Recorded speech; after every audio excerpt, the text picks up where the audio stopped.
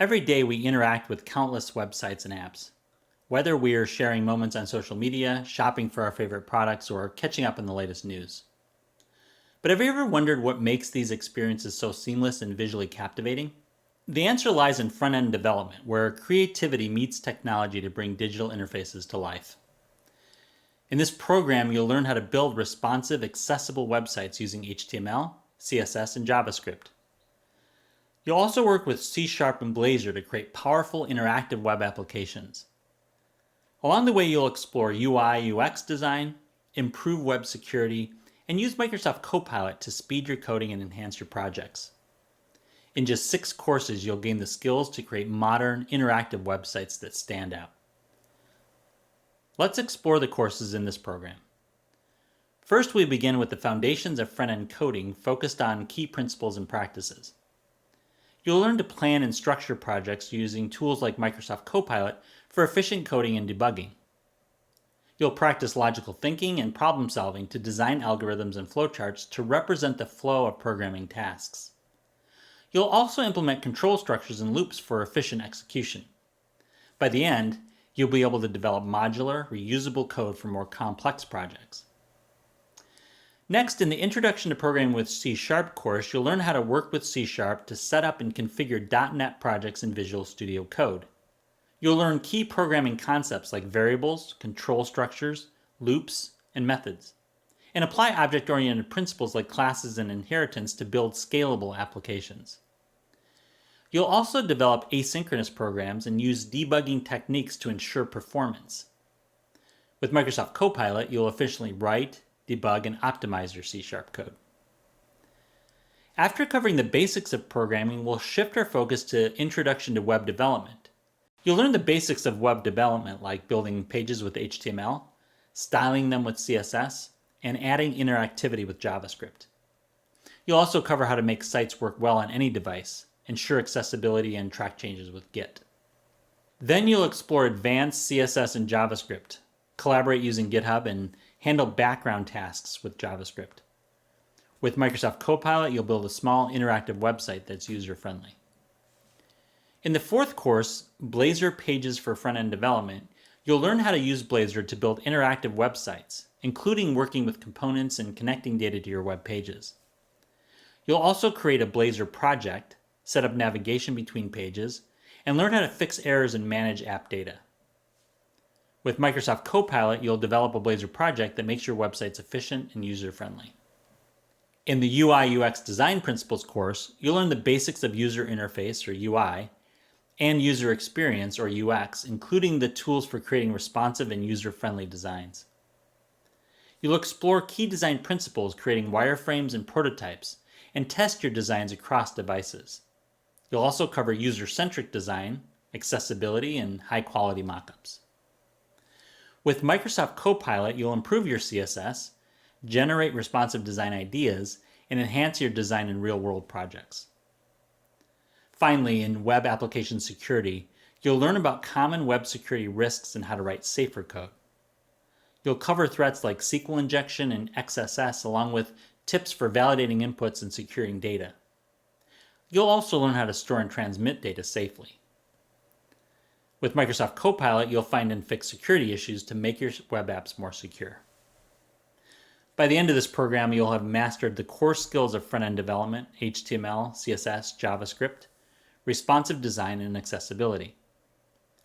With these tools, you'll be ready to create interactive, user-friendly websites that meet modern standards.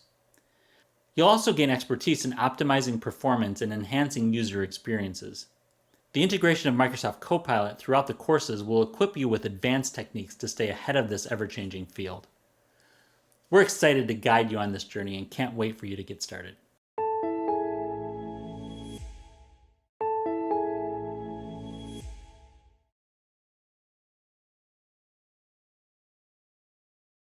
Welcome to Introduction to Front-End Development. This module will equip you with the core skills and knowledge to thrive in front-end development, from planning and executing projects to mastering the tools and techniques that bring designs to life. You'll build the skills needed to confidently bring your web projects to life. We will begin by covering the fundamentals of front-end development and explore the essential practices and principles that lead to successful projects. Next, we'll explore the roles and responsibilities of a front-end engineer, the essential skills and technologies required, and how to navigate the workflow in this dynamic field. Then we'll explore the essentials of planning a front-end project, including effective techniques, tool integration, and strategies for successful execution. Then you will learn how to execute front-end development tasks, including task identification, assignment, and effective workflow management. Next, we'll explore the basics of version control systems, focusing on Git and GitHub, and how they facilitate collaboration in front-end development. Finally, you will apply the concepts, strategies, and skills learned throughout this module to create a simple project plan and version control repository on GitHub. By the end of this module, you will have the knowledge and skills to competently plan, execute, and manage front-end development projects, from mastering essential tools and techniques to effectively collaborating with Git and GitHub. Let's get started with the introduction to front-end development.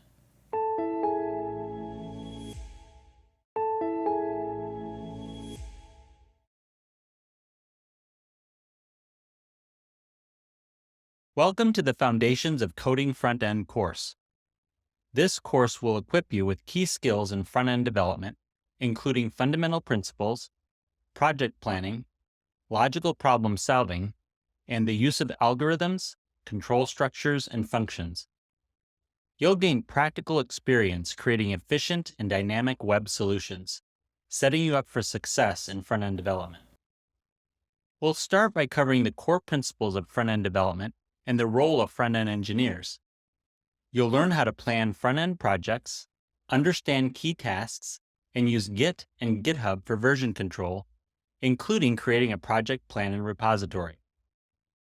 Next, we'll explore logical processes and their role in programming. You'll apply deductive reasoning, break down complex problems, and practice top-down and bottom-up strategies, including writing pseudocode for different scenarios.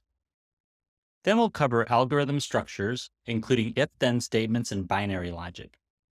You'll use flowcharts to map out logical steps, identify key data types, and learn to declare variables in C# while implementing a simple algorithm. Next, we'll define basic control structures like if-else statements and switch cases, and see how they handle decision-making. We'll then cover loops such as for, while, and do-while, and their role in managing repetitive tasks. Finally, you'll practice combining these elements in coding exercises. Next, we will explore using functions to create reusable code blocks and understand methods in C#, including their definition, syntax, and use cases. You will learn to call methods and handle parameters to pass data effectively. Finally, we'll develop simple programs that utilize functions and methods to solve problems. Finally, you will apply the concepts, strategies, and skills learned throughout the course to develop a code project with key components, including if-else statements, loops, conditionals, functions, and variables. Throughout this course, you will acquire fundamental skills in front-end development, including project planning, logical problem solving, and using algorithms and control structures. You will be proficient in applying functions and methods to build dynamic web solutions by the end. We look forward to supporting you as you develop your front-end development expertise and successfully create efficient web applications.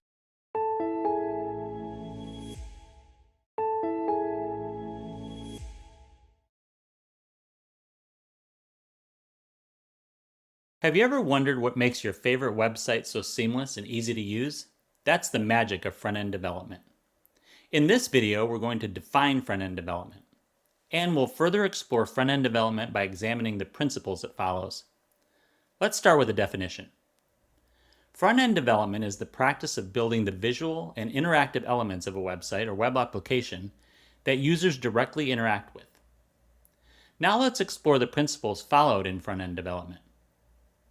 Front-end development involves creating an interface for the user that adheres to some standard principles, including responsiveness, accessibility, security, and visual appearance and engagement. Let's examine each of these principles in more detail, starting with responsiveness. Responsiveness refers to the ability of a website to change its layout and content to fit different screen sizes and orientations.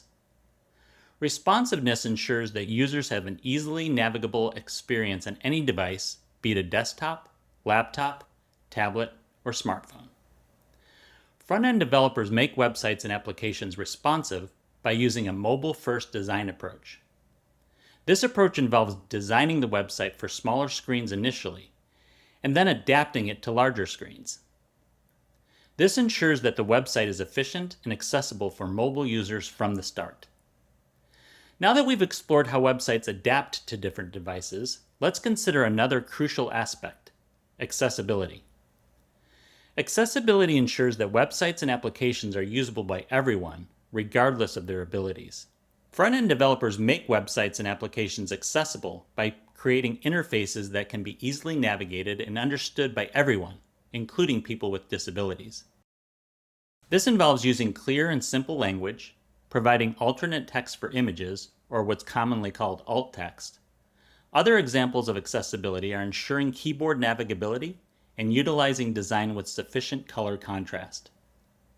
By integrating these elements, developers can build websites that are inclusive and cater to a diverse audience. Similar to how responsiveness and accessibility enable a diverse range of users to use websites and applications, security ensures that these users can safely perform a growing number and diverse range of tasks online. Security refers to the measures and protocols developers implement to protect websites and applications from unauthorized access, data breaches, and other cyber threats. Building secure interfaces involves a few important practices. First, ensure robust user authentication and authorization, which means ensuring that only verified users can access certain information or features. Next, secure data forms or parts of an application that get data from a user, such as a login or payment forms, to protect the information users submit from being accessed by others. Using cookies safely is also essential, as they help remember user information, but must be handled carefully to maintain privacy. Finally, encryption plays a key role.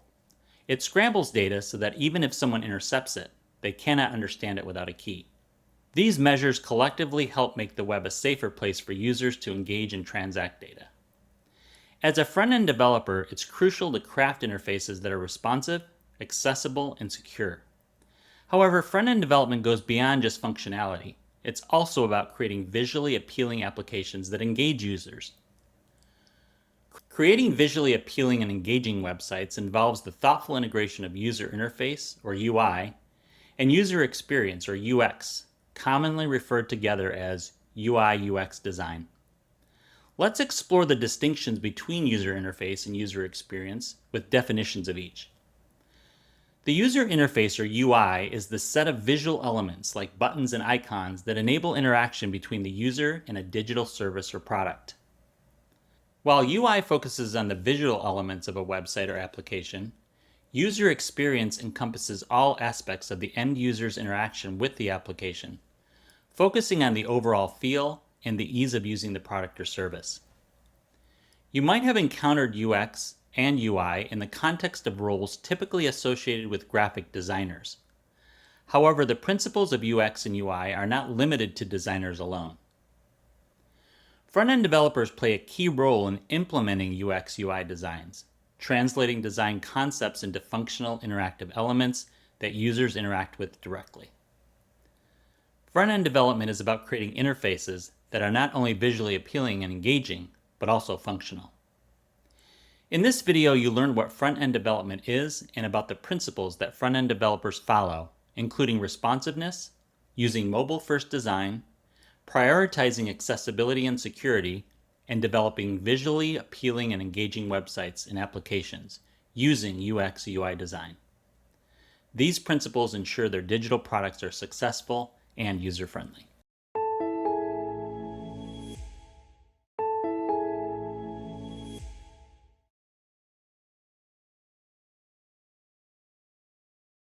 Think about the best online experiences you've had, whether it's a seamless shopping experience or a beautifully designed app.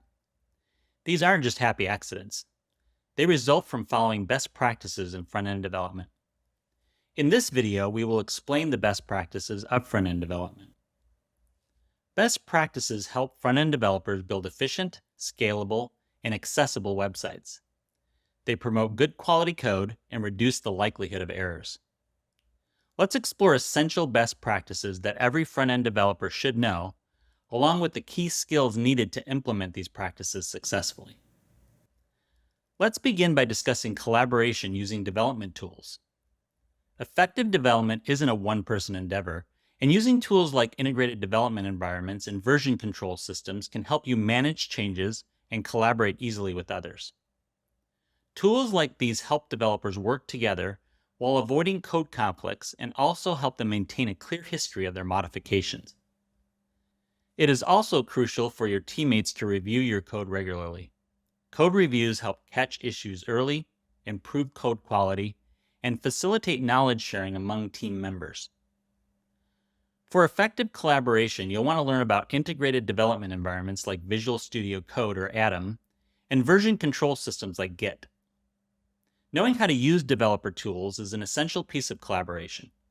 However, successful collaboration with team members also involves strong communication and teamwork skills. Next, let's talk about code maintainability. This involves making the code you write easy to manage and update. To best maintain your code, consider dividing it into smaller, reusable modules. These modules can be easily managed and updated without a complete code overhaul. Comment your code regularly and keep your documentation up to date to make it easier for others and your future self to understand and modify the code base. Finally, maintain a consistent coding style across your projects to ensure your code is easy to read and understand. To best maintain code, you'll need a strong grasp of front-end development languages such as HTML, CSS, and JavaScript. You'll also need to know how to use libraries and frameworks. You should also develop your ability to think logically, which is crucial for optimizing your code. Now let's focus on a simple but vital practice: save early and save often. Make it a habit to make small, frequent commits to a version control system. A commit is like a snapshot of your project's file at a specific point in time. This practice not only prevents the loss of important changes, but also simplifies tracking changes and debugging issues. Make sure to also regularly back up your work to prevent data loss. Along with saving your code, it is important to test it regularly. Testing ensures that your application performs well across all platforms and browsers. Implement automated tests to check your app's behavior under various scenarios.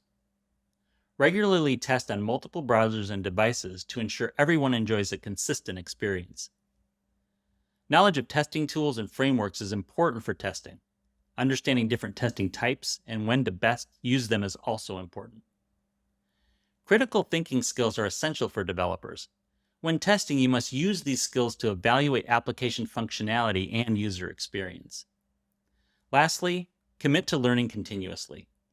The tech world is constantly evolving and keeping up can be challenging. Stay updated with the latest trends and tools in front-end development. Don't be afraid to experiment with new tools and techniques. In addition, engaging with the community by joining discussions, attending workshops, and contributing to open source projects is a great way to learn and grow. Growing your research skills, staying curious, and remaining flexible are essential as you adapt to new processes and technology shifts in the fast-evolving landscape of front-end development. As we wrap up our discussion on best practices, it is important to recognize that a well-rounded front-end developer also needs additional skills that complement the core practices. These skills include understanding user interface and user experience, or UI/UX design principles, and design tools like Figma. Knowing how to integrate application programming interfaces, or APIs, to enhance app interactivity by managing data dynamically. Familiarity with continuous integration and continuous deployment to automate building, testing, and deploying applications. Knowing techniques to ensure web applications load quickly and run smoothly to optimize performance. In this video, we explain the best practices of front-end development and discuss the skills and knowledge front-end developers need to implement them. By adhering to these practices, front-end developers can improve collaboration, streamline development processes, and stay updated with industry standards, leading to more enjoyable and successful projects.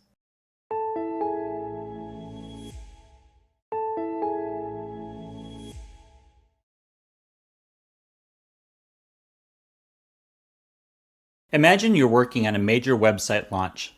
The design is impeccable, but it's up to you to bring it to life, ensuring that every element looks perfect and functions flawlessly across devices. As a front-end engineer, you must understand the different roles and responsibilities in creating a great user experience. In this video, we will describe the key tasks and responsibilities of a front-end engineer. A front-end engineer is a developer who specializes in creating the user-facing parts of websites and applications. Creating the user-facing parts of websites and applications might seem complicated, but as a front-end engineer, you'll spend your days on 4 important tasks: coding, testing, debugging, and collaborating with team members. To fully understand the impact of front-end engineering, let's delve into the day-to-day tasks that make it all possible. As a front-end engineer, you'll spend much of your day coding. Coding means implementing the designs and functionalities of a website or application using languages such as hypertext markup language or HTML to structure the content of a web page. Cascading style sheets, also known as CSS, to style that content, making it visually appealing. And JavaScript to add interactive elements like form validation or dynamic content loading. You'll also use frameworks and libraries like React, Angular, or Vue.js to speed up the process and utilize reusable components. Understanding these tools is key to crafting seamless user experiences. Next, you'll dedicate significant time to testing your code. Testing makes sure your code functions correctly, interacts smoothly with other parts of the application, and meets user experience standards.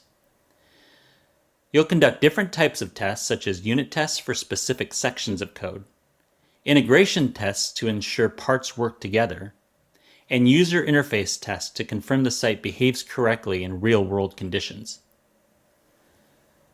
Debugging is another key task for front-end engineers. Once testing identifies defects called bugs, debugging involves finding the root cause of these issues and correcting them. This process often requires a detailed code evaluation, using debugging tools to observe where things go wrong and making the necessary adjustments. Finally, as a front-end engineer, you'll collaborate with team members. You'll work closely with back-end developers, UX/UI designers, project managers, and clients to make sure the final product meets all requirements and delivers a seamless user experience. So how do front-end engineers collaborate with team members? Let's begin with how they collaborate with back-end developers.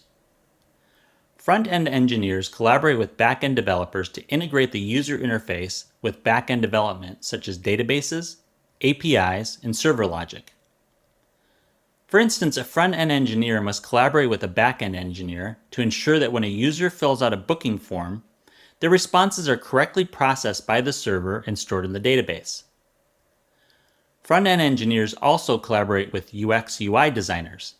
Front-end developers translate design mockups into functional code.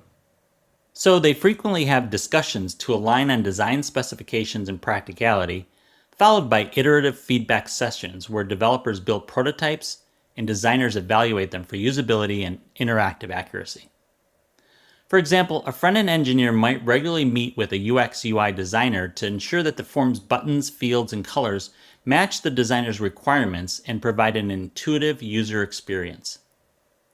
They must also collaborate with project managers. Project managers help front-end developers by defining project scopes, setting realistic deadlines, and managing resources efficiently.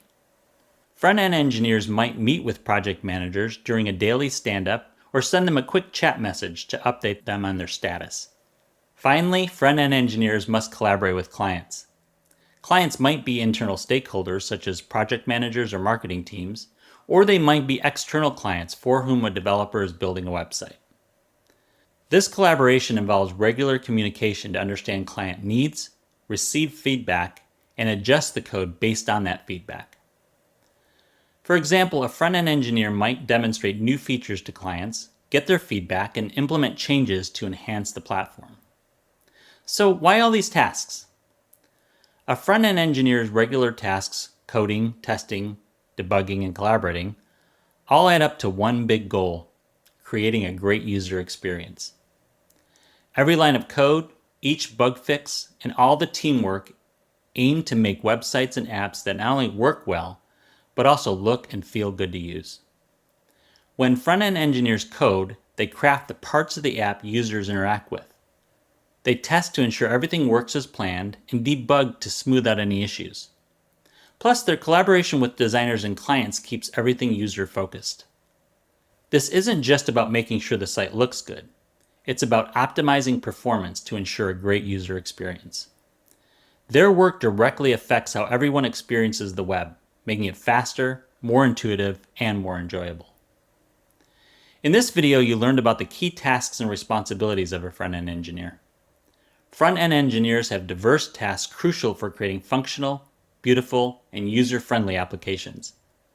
By mastering coding, testing, debugging, and collaboration, they contribute significantly to the success of any digital project.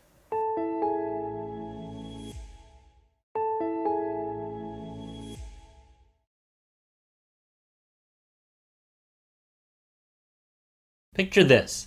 You open a web page and it's visually stunning, interactive, and loads quickly. Do you ever wonder what sort of skills you might need or technologies you might use to build something like that yourself? In this video, we're going to explain the critical skills and technologies required for front-end engineering. Front-end engineers need skills in coding languages, frameworks, and libraries, and using tools and technologies. Let's explore these skills in more detail, starting with coding languages. Coding languages are the fundamental building blocks for creating web applications. They consist of a set of instructions that allow humans to interact with computers. Front-end engineers use three primary coding languages: HTML, CSS, and JavaScript to build the structure, design, and functionality of web pages. First, let's explore HTML, the foundation of any web page. HTML stands for Hypertext Markup Language. Think of HTML as the skeleton of a web page. It structures the content for everything that follows. HTML is a markup language used to create and organize sections, paragraphs, and links on a web page. Now that we've established the foundation with HTML, let's explore CSS, which stands for Cascading Style Sheets. If HTML is the skeleton, then CSS is the skin and clothing that add style and visual appeal to your web pages. CSS controls the layout, colors, fonts, and overall visual appeal, making your web page attractive. Now let's explore JavaScript. JavaScript is a programming language that allows you to create dynamic, interactive elements on your web pages. If HTML is the skeleton and CSS is the skin, then JavaScript is the muscle that brings everything to life. Whether it's a button that changes color when you hover over it or a form that validates user input in real time, JavaScript makes it happen. Mastering these three languages is just the beginning. To truly excel in front-end engineering, you also need to become proficient in frameworks and libraries, tools that would not only streamline your development process, but also enhance your ability to build complex, high-performing applications. Let's examine these critical components and learn how they fit into the bigger picture of front-end development. The term framework and library are often used interchangeably, but they serve different purposes. Let's focus on frameworks first. Frameworks are pre-written code structures that offer a standardized way to build and organize code. They provide a foundation for building applications, making development faster and more efficient.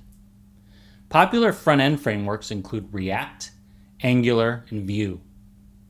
React, developed by Meta, is known for its efficiency and flexibility in building user interfaces.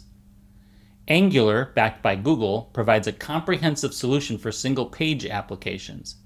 And Vue is popular for its simplicity and ease of integration into existing projects. These frameworks simplify the development process by providing reusable components and efficient state management. Now let's explore libraries, which allow engineers to control the application's flow and custom code and select only the components they need. Libraries are collections of pre-written code used to perform common tasks. They often include objects and functions used individually to solve specific problems. Popular libraries include Node.js, React.js, and Vue.js. Finally, let's explore the tools and technologies that front-end engineers use daily. One of the most critical tools in your toolkit is a version control system. Version control systems like Git allow multiple developers to work on the same project simultaneously without creating code conflicts. Version control systems track changes so you can easily revert to previous versions of your code if something goes wrong. Front-end engineers also use build tools. Build tools like Webpack are essential for optimizing and managing your code during the development process. They automate tasks like bundling files, transpiling code, and optimizing assets. Testing frameworks are another essential technology for front-end developers. Testing frameworks like Jest and Cypress are tools designed to help developers test their code to ensure it works correctly. They provide a structured way to write and run tests, helping to identify and fix bugs early in the development process. Becoming a proficient front-end engineer involves mastering essential skills such as coding languages, frameworks, and libraries, and tools and technologies. But mastering the technical skills isn't enough. The tech industry changes fast, and as a front-end engineer, curiosity and commitment to continuous learning are your best tools for staying ahead. Following industry trends, adopting best practices, and experimenting with new tools will help keep you effective and competitive. This involves reading blogs, attending conferences, and taking online courses. In this video, you learned about the critical skills and technologies required for front-end engineering. By understanding and applying these critical skills and technologies, you'll be well on your way to creating stunning, interactive web pages that users love.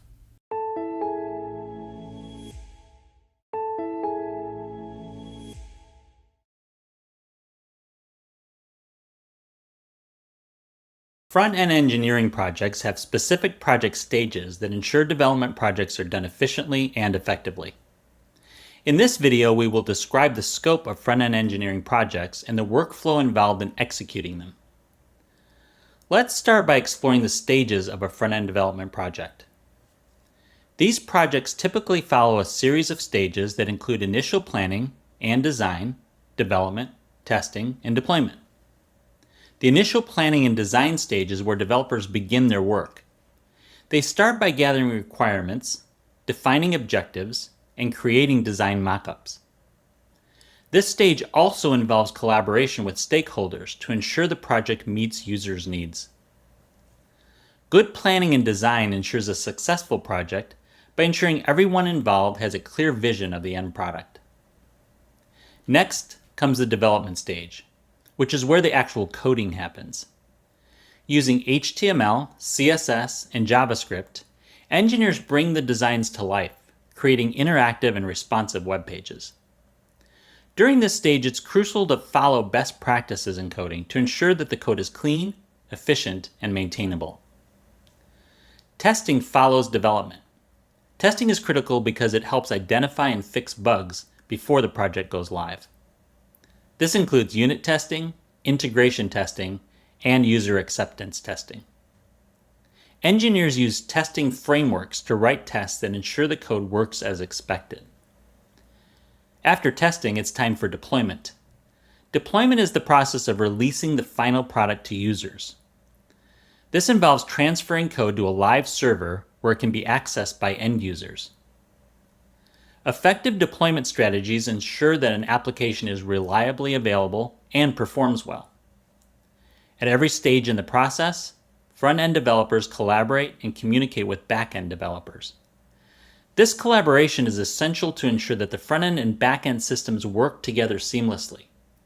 We call this integration, and it's the goal of front-end and back-end collaboration. Front-end interfaces don't exist in isolation.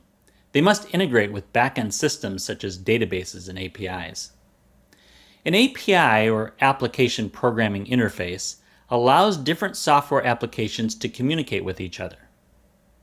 For instance, when a user submits a form on a website, An API might be used to send that data to a server for processing. Collaboration between front-end engineers and back-end engineers often include regular meetings and clear documentation. To manage the project stages and the collaboration, teams adopt a workflow methodology. Workflow methodologies are structured approaches used to organize and manage the steps and tasks involved in a project. Different methodologies provide various frameworks for collaboration, task management, and project tracking. There are several workflow methodologies to choose from, each with its own strengths and weaknesses. Waterfall methodology is a linear approach in which each stage of the project must be completed before proceeding to the next. This approach is straightforward, but it can also be inflexible. Another workflow methodology is XP, or extreme programming. This methodology emphasizes frequent releases, continuous feedback, and close collaboration between developers and users.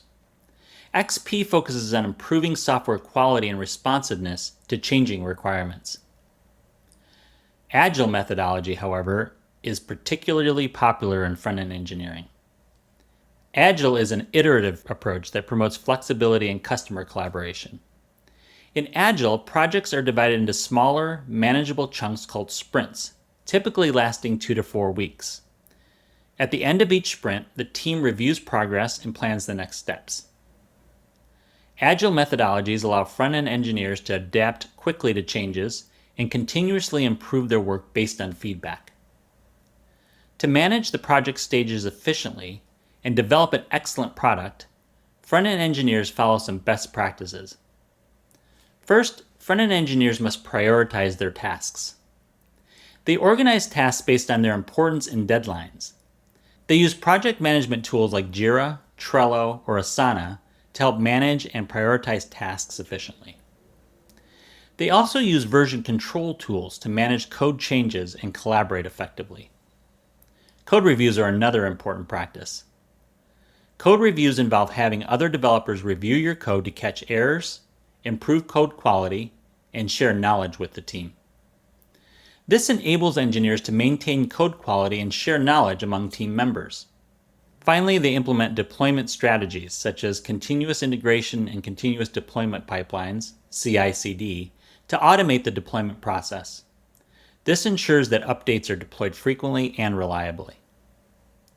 In this video, you learned about the scope of front-end engineering projects and some key best practices for workflow management.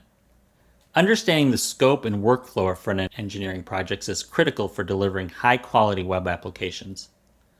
By following structured project stages, collaborating with back-end engineers to seamlessly integrate with back-end systems, and adhering to best practices, front-end engineers can create efficient, user-friendly, and robust applications.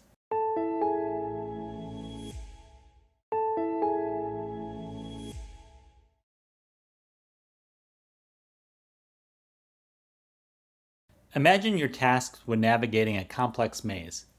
At every turn, there's a decision to be made, and each choice you make could either lead you closer to your goal or further away.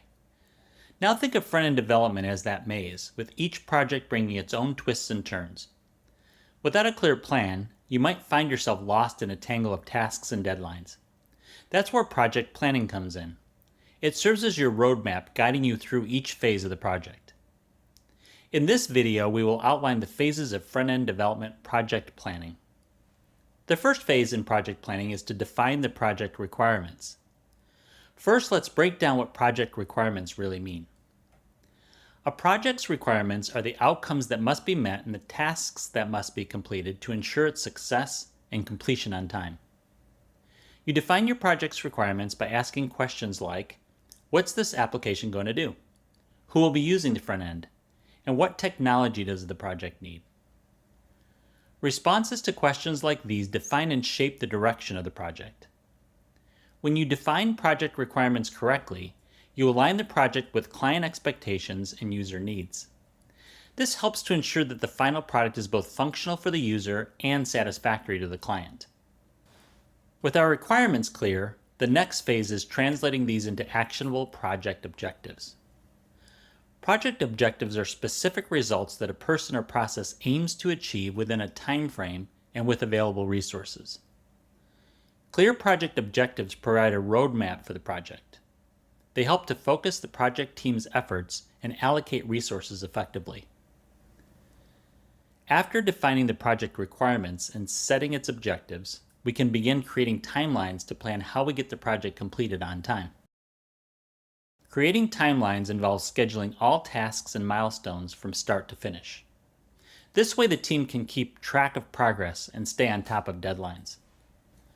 By setting up timelines, everyone will be clear on when the front-end work needs to be finished. Timelines drive the completion of tasks and establish when specific deliverables are expected to be completed. We've gone through the first three phases: defining requirements, setting objectives, and creating timelines. Now we can figure out the project resources we need in the last phase. So what do we mean by project resources? Project resources are the assets, materials, and human capital needed to complete a project successfully. Identifying the resources a project will need includes determining what tools, technologies, and team members are required to complete the project. As an organization evaluates resource needs, it may need to select the appropriate framework for building the website, determine the number of front-end developers it will need, and ensure that budgets for infrastructure and marketing have been allocated. Proper resource allocation can ensure the project has everything it needs to succeed, reducing the risk of resource shortages and budget overruns. In this video, you learned about the 4 phases of front-end project planning. By following these phases, you can ensure smooth and successful project execution. Thorough project planning is essential for aligning with client expectations, meeting user needs, and achieving project objectives.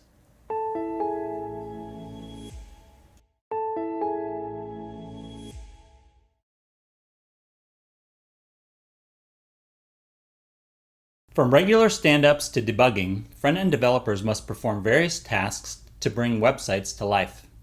In this video, we will identify essential tasks and their roles in front-end development. The core task of a front-end developer is writing code, but writing good code requires collaboration with other members of the team. Let's explore how tasks like stand-ups and code reviews can help a front-end developer collaborate with others to write better code.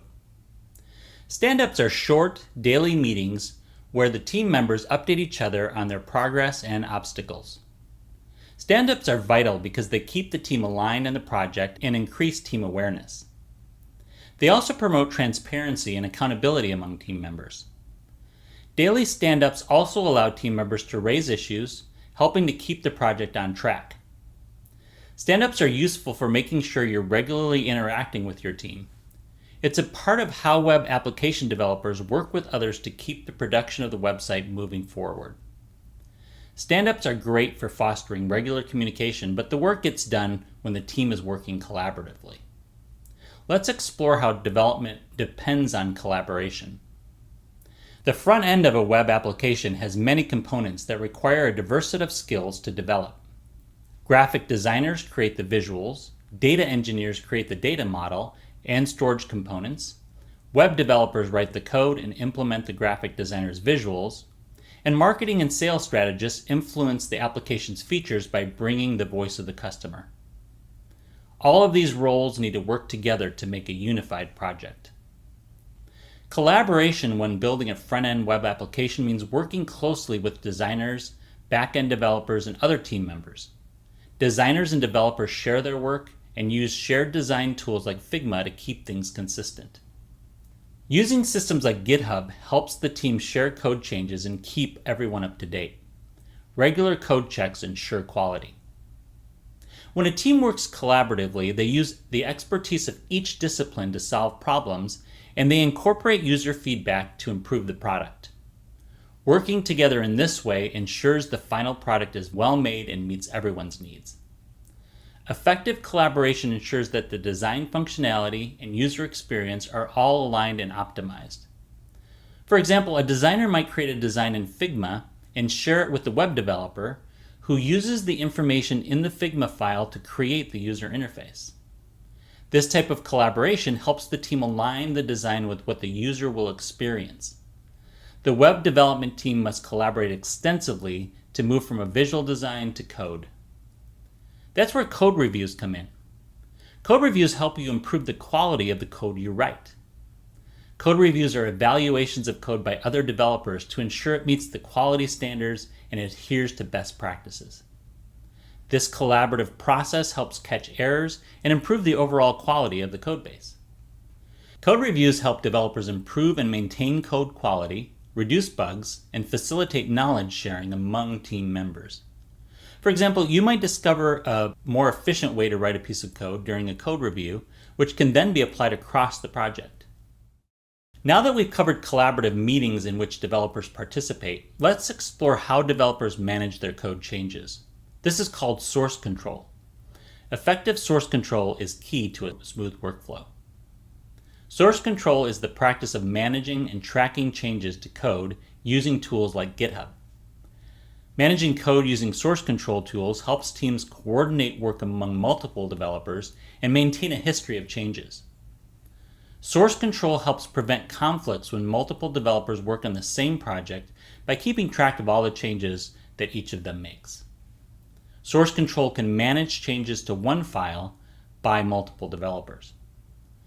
Source control tools also maintain a history of all the changes, so if someone makes a mistake, you can easily go back to a previous version of the code.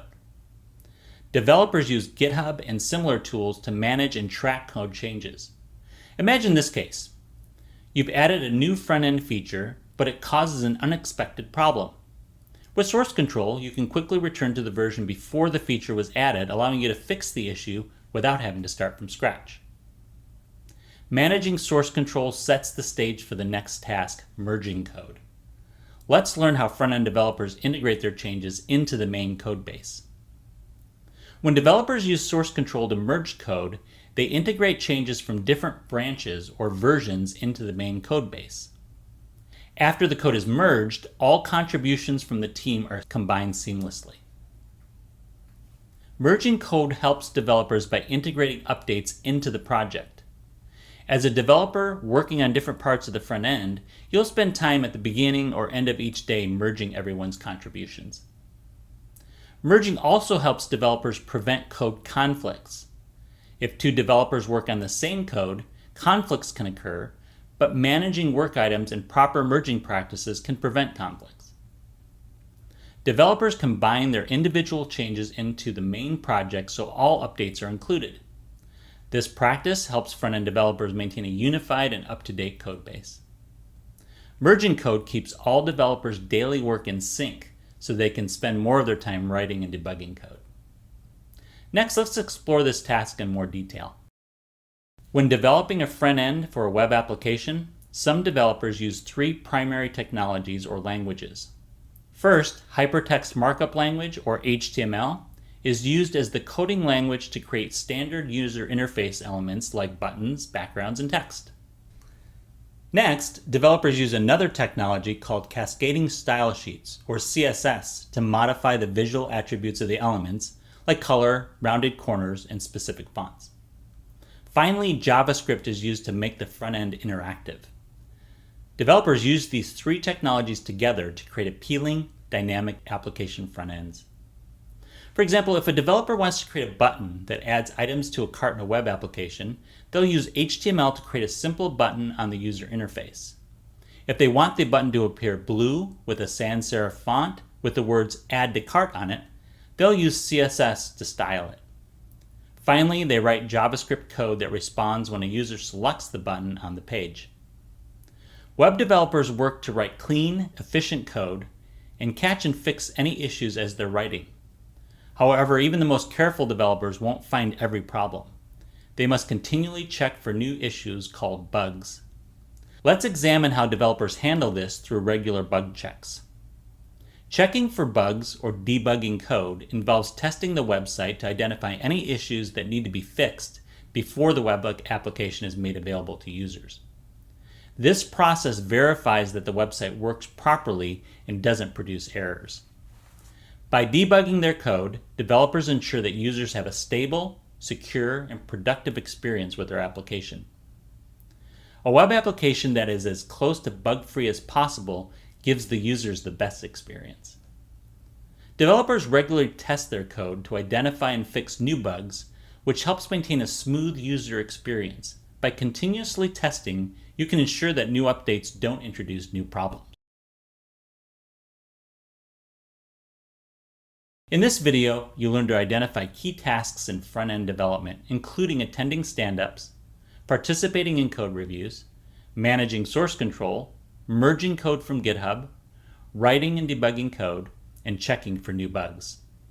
We also explored how a web developer creates a seamless user experience through close collaboration with designers and developers. By working collaboratively with their team and following a disciplined approach to development, web developers can build speedy, secure applications that delight their users.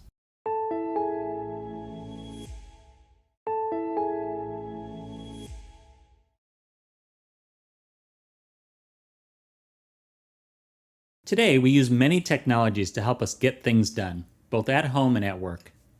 Many of us have devices and applications that remind us to be more active if we've been sitting too long, or help us keep track of shopping lists so we don't forget to get the things we need. We've integrated these tools into our lives to keep us healthy and on track to complete the things we need to get done. Just as these tools help manage our personal lives, there are tools to help you manage projects at work. In this video, you'll learn about tools and techniques for project planning integration. Let's start by defining what project planning tools are.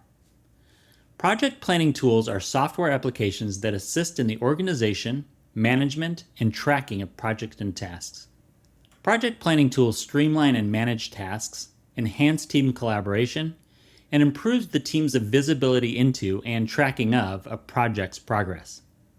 Using these tools effectively help team members complete projects on time and within scope. Let's explore some examples of these tools and how they help guide a project in more detail, starting with Jira. Jira is a powerful project planning and issue tracking tool. Users can create tasks, assign them to team members, discuss issues with the team, and run robust reports on project status. Some key advantages to using Jira come from its ability to work with other applications.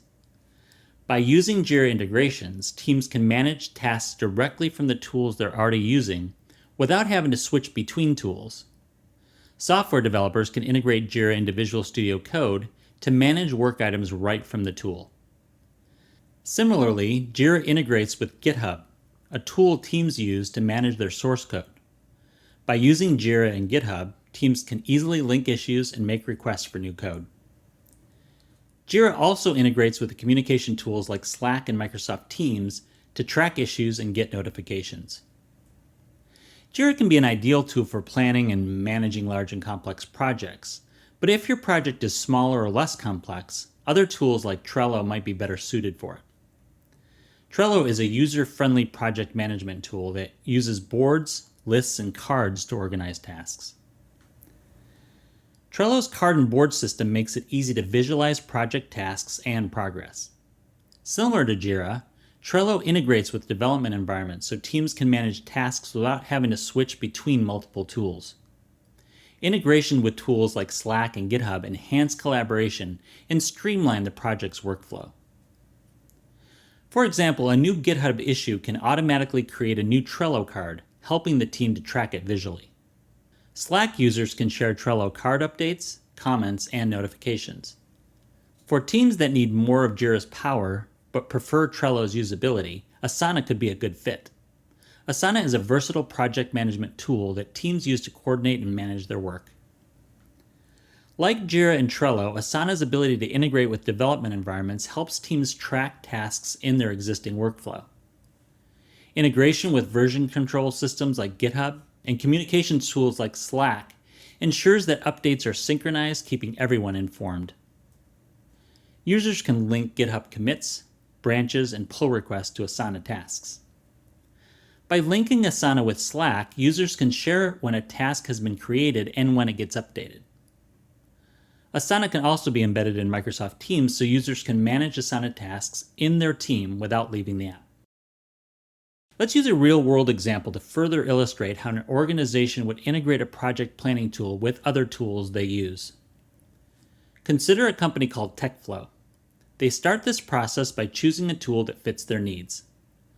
TechFlow needs robust tracking functionality and extensive integration options because its teams use many different tools such as VS Code, GitHub, Slack, and Microsoft Teams. After careful consideration, TechFlow chooses Jira. Next, they work to set up the integrations. They do this by connecting their accounts from other tools like GitHub with Jira. In addition, TechFlow will set up communication between the tools to sync issues and updates between Jira and its other tools. With their tools integrated with Jira, the TechFlow team defines clear workflow processes to ensure the integrated tools are used effectively. They define how tasks will be created, assigned, and tracked. As a specific example of this, the TechFlow team will define a process where all GitHub issues are automatically logged in Jira, assigned to the relevant team members, and tracked until completion. Then TechFlow conducts training sessions to familiarize the team with Jira and its integration with tools like GitHub. The training helps the team know how to use the integrated tools effectively. Finally, TechFlow implements a strategy to regularly monitor its integrations and adjust them as needed. As an example, TechFlow will regularly review its Jira GitHub integration, making adjustments to optimize task tracking and collaboration. By regularly monitoring the integration, they can adjust it as necessary to improve efficiency and address any issues. In this video, you learned about tools and techniques for project planning integration. By integrating project planning tools like Jira, Trello, and Asana, with development environments like VS Code and Atom, and communication tools like Microsoft Teams and Slack, project teams can significantly enhance their task management, collaboration, and project tracking.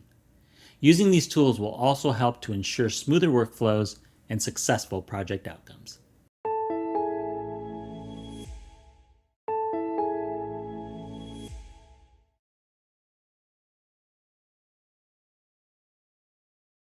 Creating exceptional user interactions with your web application requires the coordination of many parts, including people and systems. Keeping all these parts moving through the production process smoothly requires efficient management tools and processes. In this video, you'll learn methods for effective workflow management. Let's start with a definition of workflow management. Workflow management is the process of coordinating tasks, tools, and team members to ensure efficient and effective project completion. One of the benefits of workflow management is that it facilitates the coordination and automation of work. It also enables work to be shared among the team. Workflow management also provides protection against issues becoming serious. Let's now explore one of the most critical components of workflow management, version control systems. These systems act as the backbone of your development process, ensuring that all team members are in sync and that your project remains stable as it evolves. Version control systems, or VCSs, like GitHub, help development teams store versions of changes in their code, track history, and share their code with other team members. A version control system serves as a storage depot or repository for all the code, images, videos, and other assets a front-end team produces. It also allows the team to track code changes and enables the team to revert to previous versions of the code if it's needed. Imagine a team of front-end developers working on a new website. Each developer is assigned different parts of the site. One is handling the home page, another the contact page, and another the navigation menu. Using GitHub, they all can work simultaneously on their respective parts. When the navigation menu developer accidentally introduces a bug, they can use GitHub to revert to a previous version without affecting the other's work. Meanwhile, they can check on each other's changes and collaborate seamlessly, ensuring the entire project stays in sync. Version control systems are primarily used to manage a code base, but modern VCSs can also help teams automate parts of the development process. Teams need to be able to integrate and deploy their code when it reaches certain milestones. While version control systems help you manage all of the assets involved in a project and can help you manage changes, it's source control integration that manages a much more specific subset of your work, which is the source code itself. Source control integration is the process of combining code changes from multiple developers into a shared project repository, ensuring that these changes work together correctly. Once code from all developers is integrated, debugged, and complete, it's ready to be deployed for users. Source control systems can deploy directly to the systems that deliver the application to users. Developers can use source control tools to manually integrate and deploy source code. However, modern software systems can automate these processes and continuously integrate and deploy code as it is put into the version control system. These systems or pipelines are called continuous integration and continuous deployment pipelines, or CI/CD pipelines. CI/CD pipelines automate the testing, integration, and deployment of code, ensuring that new changes are quickly and reliably delivered to users. These tools and systems create an environment that can move quickly, deliver value to users, and respond rapidly to a changing digital environment. Developers use the term Agile to describe this development method. Agile methodology is a process of developing software that includes an iterative development approach, continuous feedback, and flexible responses to change. This approach enhances collaboration and delivers value incrementally. The Agile method and the tools that enable it were developed to accommodate today's continuously connected, rapidly moving digital environment. The Agile method has many characteristics that make it an ideal approach for developing modern software. One characteristic of Agile is iterative development. In this approach, Agile teams develop software in sprints, typically over a 2-week period. They work on small, manageable pieces and deliver functional increments at the end of each sprint. This allows for regular assessment and allows the team to rapidly adjust the project's direction. Agile also emphasizes continuous feedback from stakeholders and end users. This feedback loop helps the developers to ensure that the product meets the user's needs and allows for quick course corrections. Agile teams can be flexible and embrace changes in requirements even late in the development process. This flexibility ensures that the final application is continuously relevant and valuable. The Agile method offers enhanced collaboration, as it encourages close collaboration among all team members, including developers, testers, product owners, and stakeholders. Agile also includes meetings like regular stand-ups, sprint planning, and retrospectives to examine past work and facilitate collaboration. Version control systems like GitHub are integral to Agile development. They enable multiple team members to share code, track changes, and manage versions. This ensures that code is continuously up to date and that conflicts can be resolved efficiently. Agile teams use continuous integration to ensure that the code is always ready to be deployed. They also continuously deploy code to automate the deployment process, allowing new features and fixes to be released frequently and reliably. Agile uses self-organizing teams, where teams organize around the project's needs and the skills of the team members. Team members are empowered to make decisions on most aspects of the development process. This autonomy fosters innovation, accountability, and a sense of ownership among the team members. In this video, you learn methods for effective workflow management, including version control, continuous integration, and deployment of code and Agile methodologies. Understanding workflow management will make you a more effective contributor as you continue on this journey to becoming a developer.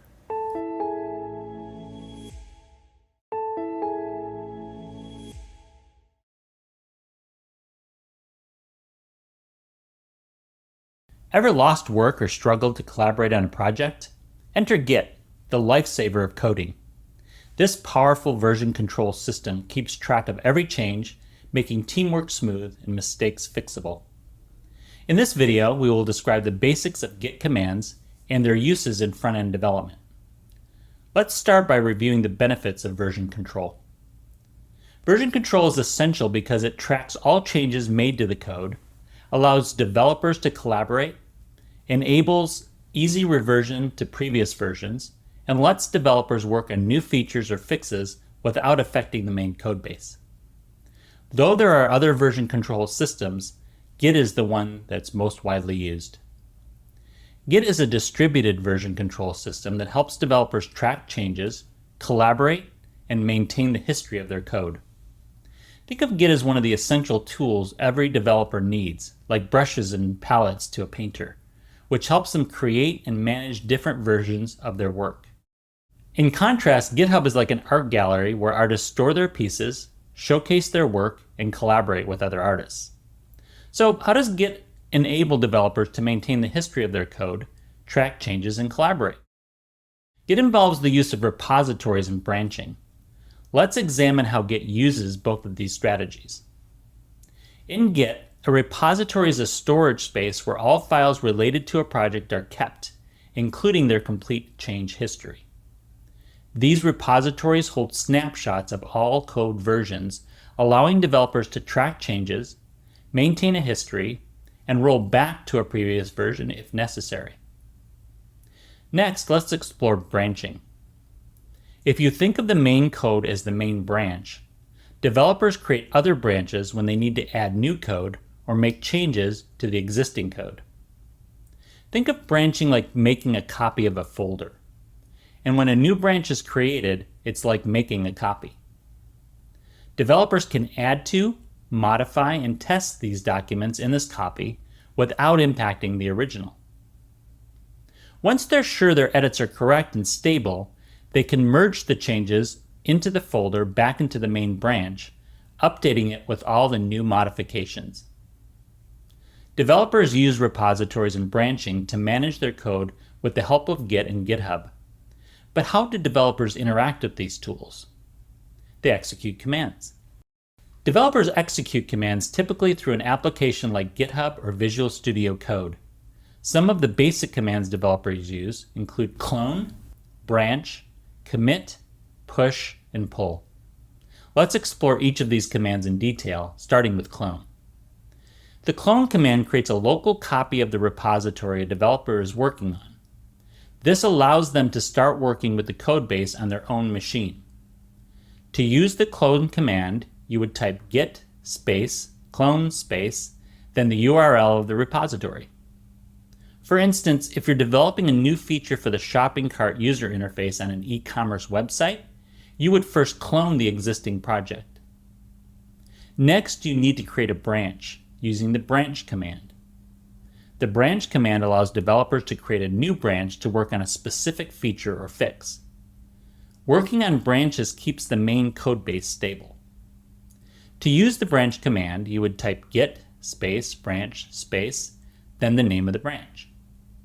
For your shopping cart user interface feature, you might create a branch by using the command git branch feature shopping cart UI. With a copy of the repository on your local machine and a branch created, you're now ready to get started on the development work. Once you write some code or make some code changes to the existing code, you will commit your code. The commit command captures a snapshot of the project's changes. This allows you to track your progress and revert to a previous version if needed. To use the commit command, you would type git space commit space -m, then a commit message in quotes. Notice that the commit command includes the commit message. This is where a developer writes a meaningful message to describe what changes were made to the codebase. For example, after creating the basic layout for the shopping cart, you might commit with the message initialize shopping cart layout. When you're done with all of your changes, you use the push command. The push command updates the remote repository with local changes, allowing others to review and use updates. To use the push command, you would type git space push space, then the name of the remote repository, and finally the branch name. Once you're satisfied with the development and testing of your new shopping cart feature, the next step is to share your work by pushing it to GitHub. You execute the command git push origin feature shopping cart UI, which uploads all commands from your local branch named feature shopping cart UI to GitHub. Now you're ready to start working on the next feature, so you could execute a pull command. The pull command updates your local code base with the latest changes from the remote repository, ensuring you have the most current version. To use the pull command, you would type git space pull space, then the name of the remote repository, and finally the branch name. You use the pull command get pull origin main to pull down the latest version of the code in the repository. After pulling the latest updates, you can go back and use the branch command. This will create a new branch from the updated main branch, so you can start working on your next feature. This workflow maintains the integrity and continuity of the project, allowing all developers to work collaboratively and efficiently. In this video, you learned some of the basic Git commands and their uses in the development process. By mastering basic Git commands such as clone, branch, commit, push, and pull, developers can effectively manage their code, collaborate with their team, and maintain a comprehensive history of their projects. This leads to a more organized and efficient development process.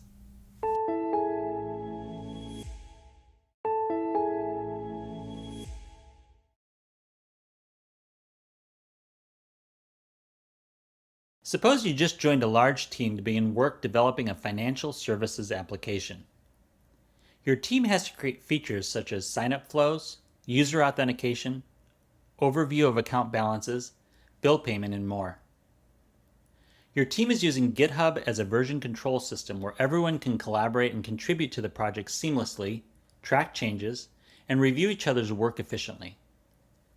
In this video, we will summarize the process of setting up a GitHub repository.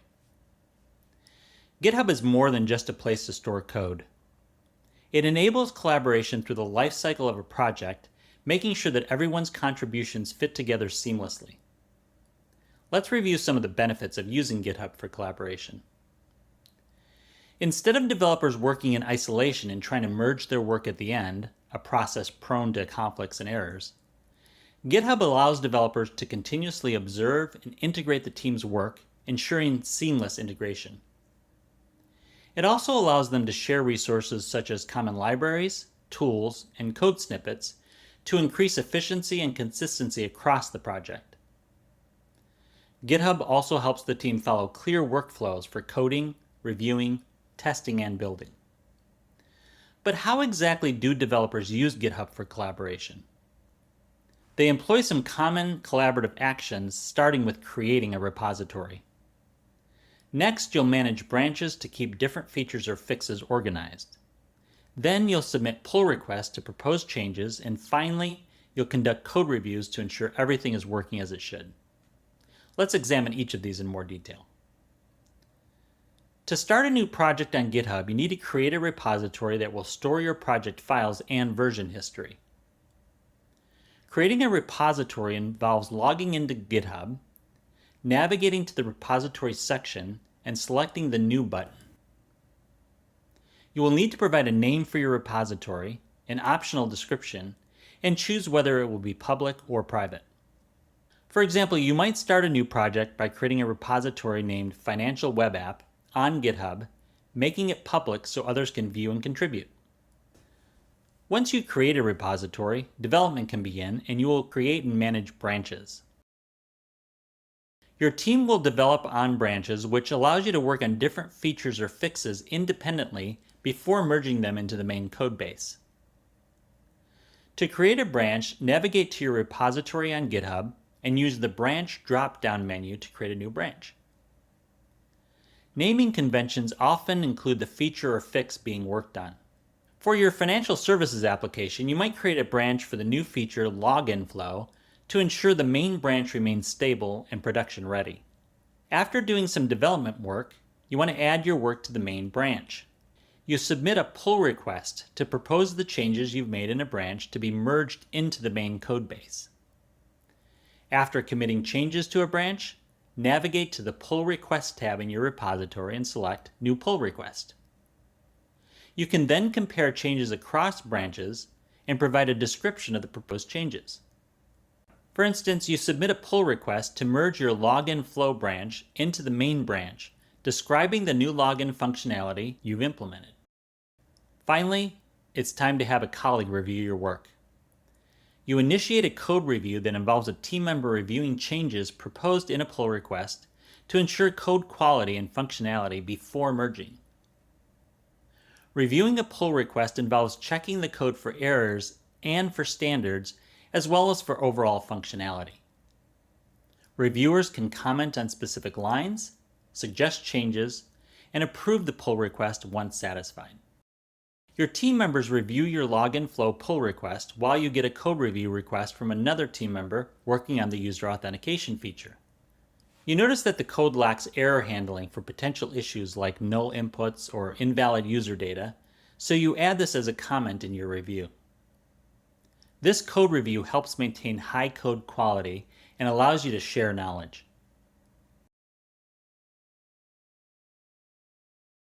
In this video, we summarize the process of setting up a GitHub repository. By setting up and using GitHub repositories, development teams can effectively collaborate, manage code changes, and maintain a high-quality code base. This enhances productivity and ensures successful project outcomes.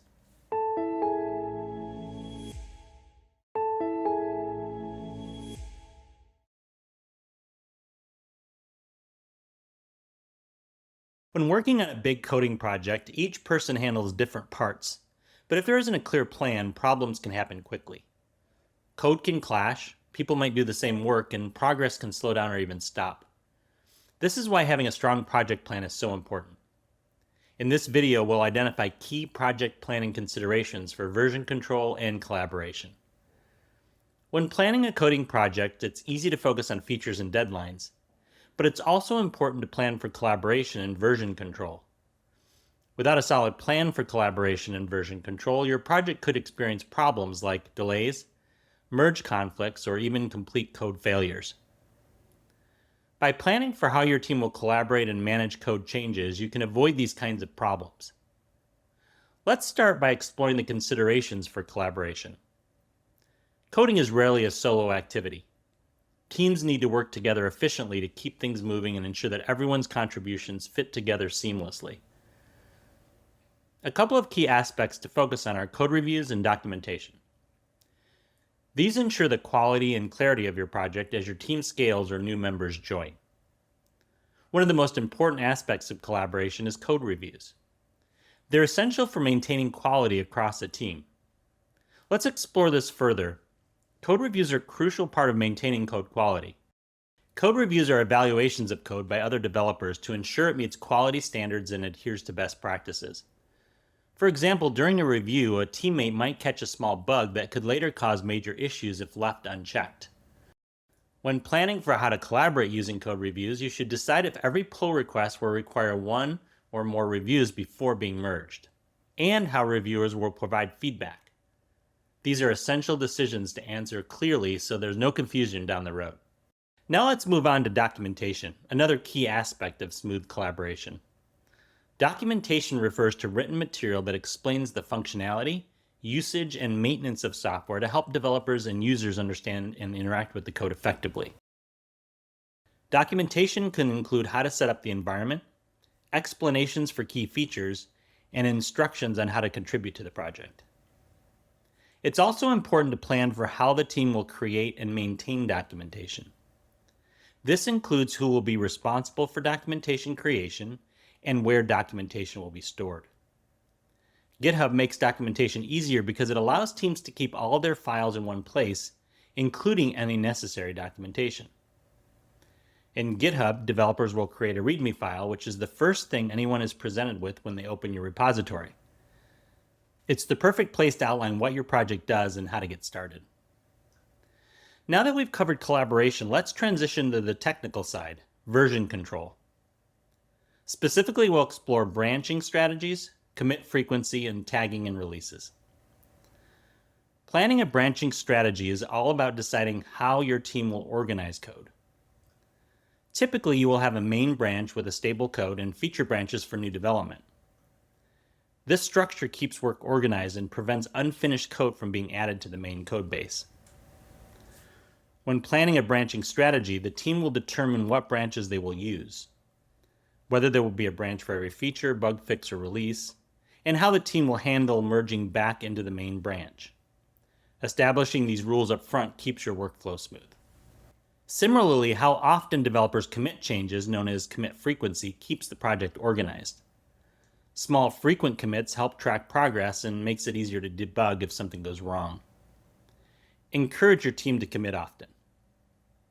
When planning, decide whether daily commits are expected or whether team members should commit after completing specific tasks. This helps keep everyone aligned and reduces the risk of conflicts. Lastly, let's discuss tagging in releases, which helps you mark key points in your project's history. Tags in Git mark specific points in your project's history, like version 1.0, so you can easily reference or roll back to a specific state. When planning for tagging in releases, think about when and how often you'll tag versions of your project. Will you tag every sprint or major milestone? And how will you name your tags? Clear tagging conventions make version control much easier. GitHub has features that can help you plan your branching strategy, set up guidelines for code reviews, encourage frequent commits, and use tagging to organize your project versions. Planning for collaboration and version control is key to keeping your project organized and efficient. Code reviews, documentation, branching strategies, commit frequency, and tagging will help you and your team work better together. By planning early, you'll avoid problems and keep your project running smoothly.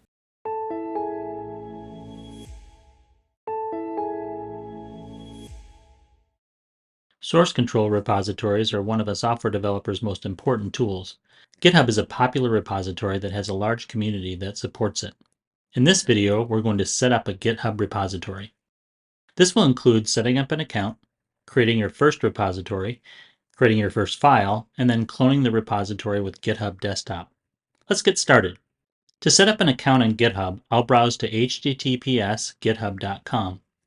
This is the online portal to GitHub where you can do almost anything you need to do in the repository, including writing code. I'll use the portal to set up an account and create a repository. Next, I'll select the Sign Up button from the upper menu to begin the sign up process. Users need an active email address to sign up for GitHub. I'll enter my email address and then select Continue. Now I'll create a unique password.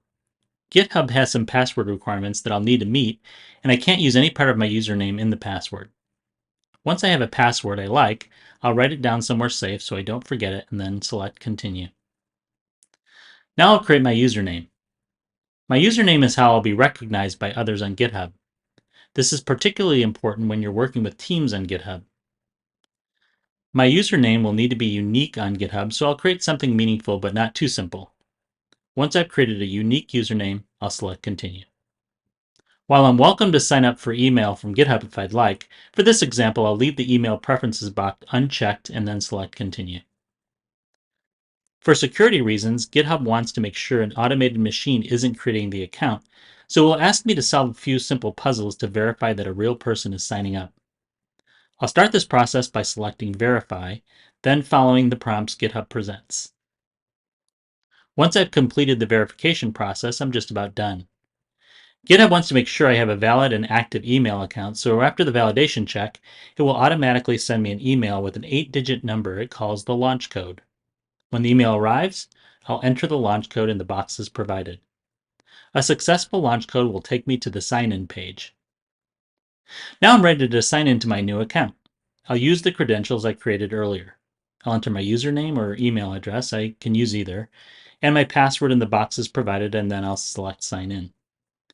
If all goes well, GitHub will take me to the welcome page where I can personalize my experience. For this walkthrough, I'll skip personalization by selecting the Skip Personalization link at the bottom of the page. I'll then continue to the GitHub interface where I can create my first repository. Repositories can be public or private. A private repository is one that only I can use, while public repositories are visible to anyone on the internet. The private repository is selected by default, and I'll keep that option selected. It's best practice to create a README file that is available on your repository's landing page, so select Create in the README section. I'll create a simple README that says this is my first repository.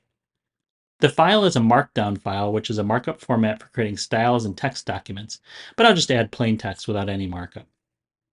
When I'm done with my changes, I'll select Commit Changes. Committing changes stores the README in a new GitHub repository.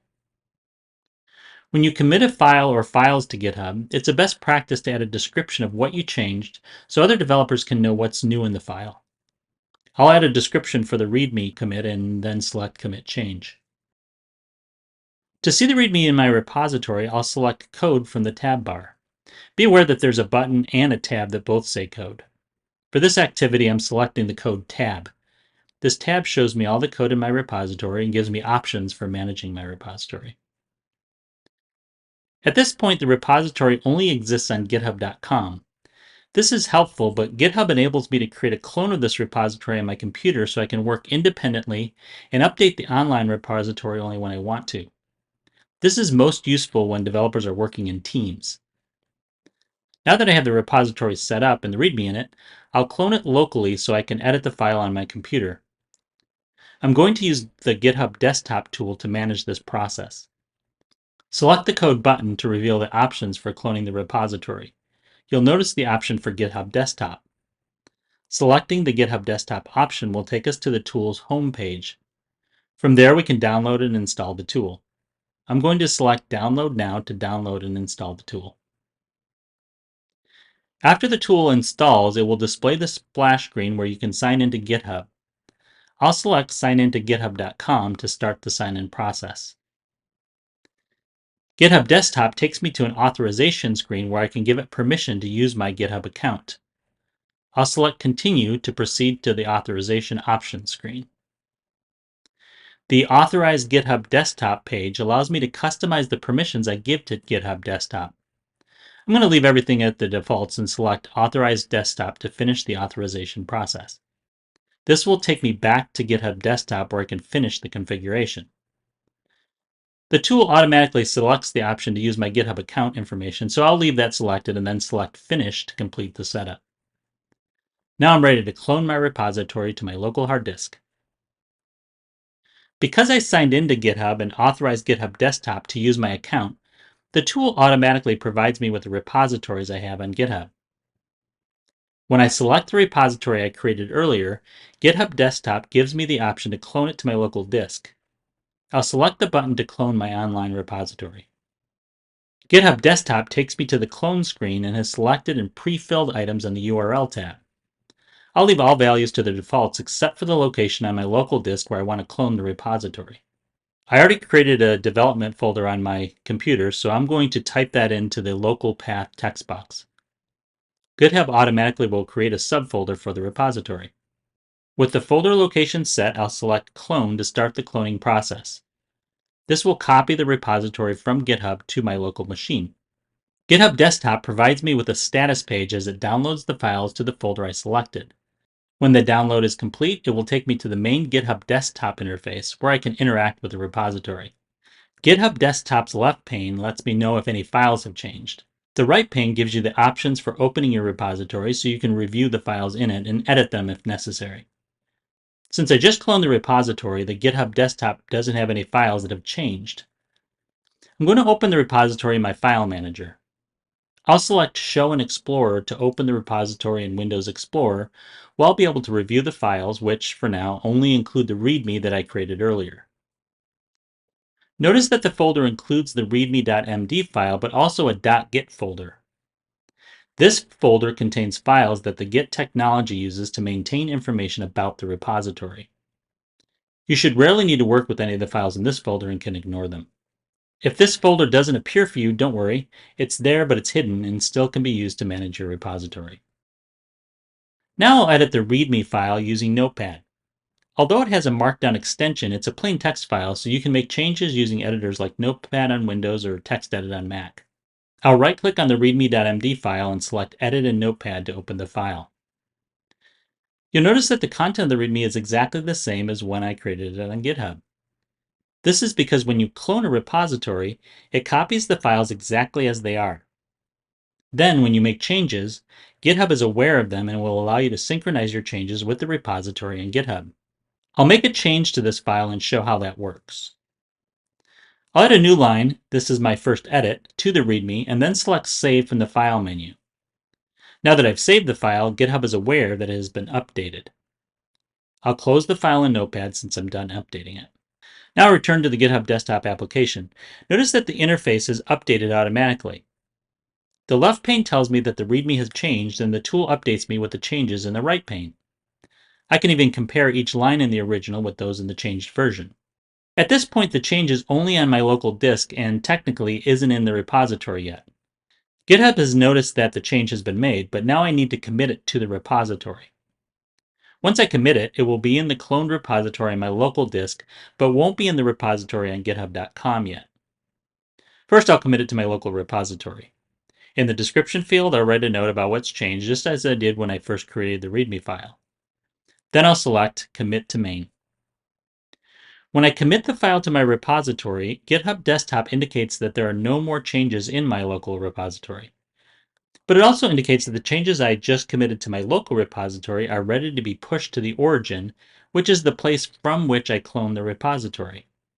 In this case, the origin is my repository on github.com. I'll select Push to Origin to update the remote repository with my change.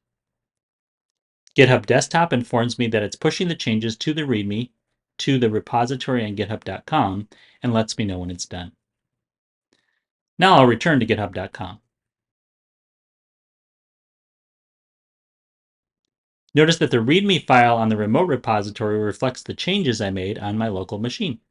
GitHub is a powerful way to maintain a record of your development files so you can track changes over time and have your files in multiple locations if something goes wrong.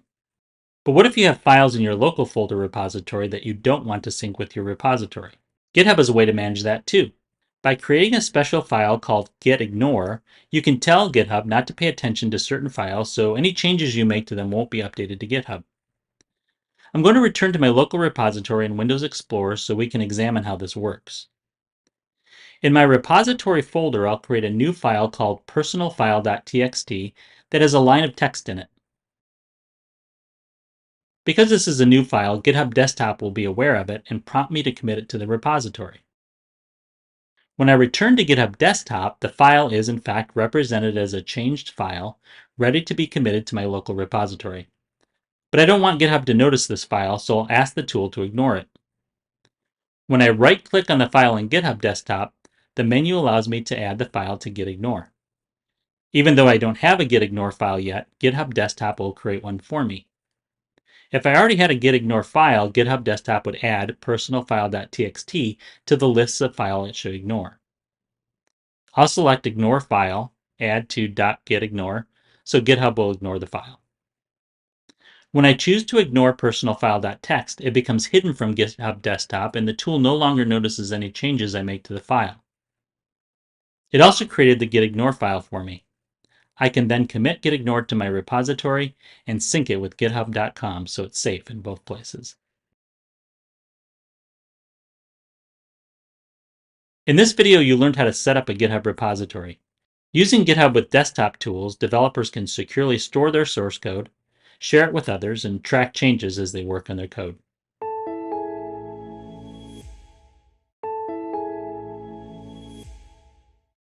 Suppose a teammate and I are building a new website as my first development project. I've set up my repository on GitHub and I've added my first file, but now I'm ready to work with my teammate on the site. In this video, you'll learn how to collaborate on GitHub. Let's get started. I've already logged into my GitHub account and I'm on the Code tab of the project repository. This tab shows me all the code in my repository and gives me options for managing it. To add my teammate as a collaborator on my repository, I'll select the Settings tab. Adding a collaborator on GitHub allows them to contribute to the project by pushing changes, managing branches, reviewing code, and participating in project discussions. So I'll be sure to only add teammates I know and want working on the repository. Next, I'll select collaborators from the side menu. To begin adding my teammate, I'll select Add People. A screen will pop up to add a collaborator to the website project. Here I'll type in the username of my teammate, which is Discipula0619. When the correct username appears, I'll select it from the list. Finally, I'll select the Add Discipula0619 to the repository button. This will send an invitation to my teammate to collaborate on the repository. Once I invite my teammate to the repository, they need to accept the invitation. Until they accept, they will show as pending in my collaborator's dashboard. Once they accept, their status will change to collaborator. Now that I've added my teammate, I can start creating and tracking issues. I select the Issues tab to set up my first issue. Issues in GitHub are a tool for tracking bugs, suggesting features, and managing project tasks. The website my teammate and I are creating needs the homepage to be structured. I create an issue for this by selecting the New Issue button. On the next screen, I'll add a title. The title should be descriptive but concise. I'll name the issue Feature Structure Homepage Layout. Next, I'll add a description of the task and any requirements. In the description box for this issue, I'll add Task, create the basic layout for the homepage. Details, header section with navigation menu, section with background image and headline, content section, and footer section. Requirements, ensure the layout is responsive for mobile and desktop views. I can also add images or files such as design documents. I want to add a design document that shows the design of the page, so I select Paste, Drop, or click to add files. I select the correct file and select Open. After I've added the file, I need to add details of the issue. I select Assignees and choose from the list. I'm able to choose anyone that is a collaborator in my repository. Next, I select Labels. Since this is a new feature, I select Enhancement. Since I do not have any repository assigned to any projects or milestones, I'll skip those for now. To finalize the issue, I will then select Submit New Issue. Notice the issue appears on a new page. It has a status of Open. It includes the information that I added as well as an area for comments. It also includes a section called Development that allows me or a collaborator to create a branch for this issue. Now suppose my teammate has done some development work on the issue. They've committed their code and are ready to create a pull request. A pull request in GitHub is a proposal to merge changes from one branch into another, allowing for code review and discussion before integration. I'm going to switch over to my teammate's account and create a pull request. To do so, I go to the Pull Request tab. Then I can select Compare and Pull Requests that are featured from the new branch that was created. In a pull request, the base is the branch where you want to merge your changes, and the compare is the branch that contains the changes you want to merge into the base. I double check that the base branch is main, and the compare branch is the branch my teammate was working on, Discipula's branch. Then I add a clear, descriptive title like Feature, Add Header Section with Navigation Menu. Next, I will add a description. The description should include a summary, details, and any testing criteria for a pull request. For this pull request, I'll add Summary. This pull request adds a header section with a navigation menu to the home page. Details, create a fixed header with the site's logo. Add a responsive navigation menu with links to Home, About, Services, and Contact sections. Testing, ensure the header is visible and fixed at the top of the page. Verify that the navigation links scroll to the appropriate sections on the page. Check the responsiveness of the header on different screen sizes. Then I'll double check who the reviewer is. I verify that it is my account, Learner0615. I select Request to request the review. Code reviews are important for maintaining code quality, so it's important to have someone review your code. Finally, I select Create Pull Request to create the request. Now I'll switch back to my GitHub account to review the code and merge the changes. I've received a notification that my teammate has requested a review of their pull request. I select Add Your Review to begin my code review. I read through the new code and do a review. I'm checking for code correctness, readability, adherence to coding standards, potential impact, and the impact on existing functionality. I notice that the code is accurate, but my teammate did not add a shop navigation item to the top level navigation. I select Review Changes to leave feedback. I will also add a detailed comment about the missing navigation item. Since the rest of the code is correct, I select Approve. This will submit the feedback to my teammate, but also approve merging the existing changes to the main branch. Merging is the process of combining changes from one branch into another, typically integrating new code into the main branch. Then I select the Submit Review button. This takes me back to the pull request. Even though I approved the changes, it did not automatically merge the changes. To merge the changes, I select Merge Pull Request, and then select Confirm Merge. There's now a button to delete branch, but I won't do that. Today you learned how to collaborate on a GitHub project. from adding collaborators and managing issues to creating pull requests and conducting code reviews. These tools and processes are essential for effective teamwork and maintaining code quality in any development project.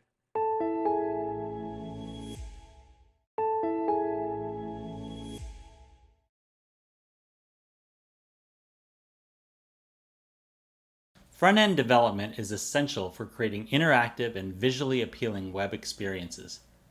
Mastering its core principles, tools, and workflows is crucial for building successful, user-friendly websites and applications. We began by introducing the fundamentals of front-end development and explored the critical practices and principles that drive successful projects. Next, we examined the roles and duties of a front-end engineer, discussed the vital skills and technologies needed, and learned how to manage the workflow in this fast-paced field. Then we moved on to the fundamentals of front-end project planning, covering crucial techniques and integrating tools and strategies to ensure smooth and successful execution. Next, you learned how to carry out front-end development tasks, from identifying and assigning tasks to managing workflows efficiently. Next, we explored the basics of version control systems, focusing on Git and GitHub and how they improve collaboration in front-end development projects. Congratulations, you have completed Introduction to Front-End Development.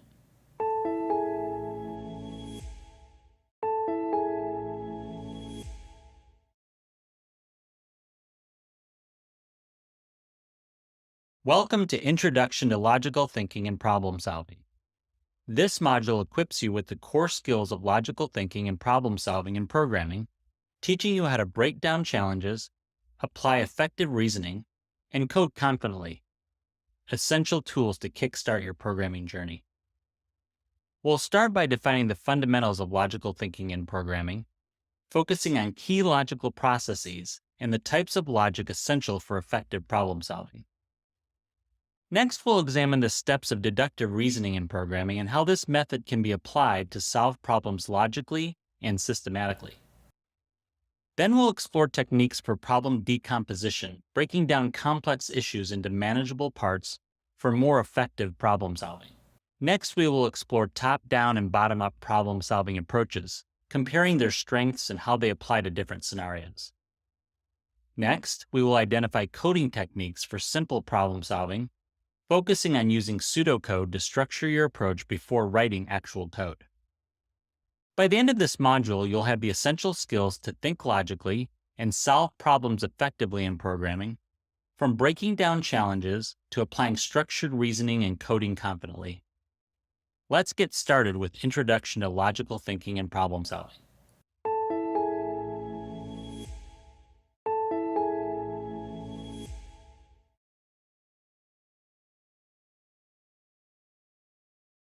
Imagine you're planning a road trip. You need to decide the route, stops, and duration at each place. These decisions follow a logical sequence, much like how programming works. In this video, you will learn how to explain what logical processes are and their relevance in programming. Before we discuss how logical processes work in programming, let's explore what logical processes are. Logical processes are the fundamental components that make up the code in programming languages. Logical processes are not separate from the code. Rather, they define the flow and control within the code itself. They are the building blocks of programming that provide the structure for how the program should operate. Every aspect of the program has to be assembled and made to work together properly for the entire program to function as expected. Logical processes are what programmers use to make sure this happens. The first logical process we'll explore are sequences. In programming, a sequence is the simplest form of control structure where the code is executed in a specific order. When following a morning routine, you might have a sequence of actions like brushing your teeth, then showering, and finally having breakfast. In programming, sequences ensure that instructions are executed in a specific order to achieve a correct result. To illustrate how a sequence works in code, we'll use pseudocode, which is a simplified, informal way of writing programming logic using plain language. In pseudocode, a sequence might be structured like this. Step 1, open the Applications folder. Step 2, open the text editor. Step 3, create a new document. Sequences aren't the only logical process in programming. To make programs responsive to different conditions, programmers use a logical process called control structures. Control structures are statements that determine the flow of code execution based on specific conditions.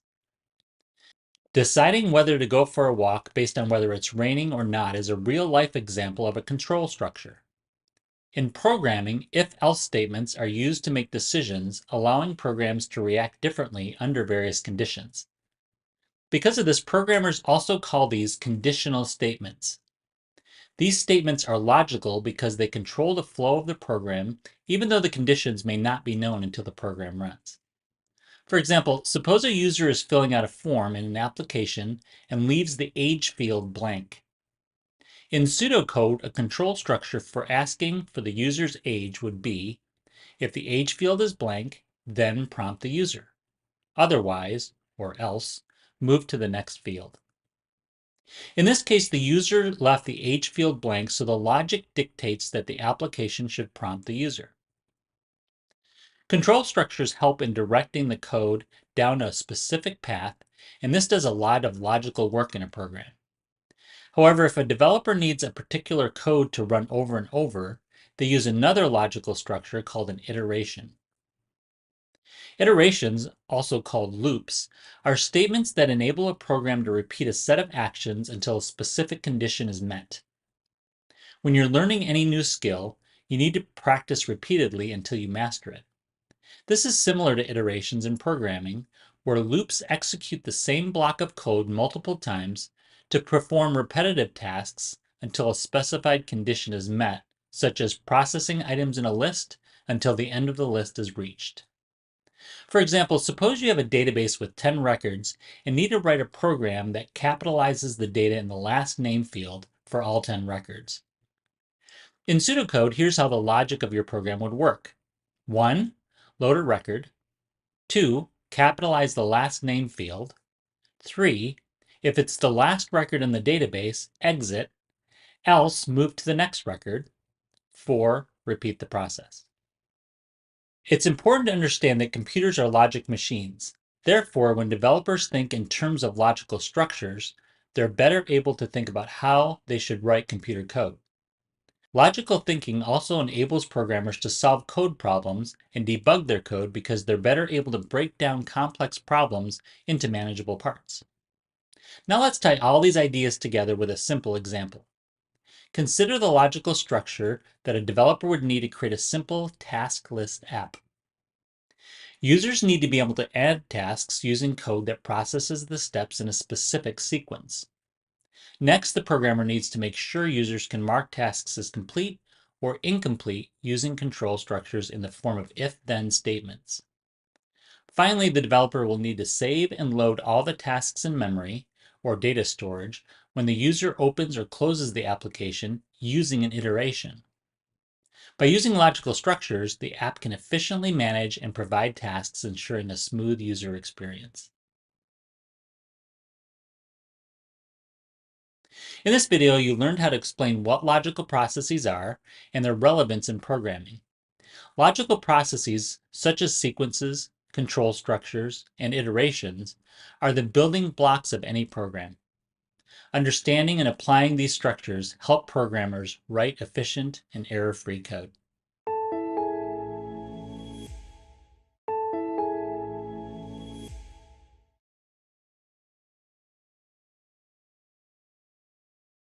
In programming, logical operations involve operators such as and, or, and not that manipulate true or false values to direct a program's decision-making process. These operators are fundamental to developing conditional logic and managing a program's flow. In this video, we will identify and describe different types of logic used in programming. The first, Boolean logic, is the branch of logic that deals with true and false values. When programs run, they process data, respond to user input, and address conditions on the machine where they are running. In programs, these are represented as expressions, which is a line of code that can be either true or false. Every expression can be in a variety of conditions and programmers use Boolean operations to process them. Whether an expression is true or false is called its truth value. Boolean operations are those that evaluate truth values. Now let's explore the fundamental operations of Boolean logic and how they're used in programming, starting with the AND operator. The AND operator evaluates two expressions. The result of the evaluation is true only if both expressions are true. If either expression is false, or both expressions are false, the result of the evaluation is false. Suppose a program is processing two items of data, a first and a last name and a record. The program evaluates whether both fields have a value. The first table has a record with the first name Paul and the last name Picasso. Both fields have values, so the truth condition is true for the first name and the last name. This makes the AND operation true. Now in the second table, the record shows the first name Paul, but the last name is null, or does not have a value. Here the truth condition is true for the first name, but false for the last name. This makes the AND operation false. The next Boolean operator, the OR operator, also evaluates two expressions. The result of the evaluation is true if either expression is true or both expressions are true.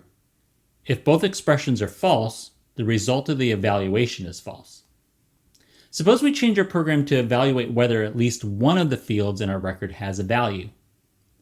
The first table has a record with the first name Paul, and the last name has a value of null. The truth condition is true for the first name and false for the last name. Because at least one of the fields has a value, the OR operation is true. Now, in the second table, the record shows the first name null and the last name is null. Here the truth value is false for both fields. This makes the OR operation false. The NOT operator is the last of the Boolean operators we will examine. Unlike AND and OR, the NOT operator operates on a single expression and it negates the truth value of the expression. If an expression is true, applying the NOT operator makes it false. If the expression is false, the NOT operator will make it true. We'll change our program one final time and use it to evaluate whether the last name field has a value, or, put another way, the last name field is not null. In the first table, we see a record with the first name Paul, and the last name has a value of null. The truth condition for whether the last name is null is true. The truth condition for the NOT operator is false. Now in the second table, the record shows the first name Paul and the last name is Picasso. Because the last name has a value, the truth condition for whether it's null is false, and for the NOT operator is true. Boolean logic isn't the only logical tool programmers can use to control how a program runs. While Boolean statements tell a program the truth value of an expression, programmers also need a way to respond to changes in those truth values. Conditional statements are how programmers use Boolean values to control the flow of a program. Let's explore these by starting with the most fundamental version, the if statement. If statements are used to operate on one or more expressions. They evaluate the truth value of the expressions, and they execute a block of code based on the evaluation result. For example, suppose your program needs to prompt a user if either the first name or last name in their record is null. You would write an expression that uses an if statement to determine the truth value of the expression. The program would evaluate if the first name field is null or the last name field is null, and then prompt the user if either field doesn't have a value. If statements are well designed to address expressions that evaluate to a single truth value. In many cases, programmers need to direct the program's flow for a variable that can have a variety of possible values. One option is to string together multiple if statements. Another option is to use a switch statement. Switch statements operate on an expression that can have a variety of values and executes a block of code when a particular value, called a case, is true. Switch statements also include a default option in case none of the values is true. For example, suppose your program needs to evaluate the country field for a particular record and show a specific license agreement for 3 different countries, Germany, Kenya, and Japan. If the country field isn't one of those countries, the statement can show a general license agreement. The switch statement would have a case for each country and show that country's license agreement and a default option for the general license agreement. These conditional statements help the programmer guide the flow of the program and execute specific code based on conditions. Sometimes programmers need to perform the same tasks on multiple data items. For these types of tasks, they use statements called loops. Loops allow us to repeat actions in a program, either a specific number of times using a for loop or until a condition is met using a while loop. Let's explore for loops first. A for loop executes a block of code a specific number of times. A programmer can specify the number of times they want the code to repeat, or the number can be a property of the variable itself. Imagine you have to process 10 records in a database by removing spaces before and after the first and last name fields. You can bring the data into a for loop as a special variable that can store all 10 records. You can then loop through each record in the variable until the loop gets to the last record. A for loop is helpful in cases where the number of values the programmer has to process is known. In cases where the number isn't known, the programmer can use a while loop to create a loop with a condition. The truth value of the condition tells the loop when to stop executing the code block. A while loop executes a block of code as long as a specified condition is true. While loops can be used with Boolean statements to create the conditions the programmer wants to evaluate. Suppose you're processing records in a database and need to remove duplicates. You can use a while loop to check if a record has duplicates and delete them as long as they exist without needing prior knowledge of how many duplicates there are. In this video, you learn to identify and describe different types of logic used in programming. Boolean logic statements and conditional statements are ways programmers evaluate and guide what code runs in a program. By using these statements, you can create dynamic programs that do a lot of valuable work.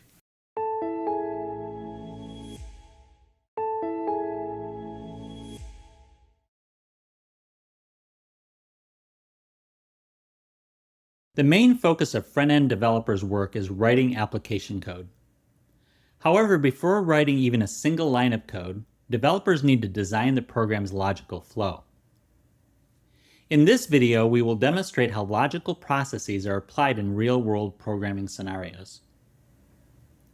Two common tools used by developers to help design a program's logical flow are flowcharts and pseudocode. Let's begin by exploring flowcharts. A flowchart is a diagram that represents a process. It uses various shapes to show the application's logic and arrows to illustrate the paths users can take through the software. Flowcharts help developers plan the logic before writing the code, making it easier to understand and communicate complex processes. Developers often use flowcharts to map out the logic of their applications. For instance, a developer can use a flowchart to represent the steps a user can possibly take in a login system. For example, suppose we are developing an e-commerce checkout process. The flowchart would include steps like 1. Selecting products, 2. Adding them to the cart, 3. Entering shipping details, 4. Choosing a payment method, 5. Confirming the order. When a customer selects a payment method, there are multiple paths they might take. The flowchart makes sure all these options are mapped out. To build this flowchart, the developer can use a tool like Visio or Miro to create shapes that represent each step in the flow. The shapes represent certain types of events in the flow. The developer begins by designing the e-commerce checkout process with the start point using an oval shape with the word "start" in it. The oval clearly marks the beginning of the process, signaling to anyone reading the flowchart that this is where the customer's journey begins. Next, the developer creates the Select Products step, which is represented by a rectangular shape containing the words Select Products. The rectangle indicates a process or action step. Here, the customer browses through the product catalog and selects items they want to purchase. The developer uses this rectangular shape to capture the action of product selection. An arrow from the start oval to the select products rectangle illustrates the direction of the process's flow. Following product selection, the developer designs the Add to Cart step depicted by a rectangle containing the words Add to Cart. The developer chooses the rectangle again to signify the simple process action, where the customer places the selected items into the shopping cart, a temporary holding area, before proceeding to checkout. The developer adds an arrow that points from Select Products to Add to Cart. The developer then moves to the View Cart step, using another rectangle, this time containing the words View Cart. This shape represents a regular process step where the customer reviews the items in their cart, checks quantities, and makes any necessary adjustments before moving on. An arrow is added that points from the Add to Cart shape to the View Cart shape. Once the customer is satisfied with the cart, the developer sets up the Proceed to Checkout step marked by a rectangular shape with the words Proceed to Checkout inside the rectangle. This shape indicates the action of transitioning from the shopping phase to the purchasing phase. The developer adds an arrow that points from the View Cart shape to the Proceed to Checkout shape. Next, the developer designs the Enter Shipping Details step, which is represented by another rectangle, this one containing the word Shipping Details. The rectangle shows this as a process step where the customer inputs shipping information to ensure correct delivery. The arrow points from the Proceed to Checkout shape to the Shipping Details shape. At this point, the developer introduces a decision point, Select Payment Method. The developer uses a diamond shape here containing the word Select Payment Method because it represents a decision that leads to multiple paths. This shape visually distinguishes it from process steps and signifies that the customer must choose from various payment options, such as a credit card or PayPal. The arrow points from the Shipping Details shape to the Select Payment Method shape. At this point, the developer can illustrate different payment methods by adding arrows and shapes to show each possible method. After selecting a payment method, the developer adds the Confirm Order step using a rectangle with the words Confirm Order added. This shape represents the final action step where the customer reviews and confirms their order details, ensuring everything is correct before completing the transaction. The arrow points from the Select Payment Method shape to the Confirm Order shape. Finally, the developer concludes the process with the End, using the oval shape containing the words End. The oval marks the completion of the checkout process, clearly indicating that the customer's journey has reached its conclusion and that the order has been successfully placed. The final arrow points from the Confirm Order shape to the End shape. This simple flowchart visually illustrates how a user will move through the checkout flow and also shows the logical order of events the application must support. The arrows in their direction can be translated into code as logical operators, and the flowchart helps the developer understand that logical flow. Now that we've seen how flowcharts help in visualizing program logic, let's explore another essential tool, pseudocode. Pseudocode further refines this logical process by describing what a piece of code should do. Pseudocode is a detailed and readable description of what a computer program or algorithm must do, expressed in a natural language rather than in a programming language. This helps connect the initial concept and the actual code. For example, the developer starts designing the e-commerce application by illustrating the program logic in a flowchart. Next, they take the high-level design and start to translate each of the steps in the process into pseudocode to get a better idea of what the actual code should do. Let's examine a pseudocode example using the Add Products to Cart step. The code needs to support the customer in picking a product. The pseudocode will begin with Step 1, Start function, add to cart, product ID, quantity. And then Step 2, retrieve the product details from the database using product ID. Then Step 3, if product is available in the desired quantity, Option A, add product and quantity to the cart, and Option B, update the inventory. Then Step 4, confirm addition to the cart. Next, step 5 states that if the product is not available in the desired quantity, then show an error message to the user. Finally, in step 6, end function. This pseudocode outlines the steps and conditions in a clear and concise way, ready to be translated into actual code. In this video, you learned how logical processes are applied in real-world programming scenarios. Understanding and applying logical processes are critical skills for any software developer. By using tools like flowcharts and pseudocode, developers can effectively map out and plan their program structure before starting the actual coding process.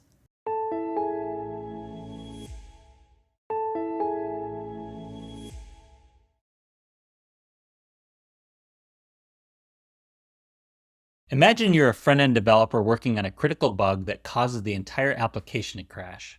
The stakes are high and you need to fix the issue fast.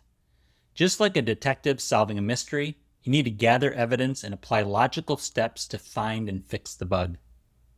In this way, deductive reasoning is one of your most powerful tools as a developer, helping you systematically understand and structure your code and resolve issues efficiently. In this video, we will define deductive reasoning and its importance in programming. Deductive reasoning is a logical process by which conclusions are drawn from given premises. This type of reasoning helps developers make informed decisions based on established logical principles and factual information. For example, if we start with the premise that we know that all functions in a code base should have a clear and defined output, then our conclusion is that any function we write should meet this criterion. Now that we've explored the foundational concept of deductive reasoning, let's examine how this logical approach can be applied in real-world scenarios with front-end development. One key area where deductive reasoning plays a crucial role is in designing responsive user interfaces. Consider how front-end developers at a technology company use deductive reasoning to architect software systems. They start with a broad understanding of the project requirements and use logical steps to break them down into smaller, manageable components. Responsive design is an example of where deductive reasoning can be applied. In practice, the premise that we know that a responsive design is essential leads to a conclusion that developers will ensure all UI elements are adaptable to different screen sizes. Establishing causal relationships between parts of code is another area where developers can apply deductive reasoning. By understanding how one part of their code affects and impacts another part, developers can create more efficient and less buggy software. For example, working with the premise that a change in the state of a component should update the display, then any change to that state should trigger a UI update is the conclusion. Front-end developers use deductive reasoning for tasks other than structuring their code. They are responsible for managing data for user interactions and communicating with the back end.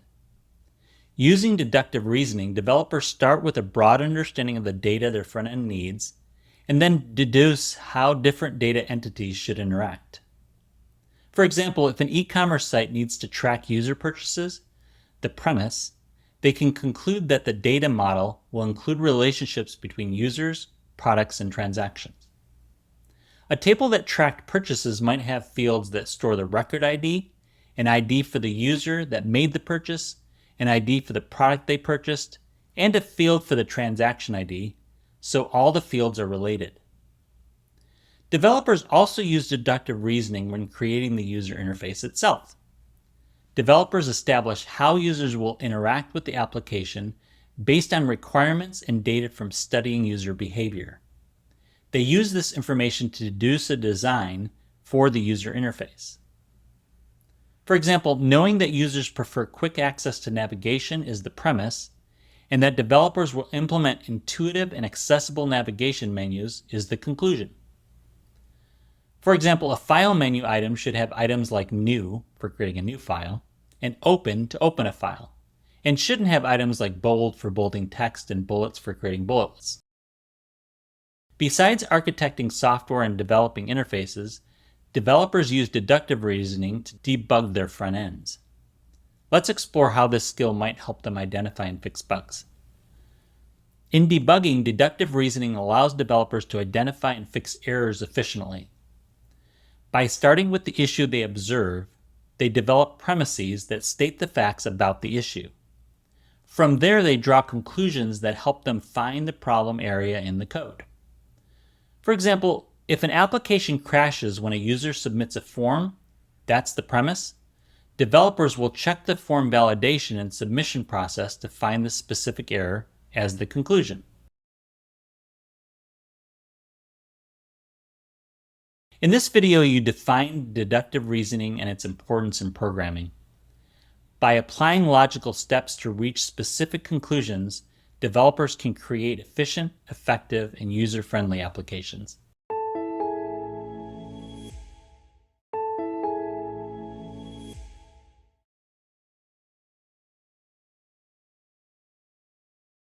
Your company's login page has gone down during the busiest time of the year. A recent update tried to address the issue, but it was unsuccessful. How can you use the problem's symptoms to help you identify its cause? This process is known as deductive reasoning, and with strategy and practice, you'll be able to build strong deductive reasoning skills that will help you as a developer. In this video, we will outline the steps involved in applying deductive reasoning to solve problems. Recall that deductive reasoning is a logical process by which conclusions are drawn from given premises. It's similar to solving a puzzle where you begin with the pieces of the puzzle, the premises, to understand the completed puzzle, the conclusion. In programming, this method helps developers solve complex issues by breaking down problems into smaller, manageable parts. Deductive reasoning typically is put in the context of an argument. An argument in logic is different from an argument you may have over a disagreement. In logic, an argument has three parts: premises, which are the evidence you cite, a conclusion, which is what you want people to believe from the evidence, and a supporting relation between the two. Stated another way, an argument is premises that support a conclusion. Although people have a natural ability to reason deductively, you can train your mind to follow a process that will help you identify premises more quickly and precisely, so you can draw more accurate conclusions. Next, let's explore the deductive reasoning process using a real-world example. The first step in this process is to identify the argument's premises. Premises are the statements that you believe to be true. For example, if your website's login page isn't working, your premises might be: 1. The login function recently was updated to fix a bug that prevented them from logging in. 2. Users are unable to log in. Identifying these premises is the foundation of deductive reasoning because it provides the basis for drawing a conclusion. Once you've identified the premises, in step 2 you can analyze the premises to figure out how they relate. For example, you might check the recent updates to the login function to verify if there's a bug in the code.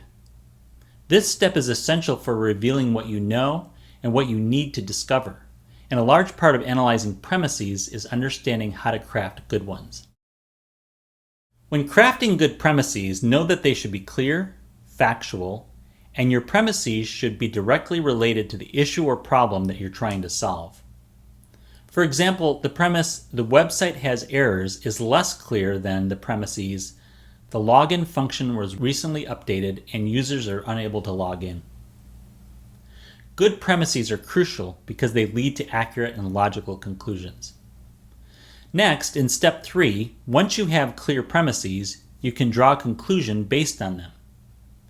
Using the prior example, based on the premises about the login function and user experience, you can reasonably conclude that the login's code bug was caused by the recent update to fix another login issue. Drawing a conclusion helps identify the exact cause of a problem based on logical connections. To relate premises to conclusions, find a direct cause and effect relationship. Ask yourself, if the premises are true, what also must be true?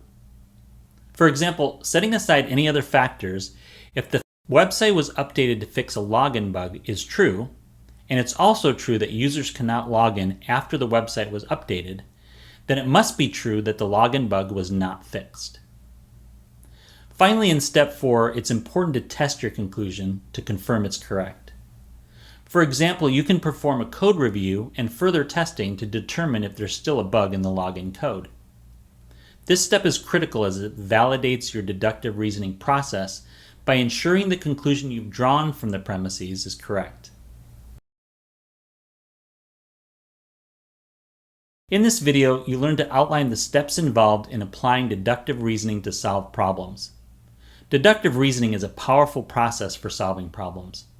By identifying premises, analyzing them, drawing conclusions, and testing those conclusions, you can efficiently debug and fix issues in your code.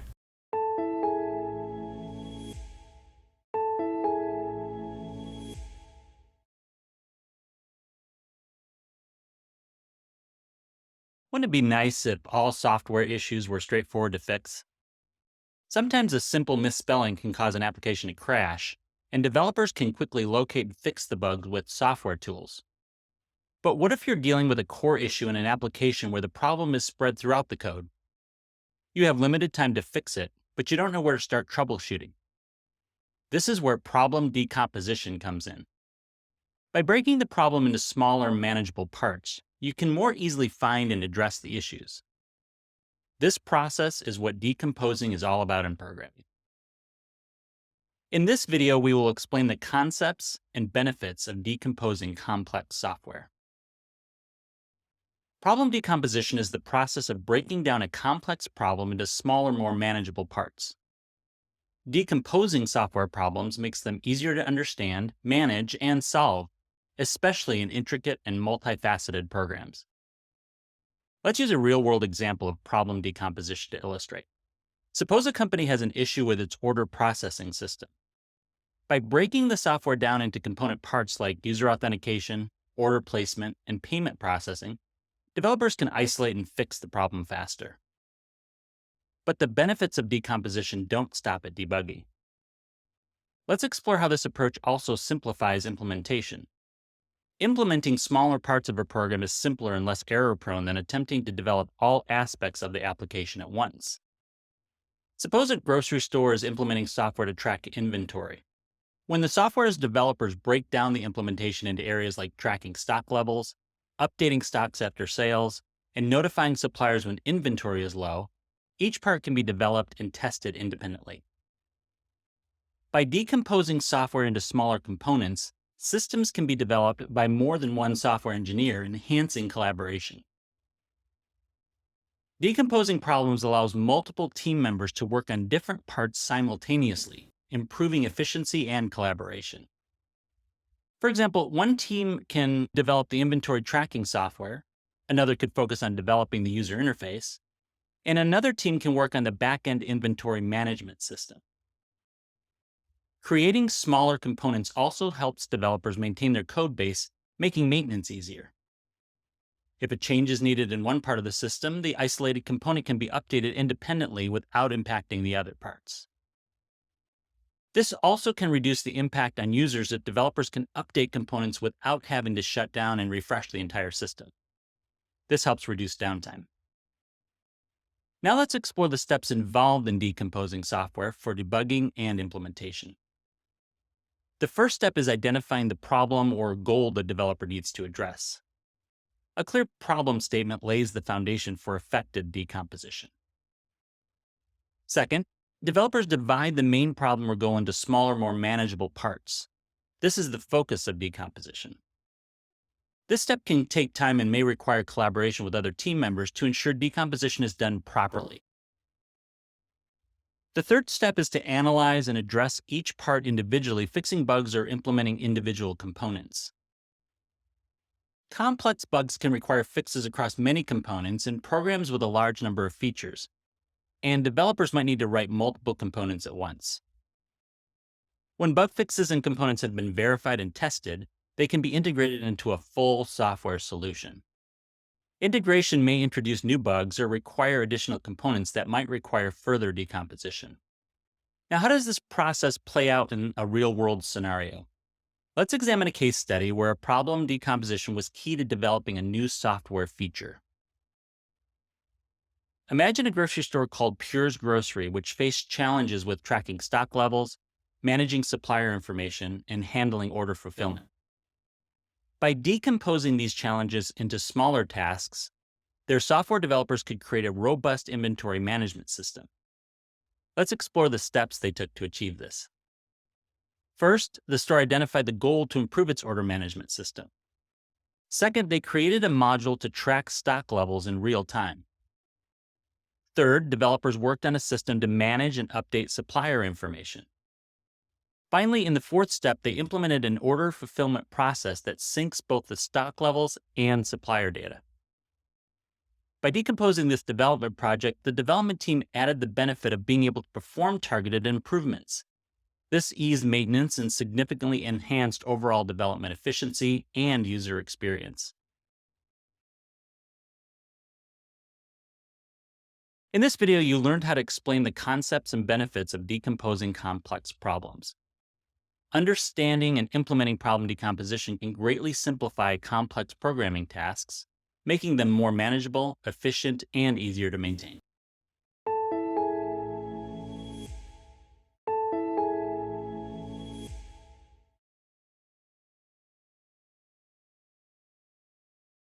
Imagine reviewing a program's code that's hard to follow logically and is filled with errors, leaving you confused and unsure of where to start.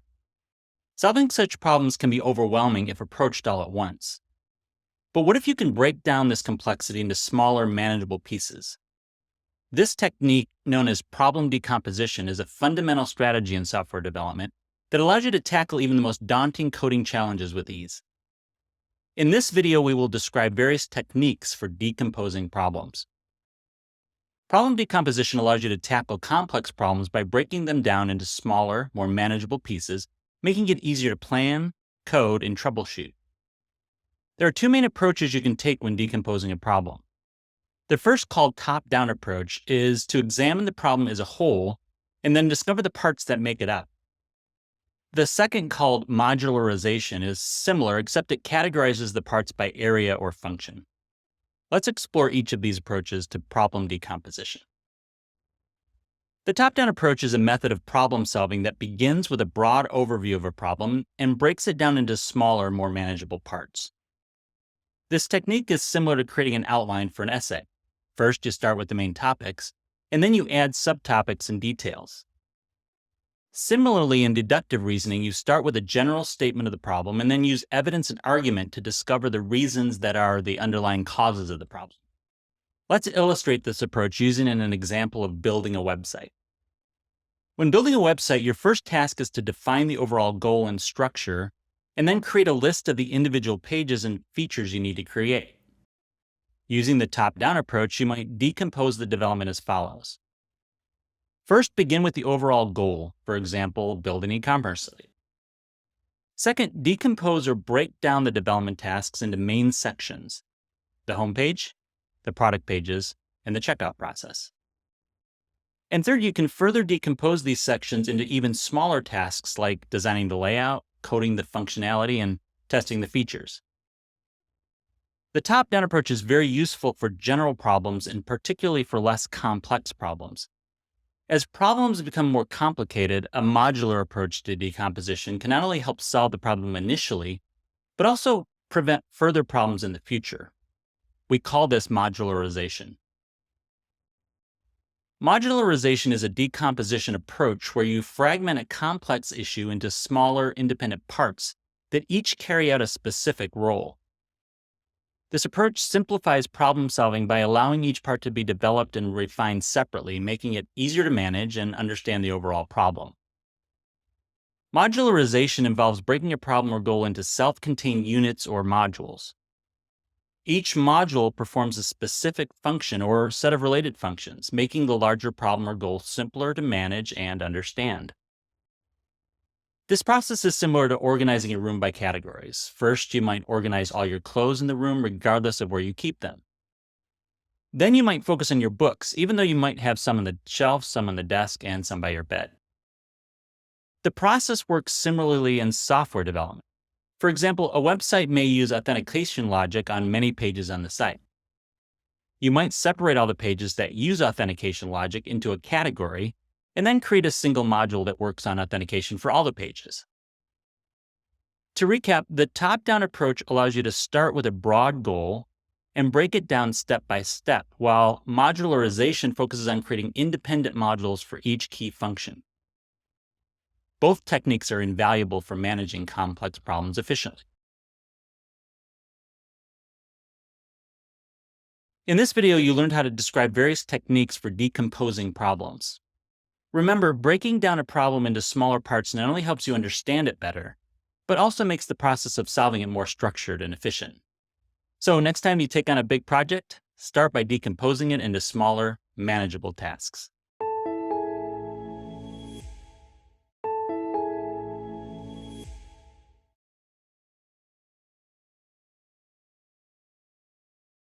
Have you ever faced a problem so complex that you didn't know where to begin? In software development, taking on large-scale issues can feel overwhelming.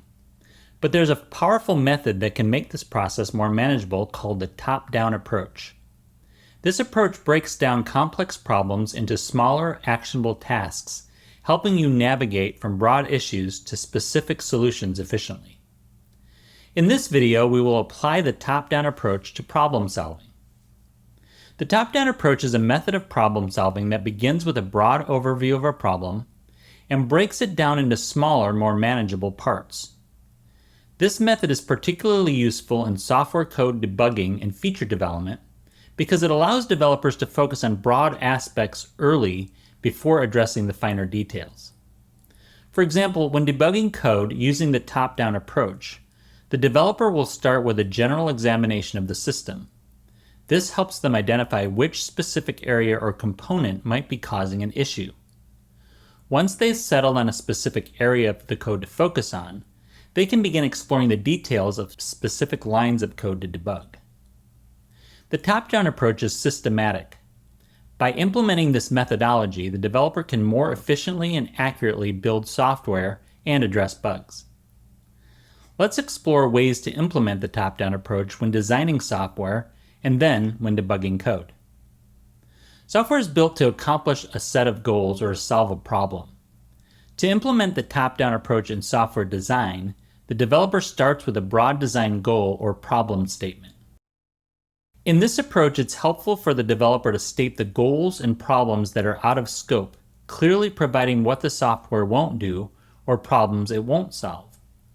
For example, the developer might have a design goal of creating software that catalogs books by subject matter. They might further specify that the software will not enable people to catalog books from their personal library or create custom categories. Now that the developer has defined the design goal the software should accomplish or problem it should solve, the developer can break it down into specific steps for development. For example, the book catalog system would need the following features, which can be turned into development tasks. First, it would need a way to import book data. Second, it would need a set of categories into which the software would place each book. Third, the software would need the ability to display the books by category. In the fourth and final task, the developer might want to include the ability to modify a category if the software placed a book in the wrong one. These are high-level tasks, and the developer can create subtasks for each task to refine it even more. The top-down approach helps developers go from a big idea to specific tasks when developing software. Now let's explore how this approach can be used to debug software. Imagine a situation where a web application crashes when a user submits a form. The developer starts by identifying the broad issues such as form submission causes a crash. Next, the developer breaks the issue down into smaller, specific tasks that might lead to the cause. For example, they might check server logs for error messages, examine network requests the form is making, and inspect the form's input validation logic. The next step in the top-down approach is to isolate the issue by focusing on each component. By working through each task, the developer might discover that the problem lies in a specific area, such as the input validation logic. Without using the top-down approach, the developer may have searched randomly for the problematic code. By taking the systematic approach, they could validate components that were working properly while discovering the problematic code. The final step in the debugging process is to address the specific issue that was causing the problem. In this case, the developer corrects the input validation logic to manage unexpected input properly. By following these steps, they methodically narrow down the problem from a broad issue to a specific fix, ensuring a structured and efficient debugging process. In this video, you explored how to apply the top-down approach to problem solving. Applying the top-down approach in software development and debugging helps you manage complex issues by breaking them into smaller, more manageable parts. Next time you encounter a complex problem, remember to start broad and systematically work your way down to the specifics.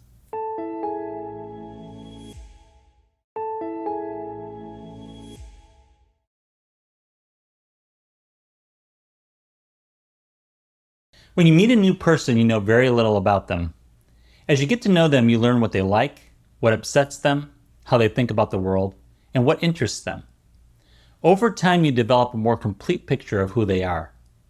This inductive method uses a bottom-up approach where you build a full picture from individual pieces of information. Software developers can use this bottom-up approach to debug and develop software. In this video, we will apply the bottom-up approach to problem solving. Let's start with a definition of the bottom-up approach. The bottom-up approach is a method of problem solving that begins with small, manageable parts and combines them to create a broad composite. By starting small and focusing on each component, you'll learn to build reliable software that meets the challenges of complex development projects. The approach can be used to solve problems or to design and develop just about anything. Now let's explore how developers use the bottom-up approach to design and develop software. Generally, developers using the bottom-up approach will create individual components first and then integrate them into a complete system. This enables developers to focus attention on each part without having to integrate them into a larger system while they're developing. To understand this bottom-up approach in action, let's consider an example. Imagine developers are building a social media application. They would start by working on individual functions or modules and handling a specific task. Once these modules are working well, they integrate them to form the complete application. Let's explore how this works step by step. First, they build the user authentication module to manage the application's login and security aspects. Second, they might work on a profile management module where users can create their username, add their billing information, and adjust their privacy settings. For the third step, the team moves to developing the messaging module so users can create posts, react to other people's posts, upload images, and send and receive messages. Once these modules are developed, the fourth step involves integrating the components into a single application. Although the bottom-up approach begins with the individual components, it does not mean that the team lacks an overall design. Instead, this approach determines how the design is implemented. Also note that while specific components are completed at each step, the team does not have a complete application until all the parts are combined into a single system. This final step is called integration. Integration is the process of combining parts of a problem or design into a complete composite and unified whole. When developers use the bottom-up approach to develop software, they need to create the parts in a way that allows them to be integrated. Each part needs to have interfaces that expose its functionality to other parts of the application. These interfaces also need to be written to protect private or financial information so that data isn't exposed during integration. After integration, the part should function as a unified whole, and developers should test to verify this. Let's review a software project where the development team uses a bottom-up approach to create a composite application from individual parts. Let's start by listing the project's goals. Suppose a company needs to develop a complex e-commerce application for its new online store. The company wants to create a modularized system so developers can create and maintain individual parts. They use automation to integrate the parts and then manually test the integrated application. Given these goals, the company decides to use a bottom-up approach. The development team starts by creating individual modules for each functional area of the site, like user authentication, product listing, shopping cart, and payment processing. Next, the team tests each module individually to ensure it functions properly. For instance, they ensure the user authentication module properly registers and logs in users. The team then begins the integration phase. They use software tools to combine the tested modules one by one. First, the tool combines user authentication with the product listing module. It then adds the shopping cart module, followed by the payment processing module, automatically testing each integration until it builds the complete application. Their final phase is conducting a holistic test to make sure all the integrated parts seamlessly work together. The team validates that users can log in, browse products, add items to the cart, and complete purchases without any issues. By following the bottom-up approach, they build a robust application from individual parts. This approach will also help them update and maintain the application over time. In this video, you learn to apply the bottom-up approach to problem solving. Applying the bottom-up approach to problem solving and software development lets you focus on building and perfecting individual components before integrating them. Next time you develop a complex application, start small, perfect each part, and then bring it all together for a polished final product.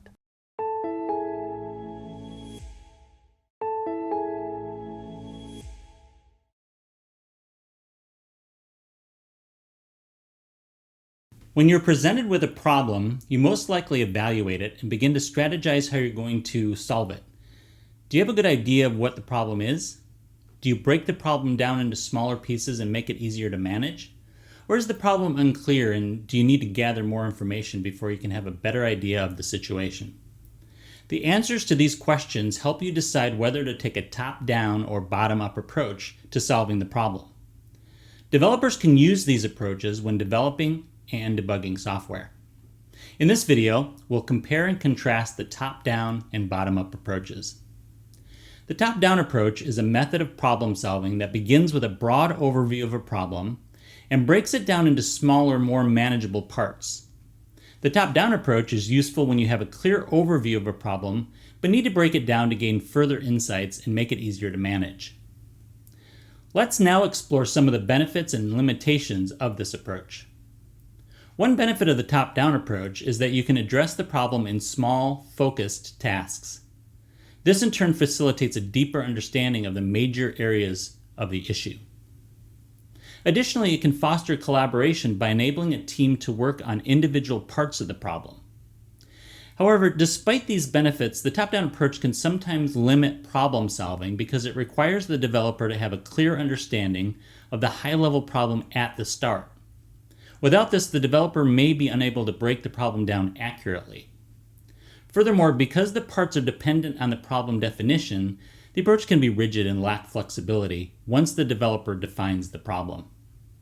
The top-down approach helps developers move from a big idea to specific tasks when developing software. But it's not always ideal. Sometimes developers need to gather more information when debugging or take a modular approach to software development. In these cases, they may prefer the bottom-up approach to solving the problem. The bottom-up approach is a method of problem solving that begins with small, manageable parts and combines them to create a broad composite. The bottom-up approach benefits developers because it enables them to explore problems or begin development without having a lot of information from the start. It's an exploratory approach to solving problems in development, which makes it very flexible as the developer can experiment and try new ways of doing things. It also enables the developer to scale their research and development efforts as needed. While the developer may have a development goal or problem definition, they're not constrained by a rigid direction at the beginning of the process. The exploratory nature of the bottom-up approach offers many benefits, but there are some limitations to consider as well. For example, because there's not a clear problem definition at the start, this approach can be unwieldy, leading the developer in unsuccessful directions and wasting their time. Additionally, developers may not know when to stop their research or development efforts, making the approach unconstrained. Whether the developer should use the top-down or bottom-up approach depends on the type of problem that they need to solve, available resources, and their objective. Answering a series of questions can help the developer or their team decide on which approach may be more appropriate. The first question to ask is whether the problem or development goal is clearly defined. If it is, a top-down approach may be more appropriate. Otherwise, the developer may take a bottom-up approach in order to gather more information or start developing code. The second question the developer should ask is whether the problem or project needs to focus on the specifics or the overall goal. They need to decide which takes priority. For example, if the developer needs to create a new encryption algorithm that requires careful attention, but is not focused on where in the application it will be used, they may take a bottom-up approach. In contrast, if the developer is attempting to address a recurring crash on a critical system, breaking the problem down to find the issue quickly may require a top-down approach since the problem is well defined. Finally, the third question the developer should consider is whether they're resource constrained or if time, money, and people resources are more flexible. A startup that has no deadline to meet on a new project and wants to explore all its options may take a bottom-up approach so it can have the maximum amount of flexibility and scale. In contrast, a business that is working on a deadline with a limited budget may need to take a top-down approach with a clearly defined goal in order to stay within its resource constraints. Use the top-down approach when you need a clear overall structure from the beginning, while the bottom-up approach is best when the project involves developing intricate components with a need for detailed testing and validation, or the problem information is unclear and you need more information. In this video, you compared and contrasted the top-down and bottom-up approaches. Understanding the strengths and weaknesses of both approaches allows you to choose the best method for your project.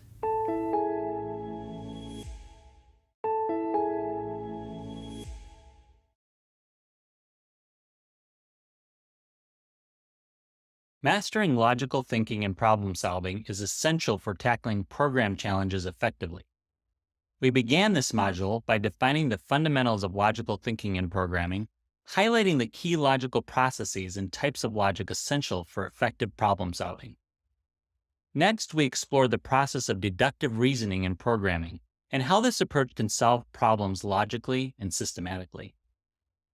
Then we examined methods for problem decomposition, simplifying complex challenges by breaking them into smaller, more manageable parts for more effective problem solving.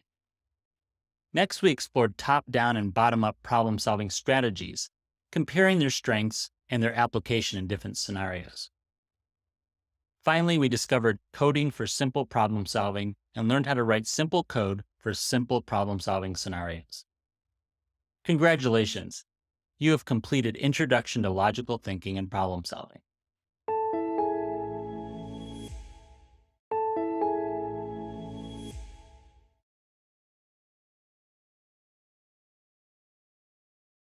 Computers operate on a binary system made up of ones and zeros.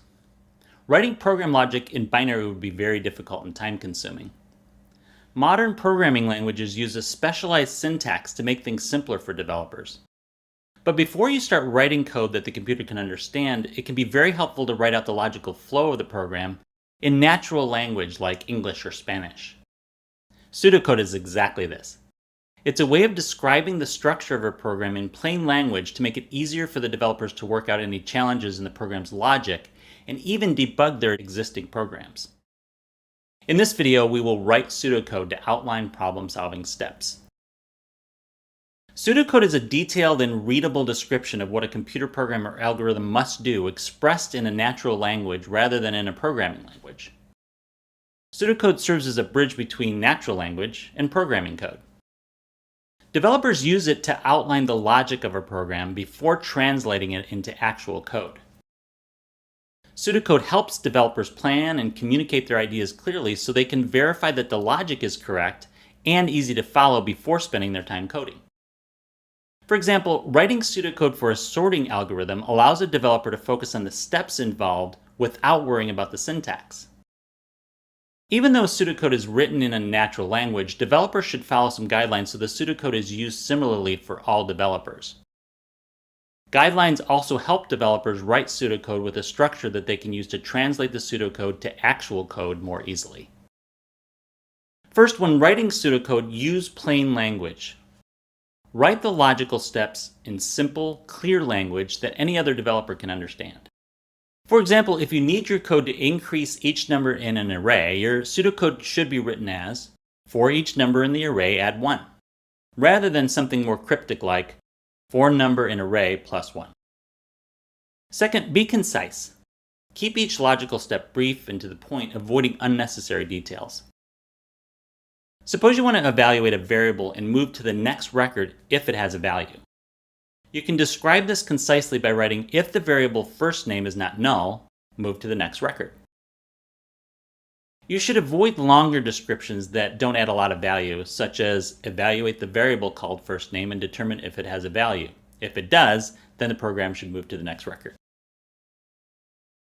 The third guideline for writing pseudocode is that developers should structure pseudocode like actual code. Use spacing and structure similar to actual code, including loops, conditionals, and function calls. For example, when writing a function that subtracts one number from another and returns the difference, you can write 3 lines of pseudocode. On line 1, you write function to subtract a from b. The next 2 lines should be indented like they would in actual code. And then line 2 would be written as set variable c equal to b minus a. And then line 3, send back c. You could write the same function as, the function called subtract number should take 2 variables called a and b. Inside the function, a variable c should be set to equal the difference of a subtracted from b, and then send back the value of c. But this hides the structure and is more difficult to understand. The fourth and final guideline for writing pseudocode is that developers should focus on logic. They should concentrate on the program's logical flow rather than specific syntax. For example, if you need to write a loop, you might say repeat until all items are sorted, instead of using specific code syntax.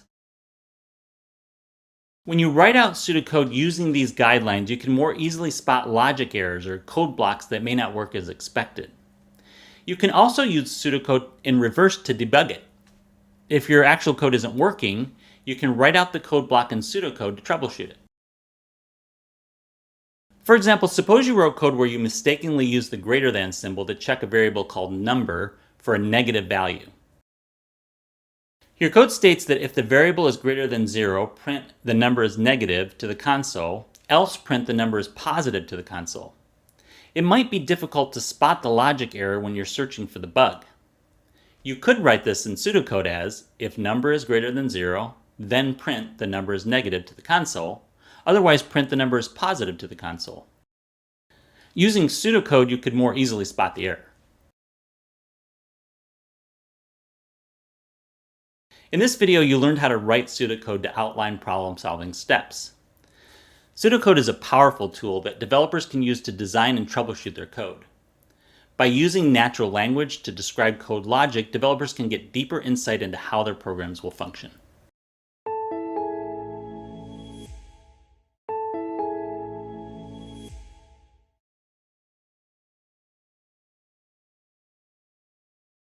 Welcome to Algorithms, Flowcharts, and Data Types. This module introduces you to the fundamental concepts of structuring logic with algorithms and flowcharts, and mastering data types in C#.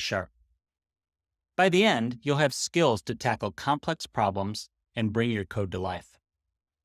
We begin by defining algorithms, flowcharts, and data types, highlighting their crucial role in programming. Next, we'll explore the basics of flowcharting, learning how to visualize logic, creating practical flowcharts, and analyze them effectively. Then we'll examine the fundamental data types, learning how to identify, categorize, and convert them effectively in programming. Next, you will learn how to declare and initialize variables in C#, covering different data types and the key concepts for effective variable management. Finally, we'll delve into designing algorithms and translating them into C# code, mastering the art of implementing these algorithms efficiently in your projects. By the end of this module, you'll have the foundational skills to structure logic with algorithms, visualize it through flowcharts, and effectively manage data types in C#. Let's get started with algorithms, flowcharts, and data types, and bring your code to life.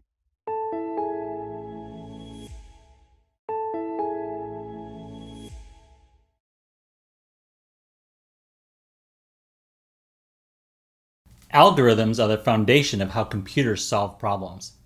Whether it's processing data, making decisions, or controlling the flow of a program, algorithms guide each step with precision and logic. Understanding these structures is essential for anyone writing efficient, effective code. In this video, we will describe the basic structures of algorithms. Let's get started by defining what an algorithm is. An algorithm is a set of step-by-step instructions used for solving a problem or performing a task. Let's imagine you are in a maze and need to find the exit. You're positioned at the maze's entrance, ready to navigate through it. In coding terms, this is where your algorithm starts executing. Your pseudocode will read set position to start.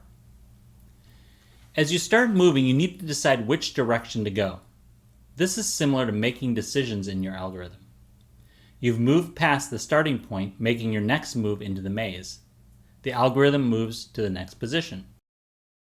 In pseudocode, you might write, if there is a path to the right, take it, or if there is a wall ahead, turn left. These decisions are like conditional statements in your code, guiding your movements based on certain conditions. To avoid getting lost, you might mark your path with chalk, ensuring you don't take the same path twice.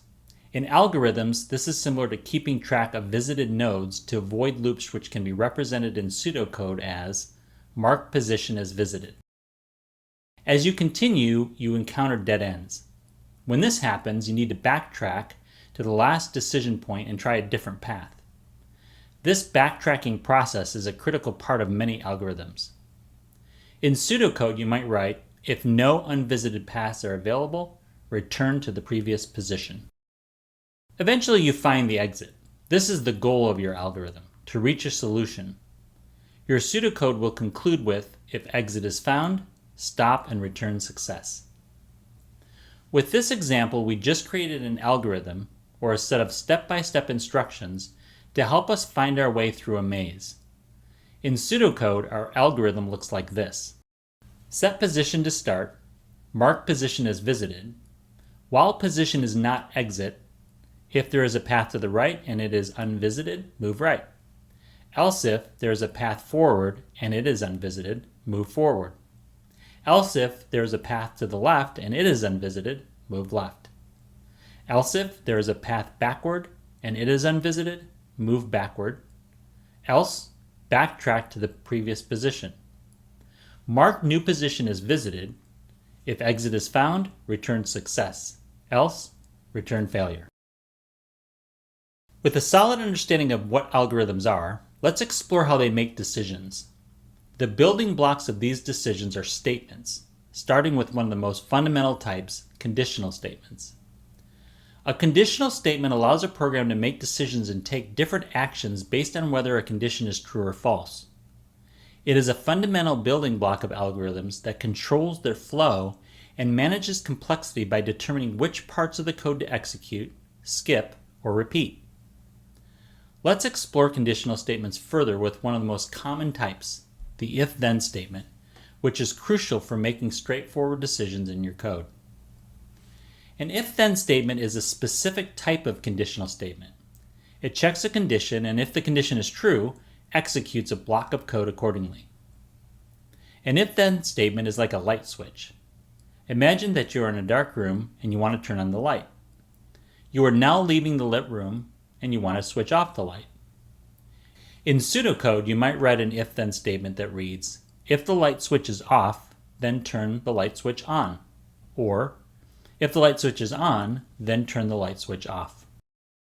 First, the if-then statement sets the conditions for the algorithm by checking the position of the light switch. It's either in the on position or off position. Second, it creates an action. If the switch is off, then the action is to turn it on. In this case, if the switch is on, the action is to turn it off.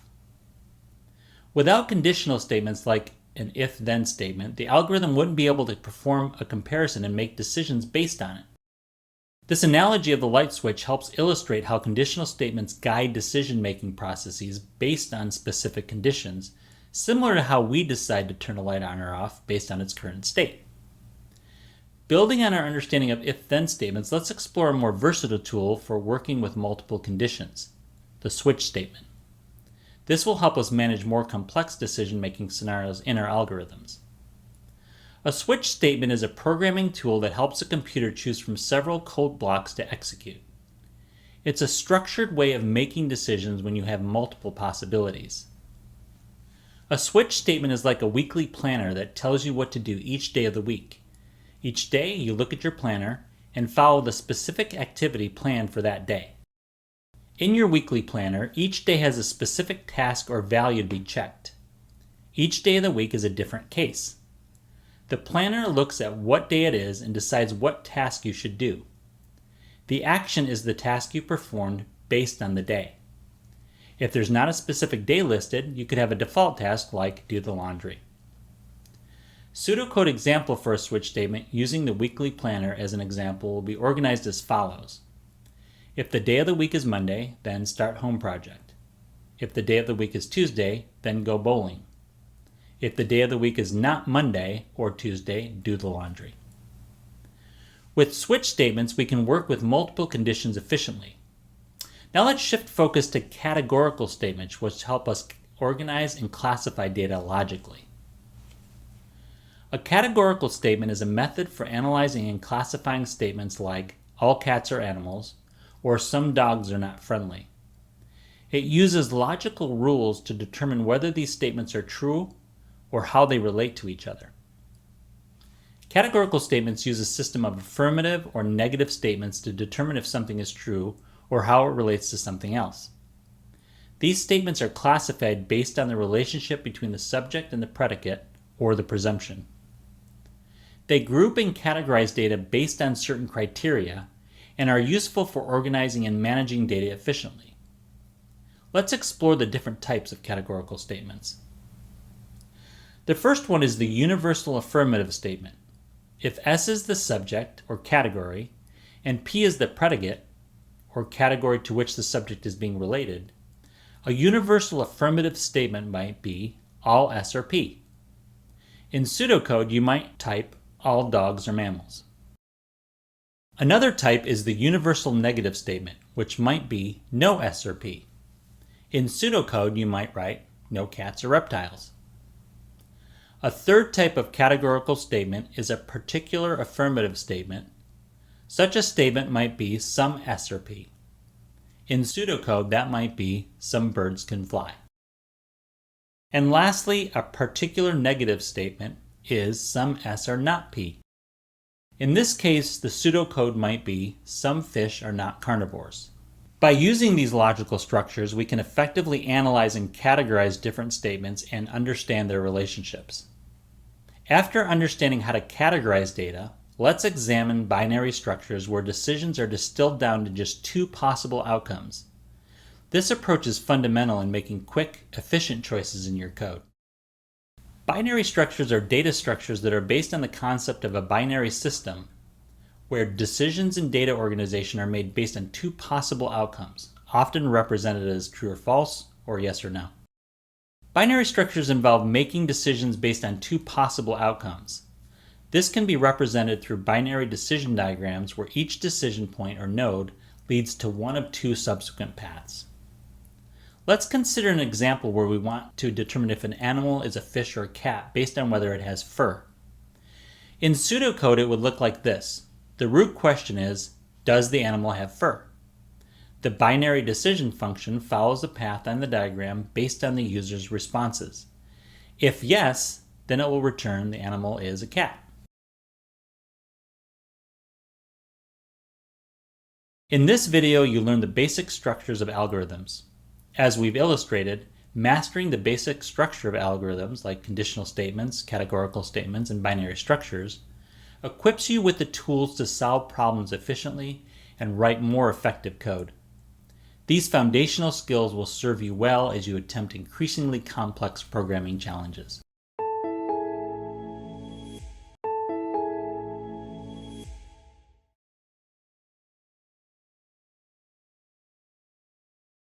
Imagine trying to navigate a city without a map or GPS. Every decision would be a guess, and you might end up lost or stuck in traffic.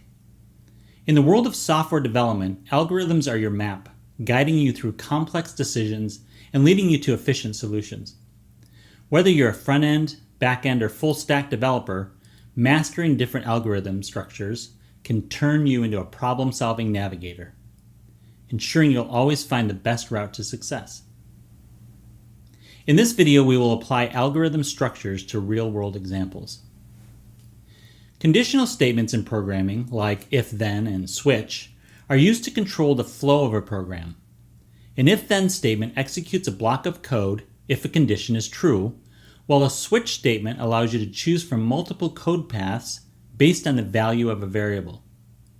Let's use an example in pseudocode to illustrate a conditional algorithm. In this example, we want to print "You are eligible to vote" when someone's age is over 18. We want to print "You are not eligible to vote" if their age is under 18. To do this, we will set the age equal to 18 by setAge equal 18. To set the condition to print for ages over 18, you will use an if-then condition.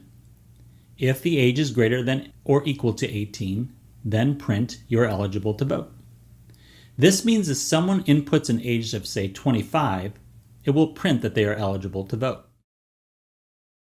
Then we use the else to indicate when the age is not greater than or equal to 18, so that it sets a separate condition to follow in this case.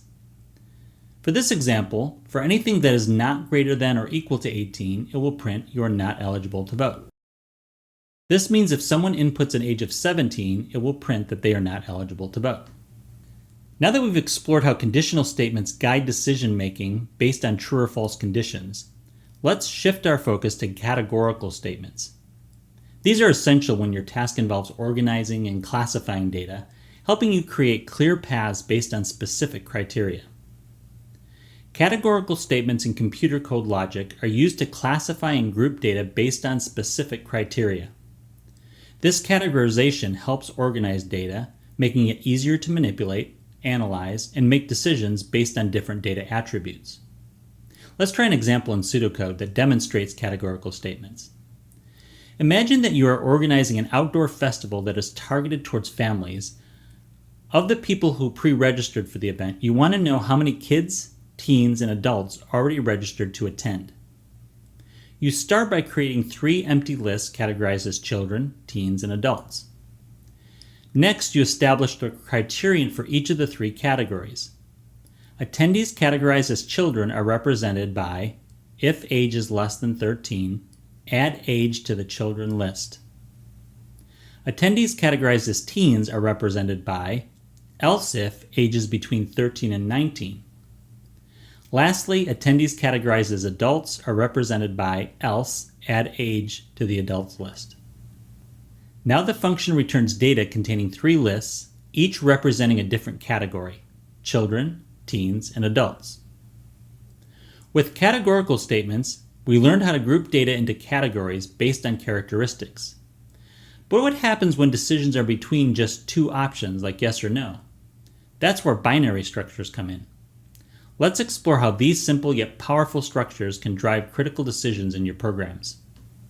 Binary structures and algorithms involve decisions that have 2 possible outcomes, much like binary states such as 0 and 1, true and false, yes and no. Let's discuss an example of binary structures in pseudocode.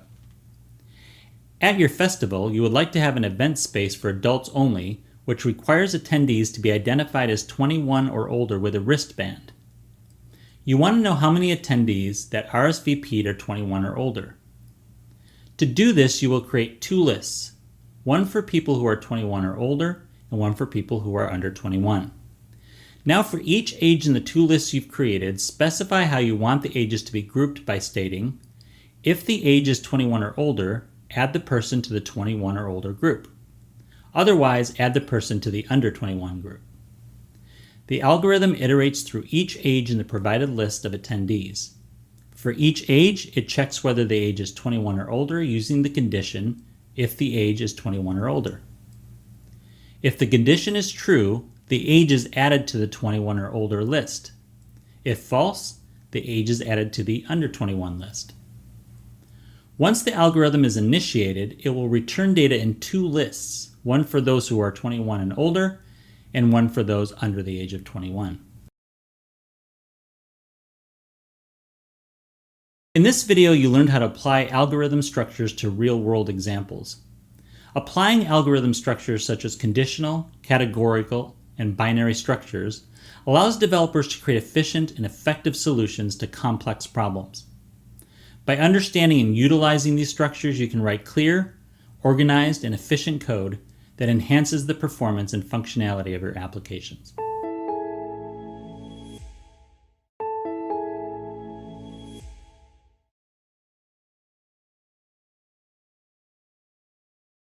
Imagine trying to explain a complex process to someone without using any visual aids. It'd be challenging, right? Flowcharts are like visual maps that help us understand and communicate processes clearly and effectively. By breaking down a process into steps and decisions, flowcharts allow us to visualize how everything fits together. In this video, we will explain the basic components and symbols used in flowcharts. A flowchart is a diagram that represents a process showing the steps as symbols of various kinds, and they're ordered by connecting them with arrows. HHAI is a telemedicine company offering virtual consultations and health monitoring services. The following example flowchart demonstrates the booking process for a virtual consultation. In a flowchart, rectangles represent processes or actions. They indicate a step where something happens, such as a calculation or an operation. For instance, in the HHAI flowchart, a rectangle might represent the process of entering patient details. Diamonds represent decision points. They indicate a point where the process can branch based on a yes-no question or a true-false condition.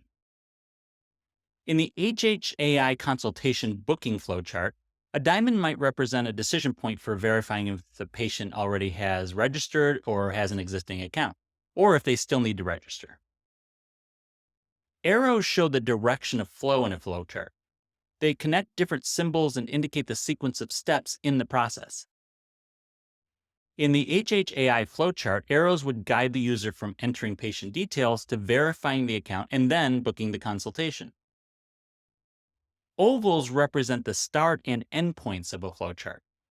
They indicate where the process begins and ends. In the HHAI consultation booking flowchart, the start oval might be labeled Begin Booking, and the end oval, Booking Confirmed. Now let's explore the 4 steps to creating an effective flowchart. Starting with step 1, you define the process. Clearly define the process you want to visualize. Identify the starting point, key steps, decision points, and the end point. This helps in outlining the flowchart structure. For example, define the process of booking a consultation on HHAI from start to finish. Step 2, break down the process into key steps and decision points. Where are the key steps taking place in the workflow, and where do the decisions happen? Lay these items out in a logical order. Use rectangles in the flowchart to define processes and diamonds for decisions. Ensure each step is clear and necessary for completing the process. Step 3, use standard symbols to draw the flowchart. Start with the oval for the starting point, connect processes with rectangles, and decision points with diamonds. Remember to use arrows to indicate the flow of control. For HHAI, draw the flowchart starting from Begin Booking, including steps like enter patient details if the patient registered, and booking confirmed. Lastly, step 4 is to review the flowchart to validate that it accurately represents the process. Check for any missing steps or unclear decision points. Ensure that the flow is logical and easy to follow. At HHAI, the team would review the consultation booking flowchart to confirm it covers all necessary steps and decisions. In this video, you learned how to explain the basic components and symbols used in flowcharts. Grasping the fundamental symbols and structure of flowcharts is vital for visualizing and communicating processes clearly. By using standard symbols like rectangles, diamonds, arrows, and ovals, and following a structured approach, you can create straightforward and logical representations of any process.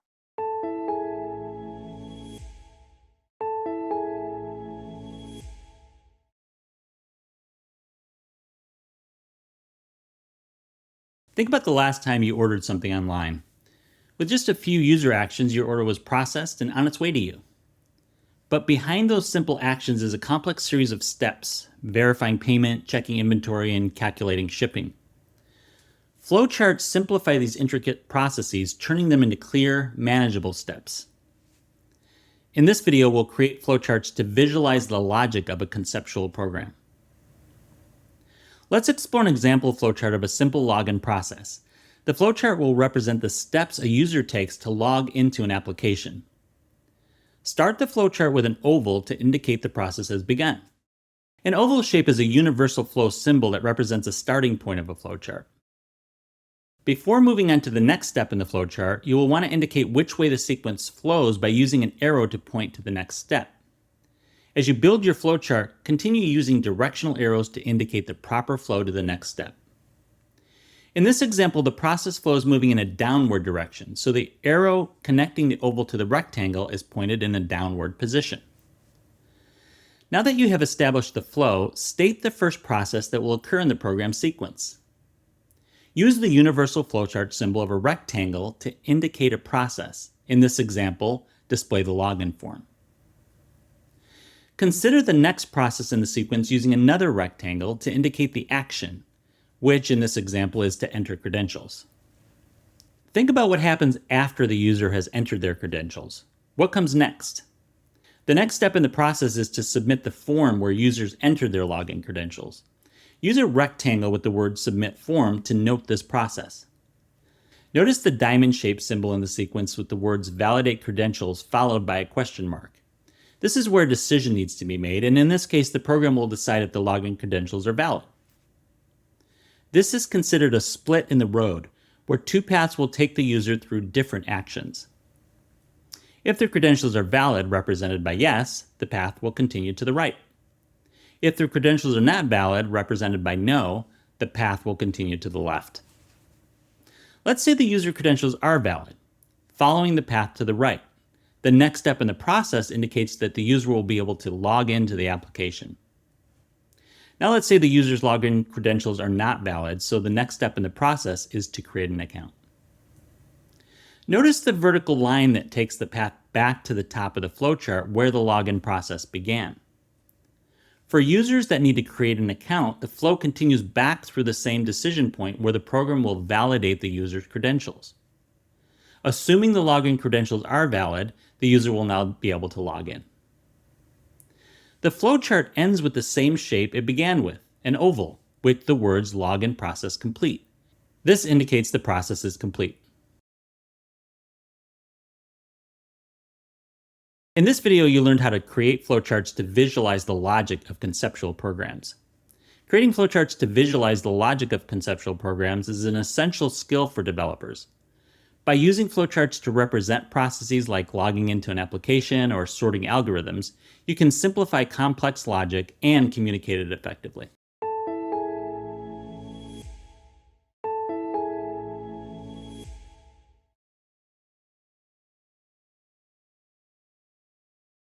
Picture this. You're designing a new app and everything is working perfectly until you hit a problem. Users are reporting errors that seem to come out of nowhere. After digging through the code, you realize the issue wasn't in the programming. It was in the flowchart that guided your design. Just like a faulty blueprint can lead to a collapsed building, an inaccurate flowchart can bring your entire project to a fast stop. The same goes for flowcharts. If they don't accurately represent the logical steps, they can lead to confusion and errors. In this video, you'll learn how to analyze flowcharts to ensure they accurately represent logical steps. Having unclear instructions can be easily prevented with attention to detail and verifying the flowchart for accuracy. Let's explore the 4 easy steps to analyze the accuracy of a flowchart. HHAI is a telemedicine company offering virtual consultations and health monitoring services. Let's examine their flowchart for virtual consultation bookings. Begin with step 1, analyze each step. Start by reviewing each step in the flowchart and checking if it accurately represents the logical part of the process. Make sure that all necessary steps are included and correctly ordered. In a flowchart for HHAI's virtual consultation booking, analyze the steps such as enter patient details and confirm booking, and determine that they are clearly represented in the correct sequence. Step 2. Check decision points. Carefully check each decision point represented by the diamond symbol to ensure it works correctly for all possible outcomes and leads to the appropriate next steps. In the HHAI booking process, a decision point like, "Is the patient registered?" should have a clear path for both yes and no outcomes. Step 3. Validate the flow of control. Ensure that the arrows or flow of control correctly connect each step and decision points in the proper sequence. Verify that the flowchart doesn't have any disconnected steps or loops that don't make sense. For HHAI, ensure that the flow from enter patient details to "is the patient registered" and booking confirmed is logical and seamless. Finally, step 4. Confirm the start and end points. Make sure the flowchart has a clear starting and ending points represented by an oval symbol. The flowchart should have a defined starting point and a logical conclusion. In HHAI's flowchart, the start point might be begin booking, and the end point might be booking confirmed. Now that you're familiar with the 4 steps to analyze the accuracy of a flowchart, let's discuss some common flowchart mistakes. Missing steps. Omitting essential steps can lead to incomplete or inaccurate flowcharts. Always double check to ensure that all critical steps are included. For example, forgetting to include the enter patient detail steps in a registration process flowchart can lead to an incomplete process. The next common flowchart mistake is incorrect sequence. Placing steps in the wrong order can confuse the flow of the process. Verify that each step logically follows from the previous one. In the HHAI booking flowchart, ensure enter patient details comes before book consultation. Another common flowchart mistake is ambiguous decision points. Ambiguous decision points are vague or unclear and can mislead users. Make sure each decision point is specific and has clear outcomes. Avoid using generic terms like check without specifying what is being checked. The final common flowchart mistake is poorly defined start and end points. Unclear start or end points can make the flowchart confusing. Ensure that the flowchart has a well-defined starting point and a clear conclusion. At HHAI, reviewing flowcharts is a critical step for the development process. For instance, the team reviews the consultation booking flowchart to ensure all steps such as enter patient details, is the patient registered, and booking confirmed are accurately represented and logically ordered. Decision points like is the patient registered are checked for clarity and proper flow. This thorough review process helps HHAI avoid common mistakes and ensures a smooth, user-friendly experience. In this video, you learned how to analyze flowcharts to ensure they accurately represent logical steps. Analyzing flowcharts to ensure they accurately represent logical steps is crucial for creating clear and effective processes. By verifying each step, checking decision points, validating the flow of control, and confirming starting and end points, you can create accurate and reliable flowcharts and avoid common mistakes like missing steps, incorrect sequences, ambiguous decision points, and poorly defined start and end points. This ensures your flowcharts are comprehensive and easy to follow.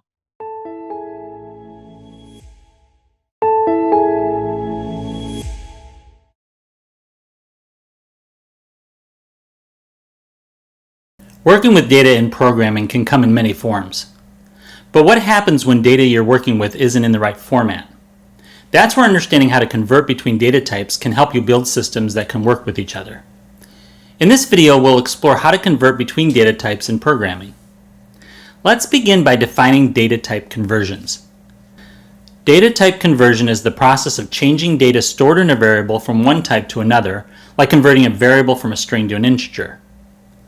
Data type conversion is essential when operations or functions require specific data types. There are 2 types of data type conversion.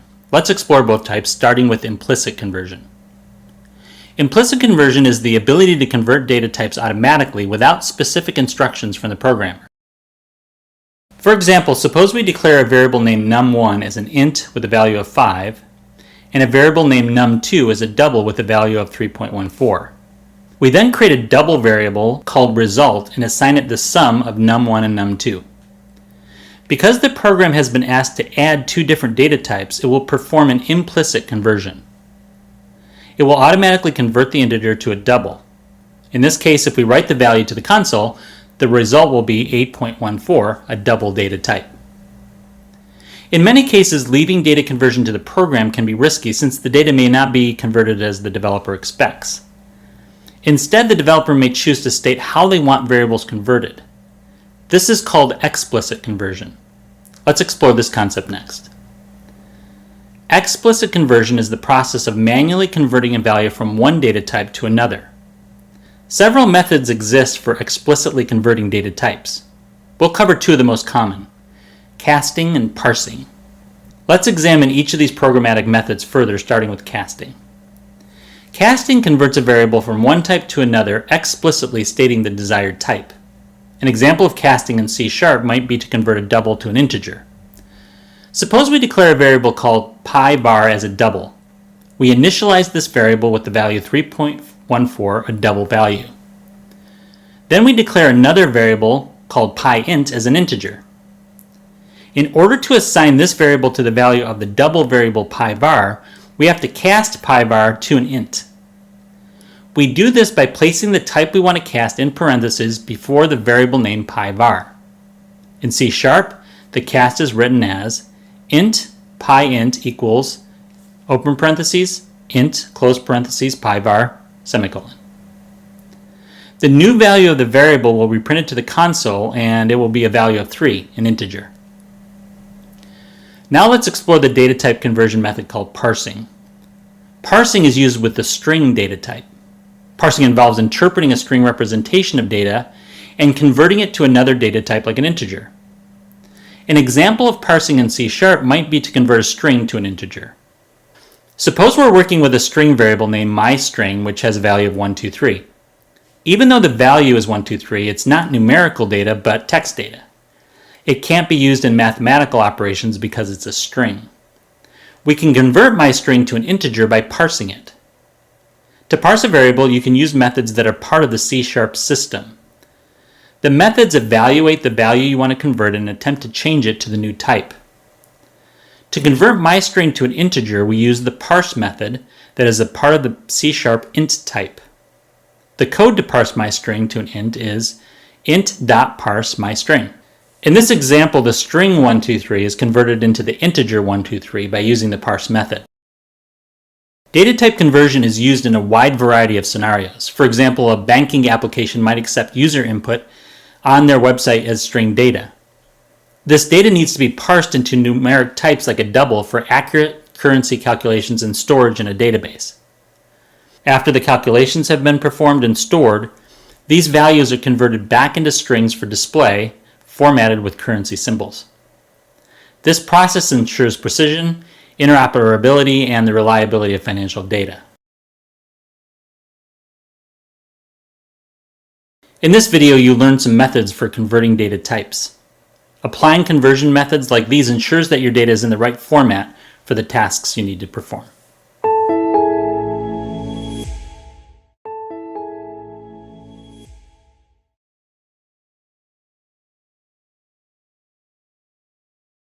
Imagine you work at a fruit store and you've been tasked with putting prices on each piece of fruit and putting them out for customers to find.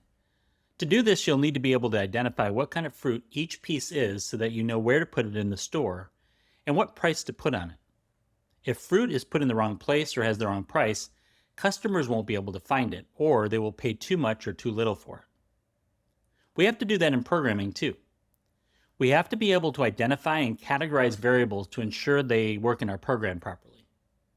In this video, we will identify and categorize different data types through examples and exercises. To categorize data types, we're going to follow these 4 steps. Step 1, start with identifying data types. Step 2 is checking data type compatibility. Step 3 is converting data types. And step 4 is validating the conversion. Let's examine each of these steps more closely. Step 1, identifying data types, uses programming language functions to identify data types. For example, you can identify the variable by asking what type it is, similar to how you might pick out an apple from a produce stand that offers different fruits. To do this, you use the function getType. The use of the term function might be new to you, so let's define it. A function in programming is simply a block of code designed to take input, process it, and return an output. For example, the getType function takes in a variable, processes what kind of data type the variable is, and then gives us the data type as output. In C#, let's start by declaring our variable string myVariable equals this fruit is an apple. We can now use the getType function to find out the data type for the variable myVariable. We write this function by starting with a new kind of data type called type. Type is used in C# to represent the type of an object or variable. In this example, it's the variable name myVariable. We also need a variable to store the result of the type that the getType function returns to us. So let's use the variable name dataType. So the function will read as follows: type dataType equals myVariable getType. This asks the computer to check the data type of the variable myVariable and store the resulting value in the variable data type. Then we can ask the computer to tell us the value of data type by asking it to print it to the console using this line of code: console.writeLine dataType. We get the result in the console of system.string. With the data type identified, we move to step 2, checking its compatibility. The function will determine if the data type needs conversion based on the context. It uses conditional statements to compare a variable's type against the expected type. The function myVariable getType will determine the data type. The function performs specific actions or prints messages based on the type. This approach ensures that the variable's type is compatible with the expected operations. An example in C# might be where the variable 123 is an integer.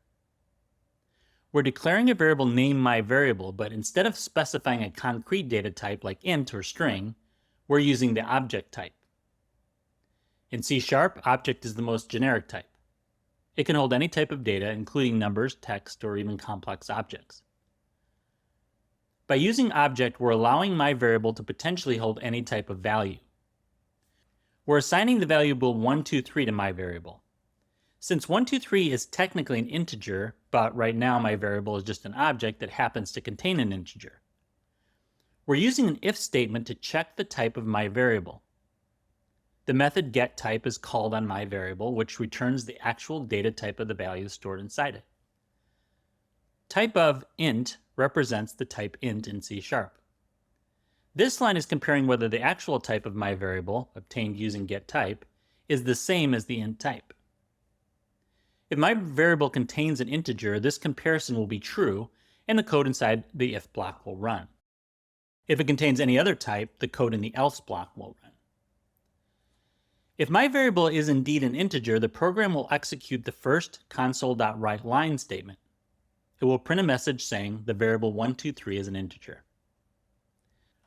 The $myVariable syntax inserts the value of myVariable directly into the string. So if myVariable is 123, the message will read, the variable 123 is an integer. If myVariable is not an integer, the program will execute the second console.writeLine statement. This prints the variable 123 is not an integer.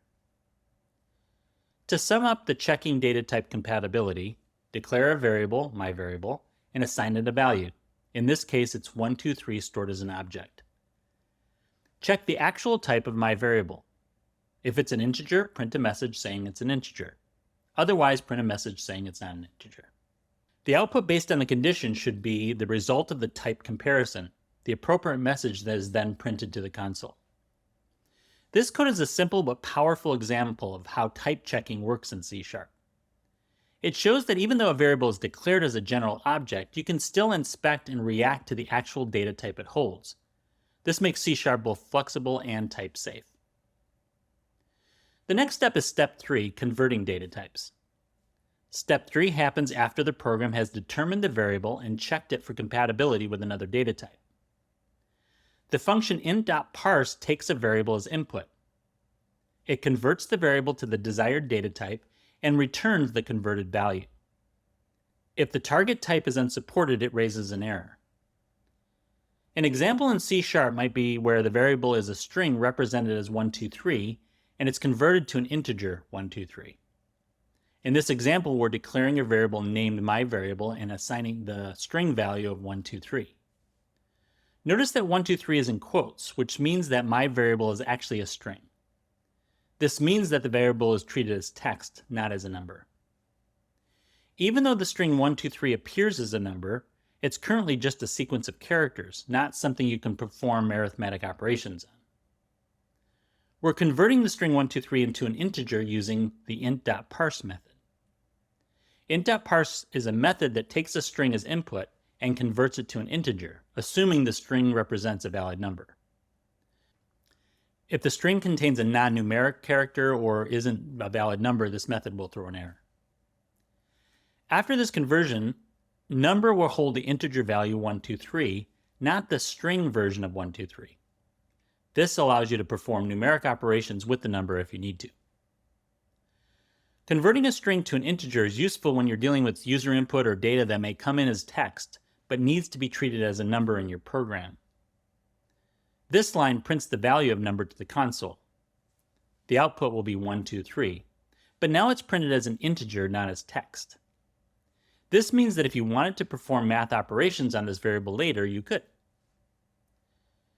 To recap, we start with a string that looks like a number, but it's actually just text, in this case, 123. So we converted the string to an integer using int.parse, converting string 123 into the integer 123. Finally, you print the integer value to the console, showing that the conversion was successful. The final step is step 4, validating the conversion. A function can validate a data type conversion by checking whether the conversion was successful and by managing any errors that may occur during the conversion process. We are declaring a variable named myVariable and assigning it the value 123 as a string. Int.tryParse is a method that tries to convert a string to an integer. Unlike int.parse, which gives an error if the conversion fails, int.tryParse returns a Boolean value, true if the conversion is successful and false if it's not. There are parameters built into this function. The first parameter, myVariable, is the string we're trying to convert. The second parameter, outIntNumber, is where the converted integer will be stored if the conversion is successful. The out keyword allows the method to pass this value back to the caller. The code checks if int.tryParse successfully converts myVariable to an integer. If it does, the value is stored in number and the condition evaluates to true, so the code inside the if block runs. If the conversion fails, the condition evaluates to false and the code inside the else block runs.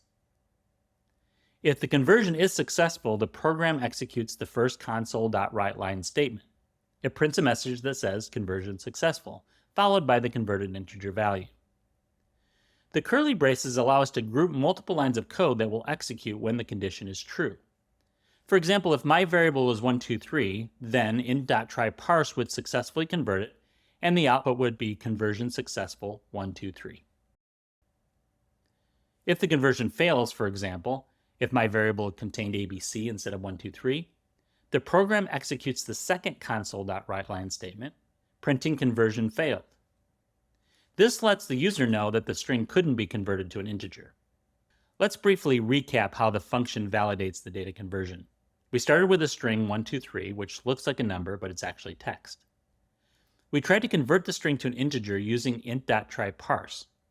The program attempted to convert the string to an integer and stored the result in a number variable if it's successful. If it is successful, the console prints a message with the converted integer value. If unsuccessful, the console prints a message saying the conversion failed. In this video, you learned how to identify and categorize different data types through examples and exercises. By mastering how to identify and convert data types, you can reduce the chances of bugs in your programs and ensure that they work as designed.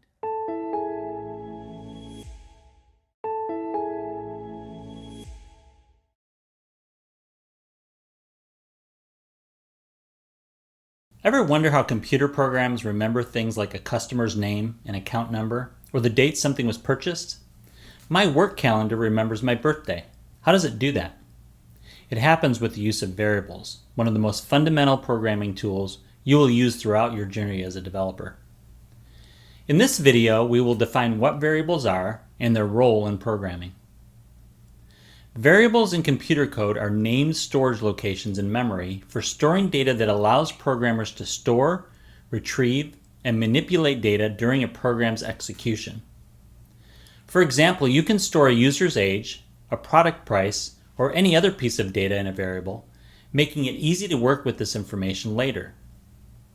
Variables must be named or labeled appropriately through meaningful naming conventions so that their data can be easily retrieved later. Let's discuss some best practices for naming variables. One best practice for naming variables is using descriptive names. It's important to choose names that describe the variable's purpose. For example, age, total price, or username are descriptive names that make the code easier to understand. Avoid single letter names like A, B, or X. Another best practice for naming variables is following naming conventions. In C#, for example, it's common practice to use camel case for variable names.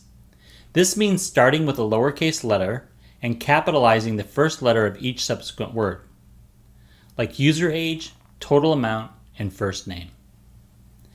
When using camel case, words are placed together without spaces, hyphens, or underscores. For example, user age, total amount, and first name follow the camel case convention. Another best practice for naming variables is to consider the scope. The scope of a variable refers to where it can be accessed in the code. Use meaningful names with the appropriate scope. Here's a simple example of global and local scope. Think of a school. The principal is a global figure who can make decisions for the entire school, so they are accessible everywhere. Global scope.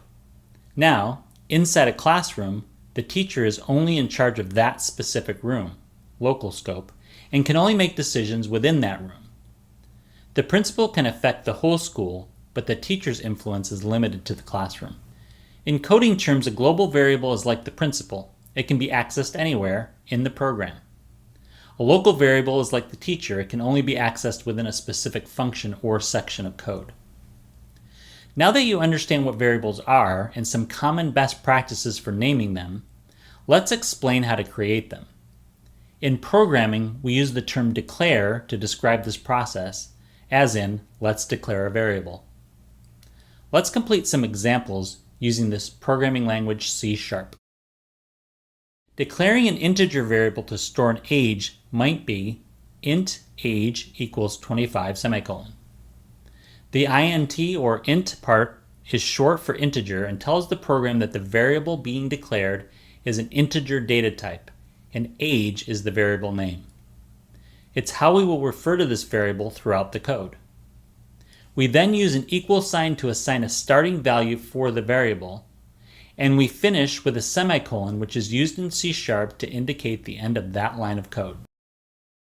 Therefore, with this line of code, we created or declared that the variable age is an integer with a value of 25. Let's explore some more examples to illustrate variables of different data types. Our age variable in the last example is an integer with a value of 25, a whole number. This is fine when working with whole numbers, but what if we want a variable that can be a decimal, like a product's price? We will then need to use a data type called double. Declaring a double variable to store the price of a product, double price equals $19.99 semicolon. With this line of code, we declared that the variable price has a data type of double and a value of $19.99. Now, what if we want a variable that can store text like a person's name? For this, we will use the string data type. Declaring a string variable using C# to store a user's name.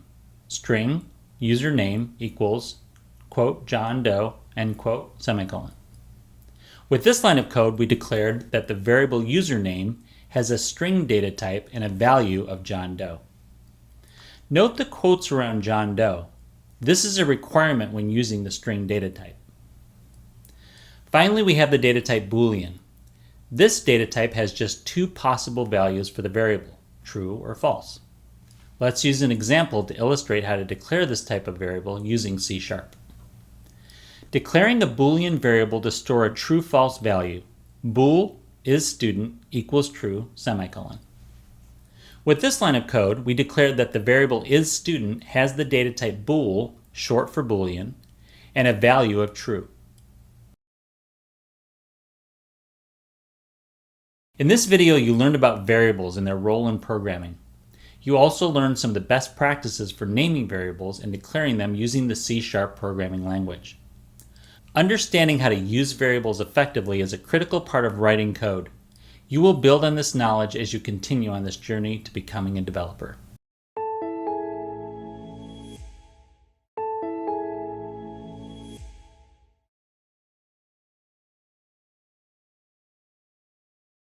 Think of programming as a cooking recipe with data types as your ingredients. Just like potatoes, salt, and oil are essential for creating a dish, data types like integers, doubles, strings, and booleans are the building blocks of every program. Now imagine you need bowls, cups, or jars to store and use these ingredients as you cook. That's where variables come in. Variables are the containers that hold your data, allowing you to mix, measure, and prepare your program just like you would a recipe. Data types are the ingredients, and variables are the containers that store and manage those ingredients. In this video, we will describe the fundamental data types used in programming. Let's begin by defining what variables and data types are. Variables are a way to store data in a program. Think of it like a labeled container where you can put information, such as a number, a piece of text, or a true-false value. This labeled container can be used and changed throughout the program. Now that we have defined what variables are, let's define what data types are. Data types are classifications of data in programming that define the types of values a variable can hold.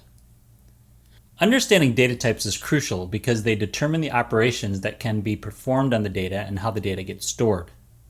Now let's explore the four basic data types: integers, doubles, strings, and booleans. Each type has its own unique characteristics and uses, so we will examine each in more detail, starting with integers. Integers store whole numbers, both positive and negative, and do not include fractions or decimal numbers. And they are used for counting and arithmetic operations.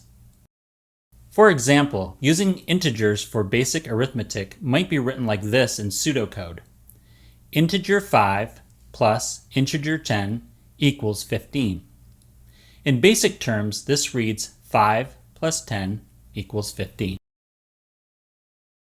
The integer data type is only for values that are whole numbers. But what if we have values that are decimals? For these more precise values, we use the data type called double. Doubles are referred to as floating point numbers because the decimal place can float anywhere in the number. Doubles are used when a value of greater precision than a whole number, like a fraction or a decimal, needs to be stored. Examples might be when performing calculations in scientific research or finance. An example of calculations with doubles might read as follows: double 7.15 times double 3.2 equals 22.88. In basic terms, this reads 7.15 multiplied by 3.2 equals 22.88. While the integer and double data types work with numbers so that we can perform calculations, what about all the other kinds of data we want to work with?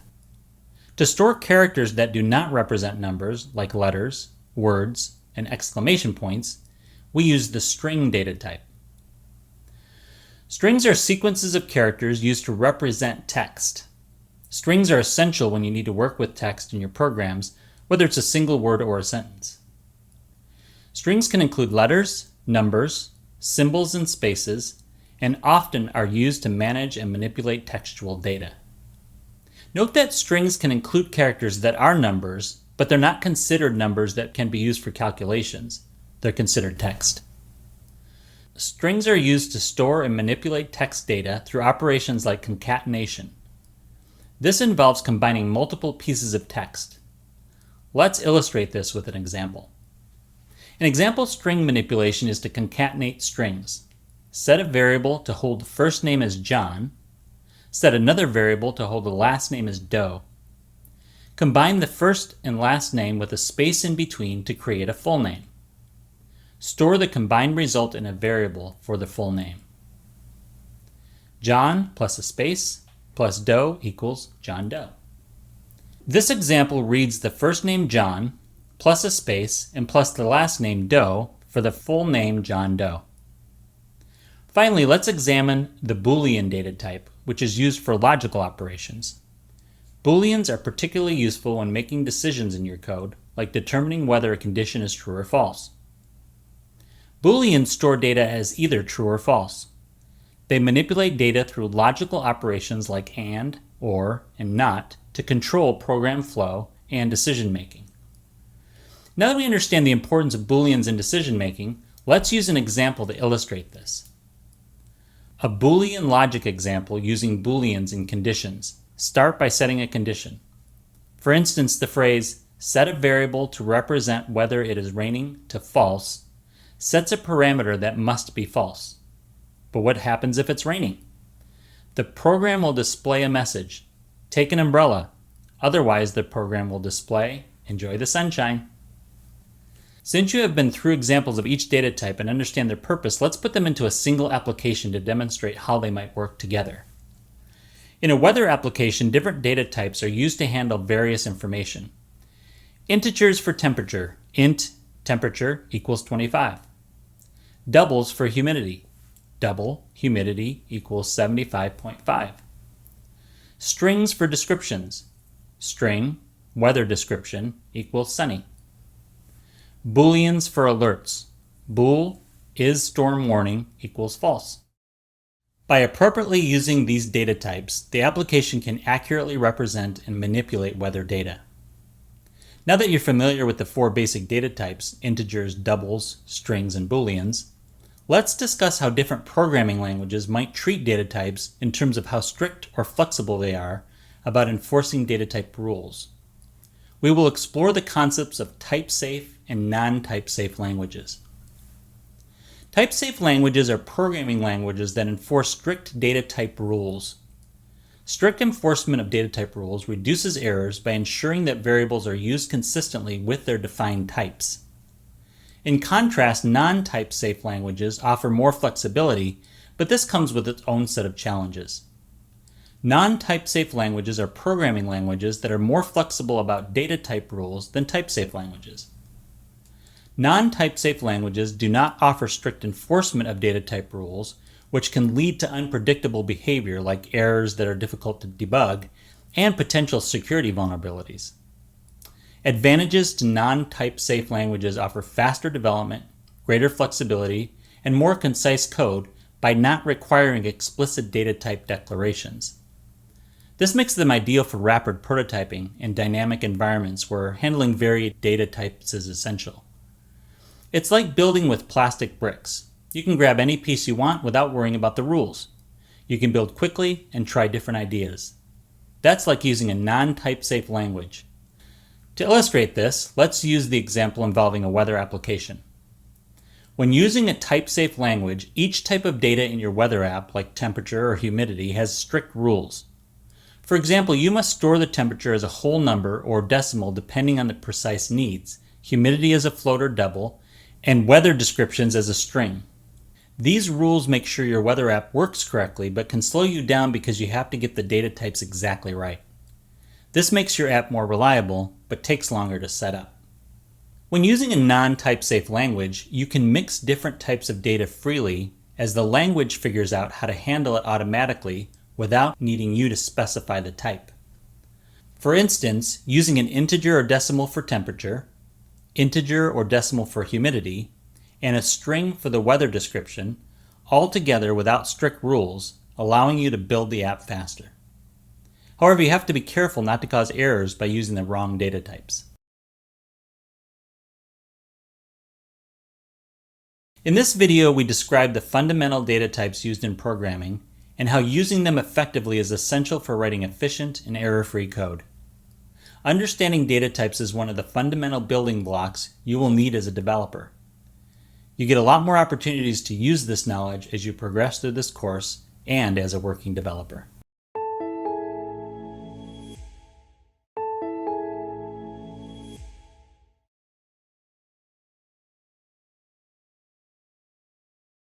Imagine trying to perform a calculation only to find that your numbers don't add up correctly. You look closer and realize the problem. What you thought were numbers were actually being treated as text. This is what happens when data types are used incorrectly in programming. The power of data types lies in their ability to store information in the right format, enabling accurate calculations and efficient operations. Without them, even the simplest tasks can lead to confusing results and unexpected errors. In this video, we will declare variables of different data types in C#. Variables hold data, and data comes in various formats or types, like numbers, text, and true-false values. You can declare variables to hold a specific type or to hold any type of data. Now let's examine how C# handles variables. In C#, you declare variables so that they can only hold data of a specific type. Languages like C# that require variables to be declared with a specific type are called type-safe because the programmer always knows what the variable type will be. In other words, the type is safe once it's declared. For example, if you declare a variable as a string, your program will treat the data it contains as text. Common data types in C# include integer, double, string, boolean, and array. Each type uses a specific keyword. In contrast, JavaScript is a loosely typed programming language. In JavaScript, variables can hold any type of data, and the program determines the type of data the variable holds when the application runs. In order to declare a variable, developers use a specific syntax. Syntax refers to the set of rules that define the structure and arrangement of elements in a programming language. It's the vocabulary of the language. Now let's explore the syntax developers use to declare variables in different programming languages. First, declaring a variable starts with the type keyword, like string, telling the program what kind of variable to store. Next, the type keyword is followed by the variable name, an equal sign, and then the value the variable will store. Since a declared variable can hold any type of value in JavaScript, you can use the general type keyword var when declaring any variable. Next, let's investigate some examples of variable declarations of different types. In C#, you declare integer variables using the int keyword. Suppose you wanted to create a variable called age that stored a number representing a person's age. You want to set the initial value of this variable to 25. In C#, you would write the code as int age equals 25. In JavaScript, you can write the declaration as var age equals 25. Double variables in C# are declared using the double keyword. Double variables hold numeric data that include decimals. For example, if you wanted to declare a variable named temp to hold temperature data, you would write C# as double temperature equals 36.6. Similarly to the int declaration, in JavaScript you would declare the variable as var temperature equals 36.6. The previous examples show how you can declare variables that hold numeric data. Now let's explore how to declare variables that hold other types of data like text data and true-false values. String variables hold text data. In C#, the syntax for declaring string variables uses the string keyword. To declare a variable called name as a string variable that holds the value Alice, you would write the code as string name equals Alice. An example of a string variable declaration in JavaScript is var name equals Alice.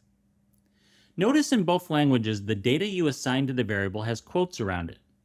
This is required when declaring string variables in any programming language. The next type, Boolean variables, are declared in C# using the bool keyword. Booleans store true and false values. For example, to declare a variable isStudent as Boolean in C#, you'd use the syntax bool isStudent equals true. In JavaScript, you can declare it as var isStudent equals true. So far, we have examined how to declare variables to store a single value. The value can be changed, but they still have just one value at a time. Programming languages have a type called arrays that can store more than one value at a time.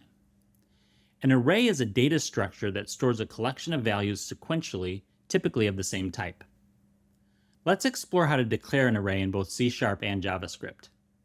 In C#, arrays are declared using square brackets after the data type and the values between braces. You would write an array for a collection of integer values as int, brackets, numbers equals 1, 2, 3, 4, 5. In JavaScript, this array would be declared as var numbers 1, 2, 3, 4, 5. A JavaScript array declaration doesn't require brackets after the var type keyword, but does use brackets around the values. To recap, C# is type safe, requiring explicit data type declarations, which ensures precision and reduces errors. For examples, numbers can't be mistakenly treated as text. In contrast, JavaScript is dynamic, allowing variables to hold any type, though this can increase the risk of errors. Understanding these differences helps you write more reliable code in each language. In this video, you learned how to declare variables of various types in C# and compare them with JavaScript. You also covered how to declare arrays in both languages. Variable declaration is fundamental to programming and ensures that data is stored and manipulated correctly.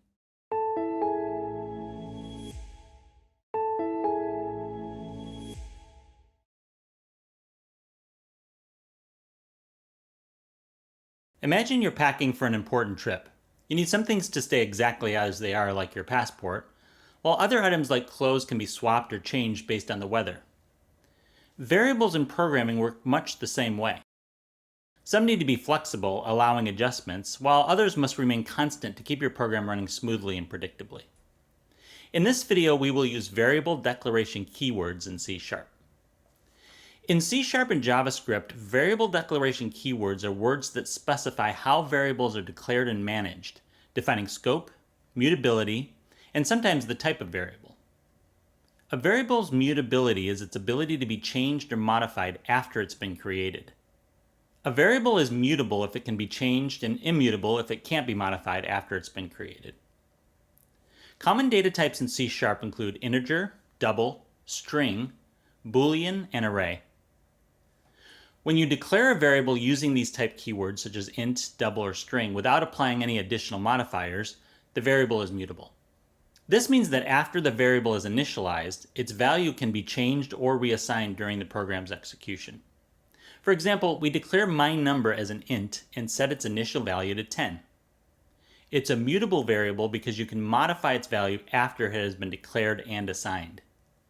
We can immediately change the value to 20 to demonstrate its mutability. In JavaScript, variables can hold values of any type, and by default they are mutable. Without additional modifiers, you can use the var keyword to declare a mutable variable, meaning its value can be changed at any point in the code. Now let's explore how to create immutable variables in the C# and JavaScript programming languages. In C#, variable declaration keywords like const and read-only before the type keyword sets a variable as immutable. In JavaScript, similar concepts are managed with let and const. Now let's examine how these phrases work in C# to declare mutable and immutable variables. In C#, const is used to declare variables that can hold a value that cannot be modified after initialization. They have a constant value throughout the application's operation. Suppose you created a game program with a top possible score of 100. You need a variable that you know will always hold this maximum value. In C#, you declare a value using const by writing the code const int max value equals 100. This means that max value is a constant integer variable whose value is set to 100 and cannot be changed throughout the program. The const keyword ensures that the variable max value remains immutable, meaning its value is fixed and cannot be modified after its declaration. In JavaScript, you use const to declare a variable that can't be changed, meaning the variable's value can't be reassigned. For example, const max value equals 100, the max value variable cannot be given another value. However, there is an important exception. If a variable declared with const holds an object or an array, you can modify its contents, but you still cannot reassign the variable to a new object or array. This means you can add or remove members from the object or array, but you can't reassign it using the equal sign. Now let's examine another type of declaration variable keyword that creates immutable variables, and this is called read-only. In C#, read-only is used to declare variables that can be assigned a value only once at the time of declaration, or in a special code block called a constructor that runs in the same group of code in which the variable is declared. For example, in C# you can declare a read-only variable called maxAttempts. In a constructor called setMaxAttempts, you set the maxAttempts variable equal to 5, and then write the number of maximum attempts to the console. Because of the use of the read-only keyword, the max value variable can only be assigned once during the constructor.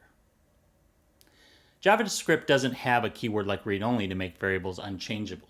However, when you use const with simple values like numbers or strings, it works similarly because you can't change the value after it's set. Properly managing data in your programs will make them easier to manage, more secure, and cause fewer bugs. Whether you need mutable or immutable variables will depend on the context, but you'll use both as you grow your programming skills. In this video, you learned how to use variable declaration keywords in C# and compare them with JavaScript, working through examples illustrating how const and read-only keywords can help manage a variable's mutability and immutability. Understanding how to use these keywords is essential for writing robust and maintainable code, and it will be a big part of your work as a developer.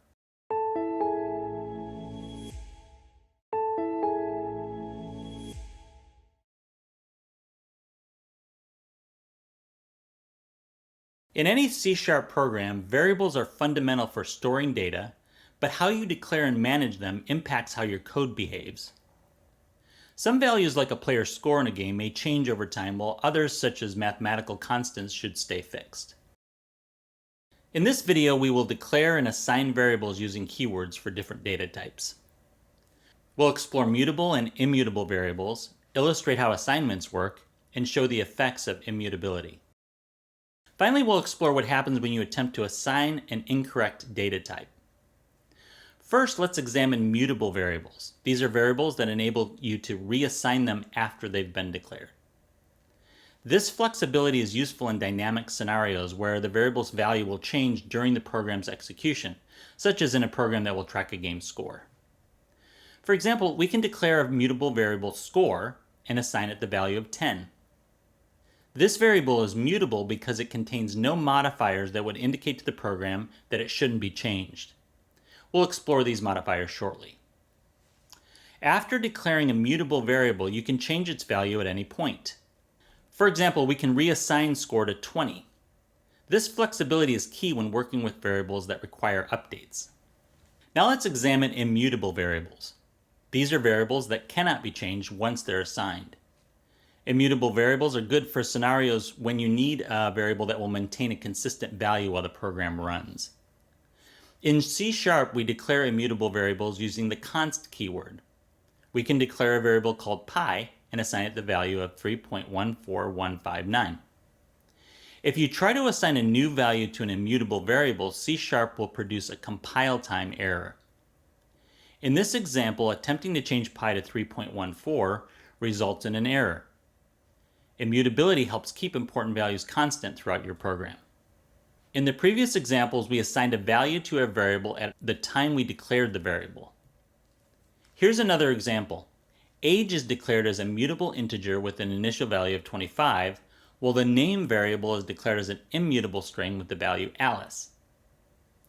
Assigning a variable at declaration is a common practice in C# to make sure variables are initialized or have a value from the moment they're declared. Now let's discuss the importance of data types and how variables are assigned when they're declared.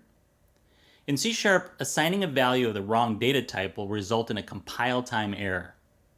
This means that when the code you write is converted to code the computer can understand, the tool you use will tell you that you can't make the conversion correctly. For example, you cannot assign a string to an integer variable. Trying to assign the text value 10 to a variable called score, which is declared as an int, will cause an error because the types don't match. Now let's investigate this topic further by working through an example. Imagine you're building an application for a fitness tracker. You declare the variable username as an immutable string, and their step count as a mutable integer steps. As the user walks, you can update the step count. The value of steps is mutable, so it can be updated to reflect the user's progress. However, the variable username remains constant throughout the program, ensuring consistency in user data. In this video, we declared and assigned variables using keywords for different data types. We explored mutable and immutable variables, how reassignment works, and how to avoid errors related to data types. By using these tools, your variables will behave as expected and you'll avoid common coding mistakes.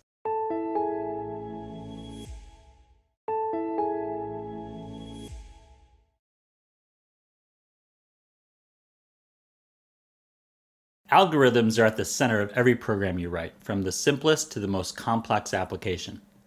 Whether you're sorting a list of numbers or creating a game, mastering the art of algorithm design is key to transforming your ideas into functional, efficient code.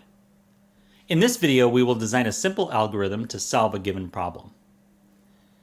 To structure our approach to designing algorithms, let's break it down into a couple of steps and explore each step in detail. The first step in designing an algorithm is understanding the problem and setting a goal.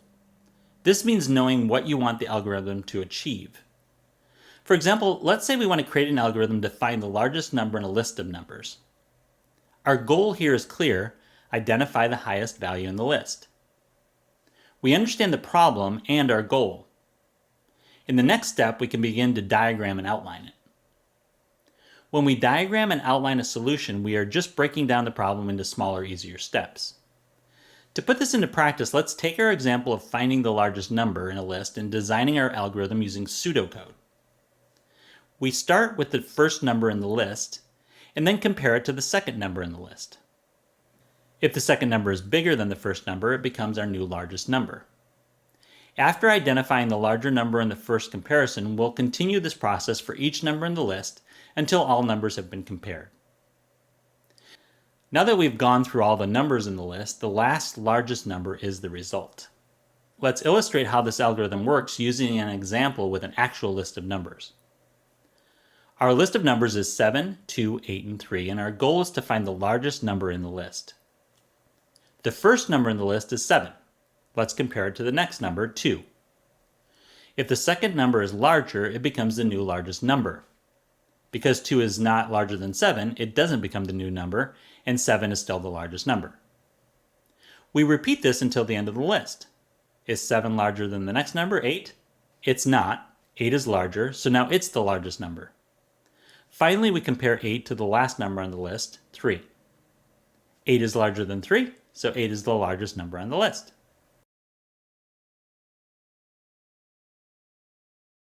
In this video, you learn the foundational steps of algorithm design, understanding the problem, diagramming and outlining the solution, and writing it all down in pseudocode.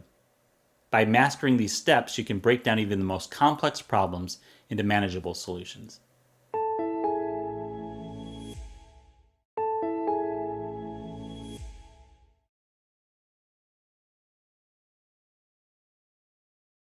Imagine an algorithm as the blueprint for constructing a building. Just as a blueprint guides the construction process, an algorithm outlines the steps to solve a problem using code.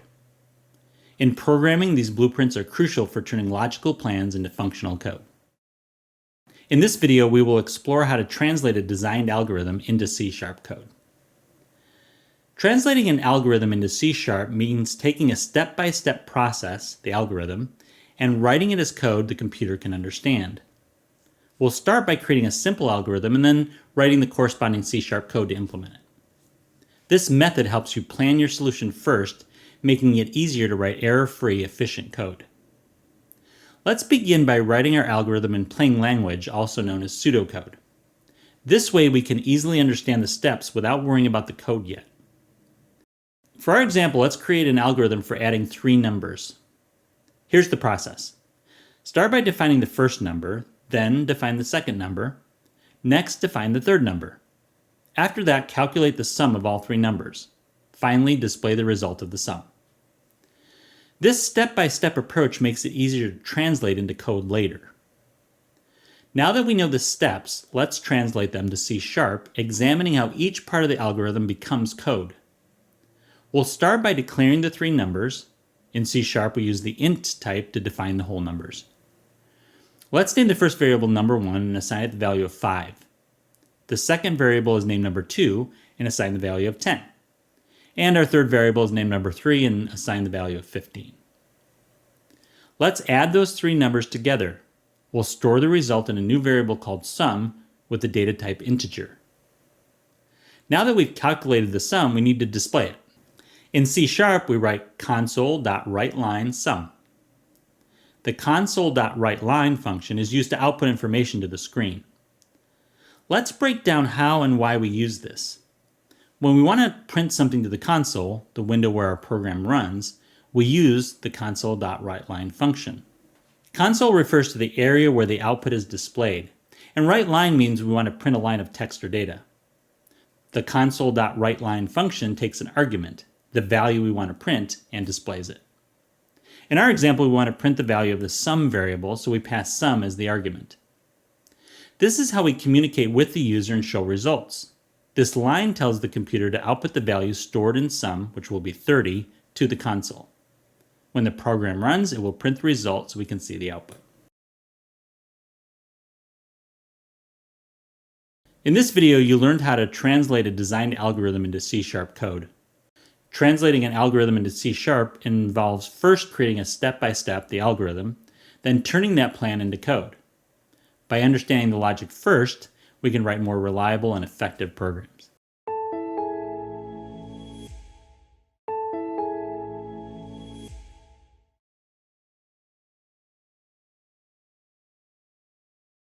A front-end developer must master algorithms, flowcharts, and data types.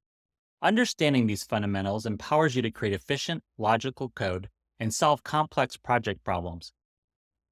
First, we described algorithms, flowcharts, and data types, highlighting their essential role in programming. Next, we examined the fundamentals of flowcharting, including how to visualize logic, construct practical flowcharts, and analyze their effectiveness. Then we explored the core data types, focusing on how to recognize, classify, and transform them. Next, we focused on the techniques for declaring and initializing variables in C#, including understanding various data types and the principles of effective variable management. Lastly, you learned to craft algorithms and translate them into C# code, honing your skills to implement these solutions effectively in your projects. Congratulations! You have completed algorithms, flowcharts, and data types.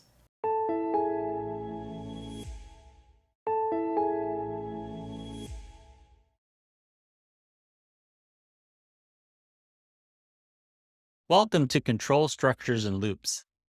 This module explores key concepts and techniques for effectively using control structures and loops. You learn how to implement control structures, utilize loops for repetitive tasks, and integrate these tools to create efficient and dynamic programming solutions. We will begin by outlining control structures, including if-else and switch statements, and their significance in programming for making decisions and managing control flow. Next, we will explore advanced if-else statements and complex switch cases, focusing on their application in decision-making scenarios to enhance control flow. Then we will examine different loop constructs, including for loops, while loops, and do-while loops, to understand their uses and how to apply them for efficient repetitive tasks. Next, you will learn how to combine loops with control structures to optimize loop-based programming for repetitive tasks and enhance practical application. Finally, you will discover how to combine if-else statements and switch cases with loops to enhance control structures and streamline programming logic. By the end of this module, you'll have a solid grasp of control structures and loops, mastering their effective use in programming. You'll learn to apply and combine these techniques to craft efficient and dynamic solutions. Let's begin our exploration of control structures and loops.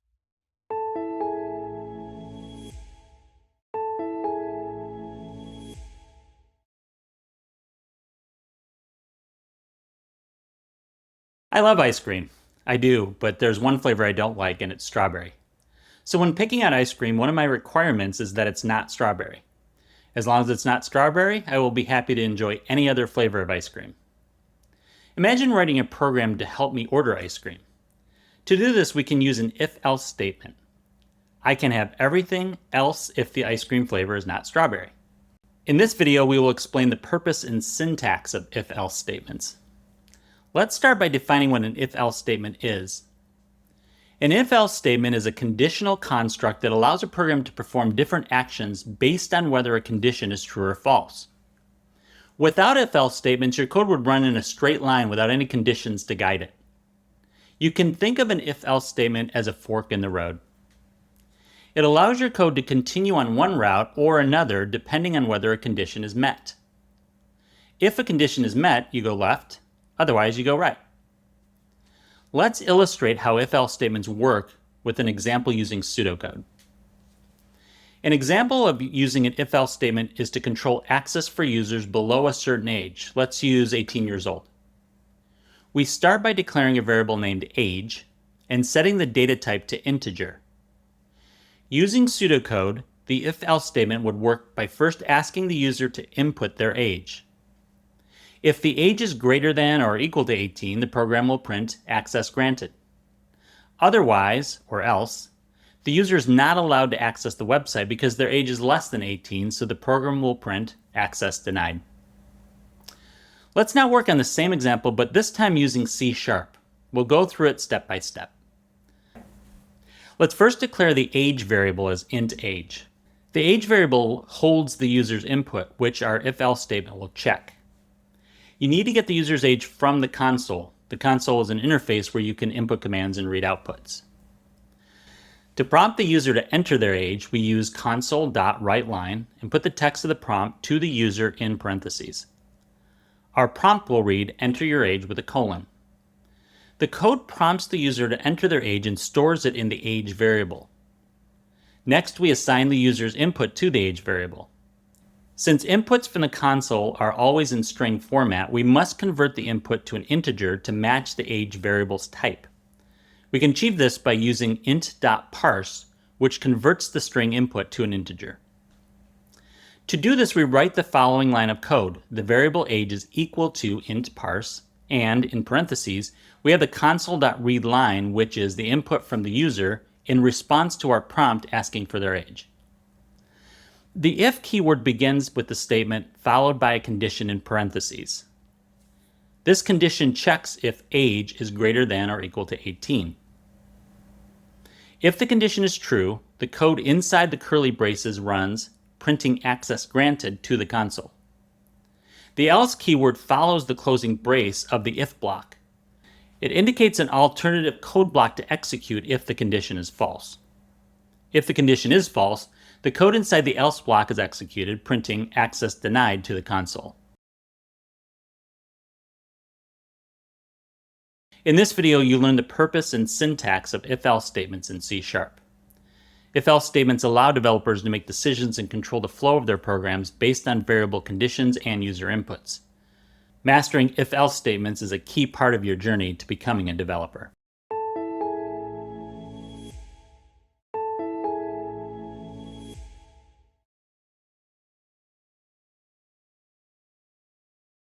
When you write code, you often need to tell the computer what to do based on different conditions. Instead of using a lot of if and else statements, you can use a switch statement. It's a way to choose what part of your code to run based on the value of something.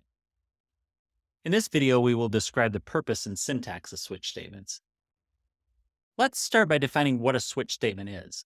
A switch statement allows a program to evaluate a variable and execute different actions based on its value or case. The primary purpose of using switch statements is for developers to be able to work with multiple possible variable values, making the code more readable and organized than using multiple if-else statements. Now that you've been introduced to what a switch statement is and its purpose, let's explore its structure and how it works with an example, starting with one in pseudocode. Imagine a vending machine that checks which button was pressed and performs the corresponding action. If you press the button labeled water, the vending machine dispenses water. When you press the soda button, the machine dispenses soda, and when you press the coffee button, it dispenses coffee. If you press any other button not listed as a default, it displays an error message. The values of water, soda, and coffee are called cases in the switch statement. The use of default is also a kind of switch state case. In pseudocode, this example used the following structure. Using a variable with the name button and a data type string, create a switch statement with the variable button. Then a case and corresponding action for each selection. The first case will be called water, and its action is to print dispensing water. The next case will be called soda, and its action, dispensing soda. The third case will be called coffee, and if selected, the message dispensing coffee will be provided. And then there's the default case, which has an action of providing the message invalid option, because a button has been pushed on the vending machine that doesn't have a case to match it. Now let's try the same switch example, but this time using C# and breaking down the syntax piece by piece. The variable named button represents the button in the vending machine, which we will check with our switch statement. To define the variable, write string, button, and a semicolon. The switch keyword begins the statement, followed by the variable to be evaluated in parentheses. Opening and closing braces are then added. The switch statement's cases will be included within those braces. Each case keyword represents a possible value of the variable. If the variable matches the case value, the code block following the case is executed. When the button selected is water, a message is displayed or printed to the console stating that the vending machine is dispensing water. It's important to remember that the console is an interface for inputting commands and viewing outputs. The break keyword ends the current case. Without it, the program will continue to execute the next case regardless of its value. Now include all the additional cases for the button pressed in the vending machine. Soda dispenses a soda, and coffee dispenses coffee, adding a break keyword at the end of each case. Finally, don't forget to include the default case to manage any buttons with values that do not match other cases in the switch statement. This case begins with the default keyword and includes a code block to execute if none of the case's values match the variable. Be sure to include the break keyword as well. In this video, you learned about the purpose and syntax of switch statements. Switch statements are powerful tools for managing multiple possible values of a variable.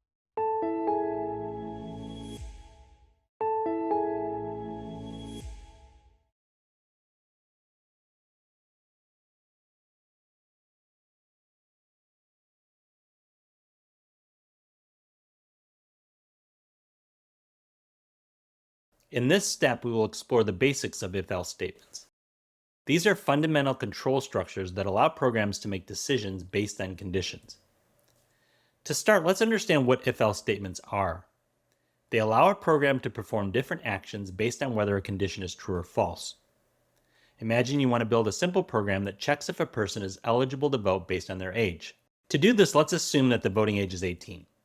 If someone is 18 or older, they can vote. If they are under 18, they cannot vote. First, we need to declare a variable that will store the user's age. In programming, a variable is like a container where you can store information that you want to use later. Since we are working with whole numbers, ages, we will declare a variable of the type int, which stands for integer. The int type is used to store whole numbers and we'll name this variable age.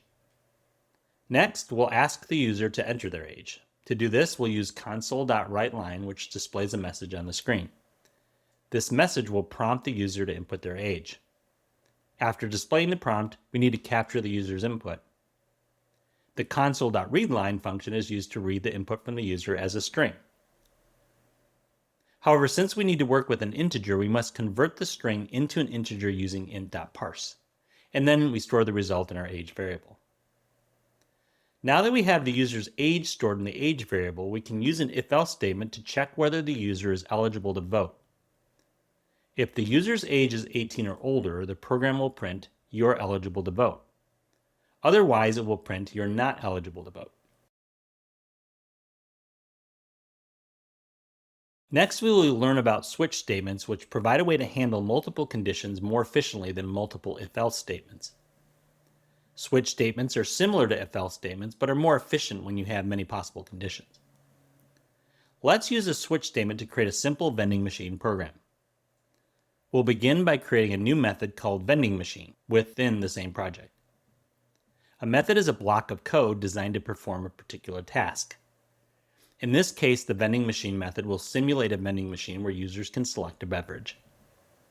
Inside the vending machine method, we'll declare a string variable called choice. This variable will hold a beverage selected by the user. The string type is used to store text such as words or sentences.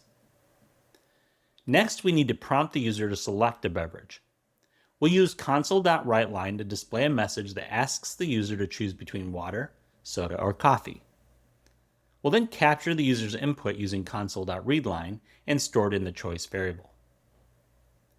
Now that we have the user's choice stored in the choice variable, we can use a switch statement to handle different possible selections. The switch statement will check the value of choice and execute the corresponding case block based on the user's input. If the user selects water, the program will print dispensing water. Similarly, it will print dispensing soda for soda and dispensing coffee for coffee. We will also include a default case to handle any invalid inputs, providing a message prompting the user to select a valid option. This step involves applying if-else statements to a real-world scenario. Imagine you are developing a program for a school to check if students pass or fail based on their grades. You will use if-else statements to implement this logic. We'll start by creating a new method called checkGrade. This method will contain the logic for checking if a student has passed or failed based on their grade. Inside the checkGrade method, declare an integer variable named grade to store the student's grade. The int type is used because grades are whole numbers. Next, prompt the user to enter the student's grade using console.writeLine. Capture the input using console.readLine and convert it to an integer using int.parse. This value will be stored in the grade variable. Now use an if-else statement to determine if the student has passed or failed. If the grade is 50 or above, the program will print passed. If the grade is below 50, it will print failed.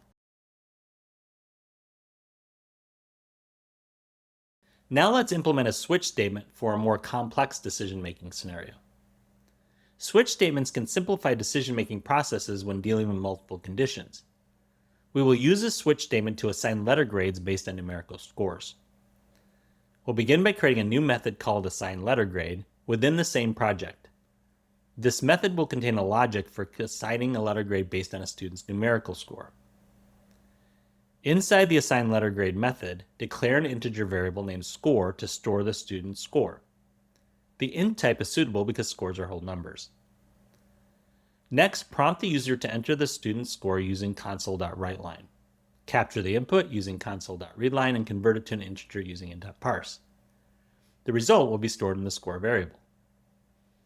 Now we'll use a switch statement to determine the student's letter grade. By using integer division, score divided by 10, we can group scores into ranges like 90 to 100, 80 to 89, etc., and assign the corresponding letter grades, A, B, C, D, F. Congratulations, you have successfully completed the lab on using if-else statements and switch cases. You learned how to make decisions in your code and handle multiple conditions efficiently. These skills are essential for building interactive and dynamic applications.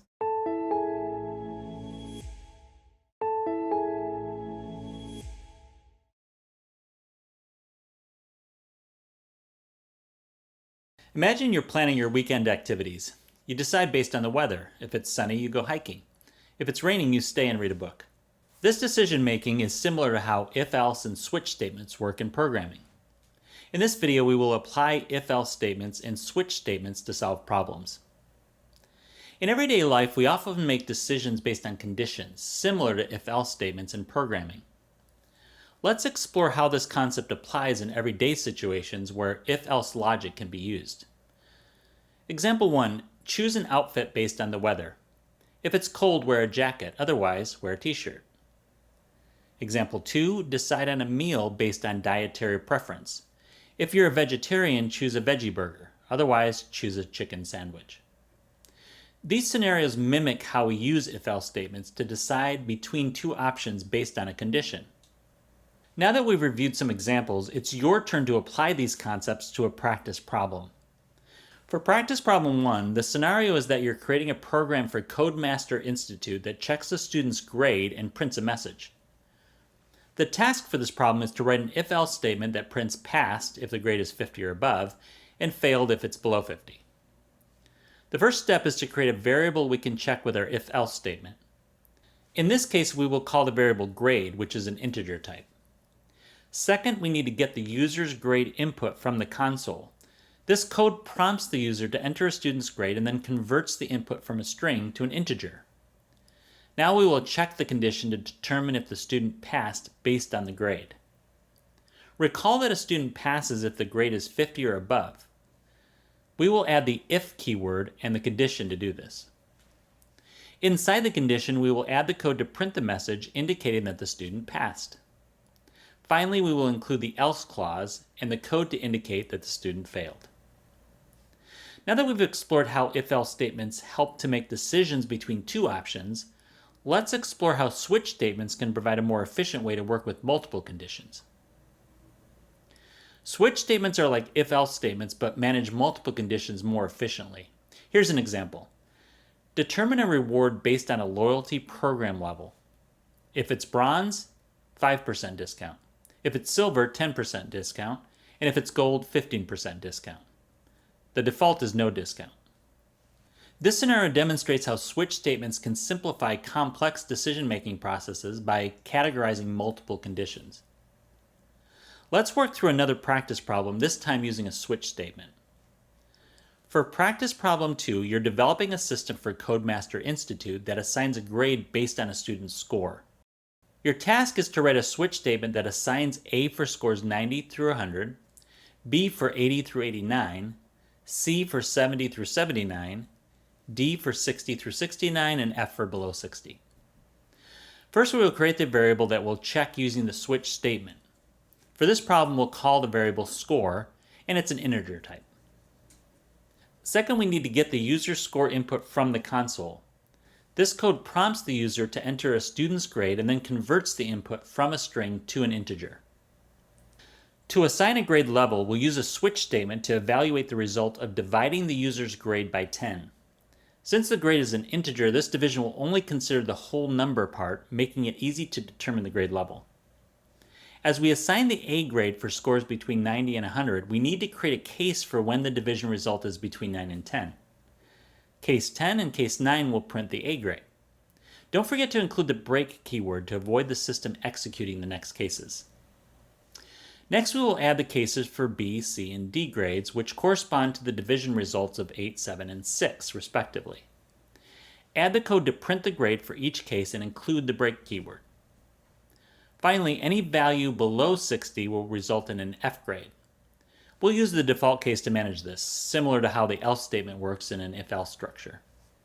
We'll ensure that if none of the specified cases match, the default action will be taken. In this video, you learned how to apply if-else statements and switch statements to solve problems. These conditional statements are important for making decisions in programming, just like in real-life scenarios. By practicing these concepts, you can enhance your problem-solving skills and write more efficient code.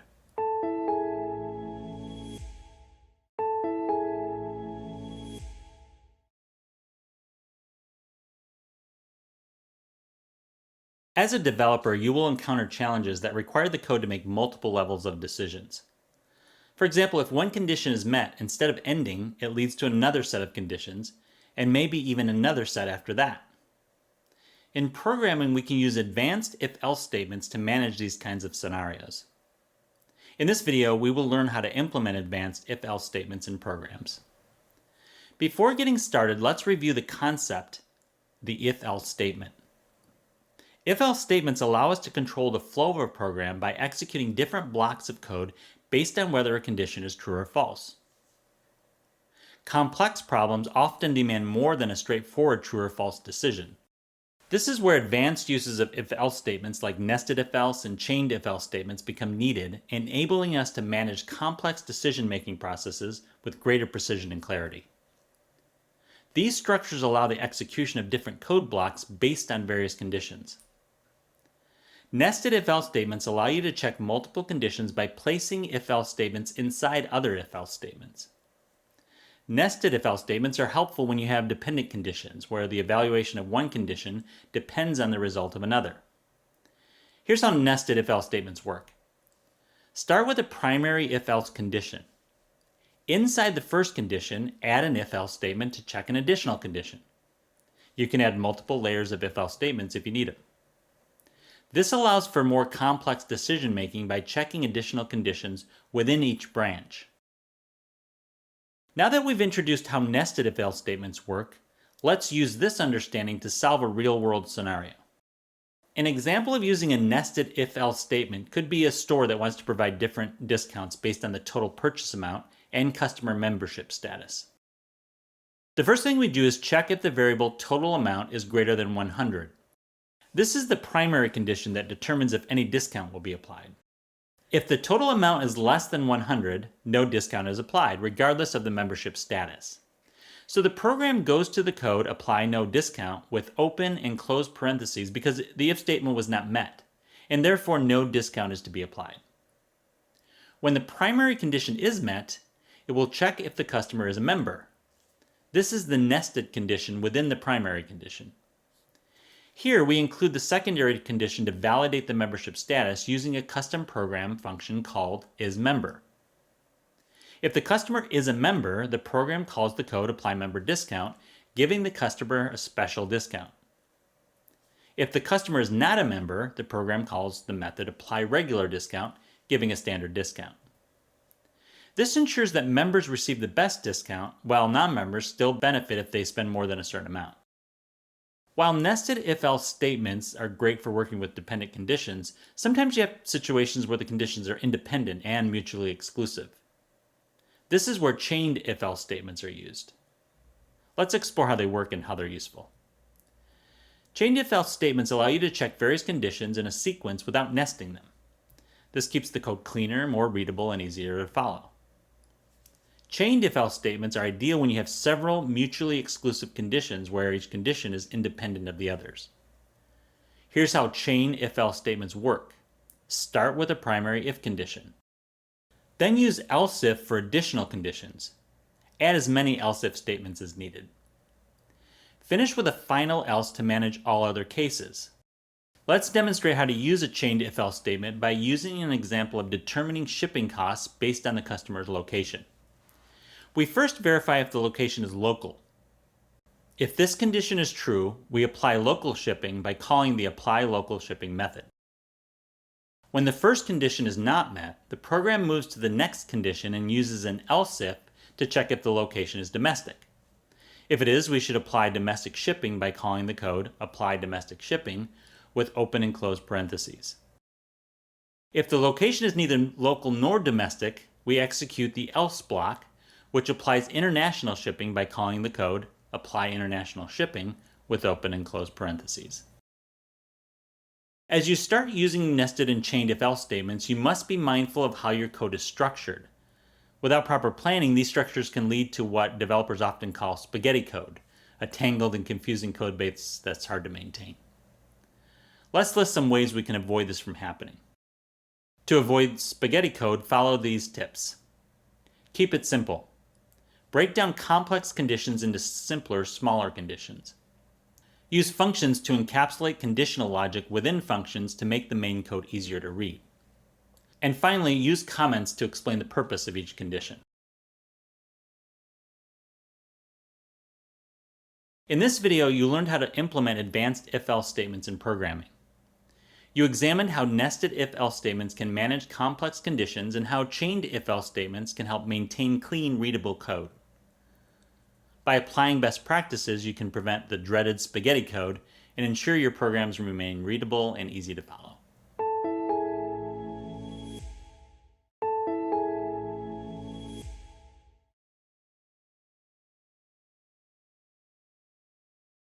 As a developer, you will be creating programs that use control structures like if-else statements and switch statements to solve real everyday problems.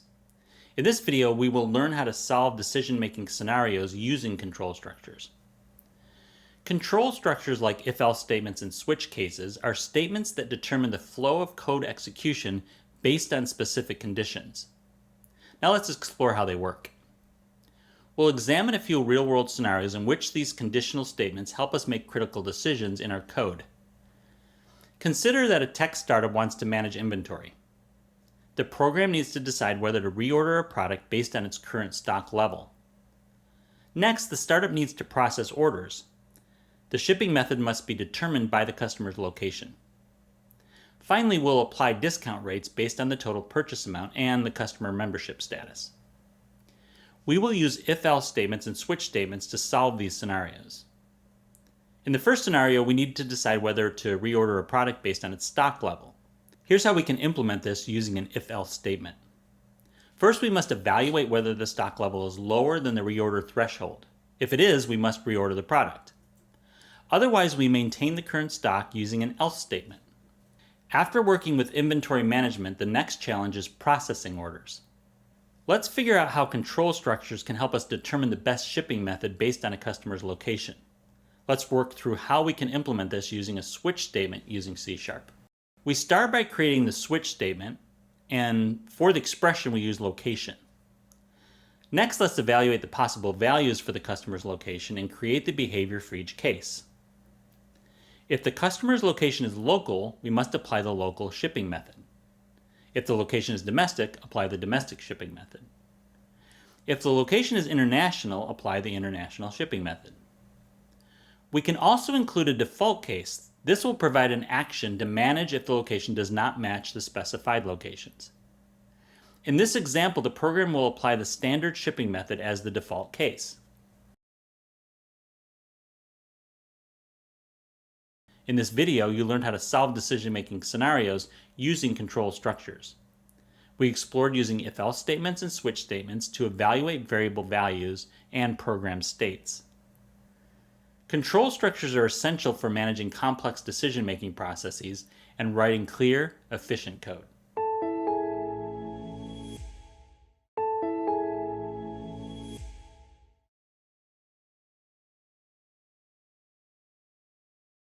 In programming, there will be problems that are complex and require multiple levels of decisions. And sometimes to solve these kinds of problems programmatically, simple switch statements will not be enough. In this video, we will implement complex switch statements in programs. Before we explore some examples, let's quickly recap what switch statements are and why they're useful. Switch statements allow a program to evaluate a variable and execute different actions based on its value. For example, a program may use a switch statement to apply a different shipping method based on order size. To determine which order size matches which shipping method, switch statements use cases.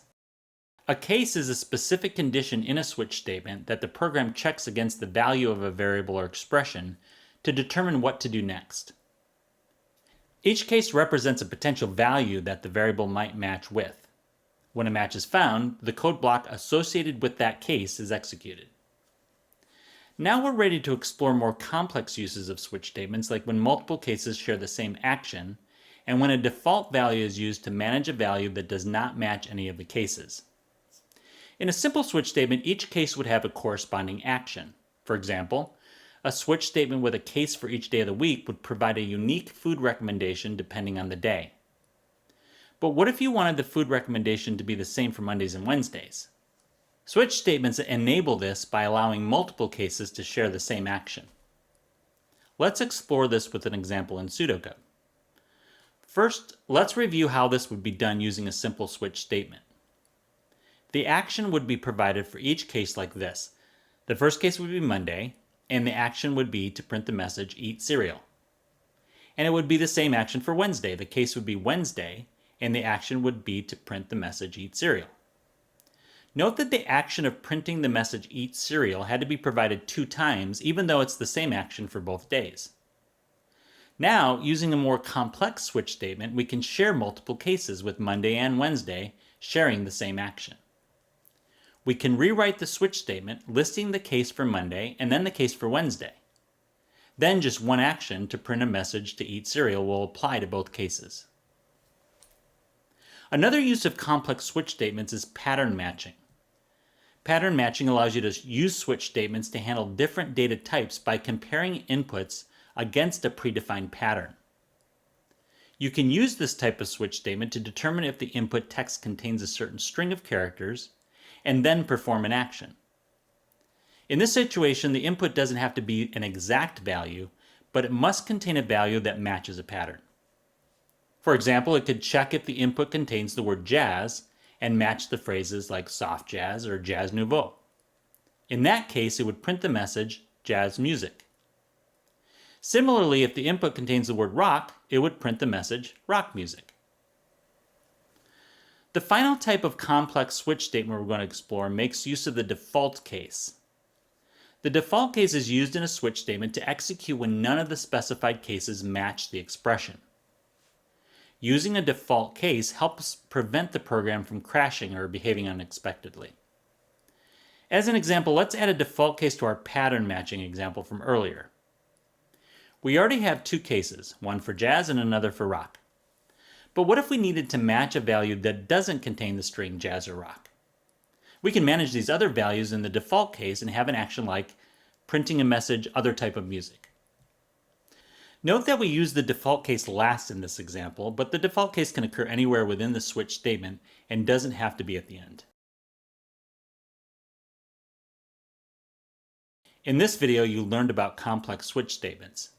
You explored how to manage multiple cases, apply pattern matching, and use the default case to manage unmatched values and ensure your code works smoothly.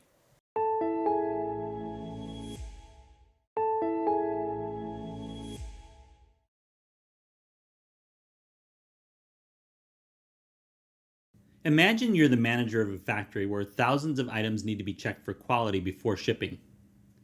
Doing this manually for each item would take forever. But what if you had a machine that could inspect every item in a second with just a single command? That's what a for loop does in your code. It automates repetitive tasks, saving you time and effort while ensuring every step is completed flawlessly.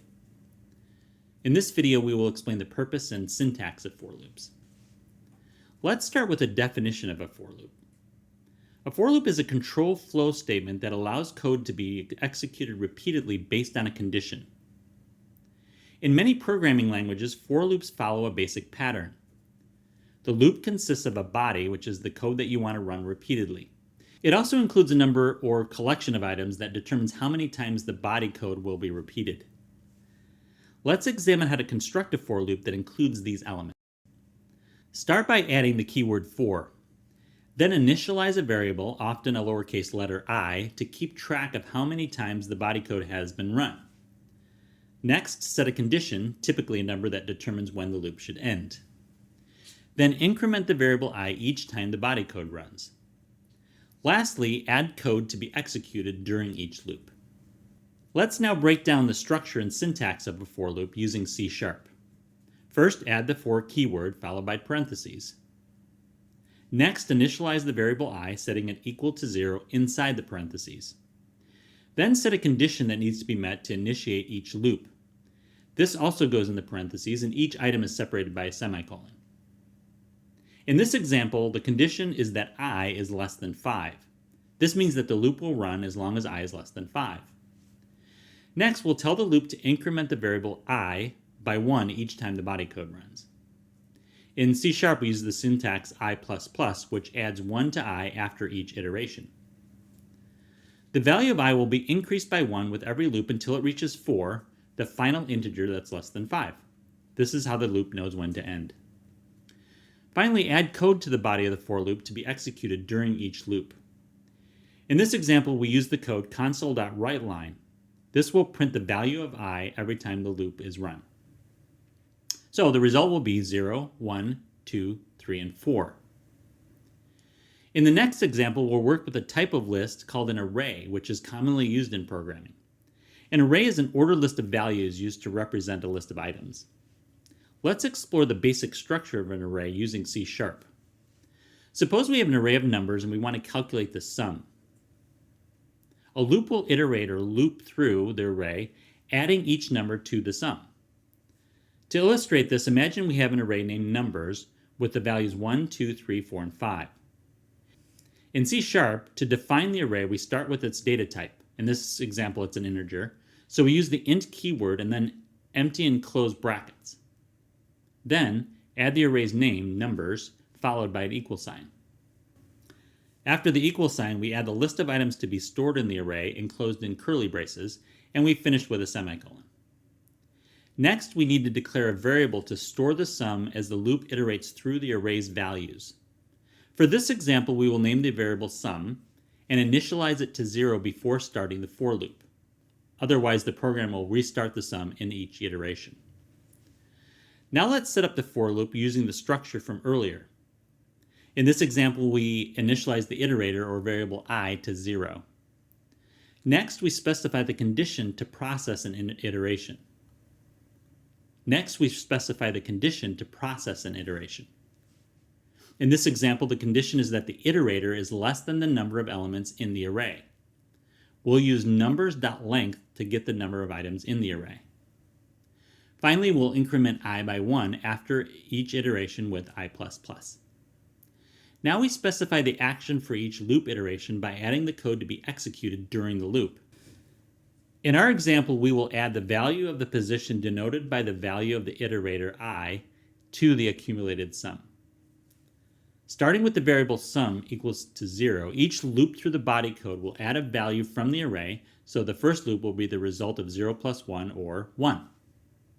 The second loop will use the new value of sum, in this case 1, and add it to the next value in the array.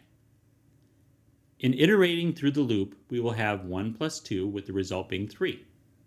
It will repeat this for all values in the array, and the final result will be 15.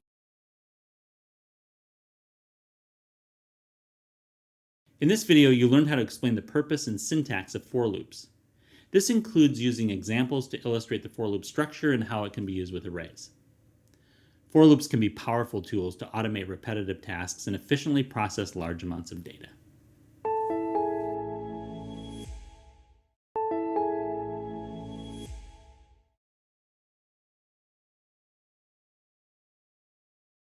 In programming, there are times where you must ensure that a block of code executes at least once, regardless of any initial conditions. The do while can be used to accomplish this, whether managing user input, initializing important processes, or ensuring critical operations execute. In this video, we will describe the purpose and syntax of do while loops. Let's start with a definition. A do while loop is a control flow statement for iteration that allows code to be executed at least once before checking a condition. Think of it as attempting to open a door at least once before checking if it's unlocked. Unlike while loops, do while loops check the condition after executing the code block, guaranteeing at least one execution of the loop body. Use a while loop to execute a code block only if the condition is true from the start, like when validating input before processing. Use a do while loop to execute the code block at least once before checking if the condition is true. The basic structure of a do while starts with the do keyword, followed by the code block you want to execute, and then the while condition determining whether the loop will continue. Now let's explore the do while loop further with an example using C#. In this example, we declare and initialize a variable named counter to 0. We will use the variable to control the loop's execution. We then use the keyword do and a set of open and close curly braces. Within the curly braces, we include the code to be executed, which will print the value of the variable counter to the console, and then counter to increment the value of the variable by 1. Finally, we use the keyword while and the condition counter less than 10. So what this code will do is first print the starting value of the variable counter, 0, and then check the condition. While the condition is true, it will iterate. The result is 0, 1, 2, 3, 4, 5, 6, 7, 8, and 9. In that example, the result is no different than if we used a while loop rather than a do while loop. But what if the initial value of the variable counter was 10? If we initialize the counter to 10, the loop would print 10 and then check the condition while counter is less than 10 and stop because the condition is not true. Therefore, the result is simply the number 10. This example illustrates how the do while loop differs from the while loop. In this video, you learned how to describe the purpose and syntax of do-while loops. This included comparing the do-while loop to the while loop and exploring its structure and syntax using examples in C#.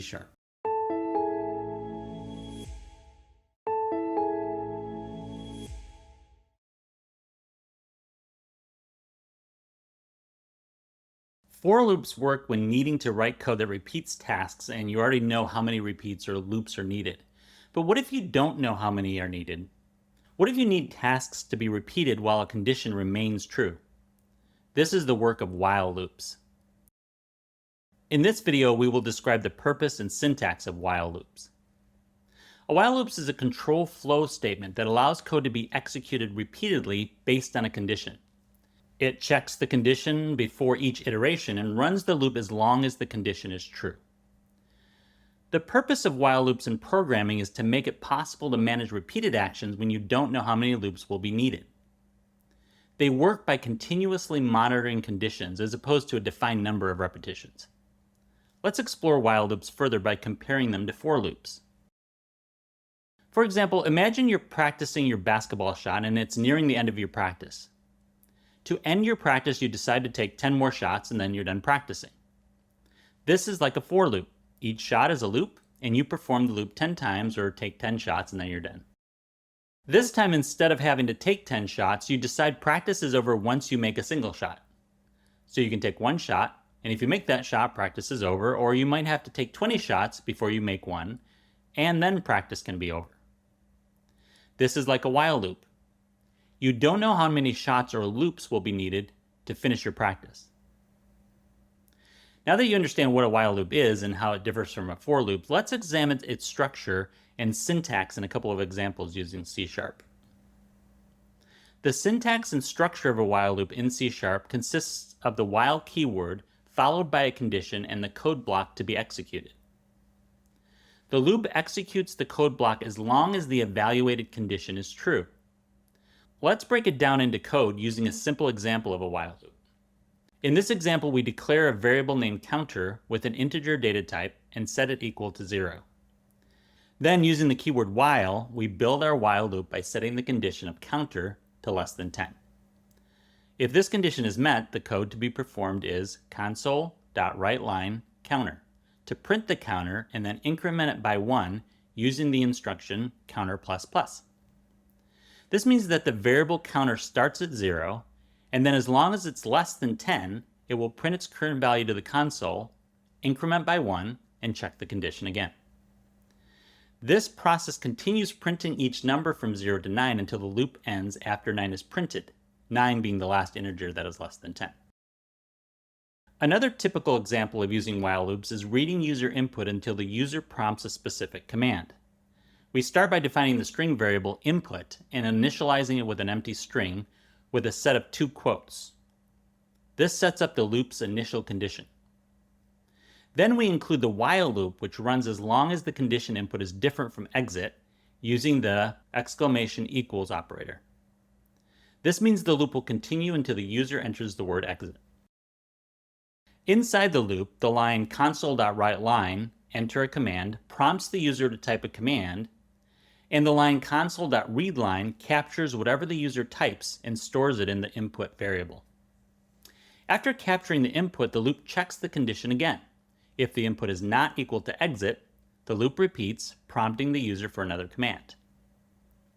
If the user types exit, the condition becomes false and the loop stops. In this video, you learned how to explain the purpose and syntax of while loops, explored their role in iterative processes, and highlighted how they differ from for loops. Through coding examples, we demonstrated how while loops efficiently manage tasks that require repeated checks until a specific condition is met.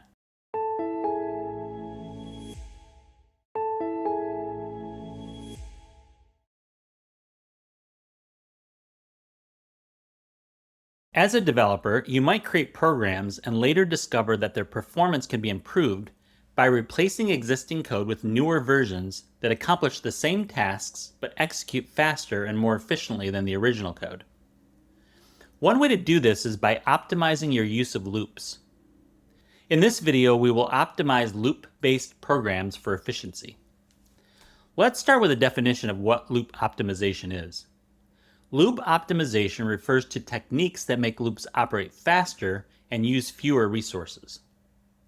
Inefficient loops can slow down your program, especially when dealing with large data sets or complex computations. By using some optimization techniques focused on minimizing iterations, you can make your loops perform more efficiently. Let's explore some common loop optimization techniques that can help our programs execute more efficiently. One technique for optimizing loops is to terminate loops early to reduce the number of iterations. When a condition is met, you can break out of the loop early with a break statement. Let's define what a break statement is. A break statement is a control flow statement used to terminate the execution of a loop or switch statement. This prevents the loop from continuing to iterate unnecessarily, thus saving time and resources. Another loop optimization technique is to avoid nested loops. Nested loops can be inefficient, especially if both loops iterate many times without needing to. Avoiding nested loops or minimizing their usage can improve performance. When possible, it's a good practice to break down loops into smaller, independent loops rather than nesting them. In this video, you learned about some techniques to optimize loops for greater efficiency. By applying techniques like early termination and avoiding nested loops, you can enhance the performance of your code. These are just a couple of techniques for optimizing loops. You will learn and use more as you continue to grow as a developer.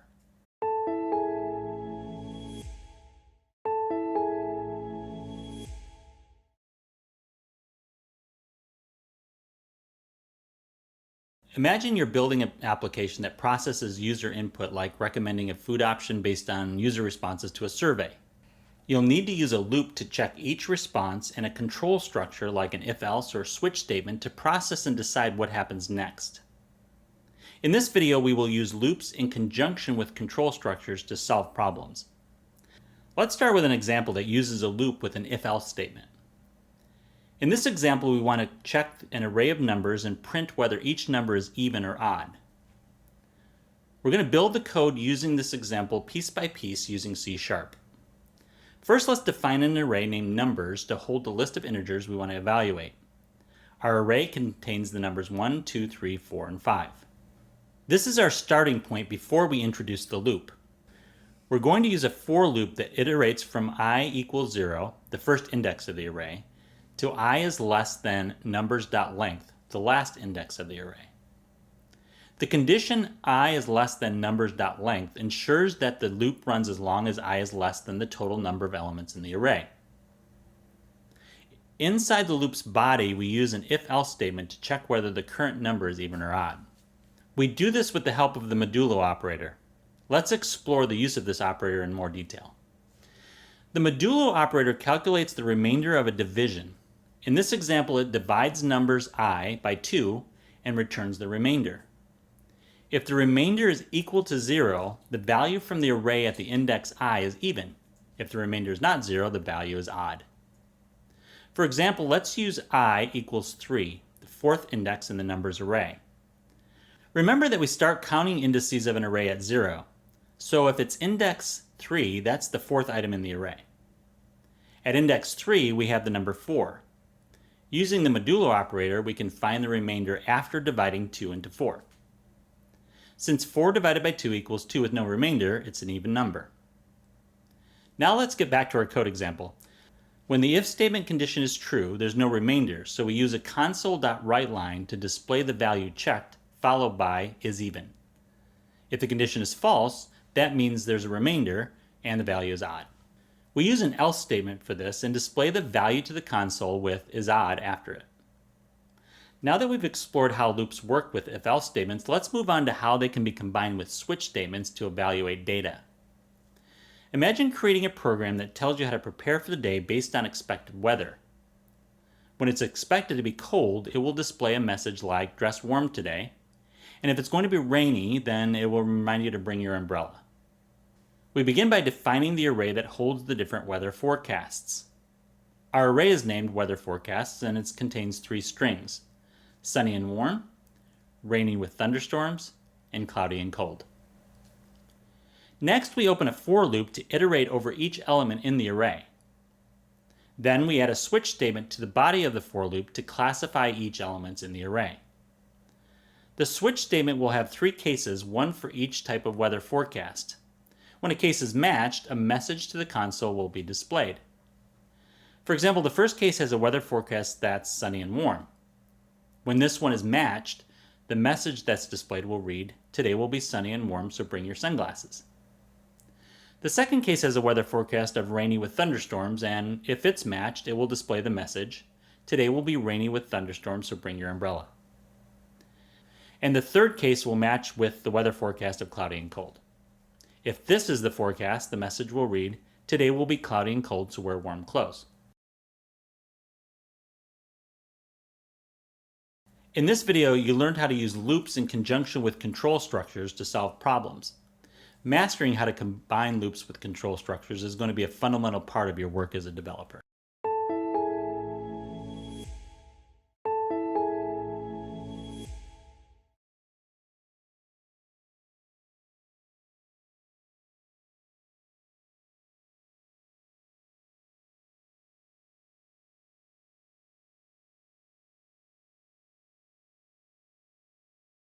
In this first step, we will explore how a for loop can help automate tasks that need to iterate over a collection of items such as an array.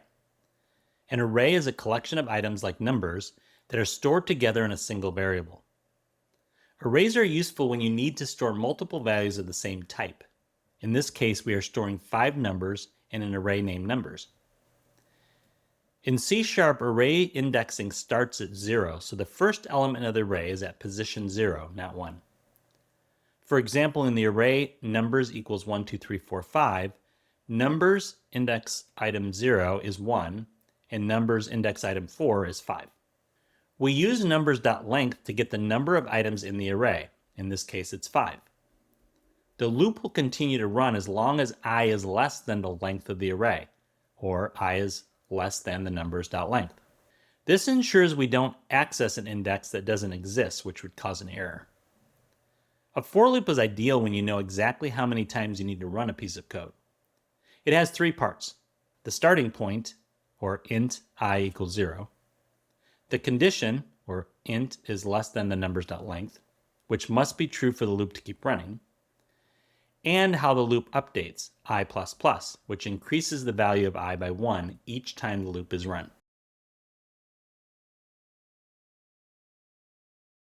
In this step, we will learn how to use a while loop.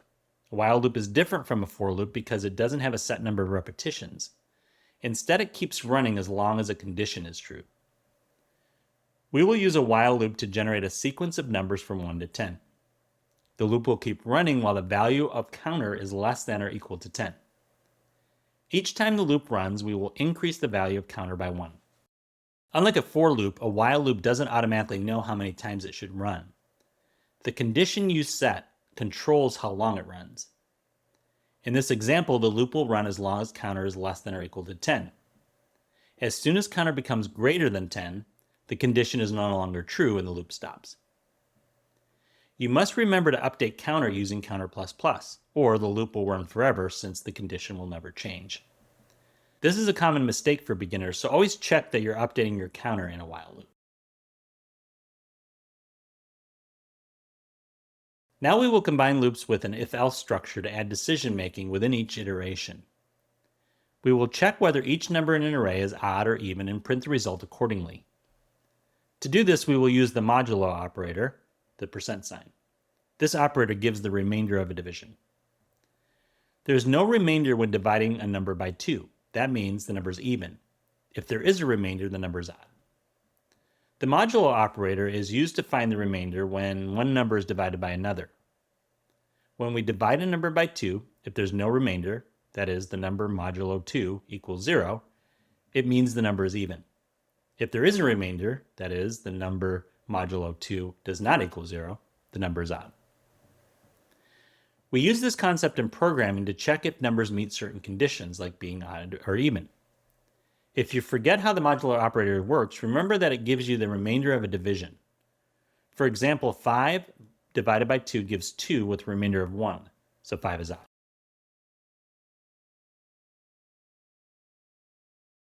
In this final step, we will explore how to use loops in combination with a switch statement. A switch statement is similar to an if-else statement, but enables you to check a variable for more than one value at a time. Instead of using multiple if-else conditions, which can make your code harder to read, the switch statement lets you handle different cases in a cleaner, more organized way. For each weather condition, we will print a different message using the switch statement inside the loop.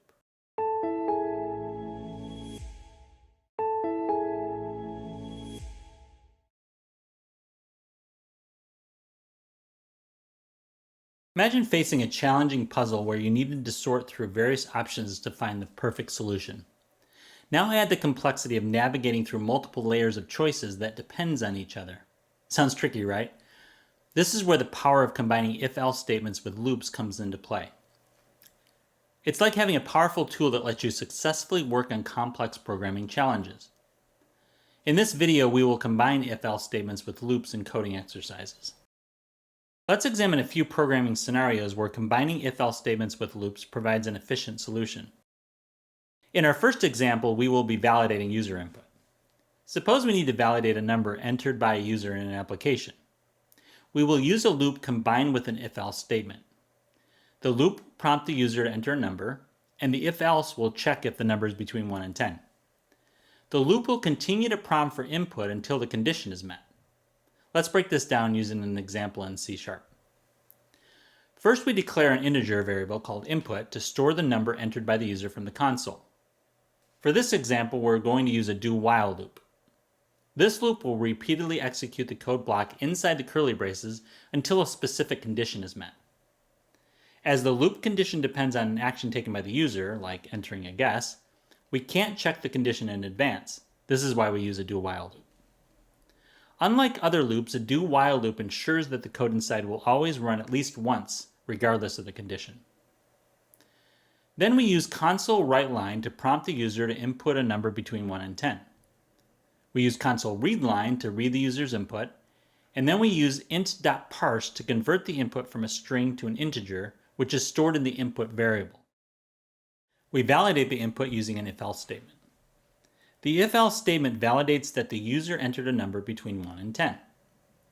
If the input is not between 1 and 10, we handle this case using an else statement.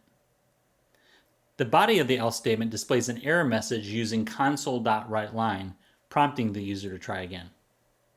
Once the user enters a number between 1 and 10, we will display a message using console.writeLine, indicating that the input is valid along with the number the user entered that's stored in the variable input. After that, we will include the break statement to exit the do-while loop, as the user has provided valid input, and the loop is no longer needed. The while statement sets a condition that determines when the loop should exit. For example, we could set a condition where input equals 5. On this condition, when the user enters 5, the loop exits.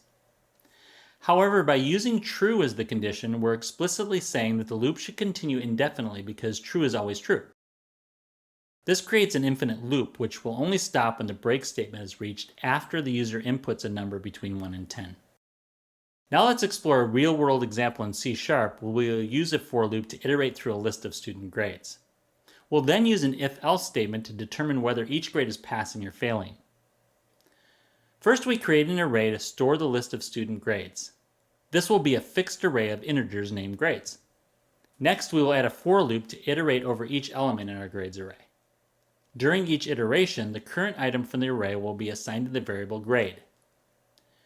Now let's define a string variable named result. This variable will be used in our if-else statement to be either pass or fail based on the value of grade during that iteration. Next, we will use an if-else statement to validate if the student passes or fails. If the grade is greater than or equal to 65, the value of the result variable is pass. Otherwise, the grade will be below 65 and the value of the result variable will be fail. Finally, we use the code console.writeLine result to display the value of the result variable. When you run this code, the first 3 grades are greater than 65, so the code prints pass.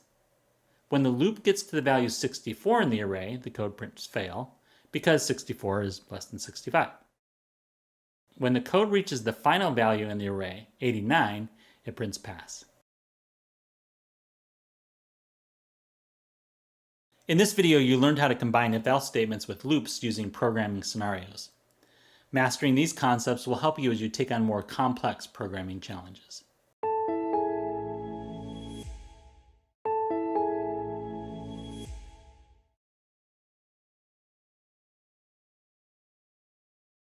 As a developer, you'll be challenged to combine multiple programming tools to solve problems that include complex conditions. One example is integrating switch statements with loops. In this video, we will combine switch statements with loops in coding exercises. Let's start by exploring some complex programming condition examples where combining switch statements with loops provides an efficient solution. For example, in an e-commerce application, we might need to process multiple orders based on their status. We can use a loop to iterate through each order and a switch case to manage different statuses. Here's a code example in C#. First, we create the array named order statuses, which contains the order statuses we will process. For this example, we'll use a fixed array of a type string. Then we include a loop to iterate over the elements in the collection. In this example, we include a for loop, and each item will be assigned to the variable named status. Next, we will add the switch statement to check the value of the status variable so that we can match it against the defined cases. Then we include a case for each status in the system. If the status is pending, we print order is pending. If the status is shipped, we print order has been shipped. If the status is delivered, we print order has been delivered. If the status is canceled, we print the order has been canceled. Now, if the status doesn't match any of these specified cases, the default case is executed, printing unknown status. Don't forget to include the break keyword for each case to avoid unexpected behaviors. Now that we've optimized order processing by status by integrating a switch statement with a for loop, let's work through one more example.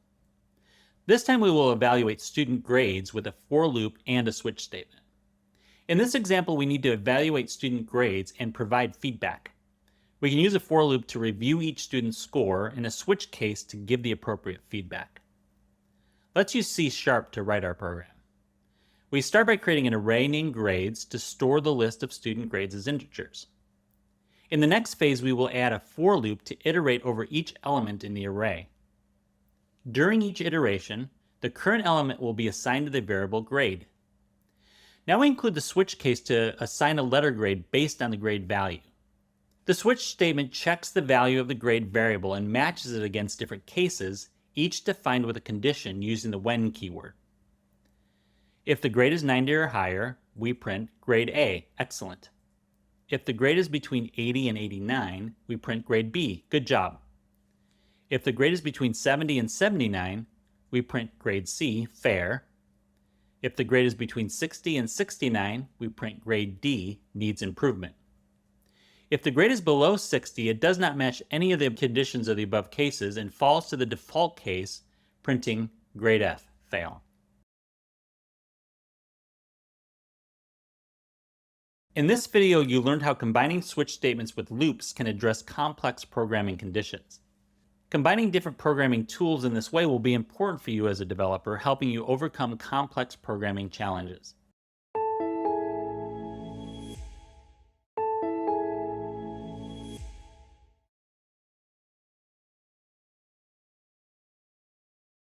Mastering control structures and loops is essential for dynamic and responsive front-end development.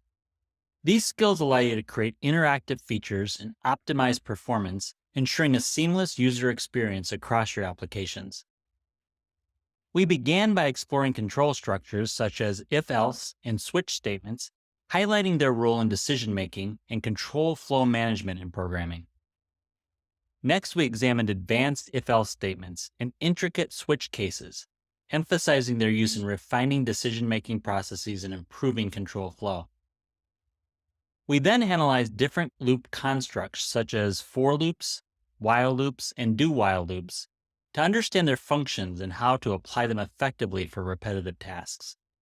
Next, we explored how to merge loops with control structures to streamline repetitive tasks and enhance your programming practices. Finally, you learned how to integrate if-else statements and switch cases with loops to refine control structures and simplify programming logic. Congratulations! You've completed control structures and loops.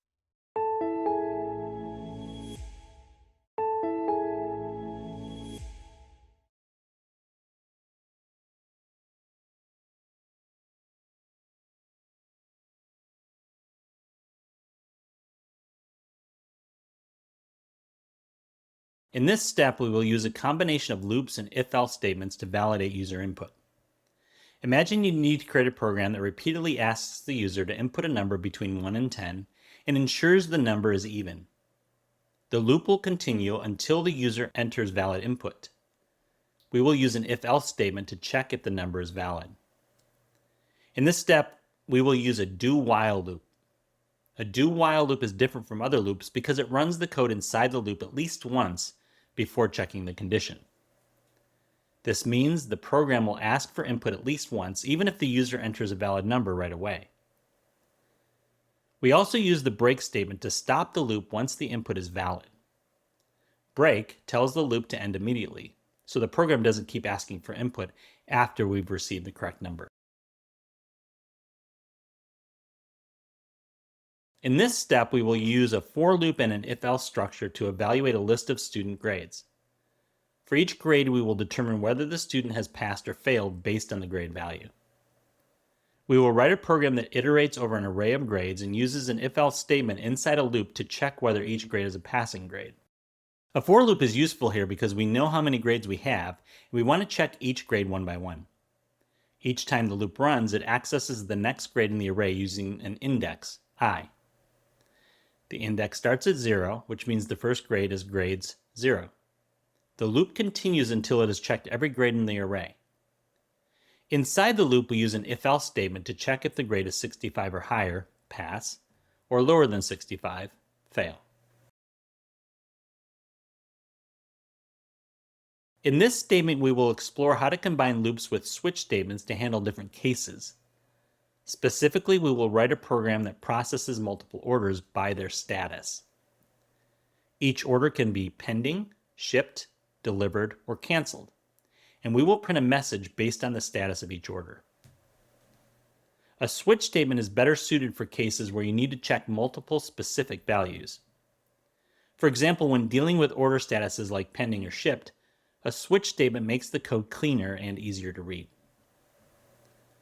The switch statement checks the value of status and runs the code that matches the specific case, such as printing order is pending if the status is pending. This is easier to manage than writing multiple if-else conditions, especially when there are several possible statuses. In this final step, we will combine loops with a switch statement to evaluate student grades and assign letter grades. The program will use a for loop to iterate over a list of student scores and a switch statement to assign grades based on the score. In this example, we're using a switch statement with the when clause to check which range a student's score falls into. For example, if a student's score is 90 or above, they get an A.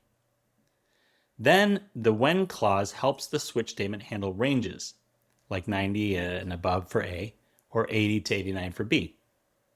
This is similar to how we check conditions with if-else, but switch makes it more organized, especially when there are multiple ranges to check.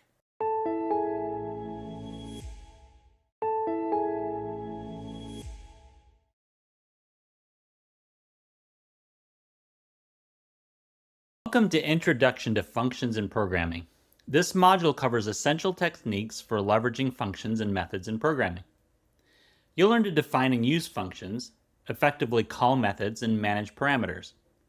Integrating these concepts will enhance your ability to develop dynamic and responsive front-end applications.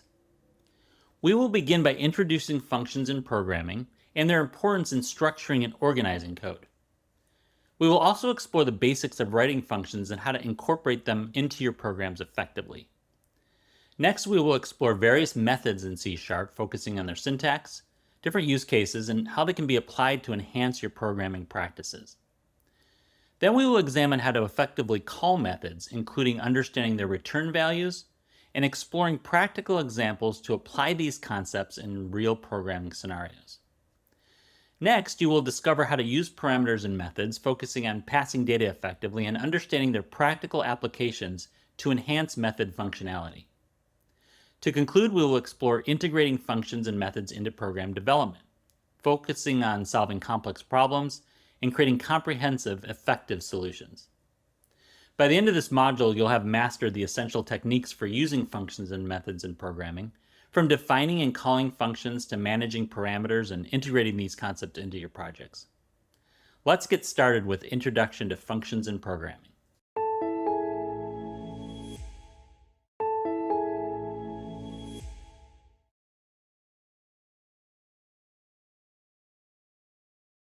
Understanding what functions are and how they are built is important, but how are these pieces of reusable code put to work in the bigger program? In this video, we will use defined functions within a program.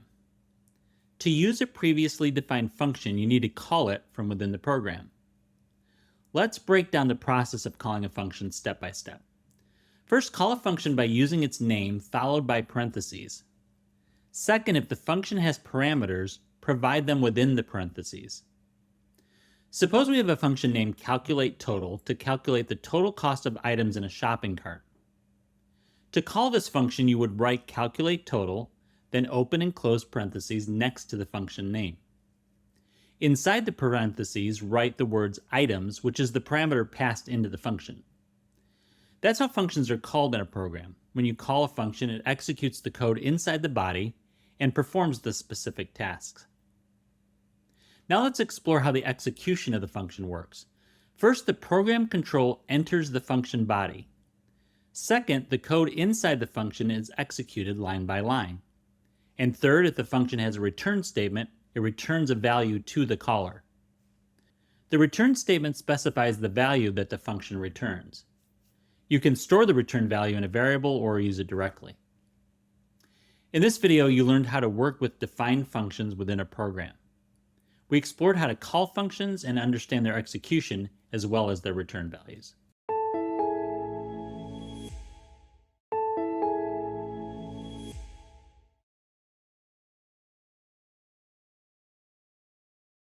What if I told you there's a way to make your code more efficient, easier to manage, and quicker to update? This is the power of functions in programming. Functions help you write cleaner, more organized code, reducing your repetition and optimizing your development process. In this video, we will define what functions are and their importance in programming. Let's start with an overview of what functions are. Functions are reusable blocks of code designed to take input, process it, and return an output. Developers primarily use functions to manage repetitive tasks like processing data or checking values. For instance, a developer might create a function to perform a mathematical calculation. By passing values into the function executes the calculation and then returns the result to the code that called it. This ability to take inputs, perform operations, and return results is at the core of what makes functions so powerful. Let's take a closer look at the key benefits of using functions in programming. Developers use functions to create reusable code.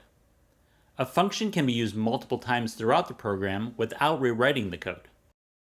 In addition to reusability, functions also enhance modularity by helping to break down complex tasks into smaller, more manageable pieces that can be grouped into associated files and libraries. This helps make it easier to find and work with specific code. Moreover, functions improve maintainability by allowing developers to update code in one place, ensuring consistency across the entire program. If the developer needs to change the way the function manages a task, they only need to update it in one place rather than having to update multiple instances of the same code. Now that we have an understanding of why functions are so beneficial, let's explore how they are structured to provide these advantages. Every function includes a declaration, which simply defines the name of the function and specifies what it should do. Functions include parameters, which are the inputs that a function will process. Imagine you're at a grocery store and purchasing items.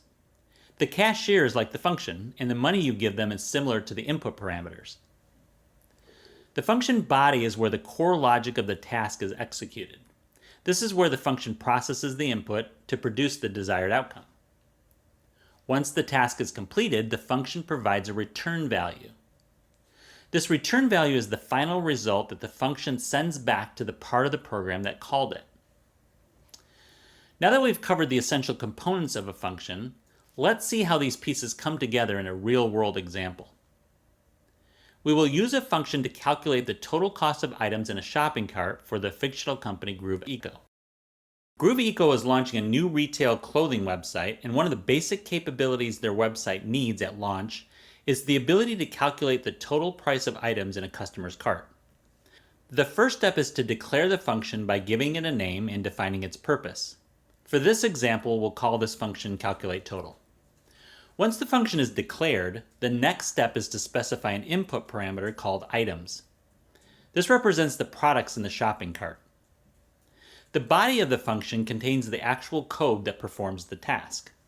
The function calculateTotal on Groove Eco's site will loop through the items that were passed into the function and total their prices.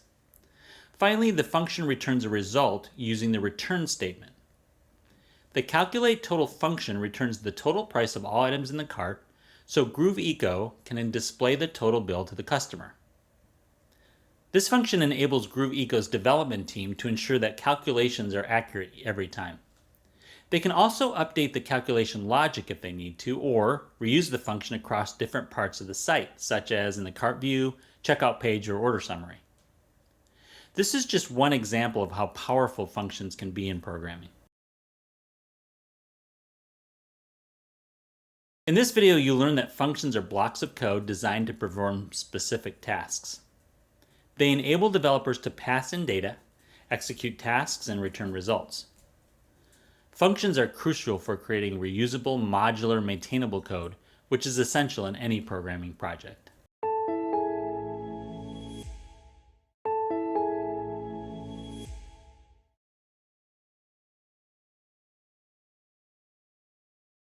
Imagine building a complex application without the ability to reuse any of your code. Every time you needed to perform a task, you'd have to rewrite it from scratch, leading to a codebase that's not only overloaded, but also likely to have errors. This is where functions come into play. In this video, we will learn how to write functions to create reusable code blocks. Let's start with an overview of what functions are.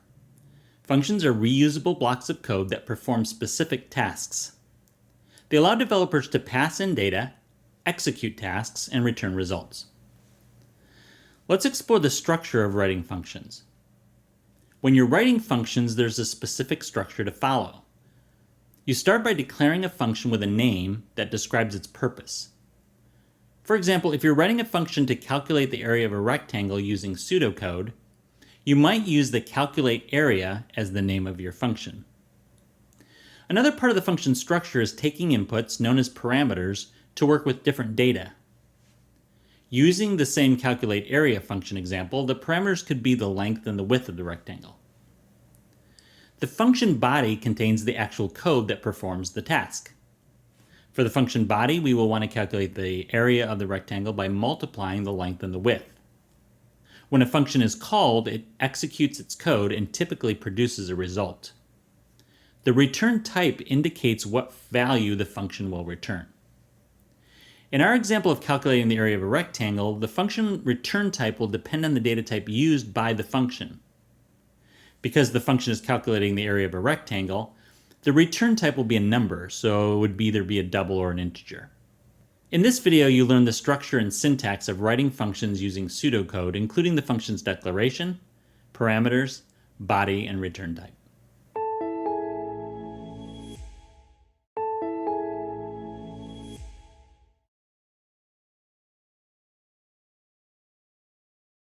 You already learned that functions are pieces of reusable code.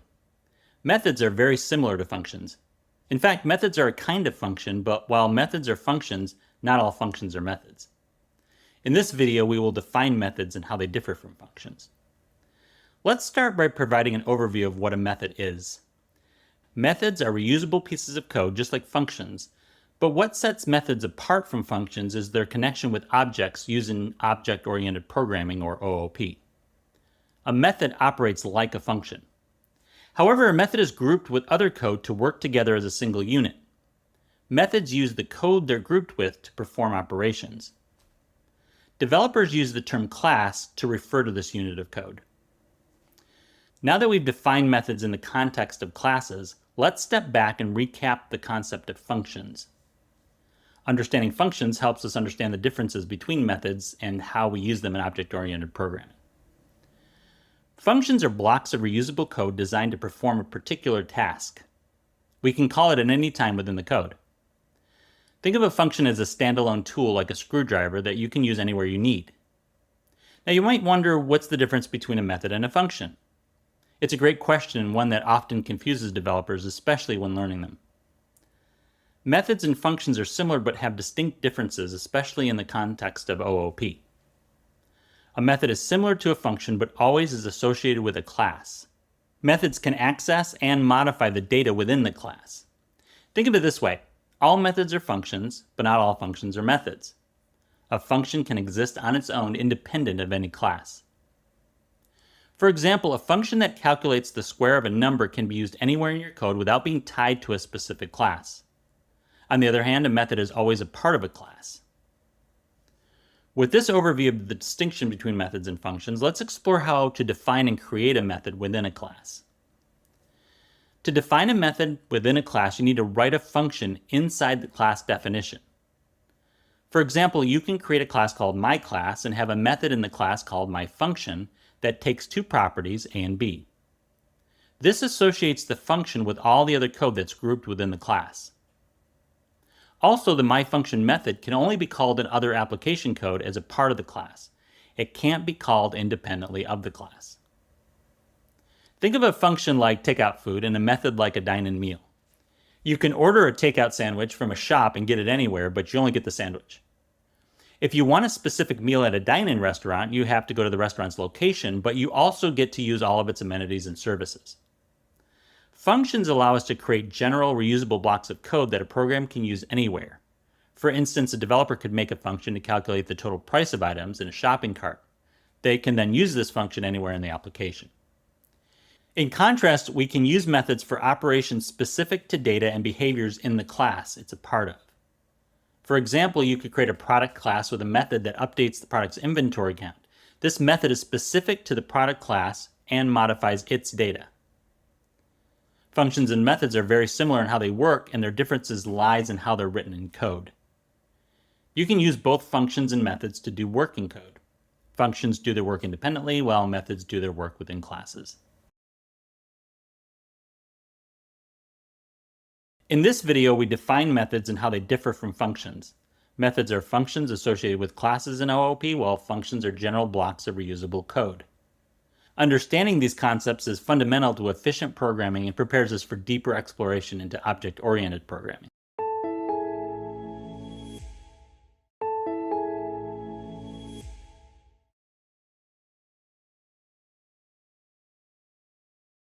Understanding syntax is crucial for any programmer. It's the foundation that allows you to write clear, error-free code.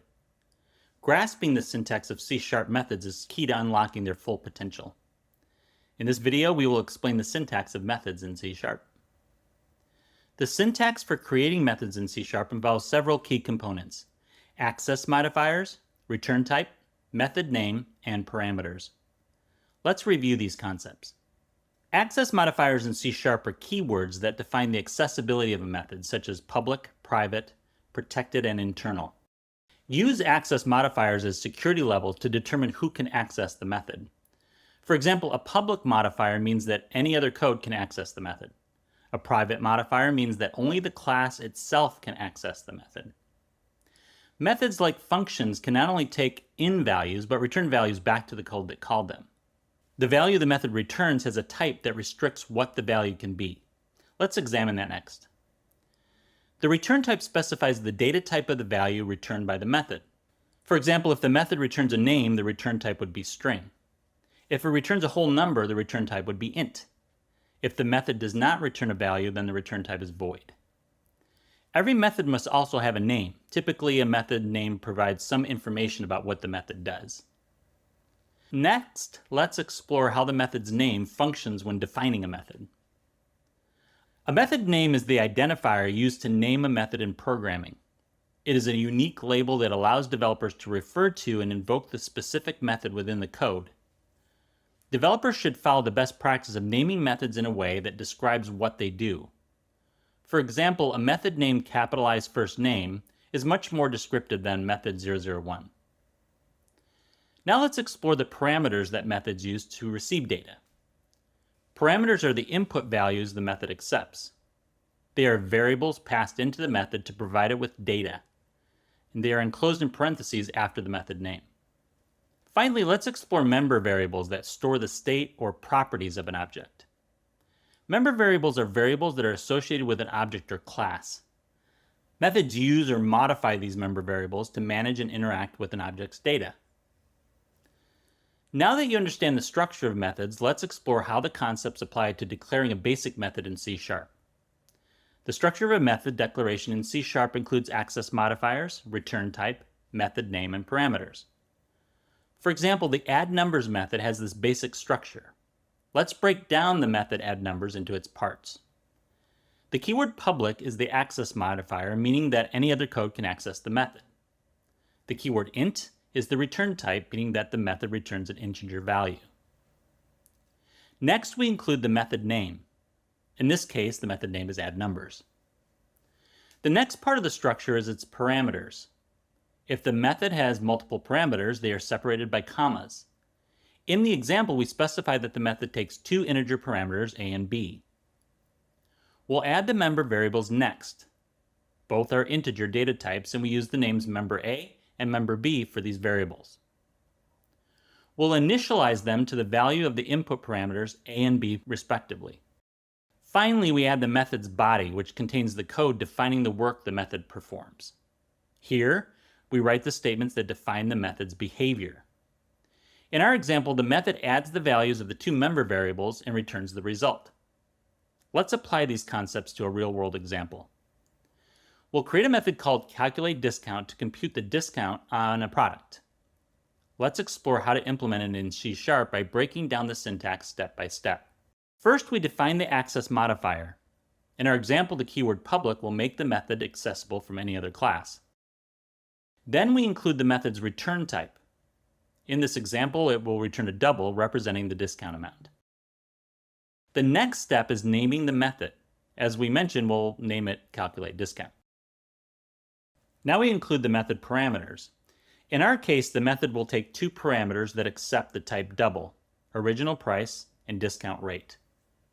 A double type is a number that includes decimal places. Next, we'll add two member variables. The member origPrice is a double variable initialized with the value of original price. The member variable discRate is also a double initialized with the value of discount rate. Finally, we define the behavior of the method in its body. In this example, the method will multiply origPrice by discRate and return the result. This calculateDiscount method has all the components a method should have. It has an access modifier, a descriptive name, a return type, input parameters, and it does the work on those parameters to return a value. This is a basic template for any method you can write in C#. In this video, you learned about the syntax and structure of methods in C#. By mastering these basics, you can create your own methods and perform various application tasks.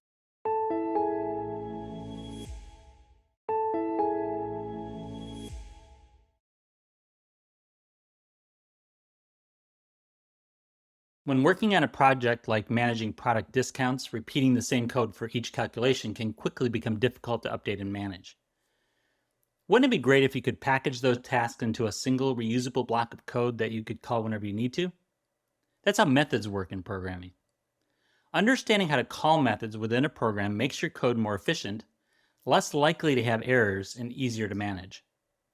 In this video, we will explain how to call methods within a program and how to pass arguments to methods using input parameters.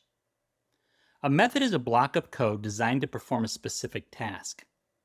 In object-oriented programming, it is a function associated with an object. It operates on the data contained within the object.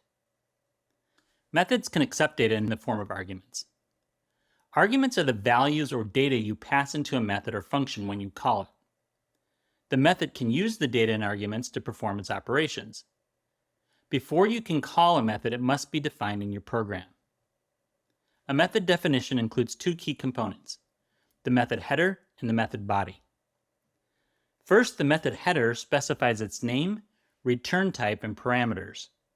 The method name can be anything you choose, but developers usually name methods in a way that describes what they do. The return type of the method can be any valid C# return type or an object that you define somewhere else in your code. Second, the method body contains the code that runs when the method is called. A method's body can be very complex or very simple, but it's the part of the method that does all the work. You can even call other methods from a method body. With the method defined, you now can call the method so it can do work for you. Let's review how that's done. To call a method, write the method's name followed by parentheses. If the method requires parameters, you will pass the arguments within the parentheses. If a method has a return type, declare a variable with the same return type as the method and assign it to the method. The variable will be filled with whatever the method returns. The method's body must return a value of the same type you declared in the method's header, or an error will occur. Now let's explore how this definition comes to life in an example. We'll create a greet user method that prints hello user to the console, and then call the method to execute it. First, we'll define the method header as public void greet user. The void keyword indicates that the method does not return a value to the caller. Then we'll create the method body, which prints the message to the console. To call the method, we write its name followed by a pair of parentheses. Since there are no parameters, the parentheses remain empty. This line of code tells the program to execute the code within the method. In this example, invoking greet user will print hello user to the console. Now that we've covered defining and calling methods, let's explore how to make them more dynamic by passing arguments. We'll go through each step of defining and calling a method, but this time we'll include parameters in the method's header and arguments in the code that calls it. Let's define a method called addNumbers that takes two integers as parameters and returns their sum. The first step is to define the method header as public int addNumbers, including the integer parameters a and b. Then we define the method body, which returns the result of adding a and b. With this structure, our method is ready to perform calculations. Finally, we'll call the method by writing its name and passing the arguments 5 and 10. Since the method returns an integer value, we assign the result to a variable of the same type. This tells the program to execute the code within the method and store the result in the variable result. In this example, after invoking the method, the variable result will contain the integer 15. In this video, you learned how to call methods within a program. These skills are crucial for writing clean, efficient, and reusable code. Mastering them will equip you to confidently work on more complex programming tasks.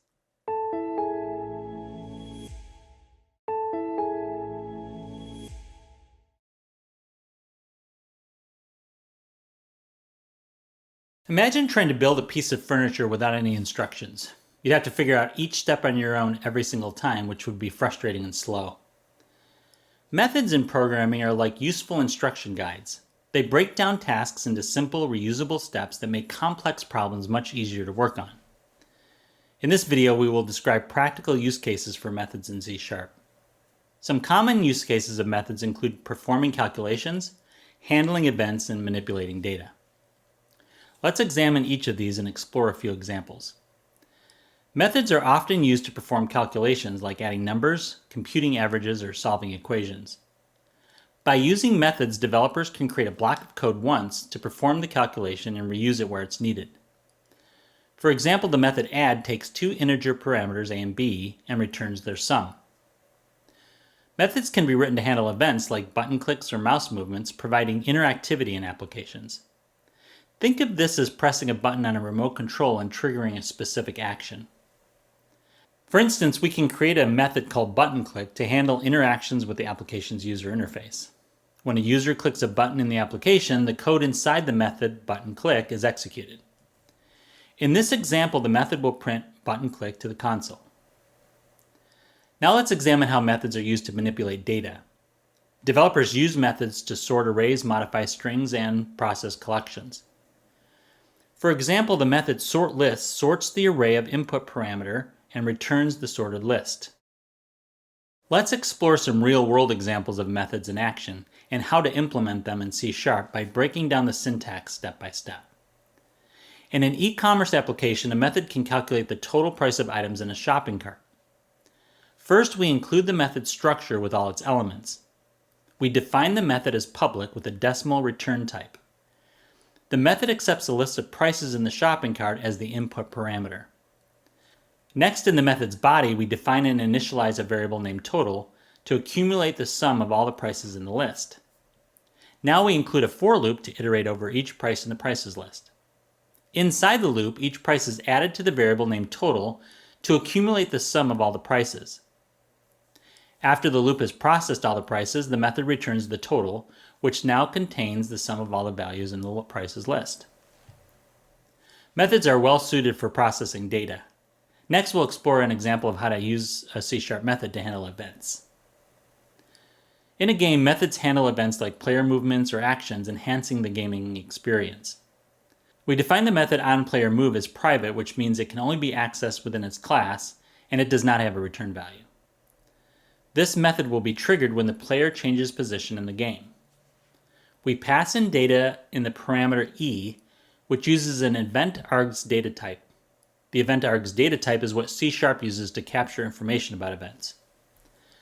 Next, the method's body accepts a variable called sender, which has the generic type object. We assign sender to a variable called avatar, which has the player type. When we assign sender to the avatar variable, we tell C# that sender is the player type. Now we include an if statement to check if the assignment was successful by verifying that the avatar variable is not null. In that case, the method proceeds with updating the player's position. Finally, we print the player's position to the console using the position value in the parameter e, the event passed to the method. This information can help debug or provide feedback within the game. For the final example, we'll explore an example of using a method to process data. In a weather application, a method processes and displays weather data, providing valuable information to the users. Let's define the structure for this method. The displayWeatherData method is a public void method, meaning it can be accessed from any class and does not return a value. Also, the method takes a list of weather data objects as input to process and display weather information. Now we include a for loop to iterate over each item in the data list. The variable weather represents the current weather data object in each iteration. In each iteration of the loop, the code processes the weather data by formatting it into a readable string called report. To generate the report string, we take advantage of the properties of the weather data class. For this example, we'll print the date and temperature.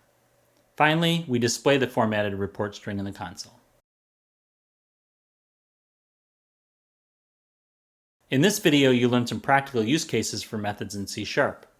We explored how methods perform calculations, handle events, and manipulate data with real-world examples. Using methods effectively allows you to write more organized and efficient code in your applications.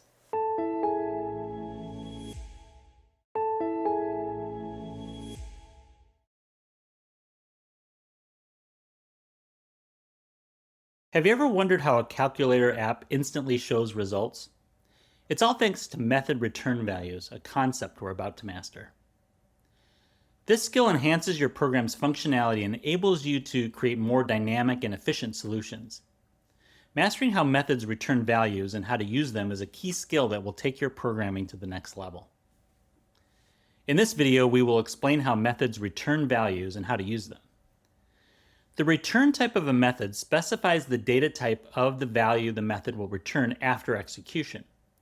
A method can return any type that's valid in the programming language you're using. In languages like C#, you can even use custom objects that you create as the return type. The return type is specified in the method definition. Let's explore the two return types and how they can be used in your code. A method with a void return type does not return any value. It simply performs an action. For example, the method printMessage prints a message to the console but does not return a value. Methods with return types other than void return a value that can be used by the code that called the method. For example, the method getNumber returns an integer.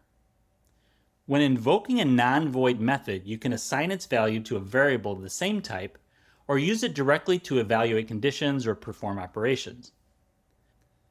For example, we can declare a variable called number with the int data type and assign it to the result of the getNumber method, which also has an int return type. Return types define the type of value that the method returns. It doesn't define the value itself. This is done in the method's body code using a return keyword statement. Let's examine that next. A return statement is used within the method's body to return a value to the caller. This is how you send data back to the part of the program that called the method. After your method's body has performed the work it needs to, the return statement ends the method execution and returns a value. The value the method returns needs to be of the same type you define in the method's definition. For example, the line of code return 42 ends the getNumber method and sends the value 42 back to the caller.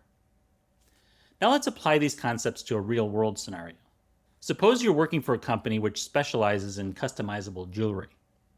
You need to create a method that returns the price of a customized jewelry based on the options the user selects. First, we define the calculatePrice method.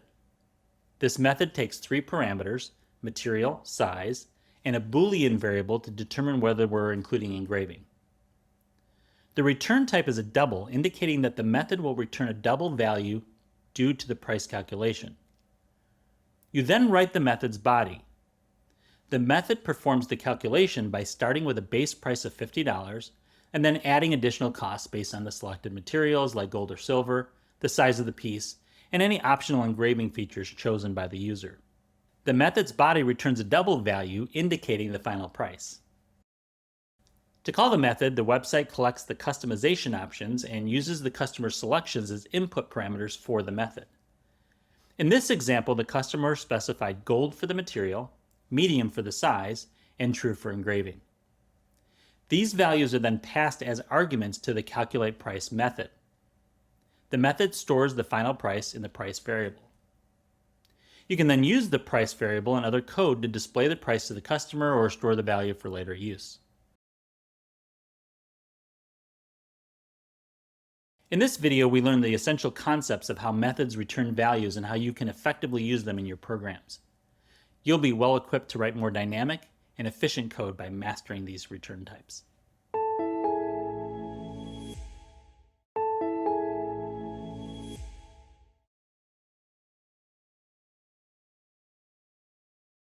Understanding how to call methods effectively is crucial for any developer. It's not just about knowing the syntax. It's about using methods to solve real-world problems and create efficient, functional code. Whether you're displaying a welcome message, calculating sums, or validating user inputs, these tasks all depend on calling methods correctly and purposefully. In this video, we will call methods to perform specific tasks within a program. Recall that a method is a function associated with an object in object-oriented programming that operates on the object's data. They accept arguments which are data passed into the method. Now let's explore some common scenarios where developers use methods to get work done in applications. Suppose we're creating a desktop application in C# for a fictional company called Greenway. Greenway is a transportation company specializing in eco-friendly delivery solutions. The application will need a C# method to display a welcome message when a user logs into the application. Let's create a method called displayWelcomeMessage for this purpose. First, we define the method header as public void displayWelcomeMessage. We then include the method body, which displays the text "Welcome to Greenway" in a message box when the user logs into the application. To call the method, write its name followed by a pair of parentheses. Since there are no parameters, the parentheses remain empty. This tells the program to execute the code within the method showing the welcome message to the user. Next, we'll add a method to calculate the sum of 2 numbers the user enters. We'll create a method called calculateSum for this purpose. Let's break down the syntax step by step. As in the previous example, we define the method header as public int calculateSum and include 2 integer parameters, a and b. In the method body, we return the sum of the input parameters.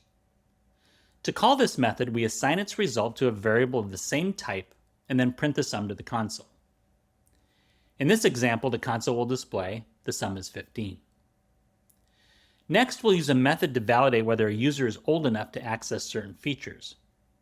we'll create a method called isUserOldEnough to validate the user's age and display an appropriate message to let the user know if they're old enough. Let's explore how to implement it in C# by breaking down the syntax step by step. First, we define the method. We use a public access modifier and a bool return type to indicate whether the method returns a true or a false value. It will take the user's age as input and an integer argument we'll name age. In the method body, we'll use an if-else statement to evaluate whether the age argument value passed into the method is 18 or above. If it is, we will return true from the method, otherwise we return false. Next, we write an if-else statement to check the result of the isUserOldEnough method call using the age the user entered as the argument. If-else statements check for true and false values. If the value in the parentheses is true, the code in the if portion of the code runs. If it's false, the else portion is executed. Since our method returns a Boolean value, we can check its return value right in the if-else statement. Finally, if the method's call result is true, it means that the user is old enough to access the content. We show the message access granted to the user. Otherwise, we show them access denied. In this video, you learned how to call methods to perform specific tasks within a program. We began by understanding the basic concepts of methods and parameters and applying these concepts to real-world scenarios. By mastering these techniques, you're now better equipped to write organized and reusable code, making your programs more efficient and easier to manage.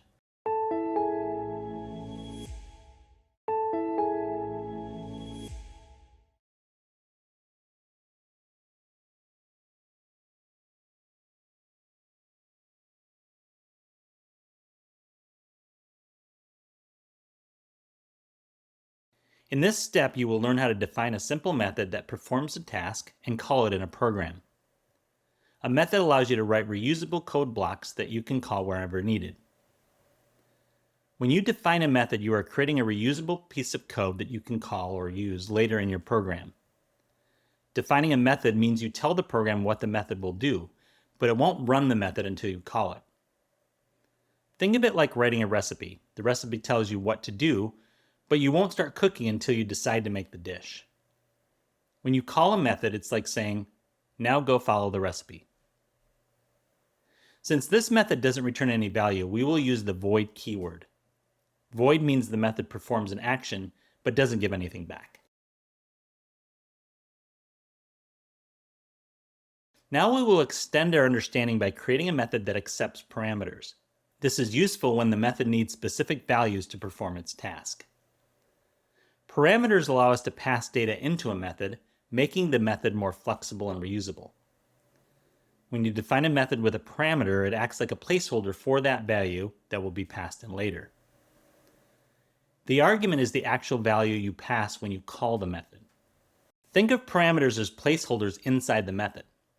The argument you pass when calling the method replaces the parameter.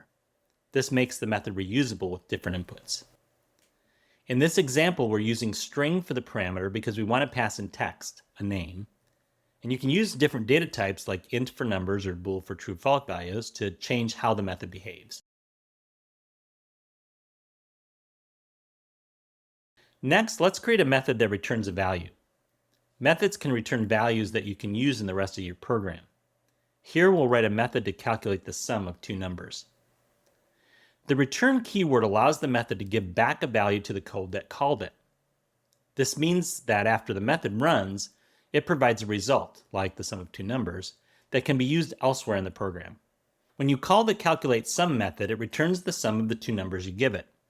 The returned value can be stored in a variable and used in other parts of the program, such as printing or performing further calculations. Without return, the method only performs an action without giving anything back. In this step, you will create a method that returns a bool value based on a condition. The method will check if a number is positive. A bool value is either true or false. When a method returns a bool, the method is making a decision. Is this condition true or false? This is useful when combined with if statements, which also rely on true and false statements to make decisions in your program. For example, the method might check whether a number is positive and return true if it is or false if it is. In this final step, we'll create a practical program to validate the user inputs using methods. The program will ask for the user's age and check if they are old enough to drive. When the user enters their age, the input is received as text, a string.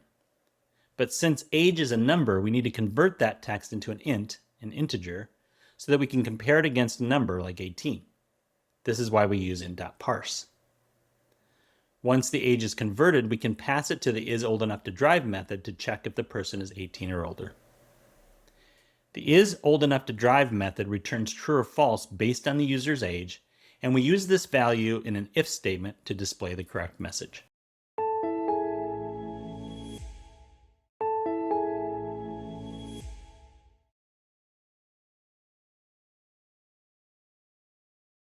In programming, creating flexible and reusable code is essential for efficient software development.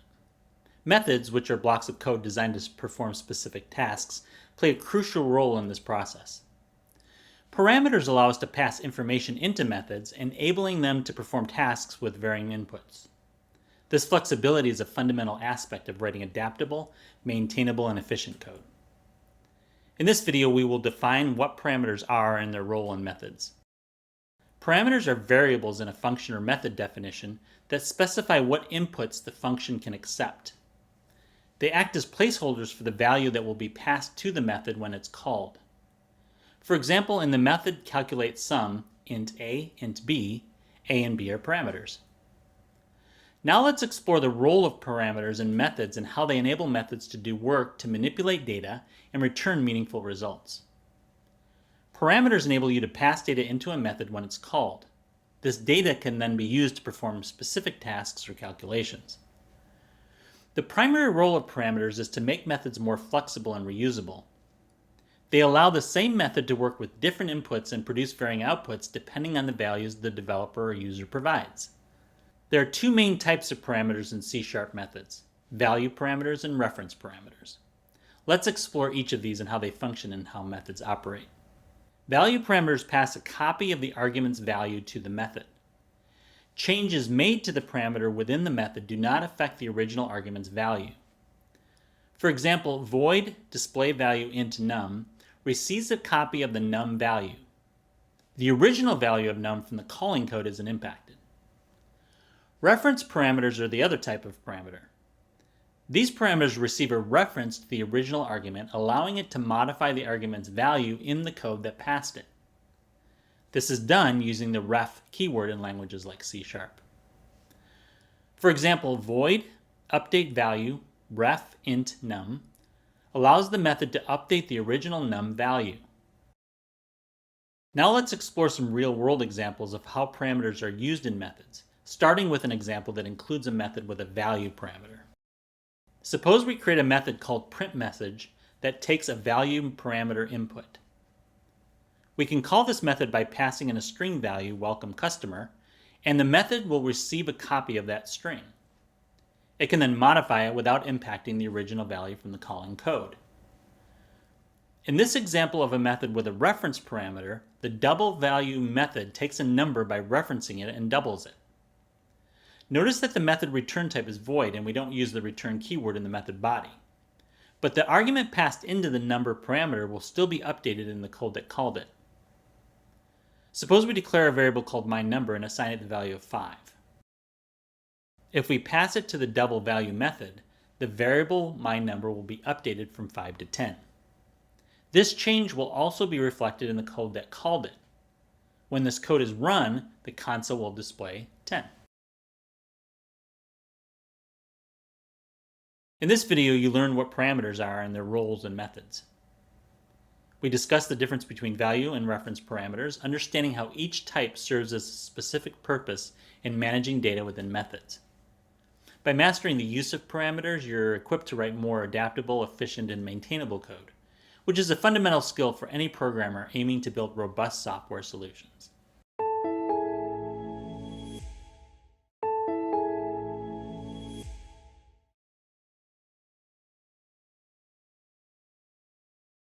Think about the last time you used a search bar in your favorite app. Perhaps you used it to find a recipe or check the weather. Have you ever wondered how your input transforms into the exact information you want? The secret lies in how that data is passed into methods behind the scenes. This core programming concept makes your interactions with apps smooth and responsive. In this video, we will describe how to pass data into methods using parameters. Let's start by reviewing the structure of a method. Recall that a method is a function associated with an object that operates on the data within the object. Parameters, which are variables listed in the method's definition, serve as placeholders for the values that will be passed when the method is called. These values, called arguments, are the data inputs that the method uses to perform its operations. When a method is called, the arguments must match the number and type of the parameters defined in the method. Arguments and parameters enable methods to do meaningful work by providing the method with data. In order to receive arguments, the method has to be declared with parameters so it can accept the arguments being passed into it. We add parameters within the parentheses of the method declaration and declare the parameters with data types so we know what type of data the method will accept. Let's explore a real-world implementation of this structure. Suppose we want to create a method that displays a welcome message to a user when they log into a website. First, we define the method and specify the parameters it will accept. The method greetUser receives the user's name in the parameter username and displays the greeting hello plus the user's name that was passed in. Notice that the username parameter is declared as a string data type. This means the method will only accept string data as arguments. Next, we call the method greetUser and pass the required arguments, in this case the user's name. To greet a user named Alice, call the method and pass the user's name as string data in the parentheses. Finally, the method executes its code using the parameter we passed in. In our example, the method shows a message box with hello Alice as the message. Now let's build on this foundation by passing in more than one parameter to our method. Methods can accept multiple parameters by adding them to the method definition and separating them with commas. For example, we'll extend the greetUser method by including a parameter that displays the days since the user was last logged in. We add a new parameter called lastLogin with an int data type. We separate this parameter from our existing username with a comma between them. Next, we'll update the method body to show the user a message box with the original hello message. We'll also add an additional line that says it's been plus last login plus days since you last logged in. This method will use the value of the parameter lastLogin when it constructs the message. Finally, we call the method and pass in both arguments. In addition to passing Alice as the username argument, we'll pass in the integer value 2 for the lastLogin argument. The user gets a message that reads, "Hello Alice, it's been 2 days since you last logged in." In addition to passing in arguments and displaying them, parameters can be manipulated within methods to perform various tasks. To demonstrate how this is done, let's create a method called joinStrings that combines or concatenates two strings we pass in as arguments and returns the result.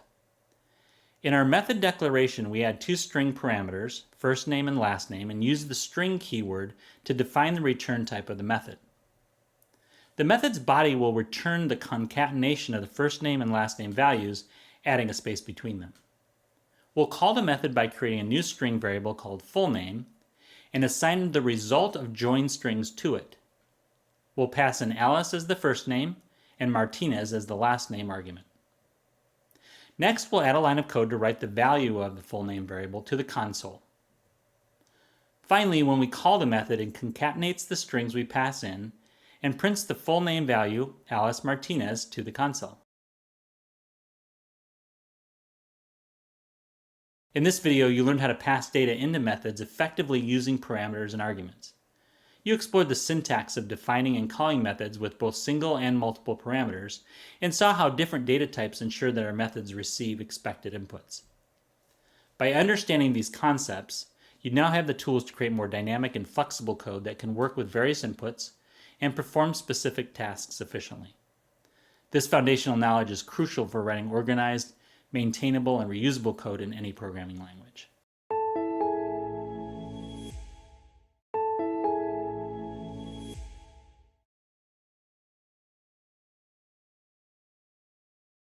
Imagine you're writing a function that processes user data, but it can only work with one specific user profile at a time. What if you needed this function to work with different user profiles without rewriting the code each time? This is where parameters come in. Parameters give your methods the flexibility to work with a wide range of inputs, making your code more powerful and adaptable. In this video, we will use parameters to enhance method functionality. Let's explore how parameters are used with methods to create a powerful software solution. For example, consider a financial application that uses a method to inform users about the balance on their checking account. First, the method showBalance accepts a parameter called balanceAmount that receives data about the user's account balance. Since it's storing financial data that may have precise decimal places, we'll declare this parameter as a decimal type. We declare the method with a void return type since the method doesn't return a value. Next, we add the method body, which displays a message box with the text "your balance is," followed by the value of the balanceAmount parameter. Finally, we'll call the showBalance method and pass in the numerical value of $2,000.50 as the argument. The method will display the message "your balance is $2,000.50. By using a parameter with this method, we can pass in any value for balanceAmount, and the method will display the amount. We wrote the method once, but we can use it to display different amounts at different times. Next, let's expand the use of parameters by exploring a method that performs an operation on a list of values that we pass into it. We'll create a new method for this financial app that totals the user's expenditures called showTotalExpenditures. First, we declare the method as void and add a parameter called expenditures. We declare this parameter as a decimal array. Arrays are used to store lists of items so that it can hold more than one value. Next, in the method's body, we'll declare a variable called total to hold the calculated total and initialize it here to the value of 0. Then we create a for loop that goes through each value we passed into the expenditures parameter. Each time the loop loads an item in the list, it adds it to the total variable. When the loop reaches the end of the items in expenditures, it shows the user a message box with the message "your total expenditures for the day are," along with the value in the total variable. Finally, to call the method, we define a variable called expenses as a decimal array. We'll initialize it with 4 numeric items representing the user's expenditures: $15.25, $8.50, $12.99, and $5.75. Then we call the showTotalExpenditures method, passing in the expenses array as an argument. The method will produce the message "your total expenditures for the day are $42.49. Finally, let's consider a more complex scenario where we'll use a method to calculate monthly loan payments. We'll call this method calculateLoanPayment. The method calculates the monthly payment for a loan using the loan principal, interest rate, and loan term. First, we'll declare the method with 3 parameters. We'll declare the principal and interest rate parameters as double data types since they'll hold numerical data with the decimal point. We'll declare the variable term in years as int since that will be a whole number. Next, in the method's body, we'll calculate the monthly interest rate in a double variable called monthly rate. We'll set this variable equal to the value in the interest rate parameter divided by 12. We'll also create an integer variable called term in months that stores the value of the parameter term in years multiplied by 12. This will store the total number of months of the loan. Now we'll create the code so the method will return the monthly payment figure. For this example, we'll not go into the specifics of the formula calculating the principal. But it is important to note that the method uses the values of the parameters and the monthly rate in term and month variables we calculated to perform a complex calculation and return a simple result for the monthly payment. Finally, we'll call this method passing in arguments for each parameter. For example, when this method is called with a loan principal of $10,000, an annual interest rate of 5%, and a term of 5 years, the monthly payment calculated is approximately $188.71. In this video, you learned how parameters are used to enhance the functionality of methods. With parameters, we can create methods that adapt to different situations, work with various inputs, and overcome complex tasks. Whether it's something simple like greeting a user, or more complicated like processing an order or calculating loan payments, parameters allow us to design versatile and reusable code.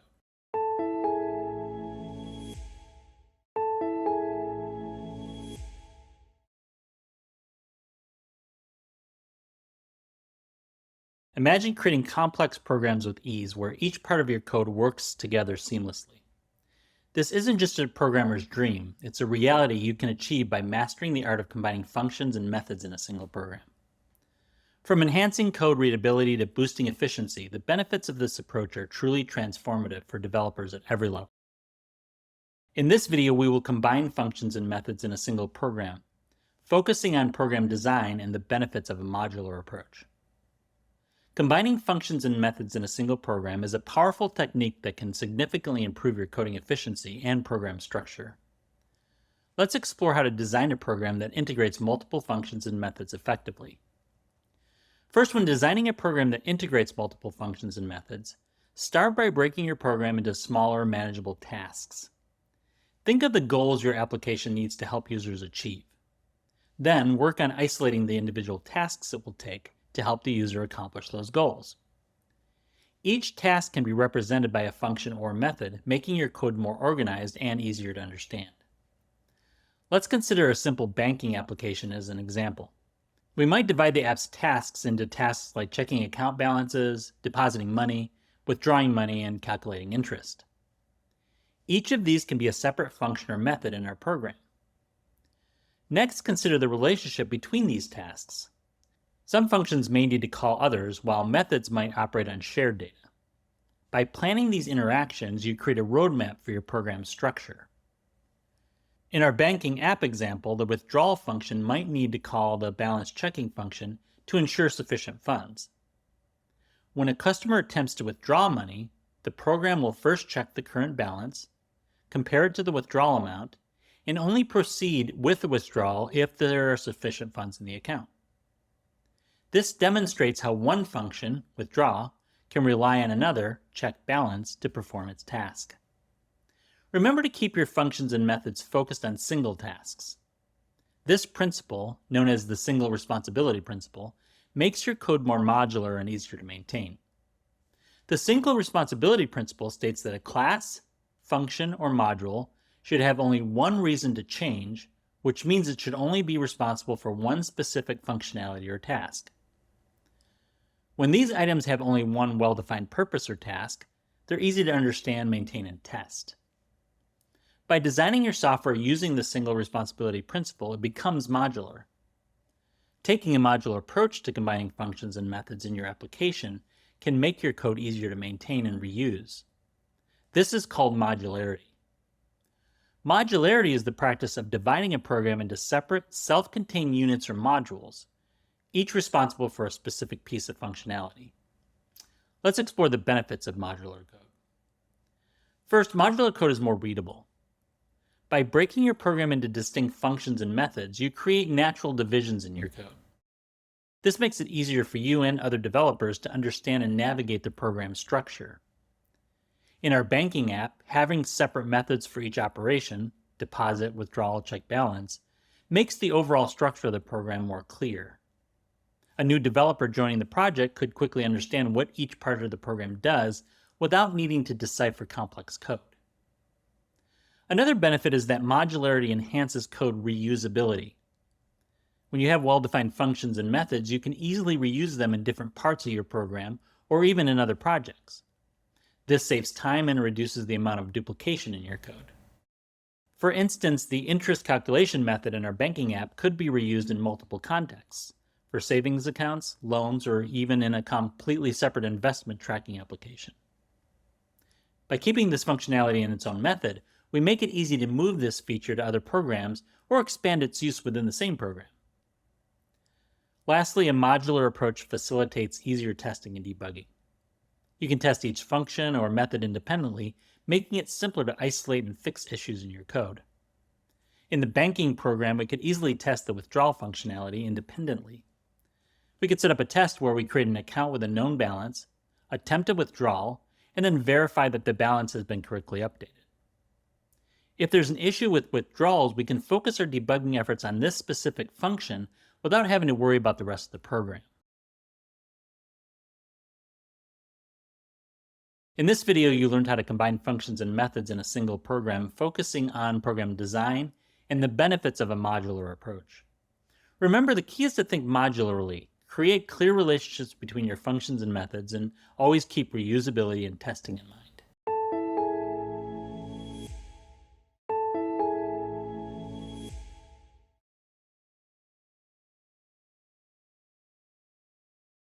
Have you ever spent a long time assembling something only to realize you made a small mistake at the beginning? You feel a deep frustration as you realize you have to disassemble it and start all over. Similarly, writing applications properly from the beginning can save you hours of rework. Properly using functions and methods is one way to avoid creating small mistakes that can lead to big problems. In this video, we'll develop programs that use functions and methods to accomplish specific goals. Functions and methods are code blocks that allow you to break down complex problems into smaller reusable pieces. We use functions in JavaScript and methods in C#. Let's explore how to use these tools, starting with functions. A function is a reusable block of code designed to perform a specific task. This helps organize code when solving problems that involve repeatable tasks. Now let's investigate an example of how to use a JavaScript function to perform the same task with different inputs. This JavaScript code declares a function named calculateTotalPrice. It accepts one parameter, item prices, which is a list of prices. We initialize the total variable to 0, which will hold the sum of all the item prices. We then use a for loop to get each price in the item prices array. Inside the loop, each price is added to the total variable. Once the loop finishes, the total sum is returned as the output of the function. This function is useful in scenarios like summing product prices in a cart on an e-commerce website. Now that we have the function defined, let's examine how we call it to calculate a list of values. We'll assign the variable total price to the function calculateTotalPrice. Total price will store the value that the function returns. By assigning the function to the variable total price, JavaScript will call the calculateTotalPrice when it reaches this line of code. When we call the calculateTotalPrice function, we pass in a list of numbers, in this case 10, 20, and 30, representing item prices. The console.log function prints the total price to the console. This presents you with the output. This example simulates calculating the total cost of products in a shopping cart. Now that we've seen how functions work in JavaScript, let's move on to methods. Methods are similar to functions, but they are part of a class in C#. This structure makes it easier to work with objects in object-oriented code. We'll look at an example of a method that calculates a discount. Methods are similar to functions in that they are reusable blocks of code that perform specific tasks. Methods differ from functions because they are used in objects in object-oriented programming.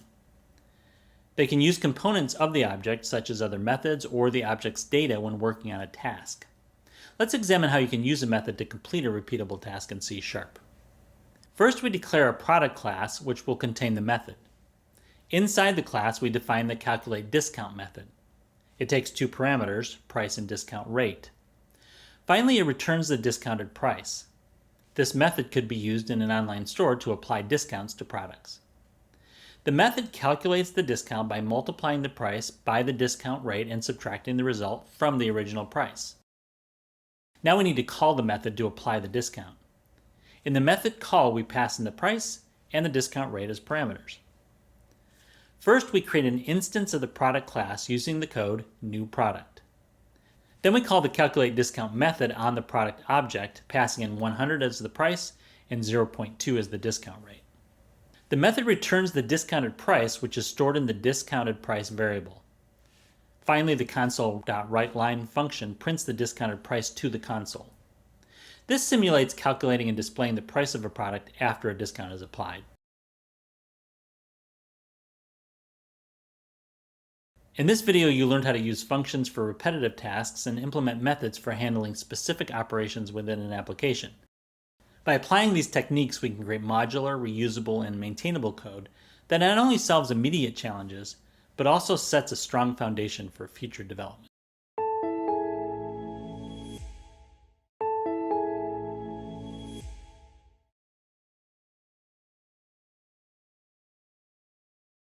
When learning to code, you'll often encounter various programming concepts like functions, methods, loops, and conditionals, each powerful on its own. But the real challenge exists in understanding how to combine these elements to create a complete working program. It's common to have these tools at your disposal, but you need a clear strategy to integrate them effectively. In this video, we will develop a comprehensive program that integrates all the concepts you've learned so far.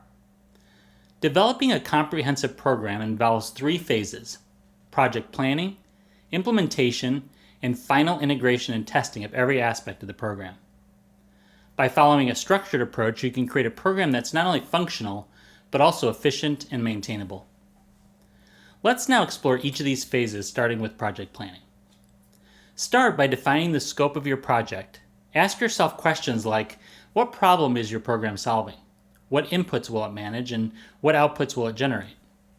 Clearly outlining the purpose and objectives of your program will help you stay focused during development. For example, if you're creating a simple calculator application, your scope would include working with basic arithmetic operations. Next, once you have a clear understanding of the project scope, identify the core functions your program will need. These are the building blocks of your program. For instance, in a calculator program, you might have functions for addition, subtraction, multiplication, and division. Each function should be designed to perform one specific task. This makes your code modular and reusable. The next step in your project planning is to integrate and consolidate features. In this step, you will assess what your program needs to accomplish and identify areas where functions and methods can be integrated or reused. For example, if multiple areas of your application require user authentication, your plan should include creating a single method for all authentication tasks rather than using multiple methods. This approach reduces the risk of errors and simplifies maintenance in the future. Finally, outline how the program will flow from start to finish. Consider the order in which functions will be called, how data will be passed between them, and where loops and conditionals will be necessary. For example, if your program needs to repeatedly ask for user input, a loop will be essential. Draw a flowchart or write pseudocode to visualize the logic before coding. Now that your planning is complete, it's time to move on to implementation. Here's where you'll bring your plan to life, applying all the concepts you've learned along the way. Recall that core functions we identified during planning, these are the building blocks of your program. First, you'll code each function and test them individually to make sure they work as expected. For instance, in a calculator program, you might start by writing the addition function and verifying its accuracy. For instance, in a calculator program, you might start by writing the addition function and verifying its accuracy before moving on to the next function.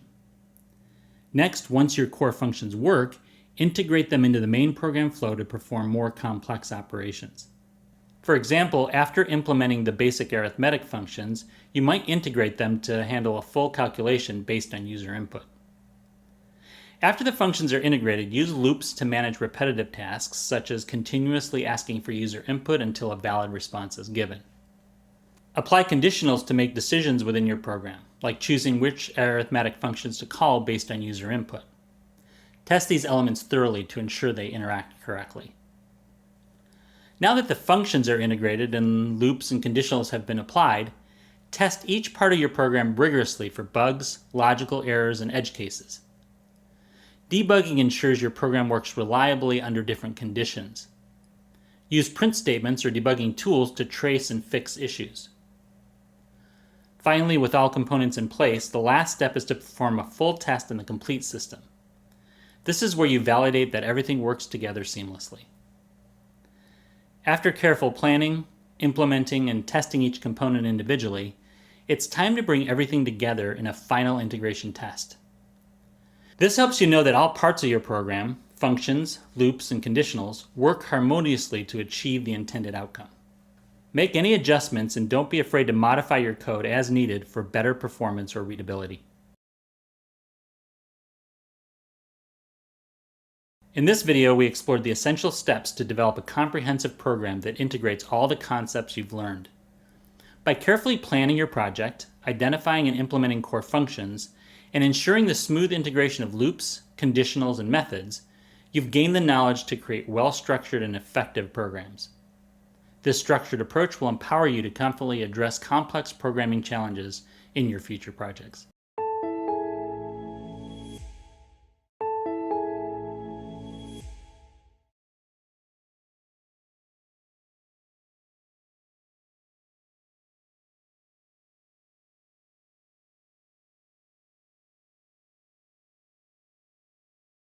Methods in C# are like building blocks for solving problems. They allow us to break down a problem into smaller parts that are easier to manage. A method performs a specific task when called. We define methods using keywords. Public, this means the method can be accessed from anywhere in your code. Static, you can call this method directly from the main method without needing to create an object. Void, this means the method doesn't return any value. Its only job is to perform the task we give it. After defining the method, you must call it to execute the code inside. Defining and calling a method are two separate steps. Defining tells the program what the method does, and calling tells it when to execute.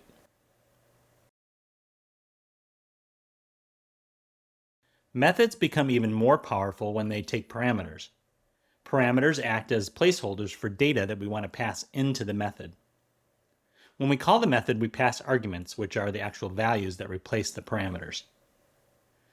This allows us to reuse the same method for different inputs, making the method flexible and reusable.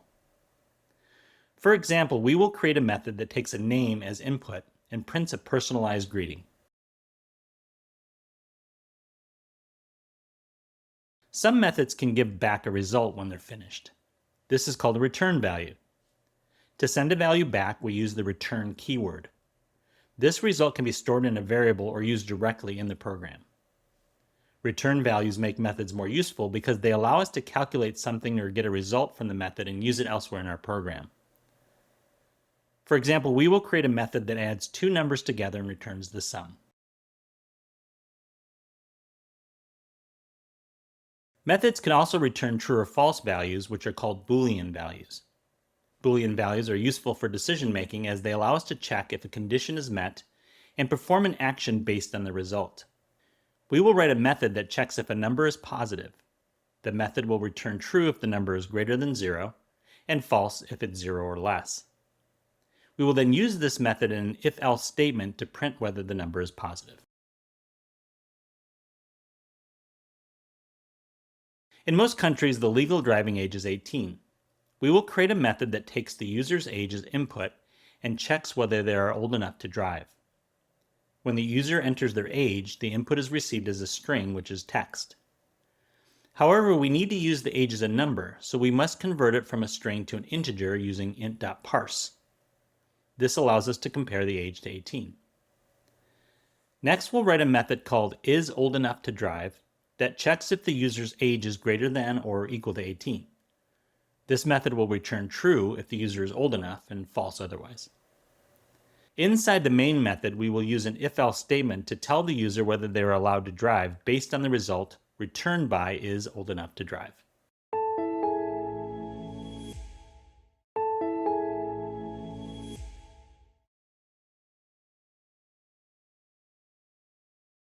Functions and methods are crucial for creating well-structured, maintainable code. Integrating them effectively enables you to solve complex problems and develop efficient solutions. We began by examining the role of functions in programming, focusing on how they help structure and organize code. We also covered the fundamentals of creating and integrating functions seamlessly into your programs. Then we investigated different methods in C#, analyzing their syntax and diverse use cases to understand how they can improve your programming skills. Next, we analyzed how to call methods effectively, including understanding their return values and applying practical examples to real-world programming challenges. Then, we explored how to utilize parameters and methods, emphasizing efficient data transfer and their practical applications to improve method performance. Lastly, we examined how to integrate functions and methods into program development to address complex issues and build robust, efficient solutions. Congratulations! You have completed functions, methods, and scope.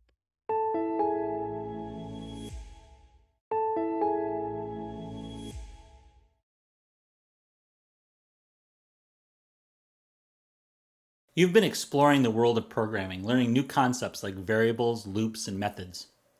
But you might be wondering, how do I actually use all of this every day as a developer? Think of it like building a puzzle. Each piece, whether it's declaring a variable or managing logic within a control structure, plays an important role.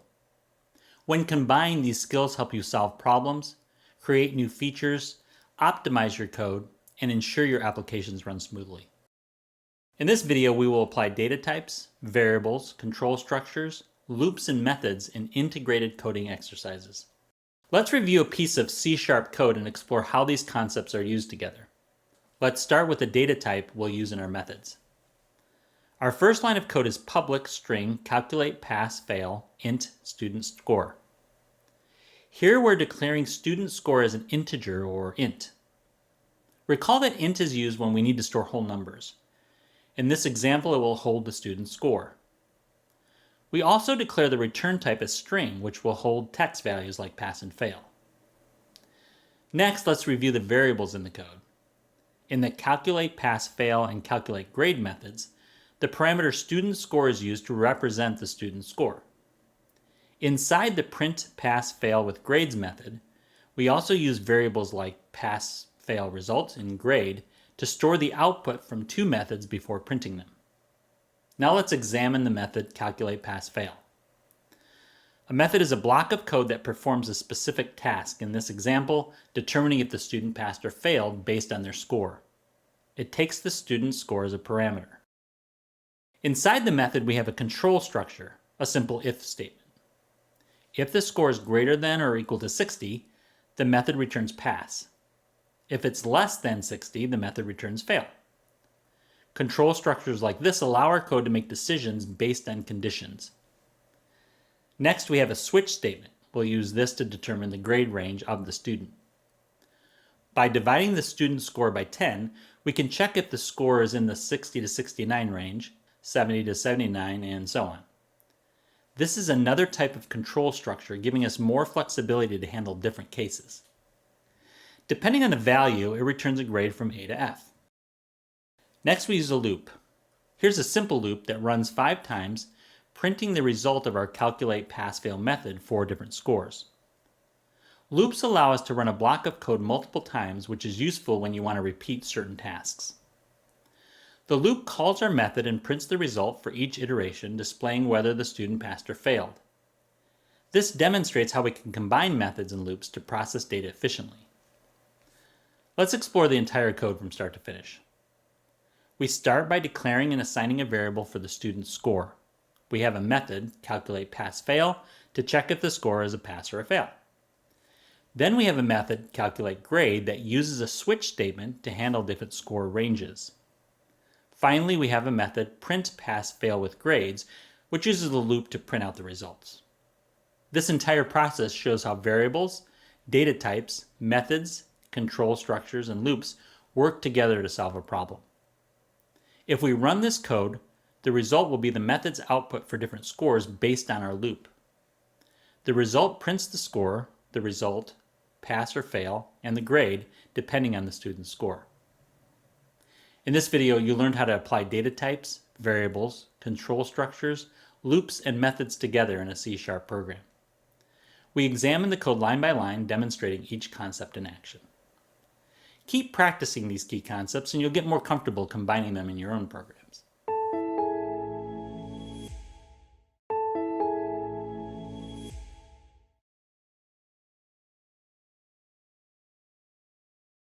Imagine this. You're running a small grocery store.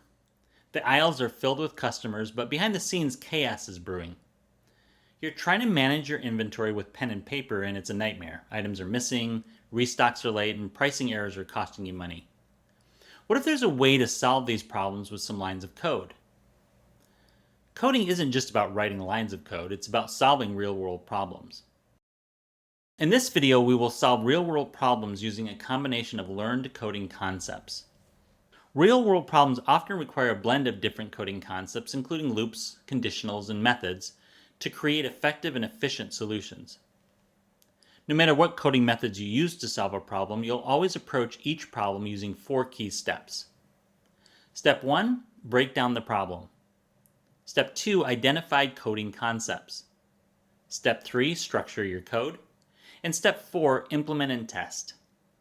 By following this approach, you'll transform a complex problem into a series of straightforward tasks, making coding both effective and manageable. Let's use an example to illustrate this process. Imagine a small grocery store struggling with manual inventory management that needs an inventory system. Your challenge is to solve this problem by breaking it down using the right coding concepts, structuring your code effectively, and implementing and testing it thoroughly. Let's get started. The first step in solving any complex problem is to break it down into smaller, more manageable tasks. This means identifying the key functions or actions the system needs to perform and isolating them into individual components. By breaking the problem into smaller parts, you make it easier to focus on and solve each piece without getting overwhelmed by the complexity of the entire system. For the grocery store inventory system, you'll break the problem down into two main areas of functionality. First, you need to add new items by entering details like the item name, price, and quantity. Next, you need the ability to update items by modifying existing products. Once you've broken down the problem, the next step is to match each functionality with the appropriate coding concepts and tools. This involves choosing the right programming constructs like loops, conditionals, and methods that will help you implement each task. Identifying the right coding concepts ensures that your solution is functional, optimized, and easy to maintain. For the grocery store inventory system, you'll want to use the following. First, you'll need methods for adding and updating items. Next, you'll use if-else statements to validate inputs and ensure new items aren't duplicates. Finally, you'll use loops to search through the inventory when updating items. After identifying the necessary coding concepts, you'll plan how to organize your code. In this step, you should create a flowchart or write pseudocode to outline the sequence of operations. By structuring your code in advance, you make the coding process smoother and reduce the chances of running into logic errors. For the grocery store inventory system, you'll want to create a flowchart that outlines the steps for adding items to the inventory. Here's how you might build a flowchart. First, start with begin add item. Next, you include a task to input item details. This task prompts the user to enter the item name, category, price, and quantity. Then you'll have a decision to validate input. If the input is valid, you'll have the system move on to the next step. If the input is invalid, you'll have the system display an error message and go back to the input item's details. After that, you'll have a decision to check for duplicates. If a duplicate is found, you'll have the system display a message that the item already exists and start the process over at begin add item. If no duplicate is found, the system will proceed to the next step. Now you include a task to add item to inventory by storing the item details in the inventory list. Once that's done, you'll have a task to display a confirmation message that the item was successfully added. Finally, you'll end the add item process. This flowchart helps you visualize the sequence of operations and ensures each step is clearly defined before you start coding. Now that you've structured your code, it's time to move on to the final step, implementing your solution by writing the code and then testing it thoroughly. Implementing and testing your code ensures that your solution is not only functional, but also reliable. Let's break down how you might implement the grocery store inventory system. You'll start by developing a method to add new items to the inventory. The method checks if the item already exists in the inventory to prevent duplicates. If it does not exist, it adds the item to the list and confirms the addition. Next, you'll develop a method to modify existing items in the inventory. This method finds the item in the list to ensure it can be updated. Then it modifies the item as needed and confirms the update. Finally, you'll execute the program to test its functionality and verify how it works. When you run the code the first time you try to add apples, the program should add it to the inventory and display a message saying, "Item added successfully." But the second time you try to add apples, the program will check for duplicates and find that apples is already in the inventory and display a message saying, "Item already exists in the inventory." This structured approach worked for solving the grocery store problem, and it can be applied to any coding challenge you work on. By breaking down complex problems, identifying the right coding concepts, structuring your code, and implementing effective solutions, you can tackle a wide range of real-world issues. In this video, you solved a real-world problem using a combination of learned coding concepts. Solving real-world problems with code requires more than just knowing individual concepts. It's about combining them in a way that addresses the challenge. We applied problem decomposition to break down problems, used top-down problem solving to identify coding concepts, structured our code with flowcharts, and implemented our solution using tools like if-else statements and functions. If you continue to practice and refine these skills, you'll become more confident in solving real-world challenges.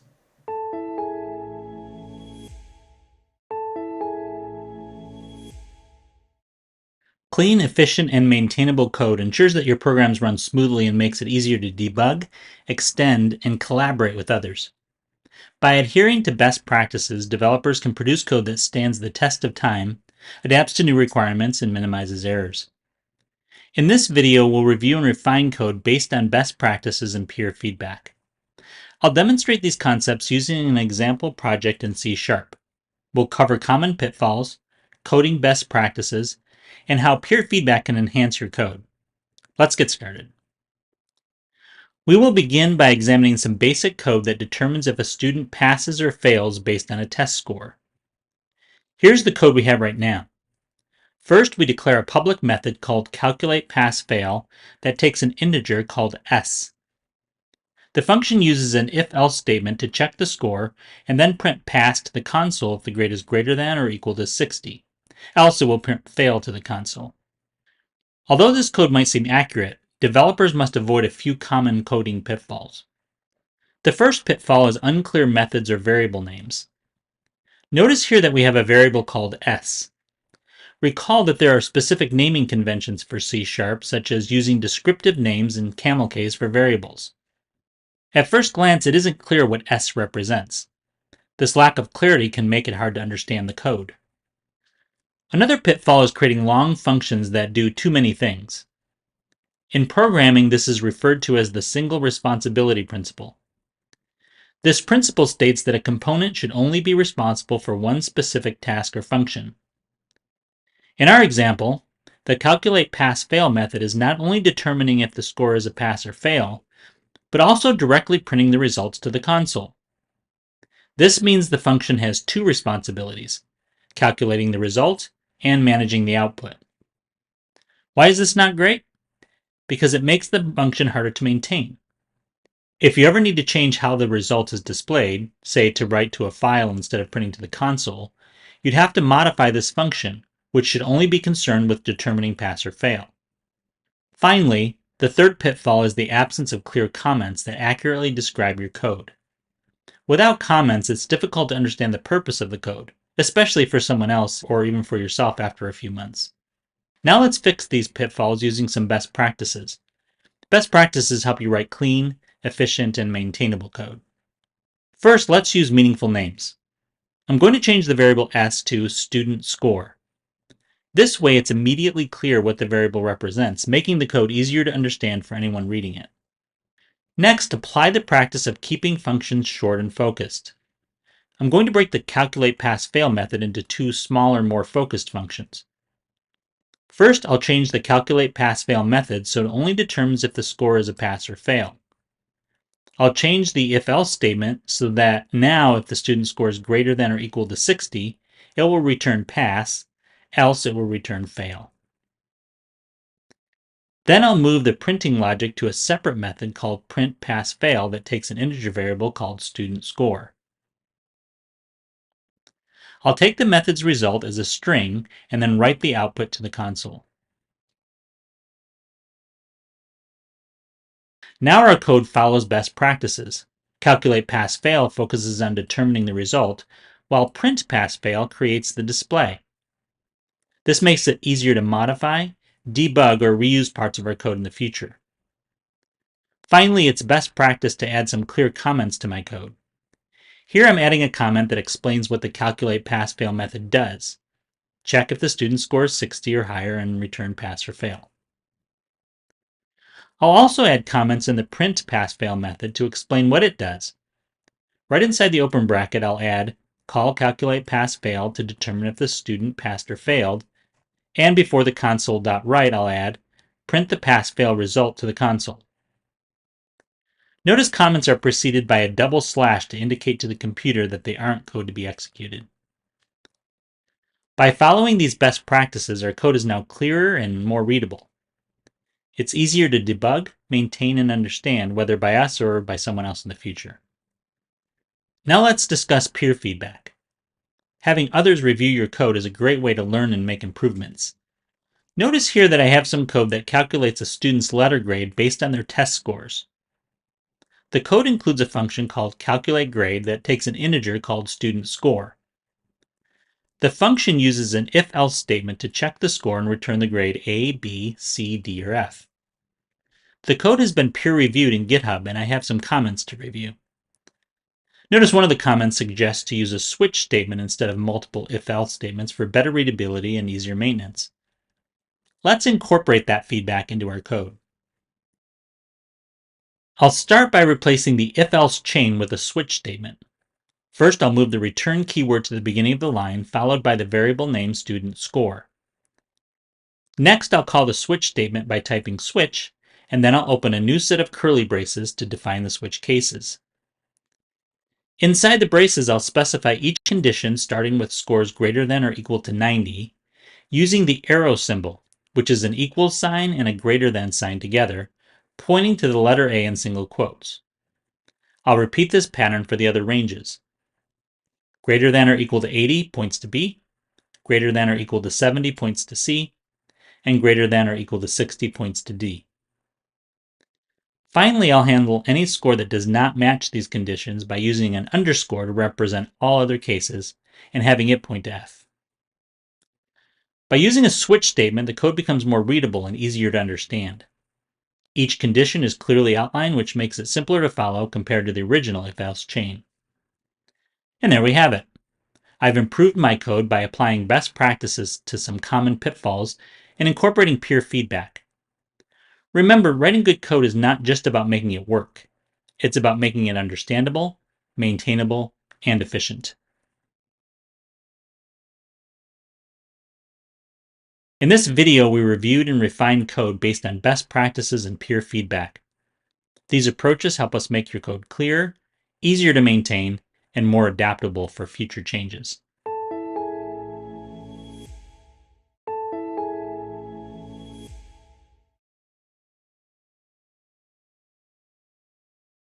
Have you ever wondered why some applications run smoothly while others crash or behave unpredictably?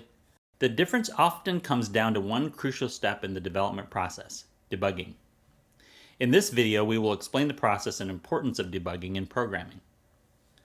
Let's begin by defining debugging. Debugging is the process of identifying and resolving errors or bugs in a computer program.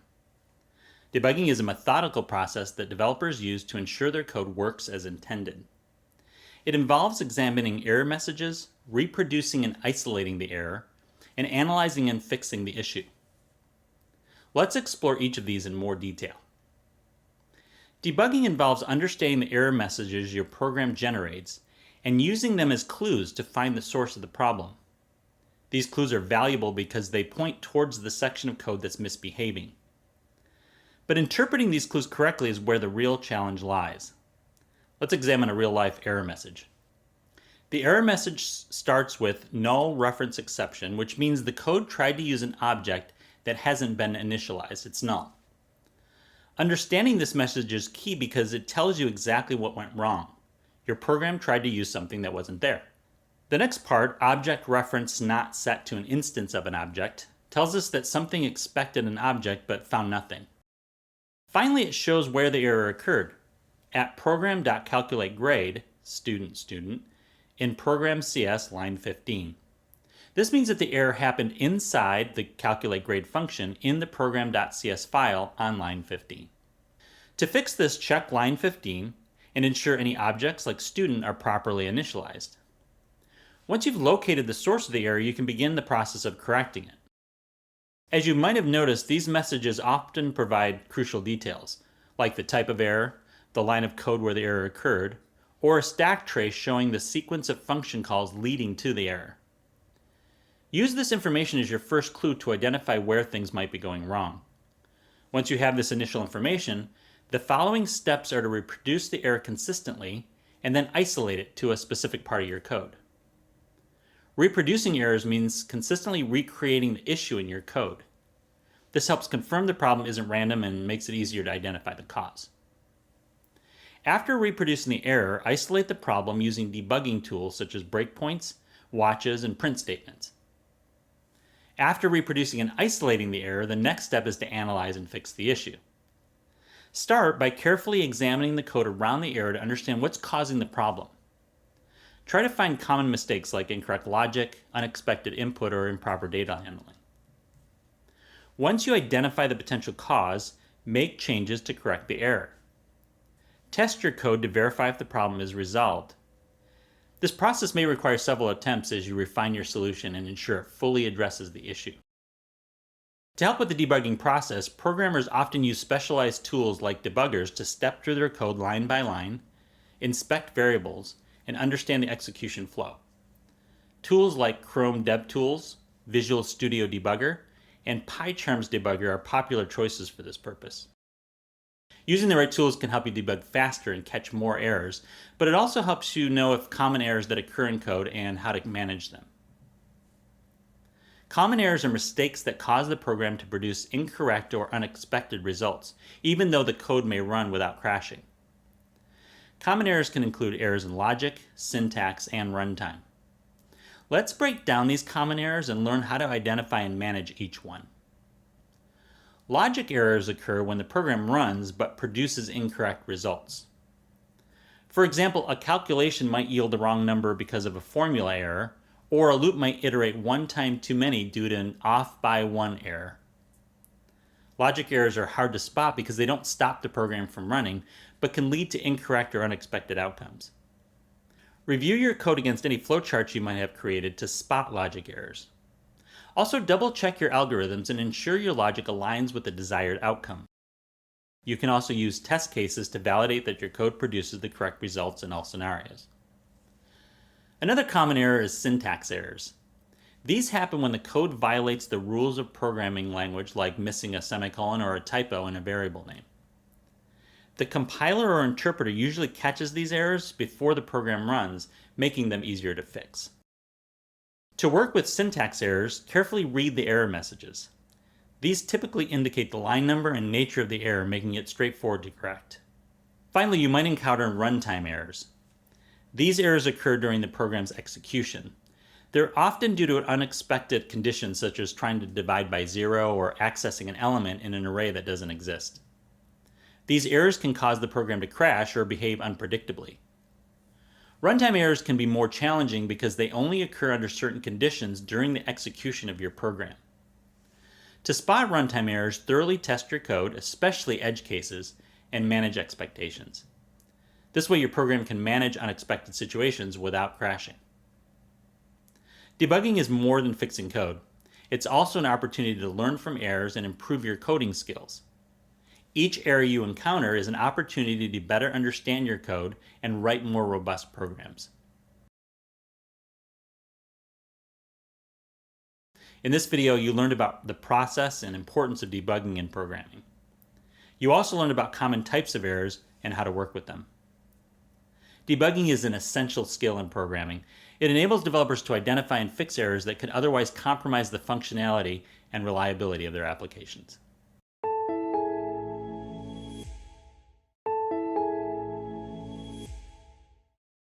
Microsoft Copilot uses artificial intelligence to analyze code in real time, highlighting issues and offering solutions that can save hours of manual debugging. This powerful tool helps streamline the development process, allowing you to focus on writing clean, functional code. In this video, we will demonstrate how to use Microsoft Copilot for debugging and logical error detection. I've already set up my development environment and installed the Copilot extension. Before exploring how Copilot can help us debug, let's add some code and examine it. To begin, I add an array named numbers that contains the values 1, 2, 3, 4, and 5. This array holds a series of integers. Below that, I've declared an integer variable named sum and initialized it to 0. This variable will store the sum of the values in the numbers array. Next, I've written a for loop that is supposed to iterate through each element in the numbers array and add it to the sum. Finally, after the loop, there's a line that prints the result of sum using console.writeLine. This outputs the total sum of the numbers to the console. However, in the Problems tab, I can see that there are some issues, and the program currently will not work as expected. This is where Copilot can help. To use Copilot to help me debug these issues, I'll click on the first issue, which states, "The type or namespace integer could not be found." Notice when I do this, there's a yellow light bulb that replaces the red X symbol. Selecting the yellow light bulb gives me a few options. I can generate class integer and convert top-level statements. I can also have the option to fix using Copilot or explain using Copilot. I want to understand the error, so I'm going to first choose to explain with Copilot. This will open the Copilot chat interface. In the chat, Copilot explains that integer is not a valid type in C#. When I scroll down, Copilot also offers suggestions to fix the error. It tells me to replace integer with int. Now that I understand the error, I'd like to use Copilot to fix it for me. So I select the yellow light bulb again and choose Fix using Copilot. Notice that a Copilot suggestion box appears at the top of the screen. It uses the command /fix to describe the error, explaining that the type integer should be replaced with int. Copilot generates new code in line with the file, providing a suggested fix right where the issue occurs. You can choose to either accept or discard the suggestion directly from the box. Let's go ahead and accept this suggestion by clicking on it. The updated code now reflects Copilot's suggestion, and the errors are corrected. Notice in the Problems tab, there are now no new issues with the code in the file. In this video, we demonstrated how to use Microsoft Copilot for debugging logical errors, and explored how Copilot analyzes your code, offering smart solutions that can save hours of manual debugging.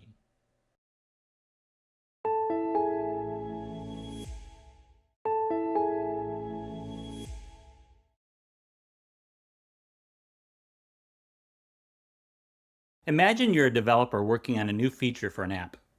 You've written hundreds of lines of code, but when you run it, something isn't right. The app crashes or the results aren't what you expected. You wouldn't rewrite the whole thing or hope for the best. Instead, you would systematically debug, combing through the code step by step to find exactly where things went wrong. In this video, we will apply various debugging techniques to identify logical errors in your code. Debugging is the process of identifying and resolving errors or bugs in a computer program. Debugging is an essential skill for any developer. Developers must figure out where the code isn't behaving as expected and fix it so the entire program runs smoothly.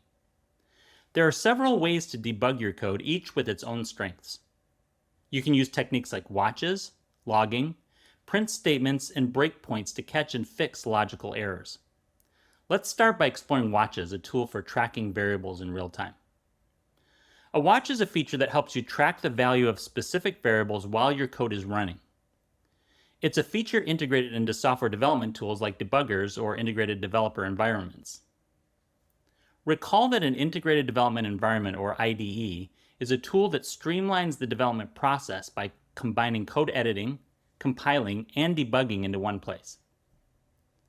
When you set a watch on a variable, you can see its current value and how that value changes step by step as the program executes. Imagine your app calculates a shopping cart total.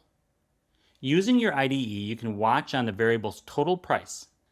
During testing, you notice that it suddenly changes to 0 when you add a specific item.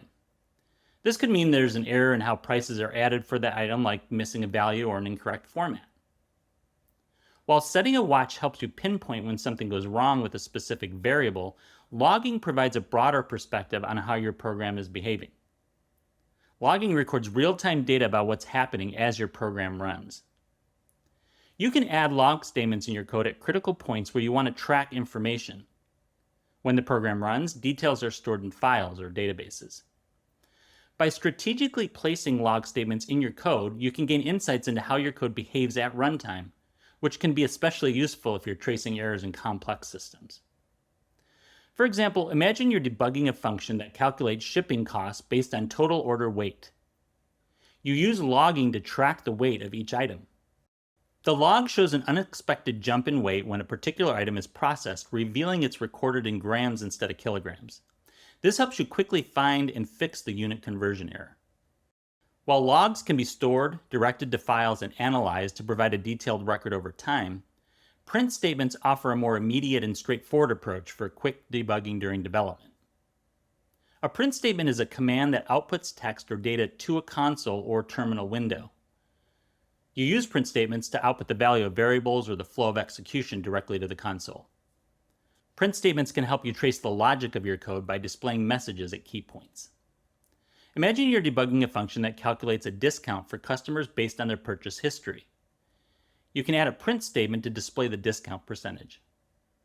The output shows that the discount is always 0, revealing that the condition to calculate the discount is never met. This helps you identify and fix the faulty logic in the discount calculation. Print statements offer quick insights, but breakpoints are a powerful tool for isolating issues more precisely when you need to pause and examine your code in greater detail. Breakpoints allow you to pause your code at specific lines to examine the program's state in detail. Think of them as a checkpoint within your code. You can set a breakpoint in the IDE and run the code in debug mode. When your program reaches the line with a breakpoint, it stops running. You can inspect variables, step through the code line by line, and see exactly where things go wrong. This method is highly effective for isolating complex bugs that aren't immediately visible. Imagine you're debugging a function that loops through user data to calculate their total spend. You set a breakpoint at the start of the loop. As you step through, you notice that the loop is exiting early because a condition is incorrectly met. Using these techniques together is like having a well-equipped toolkit. Combining them can help you trace errors back to their source. For example, you might start with logging to get an overview, use print statements to narrow down the problem, and then set breakpoints for a more detailed inspection. Each tool provides valuable information, helping you piece together the puzzle. Let's explore how these techniques can be used together in a real-world debugging scenario.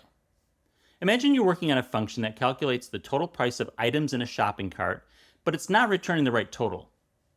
You set a watch in the variable that tracks the total price, add a print statement to check if the function is being called, log the values added, and set a breakpoint at the final calculation.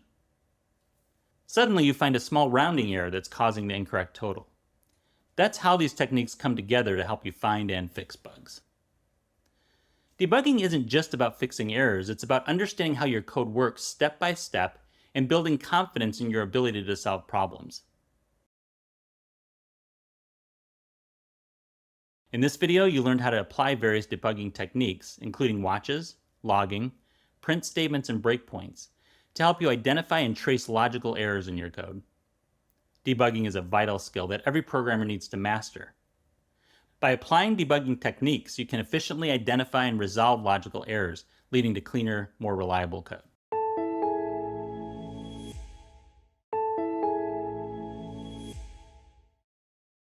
What if you could streamline your debugging process with an AI tool that spots errors and suggests solutions in real time?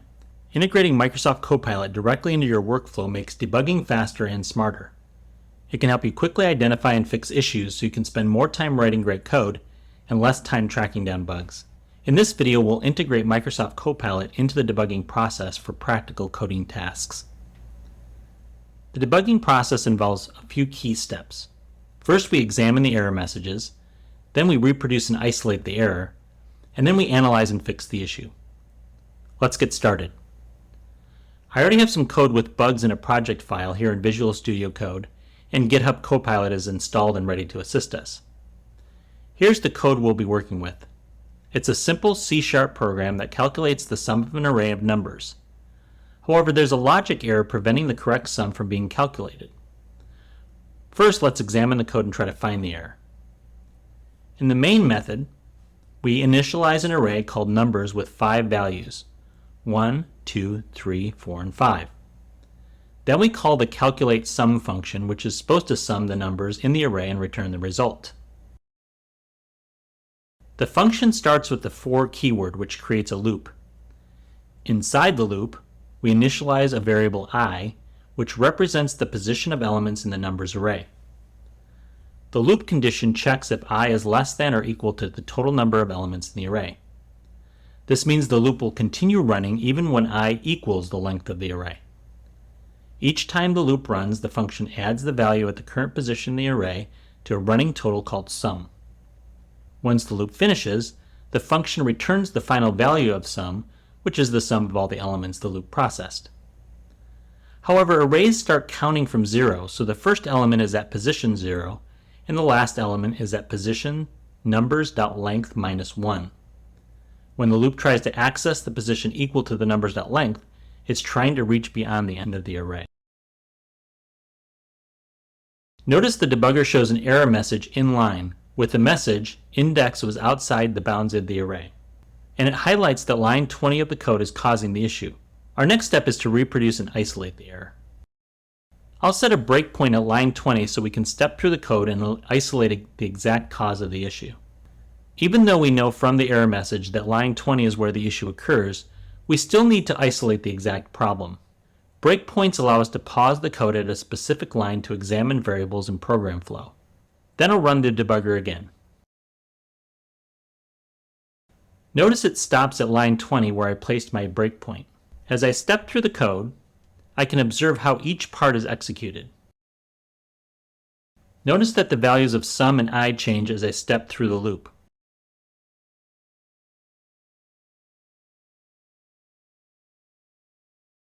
When I reaches 5 and sum equals 15, that's when the error message appears.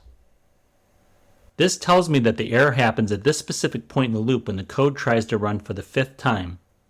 Now that we've isolated the issue, we need to analyze and fix it. This is where you can integrate Copilot into your debugging workflow.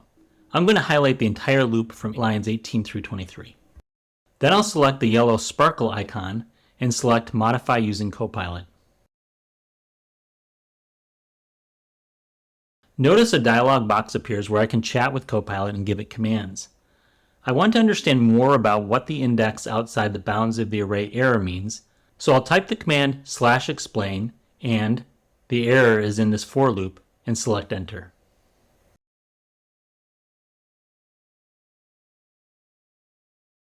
Copilot explains that it's allowing the loop to run one step too far beyond the valid elements of the array. This makes sense based on what we've noticed in the debugging process. Next, let's have Copilot suggest a fix by using the /fix command. I'll type /fix in the dialog box and select Edit Code. Copilot will generate a solution based on its understanding of the problem. Notice that Copilot rewrites my code directly in the editor. It changes the code I less than or equal to numbers.length to I less than numbers.length. This seems correct, so I'll go ahead and apply it to the code by selecting Accept.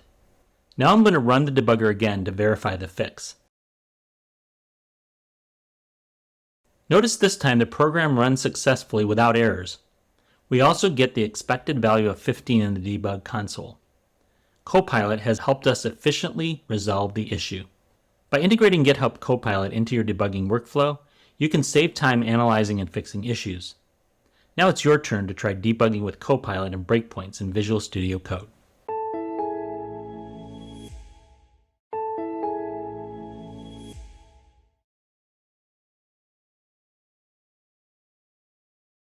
Imagine having a skilled Copilot next to you during a long road trip. Someone who not only helps you navigate, but also spots potential hazards before you even notice them, suggests shortcuts, and ensures you reach your destination faster. That's what Microsoft Copilot offers to developers. An AI-powered assistant designed to guide you through your coding journey, making the process smoother, quicker, and less error-prone. In this video, we will explain the features and capabilities of Microsoft Copilot. Microsoft Copilot is a tool powered by artificial intelligence that assists developers in writing and debugging code. Microsoft Copilot can streamline your coding process and improve productivities in many ways. It offers several key features that developers find invaluable, including code generation, real-time code suggestions, automatic error detection, and code optimization. Let's begin with code generation. Now that we've introduced the idea of Copilot streamlining your work, let's explore how it helps with the first step of any project, building the foundation. When starting a new project or prototype, you often need to build a basic structure quickly.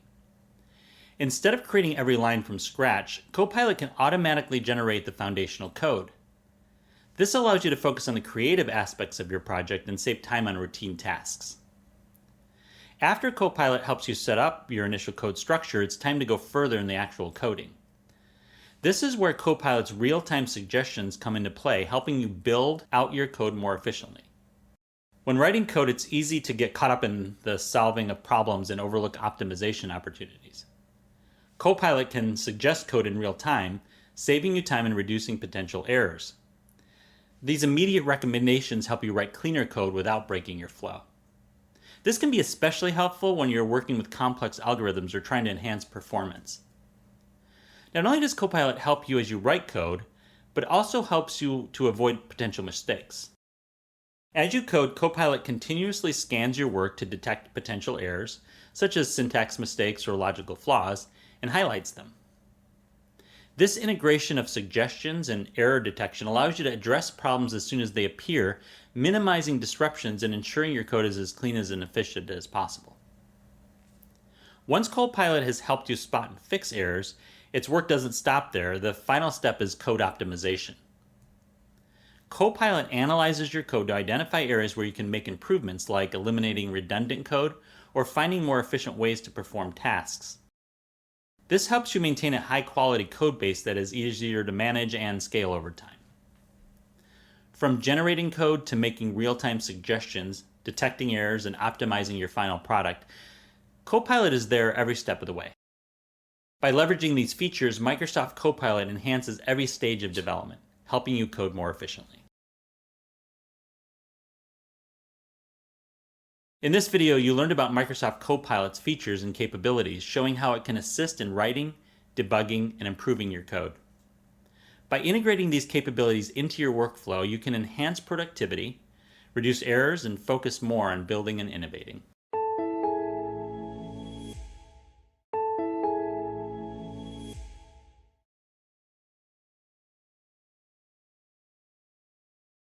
The key to successful software development lies in careful planning and design.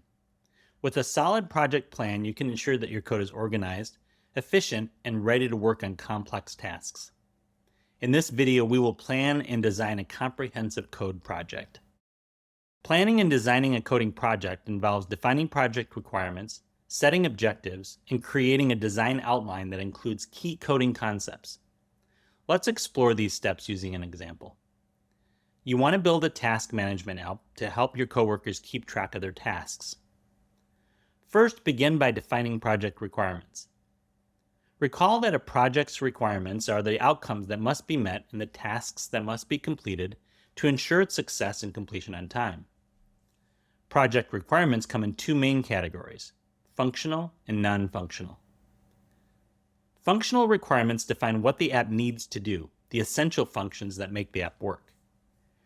They answer questions like, what should the app accomplish? The functional requirements for our task management app are straightforward. The app must allow users to add, review, and complete tasks. These are the basic actions that make the app useful. Non-functional requirements cover how the app should perform. These are aspects like usability, performance, and security. They ensure the app is not just functional, but also reliable and enjoyable to use. The non-functional requirements for the task app focus on usability and performance. The app should have an interface that's intuitive and that allows users to create, edit, and delete tasks with no more than 3 selections. The app also should be able to load the task list within 2 seconds and be able to handle up to 10,000 tasks without performance degradation. With our requirements in place, the next step is to set clear project objectives. Recall that objectives are specific results that a person or process aims to achieve within a time frame. For our app, these might include building the code base for adding, reviewing, and completing tasks within 3 months, implementing data integration for task storage within 4 months, and completing testing and debugging, resolving 95% of critical bugs before beta release. These objectives are measurable. We can always check if the app is meeting them as we build. Clear objectives provide direction and help maintain project timelines. They ensure everyone involved knows exactly what needs to be accomplished. With well-defined objectives, we can allocate resources like time, effort, and budget more effectively, making the entire process smoother. Now let's move on to creating a design outline. This is where we transform our requirements and objectives into a plan for how the app will function. A design outline acts as a step-by-step guide for building the app. To design our task management app, we'll break the project into smaller, manageable modules and plan coding components we will use to implement them. For our task app, we need a module for viewing tasks, and this module will provide a simple interface for users to review their task lists anytime. Then we need a module for adding tasks. This module focuses on a straightforward way to input new tasks. Finally, we need a module for marking tasks as complete. This module will provide checkbox interface elements that can be selected. This outline helps us examine the app's structure and ensures we haven't missed any key features. Now let's plan out the coding components we'll use to implement the modules. To implement the modules, we need to use variables, methods, if-else statements, and loops. Since variables store information, first we should outline where we will need to keep data throughout the project. For example, in our to-do list app, we need a string variable for each task. Each time the user adds a task, it is stored in an array or a list of variables. Next, we should design the methods. These will enable us to group related tasks into one reusable unit of code. In the to-do list app, we should have a method for each module, including view task, add task, and mark task complete. Next, we'll plan out where the decisions in our app happen. We'll use if-else statements to handle different scenarios based on conditions. For instance, we'll plan to use an if-else statement to check if the user has entered a task. If the input field is empty, we'll display a message asking the user to enter a task. Otherwise, we'll display a message to add the task to the list. Finally, we must determine if any of our modules must repeat code based on conditions. We'll identify where it's essential to repeat actions and plan to use loops to handle those situations. In the to-do list app, we'll use a loop to display all the added tasks, showing them on the screen each time the user opens the app. In this video, you learned how to plan and design a comprehensive code project. By carefully planning and designing each aspect of our task management app, from defining requirements and objectives to creating a design, we ensure that the app will be user-friendly, efficient, and ready for development.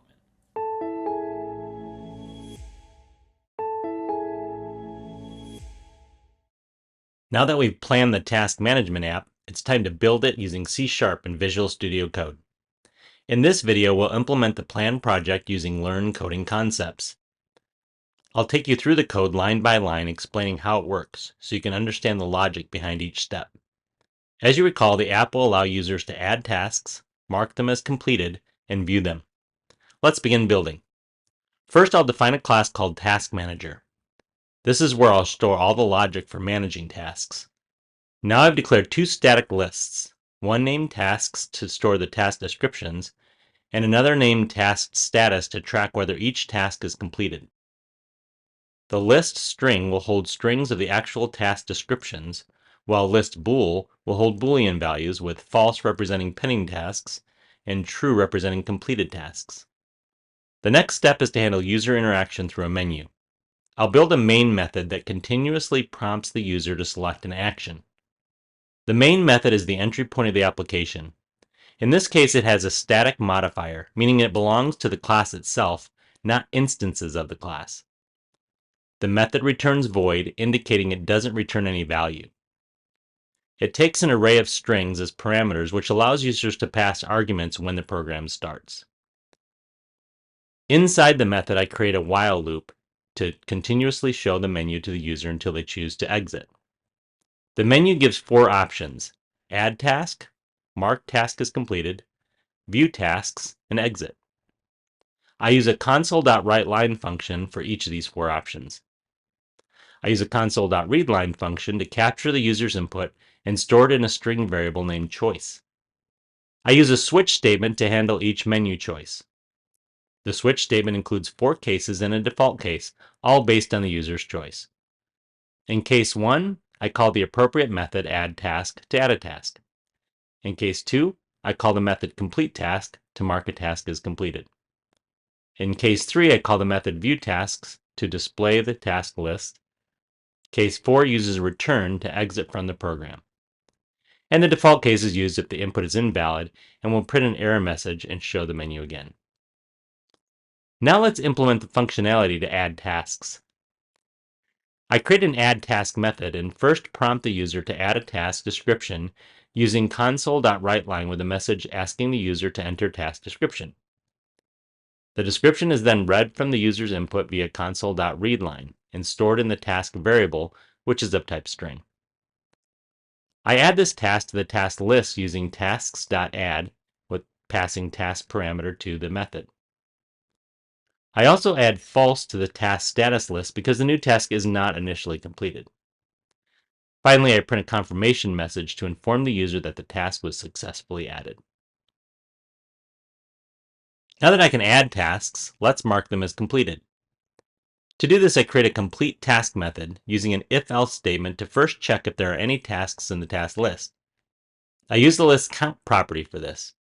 I compare the count of tasks to 0 using double equal signs. If the list is empty, I print a message saying no tasks available to complete and exit the method with a return statement. Next, I ask the user to enter the number of tasks they want to mark as completed.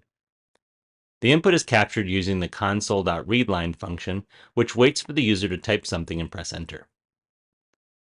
Once the input is captured, I try to convert it to an integer using int.tryparse.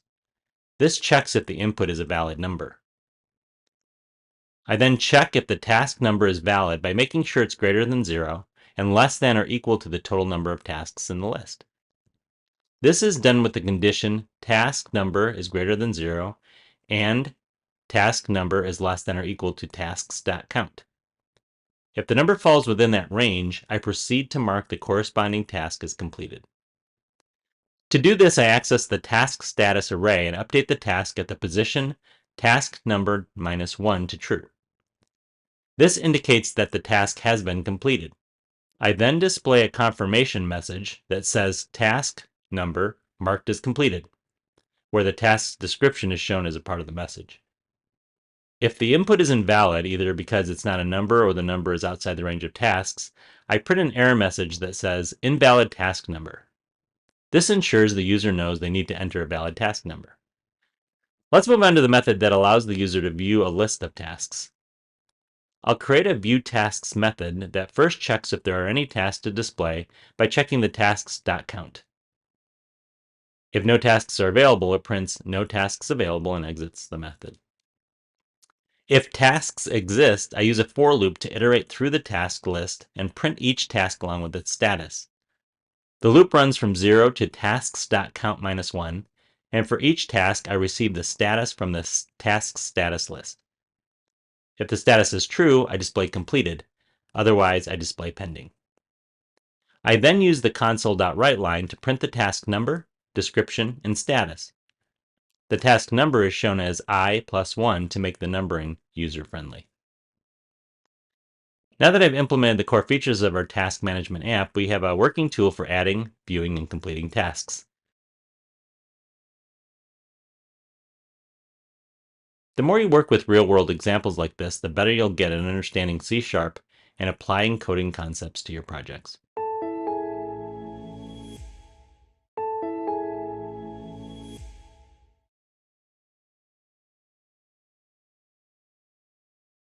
Congratulations on completing the Foundations of Coding Front-End course. Throughout this course, you have built a solid foundation in front-end development, from planning projects and understanding logical structures to mastering control flows and creating efficient, reusable code.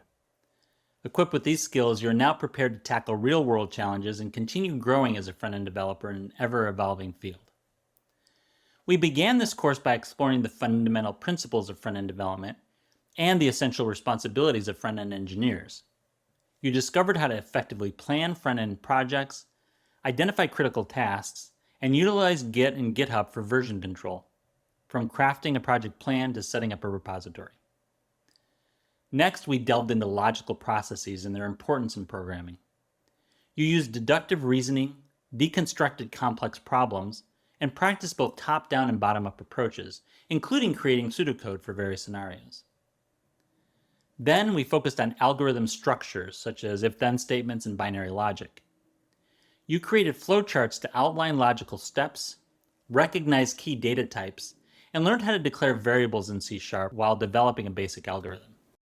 After that, we defined basic control structures such as if-else statements and switch cases to understand how they manage decision-making. We then covered loops like for, while, and do-while, and their role in handling repetitive tasks. Finally, you practiced combining these elements through various coding exercises. Next, we explore how to use functions to build reusable code blocks and examine methods in C#, focusing on their definition, syntax, and practical applications. You learned how to call methods and manage parameters for efficient data transfer. Finally, we developed basic programs that utilize functions and methods to solve various problems.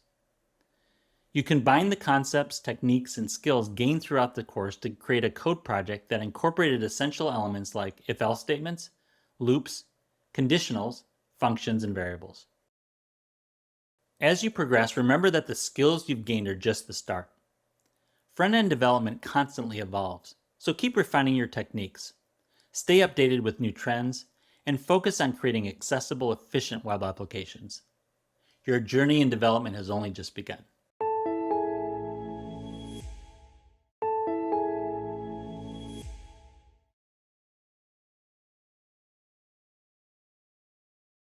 Welcome to the Introduction to Programming with C# course. In this course, you will gain skills to think logically and solve problems effectively through programming.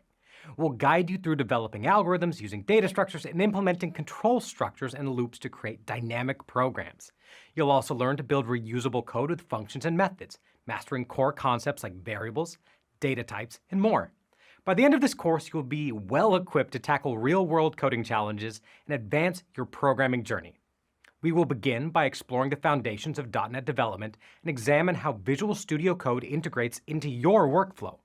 We'll walk through setting up your development environment, organizing project files, and understanding the structure of a .NET project. Then, we'll build on this foundation by applying core programming concepts, from variables and data types to debugging techniques. You'll practice writing simple programs in C# and create a small project consolidating your learning. Next, we'll explore object-oriented programming in C#, learning how to define and implement objects, classes, inheritance, and polymorphism. We will also cover common design patterns to strengthen your coding skills. Then, we will examine asynchronous programming, covering essential concepts like async and await, and learn how to build modern, responsive applications that handle tasks efficiently in the background. Finally, you will learn how to leverage Microsoft Copilot to enhance coding and debugging in C#, discovering how this tool can improve code quality, streamline your workflow, and easily tackle complex coding challenges. By the end of this course, you'll be ready to tackle real-world coding challenges with confidence and efficiency. We look forward to guiding you on this essential step in your programming journey.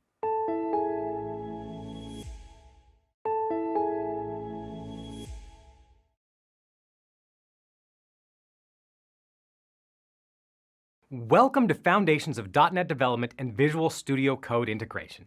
In this module, you'll dive into the essentials of .NET, harness the power of Visual Studio Code, and master setting up and managing your projects. Get ready to elevate your front-end and back-end development skills with these powerful tools.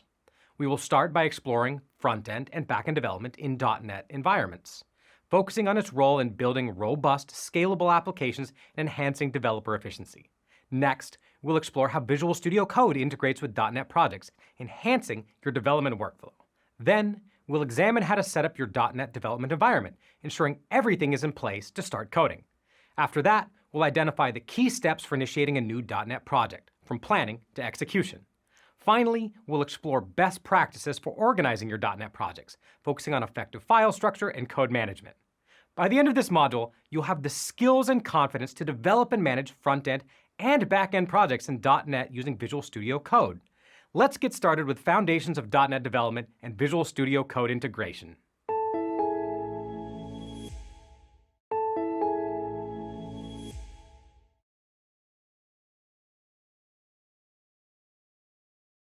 Have you ever wondered how the apps and websites we use every day come together to create such seamless experiences?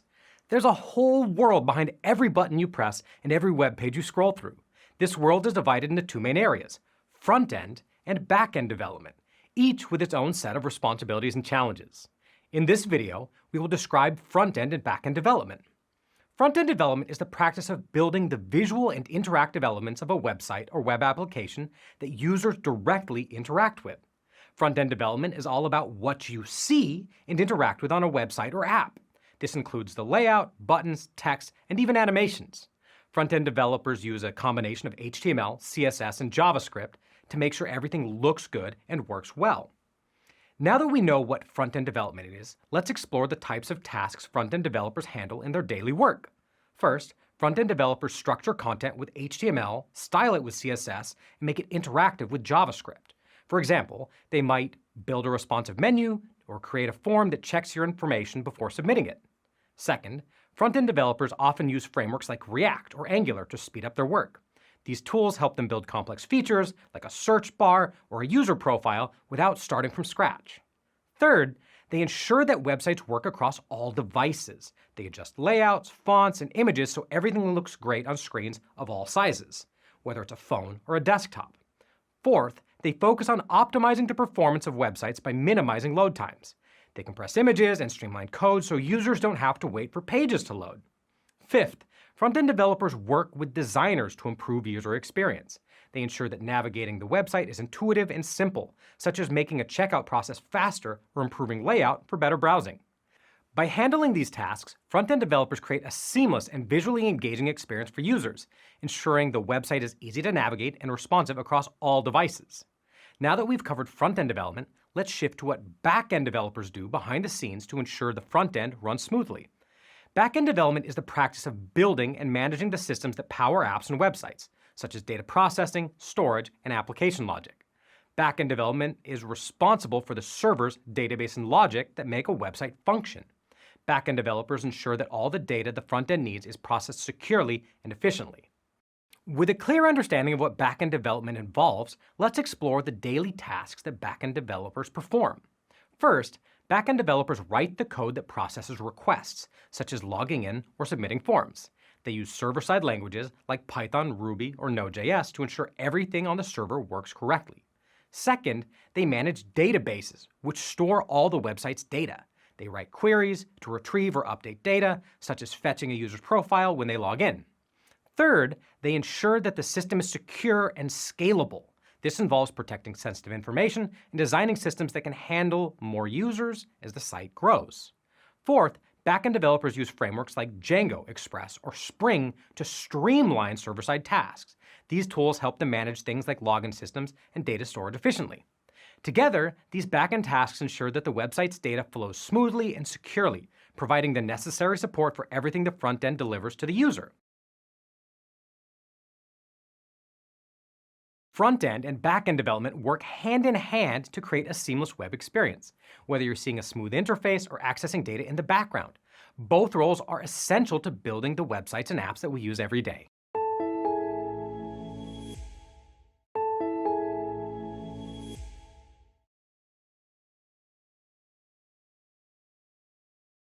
Starting a new project from scratch can be overwhelming, much like a chef trying to grow their own ingredients before cooking. Instead of reinventing the wheel, developers can use platforms like .NET, which offer pre-built tools and libraries. This allows you to focus on what truly matters, bringing your unique ideas to life efficiently. Development platforms provide sets of tools that work together like a house kit, allowing you to focus on the unique aspects of your application. In this video, we will learn about the .NET ecosystem, including its significance and different versions. .NET is a platform created by Microsoft that simplifies the software development process by providing a unified set of tools and pre-made code. Originally launched as the .NET Framework, it aimed to address challenges such as using multiple programming languages and managing complex dependencies on Microsoft Windows operating system. The .NET platform offers a wide range of features, making it a versatile choice for various development projects.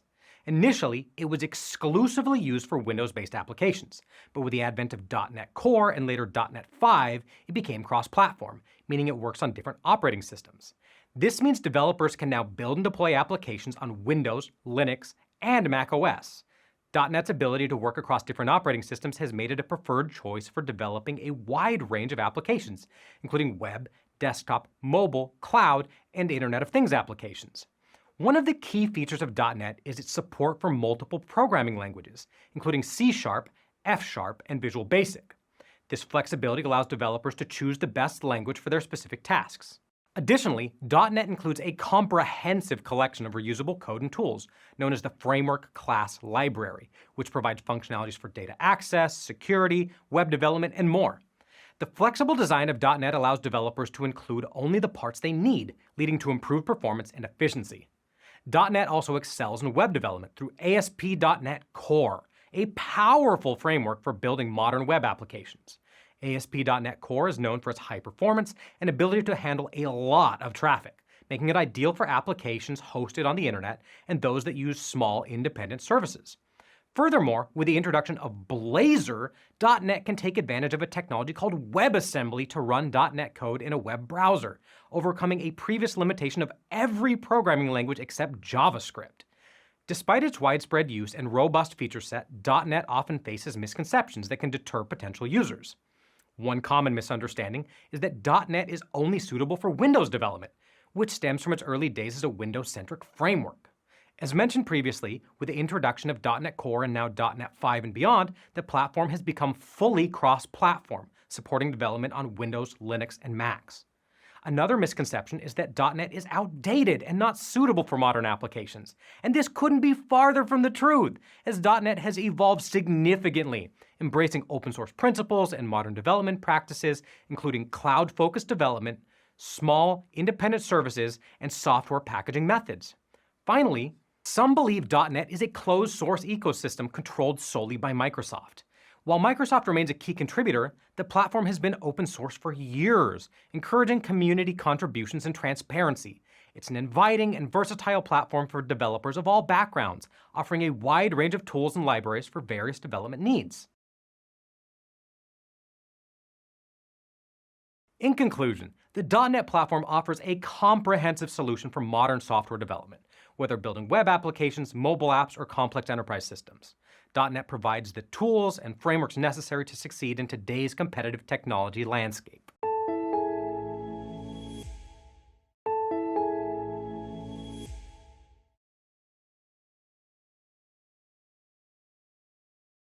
Imagine you're working on a critical front-end development project, and you have to switch between 10 different pieces of software to get the job done. What if a powerful, all-in-one solution could handle all of the tasks necessary to complete your project? Visual Studio Code can do just that, streamlining your .NET development process. In this video, we will describe how Visual Studio Code integrates with the .NET environment. A code editor is a specialized software tool used by developers to write and edit code.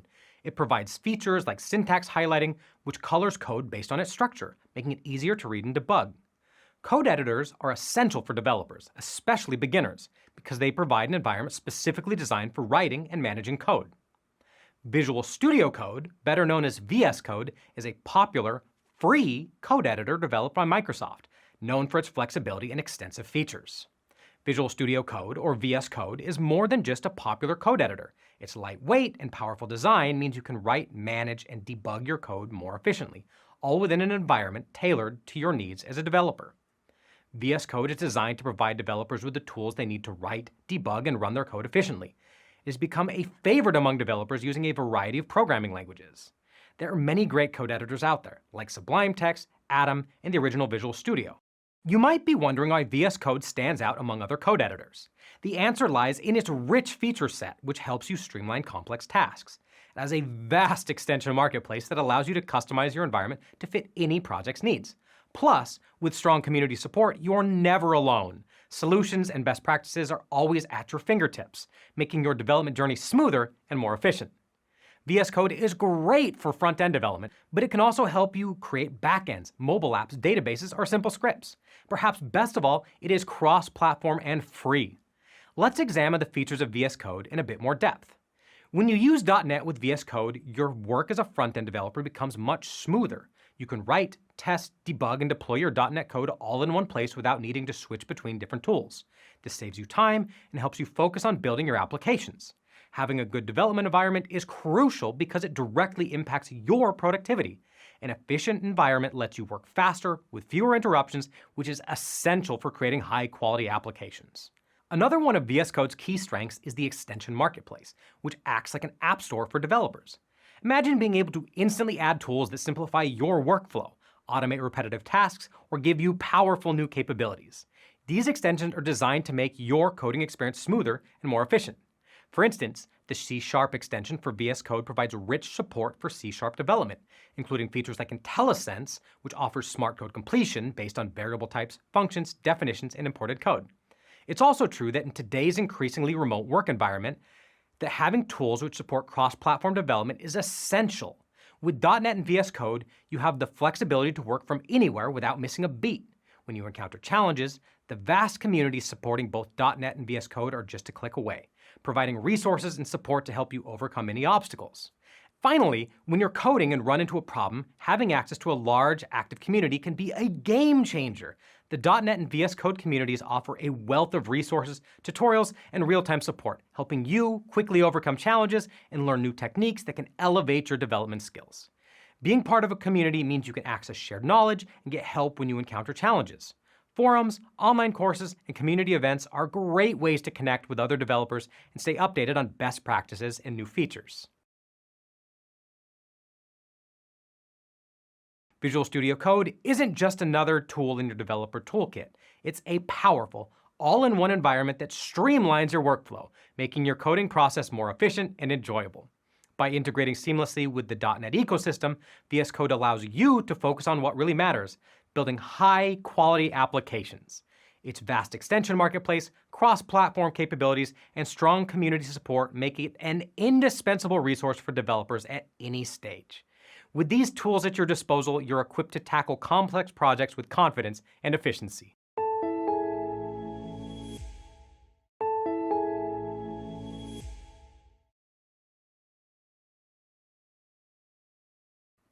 VS Code is an incredibly powerful code editor. It is lightweight yet robust, making it an ideal choice for developers at all levels. Let's delve into some of the key features that make VS Code stand out. Above all, VS Code is flexible and customizable, which allows it to be both lightweight and robust. When you first install VS Code, it has some basic tools for writing code. You can then install additional tools that are tailor-made for the programming languages and workflows that you use. You can also customize your editor itself to fit your style and needs. In this video, we will explore the high-level features of Visual Studio Code. Understanding these features will give you a solid foundation to see how this tool can enhance your development process. Let's dive into one of these powerful tools, the built-in terminal. VS Code has a built-in terminal, so you don't have to switch to other windows to run commands or scripts. You can do it all right inside VS Code. It's especially handy for tasks like building your project, managing your code changes, and running other commands directly from within your coding workspace. Another critical feature of VS Code is its use of modular extensions. Extensions are add-ons that enhance the functionality of the editor. Tools are added to VS Code as extensions. The primary way to get extensions is through the built-in extension marketplace, which is like an app store for coding tools. For example, some extensions can check your code for mistakes, give you shortcuts for common coding tasks, or connect with other services you might use. For .NET developers, there are special extensions that add even more helpful features, making it easier and faster to write and manage your code. Let's explore the C# DevKit extension in a bit more depth. It is a particularly beneficial tool for .NET developers. It includes the C# extension and the .NET install tools, which form a powerful combination. First, let's discuss the C# extension, which powers IntelliSense, debugging, and project management for .NET applications. Think of IntelliSense as a helper that understands the code that you're writing. As you type, it suggests what you might want to write next based on what you've already typed and the rules of the programming language, in this case C#. This is known as code completion. It means you don't have to remember everything yourself. It helps you write code more quickly and with fewer mistakes. You can take code completion a step further using Copilot, an AI-powered tool that helps you write code faster and more efficiently. It acts like a smart assistant, providing suggestions and code completions as you type. Copilot can generate whole blocks of code based on the context of what you're working on, making it easier to tackle complex problems or repetitive tasks. VS Code is also great for debugging, which is finding and fixing mistakes in your code. You can mark specific spots in your code where you want to pause and check what's happening, which is called setting breakpoints. Then you can step through your code one line at a time to see exactly how it runs. You can also look at the values during different parts of your code execution to make sure everything is working correctly. The .NET Install tool is used to manage installations of the .NET SDK, which you need to build and run applications using .NET. It includes everything required to develop software, such as the .NET Runtime, which allows your application to run, and the .NET libraries, which provide pre-written code to help you with common tasks. Additionally, it comes with a .NET CLI, which is a command line interface that lets you create, build, and manage your projects using simple commands that you write in a special tool known as a terminal. It's also worth noting that Microsoft has a special piece of software called Visual Studio as opposed to Visual Studio Code. Visual Studio is a much larger piece of software with virtually every feature you would need to be a productive developer baked into the editor. We're focusing on Visual Studio Code in this course because it tends to be more approachable for new developers and you can easily install it on any operating system. If you work on a large code base, especially in an enterprise environment, there's a good chance you might want to work with Visual Studio. But just know that with the use of extensions, Visual Studio Code can do virtually anything that Visual Studio can.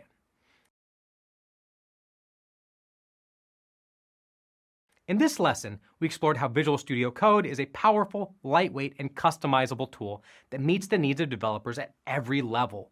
Its built-in features, like the terminal, code completion, and debugging, paired with a vast extension marketplace, make it incredibly versatile. Whether you're working on a small project or managing large-scale applications, VS Code provides the flexibility and tools to enhance your productivity and help you create high-quality code efficiently.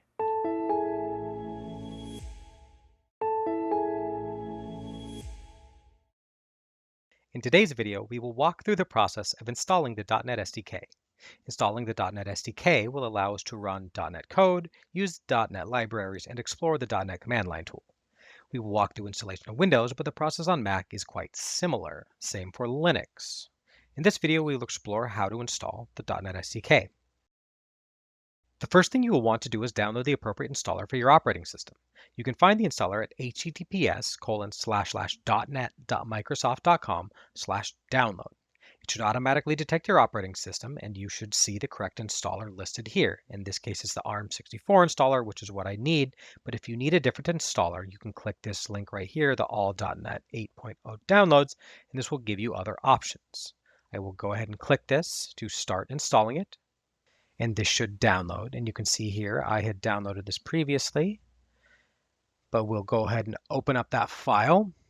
And if you don't have it open here, you can navigate to where you downloaded that in your file system and open it from there. So we're going to go ahead and click install.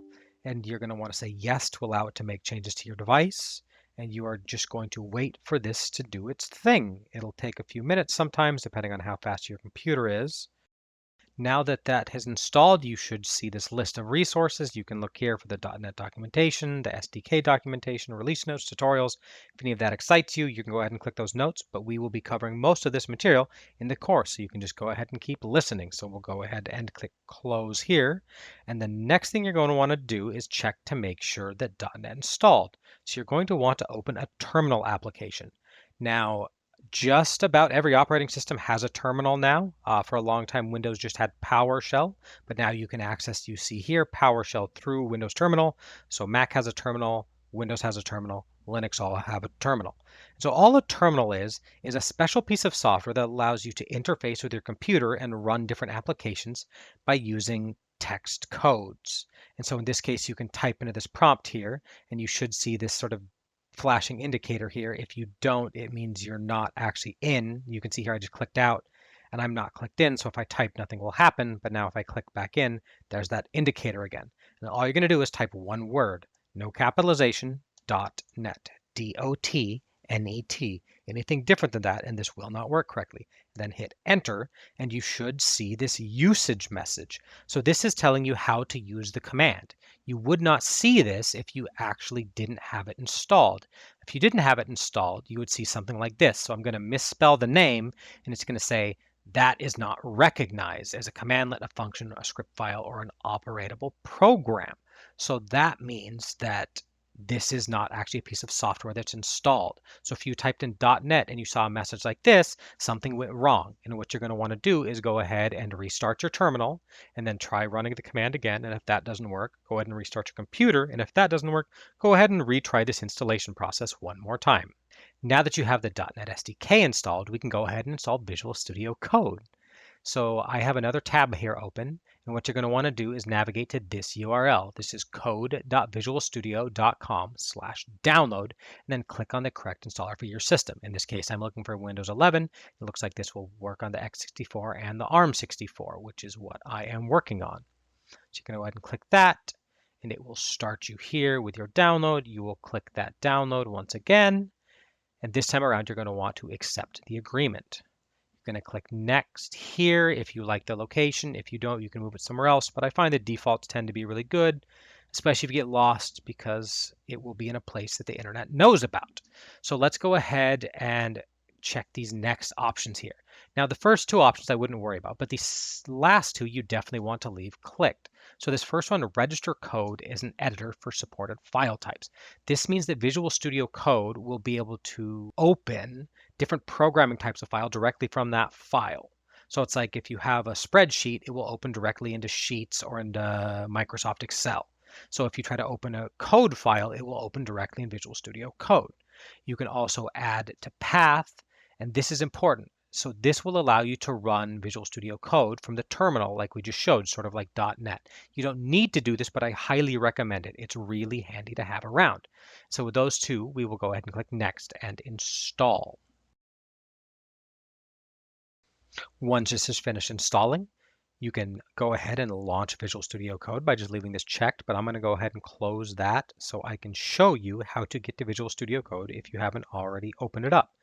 So I will go ahead and type in Visual Studio Code, and that will bring up the best match here is Visual Studio Code. Now, both Linux and Mac have sort of search options similar to this. You can also type in VS Code. That tends to work on most operating systems. And now that we're opening here, you can see this is Visual Studio Code. So you have now installed Visual Studio Code and the .NET SDK, and those are the first two critical steps in starting to work as a .NET developer.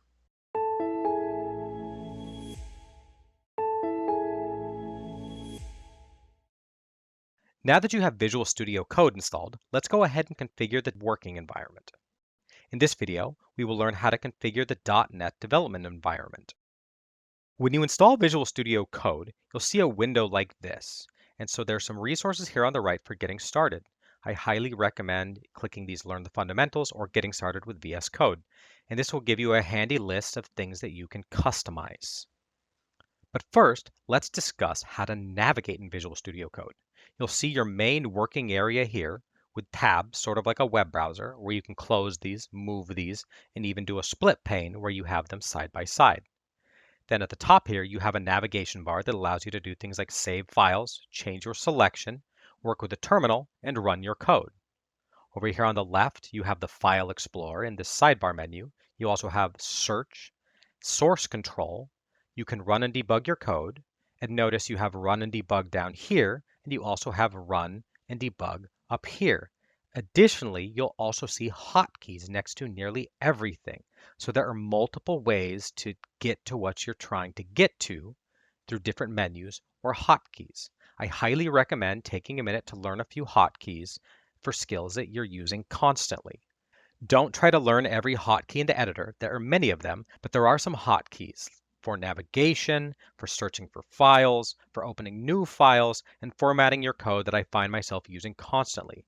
As you find yourself doing something repeatedly, go ahead and see if there's a hotkey that you can use for that. Now that we've covered the basics of navigation, let's explore how you can personalize your environment. Visual Studio Code is highly configurable. You can make endless changes to your development experience, and you will surely continue fine-tuning your editor experience to meet your needs.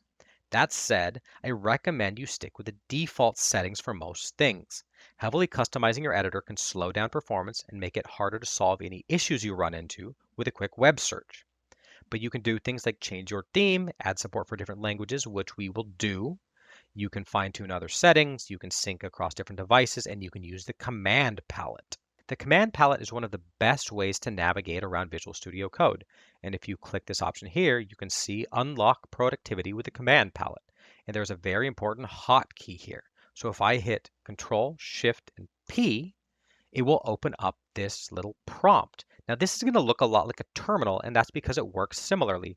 I can type in a particular option I want to use, and this is a command I can run. I can close window. I could call this directly with a hotkey, but if you don't know how to do something, you have this huge list of commands that you can quickly search for the way to do something. And it is an absolutely huge list of commands. And as you add more extensions, you can add additional commands into this list. The next thing we want to do is install some extensions, and you can see here you can do this from the command palette, but I want to show you how to do it through the menus. So over here on the left side is the extensions button, and you're going to click that, and this is where you will install and manage extensions. Perhaps the most important extension to add is the C# Dev Kit for working with .NET. Now I can see it right here, but if you don't see it at the top of this list, you can type in C# Dev Kit, and that will do a quick search for it. And you can click install directly here, or you can also click on this listing to see all of the information about this extension. So you can see a C# Dev Kit, who made it, how many times it's been downloaded, how many stars does it have, and you can also see more information along here. This is really handy, especially once you've installed it, because it'll tell you the types of things you can do. So I'm going to go ahead and click install here, and you'll see this go a little bit darker. And we're going to wait a second for this to install. And once that extension is installed, you should see this installed check mark, and you should see the disable and uninstall buttons. If you ever wanted to remove the extension, you would use these, or if you want to disable it, you can use this. You may also find a time where the extension is having troubles and not working appropriately. There will be an option in here to restart that extension. And with that, congratulations! You now have all the basic tools you need to be a .NET developer. You have the .NET SDK, you have the C# Dev Kit installed in Visual Studio Code, and you are ready to rock. As you move through your journey as a developer, you may want to add additional extensions, but this simple setup provides the backbone for millions of .NET developers around the world.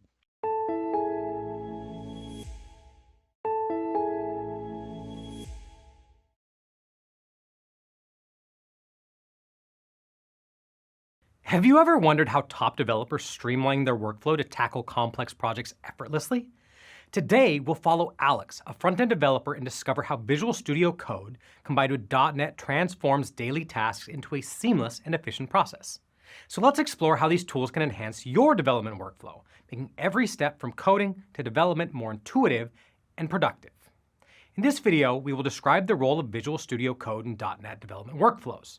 Visual Studio Code integrates into the .NET development workflow, making everything from project setup to coding and deployment not just easier, but more efficient.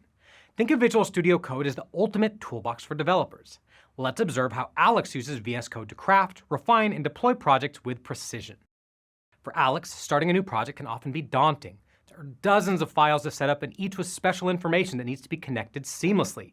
But they have found that VS Code makes this initial setup a breeze. With just a few commands, the basic structure of the project is automatically created, eliminating the tedious manual setups. This efficiency allows Alex to dive straight into writing the code that makes the project unique. After setting up the initial project structure, Alex begins to customize it.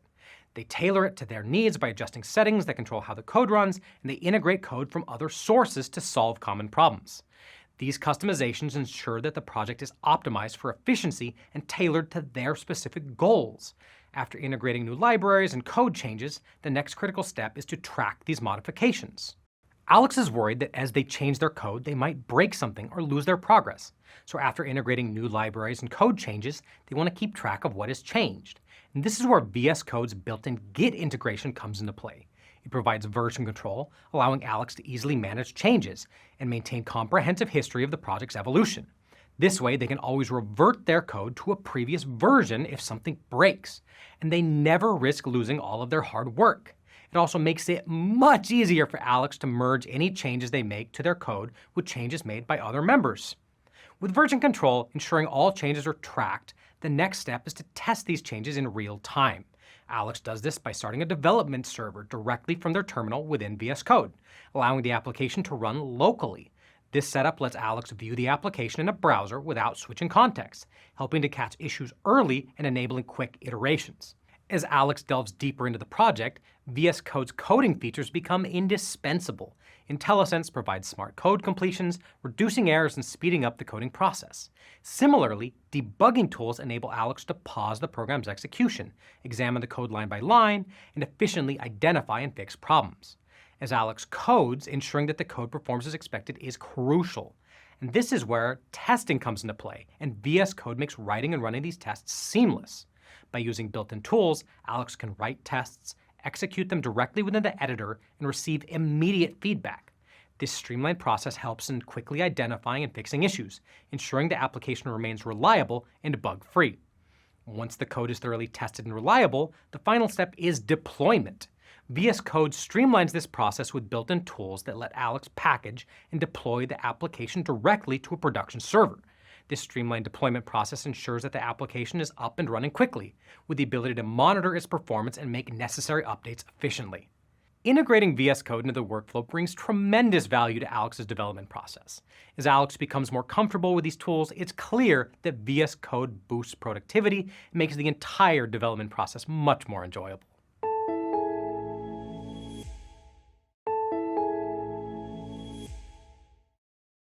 In the past, project creation could be a real pain. You have to make multiple files in the right directories and put the same boilerplate information into every file. Luckily, modern dev tools have made it much easier to create new projects, and .NET is no exception. Using the .NET CLI or the command palette in VS Code, you can quickly set up basic .NET projects that you can customize to meet your needs.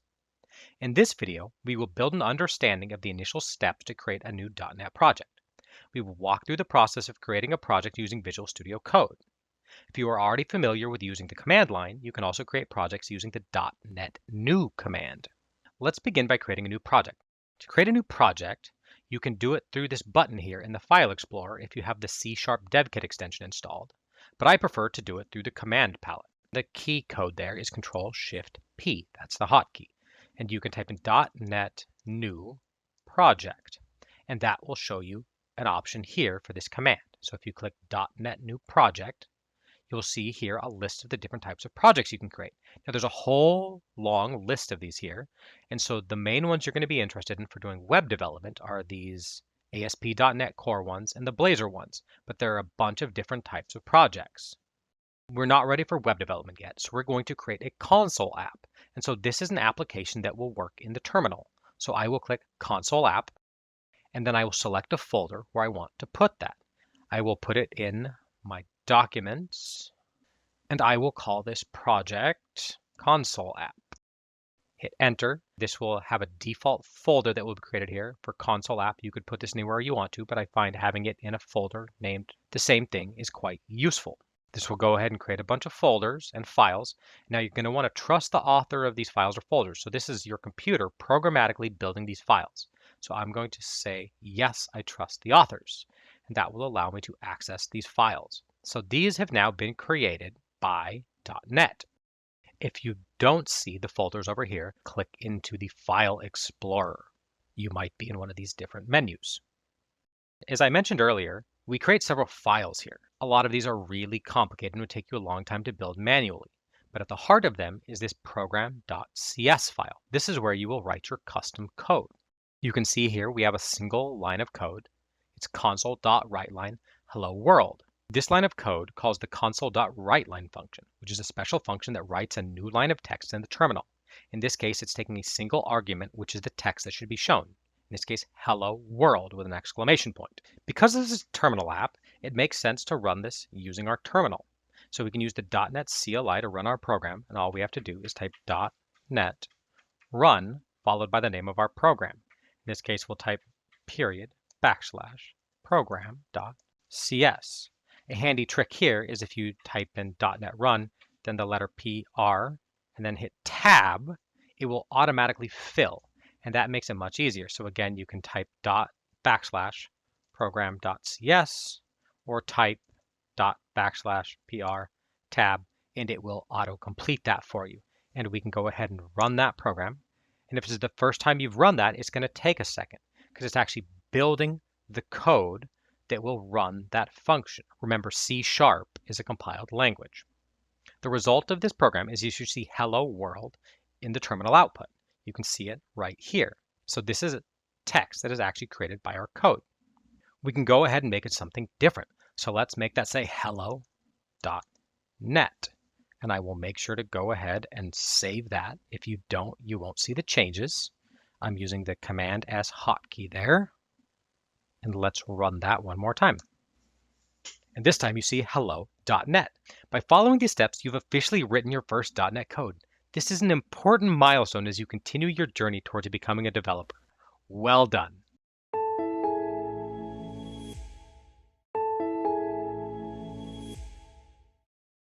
Imagine you've just laid the foundation for a new building. Before adding walls and windows, you need to ensure the blueprints align perfectly with your vision.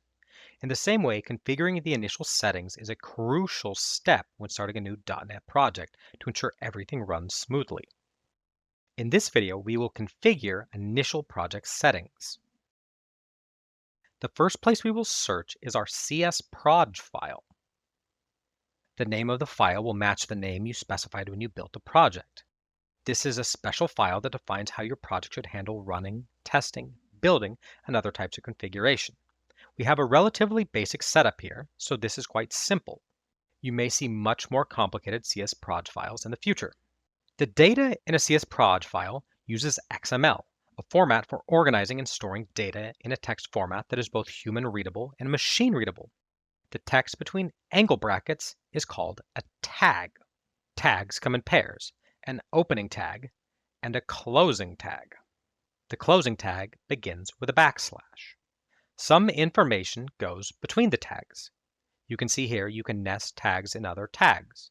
This output type tag has a value inside that is just simply text, in this case exe. Tags can also have parameters. The first tag we encounter here is the project tag with the attribute SDK equals Microsoft.NET SDK. So this is what's setting metadata. So this isn't actually the data that's held inside the tags. This is sort of data about that data. So this is another way that you can encode information in XML. You can put values between the tags. You can have these attributes that live within the tag itself. This tells a tool called MS Build what kind of project you're working on. If this is a web project, you might find .sdk.web instead of just .sdk. Or if it was a desktop application, you might find sdk.windows desktop. Another important piece of information is the target framework, which in this case is .NET 8.0, which means this uses .NET version 8, which is the latest stable version as of the recording of this video. If you wanted to use a different version of .NET, this is where that would be specified. In the future, it will likely be .NET 9 and beyond. Using a tool like C# DevKit to scaffold out these files has given us a great starting point. You often won't need to worry about modifying your csproj file. It's useful to know what's in here, but don't worry too much about knowing exactly what all of these things do. If you ever need to find something specific, you can research it later. So that is the first place where you will see configuration in a .NET project. Next, we might want to add packages. Packages are pre-written code that you can utilize in your project. Packages in .NET ecosystem are added by a piece of software called NuGet. So if we look here in our program CS file, you'll see that we have a relatively basic console app. It just has this single console.writeline with hello world. I like what we have so far, but I'd like to change the color of the output text. To accomplish that, let's use a package called Pastel. If we open up the command palette, let's see if we can find a way to add a NuGet package. NuGet is spelled N-U-G-E-T, so let's type add NuGet to see what's here. Hey, there's the command we want right there. NuGet add NuGet package. The package is called Pastel, so let's type that into this search bar and hit enter, and it will run a search for Pastel. And here is the first one we want, this Pastel option right at the top of the list of returned packages. Next, it will ask us to select the version. At this point, 5.1.0 is the latest, but if you want a different version, or if in the future there's a newer version, you can go ahead and select that. If you're following along with this code, it's best to use the exact same version in case the code changes. Now, if we go over to our CS proj file, you should see something new. This item group with package reference include Pastel version 5.1.0. This is showing us that we have installed the Pastel package and that is a dependency of this project. So that means that is a piece of code that our code is now going to rely on. First, we'll go into our program.cs file and select just after the closing double quotes. I'll type in period, then capital PAS, and you can see here it's starting to autocomplete to Pastel. So I'm going to go ahead and click that, and I could just type this in, but if I click here, it's going to do something really useful. If I click that, you'll see it added this using Pastel. This is going to provide us with the import for this package. That means that our code now understands where Pastel is coming from. It's coming from an external package or library. Next, let's open up some parentheses. And if I type in color dot green, and mind the capitalization here, you need a capital C with color and a capital G with green, or this code won't work correctly. Again, we can use IntelliSense here. It's showing us all of the different options for colors that start with green or have green in their name. In this case, I'm going to choose light green, but you can choose any color you like. Again, make sure to use capitalization, otherwise this code will not work correctly. Now, if I save my file and open up a terminal again, now if I type .NET run and then add my program file to the end of that, so .NET run period /program.cs and hit enter, you should see the output here, which is hello world now in light green instead of that light gray color.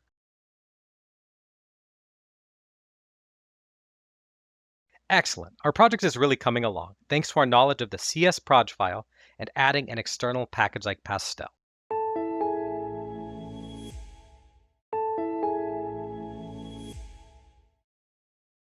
Imagine you've just finished coding your first .NET application. What's next? How do you ensure it's ready to run and distribute? Let's discuss what happens when we run and build our code. In this video, we will run a new .NET project. We showed how to run our application using the terminal, which makes sense because it's a terminal application. But what if we wanted to make a different type of application, like a web application or Windows application?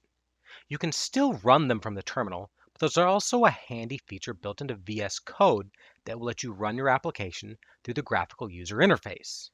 You can see here that we can click Run on the left side of the screen, and that will allow us to run and debug our code. So if I click Run here, I can go Run and Debug. It'll ask us what language, and in this case I'm going to say C#, and the C# console app, this will be my launch configuration, and now our application is running. Now this will take a little bit the first time you start this application. Because this is a terminal app, it automatically opens the terminal, and here is our output. You see the hello world. Let's talk briefly about what happened behind the scenes when we ran our code. C# is a compiled language, meaning that the code that we write needs to be converted into instructions that a computer can execute before it can be run. This conversion process is often referred to as building the application. When we use the .NET run command, it compiles or builds the application first and then runs it. That's what's happening behind the scenes when we use the graphic user interface to run our code. After the application is built, the compiled output is placed in the bin folder. So if we go back to the File Explorer and look at bin, you'll see this is now full of files. This is the code that was run to create this terminal output. Typically, you will just want to run your application, but sometimes you may want to build it without running it. To do this, we can use the command palette again, and we can type in build, and you should see an option something like this where it says .NET:build. That's what we're looking for. That is the build command. And if we hit build, it will once again go through that same process, but this time we won't see that same terminal output. And that's because our code is built, but not run. We could also accomplish the same thing by opening up a new terminal and running .NET build. this will run the same command. And you can see here that we have now built our project once again. Not only can we build our project, but we can also remove it. If you ever want to remove your compiled code, you can use the .NET clean command. You could also do this from the command palette, but in this case, we'll go ahead and use the command line. And there we go. You have seen we now have an empty folder up here. And that's because all of our binaries have been removed. It does leave some of the temporary files in OBJ, but our binary outputs are now clean. You would want to clean your code if you accidentally created files that wouldn't run. Or maybe you have some outdated code that you don't want hanging around. Sometimes your cache gets corrupted. And don't worry that you will lose your code when running .NET Clean. It only affects the bin folder and not your C# files.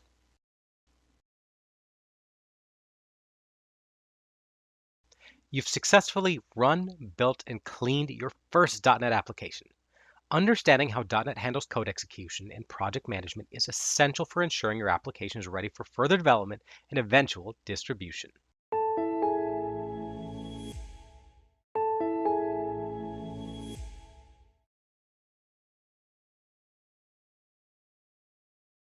Imagine you're building a .NET project where users can upload pictures of their pets. As the project grows, managing the code becomes challenging without a clear structure. Just like a well-organized library makes finding books easy, organizing your code into structured files and folders helps keep your project manageable and efficient. In this video, we will describe best practices for organizing files in a .NET project. We've mentioned that .NET automatically creates folders like bin and OBJ to manage build process. But beyond that, you have a lot of flexibility in organizing your files. While there are many ways to do this, the goal is to make the code easy to understand, work with, and maintain. Good code organization helps everyone on your team, including you, follow what's happening. Like reading a book, code must be clear because it will be read more often than written. One method of separating code is called separation of concerns. This design principle in software development involves dividing a program into distinct sections, each responsible for a specific aspect or functionality of the application. As the project grows, you also might need folders to keep everything organized. You can organize by features or by layers. Let's return to our pet photo project. The app's main parts are the users, pet pictures, and comments, which could be called features. You could organize the code by creating separate files for each feature. However, each feature has code that performs different tasks, such as storing data in a database or showing it on a screen. So you might split the code for each feature further, with files for database work, display work, and the intermediary code that connects them. For example, organizing by features means all user-related code, database, display, etc. stays together. Organizing by layers means grouping code by its role, like having separate folders for database code, display code, and so on for all features. There's no one right way to organize. It often helps to follow examples from starter projects or community projects. Also, if you plan to reuse code in other projects, consider putting it in a folder that can easily be copied or loaded as a reusable module. SRC, pronounced source, is a common name for the folder that holds uncompiled code in a project. Now that we've organized our files, the next step is to ensure they are named in a way that enhances clarity and maintainability. Naming is important because it helps others and your future self understand what code does. In .NET, a common practice is using a combination of Pascal and camel case for file names and variables. In Pascal case, words are combined, but they each start with a capital letter. Camel case is nearly identical except the first letter is lowercase. In C#, most identifiers such as class names, methods, and properties use Pascal case. Camel case is typically used for private fields, method parameters, and local variables. This distinction helps maintain clarity and consistency within C# code. I also want to point out that this is a convention and not a rule of the C# syntax. These naming conventions are a hot topic in developer forums, but choosing clear and descriptive names is more important than following any specific naming convention. Naming is a skill that requires thought. The goal is for another developer to understand what your code is doing just by reading it. For example, a variable named num is vague and unclear. What number is it referring to? A better name might be user age, which immediately tells you it's related to a user's age. Even though shorter names are quicker to type, longer and more descriptive names make your code easier to understand. If the variable is meant to represent the age of a user's account rather than their actual age, a name like user account age would be even more precise. As your project grows, you might need to reorganize or improve the code, a process called refactoring. Refactoring is improving the structure and readability of existing code without changing its behavior. Refactoring aims to make the code cleaner, more efficient, and easier to maintain. A common saying is, make it work, make it right, make it fast. Focus on getting a simple version of the code working, then improve it over time. Don't worry about writing perfect code from the start. It's more important to have something that works, which you can refine later. Now that your code is organized into a good file structure and the code files themselves are well written, it's helpful to think about documentation. One way to do this is by including a README file in your project. This is an external file which provides an overview of the project and a valuable guide for anyone new to the code. You can also document code by adding comments, which are inline text in the file that isn't interpreted as code. They are there to be read by humans rather than computers. There are different opinions on how to approach documentation. Some developers believe in using lots of comments to ensure the code is easy to understand. However, comments can become outdated if the code changes, leading to confusion because the comments no longer accurately reflect the code. On the other hand, some developers avoid comments altogether, focus on writing code that is so clear that it explains itself. While this approach works well in many cases, there are times when code alone can't fully capture the reasons behind certain decisions. A balanced approach is often best. Write your code as clearly as possible, but don't hesitate to add comments where extra explanation is needed, especially for important decisions. Keeping your code organized and well documented makes it easier for others to work with it and for you to revisit it later.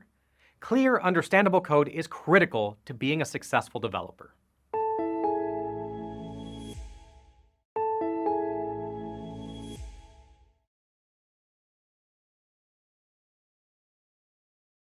As you have discovered, mastering front-end development with the .NET environment is essential for building scalable applications and optimizing your workflow.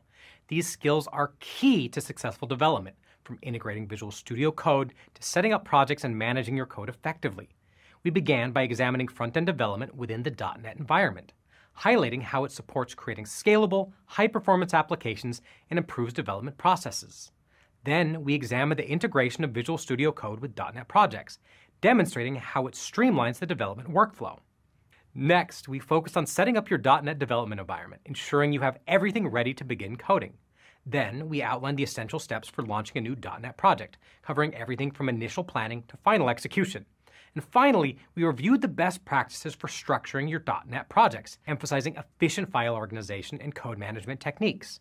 Effective front-end development within the .NET environment is crucial for creating scalable and high-performing applications.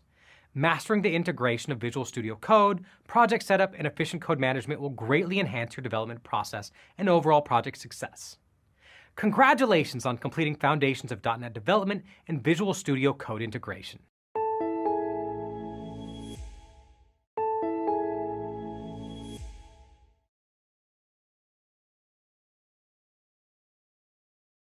Welcome to Applying Programming Foundations.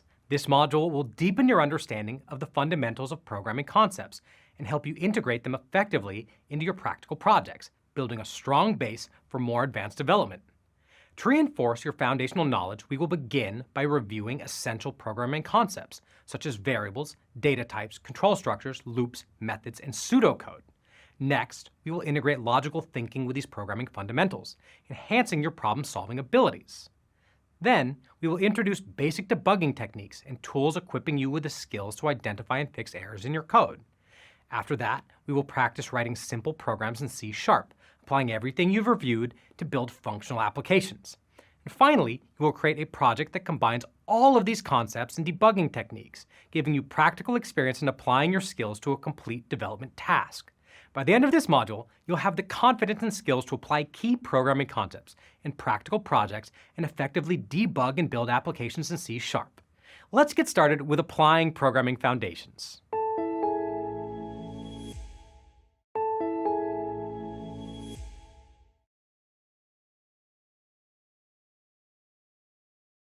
Programming is like learning a new language, one that allows us to communicate with computers and bring our ideas to life. Just like any language, there are core elements that we must understand to express ourselves effectively. In programming, these core elements include variables, which store information, data types, which define the nature of that information, and control structures, which manage how that information is used. Mastering these fundamental concepts is essential. They form the foundation of everything you'll create as a developer. In this video, we will summarize key programming concepts. One of the most important concepts in programming, and the one that started it all, is Boolean variables. These variables allowed computer scientists to actually make computers think logically as humans do. In C#, a Boolean variable is a type of variable that can hold one of two values, true or false. These values are commonly used to represent binary states such as yes or no, on or off, true or false. There you have it, simple but fundamental and powerful. Imagine you're developing a video game and need to track whether a player is alive or not. A Boolean variable could indicate whether the player is alive. To do this, we write bool to indicate it is a Boolean variable, then isPlayerAlive, which is the variable's name. We assign the value of true using the equal sign and writing true. Boolean logic in programming uses true-false values to perform logical operations like and, or, and not, which are crucial for making decisions in your program. The following are the basic operations you can perform in Boolean logic. The AND operation returns true only if both conditions are true. The AND operation is a logical operation that evaluates multiple conditions. It will only return a result of true if every condition being checked is also true. If any one of these conditions is false, the result will be false. The AND operation is particularly useful when you need to verify multiple criteria meet at the same time.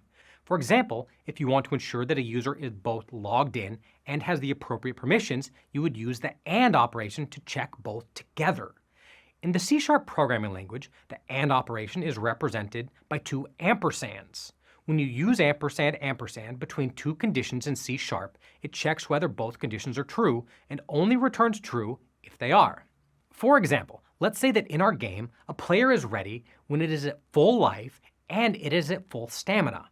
You'd use an AND operator, ampersand, between the two variables, is it full life and is it full stamina. The operation returns true only if both conditions are met. Let's say these are the bars of life and stamina of the player. Here, both bars are below full, so the operation to determine whether the player is ready returns false. Even if one of the bars goes up to the top at full, the players are still not ready. The operation keeps returning false because one of the variables is false. It is only when both conditions are met that we have a player that is ready to play. There's another Boolean operation that helps you calculate if at least one of the values is true. The OR operation is useful when determining if at least one of several criteria is satisfied. For example, if you want to allow access if a user is an admin or has a special pass, you would use the OR operation to check if at least one of these conditions is true. In the C# programming language, the OR operation is represented by the two vertical bars. When you use vertical bar between two conditions in C#, it checks whether at least one of them is true, and if so, returns true. While AND requires both conditions to be true, OR is more lenient, returning true if just one condition is met. Let's see how OR works. In our example video game, you might check if a player is defeated and thus not ready to fight by checking if he is either at 0 life or 0 stamina. This operation returns true if the player is 0 in life, stamina, or both. Let's say these are the player's life and stamina bars. Right now, they are both at 0, which means that the player is defeated, of course.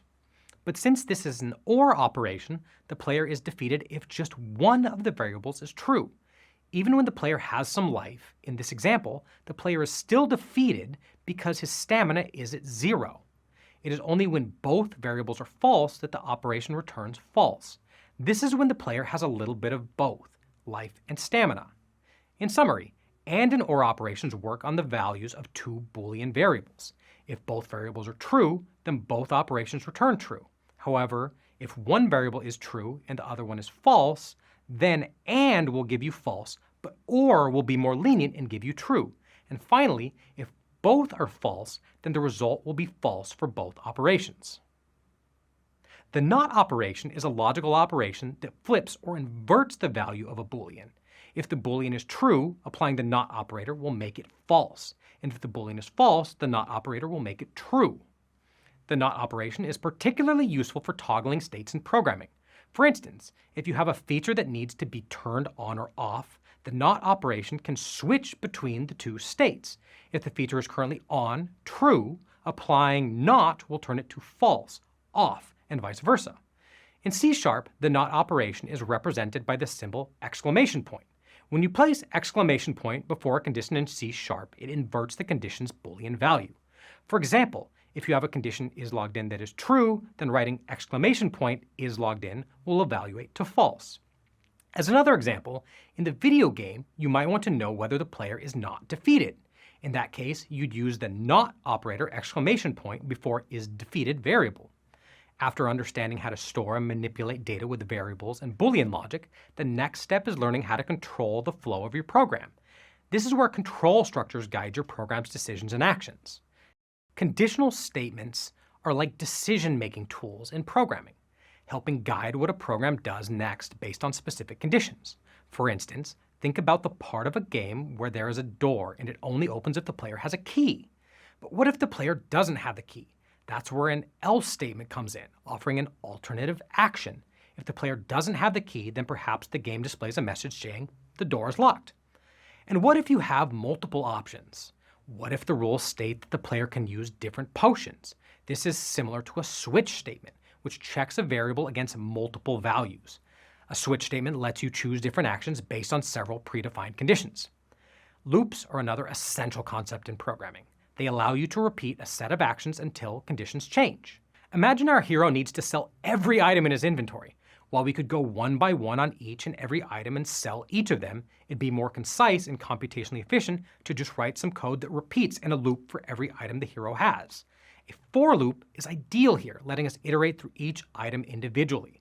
Similarly, if our hero must continue attacking enemies as long as they keep spawning, a while loop would be the right choice, allowing the code to run until no more enemies appear. This loop keeps running until the condition, like the spawning of new enemies, no longer holds. In this video, we have summarized key programming concepts. Understanding the fundamentals of programming such as variables, Boolean logic, conditional statements, and loops is crucial for any developer. These concepts are not just building blocks, they are the foundation upon which more complex programming skills are built. By mastering these essentials, you're preparing yourself to tackle more advanced challenges and create more sophisticated programs. Remember, like any new language, programming becomes easier with practice. So keep experimenting, keep coding, and soon these concepts will become second nature.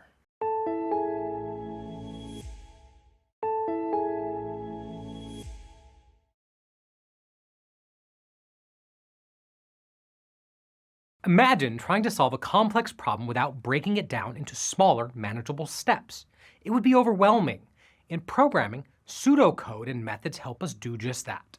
Pseudocode is a powerful tool that helps us plan and think through our logic before we even start coding. On the other hand, methods allow us to organize our code into reusable blocks, making our programs more efficient and easier to understand. In this lesson, we'll explore how methods structure our code and how pseudocode serves as a blueprint for solving programming challenges. Pseudocode is a plain language description of the steps in an algorithm or code structure. Pseudocode serves as a bridge between your initial ideas and actual code, allowing you to outline the flow of your program in simple terms. When writing pseudocode, the key is keeping it straightforward, concentrating on the core logic rather than getting bogged down in details. Let's look at how to write pseudocode. To write effective pseudocode, keep it simple, focusing on the main logic. For example, if you were writing pseudocode for a method that accelerates a car, you would write initialize car, accelerate car, then in accelerate, you would write if gas is greater than 0, increase velocity by 1, you'd return the velocity, display an animation, and then it ends. Pseudocode allows programmers to focus on the logic without getting bogged down by syntax. While pseudocode helps you concentrate on the logic of your program without worrying about the syntax, methods bring that logic into action with your code.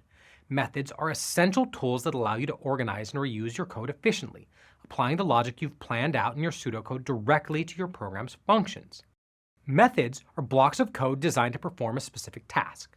Think about a method as one of your teammates in a significant event planning. They will have a set of responsibilities that they will enact once you give them a call. Methods help programmers break down complex problems into manageable pieces. For example, imagine we're building code for a car in a video game. In this scenario, you will use a method to accelerate the car by calling it. You would have to say accelerate, and the car will do so. Declaring a method involves specifying its name, return type, and parameters. For example, this method, called accelerate, could be used to accelerate a car in, let's say, a game or simulator. A method can have parameters to specify its intended behavior.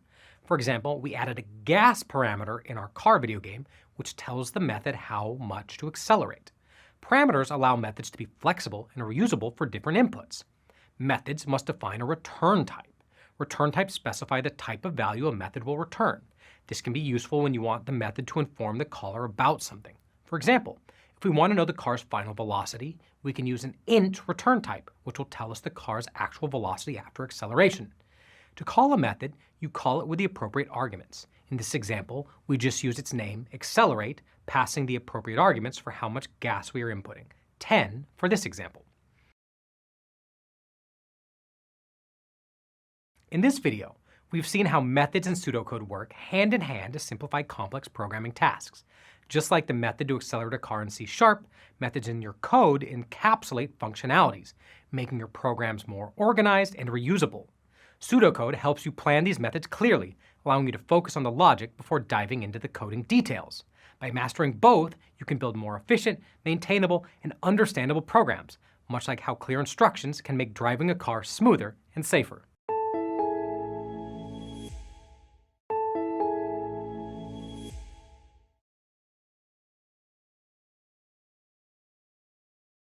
Imagine you're trying to solve a puzzle.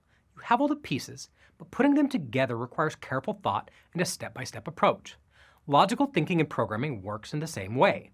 In this video, we will explain the principles of logical thinking in programming. Logical thinking in programming refers to the process of applying systematic reasoning to define a problem and arrive at a solution.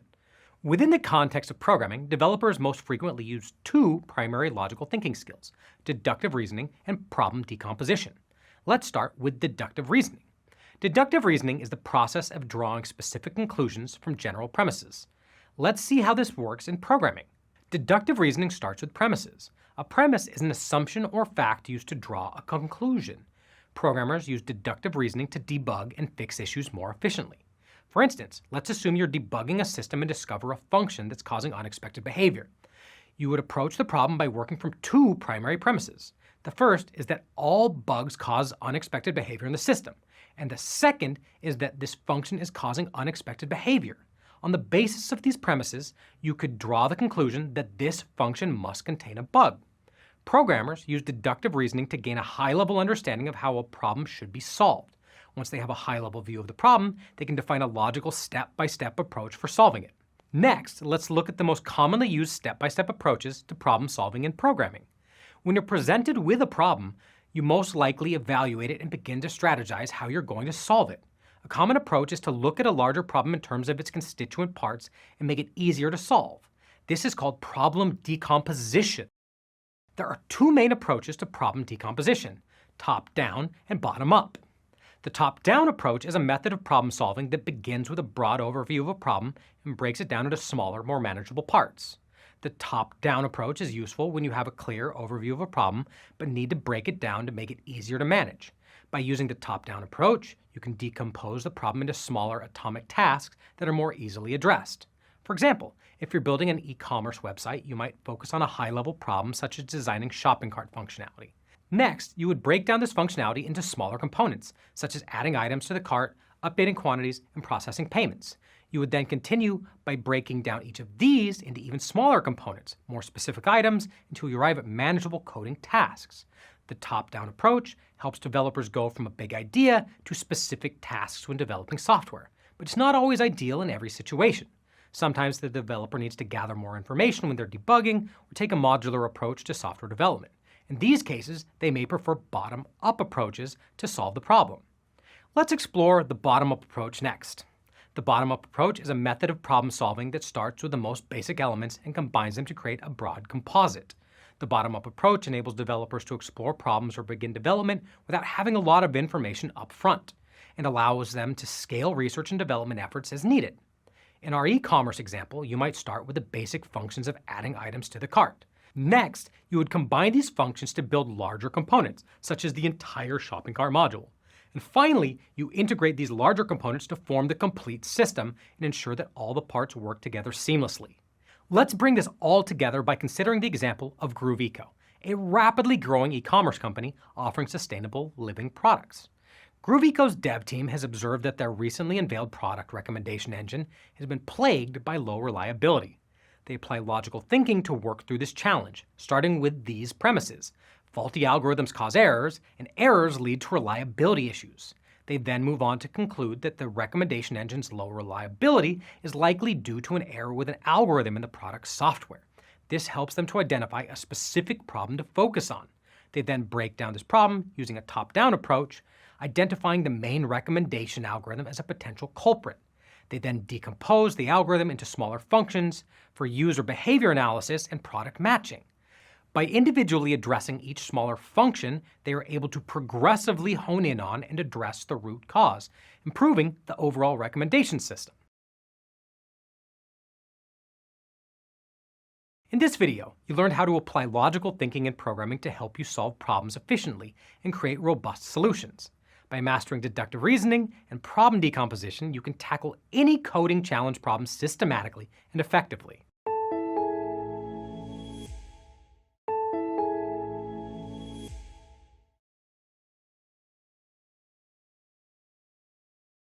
Imagine you're faced with a puzzle, but this puzzle isn't static, it's evolving.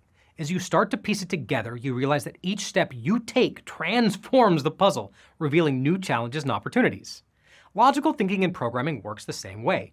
It's not just about finding where pieces fit together, it's about anticipating how the pieces interact to change the bigger picture as you progress. Let's dive deeper into how logical thinking can help you not only solve, but also adapt to the complex challenges of writing and debugging code. In this video, we'll connect logical thinking to practical programming tasks. Recall that logical thinking and programming refers to the process of applying systematic reasoning to define a problem and arrive at a solution. Within the context of programming, developers most frequently use two primary logical thinking skills: deductive reasoning and inductive reasoning. Now that we've established the connection between logical thinking and programming tasks, let's dive into real-world scenarios. By exploring these examples, you'll see how developers use logical thinking to tackle common challenges in their work. We'll start with a situation where you would use deductive reasoning to solve a common programming issue. Imagine you're debugging a function that is supposed to calculate the square of a number, but it is returning incorrect values. The best place to start would be to identify where the function is likely going wrong. And in this case, you could start with the general principle that the square of any number should be that number multiplied by itself. Based on this general principle, you can then apply deductive reasoning to hypothesize that the issue most likely lies with a specific operator within the function.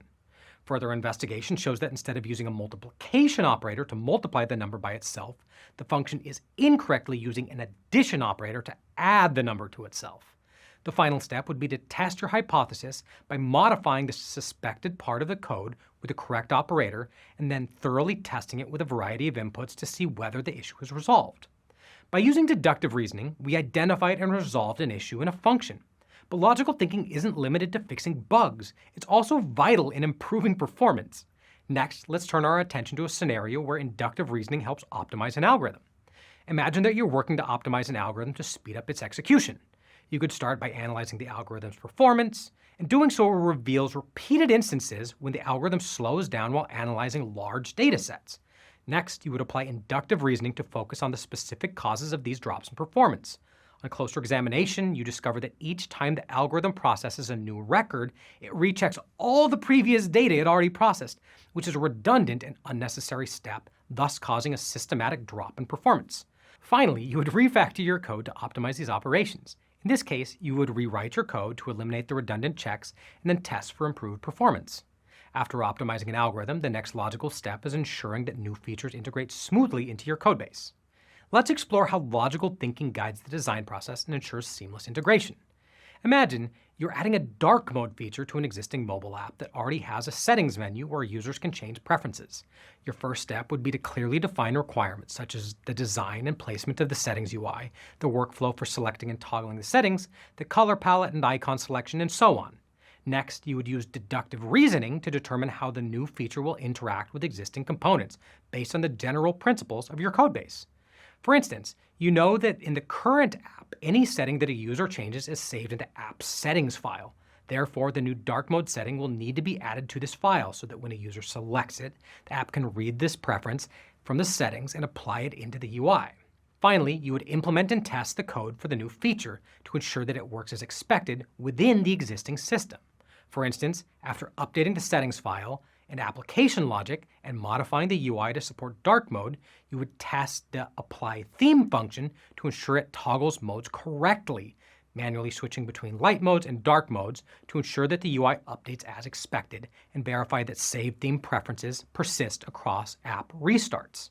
By applying logical thinking, you've successfully designed, implemented, and tested a new dark mode feature that integrates smoothly with your existing application. You've seen how using logical thinking in debugging, optimizing, and designing features helps break down complex problems into manageable parts. This systematic approach not only simplifies problem solving, but also enhances your ability to create efficient, reliable solutions. This approach leads to writing clearer, more efficient code, debugging more effectively, and ultimately building more reliable software. In this video, you learned how to connect logical thinking to practical programming tasks. As a programmer, you can practice logical thinking by consciously integrating inductive and deductive reasoning into your everyday programming tasks. Doing so will help you tackle any challenges as systematically and efficiently as possible.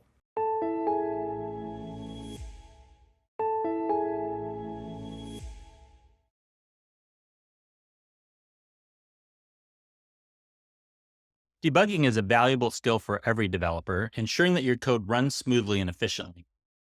Mistakes in code are inevitable, but knowing how to identify and fix them can save time and prevent potential issues.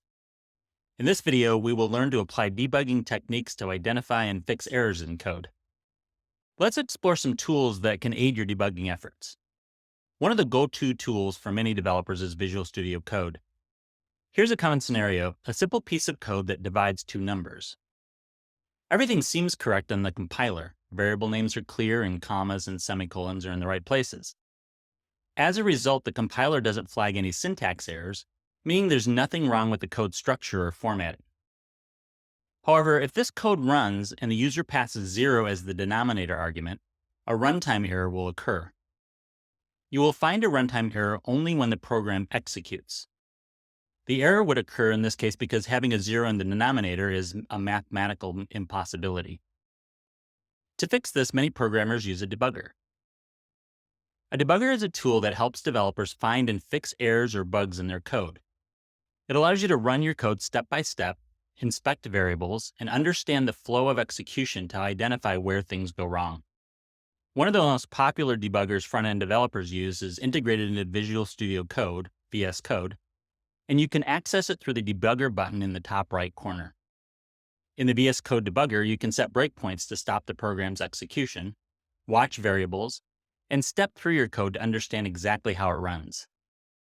This makes VS Code a powerful tool for quickly identifying and fixing errors, which improves your code's quality and reliability. Let's find out how this works in our example where we're dividing two numbers. We built our divide numbers method. It gets two parameters and returns their quotient. In this example, we'll execute this code and call the method with a 0 in the denominator. To do this, I store the result in a variable called result. Here we are dividing the numerator 10 with the denominator 0, and then we print the result. The code compiles, so there aren't any syntax errors. But when I run the program, it shows the result is and then an infinite sign. This is a runtime error. When faced with an error like this, you can count on several debugger features to help you debug the code. The first one is breakpoints. Here's the code for the divide numbers method. In VS Code, you can set breakpoints by clicking in the gutter next to the line number where you want to pause the execution. We can add a breakpoint in this line. The next time the program runs this line, it will stop before executing, so you can determine what may be happening before this breakpoint. In general, you want to add breakpoints on the lines where your variables change so you can inspect their values later and review whether they are as expected. After setting your breakpoints, the next step is inspecting your variables. This is where you can determine exactly what's happening in your code at that precise moment when the breakpoint is hit. Checking the values of variables during execution helps you verify that your program is manipulating data as expected. The debugger includes a tool called the inspector. You can use it to hover over a variable to reveal what value it's holding. In this case, the denominator has a 0. Once you have checked the variables, you can manually move to the following line using the Step Through Code feature in the debugger. This lets you move through the code line by line using the toolbar controls to follow exactly how things are flowing and to catch where things might be going wrong. The debugger toolbar shows a set of buttons that you can use. The first button is Continue, which resumes program execution until the next breakpoint is hit or the program ends. The next button is Step Over, which executes the current line of code and moves to the next line, but does not enter into functions or method called by that line. Then the Step Into button. This executes the current line of code, and if the line contains a function or method, enters into that function to allow line-by-line debugging inside it. Next, the Step Out button, which completes the execution of the current function and returns to the calling function, then pauses. Then the Restart button, which stops the current debugging session and starts it again from the beginning. Finally, the Stop button ends the current debugging session entirely, halting all code execution. Stepping through code works once the debugger has stopped the execution as mandated by a breakpoint. In this example, I've added a variable called result because I want to inspect the result of the operation. To do so, I've added a breakpoint in this line. At this point, you can inspect the variables and check what is happening inside your code. If you want, you can step through it to find out exactly where the error occurs. In this case, we notice the variable result has a 0, which would cause the error we're investigating. Stepping through the code allows you to pinpoint exactly where issues occur. For example, when I step over this line and inspect the variable now, I get the odd result of having a value of infinity, which was the unexpected behavior to begin with. With the right focus, you can locate the errors in your code. Using the debugger's inspector will help you understand the values of variables to get more information on them.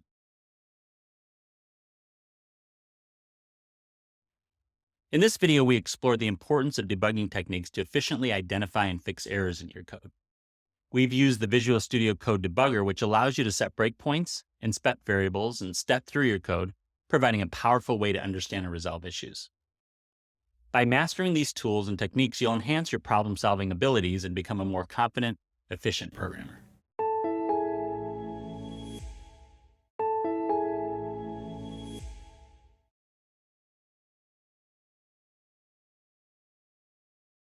When learning a new programming language, getting the structure and syntax right from the beginning can be the difference between smooth progress and countless hours of troubleshooting.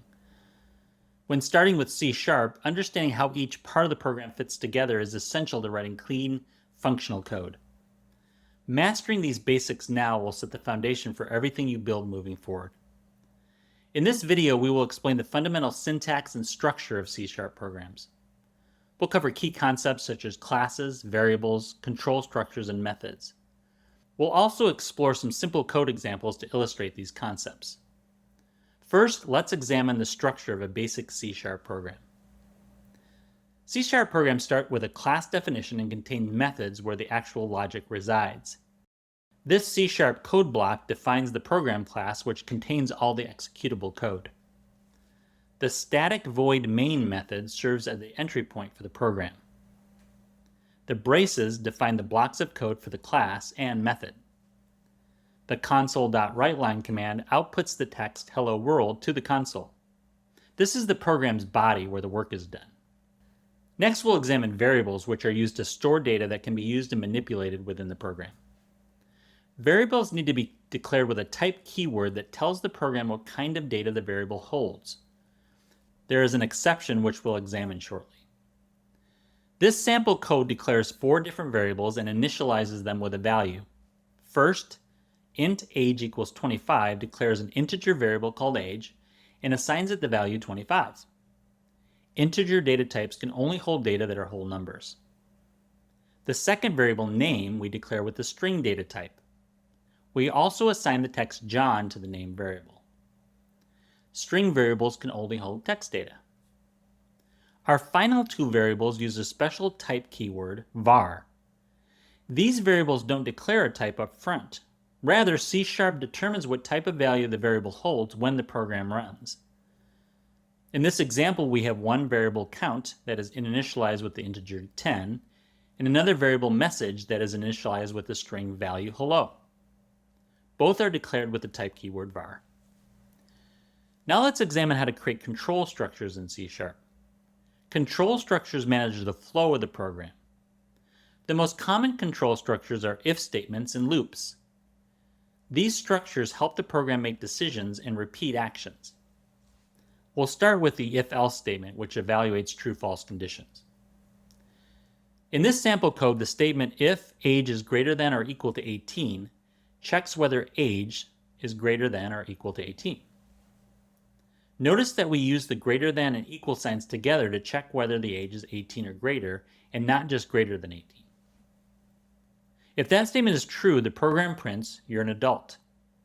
If that statement is false, the program moves to the code in the else section of the code and prints, you're a minor.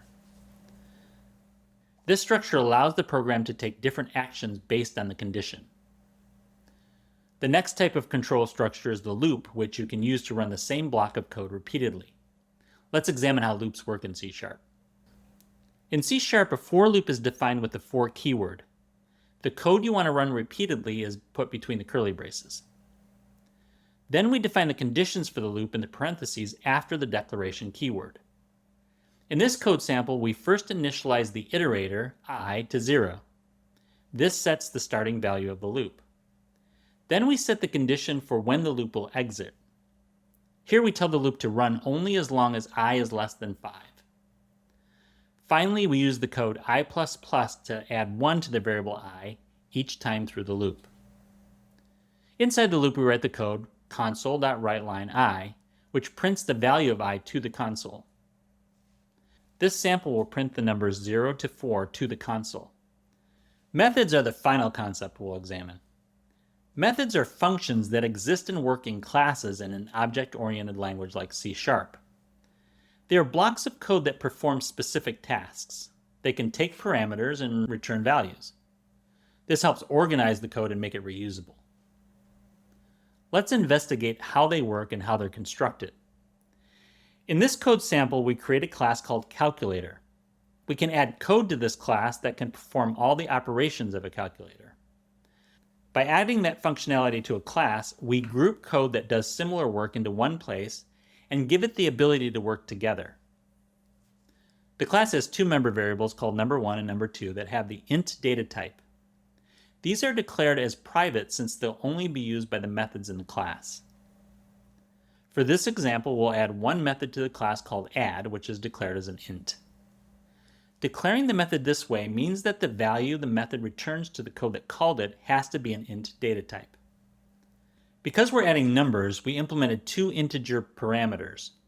These are the data that will pass into the method. Now we'll assign the member variables to the value of the input parameters in the add method. Because the member variables were declared as a part of the class, the method can use them to do its work. This is one of the differences between a method and a function. A method can use members of the class and a function cannot.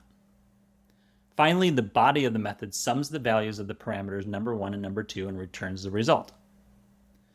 This method operates similarly to a function by processing data and returning a result. But you'll notice that it works inside a class and can interact with and operate on other class members. Now let's bring all these concepts together by building on our calculator program. We'll use a similar class and method from the previous example and declare the calculator class that includes the add method. Next, we'll add a second static method called main. We'll declare main with a void return value since this method doesn't take input parameters or return a value. Now we'll add two member variables, num1 and num2, declared as the type integer. We'll initialize num1 with the value 5 and num2 with the value 10. Next, we declare a variable called result with the type int. We'll set its value to the result of the add method.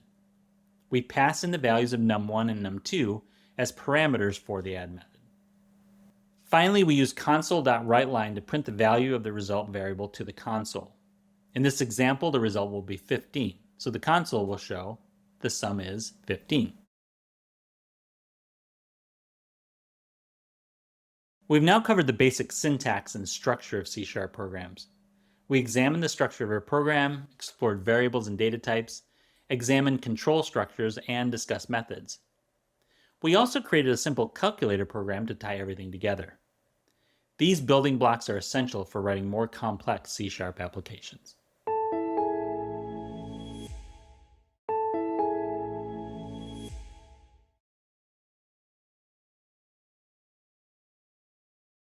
Writing and executing code is one of the most effective ways to understand programming. In this lesson, you'll see how C# comes together as we dive into creating simple programs. We'll cover the essential steps to write and run your own C# code, giving you a solid foundation to build on as you continue your journey into the world of programming.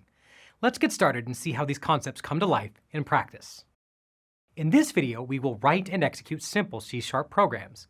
We will write and run simple C# programs to apply the concepts we've learned.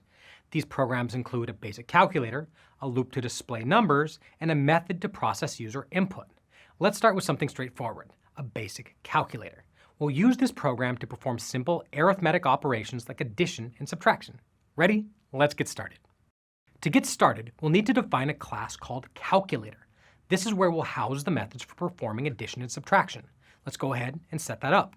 For this, we'll start by creating a class with public class calculator and adding the brackets, which will include methods for addition and subtraction. Now that our class is set, the next step is to declare some variables. These will hold the numbers we're going to work with. Let's add those in now. For now, our calculator will operate on two numbers, so we will define them as this. Int, as they will be integers. Just to make it simpler, we used number 1 for the variable name. The system will initialize it automatically at 0. We do the same for the second variable, called number 2. With our variables in place, it's time to write a method that does the actual math. We'll create a method that takes two numbers as inputs and returns their sum. For this, we've created a method called add that sums number 1 and number 2 and returns the result. Now that we've got our method ready, it's time to see it in action. To do that, we'll need to write the main method inside our calculator class. This is where it all comes together. Let's take a look at how it works. We've written the main method, which remember is the starting point of the program. This method is quite simple. In this method, I assign 5 to the number 1 variable and 10 to the number 2 variable. Then I created a variable called result to store the return of the add method. And I called the method immediately by saying add and these parentheses. Then I went ahead and used this statement, console.WriteLine, passing the concatenation of sum and the result from the add method. We would expect it to show 15 as the result. If you run this code, it should write something like this in the terminal, sum:15, which is the expected result. Now try adding other pairs of numbers and see if the result is what you'd expect. You can also try to create a subtraction method in the same fashion. Let's pause for a moment to discuss the static keyword we've been using in our variables and methods. The static keyword allows a variable or method to be accessible throughout the program without needing to create an instance of the class. We'll continue using static for now since we haven't covered objects yet, but keep in mind that it's a useful tool for keeping your code straightforward and accessible. Let's move on to something a bit different. Our next task is to write a program that displays numbers from 1 to 10 using a loop. Think of it like setting up a countdown timer or listing the steps in a process. You repeat similar actions over and over until you reach the end. This will show us how to control the flow of our program. Let's get started. Again, start by defining a class named numberDisplay. Next, write the loop method to display the number. In this case, we're using a for control structure. I've created an index that initializes with an int I that starts at 1, and it iterates while I is less than or equal to 10. It always increments by 1 on each step, noted by the ++. And on the for's body, we just print the index number with this console.WriteLine. As in the previous example, we will define a main method as the starting point of our program. Write the main method to call the display numbers method. And just a quick detail before we move on. As you may have noticed, the main method does not return int, but the word void. Void is a data type in C# that just means nothing. It is used when the method does not return anything. When you run this program, you will get a list of numbers from 1 to 10. Try to change the number of times the displayNumbers method iterates to see what happens next. The result should show you a list of numbers from 1 to the number of times you chose. So far, we've been running programs without any input from users. They just run as written with no changes to the variables. But imagine creating a survey or a game where users enter their choices. That's where handling user inputs becomes crucial. It's one of the most important parts of programming because it allows your program to interact with people in real time. Let's explore how we can make that happen.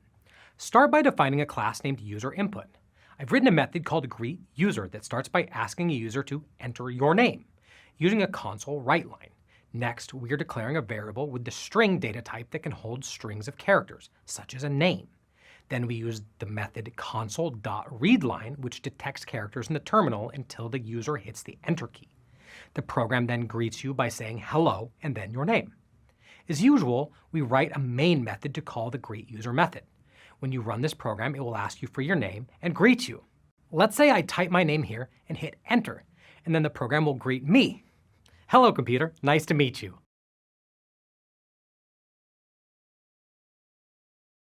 In this video, we have written and executed simple C# programs, allowing you to apply the concepts we've covered so far, from creating a basic calculator and displaying numbers with a loop to handling user input. These exercises have provided a hands-on approach to understanding C# syntax and structure. As you continue practicing, you'll find that writing and running your own code becomes increasingly intuitive, laying a solid foundation for more advanced programming tasks. Keep experimenting with these examples, and soon you'll be able to build more complex and dynamic C# applications with confidence.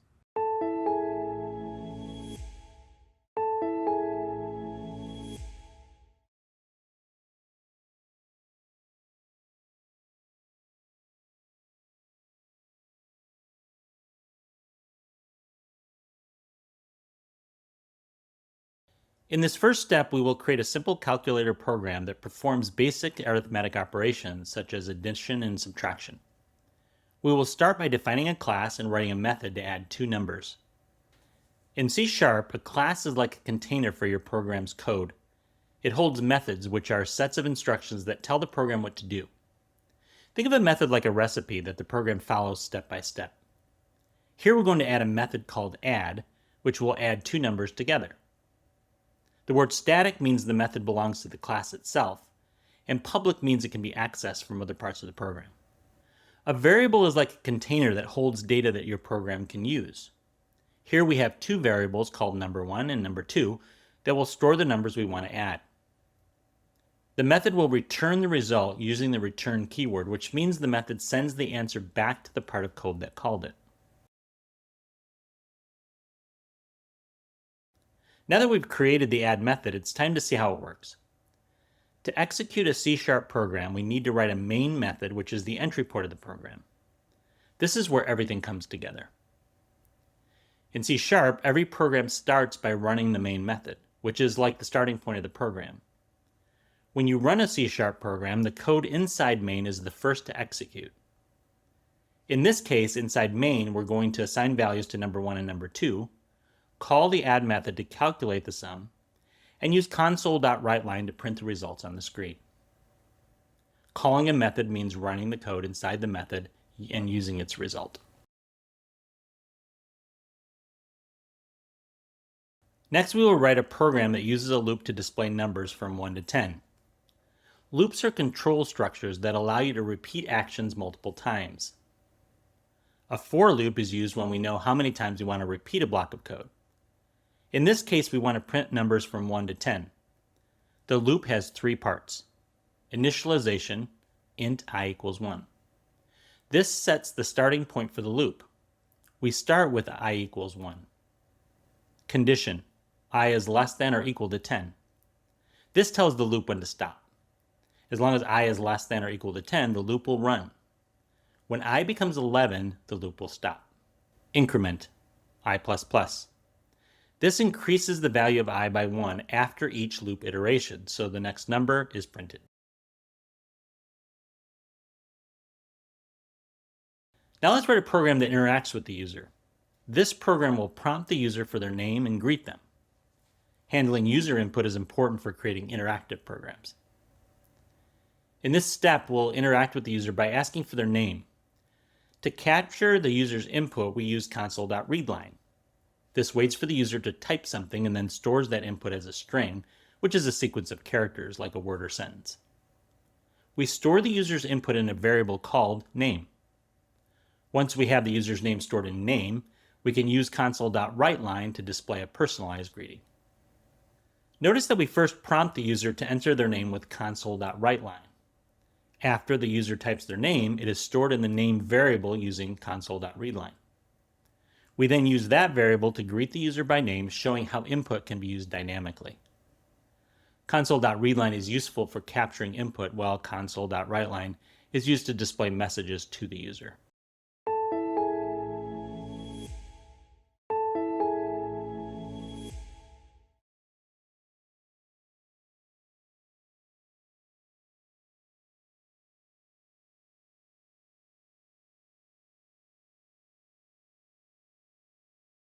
We will create a small console application that allows users to manage a simple to-do list.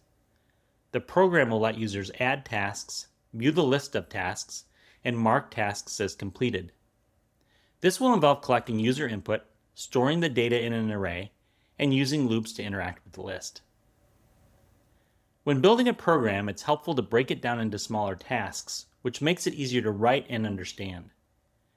In this program, we will add tasks to a list, view tasks to see what's on the list, mark tasks as completed when they're finished.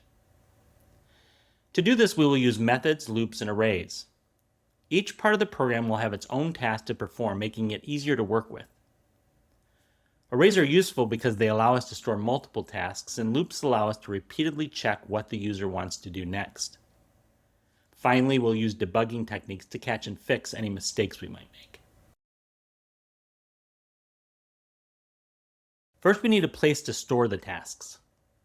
We will use an array, which is a special type of variable that can store multiple pieces of data. Arrays are useful when we want to store several things of the same type. In C#, an array is like a container that holds several values of the same type. In our case, the array will hold strings, which are pieces of text representing the tasks. Arrays have a fixed size, in this case 10 tasks, which means we can only store up to the 10 tasks in the array. Each task will be stored in a separate spot called an index. We access each task in the array using an index which starts counting from 0. We'll also need a counter variable called taskCount to keep track of how many tasks are in the list. This variable starts at 0 because the list is empty at first. Each time a task is added, taskCount will be increased by 1, making sure the next task is stored in the next available spot in the array. Next, we will create a method to let the user add tasks to the list. When the user types in a new task, we will store it in the array at the correct position using the taskCount variable. We'll use a method called addTask to ask the user to enter a task. The method will store this task in the array using console.readline, which captures what the user types. The task will be saved in the next available spot in the array, which is determined by taskCount. Remember, arrays start at index 0, so the first task will be stored in tasks 0, the second in tasks 1, and so on. After each task is added, we increase task count by 1 to make sure the next task goes into the next available spot. This ensures that every new task is added to the right spot and we don't overwrite any existing tasks. The task count variable helps us keep track of how many tasks have been added and where the next one should go. Now we will create a method to display all the tasks the user has added so far. This method will loop through the tasks array and print each task. To view the tasks, we'll use a loop to go through each element in the tasks array. The loop will start at index 0, the beginning of the array, and will stop once it reaches task count. This ensures that we only print the tasks that have been added and avoid printing empty spots in the array. Each task will be printed with a number starting from 1 for easier reading, even though array indices start from 0. The number I plus 1 is used to make this more user-friendly. Now we'll create a method to let the user mark a task as completed. This will allow the user to update a task in the array and show it has been finished. The user will choose a task to mark as completed by entering the task's number. Arrays in C# start counting from 0, but the user will enter a number starting from 1. So we need to subtract 1 from their input to get the correct index in the array. For example, if the user selects task 1, we need to update tasks 0. Once we find the correct task in the array, we will modify it by adding the text completed to show it is finished. This will update the task and make it clear to the user that it has been marked as complete. Finally, we will write the main method that brings everything together. This method will let the user decide whether to add a task, view tasks, or mark a task as completed. We'll use a while loop to keep the program running until the user decides to quit. Inside the loop, the program will show a menu of options. The user can select an option to add a task, view task, or mark a task as complete. We'll use a switch statement to handle the user's input, calling the right method based on their choice. The loop will continue until the user selects the option to exit the program. In this step, we will introduce a common error that can happen in your program and walk through the process of finding and fixing it. Debugging is an important skill, and learning how to identify and solve problems in your code will make you a better programmer. Let's say the user tries to mark a task as completed, but they enter a number that is outside the range of the task list. For example, they enter 12, but there are only 3 tasks. This will cause an index out of range error because the program tries to access a part of the array that doesn't exist. Let's explore how we can debug and fix this problem. An index out of range error occurs when your program tries to access a position in an array that doesn't exist. For example, if your array has 3 tasks and the user tries to mark task 4 as complete, the program will crash because there is no task at that position. To prevent this, we can use error checking to make sure the user's input is within the correct range. To fix this error, we'll print the value of task number before accessing the array to check if it's correct. Then we will update the code to give the user an error message if they enter a number outside the range of the tasks. Once you've added the debugging line and handled the error, your program no longer should crash when the users enter an invalid task number. Instead, it should display an error message like, "Invalid task number, please try again."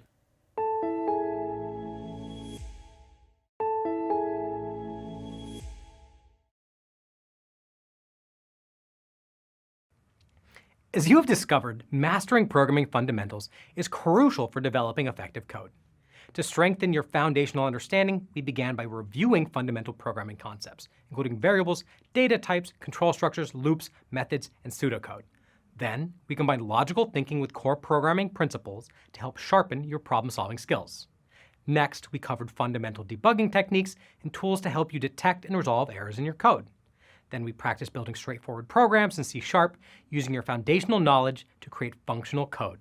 And finally, we worked on a project that combined all the concepts and debugging techniques, providing hands-on experience in applying your skills to a full development task.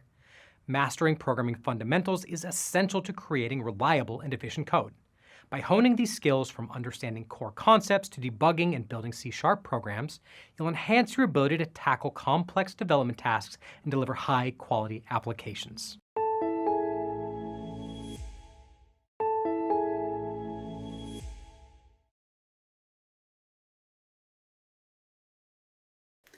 Welcome to Mastering Object-Oriented Programming in C#. This module covers the core concepts of objects, classes, inheritance, and polymorphism, and demonstrates how to apply them in C#. You'll also learn key design patterns and practices, implementing them strengthening your programming skills. We will begin by defining objects and classes and understanding their role as the foundation of object-oriented programming. You'll learn how these elements create a structured, reusable code base. Next, we'll examine inheritance and polymorphism, exploring how they allow flexibility and scalability in your applications. We'll break down their functions and importance in OOP. Then we'll apply these concepts in C# with practical examples, helping you see how they work in real-world scenarios. You'll gain hands-on experience to deepen your knowledge. After that, we'll explore common design patterns in OOP and identify how they provide solutions to recurring development challenges. You'll learn when and how to apply these patterns effectively. Finally, we'll implement classes and objects in C# through guided exercises, reinforcing your skills and confidence in applying OOP techniques.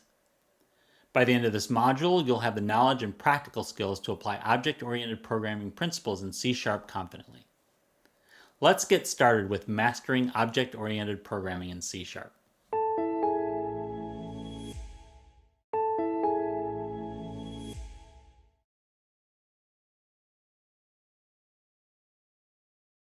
One of the disciplines in biology is classification. Scientists use specific properties to group animals to create classes like zebras, pelicans, and humans. Within these classes are individual zebras, pelicans, and humans that share properties of other members of the class, like stripes, beaks, and opposable thumbs. Classification helps scientists manage their research, understand how animals are similar and different, and even know what to expect from their behavior.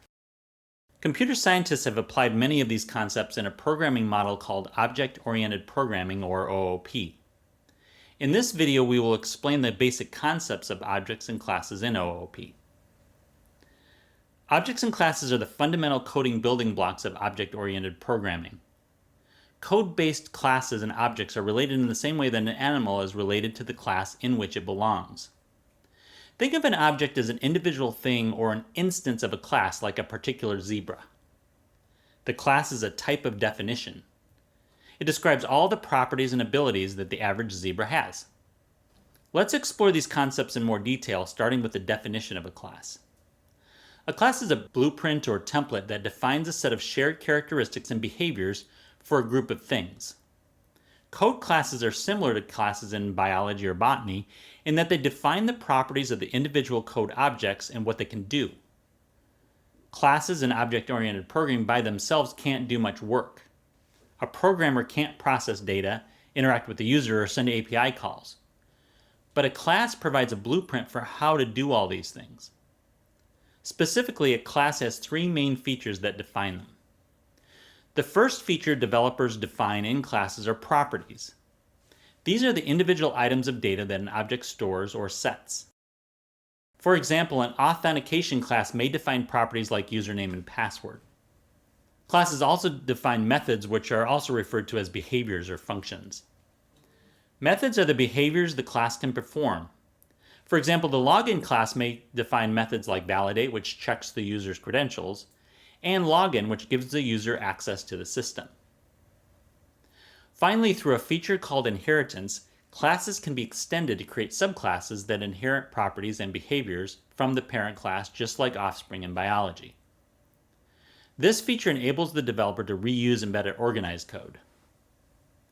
For example, a developer may inherit the login class, reusing its properties and methods, but adding a new attribute called display name that they can show on a user interface after the user has logged in. Because classes are definitions only, in order for them to do work, developers have to create a working version of them. This is called instantiation, and the process creates individual objects or instances of the class. An object is a distinct thing that possesses unique properties and behaviors that define its characteristics and actions. Code objects, like other types of objects, are defined by their properties and the things they can do within a program. Code objects have all the properties and methods of the class of which they are an instance. The object's properties are the data elements associated with the object defined by variables within the class. Its methods are the operations or functions the object can perform, defined by the methods in the class. Objects also have a couple of other features that differentiate them from the parent classes. Each object has a unique identity within the program, often represented by its memory address or a unique identifier. Because objects are instances of classes, the developer can create as many as they need, and each one is uniquely identified in the application. The object's state is determined by the current values of its properties. For example, a login object's state might include the values it currently holds for username and display name. An object can only do what is defined in its parent class unless a developer uses inheritance to extend the class. Then an object created with an inherited class will have all the new properties and methods, as well as the original one from the parent. Now let's bring these ideas together using an example of a book class that might be used in a library system. The book class might have properties like title, author, and ISBN. It might also have methods like borrow and return. By defining these properties and methods, we can create specific book objects, each representing a particular book in the library with its own title, author, and ISBN. When a book is borrowed, the borrow method can update the status of the book, demonstrating how properties and methods work together to manage the state and behavior of objects in OOP. Object-oriented programming is an efficient and powerful programming model. By defining classes and creating objects, developers can write code that's more easily maintainable and reusable.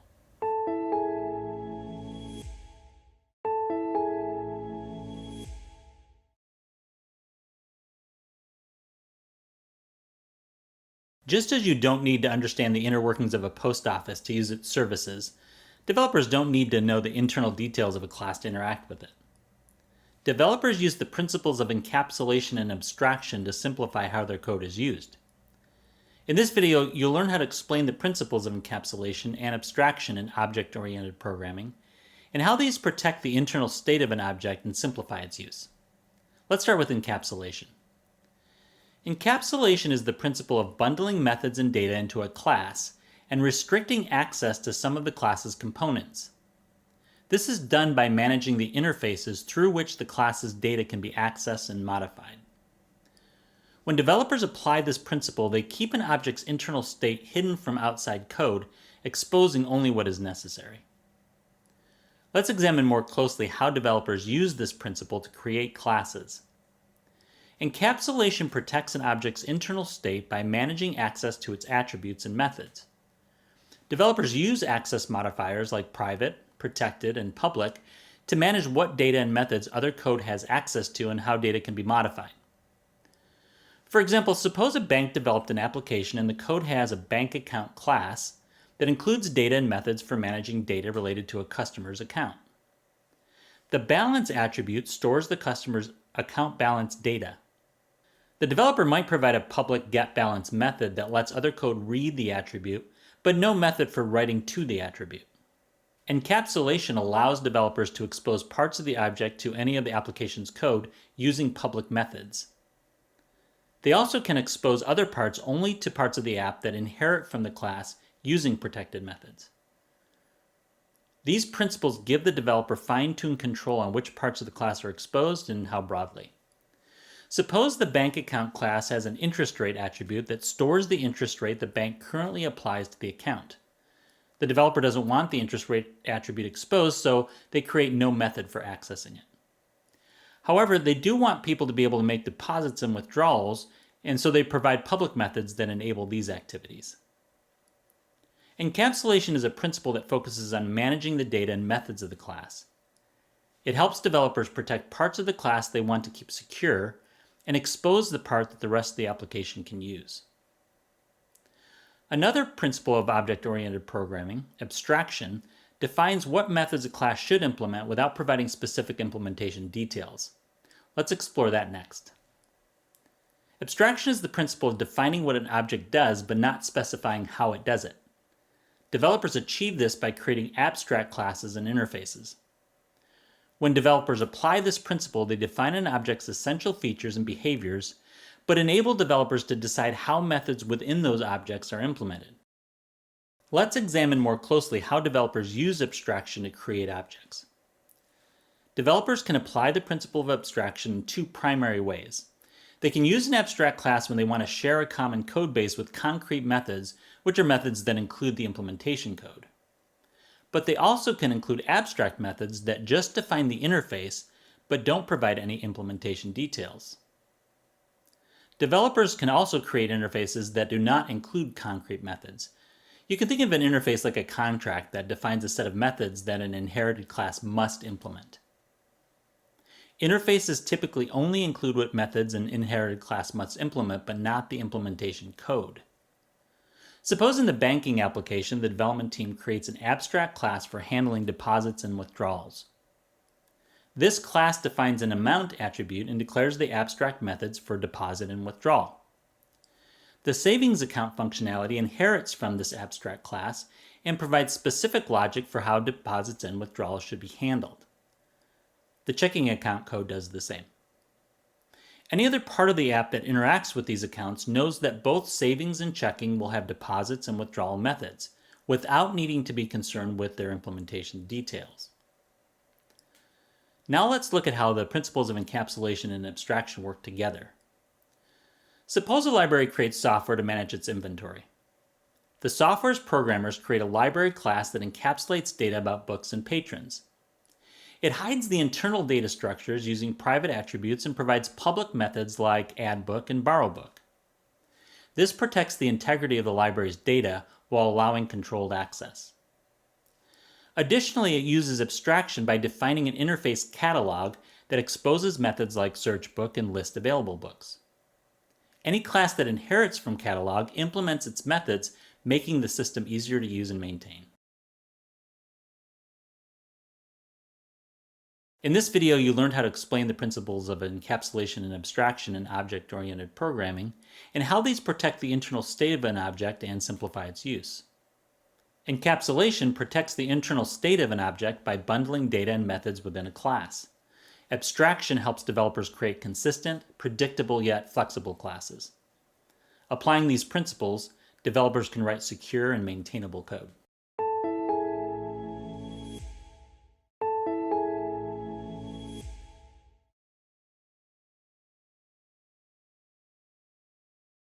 Have you ever wished you could take something old and make it better without starting from scratch?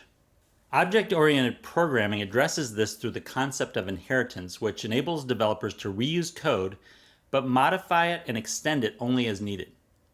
In this video, we will describe the concept of inheritance in object-oriented programming. Let's begin with the definition of inheritance. Inheritance is a fundamental concept in object-oriented programming that enables developers to create new classes based on existing ones. Similar to an inheritance in biology, code inheritance enables classes to inherit features from other classes. It allows a new class, known as a derived class, to inherit attributes and methods from the existing class. This is called the superclass or base class. When a developer creates a derived class, they get the attributes and methods of the base class, but also can extend their class by adding their own attributes and methods. This allows the developer to reuse the code from the base class without having to reproduce it. They also can add more features to the class and even modify the original attributes and methods if they need to. The new and modified features are isolated to the derived class and don't impact the base class.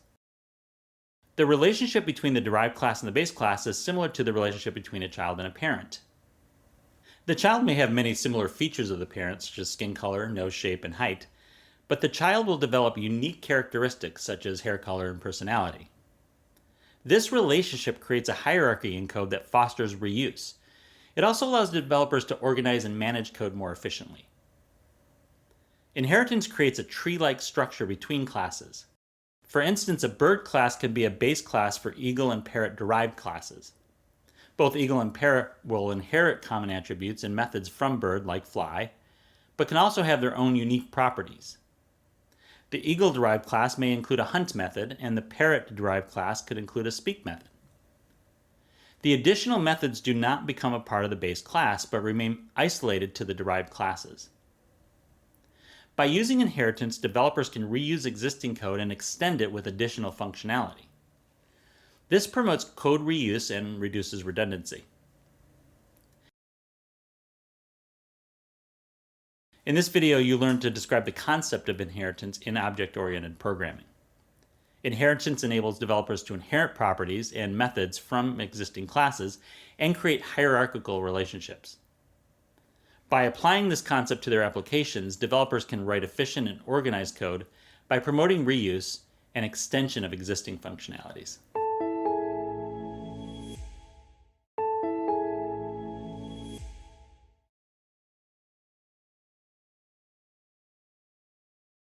Modern messaging applications are more advanced in how they handle files compared to their predecessors.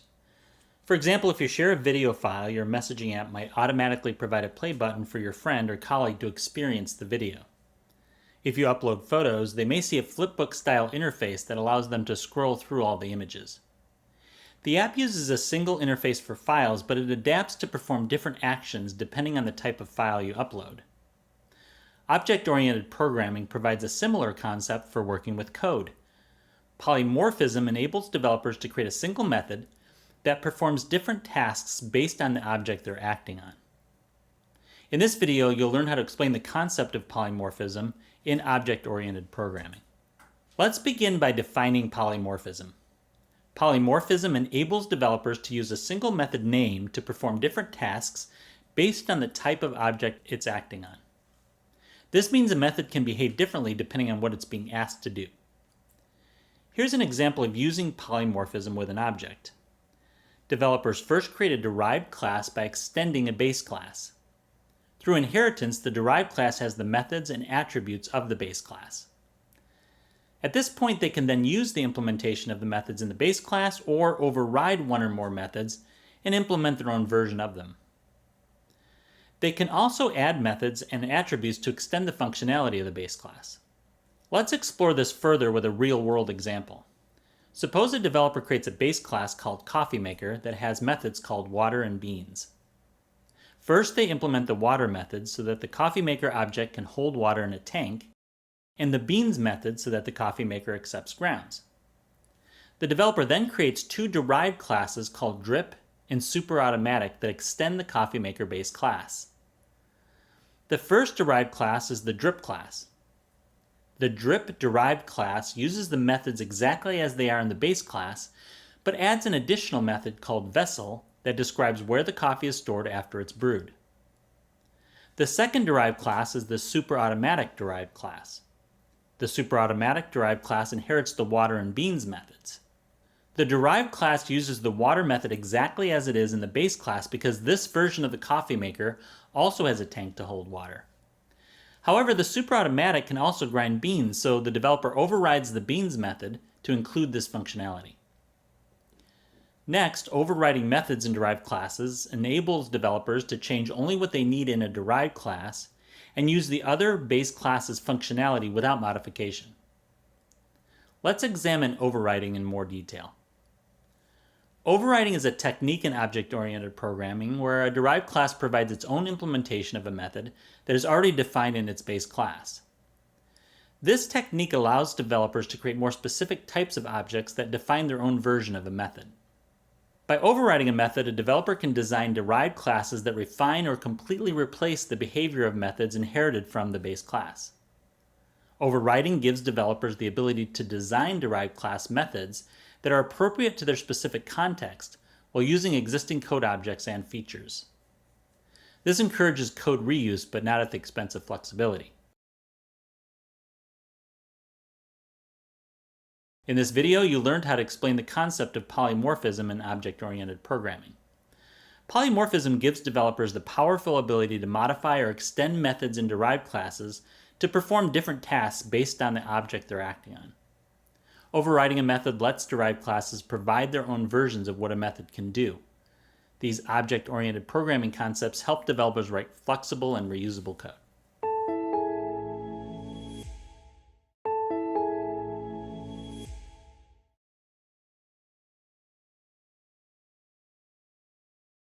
Imagine having a blueprint for a house that can be reused and modified to build different types of houses. Inheritance in programming works similarly using properties and methods from an already existing class. In this video, we will apply inheritance in C# programs. By using inheritance in C#, developers can create a new class that inherits properties and methods from an existing class. The existing class is called the base class, and the new class is called the derived class.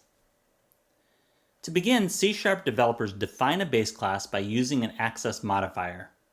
These keywords determine whether other parts of the code can access the class. Declaring a class as public means its members are accessible from any other class.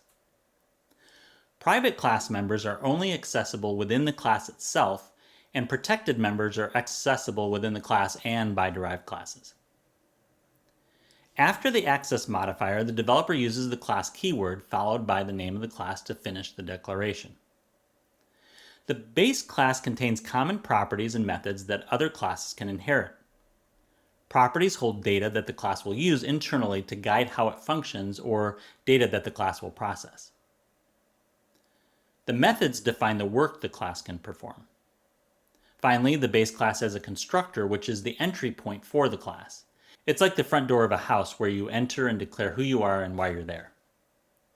The constructor can take input parameters which the developer can use to set the initial values for the class's properties. Let's explore an example. Suppose a developer wants to create a class that manages maintenance information for a pool. They declare the class as public, and it has two properties, chlorine level and water level. The constructor takes these values as input parameters and assigns them to properties. This simple class has a method called poolInfo that writes out the values that were passed into the constructor. This class has all the elements of a base class and can be easily expanded with more properties and methods to make the class a lot more powerful. Developers can further extend what a class can do by creating a derived class. A derived class inherits all the properties and methods of the base class, and developers can extend it without impacting the original base class. Let's examine how this works. Derived classes are defined similarly to base classes in C# by using an access modifier and a name for the derived class. To create a derived class, the developer follows the name by a colon and includes the name of the base class in the declaration. The derived class inherits all the properties and methods of the base class. Developers also can add their own new properties and methods. They get all the advantages of the base class but can customize it for a particular scenario. For example, a developer can create a derived class for a spa from the pool base class. They declare the derived class with the public modifier and name of the class spa, which is derived from the pool base class. The derived class has the chlorine level and water level properties that the base class has, but the developer decides to add a new property called heat level since spas are heated. The constructor takes data for all three properties as input parameters and assigns them to the derived class's properties. This derived class uses the poolInfo method it inherited from the base class to display the spa's information on the screen. In conclusion, inheritance in C# is a powerful object-oriented tool that enables developers to reuse code and make it easier to maintain C# code. In this video, you learn to apply inheritance in C# programs. Inheritance in C# involves creating a base class and then deriving a derived class using inheritance. By using inheritance, developers build organized, reusable, and maintainable code in C#.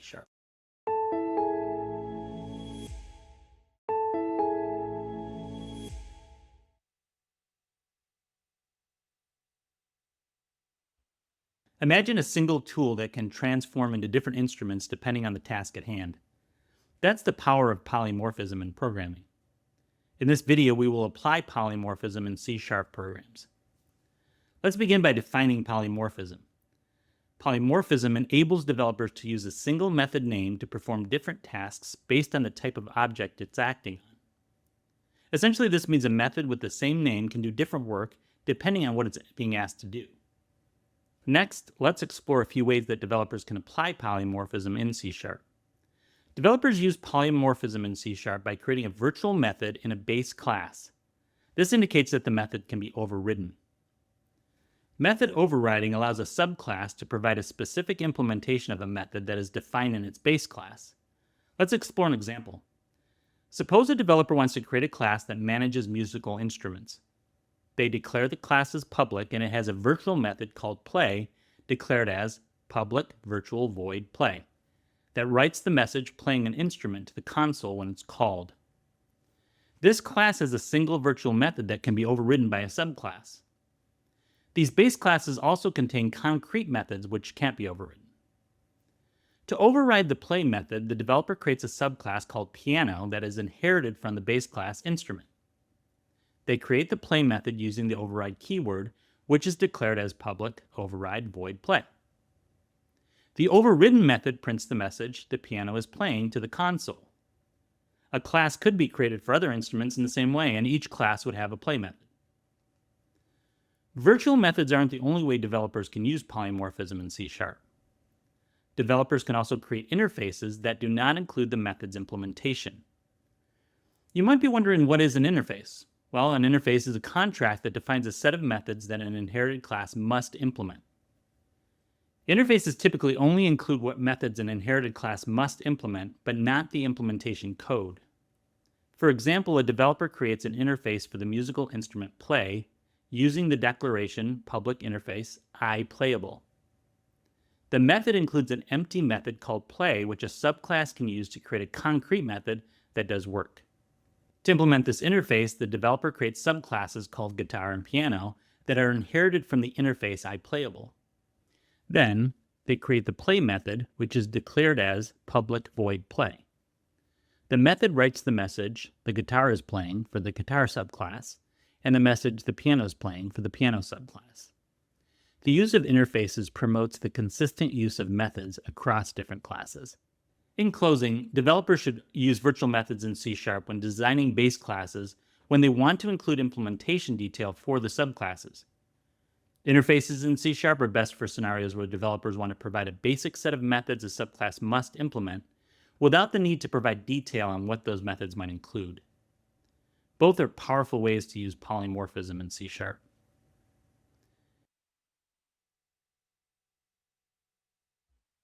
Apply polymorphism in C# programs. We explored how to apply polymorphism by overriding methods and using interfaces. Understanding polymorphism helps developers write flexible and reusable code in C#.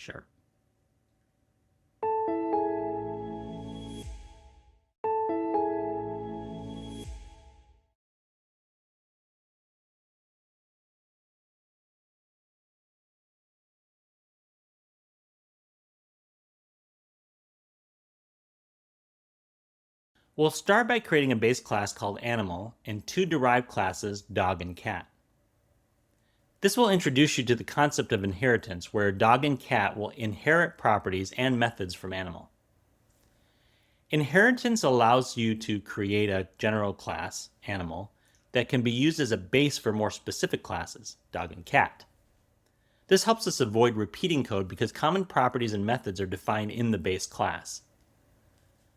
For example, all animals might make a sound, but each animal makes a different sound. In our program, the animal class will have a method called makeSound that each specific animal class can override to provide its own sound. When we want to allow a method in the base class to be overridden in a derived class, we use the virtual keyword. This tells C# that the method in the base class is meant to be overridden in any class that inherits from it.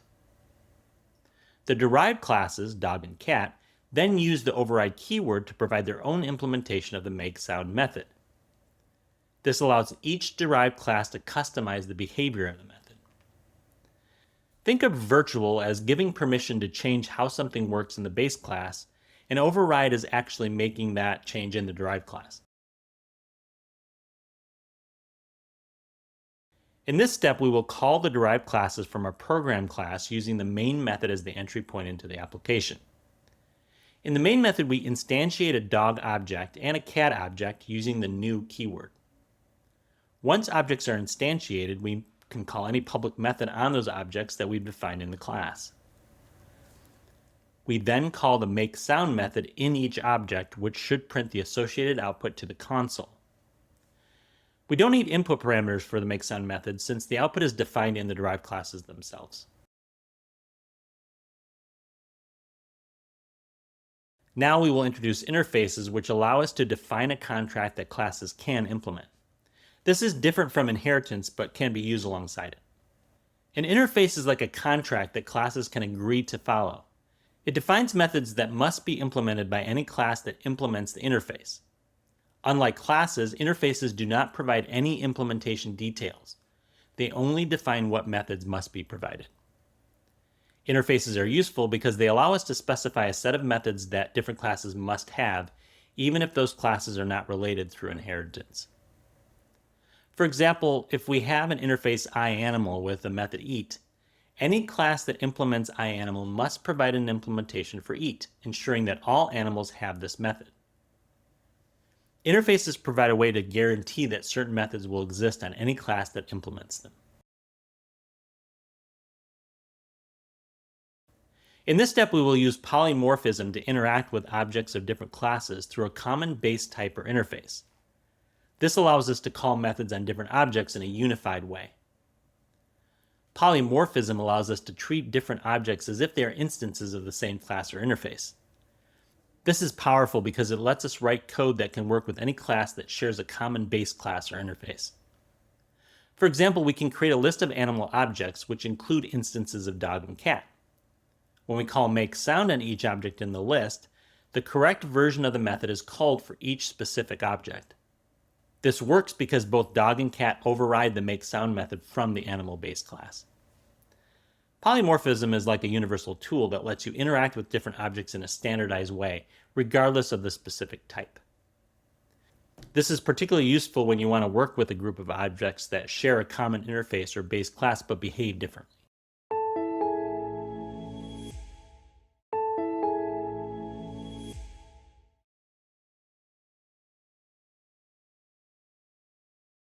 As software development has evolved, engineers continue to learn how to construct programs that are efficient, easier to maintain, and scalable. The common solutions that contribute to building software like this are called design patterns. Software engineers have created a set of patterns that all developers should follow. In this video, you will learn how to explain the importance of design patterns in object-oriented programming. Design patterns are reusable solutions to common problems that provide a standardized approach to architectural challenges in software design. They provide the developer with a template for how to solve an architectural problem when designing an application. Using a design pattern means following best practices. Because the pattern is common among developers, it helps improve how readable the code is, making maintenance easier. These patterns also make code run more efficiently. Let's explore a simple example. The singleton pattern is a design pattern that specifies that a class can have only one instance and should provide a single point of access to it that is available from anywhere in the application. This is useful for managing shared resources like a configuration manager or a database connection. Now that we've explored the singleton pattern, which helps manage the creation of objects efficiently, let's dive into other types of design patterns that address different challenges in software development. Creational patterns specify how developers should create objects in an application. The pattern focuses on writing code in a way that creates objects that are suitable to the situation in which they'll be used. For instance, even though creating global variables might be easier and less complex, overusing them could make an application less secure, consume more memory, and make code maintenance difficult. Creating a local variable that exists in a particular scenario and then is destroyed is a better pattern in general. Another category called structural patterns deals with how objects are composed and how classes and objects can be combined to form larger structures. Developers use these patterns to organize the relationships between objects and classes in a way that minimizes the impact of changes.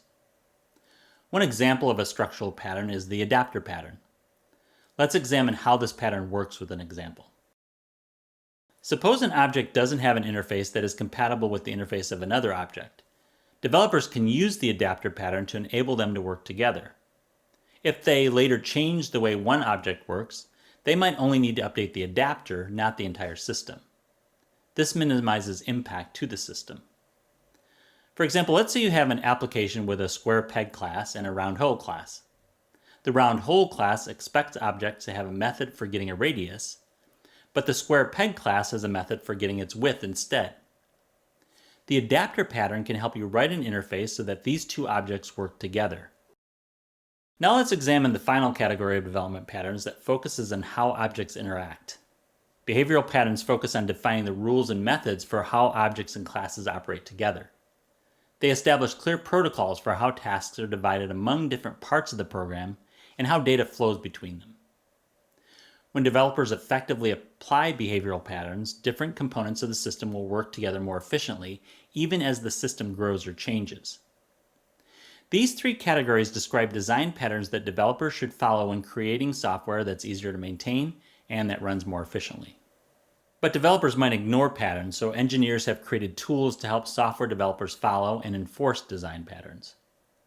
Modern software development tools like Visual Studio Code are equipped with extensions that assist developers in writing code that aligns with established design patterns.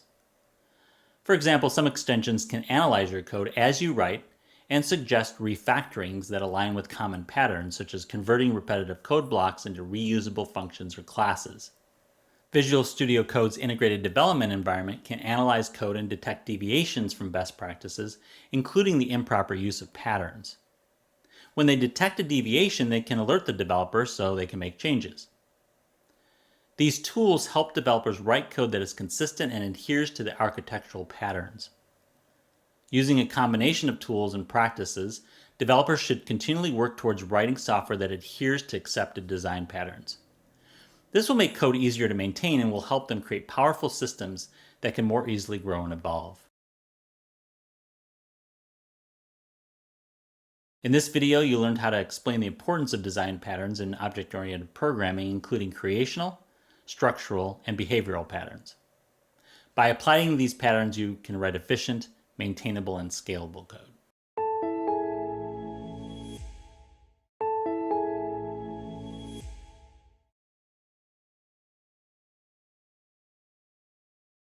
Imagine working on a complex project where you constantly face the same challenges. Over time, you develop smart, repeatable solutions that make your work easier and more efficient. In software development, we call these repeatable solutions design patterns. They are tried and tested ways to structure your code, making it more efficient and scalable. In this video, you will learn to recognize and describe common design patterns. Design patterns are like reusable solutions for common problems in software design. They give you a standard way to tackle architectural challenges, making your code more reliable and easier to maintain. There are many design patterns that developers use to design their software. We'll explore a few of the most common. First, let's discuss singleton pattern, which ensures that a class has only one instance throughout your application and provides a single point of access to that instance from anywhere in your code. Developers use the singleton pattern to manage shared resources. For example, a database class can implement the singleton pattern to ensure there is only one connection to the database throughout the application. To implement this in C#, a developer creates a public class called database. They create a private variable that holds the instance of the database object and a private constructor that writes database connection established to the console when it's called. The developer then creates a public method called getInstance that assigns the private variable to a new instance of the database object and returns that instance to the code that called it. But before it assigns the object to the private variable, it checks first to see if it's already populated. If it is, it uses the instance that already exists. This enforces the pattern that there is always only one instance of the database object in the program. The access modifier of the database constructor is private, which prevents any external class from creating a new instance of the database object. This is key to enforcing the singleton pattern.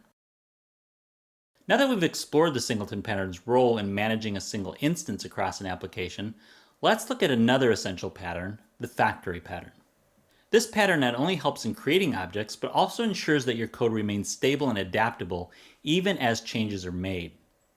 Let's investigate how this factory pattern works. In the factory pattern, instead of creating an object directly, your code asks a special method or class called a factory to handle the creation for you. This way, your code doesn't need to worry about the details. The factory takes care of it, making your program more flexible and easier to manage. The factory receives some inputs, such as a parameter, that tells it what kind of object it needs. The factory then decides which specific type of object to create based on that input. By using a factory to create objects, the pattern keeps the code that requests an object separate from the code that actually makes it. This separation makes it easier to change or add new types of objects later on without affecting the code that uses them. To implement the factory pattern in C# for a notification system, you start by creating a public interface called iNotification. This interface will include a method called send, which takes a message as a parameter. Then you move on to the next step, creating two derived classes that inherit from the iNotification interface. One derived class will handle email notifications and the other will manage SMS notifications. Each of these derived classes implements the send method, which outputs the notification to the console. Finally, the developer creates a new class called Notification Factory that handles creating the email notification and SMS notification objects. They implement a method called createNotification that uses the iNotification interface as its type. This method also takes an input parameter called channel that tells the factory which type of notification object to create. Using this pattern, the developer can modify how the email and SMS notification objects are designed without impacting the code that requests them. The code that requires these objects just calls the createNotification method, passing in the channel parameter, and the factory handles the rest. Finally, let's explore the observer pattern, a key behavioral pattern that is crucial for managing communication between objects in complex systems. Imagine you're developing a user interface that needs to update in real time whenever the underlying data changes. This is where the observer pattern shines. It enables your system to respond dynamically to changes, keeping everything in sync without manual intervention. The observer pattern enables one object to automatically notify and update multiple other objects when its state changes. This pattern is particularly useful in systems where different parts must respond to changes, such as updating a user interface when data changes. Let's learn how a developer might implement this pattern in C# for a weather station application. To implement the observer pattern, you start with creating a public interface called iObserver. This interface includes a single method named update, which accepts a temperature parameter. This step lays the foundation for how observers will receive updates. The next step is to create the weather station class, which acts as the subject. This class manages a list of iObserver instances and is responsible for notifying all registered observers whenever there's a change in its internal state, like a temperature update.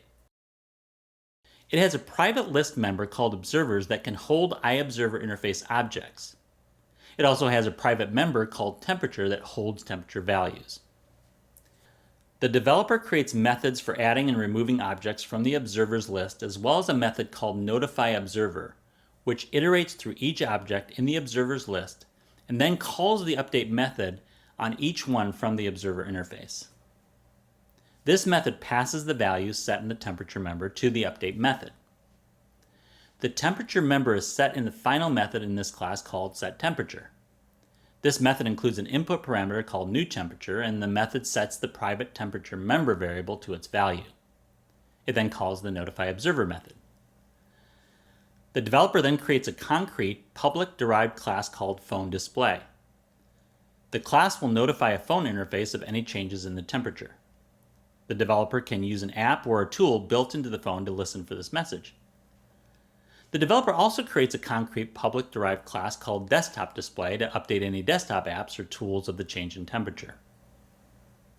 Each class is a derived class of the iObserver interface and implements the update method from that interface. The update method passes the temperature as a parameter and writes the temperature to the console in a message.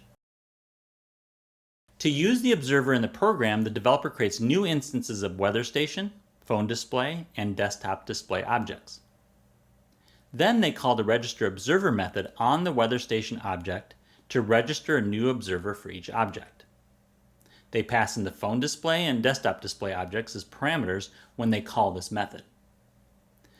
Now, to update each display, they simply call the setTemperature method on the weather station object, passing in a new temperature. The iObserver interface, along with the subject class, will update all displays with the new temperature. These patterns are ways that developers can simplify code and make it easier to maintain. Design patterns provide developers with blueprints for creating well-formed, readable, and extensible code.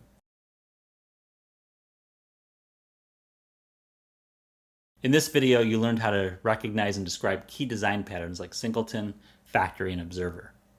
These patterns are essential tools that help you write code that's efficient, easy to maintain, and built to last.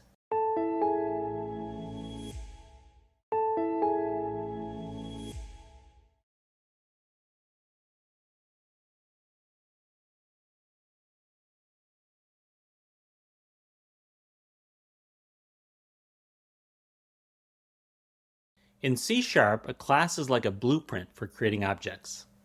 It defines what properties, attributes, and methods, actions, the objects created from the class will have. For instance, if we have a class called person, each person object we create will have the properties and methods defined in this class. Properties are like the characteristics of the class. In this case, we want each person to have a name and an age, which describes a person. A class encapsulates these properties so they can be used to create specific objects that hold real data. To use our person class, we need to create an object from it. An object is an instance of a class, meaning it's an actual representation of the class that we can work with within our program. To create an object, we use the new keyword, followed by the class name in parentheses. This process is called instantiation. When we instantiate a class, we are creating a new object with its own set of properties and methods. Each object can have different values for its properties, even though they are created from the same class. Methods in a class define the behaviors or actions that an object can perform. While properties store information about the object, methods allow the object to do something. In our person class, we will create a method called greet that prints a message including the person's name. Think of methods as actions that an object can take. This method will use the name property to personalize the greet. To make an object perform an action, we call a method on it using dot notation. This means we write the object's name followed by a dot, and then the method name. For example, friend.greet calls the greet method on the friend object. When we call this method, it will execute the code inside it, which in this case prints a greeting that includes the person's name. This shows how we can interact with objects and make them perform actions using methods.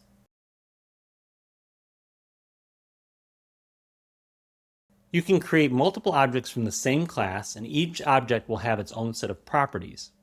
Even though friend and colleague are both instances of the person class, they are independent of each other and can have different values for their properties. This shows how a class can serve as a template for creating various objects with similar characteristics but different data. Now let's create one more person object to see how each object behaves independently.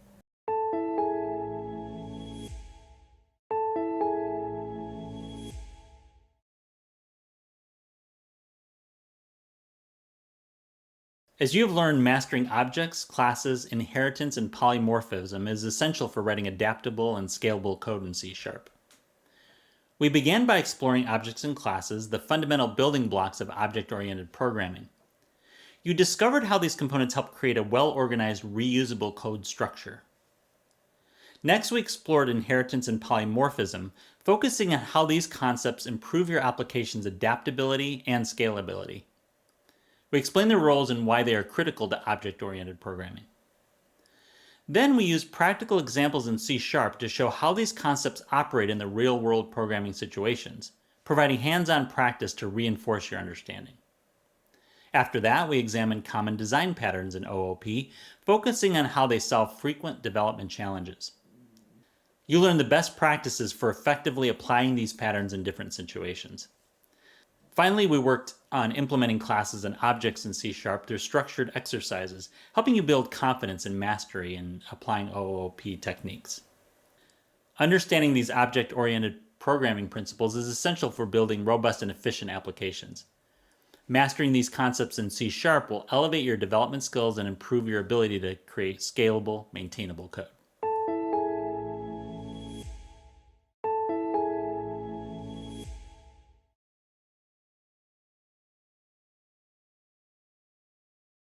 Imagine you're an architect with a blueprint in hand. This blueprint outlines every detail of the house you're about to build, from the number of rooms to the placement of windows. But until you actually start building, that house just remains an idea on paper. In programming, classes in C# work much the same way. They're blueprints that define how objects will look and behave, but they need to be built before they can be used. In this video, you will learn how to implement classes and objects in C#. Let's briefly review what a class is and what they contain. A class is a blueprint or template that shares characteristics and behaviors for a group of related objects. Classes include properties. These are pieces of data an object holds, like a person's name or age. They also include methods, which are the actions an object can perform, such as displaying information. And finally, constructors are the special methods that initialize the object when it's created. With these key elements defined, let's now dive into the specific syntax used to define a class in C#. To define a class in C#, you follow a clear sequence of steps. First, start by declaring the class with an access modifier such as public or protected. This tells C# who can access the class. Next, you use the class keyword followed by the name of your class. This is how you identify the class in your code. Then you'll open the class body with a pair of curly braces. Inside those braces, you'll define the key components of your class, properties which store data, constructors which set up the class, and methods which describe what the class can do. Suppose a developer wants to define a person class with a property, name, and age, a constructor to initialize these properties, and a method to display the person's information. To define this class in C#, start by declaring it with the public access modifier, followed by the class keyword and the name person. Next, open the class body with a curly brace and close it with another curly brace at the end. Inside this body, add a string property named name and an integer property named age.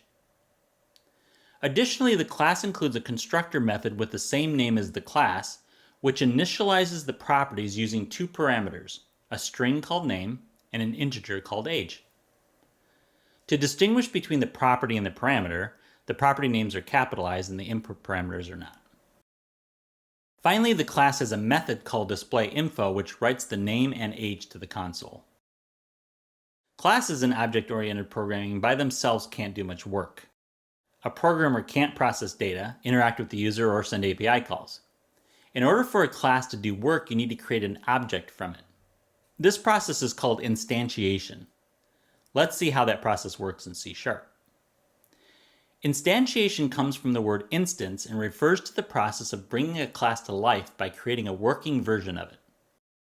Think of it like using a cookie cutter. The class is the cutter, and each cookie you create is an object. We call this working version an object.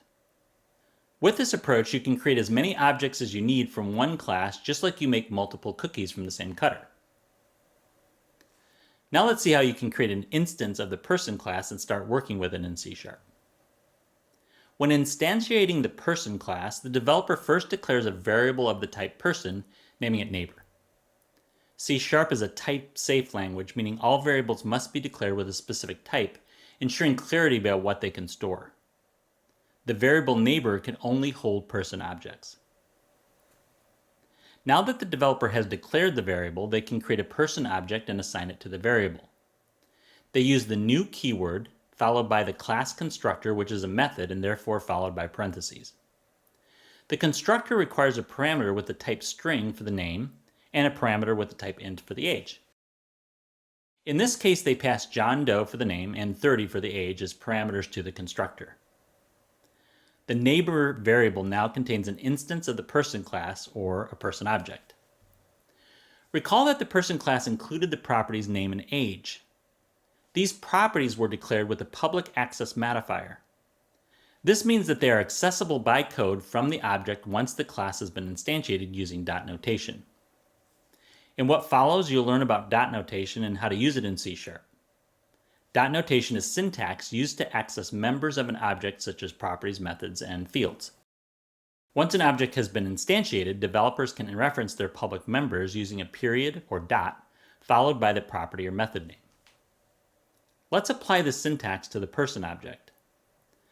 Since the variable neighbor holds the instantiated person object, a developer can reference its members by using dot notation. Suppose after the object has been instantiated, the developer needs to update the person's age. They can set the person object's age value using neighbor.age, changing it from 30 to 31. The developer also can call any of the object's public methods using dot notation. For example, to call the object's displayInfo method, the developer would write neighbor.displayInfo followed by empty parentheses. Classes in C# give the developer a lot of flexibility when working with code and helps them avoid redundancy. As an object-oriented language, classes are a foundational part of C#.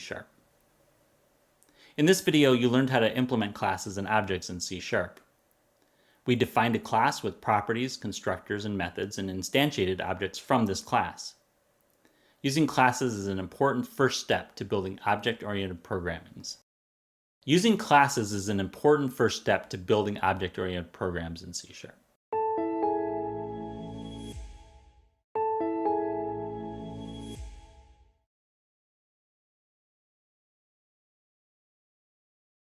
Welcome to asynchronous programming in C#. This module covers the fundamentals of using async and awaits to improve application performance, develop practical solutions, and debug asynchronous code effectively. We begin by defining the core concepts of asynchronous programming and understanding their role in creating efficient, non-blocking applications. We'll explore how these concepts support smoother workflows and better resource management. Then you'll learn to implement async and await in C# programs, enabling you to handle tasks concurrently. You'll see how these tools optimize performance and responsiveness in your applications. Next, we'll develop practical asynchronous solutions, applying these techniques to real-world scenarios. You'll understand how to use these methods to address common challenges in software development. After that, we'll discuss the importance of asynchronous programming in modern applications, highlighting its impact on scalability and user experience. This will clarify why asynchronous techniques are critical in today's development environment. Finally, we'll examine the process of debugging asynchronous code and creating simple asynchronous programs, ensuring you can effectively troubleshoot and build reliable applications. By the end of this module, you'll have the skills to implement and debug asynchronous code, enhancing the performance and scalability of your applications. Let's begin our exploration of asynchronous programming in C#.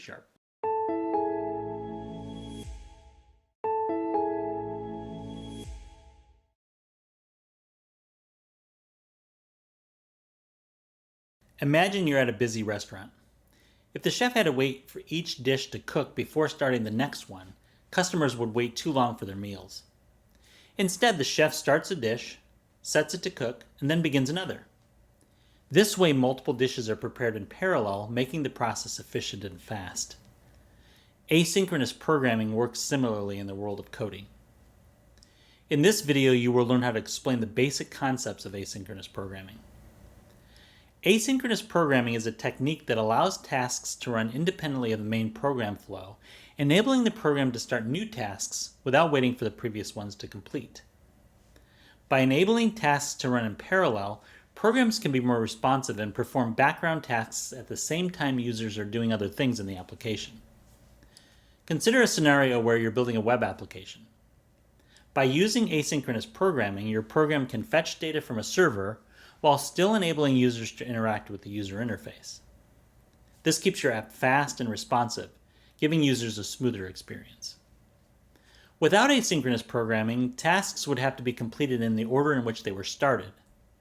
This is called synchronous programming. Next, we'll examine this technique and compare it with asynchronous programming. Synchronous programming is a technique where program tasks need to be completed in order, and a subsequent task can't start until the previous one is completed. Suppose you're building an application that has a series of forms that users have to fill out. After the user fills out a form, you want to make sure that the form has been fully processed before the user can move on to the next step. Using synchronous processing, each step in the process must complete before the next step can be started.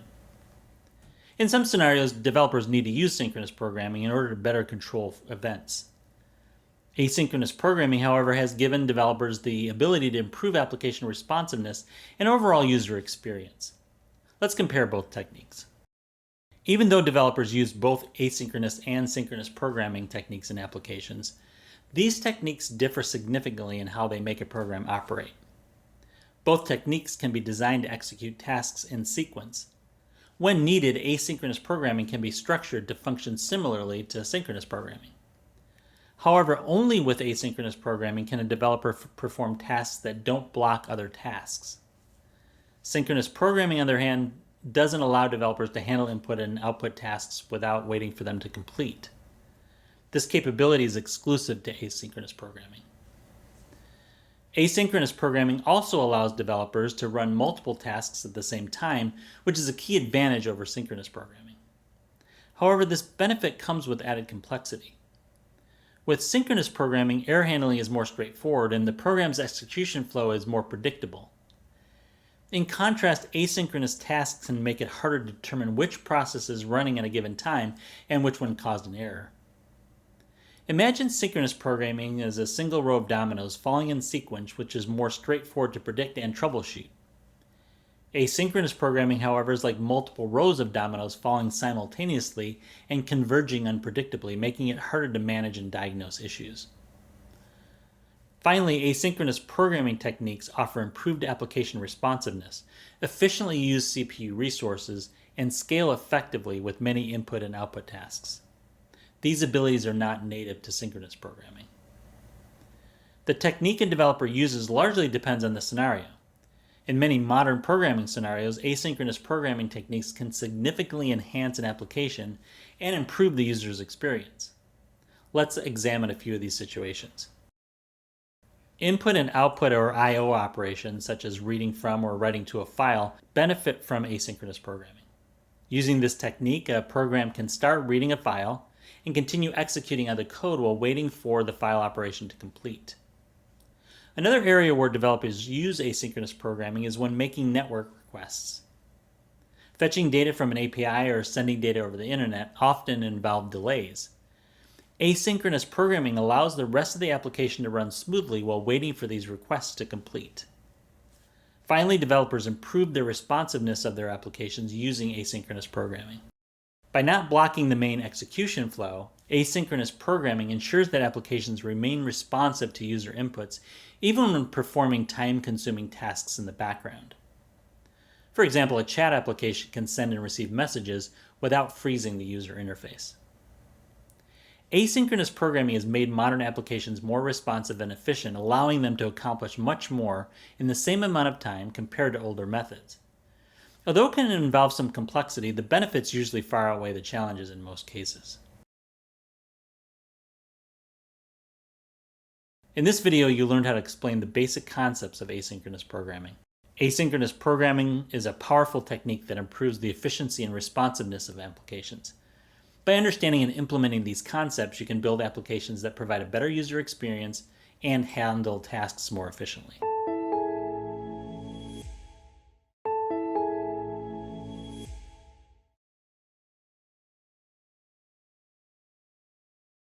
Suppose you're working on a project with multiple tasks that need to be completed simultaneously, like compiling a report while waiting for data analysis to finish.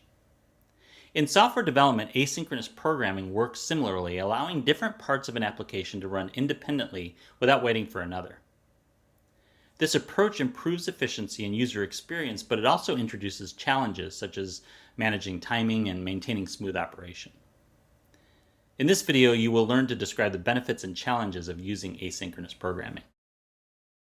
Asynchronous programming is a technique that allows tasks to run independently of the main program flow, enabling the program to start new tasks without waiting for the previous ones to complete. Asynchronous programming prevents the main applications from getting bogged down by long-running tasks, making the user experience smoother and more efficient. Let's explore these and other benefits of asynchronous programming in some detail. First, asynchronous code prevents the main application from getting blocked. This means that users can work in the app and perform other operations when a long-running operation is working in the background. When code is not asynchronous, only one operation can be running at a time. The application may appear to be frozen even though it's actually working on something. With asynchronous programming, delays like these are minimized. Many operations can happen at the same time, preventing the system from being blocked by any one operation. Second, asynchronous code tends to perform better, allowing multiple operations to happen simultaneously. Users experience this benefit as faster internet-based operations, a responsive user interface, and an ability to do more things in less time. A third benefit is that asynchronous programming better integrates with backend services because it handles data transfer efficiently. An application can retrieve data from many different locations at once, and process that data as it comes in rather than having to wait for a previous operation to complete. For example, suppose an app needs to fetch information related to a user's account from one server while updating the user's account information in a database on another server. It can perform both operations simultaneously, giving the user a better overall experience. While asynchronous programming offers great benefits, it also introduces challenges that developers need to navigate. Let's explore these challenges.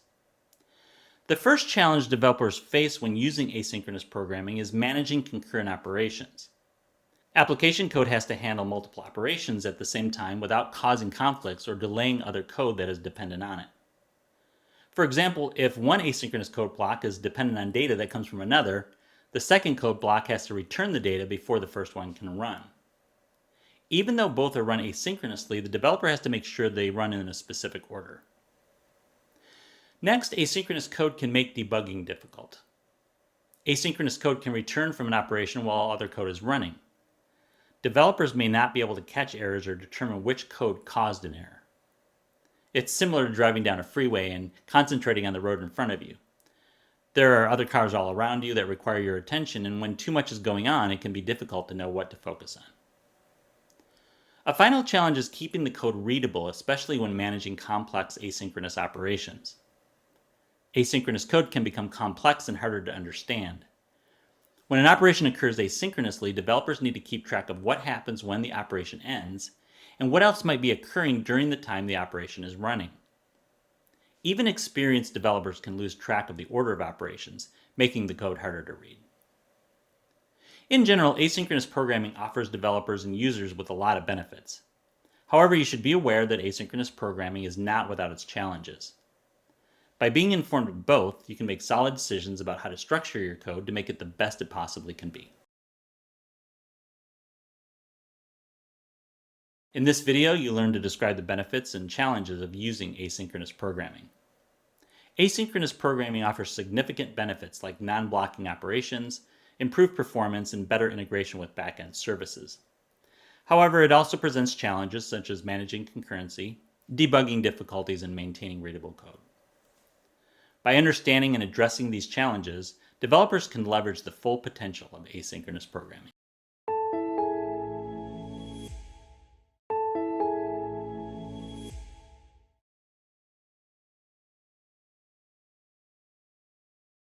Imagine you're working with an app and suddenly everything freezes because it's loading data. Frustrating, right? In today's fast-paced digital world, waiting for an app to catch up is more than just annoying. It's a problem that can drive users away. But what if your app could be running smoothly even while handling complex tasks in the background? That's exactly what asynchronous programming with async and await in C# can do. In this video, you'll learn to explain the syntax and usage of async and await keywords in C#. Let's start with async, a concept that's key to making your apps faster and more responsive. The async keyword is a modifier that makes a method asynchronous. This means the method can perform tasks in the background without freezing the main application. The async keyword in C# is like setting up a separate worker to handle time-consuming tasks without disturbing the main flow of your application. For example, imagine you're at a restaurant. You place an order, and instead of waiting at the counter, you sit down while the chef prepares your meal. That's what async does. It lets your code move on to other things while it works on a background task. First, to use the async keyword in C#, you start with declaring a method with the public access modifier. Next, add the async keyword to signal that this method will handle asynchronous tasks. Then follow it with the task return type to define the method's output. The async keyword tells the compiler that this method will perform asynchronous work, allowing it to run in the background. Now, with this overview of how async can keep your apps responsive by running tasks in the background, let's look at the await keyword. Await works hand in hand with async, helping you manage when these background tasks should finish before moving on. You use the await keyword to control program flow by waiting for a background task to happen before moving on to the next block of code. Await is a keyword that pauses the execution of the method until the awaited task completes. This causes your app to wait for necessary data or operations to finish, but only where it's needed, keeping the rest of the app running smoothly. First, when you use the await keyword, the method that contains the await is suspended, and control is given to the method that you're calling. Then, once the awaited task completes, the method resumes execution from the point right after the await. Think of await as a sign that tells the workers, hold on a moment, let me finish this task before we proceed. It's similar to experiencing a meal at a restaurant. When your meal arrives at the restaurant, you pause chatting and start eating. It's a pause, but only enough to eat. Next, you place the await keyword before the method that returns a task. You use the await keyword before get data from API. This pauses the execution of the current method until the get data from API task completes. The await keyword allows your application to handle other tasks while waiting for the result so your app stays responsive. In this video, you learn to explain the syntax and usage of the async and await keywords in C#. By running tasks in the background and strategically pausing execution, your app can handle complex operations smoothly and efficiently.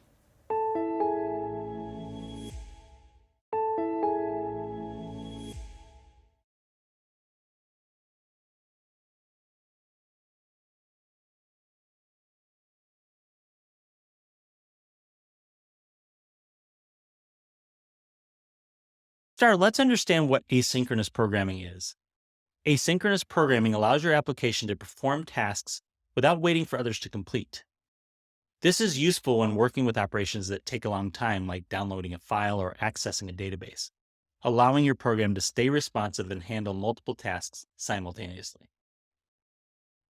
In synchronous programming, tasks are performed one at a time, meaning the program has to wait for each task to finish before moving on to the next one. This can make your program slow, especially if it's waiting for a task like downloading data from the internet. Asynchronous programming, however, lets your program start a task and then move on to do other work while waiting for the task to complete. This is done using async and await in C#. We use the async keyword to define a method as asynchronous, and we use await within that method to mark points where the program can pause and wait for a task to complete. The key benefit is that your program remains responsive and can handle other operations while waiting for tasks to finish. In this step, we'll create a simple asynchronous method. The method will simulate a task that takes some time to complete, like downloading data. This will give you an idea of how async and await work. We start by creating a method named downloadDataAsync that is marked with the async keyword. This indicates that the method will run asynchronously. Inside this method, we use await to simulate a delay, representing the time it would take to download data.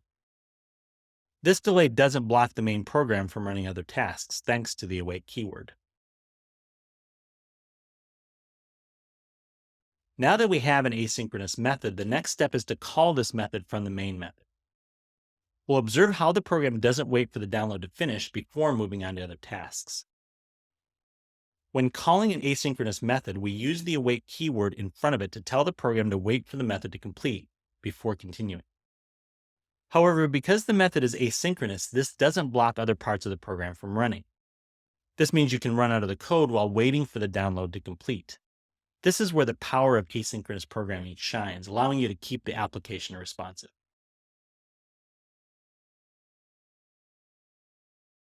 Next, we'll see how to run multiple asynchronous methods in parallel, allowing them to run simultaneously without waiting for each other to complete. This is useful for tasks that can be performed independently, like downloading multiple files. When you have multiple asynchronous methods, you can call them in parallel using task.waitAll. This method waits for all the tasks to complete before continuing, but allows them to run simultaneously. This can significantly improve the efficiency of your program, especially when dealing with tasks that take a long time to complete. By running tasks concurrently, you can save time and make better use of system resources. Finally, let's add error handling to our asynchronous methods. When working with async code, it's important to catch exceptions that may occur during the execution of tasks to prevent the application from crashing unexpectedly. In asynchronous methods, you can use try-catch blocks to handle exceptions just like in synchronous code. However, since async methods return a task, if an exception is thrown, it gets stored in the task object. We use a try-catch block around await calls to catch these exceptions. This allows us to handle errors gracefully and provide meaningful feedback to the user instead of the application crashing or becoming unresponsive.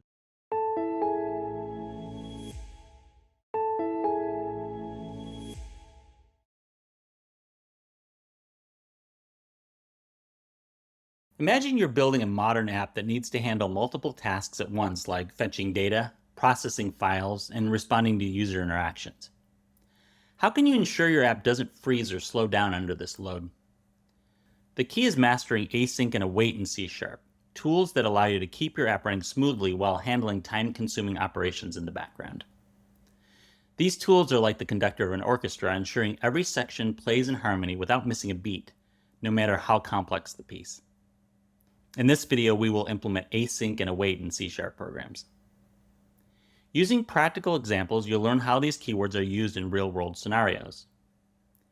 Async and await are used to simplify asynchronous programming in C#. Async marks a method as asynchronous. Await pauses the execution of the method that called the asynchronous task until the task completes, but it doesn't block the main program, allowing it to continue running other code. Asynchronous operations use the task type in C#. The task type is a way to represent work that will be done in the future without blocking the main program. Think of it as a placeholder for a value that isn't available yet. This value could be the result of some computation, a file operation, or any other action that takes time to complete. You use the async and await keywords along with the task type to perform asynchronous operations. Now let's explore some examples of how these keywords are used in C#. We'll start with simulating a delayed operation. First, declare a public asynchronous task method called simulateDelay using the async keyword.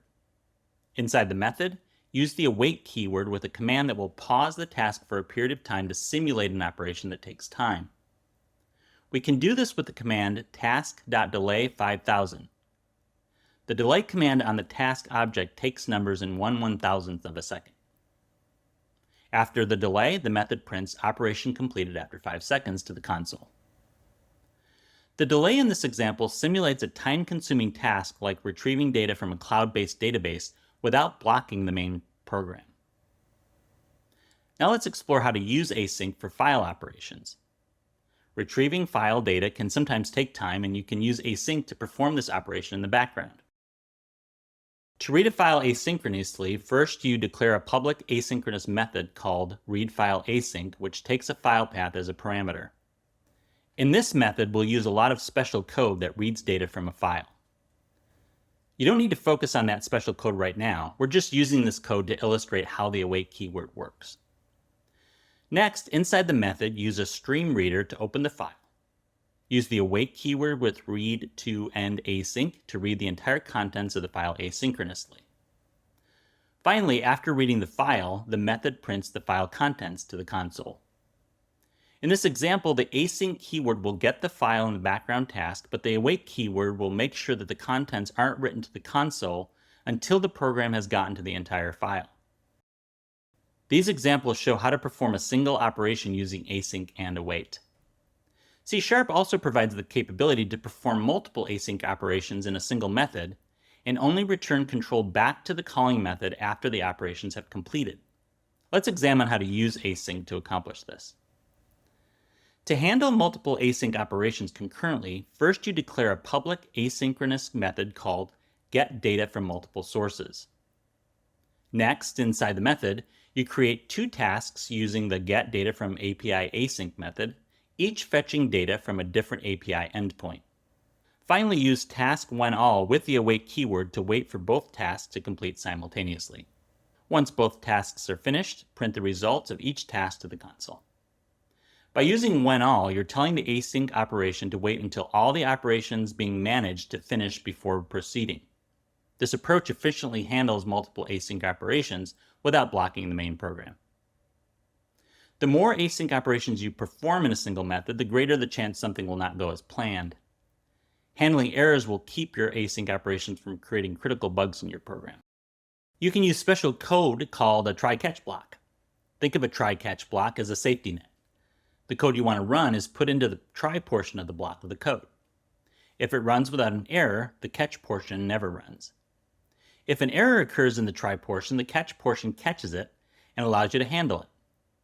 This can prevent your program from breaking when an error occurs. You can use try-catch blocks in any code, but we'll examine a code sample that implements this error handling code in async methods. To handle potential errors in an async method, first you declare a public asynchronous method called getDataWithHandling. Next, inside the method, you use a try-catch block to handle exceptions.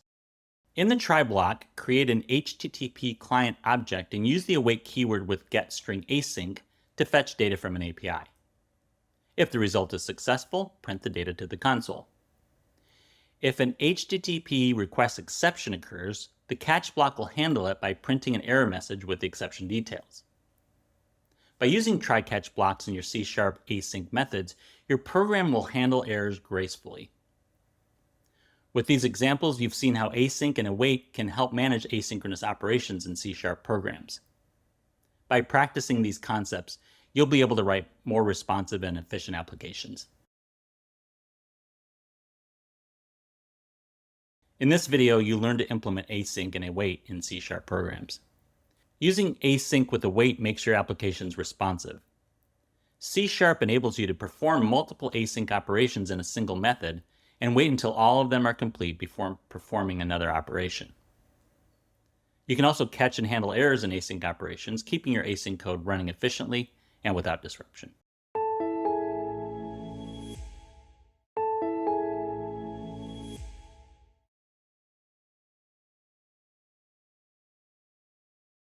Imagine you're using a popular app and it's taking forever to load. You're frustrated tapping the screen waiting for anything to happen. Now think about the apps that work flawlessly even when dealing with complex tasks in the background. What's the difference? In today's fast-paced world, users expect their software to be quick and responsive no matter how complex the operations behind the scenes. That's where asynchronous programming comes into play. In this video, you'll learn to describe how to design practical async solutions. Async programming is a programming paradigm that allows tasks to run independently of the main program flow, enabling non-blocking operations. Async programming improves application responsiveness and efficiency, especially when dealing with input and output operations like API calls and file processing. You can use specific asynchronous programming techniques when developing a software solution. These techniques provide practical improvements to your solutions that improve the user's experience. Let's explore some ways you can use asynchronous programming to improve your software. First, by using asynchronous programming, you can handle multiple API calls efficiently. One technique is to use asynchronous programming methods to make multiple API requests concurrently rather than one after the other. For example, when you're fetching data from several APIs for a dashboard, use asynchronous calls to request all the data at once, which reduces the overall time the application takes to get the data. But it's not just about making the calls. How you handle their responses also matters. Another technique is to handle responses efficiently by processing each response as it arrives without waiting for all the requests to complete. For instance, you can design a program to display partial data on a dashboard as it becomes available rather than waiting for all the data the dashboard will show to arrive. This improves the user experience by showing information progressively.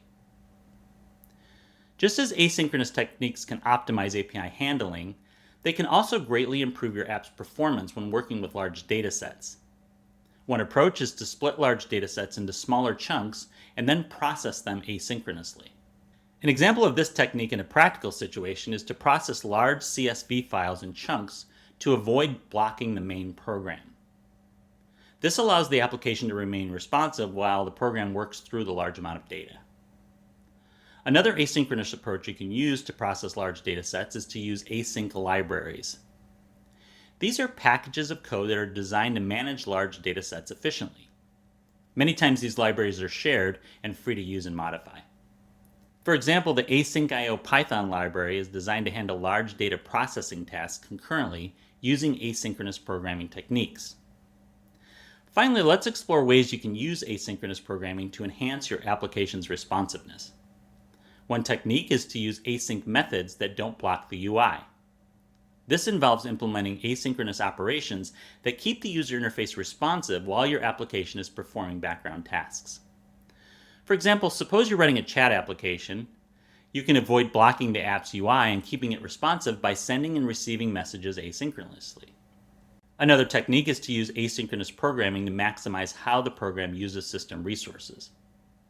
Asynchronous operations help your program avoid wasting time and make better use of system resources. This approach helps improve the overall performance of an application by using resources more efficiently.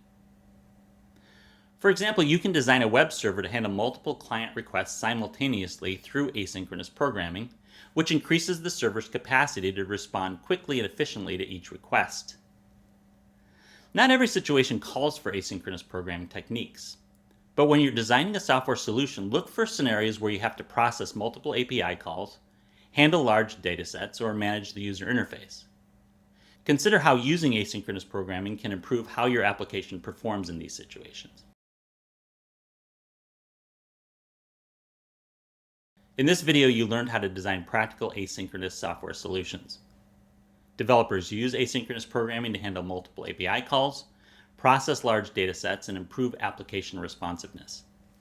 By using these techniques, you can build more efficient and responsive software solutions.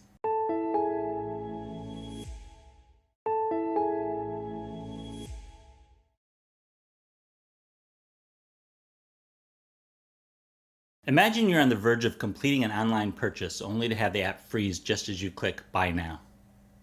You get frustrated as you wait, uncertain if your order went through or not. Ever wondered why this happens and how developers can prevent it? These moments of frustration aren't just inconvenient, they're a sign of inefficient task management in the app. To make apps operate more smoothly, developers turn to a powerful solution: asynchronous programming. This approach allows applications to stay responsive and efficient even when handling complex or time-consuming operations. In this video, you'll learn to develop practical asynchronous programming solutions. Let's begin by setting up a basic C# console application that simulates a data fetching scenario for Groove Eco, a company offering eco-friendly products. First, you define an asynchronous method, fetchProductsAsync.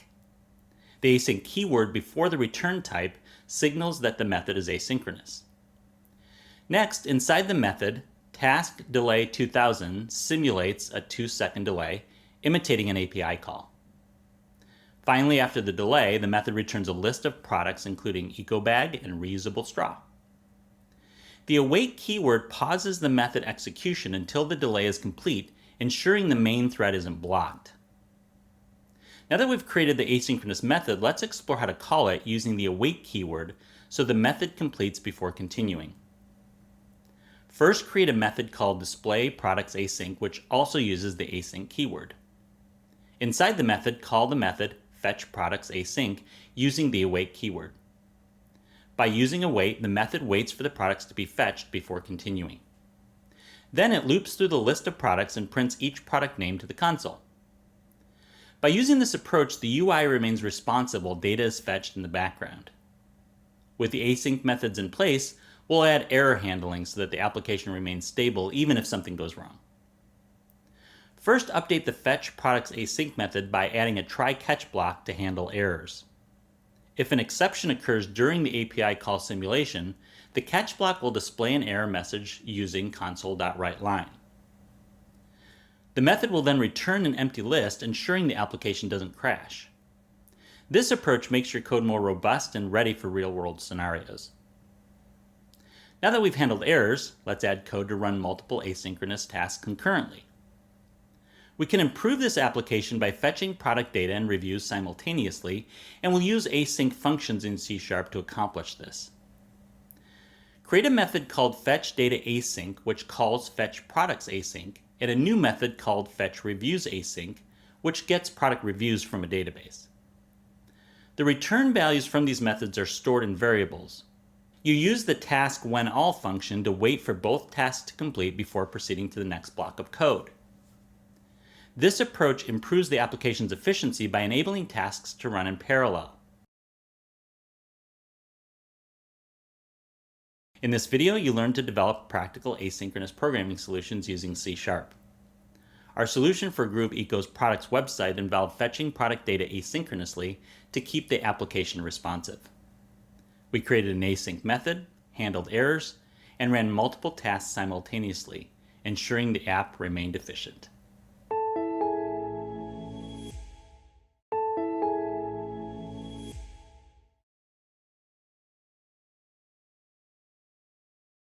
Imagine you're using a fitness app that not only tracks your workouts, but also instantly responds to every tap, swipe, and input. Unlike apps that lag, freeze, or force you to wait for a task to complete before moving on, this fitness app has no delays, no frustrating loading screens, just a smooth, seamless experience.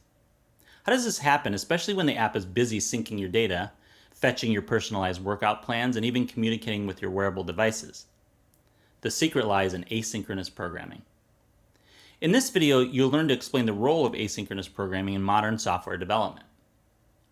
Asynchronous programming enhances user experiences and addresses performance bottlenecks that were common in previous programming models. Asynchronous programming is a technique that allows multiple tasks to run simultaneously without blocking the main application. Using this approach makes software efficient and responsive. Let's build on this overview of asynchronous programming by exploring some real-world scenarios in which it has significant impact. First, let's consider a web application like a web portal for a fitness company called FitWave. By using the power of asynchronous programming, the website can handle multiple user requests simultaneously. It also can update portions of a web page without having to refresh the entire page. For example, when users submit workout data or check their progress, asynchronous operations allow the server to process these requests at the same time, ensuring a fast and responsive experience. Just as web applications benefit from asynchronous programming, mobile applications improve significantly when developers use this technique to build them. You can use asynchronous programming in a mobile app so that background tasks like syncing data or fetching workout plans don't disrupt the user's primary interactions with the app.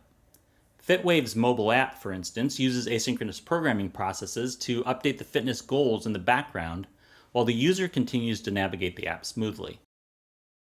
Finally, in addition to enhancing user-facing applications, asynchronous programming also plays a role in data analysis, enabling faster and more efficient processing. Applications and websites generate and use a lot of data. Data analytics is the process of examining this data to find insights. High-performance systems such as those analyzing large datasets for personalized workout recommendations benefit from asynchronous programming. By processing data concurrently, FitWave can analyze user performance in real time and provide immediate feedback without delays. Now that we've explored some application scenarios, let's review the performance benefits of asynchronous programming. First, asynchronous programming enables non-blocking operations. This means that the users can work in the app and perform other operations when a long-running operation is working in the background. Tasks like loading workout data or downloading videos don't freeze the app, allowing it to continue running smoothly while these operations occur in the background. This improves the overall user experience. Second, asynchronous programming allows you to create applications that support multiple operations running simultaneously, which can help applications do more with the same resources. For example, FitWave can update workout stats while syncing with a wearable device, ensuring real-time feedback that keeps users engaged and motivated. Third, asynchronous programming optimizes resource use. By not waiting for one task to finish before starting another, apps like FitWave can handle more users and tasks without slowing down. This improves scalability and reliability, especially during peak usage times. In this video, you learn to explain the role of asynchronous programming in modern software development. By enhancing user experiences and addressing performance bottlenecks, asynchronous programming is a technology you can use to build efficient, high-performing applications.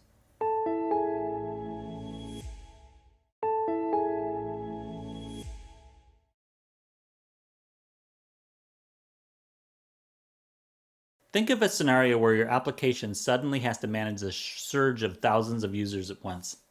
How do you ensure it doesn't crash, slow down, or frustrate your users? The secret lies in how you manage tasks behind the scenes.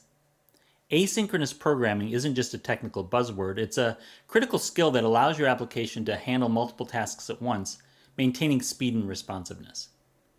Mastering this approach can be the difference between a smooth, efficient app and one that struggles under pressure. In this video, you will learn to describe industry examples and best practices of asynchronous programming. First, let's review what asynchronous programming is. Asynchronous programming is a technique that allows computing tasks to run independently of the main program flow, enabling the program to start new tasks without waiting for the previous ones to complete. Asynchronous programming improves the performance and scalability of applications, particularly in environments that have a lot of users or make a lot of calls to remote servers.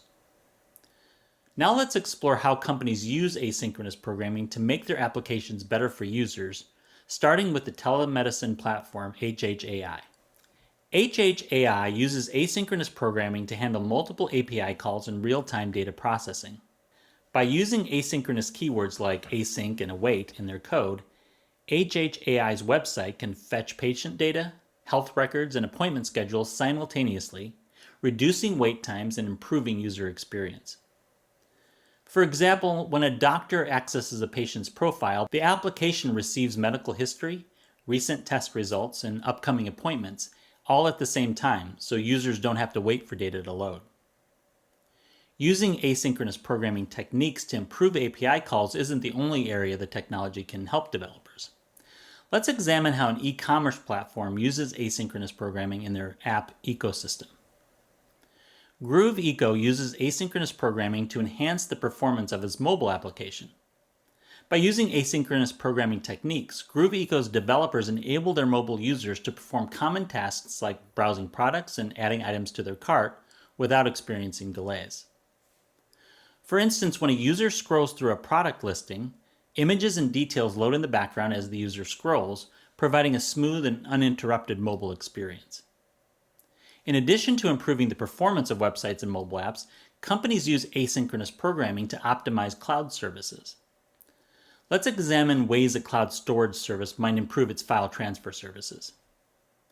CloudBreeze, a cloud storage service, uses asynchronous programming to manage reading and writing files from its service more efficiently. It uses asynchronous methods in its code to handle multiple file uploads and downloads concurrently. This optimizes server performance and reduces the time it takes for users to access their files. Users experience this optimization when they upload large files in the background. Even though the file is large and can take time to upload, they can continue to use other features of the application, so their experience with the service is responsive and uninterrupted. Developers use asynchronous programming to make apps and services responsive and efficient. By applying time-tested asynchronous programming techniques to their code, they are able to create great user experiences. These techniques are called best practices, and they contribute to creating consistent asynchronous code. Let's examine some of these best practices, starting with simplifying code. First, use async and await to make asynchronous code simpler to read and maintain. Before asynchronous code, developers had to use special functions called callbacks that could create complicated chains of code that were hard to manage and debug. Async functions improve code clarity and reduce errors.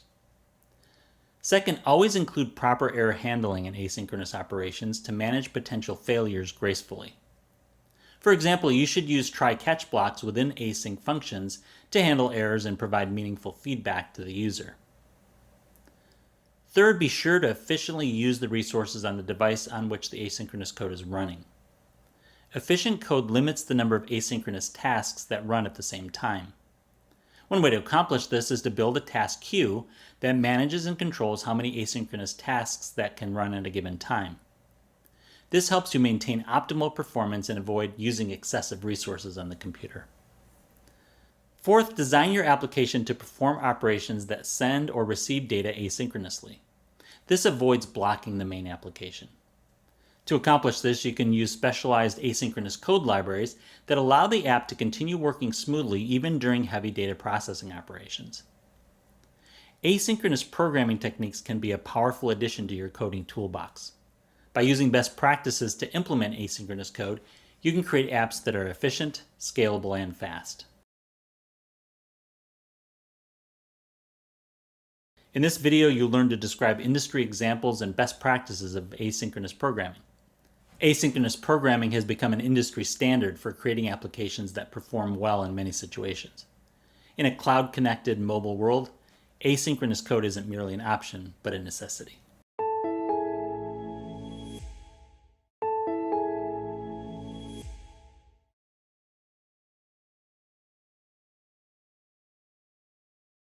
In this lab, we'll be working with a simple application that will allow us to simulate and demonstrate an async operation. We're going to use task delay to simulate data coming in and going out of a server, but the delay just shows how the async works. And we're going to use a simple console application that I created using the .NET new console template. In step one, we're just reviewing the async and await keywords. And these allow us to perform operations in the background and essentially multitask where it doesn't block the application from doing other things. So when we have to retrieve data from a server, we have some long running process like processing data, we can do it asynchronously. So it's running in the background while the user is able to perform other tasks like interact with the UI, scroll, whatever, in the other part of the application. So these are very powerful modern techniques to use when you're programming. Now in step 2, we're going to implement the asynchronous method. And in my application, I just have the program.cs file that I'm working with. And I have the method perform long operations async. We have the async and task keywords here, which are important to use when you're performing asynchronous operations. So we're specifying and telling the program these are async operations. And we want you to create a task when you're working with these operations. And you can create multiple tasks and then manage them. And that's why we specify it as a task. This method is very simple. It writes out to the console that an operation started. We give it a delay of about 3 seconds, and then we write that the operation is completed. You can imagine where that await task.delay line is, or you go out to a server and you retrieve data, or you do a long running operation like processing large amounts of data while the user is able to work elsewhere in the app. When we use our await, we're using the task keyword and we're using the delay method on the task object to simulate that delay. And in step 3, we're going to call the async method. I'm going to move my code down here where we actually have the main method that we have in our program. And this is where we call it. We're using the task object again inside the main method. And we're using the async keyword. And we're telling it to await, or in other words, wait until the perform long operation async method has returned. So wait until that's done and then go to the next line. And in this case, we're just writing out that the main method is completed. That task.run on the await keyword won't move to the next line until that task has been completed. Even though it's running in the background, it will wait to run that console.write line. When the application runs, it runs the main method in our program. It'll run that operation. Now let's go ahead and run this. And we should see those messages in our console. We have the operation started message below in our perform long operations async. Operation started. The operation completed after a delay. And then we had our main method completed line that ran. So the application ran as expected, and it simulated that async operation. In step 4, we're going to add a little bit to this method and handle errors. I just have this already written as a separate method here below called perform long operations 2, and we have our try catch block in this method. So the try will run first, and it will try to perform all the operations in that block of code. If something goes wrong, the catch block will run, and it will tell us what happened. In this case, we're catching the exception in the EX variable, and then we're printing out the message for that exception. In the try block, we're using the throw keyword to throw an exception. So obviously we don't necessarily want to do that in a real program. This is for as a simulation just to show what happens when we do produce an error. And that throw will actually simulate the error. In a real application, we might comment that out. In some cases, you may want to throw an exception so that you can actually capture any error that occurred. But in this case, we're just using it to simulate an error. So what we should see here is the operation started. We should never get to operation completed. This is dimmed out a little bit because Visual Studio Code is telling us that will never be hit because it'll always hit the throw new exception line before it gets to console write line. We have operation started.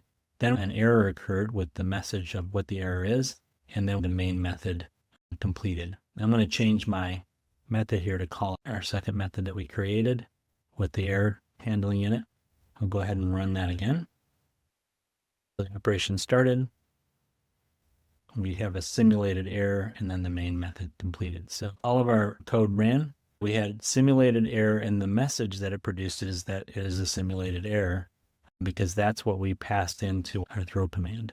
We passed in simulated error, so that's what the message that's produced.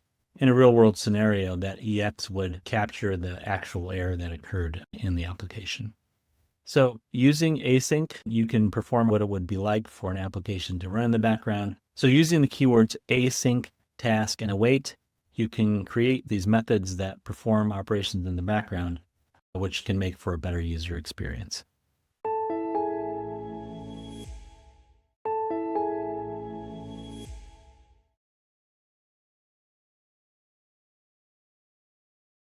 When asynchronous code fails, it doesn't just cause small problems.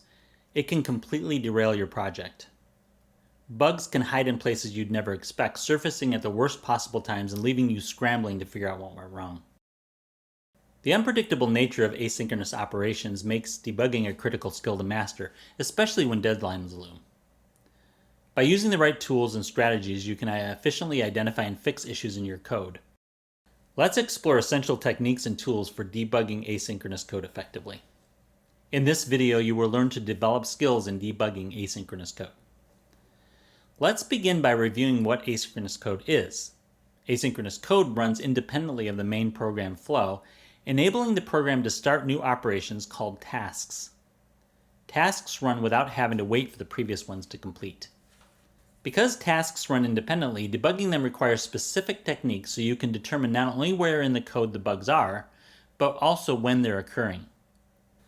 Next, let's explore the challenges developers face when debugging asynchronous code and how to overcome them. We'll start with nonlinear execution. First, because asynchronous code does not run in a specific sequence, its nonlinear execution makes it harder to trace what tasks are running and when they will finish their job. Second, errors in asynchronous code may not be immediately apparent, leading to silent failures. Because asynchronous code runs in the background, the main program may continue to run, making everything seem normal. Only when you experience a symptom because the asynchronous task failed will you become aware that something went wrong. Third, debugging issues that occur when tasks run at the same time can be especially challenging. One example is a race condition, which happens when two or more tasks try to access resources they both share at the same time. This can lead to unpredictable results. It also can make it difficult to trace where the problem is happening because the order of execution can change each time the program runs. As a result, bugs may not always occur in the same way, making it hard to figure out what caused them and how to fix them. Next, let's explore common debugging techniques that developers use to find issues in asynchronous code. We'll start with using breakpoints to inspect code. To debug asynchronous code, you first can use breakpoints to pause the execution of your code at specific lines of code. When the program is paused, you can inspect the state of the application at that moment. You can examine the value of variables, inspect what code just ran, and what code is about to run. When asynchronous code is running independently of the main program, you can set breakpoints in the main program and in the asynchronous code so you can learn which part of your code is causing the bug. A second technique for debugging asynchronous code is to check the status of the tasks you started to understand if they're pending, running, completed, or if they failed to complete their job. In C#, you can inspect tasks by checking their status property, which indicates the current state. By logging their states or using debugging tools to set breakpoints and inspect the task state, you can determine if it's failed for any reason. Third, you can find bugs by handling potential errors in your asynchronous code. This involves wrapping asynchronous code in expressions that will prevent the code from crashing your program. It traps the bug before it can do harm. When you implement proper error handling, your code will catch the error in asynchronous tasks, and you can create a log entry that tells you what happened. Because the code automatically traps these bugs, you don't have to set breakpoints and analyze the code closely. You can inspect the logs that the program is running and check if an error has occurred. Modern programming tools like Visual Studio Code have features that can assist you in debugging asynchronous code. Let's explore some of those now, starting with the Visual Studio Code debugger. The first feature in Visual Studio Code is available through an extension. The official C# extension from Microsoft enables you to debug asynchronous code. After installing the extension, you can set breakpoints, step through code, and inspect variables and running tasks directly within the editor to debug async methods and task objects. The second feature, the Task Explorer extension, enables you to monitor and manage tasks in your code. Task Explorer helps you inspect the status of asynchronous tasks, making it easier to identify and troubleshoot issues. Log points are a third feature that you can use to debug your asynchronous code. Instead of breakpoints, log points log variable values and messages to the console without pausing the program. This enables you to get information about asynchronous tasks while they're running. A fourth and final feature is called the call stack tool. This tool lets you follow the sequence of method calls, including asynchronous ones. In the debugger, you can use the call stack pane to trace how the program runs and analyze the order in which the asynchronous methods are called. Pairing these Visual Studio Code tools with debugging techniques can help you overcome the challenges of debugging asynchronous code. In this video, you develop skills in debugging asynchronous code. We explored common debugging techniques, discussed the challenges and solutions in debugging async code, and looked at the tools in Visual Studio Code that aid in this process. By mastering these techniques and tools, you can efficiently debug asynchronous code and ensure your applications run smoothly.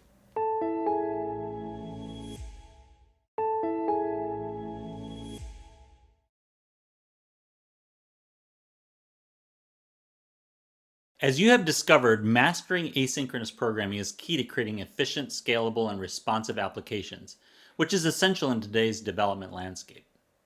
We began by introducing the fundamental concepts of asynchronous programming and how they contribute to building efficient, non-blocking applications. You discovered how these principles enhance workflow efficiency and optimize resource use. Next, we explored using async and await in C# programs to manage tasks concurrently. You learned how these tools improve application performance and responsiveness. After that, we focused on creating practical asynchronous solutions and applied these techniques to real-world situations to overcome common software development challenges. We then examined the significance of asynchronous programming in modern applications, emphasizing its scalability and user experience enhancements. Lastly, we explored how to debug asynchronous code and create basic asynchronous programs, equipping you with the skills to troubleshoot effectively and develop reliable applications. Mastering asynchronous programming is essential for building efficient, scalable, responsive applications. Congratulations, you have completed asynchronous programming.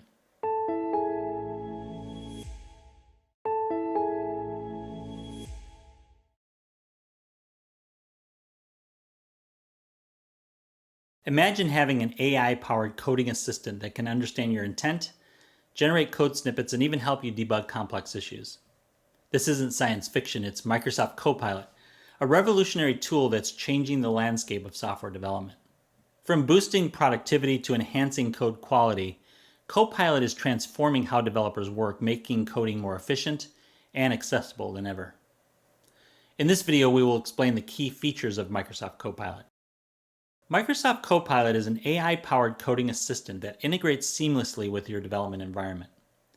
It's designed to enhance productivity by using advanced machine learning algorithms to provide intelligent code suggestions and automate repetitive tasks. Let's explore the key features that make Microsoft Copilot an indispensable tool for developers of all skill levels. First, let's examine how Copilot assists with code generation. This feature is at the heart of what makes Copilot so powerful and time-saving for developers. Copilot can generate entire functions or code blocks based on natural language descriptions or comments.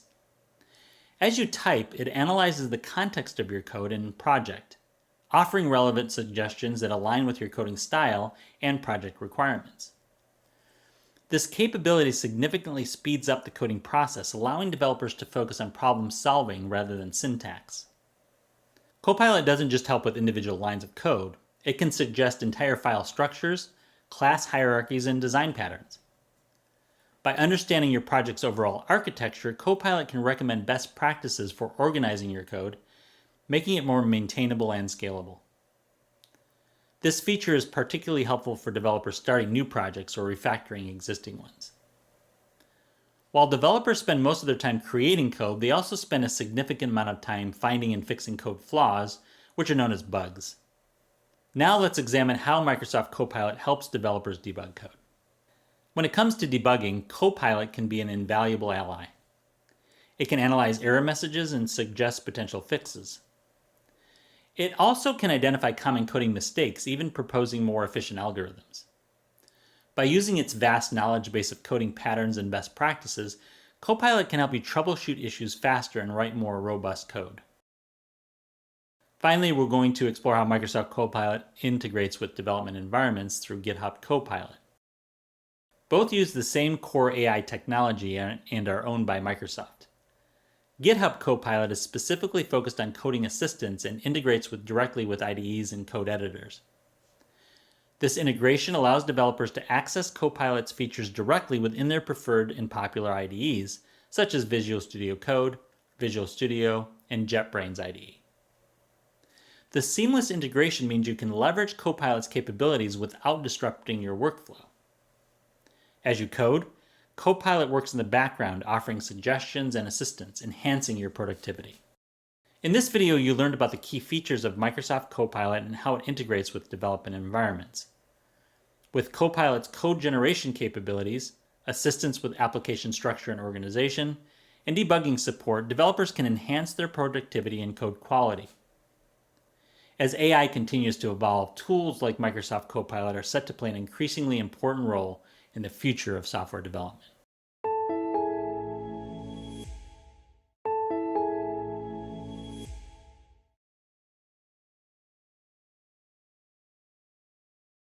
Imagine having a tool that would make writing code smoother, faster, and nearly error-free. This tool is like a reliable assistant by your side, helping you navigate complex coding tasks with ease.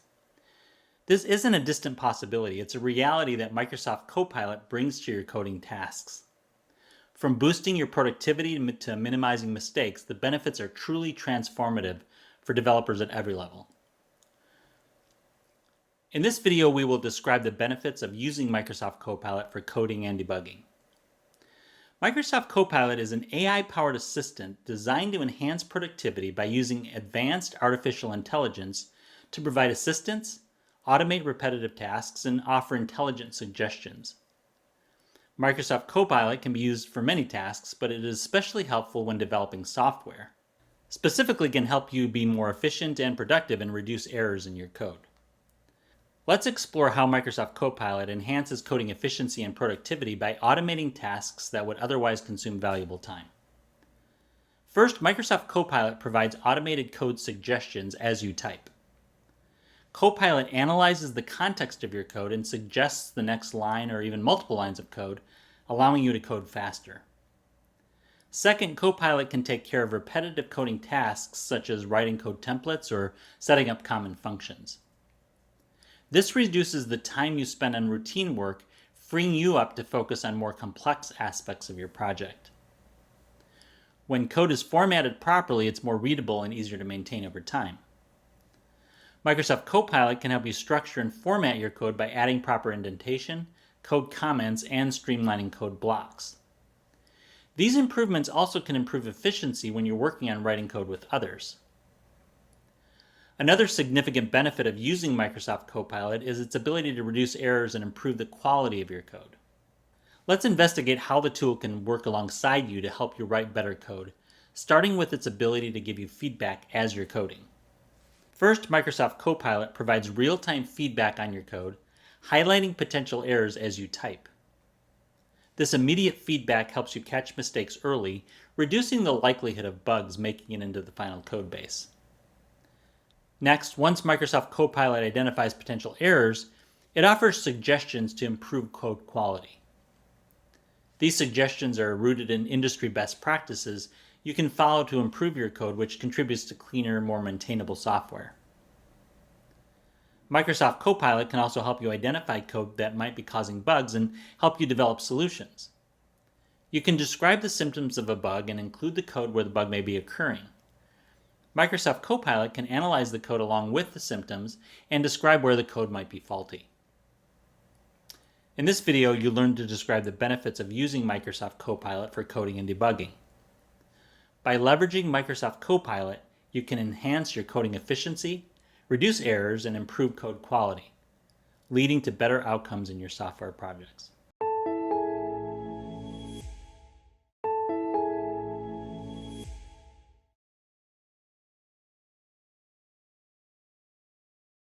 When it comes to coding, efficiency is key. Whether you're handling data, managing user input, or crafting algorithms, finding the right code snippet quickly can save you time and effort. But what if you could take that efficiency a step further? Microsoft Copilot is a tool that not only helps you generate code snippets on the fly, but also integrates them seamlessly into your projects, making your code cleaner and more robust. In this video, we will learn to demonstrate how to use Microsoft Copilot to generate C# code. Microsoft Copilot is an AI-powered tool that aids developers in generating and integrating code by providing intelligent code suggestions and automating common coding tasks. Let's explore what Microsoft Copilot can do for you, starting with the ways it can generate code. First, with Microsoft Copilot, you can generate code snippets for handling data, managing user input, and creating basic algorithms. For instance, if you need a function to validate user input, Microsoft Copilot can suggest the appropriate code based on your context. This allows you to focus on the broader aspects of your project while Copilot handles the repetitive coding tasks. For example, Microsoft Copilot can create C# code to check whether a person's age entered on a form is between 1 and 120. The code asks the person to enter their age. It then checks whether the age they entered is between that range. If it isn't, the algorithm prints the message, "Please enter a valid age between 1 and 120 to the console." If the age is between that range, the program prints "valid age" to the console.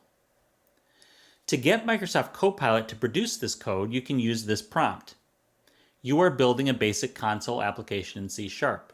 The user needs to input their age, and you want to validate that the input is a number and is within a certain range, for example, 1 to 120. Generate the appropriate C# code to handle this. Second, Microsoft Copilot can assist in generating algorithms for basic operations such as sorting a list or calculating averages. It can generate entire functions, classes, or just small snippets to help you complete your code faster. This capability is particularly useful when you need to quickly implement basic functions that are an essential part of your application's logic. These snippets can be used as is or modified to suit your specific needs. Using the tool for these basic tasks can save you time in the development process. Suppose you want an algorithm to sort a set of numbers from lowest to highest. Microsoft Copilot can produce C# code that defines a variable called numberList that contains the numbers 5, 10, 2, 8, and 3. It then calls the sort function on that list and prints the sorted list to the console with the message "sorted numbers are 2, 3, 5, 8, and 10.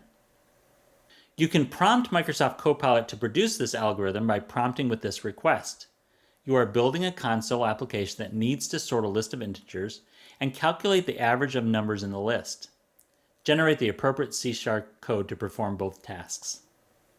Generating code is just the beginning of how Microsoft Copilot can make your coding job easier. Once it generates code, it can integrate it directly into your existing project, ensuring consistency and reducing the risk of errors. Let's investigate how it does this. We'll start by examining how Microsoft Copilot can help you improve your code with suggestions.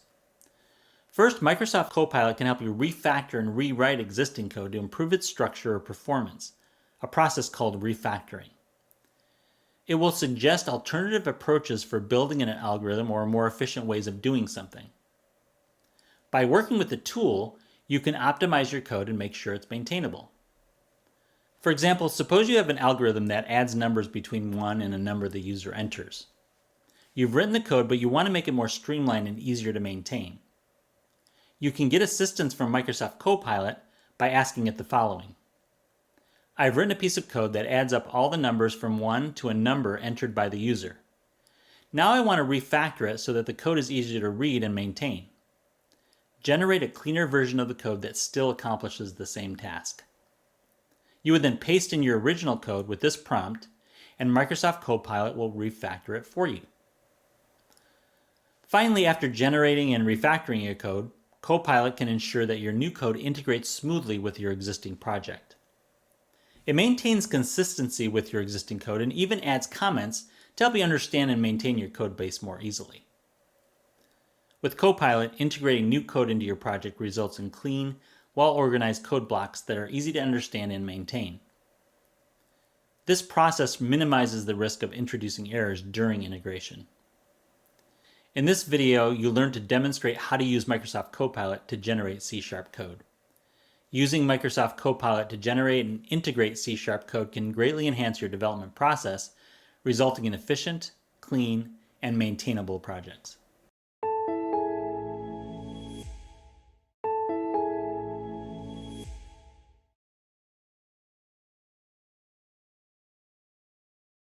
Imagine you're working on a critical C# project and a bug derails your progress. Every developer faces this frustration, but what if there was a tool that could make debugging smoother, faster, and more intuitive? Enter Microsoft Copilot, a cutting-edge AI assistant designed to enhance your debugging process by offering real-time feedback, suggesting fixes, and helping you identify and correct issues with ease. In this video, we explain how to use Microsoft Copilot to debug C# code. Let's start by reviewing how Microsoft Copilot works.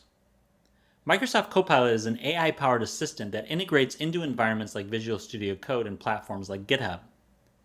It assists developers by offering real-time code suggestions, explanations, and debugging help. Now let's examine how Microsoft Copilot integrates with development environments like Visual Studio Code to assist with coding tasks. While you're writing C# code in Visual Studio Code, Microsoft Copilot monitors your code in real time. It automatically flags potential bugs, logic errors, or problematic patterns, helping you catch issues early without needing to paste code into a separate tool. But error detection in Visual Studio Code isn't the only way Microsoft Copilot can assist you. Let's explore how the tool can work alongside you when you're on source control platforms like GitHub. On GitHub, you can prompt Microsoft Copilot with questions or issues. First, the tool provides detailed feedback and suggests ways to fix potential errors. Next, you can get assistance by having Microsoft Copilot analyze code for issues or explore ways to improve pull requests. For example, when a developer submits a pull request, a PR, on GitHub, Microsoft Copilot can help review the changes. If you ask, are there any potential issues with this pull request? Microsoft Copilot will analyze the code differences in the PR, suggest improvements, point out potential bugs, highlight sections that may need more testing, and recommend additional tests to cover new code paths you introduced in the PR. Detecting errors is only the first step in maintaining clean, functional code. Beyond error detection, Microsoft Copilot also offers valuable assistance in debugging your code, helping you understand the causes of errors and suggesting fixes. Next, we'll examine how this tool helps with debugging. To start, Microsoft Copilot goes beyond error detection. When your code produces an error, it acts as an intelligent assistant explaining what might be causing the problem. Next, for syntax or logic issues, it suggests possible fixes directly within your development environment. Moving on to more advanced debugging tasks, it can help you better troubleshoot complex bugs. You can interact with it by asking for explanations or requesting step-by-step debugging advice. This helps you navigate tricky problems more efficiently. In this video, we discussed how to use Microsoft Copilot to debug C# code. Microsoft Copilot is more than just a coding assistant, it's a powerful ally in your development process. It helps you catch errors early, suggest intelligent fixes, and guides you through debugging, making your coding process smoother and more efficient.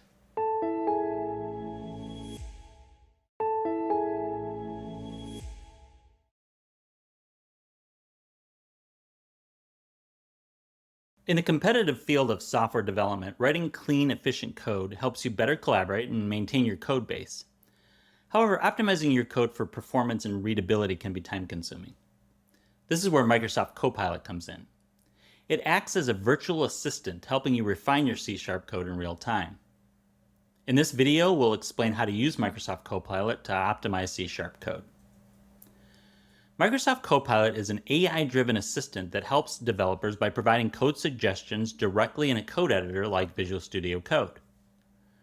Whether you need to refactor, optimize, or simply make your code more readable, Copilot can assist you at every step. Let's start by discussing how Microsoft Copilot can help you improve your code by rearranging and simplifying it. This is also called refactoring. For example, you might want to break a large, complex method into smaller, more focused ones.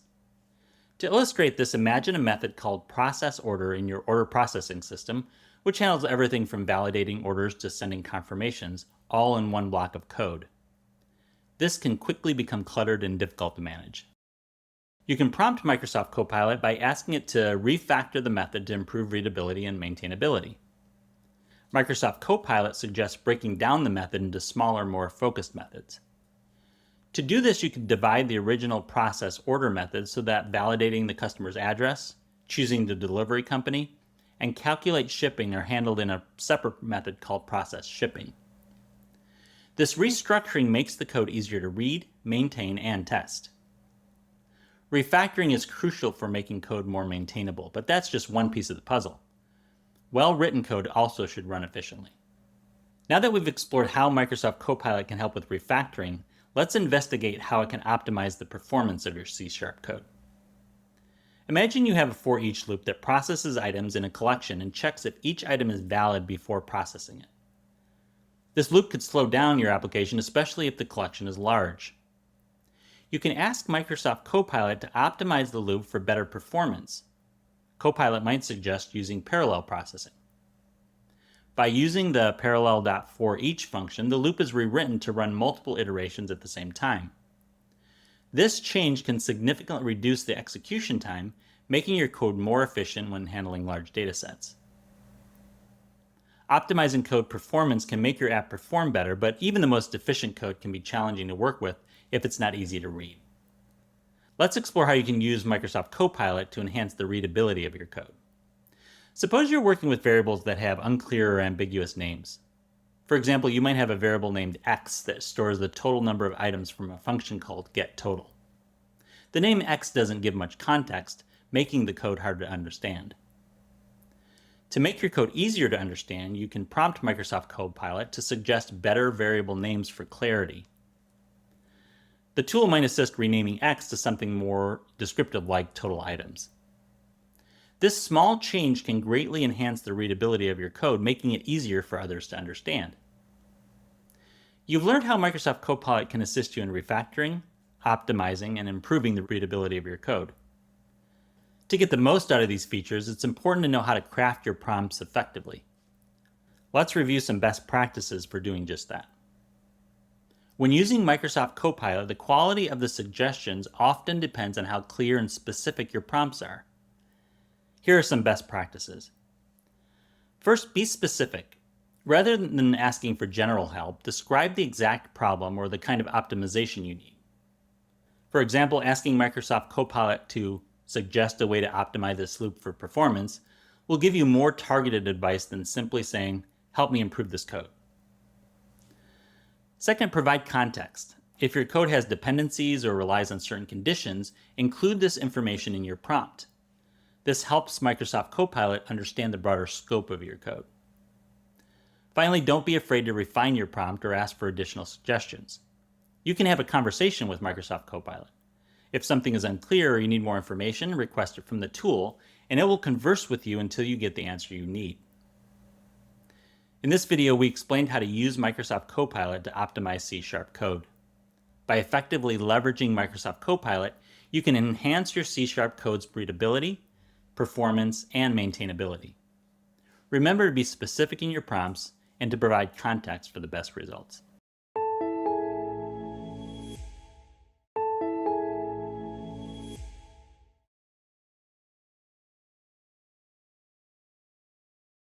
Imagine facing a challenging coding problem that seems overwhelming at first glance. The pressure is on and you need to come up with an efficient solution quickly.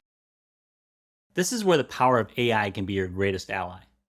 Imagine having a tool that not only assists you in writing code, but also helps you overcome the most daunting coding challenges with ease and precision. In this video, we will explain how to approach and solve coding challenges using Microsoft Copilot. Software developers face several challenges when writing code. One is designing efficient and optimized algorithms. Another is writing code that processes large datasets. Finally, it can be difficult to write application logic that functions properly in all situations. Let's explore each of these challenges, starting with designing algorithms. First, algorithm design challenges are often tricky because they require deep understanding and critical thinking about how to write them for efficiency and optimization. Developers must consider complexities such as the time it takes to build an algorithm and the amount of code they must write to make it work. Writing efficiently can be difficult under time constraints. Microsoft Copilot saves you time because it can generate well-optimized algorithms quickly. This enables you to focus on refining the solution instead of starting from scratch. Now let's examine an example of how you can use Microsoft Copilot to help you with algorithm design. To tackle an algorithm design challenge using Microsoft Copilot, start by clearly defining the problem. Next, guide Microsoft Copilot with a specific prompt such as create an algorithm in C# that sorts an array of integers using the merge sort technique. Microsoft Copilot returns a C# implementation of a merge sort algorithm detailing each step of the process, from splitting the array to merging the sorted subarrays. By using Microsoft Copilot to help you design your algorithm, you can focus on the refinement of the algorithm efficiently while letting Copilot handle the initial implementation. Next, let's turn to one of the core tasks in programming, which is properly handling data. Let's explore how Microsoft Copilot can assist you with data processing challenges. When you're faced with a data processing challenge, Microsoft Copilot can assist by generating code that handles complex data manipulations. For example, suppose you need to write an algorithm that processes financial data by category. You can prompt the assistant with write a C# function that takes a list of transactions and returns the total amount spent in each category. Microsoft Copilot generates a function that iterates through the list, categorizes each transaction, and sums up the amount for each category. By structuring your prompt effectively, Copilot turns complex data processing into a straightforward task. Finally, a third area that can be challenging for developers is managing how their code flows and works as a unified whole. This challenge focuses on the application's logic. Application logic challenges are difficult because they involve implementing the core functionality of your software, which processes inputs, makes decisions, and produces outputs. You need to map out how these components interact, which requires careful planning. Microsoft Copilot can provide a strong foundation by generating initial code. This helps you to build on this foundation and concentrate on enhancing the application's functionality. Let's break down how to use Microsoft Copilot to help you organize your code's logic. Microsoft Copilot can guide you through the necessary steps involved in structuring your code's logic. For example, you might say, implement a simple login system in C# that checks user credentials and allows access if they are correct. Microsoft Copilot returns a C# snippet that includes a method to validate user credentials and logic to manage successful or failed login attempts. Using Microsoft Copilot for tasks like this one helps you build the core logic of your application while you focus on making your application meet your design goals and delight your users. In this video, we explored how Microsoft Copilot can be a powerful tool for solving coding challenges. By using the right prompts, you can leverage its capabilities to efficiently manage algorithm design, data processing, and application logic. Practice with different prompts, and you'll discover that Copilot can help you navigate even the most daunting coding tasks with confidence.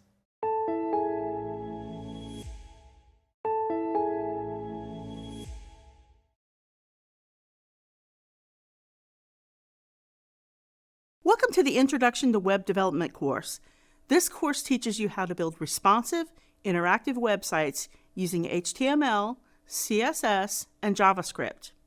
You'll also dive into version control with Git and advanced techniques and discover how tools like Microsoft Copilot can enhance your development workflow and collaboration. We will begin with the basics of HTML, focusing on its structure and essential elements, forming every web page's foundation. We'll explore how HTML interacts with CSS and JavaScript, discuss the importance of semantic HTML for accessibility, and guide you through creating your first simple web page. Next, we will explore the syntax and principles of CSS, emphasizing its role in creative responsive designs and enhancing web accessibility. We'll also dive into advanced CSS techniques for complex styling and layouts, equipping you to build web pages that adapt seamlessly across different devices. Then we will focus on JavaScript, the core language behind interactive web experiences. JavaScript allows developers to bring websites to life by manipulating page elements, responding to user actions, and managing data. From learning its syntax to mastering asynchronous programming and data handling, you'll see how essential JavaScript is for building dynamic, engaging web applications. Next, we will explore the power of version control using Git and GitHub. Version control helps developers manage and track changes in their code, ensuring nothing is lost and making collaboration seamless. As we dive into Git commands, integration with development tools, and advanced techniques, you'll see how this skill is essential for any developer aiming to work efficiently in a team setting. Finally, we will learn how Microsoft Copilot can be leveraged for web development projects, including HTML, CSS, and JavaScript. We will demonstrate how Copilot assists with coding and optimization, using it to complete a small web development project and showcasing the practical application of your newly acquired skills. Throughout this course, you will develop foundational skills in web development, focusing on the core technologies of HTML, CSS, and JavaScript. We're excited to guide you as you build the groundwork for your web development journey. Let's get started.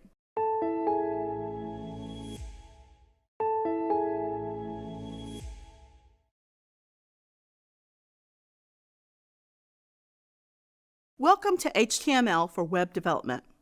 This foundational module not only introduces you to the core language of the web, but also sets the stage for advanced front-end techniques covered later in our program. You'll learn how HTML integrates with CSS and JavaScript to craft interactive, well-structured websites. By mastering Semantic HTML, you'll enhance web accessibility and SEO, equipping yourself with crucial skills to build and optimize web pages effectively. We will begin by defining the basic structure and elements of HTML, which will set the foundation for all web development tasks. Next, we will explore how HTML serves as the backbone of the web, interacting seamlessly with CSS and JavaScript to create dynamic and responsive websites. Then, we will delve into the importance of Semantic HTML and how it enhances web accessibility and search engine visibility, ensuring your content reaches a broader audience. Following that, we will guide you through creating your first HTML document, where you will apply your understanding of HTML tags and attributes to create a web page's structure. Finally, you will combine all the pieces from this module to construct a complete web page using HTML. By the end of this module, you'll master the essentials of HTML to create accessible and dynamic web pages. Equipped with a deep understanding of HTML's integration with CSS and JavaScript, you'll be ready to advance your front-end skills in upcoming modules. Let's examine HTML for web development and start building the web one line of code at a time.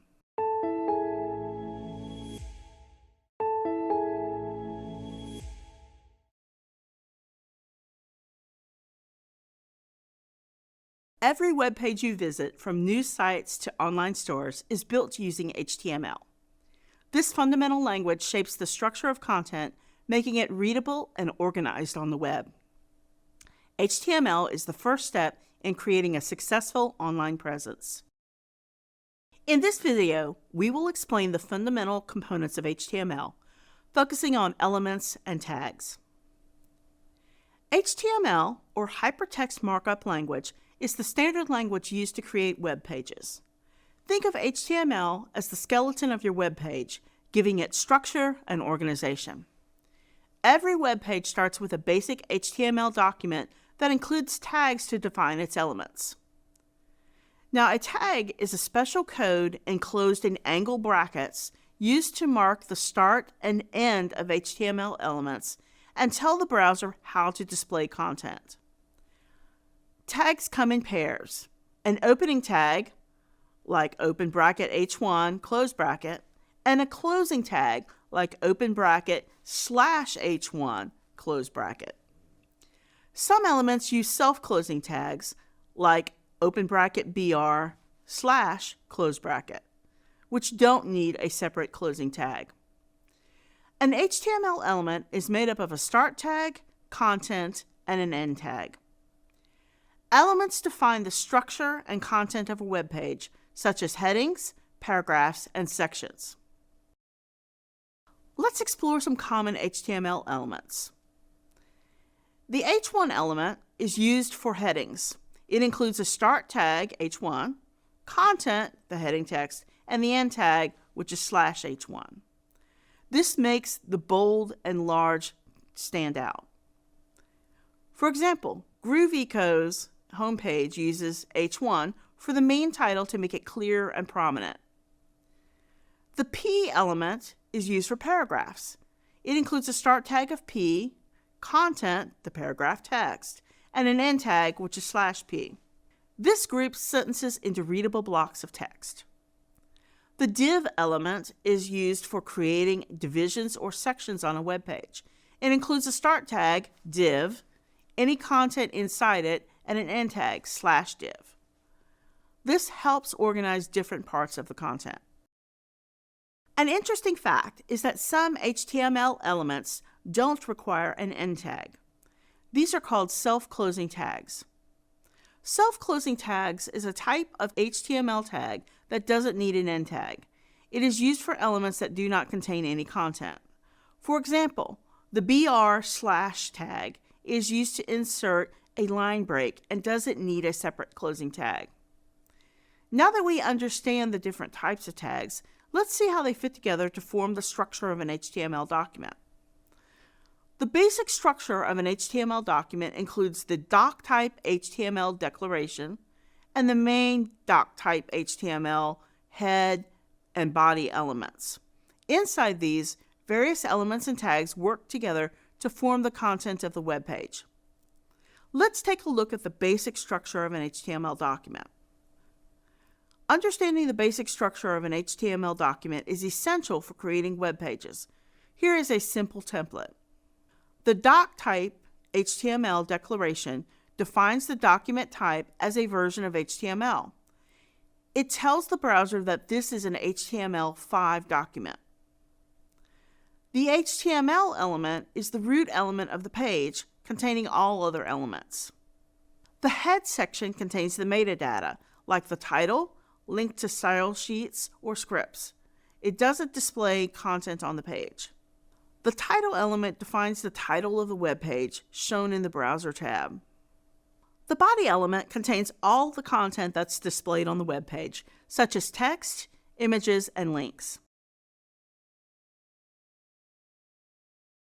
Knowing how to use HTML elements and tags is essential for building web pages. These basics are the foundation for all web content. Happy coding!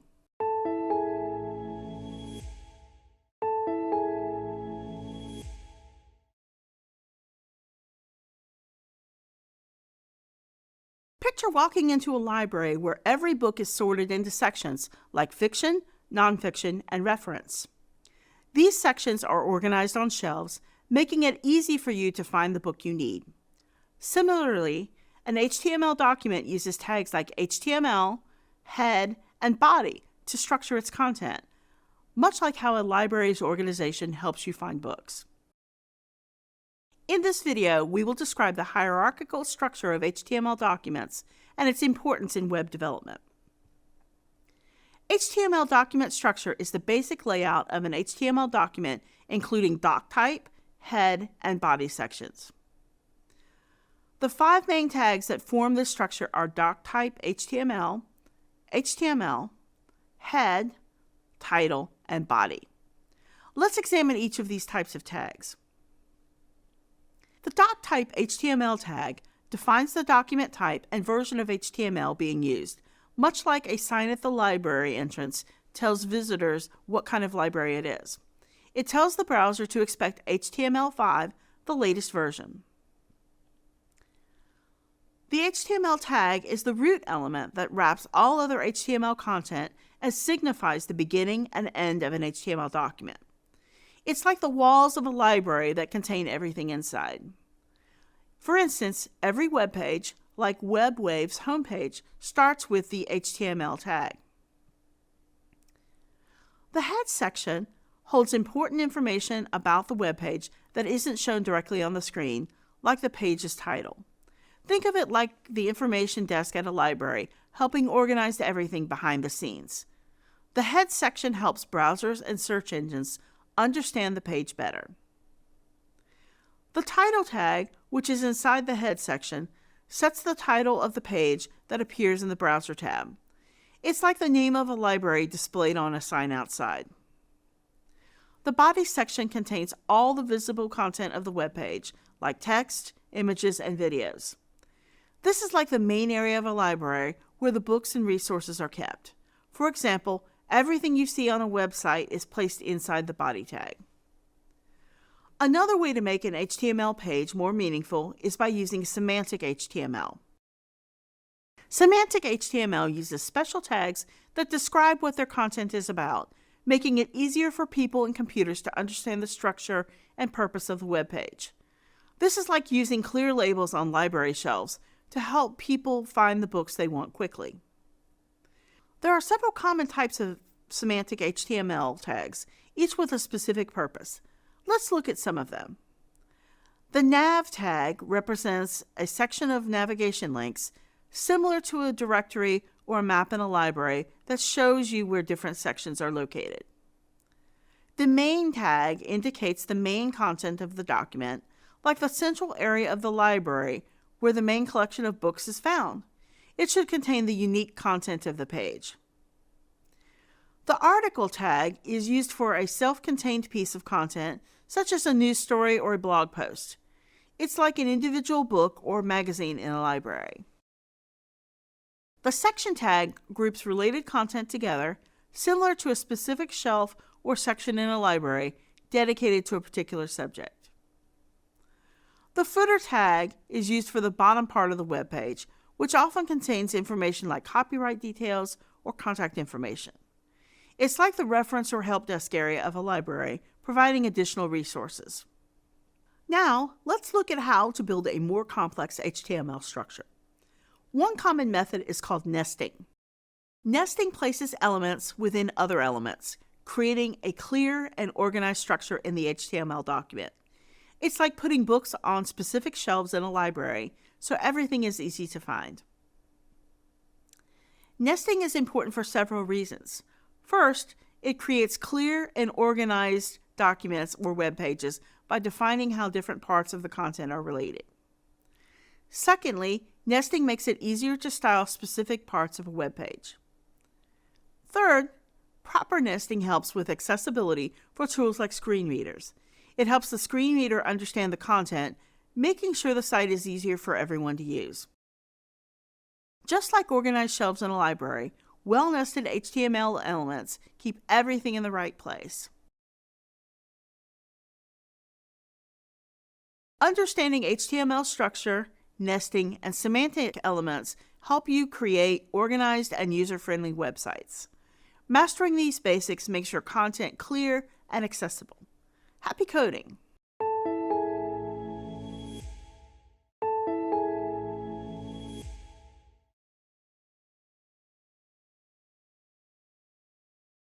Imagine having the ability to control every detail of your website's elements, everything from how they appear to how they behave.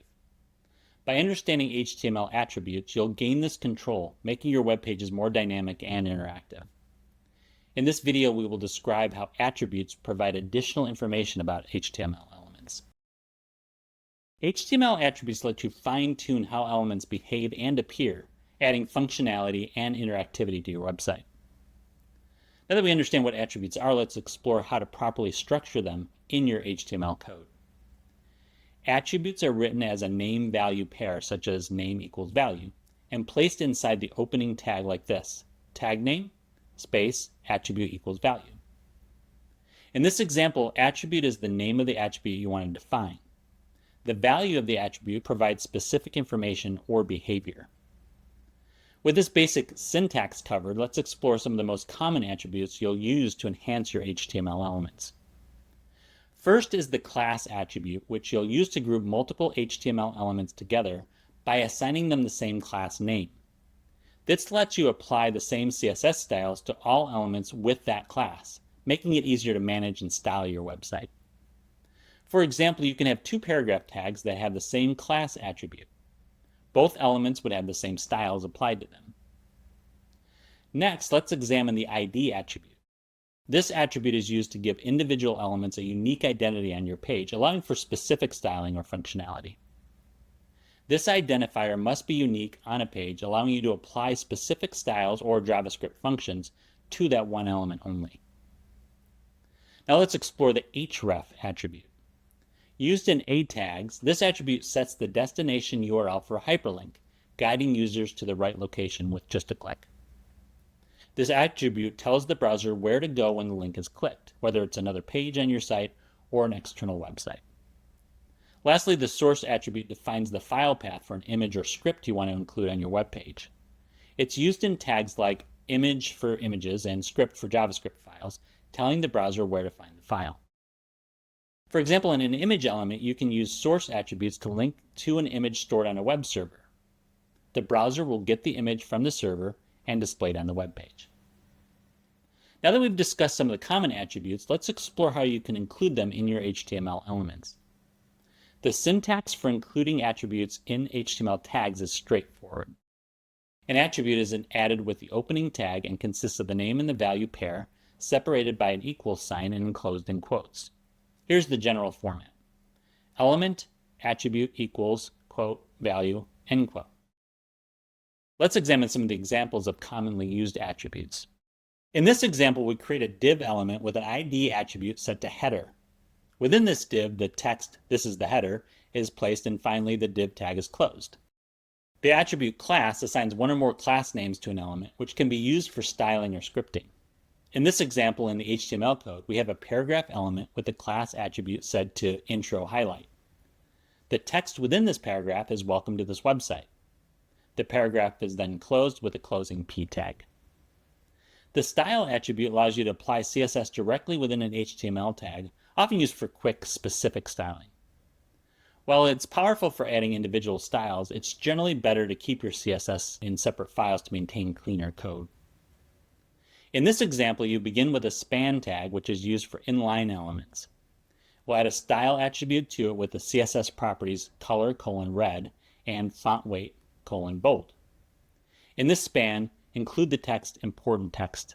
Finally, we close the span tag. The attribute href specifies the URL of the page the link will go to. In this HTML code, we create a hyperlink using the A tag. The href attribute is set to www.example.com, and the clickable text within the link is visit example. The tag is then closed. The attribute target specifies where to open the link document. For example, here you would start with an A tag, which represents a hyperlink. Set the href attribute to www.example.com, then add a target attribute with the value _blank. This makes the link open in a new tab. Inside this tag, include the text open in a new tab. Finally, close the tag. The attribute source specifies the path to the image. In this HTML code, we have an image tag to display an image. The source attribute points to the image.jpg, and the alt attribute is set to a descriptive image, which serves as the alternate text for screen readers or if the image fails to load. This tag is self-closing. HTML attributes make your web page powerful and have a greater impact. They help you add more functionality and interactivity to your web page. In this video, we've walked through what attributes are, some of the most common ones, and how to use them in your tags. Now that you know how they work, you're ready to create some really dynamic and engaging web content.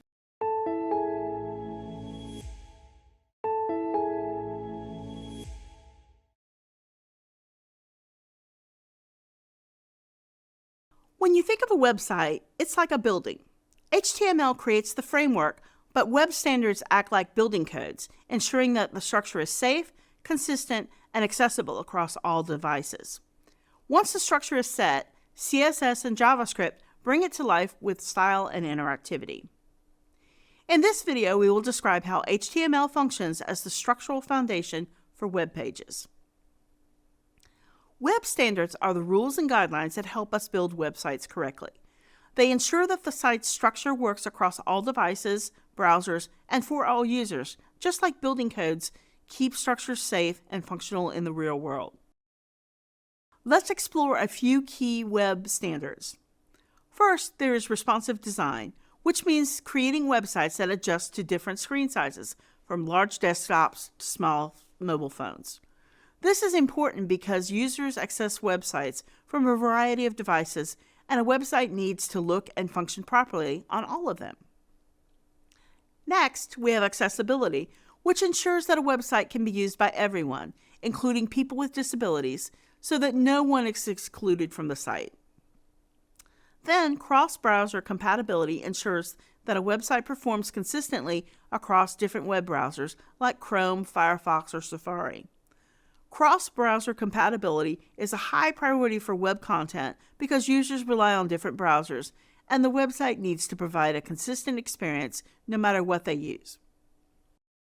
Finally, performance optimization focuses on improving the speed and efficiency of a website, since faster websites offer a better user experience and result in more visitors.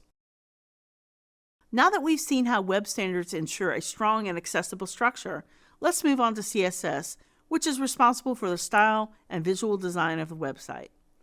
CSS ensures that the structure looks good and adapts visually to different devices. CSS, or cascading style sheets, is a language used to control the visual presentation of a website. CSS allows you to style HTML elements, controlling things like layout, colors, fonts, and spacing. Let's review a few ways CSS can style elements. First, CSS controls the design of a web page, meaning it determines how elements like headers, footers, and sidebars are arranged. Layout plays a key role in how users navigate and interact with the content. Second, CSS controls the colors used on a website, including background colors, text colors, and link colors. Using the right colors can reinforce branding and make a website visually appealing. Third, CSS allows you to control the fonts used on a website, including font type, size, and style. Fonts directly affect readability and can help set the tone of the website. Fourth, CSS can control the spacing between elements, such as distance between paragraphs, images, and buttons. Proper spacing improves readability and gives the page a clean, organized look. CSS media queries apply different styles to a website depending on the size of the screen. This ensures the layout remains user-friendly on any device, making the website accessible on both mobile devices and desktops. While CSS ensures that the website is visually appealing and responsive, JavaScript adds functionality and interactivity. JavaScript allows the website to respond to user actions and dynamically update content, making the structure more engaging and interactive. JavaScript is a programming language used to make websites interactive and dynamic. It enables websites to respond to user actions, update content without reloading the page, and interact with users in real time. Now let's explore some of the ways JavaScript makes web content interactive. One way JavaScript brings interactivity to web content is form validation. This checks whether a form is filled out correctly before it's submitted, which helps users avoid mistakes and ensures that the data submitted through websites is accurate. JavaScript event listeners respond to user actions like clicks or keystrokes. This allows the website to react to the user in real time and provides a more engaging experience. JavaScript enables dynamic content updates, which allow parts of a web page to refresh without reloading the entire page. This provides a smoother user experience and makes the site feel more responsive. By combining CSS and JavaScript with the structured foundation of HTML, developers can create websites that are responsive, interactive, and visually appealing across all devices. Happy coding!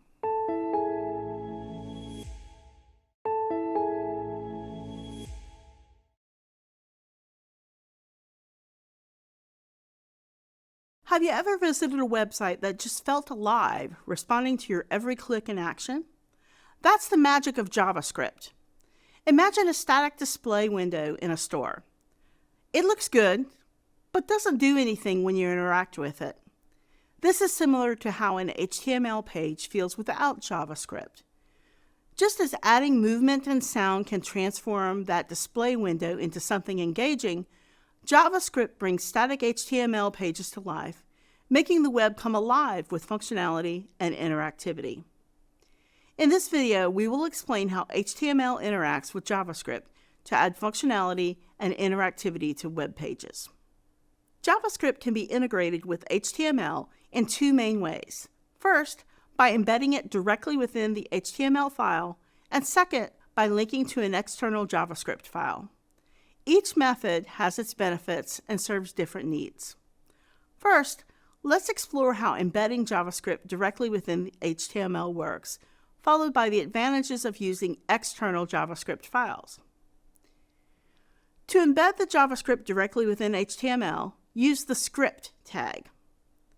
Here, the JavaScript code inside the script tag writes JavaScript is working directly onto the web page. In this example, external JavaScript is written in a separate .js file and linked to the HTML document using the script tag. We include the script tag, which is used to load external JavaScript files. The source attribute points to script.js, allowing us to link a JavaScript file that will execute when the page loads. By including the script at the bottom of the body section, we ensure that HTML content is fully loaded before the JavaScript runs, which helps improve performance and prevents errors. This is a basic but essential technique for integrating JavaScript into a web page. Using external JavaScript is great when you want to reuse scripts across pages.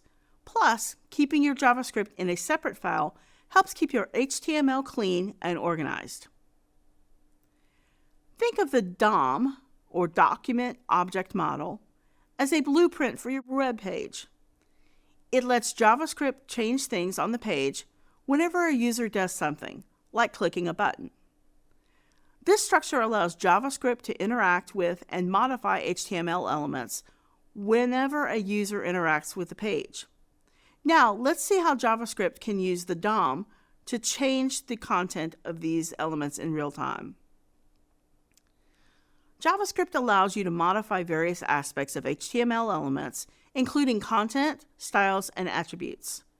First, let's look at how you can change the text of an HTML element by using the getElementById method. Then we'll explore how to modify other attributes and styles to customize the element further. To change the text in an HTML element, you can use a method called getElementById. In this example, JavaScript selects the H1 element by its ID and changes its text content from Hello World to Hello JavaScript. JavaScript can also be used to modify existing HTML elements, including content, attributes, and styles. To change the style of an HTML element, you can use the inner text or inner HTML properties. In this example, JavaScript changes the visible text of the paragraph from original text to modified text. Now, let's explore how JavaScript can respond to user actions, such as clicks and key presses, to make your web pages interactive and engaging through event handling. In web development, events are actions like clicks, key presses, or mouse movements that happen within the browser.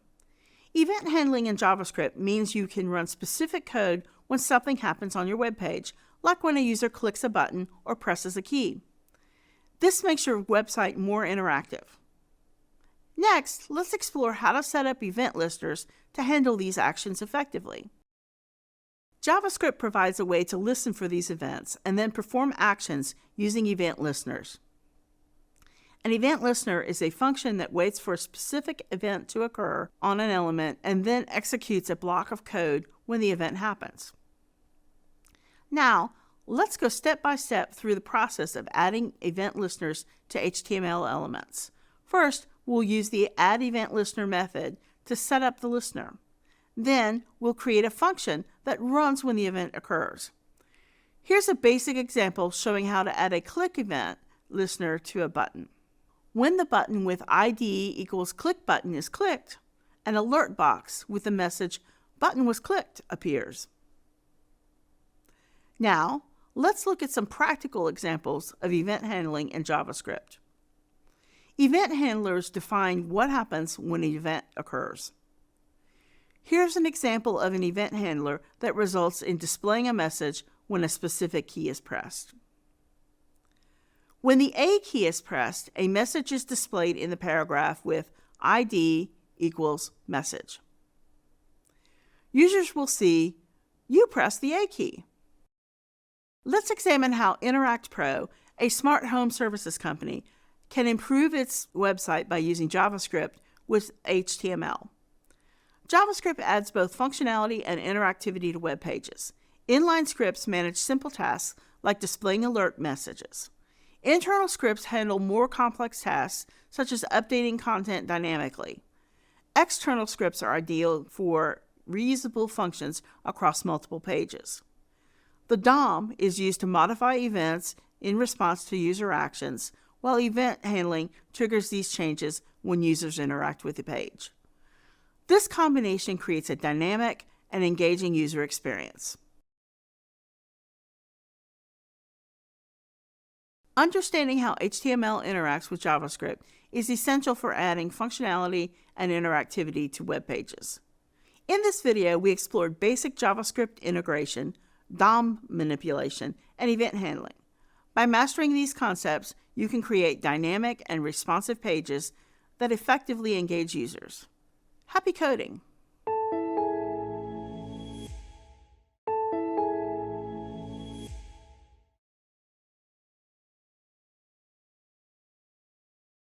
Have you ever wondered how to make your web pages not only functional, but also visually engaging?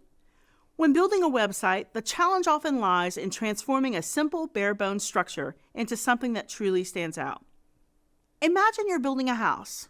The foundation and walls provide an essential structure, much like HTML does, for a web page. But it's the paint, the interior design, and the furniture, the elements that bring life and personality to the house, that are akin to CSS. Just as these decorative choices transform a basic structure into a welcoming home, CSS enhances HTML, turning a simple web page into an engaging and visually appealing experience. Just as accessories and style make an outfit stand out, CSS adds the visual appeal to the structure provided by HTML. In web development, HTML provides the structure, while CSS, cascading style sheets, adds the style, defining how web pages look and feel. Whether you're new to web development or just brushing up on your skills, this lesson will guide you through the essentials of styling HTML elements. In this video, we will explain how HTML interacts with CSS to define the presentation and layout of web pages. CSS stands for Cascading Style Sheets and is used to style HTML elements. It allows developers to change colors, fonts, layouts, and more. By applying CSS, you can transform a plain HTML document into a visually appealing web page. Let's examine some of the things that CSS can do for a website. Now, let's review a simple CSS example that styles a web page. First, we have the body selector. This selector targets the entire body of the web page. Within the curly braces, we define a rule: background - color, #, number FOFOFO. This sets the background color of the page to a light gray, using the hexadecimal color code #FOFOFO. Next, we move on to the H1 selector. This targets any heading level 1 on the page. The rule inside the braces is color #, number 333, which sets the text color of the heading to a dark gray using the color code #333. In this example, the body of the web page is styled with a light background and the heading has a contrasting dark text color, which helps to create a clean and readable design. Let's examine another CSS example, this time with styling paragraph text. Here we're using the P selector to target all paragraph elements, P, on the page. Inside the curly braces, we define a few properties to style the text. First, we set the font family to Arial, sans serif. This means that the paragraph text will use the Arial font if it's available. If Arial is not available, the browser will fall back to any generic sans serif font. Next, we set the font size to 16 pixels, ensuring that the text will appear at a reasonable size of 16 pixels. Finally, we apply font weight bold, which makes the paragraph text appear bold, giving it more emphasis. This simple CSS rule helps to control the appearance of the text, ensuring it's easy to read and stands out with bold styling. Here's another example of using Flexbox to lay out elements on the page. We will start with .container class selector, which targets any HTML element with a class name of container. Inside the curly braces, we first use display::flex. This activates Flexbox, a powerful layout model that allows items within the container to align and distribute space efficiently. Next, we apply justify content: space between. This property ensures that the items in the container are spaced evenly, with the first item aligned to the left, the last item aligned to the right, and any remaining space distributed between them. This simple Flexbox rule helps create responsive, flexible layouts where items are neatly spaced apart. To apply CSS to an HTML document, we have several methods: external, internal, and inline styles. Let's compare them. External style sheets are the most common method of applying CSS to an HTML document. You create a separate CSS file, link it to your HTML document, and define all your styles in one place. This is like having a universal wardrobe you can use for multiple web pages. You should write the styles in the styles.css file, then link the CSS file in the head section of the HTML document. We use the link tag, which is placed inside the head section of the HTML. The rel equals style sheet attribute tells the browser that this is a style sheet, meaning that it contains CSS that will style the web page. The href equals styles.css attribute specifies the location of the CSS file. This technique allows us to keep the styling separate from the HTML structure, making it easier to manage and maintain the design of the web page. These CSS styles are added directly within the style tag in the head section of your HTML file. This method is useful when you want to apply specific styles to a single page. Internal CSS files are useful for single-page websites or for overriding external styles. Let's review this example. The style tag is placed within the head section of the HTML file and allows us to write CSS rules directly on the page. In this example, we're targeting the H1 element, which means that any H1 heading on the page will be affected. Inside the curly braces, we define a rule: color, blue, semicolon. This changes the text colon of the H1 heading to blue. Using the style tag is useful for adding quick styles directly into the HTML file, but for larger projects, it's best to keep the CSS file in a separate style sheet. This method involves adding CSS styles directly to an HTML element using the style attribute. Now, let's explore how to add inline CSS directly to an HTML element. In this example, we have an H1 tag that displays the text, "Hello World." We're using the style attribute within the opening H1 tag to apply CSS directly to this element. The rule color::red, semicolon changes the text color to red. Inline CSS is useful for applying quick, specific styles to individual elements. However, it's generally better to use an external or internal style sheet for larger, more maintainable projects. As you've discovered, each method of applying CSS to HTML has its pros and cons, but for larger projects, external style sheets offer the most flexibility and ease of maintenance. Now, let's examine the CSS box model, which is crucial for mastering web layout design. It describes how HTML elements are structured in terms of space. The CSS box model is a fundamental concept that describes how elements are structured and spaced on a web page. It consists of 4 parts: content, padding, border, and margin. The content area is where the text and images appear. Padding is the space between the content and the border. It creates an internal buffer around the content. The border surrounds the padding, if any, and content. It can be styled with different colors, widths, and styles. Margin is the space outside the border, separating the element from the other elements. Let's apply a simple CSS rule that styles a box element on the page. We'll start with the .box class selector, which targets any element that has a class name of box. Inside the curly braces, we first set the width to 200 pixels, which defines the fixed width of the box as 200 pixels. Next, we use the padding property to add 10 pixels of space inside the box, creating space between the content and the border. The border property is set to 2 pixels solid #333, which means that the box will have a solid border that's 2 pixels thick and a dark gray color defined by the hexadecimal code #333.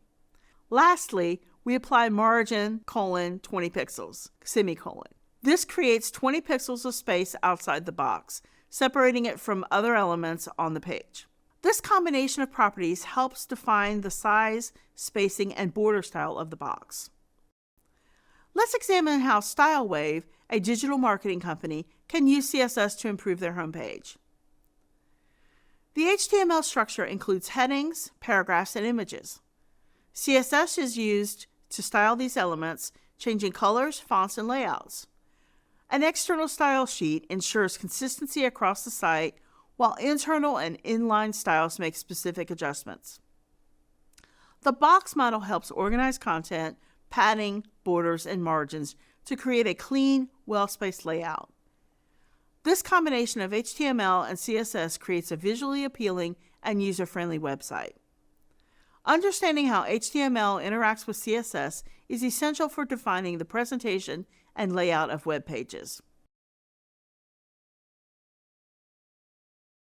In this video, we explored the basics of CSS styling, the methods of linking CSS to HTML, and the importance of the CSS box model.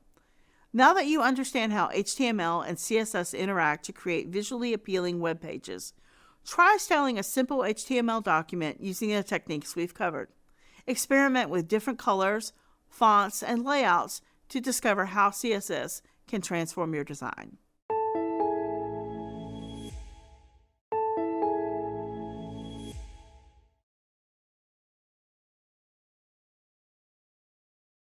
Building a website, every decision you make affects how easily users can navigate and understand your content.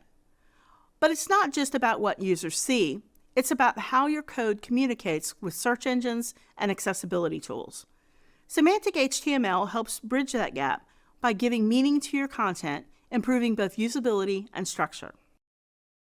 In this video, we will define Semantic HTML and its role in web development. Semantic HTML refers to the use of HTML tags that give meaning to the content they enclose. These tags make it easier for users and technologies to understand the structure and purpose of the web page.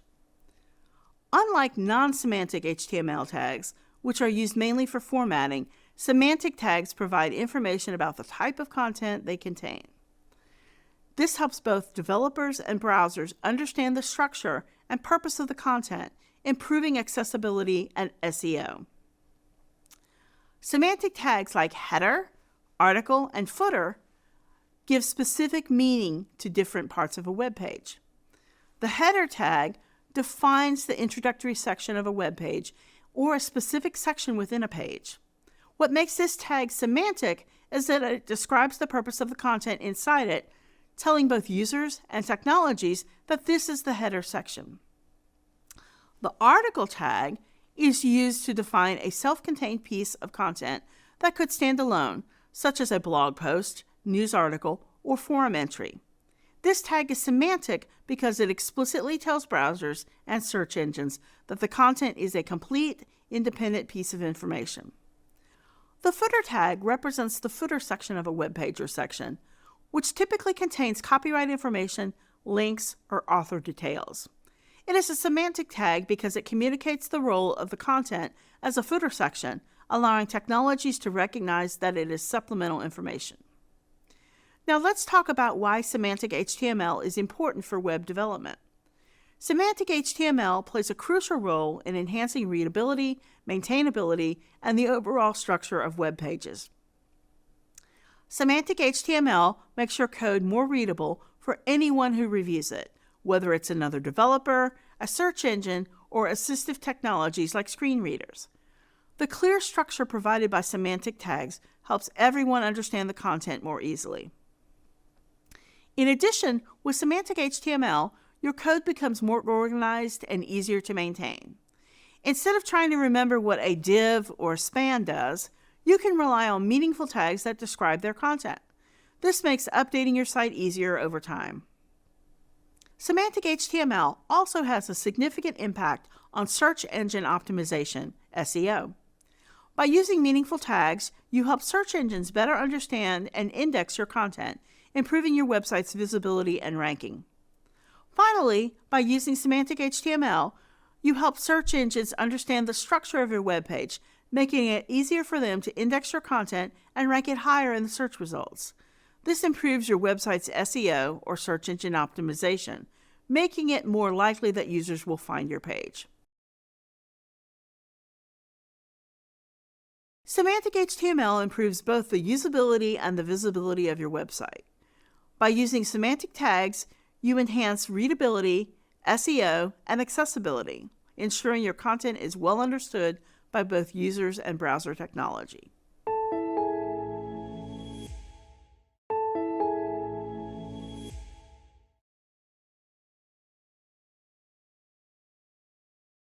Imagine a store where the aisles not only help you find products easily, but also ensure that everyone, including those with visual impairments, can navigate seamlessly.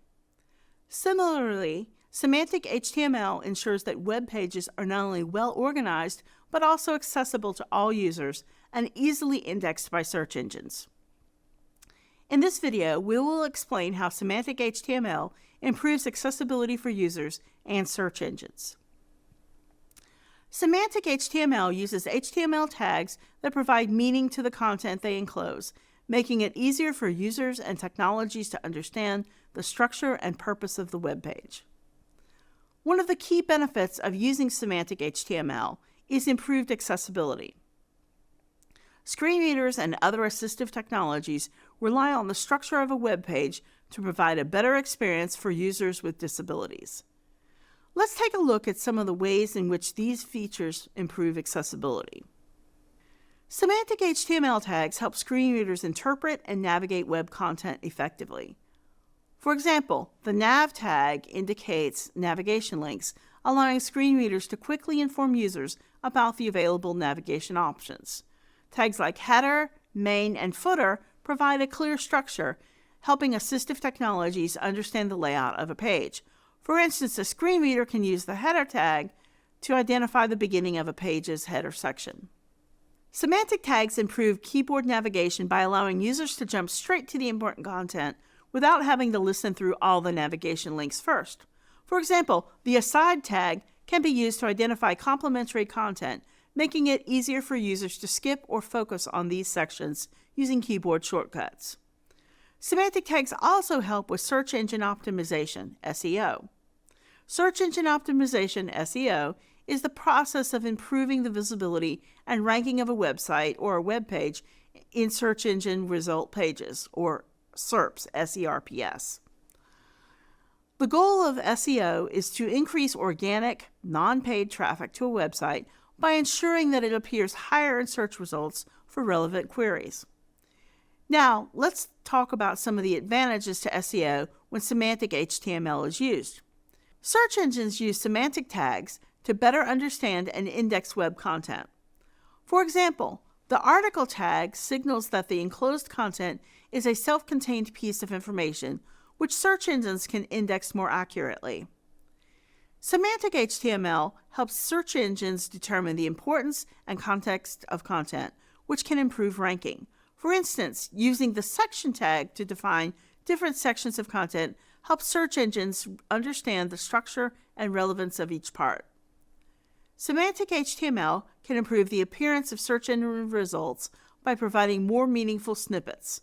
For instance, using header and footer tags can help search engines generate rich snippets that provide users with more context about the content. Let's take a look at some commonly used semantic HTML tags and how to use them. This tag is used for defining a block of navigation links. It tells assistive technologies and search engines that the enclosed content is related to navigating the website. The next tag is used for content that is tangentially related to the main content. For example, sidebars that contain ads or links to related articles can be wrapped in an aside tag. This tag is used to group related content into sections. It is great for breaking up a page into logical parts, like different topics with an article. The header tag is used for the introductory content at the top of a page or section. The final tag, the footer tag, is used for the content at the bottom, such as contact information or copyright notices. Suppose that Tectonic Solutions decides to revamp its website using Semantic HTML. What are some of the improvements they might expect to see? By replacing generic tags with semantic ones such as nav, aside, and section, they enhance the site's accessibility and SEO. For instance, the nav tag for the navigation bar has helped screen readers provide better guidance to visually impaired users, while section tags improve the indexing and ranking of their content by search engines. Semantic HTML significantly improves both accessibility and SEO by providing clear, meaningful tags that enhance the structure and readability of web pages. By using semantic tags like nav, aside, and section, you can create more user-friendly and search engine-friendly optimized websites.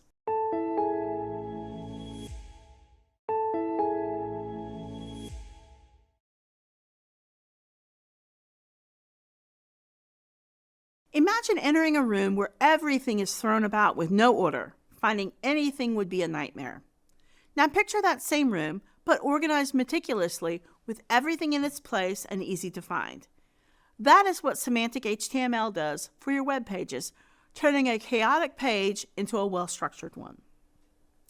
Semantic HTML organizes your content and enhances accessibility, SEO, and user's experience by creating a well-structured and meaningful hierarchy for your web pages.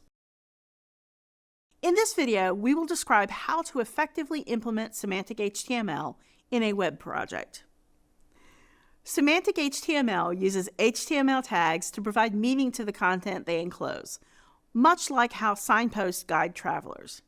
These tags help users and search engines navigate and understand the structure and purpose of your web page with ease. This is crucial because it makes your web page easier to use and easier to read, and it helps rank better on search engines. Here's how to start structuring your web page using semantic tags. The header tag is used for the introductory content or navigational links. It's typically placed at the top of the page. The nav tag defines a set of navigation links. It's often placed inside the header, but can be used elsewhere depending on your page structure. The footer tag contains information about the page, such as copyright details or contact information, and is placed at the bottom of the page. These tags create a clear and logical structure for the top and bottom sections of the page. Now that we've established a strong foundation with your page's structure, it's time to explore how to effectively organize your content within that framework. The main tag wraps the main content of your page. Think of it as the central hub where your most important information lives, like the body of an article or the main feature on a news site. It excludes headers, footers, and navigation, ensuring that the focus remains on the core content your users are there to navigate. The section tag is used to group related content together within the main area. Each section can have its own heading and is a distinct part of the content. The article tag is used for self-contained content that could be independently distributed, like a blog post or a news article. With your main content organized within the main section, let's explore how to further structure this content using headings, which play a crucial role in both user experience and SEO. Use H1 to H6 tags within your header and section elements to define headings and subheadings. This not only provides structure, but also improves accessibility and SEO. The P tag is used to enclose paragraphs of text. Place it inside your article or section tag to clearly separate blocks of text. The image, IMG tag, is used for images, and it should always include an alt attribute to describe the image content for screen readers. The A tag defines hyperlinks and is often placed within the nav or article tags to provide navigation and additional resources. Sticking to best practices is key to making your web pages accessible and easy to maintain. Here are a few best practices to keep in mind. Make sure to pick the right semantic tag for the content you're showing. This not only improves the clarity of your code, but also helps search engines and assistive technologies understand the structure of your page. For instance, if you're displaying a block of text that represents an article, you should use the article tag instead of a generic div. Using these tags too much can clutter your HTML and make it harder to understand. Instead, opt for semantic tags that describe the content they contain. Write your HTML in a way that is easy to follow, with proper indentation and comments if necessary. This makes your code easier to maintain and debug. For example, instead of using multiple nested div elements to structure your page, use semantic tags like header, nav, main, and footer to keep your code clean and organized. Use semantic tags for structure and non-semantic tags for styling and grouping when necessary. For instance, a div tag could be used with a class for styling purposes, e.g. applying a background color, but the main structure should be created with semantic tags like article, header, and section. This maintains clarity while allowing flexibility for styling. Use CSS with semantic HTML to ensure your content is well designed while keeping it meaningful. For example, you should use HTML tags like article, header, and section to define the structure while CSS is used to style the content, making it visually appealing without altering the semantic structure. This ensures both readability and a polished appearance. Let's bring everything we've discussed into focus with a simple case study. Imagine you're creating a blog page that features an article with a heading, a section for related articles, and a sidebar with additional links. How can you use semantic HTML code to create a well-structured web page? Here's an example of how you can create a well-structured web page. Semantic tags clearly define each section. In the first section, we have a header that contains the main heading of the blog, and inside the main tag, there's an article with a subheading and a paragraph discussing semantic HTML. Here, we have an aside section that contains a list of related articles. This is useful for navigation or additional resources. In the last part, we have another aside for quick navigation links to the home, about, and contact pages, as well as a footer with copyright information.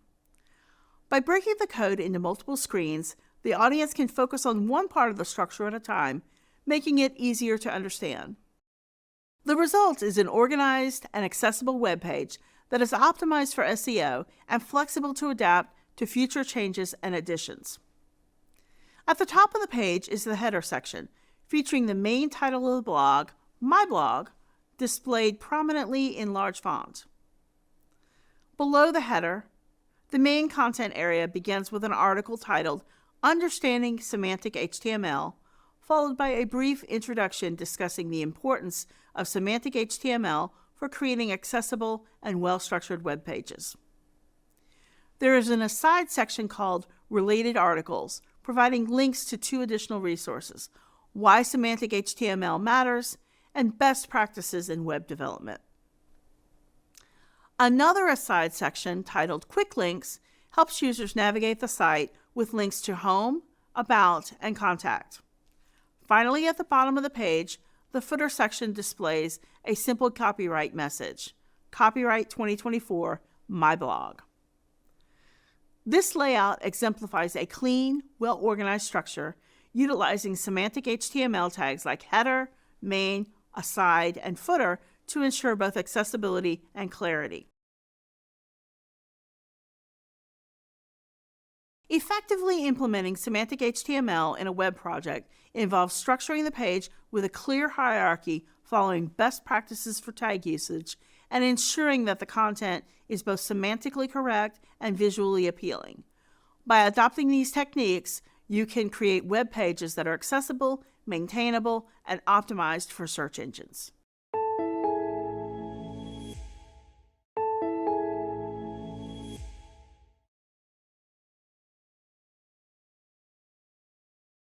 Have you ever wondered how some websites look so professional and well organized?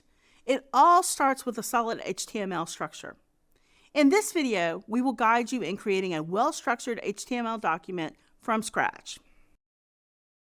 EcoEssence, a company that creates eco-friendly skincare products, has asked us to create the foundation for their webpage, featuring their logo and an introductory video.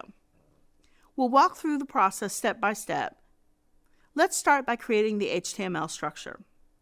Think of building your HTML document as laying the foundation for a house. Each tag, from doc type HTML to body, plays a crucial role in ensuring your structure is solid and functional. Let's break down these essential elements one by one. Let's start by reviewing what each of these tags do. Every HTML document starts with the doc type HTML declaration. This tells the browser that the document is written in HTML5, ensuring the page is displayed correctly. Next, we open the HTML tag. This tag wraps around all the content on your page, telling the browser that everything inside is part of the HTML document. Inside the HTML tag, we begin with the head section. The head contains the information about the page that isn't visible to users, but is essential for the browser and search engines. The first element we add in the head section is the title tag.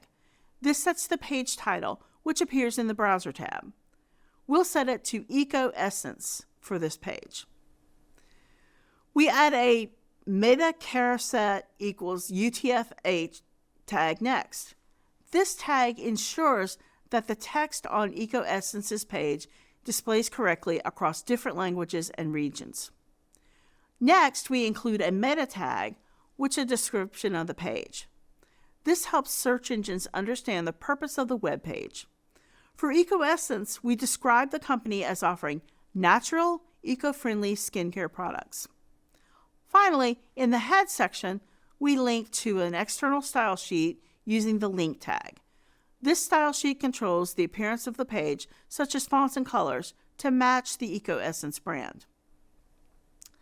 Now that we've completed the head section, we can move on to creating visible content of the web page. We start with the body section.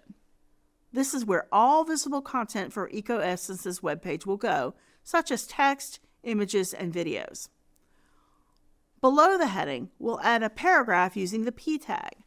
This paragraph introduces EcoEssence and emphasizes their eco-friendly mission.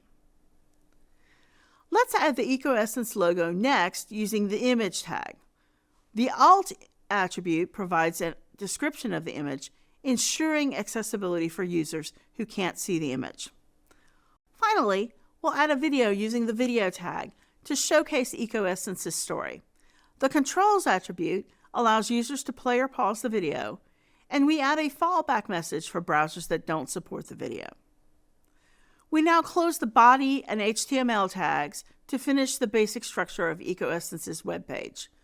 This structure sets the foundation for a clean and organized web page that can be built upon with more content and style.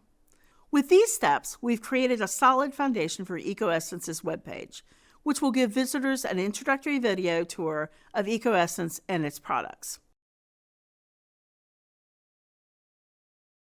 By following these steps, we've laid the groundwork for a professional and well-structured web page for EcoEssence. This basic HTML structure not only organizes the content, but also ensures that the page is accessible, functional, and ready for further enhancements. With the foundation in place, you can now build upon it to create a polished, user-friendly website that effectively represents EcoEssence's eco-friendly mission.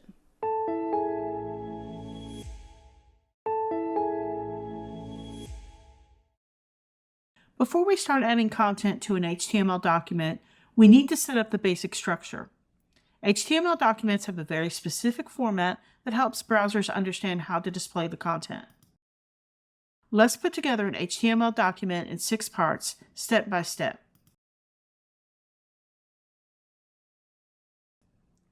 First, we need to add the declaration that specifies the HTML document type at the top of the file. Now, on line 4, add the attribute to set the character encoding for the document. Next, on line 5, add the title tag to define the title that will appear in the browser tag. Finally, on line 7, add the tag that wraps the visible content of the web page. Now that we have our most basic skeleton, let's start adding content to the body of the document. One of the most common tasks in HTML is adding text content. Let's add headings, paragraphs, and some basic elements to the body of our HTML document. On line 1, add the opening tag for the main heading. On line 2, add the opening tag for the subheading. On line 3, add the closing tag for the first paragraph. On line 5, add the opening tag for the first paragraph. On line 7, add the closing tag for the third heading. Now, click the button in the upper right corner to see how the code renders.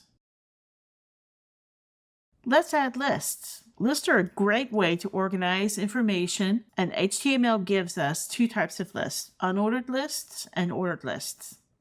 Unordered lists use bullet points, while ordered lists use numbers. Inside these lists, each item is defined with the LI tag, which stands for list item. Add the opening tag for the first list item in the unordered list. Add the closing tag for the second list item in the unordered list. Add the opening tag for the third item in the unordered list. Now, add the opening tag for the first list item in the ordered list. Add the opening tag for the second list item in the ordered list. Add the opening tag for the third list item in the ordered list. Click on the button in the upper right corner to see how the code renders. Let's add a table. Tables in HTML are used to present data in a structured format. A table is defined by the table tag, and within it, rows are created using the tr tag. For headers, use the th tag, and for regular data cells, use the td tag. To make your tables more organized, you can divide them into sections using thethead tag, the tbody tag, and the tfoot tag. Always remember to use the scope attribute on headers for accessibility. Add the table caption using the appropriate HTML tag. Add the table headers with scope to improve accessibility. Add the table data cells for the first row. Add the table data cells for the second row. Now add the footer cell with td call span equals 3 to span all columns. Click on the button in the upper right corner to see how the code renders. You should now see a web page that includes properly formatted headings, paragraphs of text, a horizontal rule, and a line break. Each section is organized and easy to read. Let's add a form. Forms are the primary way websites collect information from users. Whether it's signing up for a newsletter or submitting a feedback form, forms play an important role in web interactions. In HTML, forms are created with the form tag, and they contain input fields like text boxes, radio buttons, check boxes, and submit buttons. It's also essential to use the label tag to associate a label with each input field for accessibility, helping screen readers interpret the form. Let's create a basic form that includes text input fields, radio buttons, and checkboxes. First, define the for attribute for the name label. Define the input type for the name field. Now, set the ID attribute for the name input field. And set the name attribute for the name input field. Now we need to define the for attribute for the email label. Define the input type for the email field. Define the ID attribute for the email input field. And set the name attribute for the email input field. Now we need to define the input type for a subscription radio button. Set the name attribute for the first subscription plan input. Define the input type for the newsletter checkbox. Set the name attribute for the second subscription plan. Now we set the input type for the newsletter checkbox. And define the input type for the submit button. We've created a functioning form that allows users to enter their name and email, select a subscription plan, and opt into a newsletter. This form will also have a submit button that can send the data when clicked. Click on the button in the upper right corner to see how the code renders. Now, let's embed some media. In modern web, Multimedia elements like images, videos, and audio files are everywhere. HTML provides special tags for embedding these media types. The IMG tag is used to display images, and it's important to include the alt attribute to describe the image for accessibility. To embed videos, we use the video tag with controls for playback functionality. For audio files, we use the audio tag, also with controls to allow user interaction. First, let's insert the tag to define a source of an image. Now add the source attribute to specify the source of the image. Add the alt attribute to describe the image for accessibility. Add the controls attribute to the video tag to enable playback controls. Add the source attribute to specify the source of the video file. Add the type attribute to specify the video format. Now add the source attribute to specify the source of the audio file. Add the type attribute to specify the audio format. Now we click the button at the top right to run the code and see how it renders. As you can see, you've got an image, you've got a video, and you've got an audio. Great job on completing this guided lab.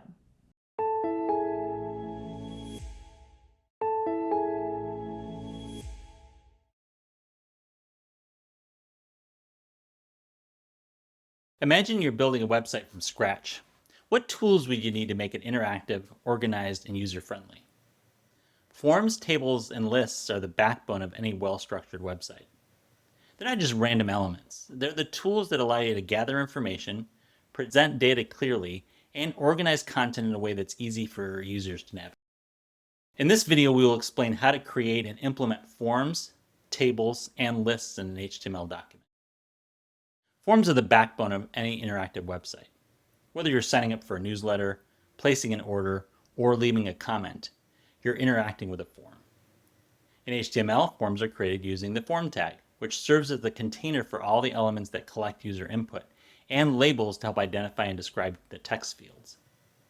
Let's explore how to create a form in your HTML document. The area between the opening form tag and the closing form tag acts as a container holding all the elements that will make up the form, like input fields, labels, and buttons. Think of it as a frame that organizes and manages how the form behaves when you interact with it. Well, you don't see anything on the web page just yet. These tags lay the foundation for building our form. With the form fields in place, we can add elements for users to enter data into the form. For this purpose, we'll use the input element. In this example, we have one input field with a text type. It will show the text, enter your name in the field before the user fills anything in. We can add other fields to get more user information if we need it. Now that we've set up the form structure, let's add a way for users to submit the form. This is done by including a button element. Here we've added a button type equals submit with submit between the opening and closing tags. This button is what users will click when they're ready to send their information. The type equals submit ensures that when the user clicks the button, the form is submitted. The button triggers a function in JavaScript which can send the form data to a database or save it to a file. Without this button, the form wouldn't be functional. Now that we've covered forms and how they allow users to interact with your website, let's shift our focus to tables. Tables are essential for displaying structured data clearly, making it easier for users to compare and analyze information at a glance. Think of a table as a grid where data is organized into rows and columns, much like a spreadsheet. This format is ideal for displaying information that needs to be compared side by side, such as product features, pricing, or schedules. Let's start by exploring how to create a table in HTML. First, we use the table tag to create the table structure. Next, we'll define the headers for our table. Headers describe what each column represents.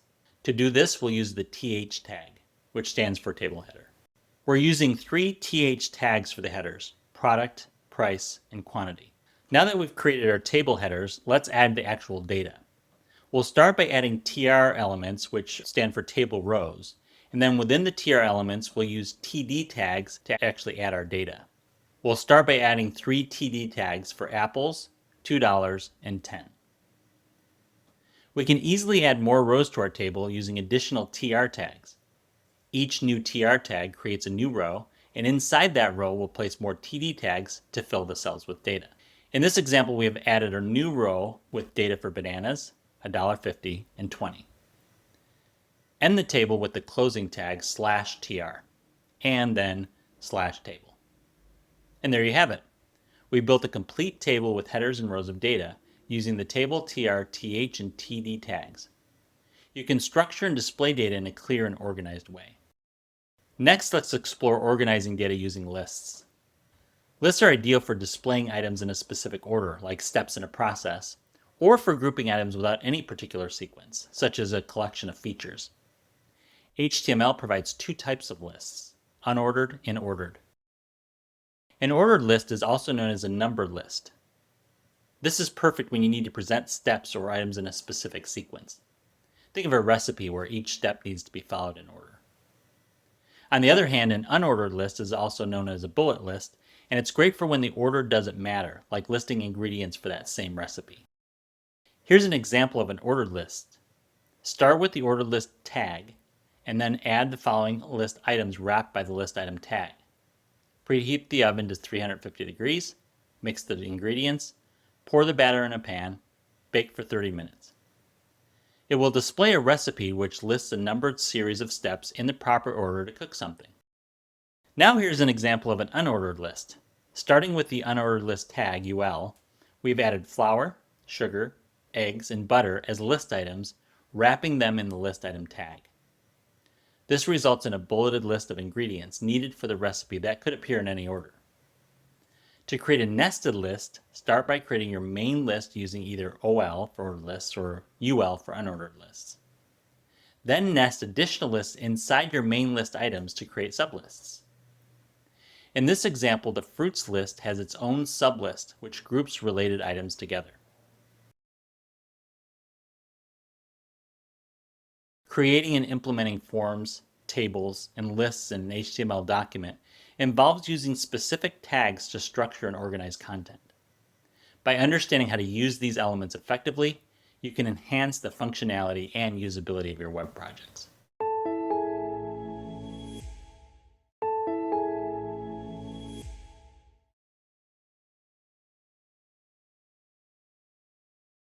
Have you ever visited a website where the images and videos took forever to load, or worse, didn't load at all?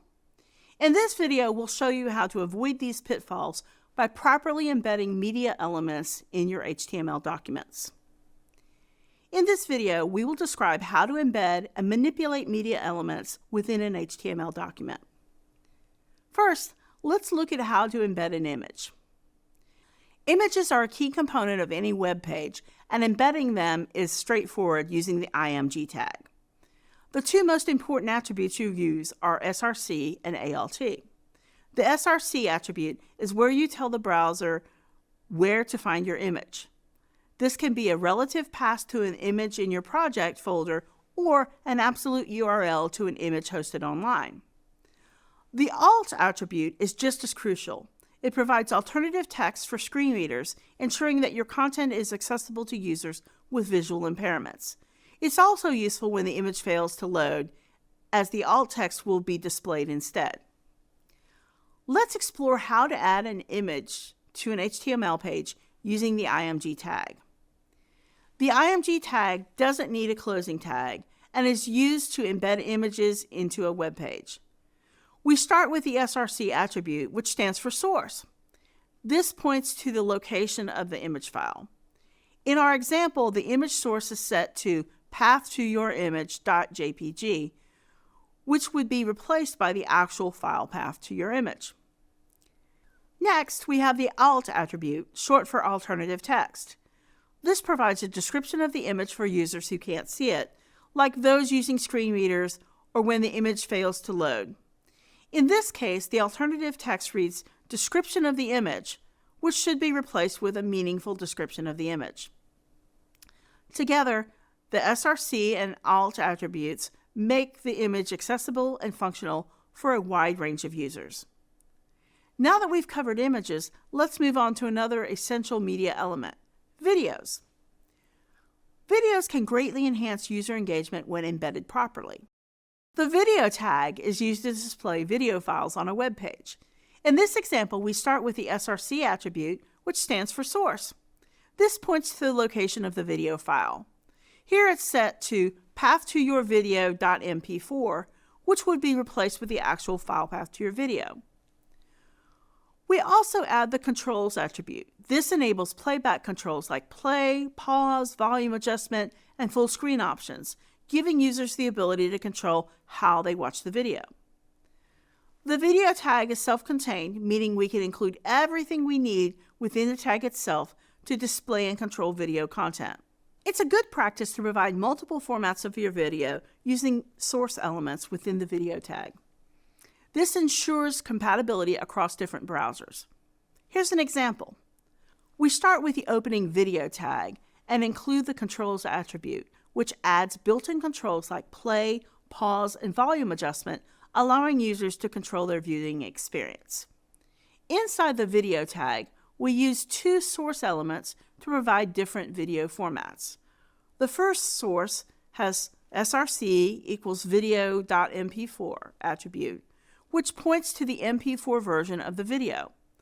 We also specify video/mp4 to tell the browser what format this file is in. Next, we add another source element with src equals video.webm, pointing to the WebM format of the video, and type video/webm to define the format. By including multiple formats, we ensure compatibility across different browsers. If one format isn't supported, the browser will try the next one. Finally, we add the fallback text, "Your browser does not support the video tag." This message will appear if the browser doesn't support the video element at all, ensuring a graceful fallback for users. Now, let's explore how to embed an audio file into a web page using the audio tag. We start with the opening audio tag, which includes the controls attribute. This adds built-in controls such as play, pause, volume adjustment, allowing users to interact with the audio. Inside the audio tag, we use two source elements to provide different audio formats. The first is src equals audio.mp3, which points to the MP3 version of the file, and the type equals audio/mpeg specifies that this is an MP3 format. Next, we include another source with source equals audio.ogg, pointing to the OGG format, and type equals audio/ogg to define it as an OGG file. By providing multiple formats, we ensure that audio can be played across different browsers. If one format isn't supported, the browser will automatically try the next. Finally, we add the fallback text, "Your browser does not support the audio tag." This text will appear if the browser doesn't support the audio element, ensuring the user is aware of the issue. When embedding media, it is important to follow best practices to ensure your content is accessible, responsive, and efficient. First, consider the file formats you use. For images, use formats like JPEG or PNG for standard images and SVG for scalable graphics. For videos, MP4 is widely supported, but providing additional formats like WebM can improve compatibility. Always use compressed and optimized files to improve page load times. It is important to remember that accessibility is another crucial factor. Ensure all images have meaningful alt text and provide transcripts or captions for audio and video content where possible. Lastly, design your media elements to be responsive. Use CSS to ensure that images and videos scale appropriately for different screen sizes, providing a seamless experience on mobile, tablet, and desktop devices. Embedding and manipulating media elements in an HTML document involves using specific tags to add images, videos, and audio content. By following best practices for file formats, accessibility, and responsive design, you can enhance the user experience and make your web content more interactive and engaging.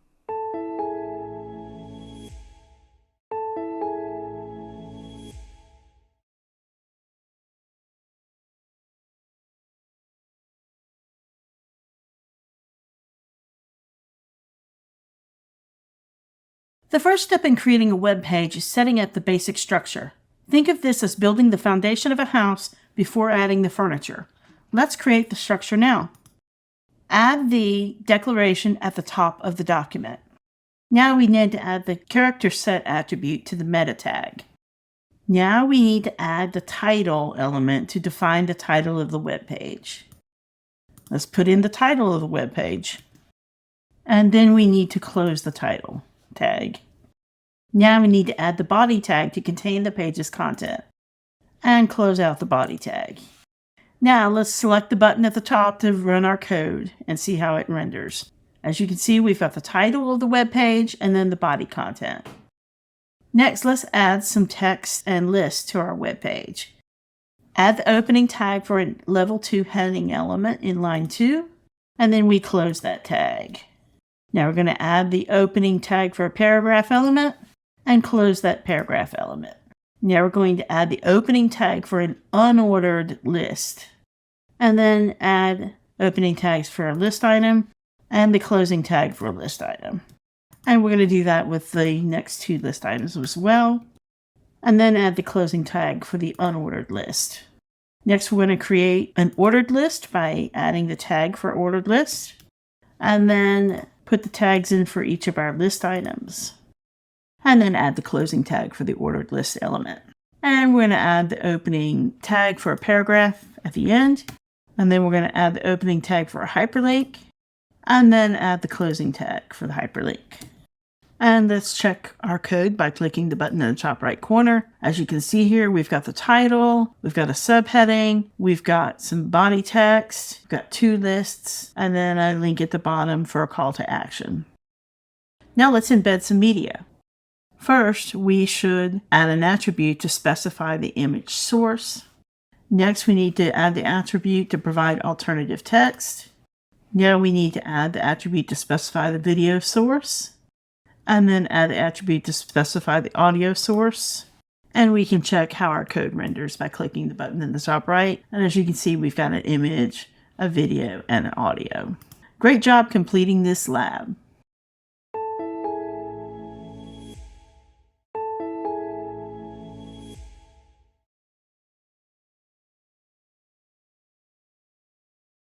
Have you ever wondered why some web pages look so clean and easy to use while others feel disorganized?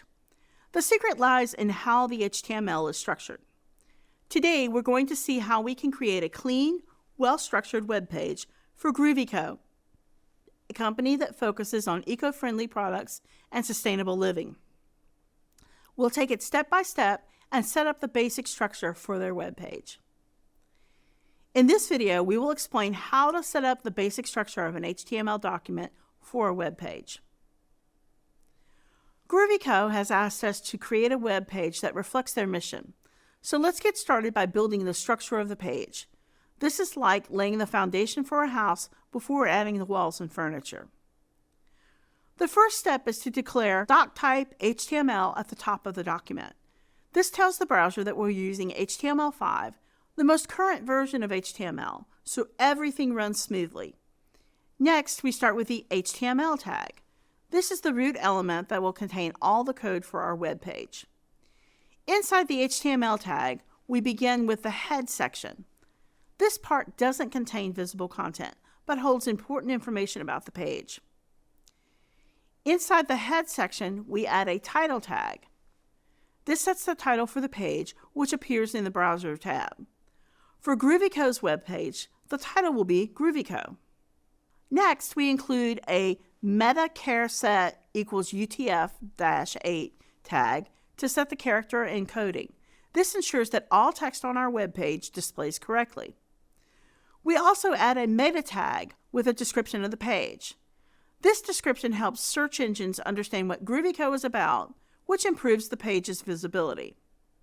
Finally, we add a link tag to the head section to link it to an external style sheet.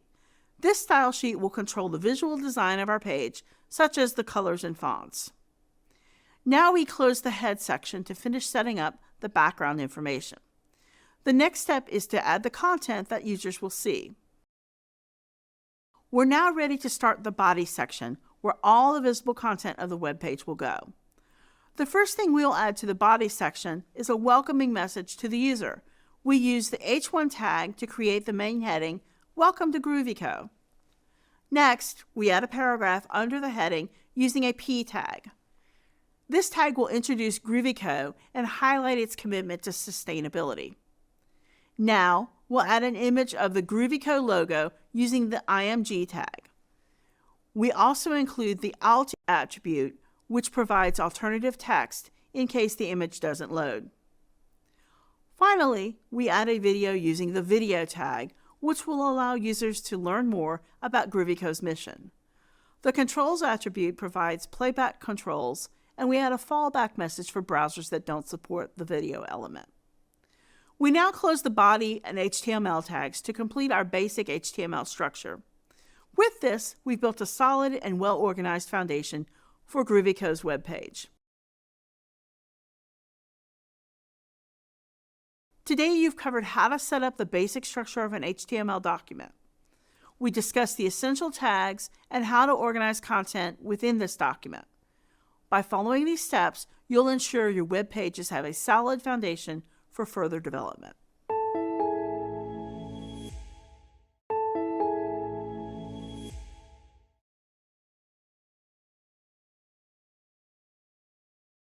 Mastering HTML is essential for web development. It forms the backbone of all web interactions, enabling developers to create more accessible and efficient websites that rank better on search engines and serve a wider audience. We began by exploring HTML's basic structure and elements, establishing the essential groundwork for your web development journey. Following that, we delved into HTML's role as the foundational framework of the web, seamlessly integrating with CSS and JavaScript to produce dynamic and responsive websites. Next, we explored the significance of using semantic HTML to improve web accessibility and search engine rankings, which can help extend your content's reach to a broader audience.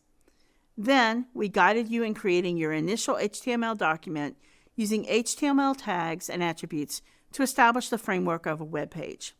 Finally, you integrated the concepts from this module to build a comprehensive web page with HTML. We've only just begun our exploration of web development.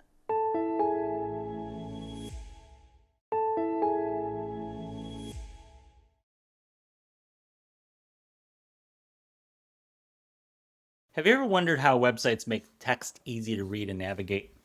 Whether it's a blog post, an online shop, or a news site, the way text is structured in HTML plays a crucial role.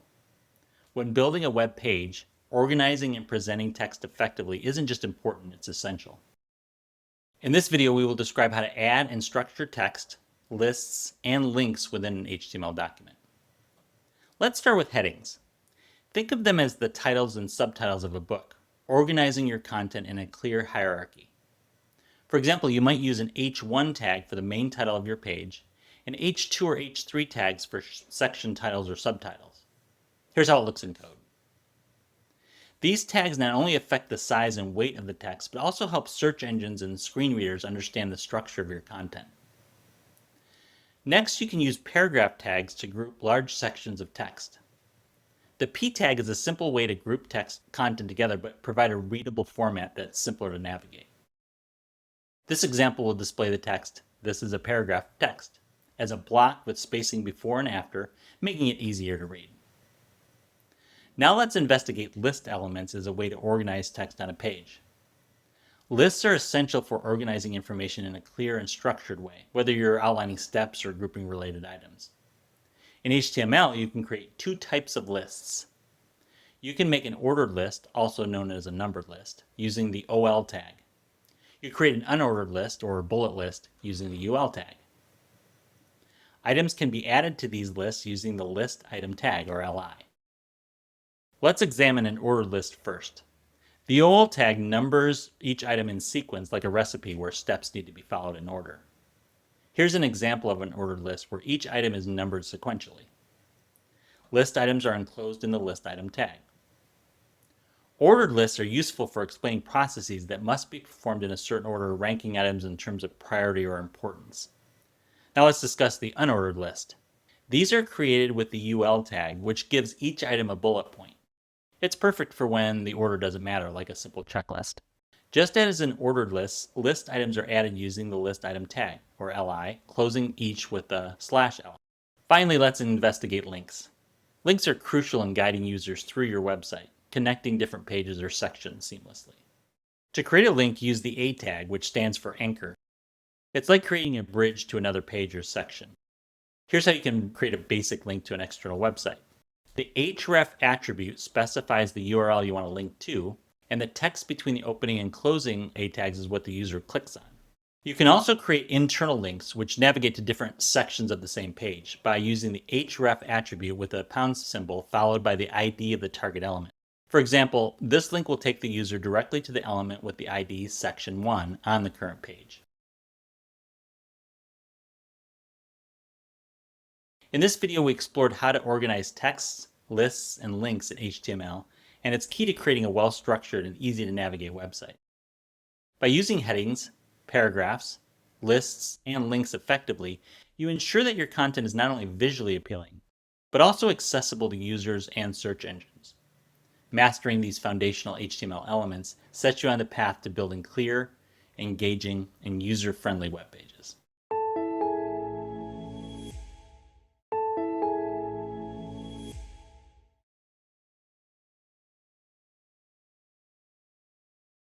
You've already learned how to create elements like forms, tables, and lists in HTML. But how do all these pieces fit together into a complete web page? In this video, we'll learn to identify the key components of an HTML web page, from structure to content to interactivity. Here's an example of an HTML page. It includes everything you've learned so far, including text content, media, lists, tables, and a form. Let's go through and identify each component in action. First, let's examine the page's core structure. The HTML tag wraps everything. Inside it, the head contains metadata and resources, while the body holds everything you experience on the page. Inside the body, we use layout tags like header, main, and footer to organize the content. The nav tag defines a set of links that helps users move around the site. In this example, the links are wrapped in a list to keep them organized. The page includes both an image and a video. These media elements add visual interest and can make your content more engaging. The source attribute tells the element where to find the resource. The resource could be local or a full URL starting with HTTPS to pull in assets from remote locations or a different server. Next, we use lists to organize content. Lists like this are great for grouping related items. Here we're using an unordered list to show popular web page development languages. Forms let users interact with the page. In this example, we're collecting a name and email address, common fields for a contact or sign-up form. The form is wrapped in the form element and includes input elements for each item of data we want to collect. We use label elements to identify each data item and another input element with a type of submit. We can use this element to submit the form data to a database or send it to an API. Tables are ideal for structured information. This table shows two projects and their current status. The table element wraps the rows and columns. The TR element defines a table row, and the TH element describes the header elements of the table. Each TD element holds the information we want to show in each cell of the table. Since there are two table headers in this table, the table will have two columns. Each component we reviewed has a job to do. Together they create a rich, interactive, and accessible web page. Whether it's for displaying information or collecting user input, these HTML elements bring the page to life. Now you've learned how all the pieces, headers, navigation, content, lists, forms, and more come together to build a full HTML page. When you open up a web page from now on, you'll be able to identify exactly what you're experiencing and how it all fits together.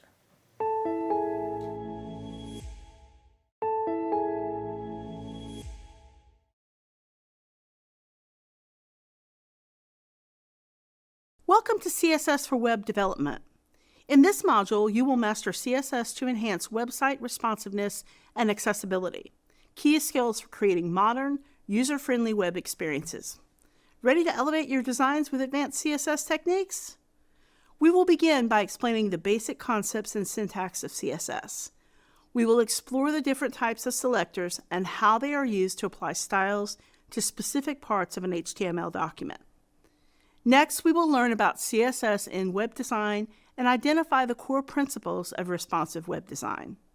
We will also gain an understanding of the function and use of media queries in responsive design. We will identify key web accessibility features, define them, and explain their significance. We will then describe the advanced CSS styling and layout techniques. We will explore the CSS Flexbox model, explaining how it differs from traditional layout methods and why it's useful for creating responsive designs. Finally, we will design a responsive web page using CSS and learn how CSS Flexbox creates responsive layouts that adapt to various screen sizes. We will discuss how CSS Grid can be combined with Flexbox to create even more versatile and responsive layouts, highlighting the strengths of each method. By the end of this module, you'll gain a solid foundation in CSS, from basic syntax and selectors to advanced layout techniques like Flexbox and Grid. By the end, you'll be equipped to build responsive, accessible, and visually appealing websites that adapt seamlessly to different devices. Get ready to transform your web designs with the power of CSS.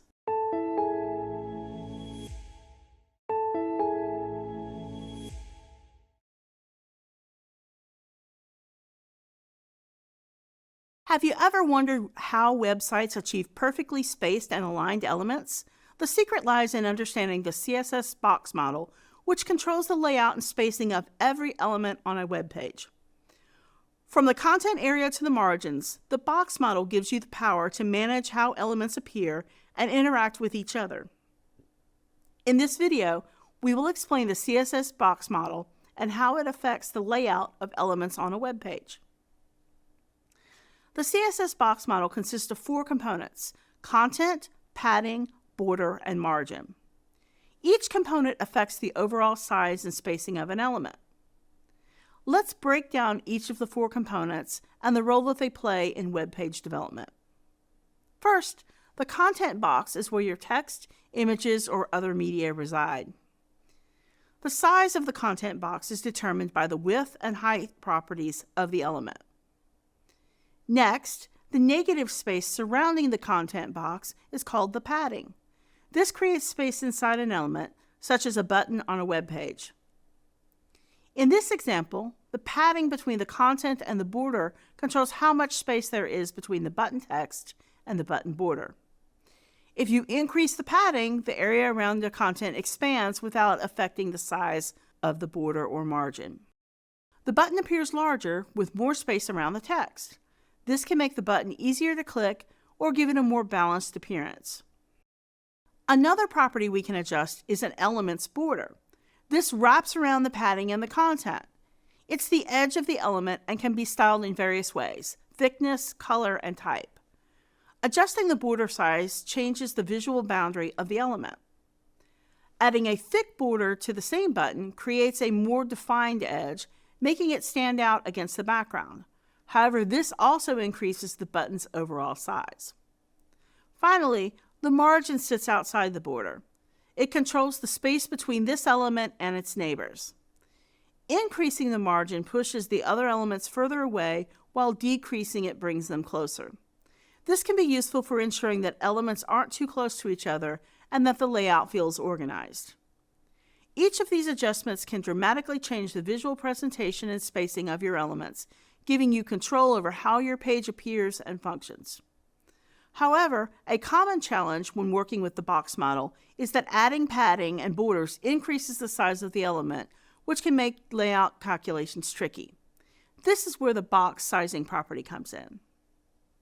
There are 2 common methods of box sizing. First, let's examine the content box method. This is your default behavior. The width and height you set for an element only apply to the content box.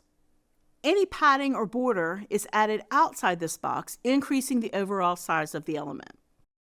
Alternatively, the border box method changes the behavior so that the width and height include padding and border. The content box is then automatically adjusted to fit within the specified dimensions. This makes layouts more predictable and easier to manage because you don't have to worry about adding extra space when you increase padding or borders. In this video, we explored the CSS box model, its components, and how adjusting padding, borders, and margins can change the layout of elements on a web page. We also introduced the box sizing property for more predictable layouts. Applying these concepts will help you better control the size, spacing, and visual balance of the elements you add to your websites, allowing you to create well-structured and visually appealing web designs.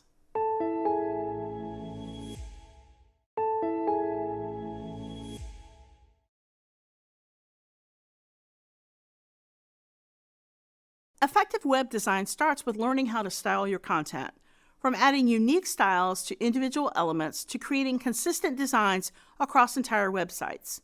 Understanding how to apply CSS will give you the flexibility and control to craft professional, well-organized web pages. In this video, we will describe the various methods of applying CSS to HTML documents, including inline, internal, and external styles. Inline CSS is a method where styles are directly embedded into an HTML document using the style attribute. This is handy when you want to give a unique appearance to a specific element without changing others.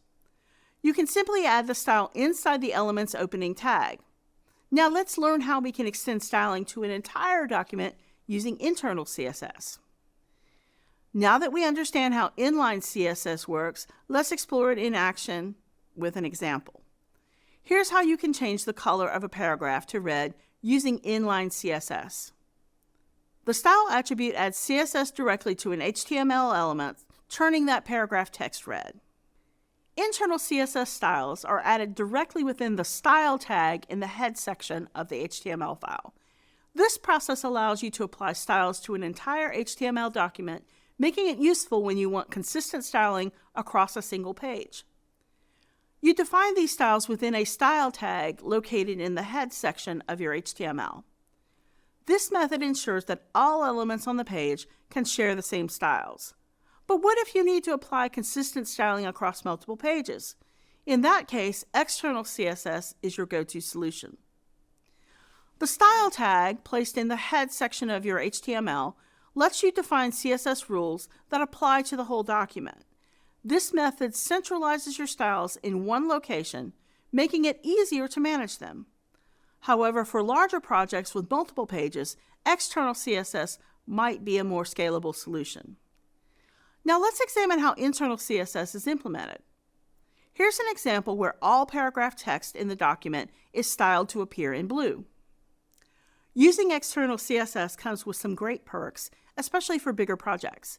It allows you to reuse the same styles across multiple HTML documents, making your site easier to update and maintain. You do this with the link tag, making it easier to manage your site's design. This is done using the link tag within the head section. By linking an external style sheet, you simplify the process of managing styles for larger projects. Let's explore an example of how external CSS works. By using the link tag, you can connect your HTML document to an external style sheet like styles.css, ensuring consistent styling across multiple pages. Using external CSS has significant advantages, particularly for larger projects. It enables you to reuse styles across multiple HTML documents, ensuring consistency and making it easier to maintain and update your website's appearance. Any changes made to the external CSS file will automatically apply to all linked pages, streamlining the process of managing your site's design. Now, let's explore how code crafters can put these CSS methods to work on their website. They need unique styles for certain elements, consistent styling across entire documents, and a shared style sheet to keep everything uniform across multiple pages. Here's how they could achieve this. They could use inline CSS for unique styles such as this code, which would make the text of their welcome message, "Welcome to Code Crafters," blue. They could use internal CSS for document-specific styles, such as a 20-point font size. In this example, the CSS rule says that any HTML element with the class intro will have a font size of 20 pixels. The class selector in CSS is defined by using a dot followed by the class name, in this case, intro. So when we apply the intro class to an HTML element like a paragraph or a heading, the text inside that element will appear with a font size of 20 pixels. They could also use an external CSS style sheet for styles that are shared across many documents. The link tag is used here to connect the HTML file with an external CSS file. The rel attribute specifies the relationship between the HTML document and the linked resource. In this case, rel equals style sheet tells the browser that this link points to a CSS style sheet. Next, we have the href attribute, which provides the path to the CSS file. In this example, it's pointing to a file called styles.css. This external file contains all CSS rules for styling our web page. By linking to it, we keep our HTML clean and separate from the presentation layer, which is managed by the CSS file. For example, the styles.css file might contain rules that set fonts, colors, layout, and more, ensuring consistent design across multiple pages of a website. The advantage of this approach is that you can apply the same styles to different HTML files by linking them to the same style sheet, making it easier to update your design across your entire website with just one change. So using the link tag in the head section is a common and efficient way to apply CSS to an HTML document. Today we explored 3 key methods of applying CSS to HTML documents: inline, internal, and external styles. Understanding each method allows you to choose the best approach for your projects and ensures that your styles are well organized and maintainable.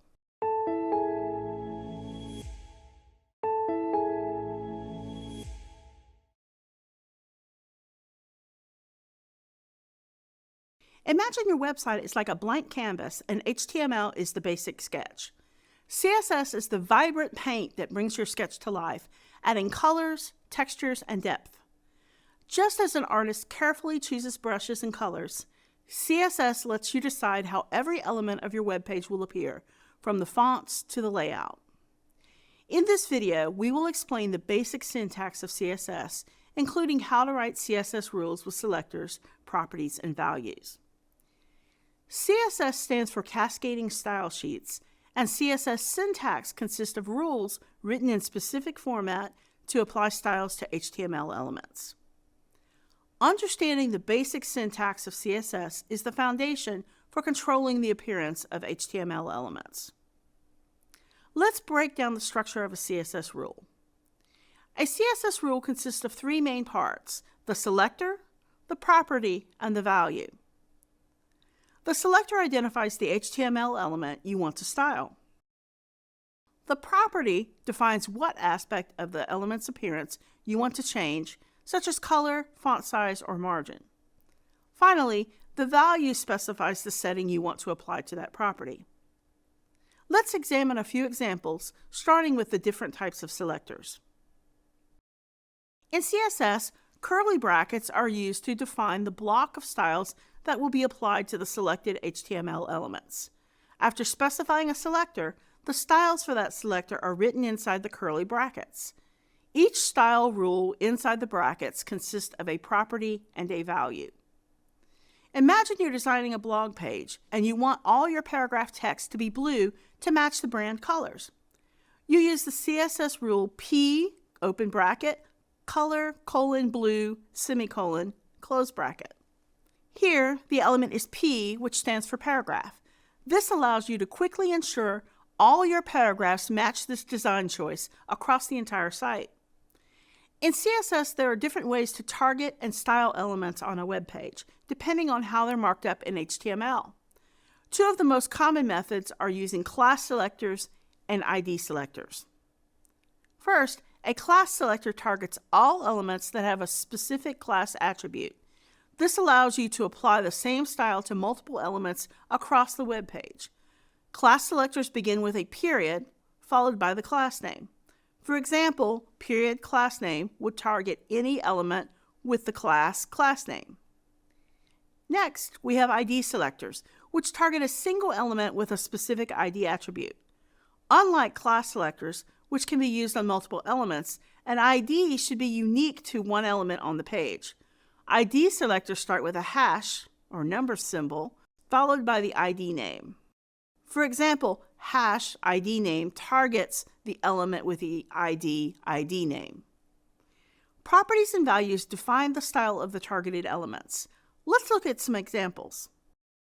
In CSS, a property is an aspect of the element you want to style. Properties define what part of an element's appearance or layout you are changing.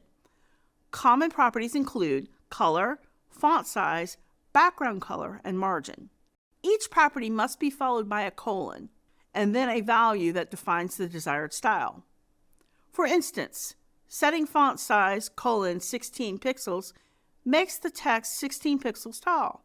It's important to always end the rule with a semicolon, as this separates it from other rules. Along with properties, CSS uses values to specify exactly how you want that property to behave. A value is assigned to a property to define its appearance. For instance, in the color example, the value is blue. The value can be a specific color, size, padding, height, width, border, background color, or any other parameter that makes sense for the property. You can apply multiple properties to the same element within a single CSS rule. Here's how it looks in practice. In this example, the H1 selector targets all H1 elements. The properties within the curly braces include color, red, font size, 24 pixels, and margin bottom, 10 pixels, This rule changes the text color to red, sets the font size to 24 pixels, and adds a 10 pixel margin below each H1 element. Now that we've covered the basics, let's explore how these CSS techniques come to life on a real website. Imagine you're a web developer at Codecrafters, and you're tasked with giving their homepage a fresh, modern look using CSS. They want all headings to be blue, the introduction text to be larger, and the header background to be green. Here's how they could write their CSS rules.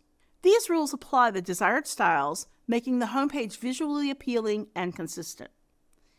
In this example, we're demonstrating how CSS can be used to style different elements on a web page using various types of selectors: element selectors, class selectors, and ID selectors.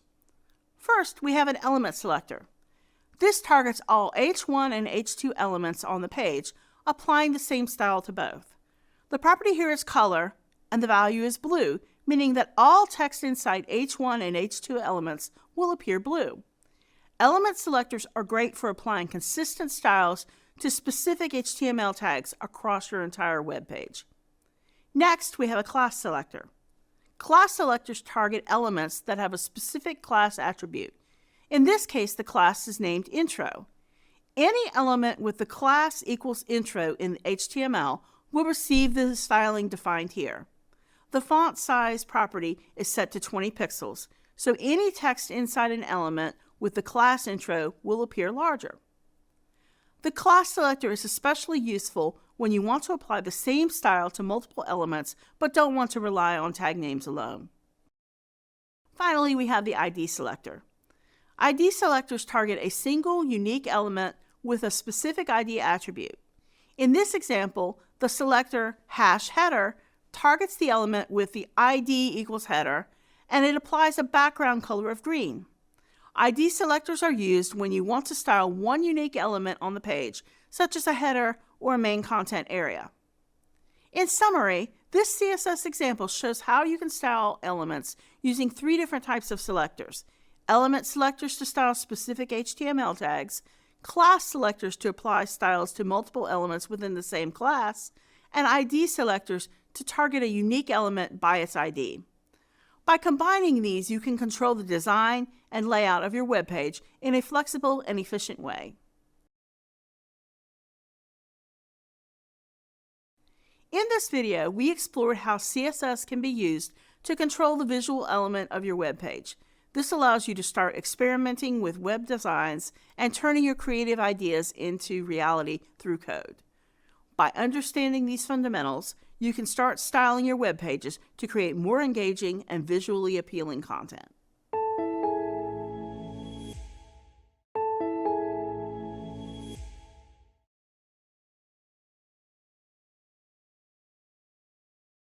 Imagine visiting a website on your phone only to find yourself zooming in and out, scrolling sideways, and struggling to read the content. Frustrating, right? This frustration stems from a lack of responsive design. And in this video, we'll uncover the core principles that prevent these issues. Responsive web design ensures that websites work seamlessly across different devices and screen sizes. In this video, we will identify the core principles of responsive web design. Responsive web design is a web development approach that ensures websites work well on various devices and screen sizes. It achieves this by using flexible layouts, images, and CSS media queries, which together allow a website to adapt smoothly, whether it's viewed on a smartphone, tablet, or desktop. Responsive web design is a crucial aspect of modern web development. It ensures that your website looks great and functions well, whether it's viewed on a large desktop monitor, a tablet, or a small smartphone screen. But how do developers achieve this? Let's get into the fundamentals. At its core, responsive design is about flexibility. Instead of creating separate designs for every possible device, we build one design that adapts. This is achieved through three key elements. First, fluid layouts that adjust to different screen sizes. Next, flexible images that resize within their containers. Finally, CSS media queries that tailor the design to specific device characteristics. Together, these elements provide an optimal viewing experience, easy reading and navigation with minimal resizing, panning, and scrolling across a wide range of devices. One effective strategy in responsive design is the mobile-first approach.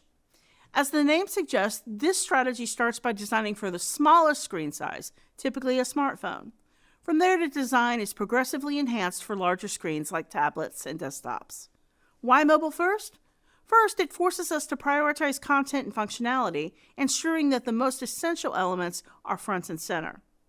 Next, as we move to larger screens, we can add more features and content, enriching the experience without sacrificing performance. This step-by-step enhancement ensures a seamless experience across all devices.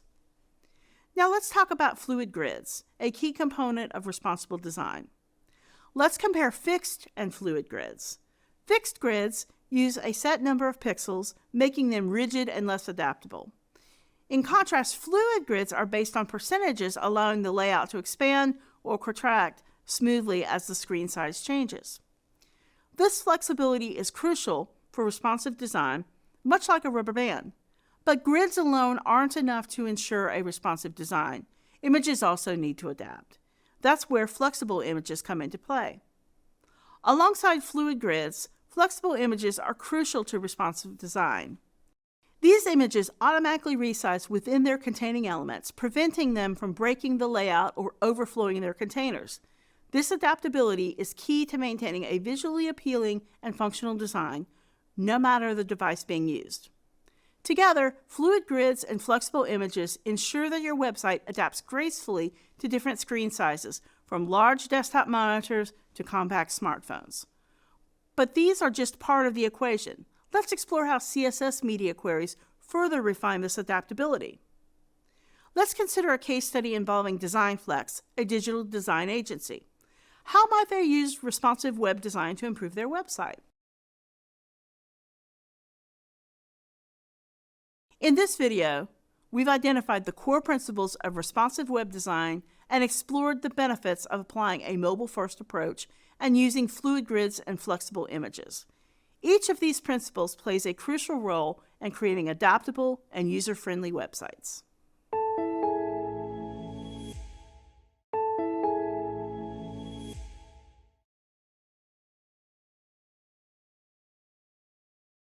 Have you ever tried to read an article on your phone, but the text was too small and the images were out of place? If you're like most people, you might give up and abandon the article, move on to something easier to read. When designing websites, how do you ensure that this doesn't happen to your visitors? This is where media queries come in. They're a key CSS tool that ensures websites are well designed and functional, no matter what device you're using. In this video, we will try to explain the function and the use of media queries in responsive design. Media queries are CSS techniques that apply styles to a web page based on the characteristics of the device, such as screen width, height, and orientation. Media queries are significant because they enable responsive design, which means websites are usable and visually appealing on any device. Websites respond to the device on which they're being displayed. Let's start by examining the syntax of media queries in CSS. First, the @media rule targets devices with specific features. This example will apply styles when the screen width of the device on which the website is being used is 768 pixels or less. Similarly, you can use a media query to determine the minimum size a screen must be to apply a given style. In this example, when the screen size is at least 768 pixels, the class wide view will be applied to any element that uses it. The reference to max width or min width is called a breakpoint. Breakpoints are the conditions under which your web design adapts to different screen sizes. Think of breakpoints as thresholds where you introduce changes to the layout, font sizes, or visibility of elements to maintain usability across devices. Common breakpoints include 320 pixels by 480 pixels for mobile devices, 41 pixels to 768 pixels for tablets, and 769 pixels and above for desktops and larger screens. You can apply different styles to optimize the user experience at each breakpoint. By strategically setting breakpoints, you can ensure your website is not just accessible, but also visually appealing on any device. Let's review a couple of practical examples. Here, a media query is used to adjust the font size on smaller screens. If the screen or browser window is 480 pixels wide or smaller, the default font size for elements in the body of the page will be set to 14 pixels. We can use media queries to hide unnecessary elements on smaller screens. Sometimes certain elements are better suited for larger screens. In this example, elements with the class desktop only will be hidden on screens 768 pixels wide or smaller. In this video, we explained the function and use of media queries in responsive design. We covered the syntax of media queries, the concept of breakpoints, and provided practical examples of how to use media queries to adjust font sizes, layouts, and element visibility. Mastering media queries will help you create responsive websites that offer a great user experience on any device.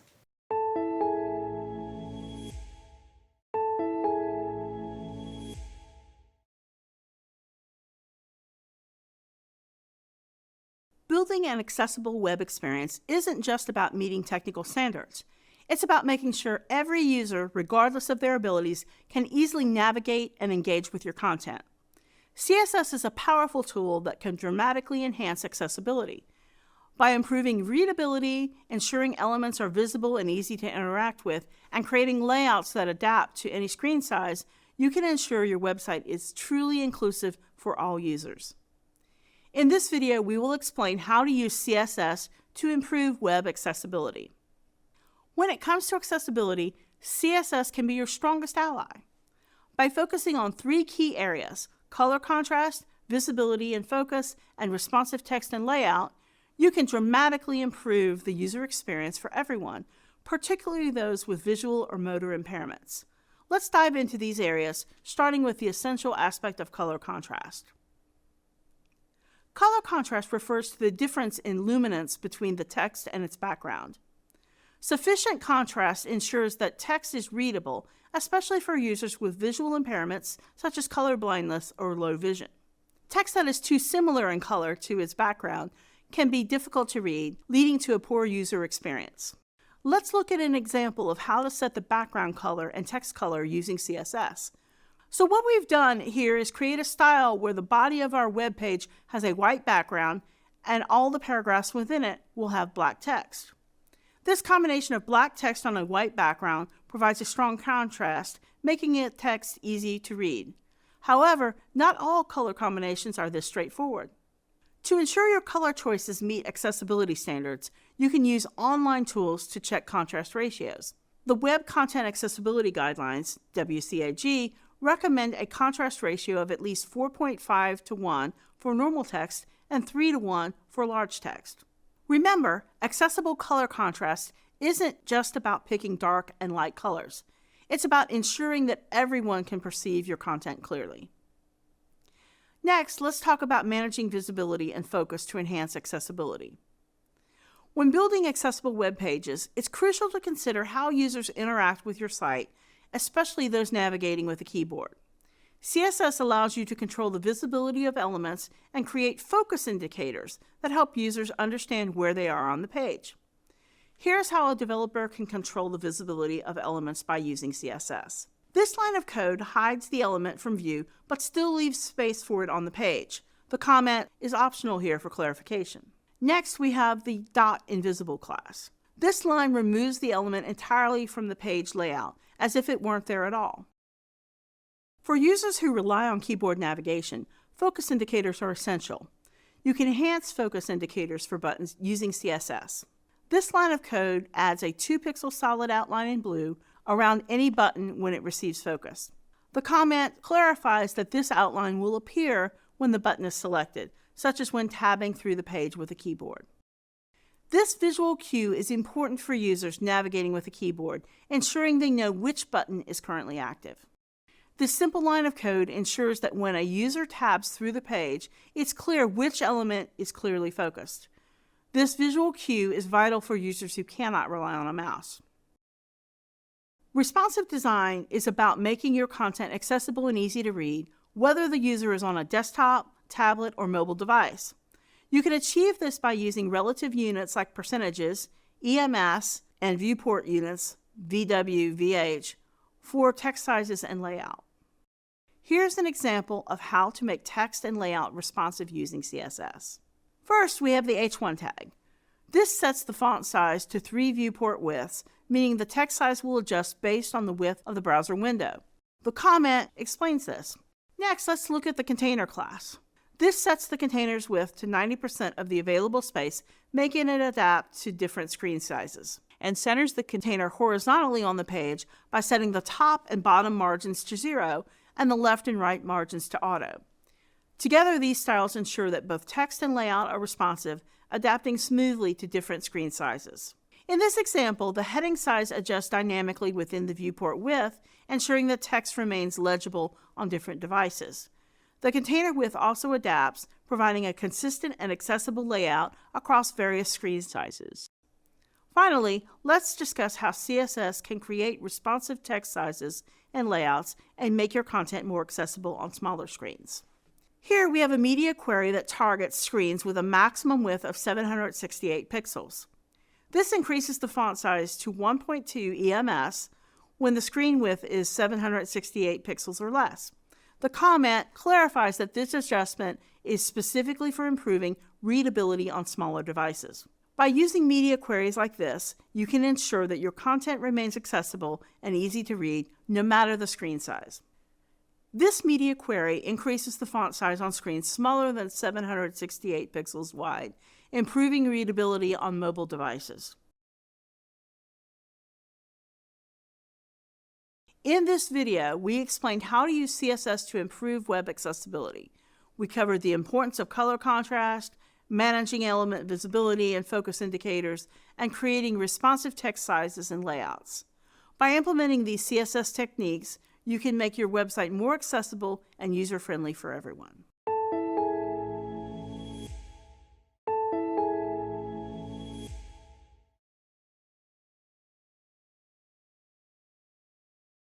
Creating layouts that adapt to any screen size is essential for modern web design, and CSS offers powerful tools to achieve this flexibility. Flexbox and CSS Grid are two of the most effective layout models for building responsive designs to ensure your layouts scale perfectly across devices. In this video, we will summarize techniques for creating flexible layouts using CSS. Let's start with CSS Flexbox, which allows you to easily align and adjust elements within a container. Flexbox is perfect for handling layouts in one dimension, either as a row or a column. It simplifies the process of aligning items along a single axis and allows you to create layouts that adapt to different screen sizes. CSS Flexbox lets you control the alignment, spacing, and order of elements within a container, making it easy to adjust a row of navigation links or a product listing based on screen width. You can also change the visual order of elements easily without altering the underlying HTML. CSS Flexbox also allows for automatic item distribution, which enables automatic adjustments to item sizes, filling up available space or shrinking as needed. Once you've decided to use the Flexbox layout model, you can use properties to align items horizontally and vertically.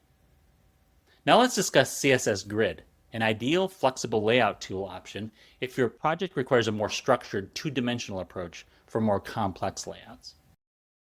CSS Grid allows you to design your layout by defining rows and columns, giving you precise control over how your content is displayed. CSS Grid makes it easier to create responsive layouts with media queries and fractional units, ensuring designs adapt smoothly to various screen sizes.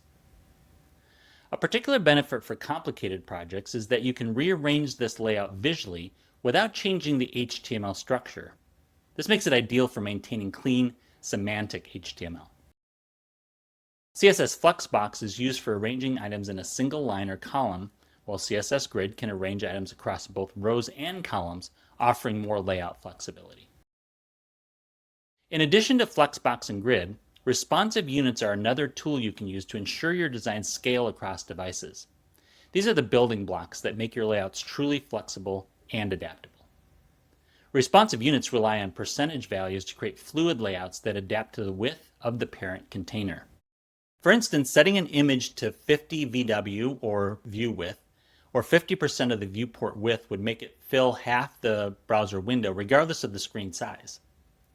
Here are some common responsive units. VW stands for viewport width. It is a unit based on the width of the browser window. VH stands for viewport height. It's based on the height of the browser window. Let's examine how VW and VH are used. One VW represents 1% of the viewport's width. For example, if the browser window is 1,000 pixels wide, then 1 VW equals 10 pixels. 1 VH represents 1% of the viewport's height. For example, if the browser window is 800 pixels high, then 1 VH equals 8 pixels. Since VW and VH units are relative to the size of the viewport, they allow elements to adjust dynamically based on the device's screen size.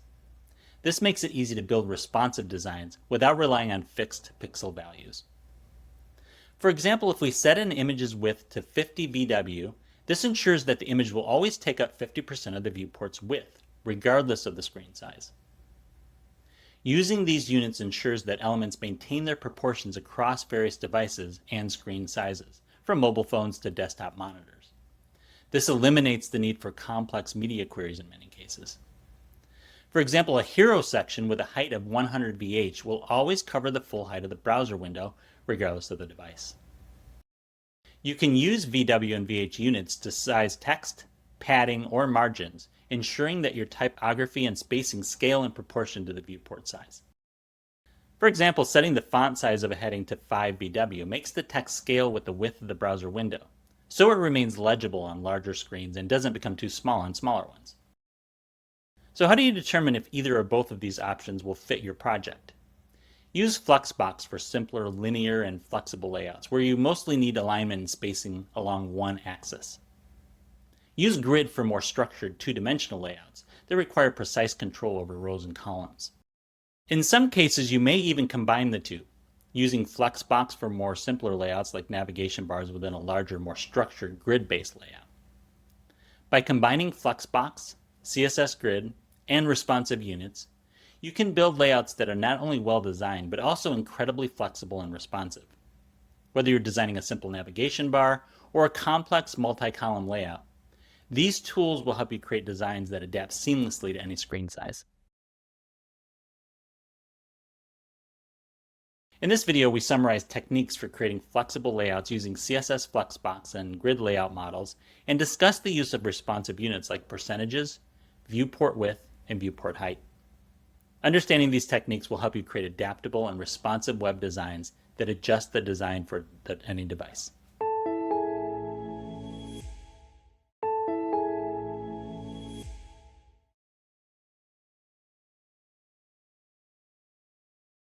Web accessibility ensures everyone, regardless of ability, can explore the web with ease. For web developers, Understanding and implementing accessibility features is not just about following rules. It's about creating an inclusive environment where every user can interact with the web seamlessly. In this video, we will define key web accessibility features and explain their significance. Let's start with an overview of web accessibility. Web accessibility is the practice of designing and developing websites so that people with disabilities can perceive, understand, navigate, and interact with them effectively. For instance, ensuring text alternatives for images allows screen readers to convey visual content to users who may experience difficulties learning from visual elements. Web accessibility is important because first, it enables people with visual, auditory, motor, and cognitive challenges to use the web more easily. It also supports inclusivity. In fact, it can improve the overall user experience for all visitors. Now let's explore why legal requirements and ethical responsibilities are integral to web accessibility. Beyond just good practice, these rules ensure that digital spaces are inclusive and accessible to everyone, which is both a legal mandate and necessary to create an inclusive society. Many countries have established laws and regulations that require web accessibility. In the United States, the Americans with Disabilities Act, ADA, mandates that websites must be accessible to everyone.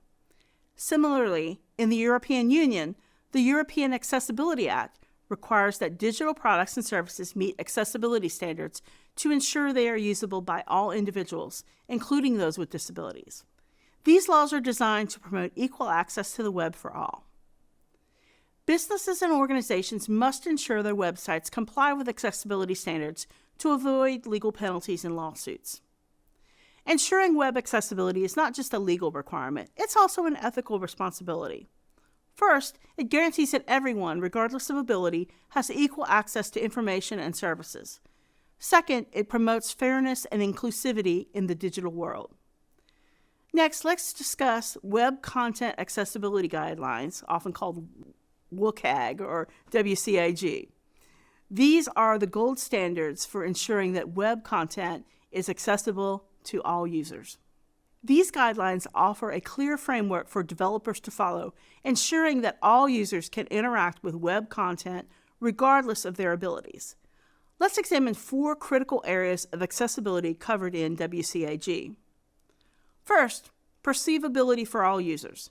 Perceivability ensures that all users can access and process the content presented on the website. This principle focuses on making all elements of the web page, text, images, videos, and other media, available to everyone through multiple senses. For example, visual information should also be available as auditory content, and auditory content should be accompanied by visual alternatives such as captions. Techniques like providing text alternatives for images, ensuring captions for videos, and offering a logical structure for content are critical in making the web perceivable to all users. Another important consideration is operability through various input methods. Operability ensures that users can navigate and interact with a website regardless of how they operate their devices. Whether they use a keyboard, a mouse, voice commands, or other assistive technologies, the site must remain fully functional.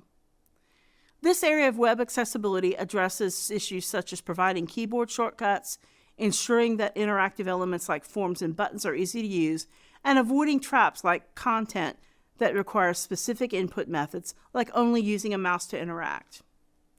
Next, the understandability of content is key to ensuring that users can comprehend the information presented. This means that both the content and the user interface must be presented in ways that are clear and intuitive. The language used should be simple, avoiding overly complex jargon where necessary, and clear instructions should be provided where needed. For example, error messages should be easy to understand with suggestions on how to correct mistakes. Consistency in navigation and functionality are also crucial to help users predict how the websites will behave, making it easier to use. Finally, robustness across different technologies and platforms ensures that websites function well across different technologies, including different browsers, operating systems, and assistive devices such as screen readers. Websites should also be designed using standardized code so that they are future-proof and can adapt to changing technology. This principle ensures that as technology evolves, the content remains accessible, and users with different types of software and hardware can still experience the website fully. Let's explore some key accessibility features, starting with keyboard navigation. First, ensure that all interactive elements on a website can be accessed and operated using a keyboard. Users should be able to navigate through menus, buttons, and forms using the Tab key, Enter key, and other keyboard shortcuts, allowing those with motor disabilities to interact with the site effectively. Another is to ensure compatibility with screen readers. Screen readers are tools that read aloud the contents of a web page for users with visual impairments. To achieve this, developers should use Semantic HTML elements and ARIA, Accessible Rich Internet Applications, attributes. Semantic HTML provides clear, meaningful information about the structure of the content, while ARIA attributes enhance the accessibility of dynamic and complex web elements. Together, they enable screen readers to accurately convey the content and functionality of a website to users with visual impairments. Finally, developers should provide text alternatives like alt text descriptions, captions, or transcripts for non-text content, such as images, videos, and audio, to ensure that all users can access this information. In this video, we defined key web accessibility features and explained their significance. We discussed the importance of web accessibility, legal and ethical considerations, and identified essential accessibility features like keyboard navigation, screen reader compatibility, and text alternatives. By implementing these features, you can create a more inclusive web experience for all users.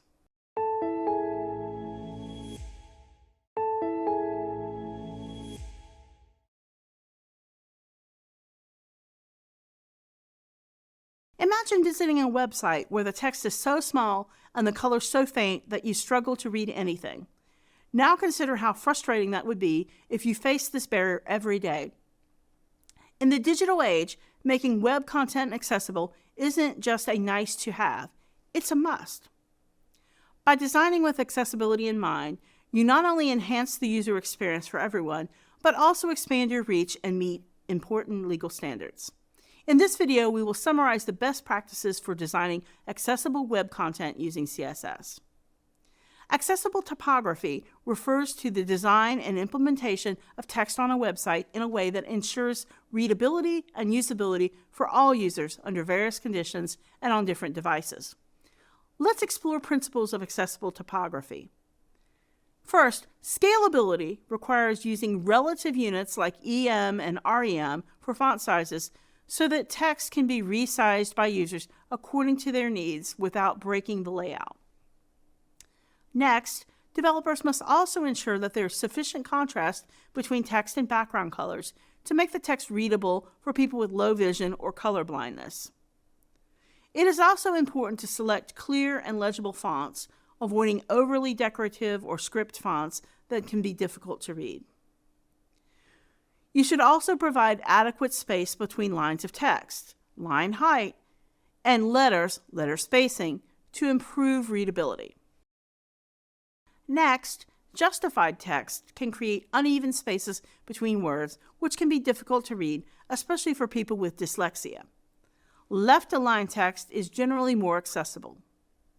Finally, you should ensure that text adapts well to different screen sizes and orientations, maintaining readability on both large top screens and small mobile devices.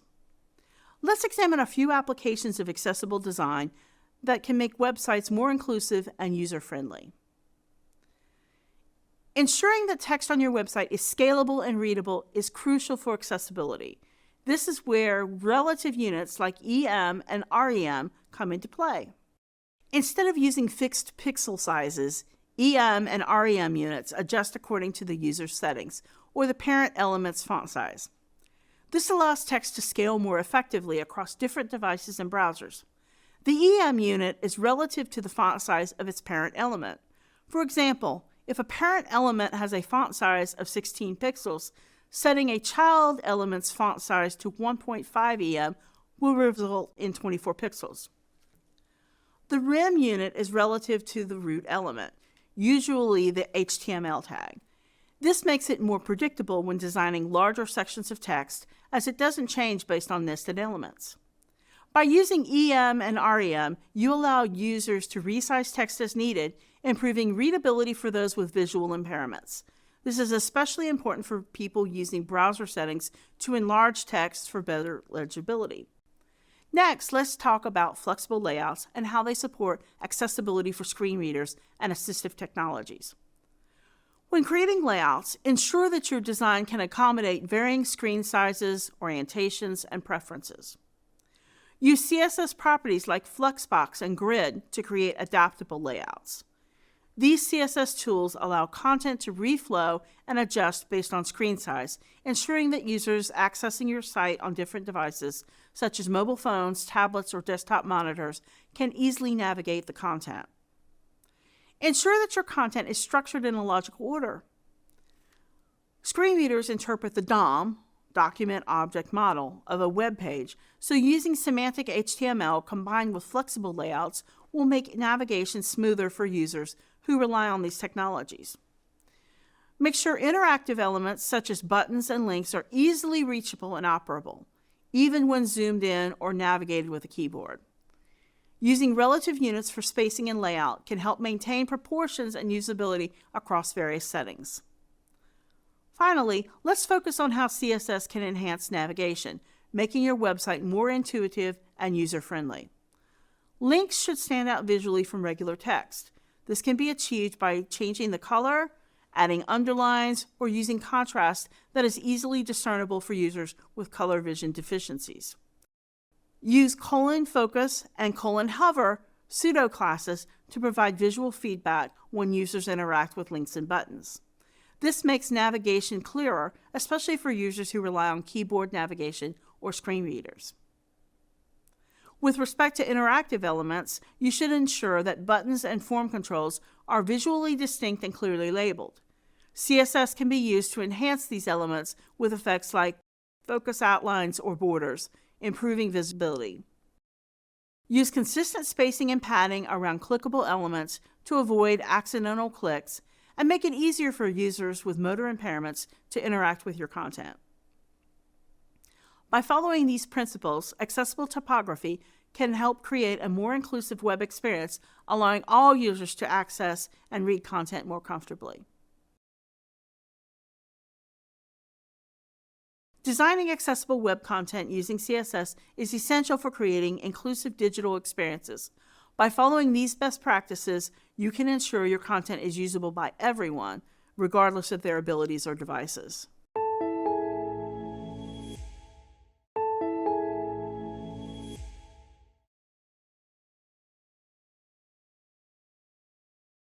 Have you ever struggled to make a website layout perfect on both desktop and mobile? Flexbox could be the game changer you need. It's a powerful tool in modern web development, enabling designers to create flexible, responsive layouts with ease. Understanding Flexbox is key to mastering CSS and ensuring your websites appear great on any device. In this video, we will examine how to use CSS Flexbox to create flexible and responsive layouts.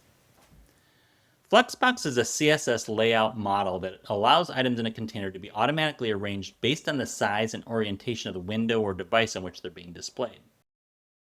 Let's start with an overview of the CSS Flexbox model. Flexbox, short for Flexible Box Layout, is a one-dimensional layout method for arranging items in rows or columns. Unlike traditional layout methods like float, Flexbox is designed for distributing space along a single axis, either horizontally or vertically. What makes Flexbox particularly useful is its ability to automatically adjust the size of items within a container, ensuring that they align perfectly and distribute space evenly regardless of the screen size. This flexibility is why Flexbox is an excellent choice for creating simple, responsive designs that adjust across desktops, tablets, and mobile devices. A Flex container is the parent element in a Flexbox layout that contains and controls the behavior of Flex items. Flex items are the child elements within the Flex container that are affected by the Flexbox properties. First, to start using Flexbox, we need to define a Flex container by setting the display property to Flex on a parent element. This enables Flexbox for that container, making all its direct children Flex items. Next, we use the Justify Content property to align items horizontally within the Flex container. Options include Flex Start, Center, and Space Between. For example, to justify content center, we would center the items along the main axis of the container.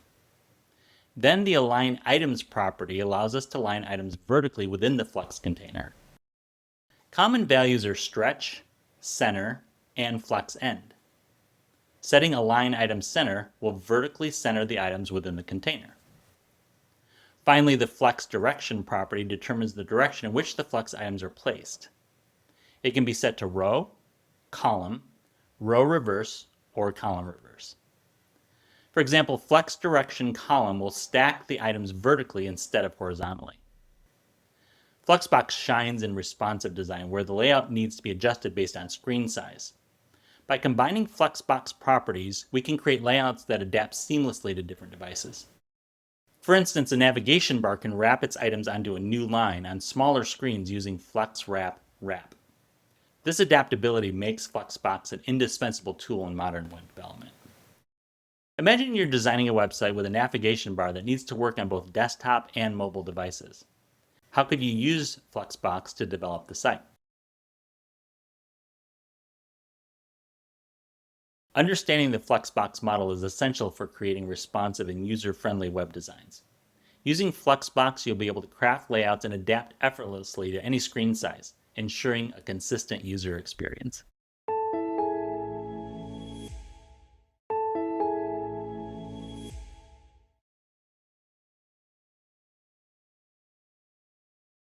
Have you ever struggled with creating layouts that appear great on every device? CSS Grid is a powerful tool that gives you control over how your content is arranged in both rows and columns, helping you design layouts that are organized and flexible. In this video, we will describe how to use CSS Grid for designing complex, grid-based layouts. A CSS grid is a system in CSS that allows you to create layouts using a grid of rows and columns. CSS Grid is a system in CSS that lets you arrange elements on a web page using a grid of rows and columns. It's like creating a table, but with more control and flexibility.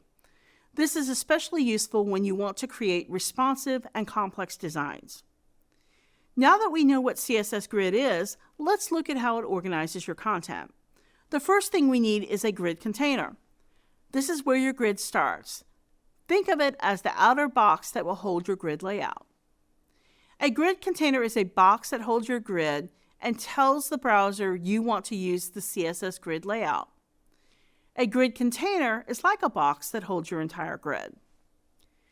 To make an element a grid container, you set its display property to grid.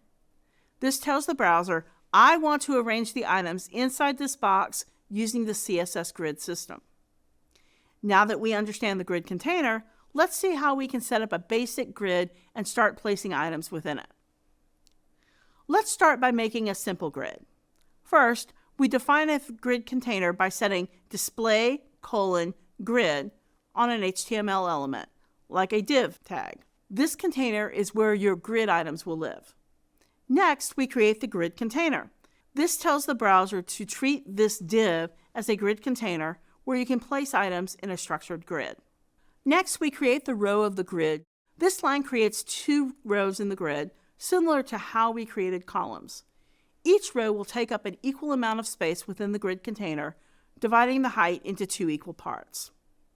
Finally, this property adds space between the grid items. 10px means that there will be a 10-pixel gap between each column and row, giving some breathing room between the elements. Now we put everything together to create a grid container. We tell the browser to create a grid with 2 columns and 2 rows, where each column and row takes up an equal amount of space. The grid-gap adds spacing between each item in the grid. Once we set up our grid, we can place items inside it. These elements are known as grid items. Grid items are the individual pieces or elements inside your grid container that you want to arrange. These could be anything, like images, text, or buttons. In this script, we're keeping it simple, but in the next video, we'll explore how to place and span items in more complex ways. With these properties, you can create various layouts. For instance, you can place images, text, or other elements into this grid, and they will automatically arrange themselves into the structure you've defined. This layout will adjust as screen size changes. By mastering the basics of CSS Grid, you can create layouts that are organized and flexible. These foundational skills will help you as you move on to more complex designs.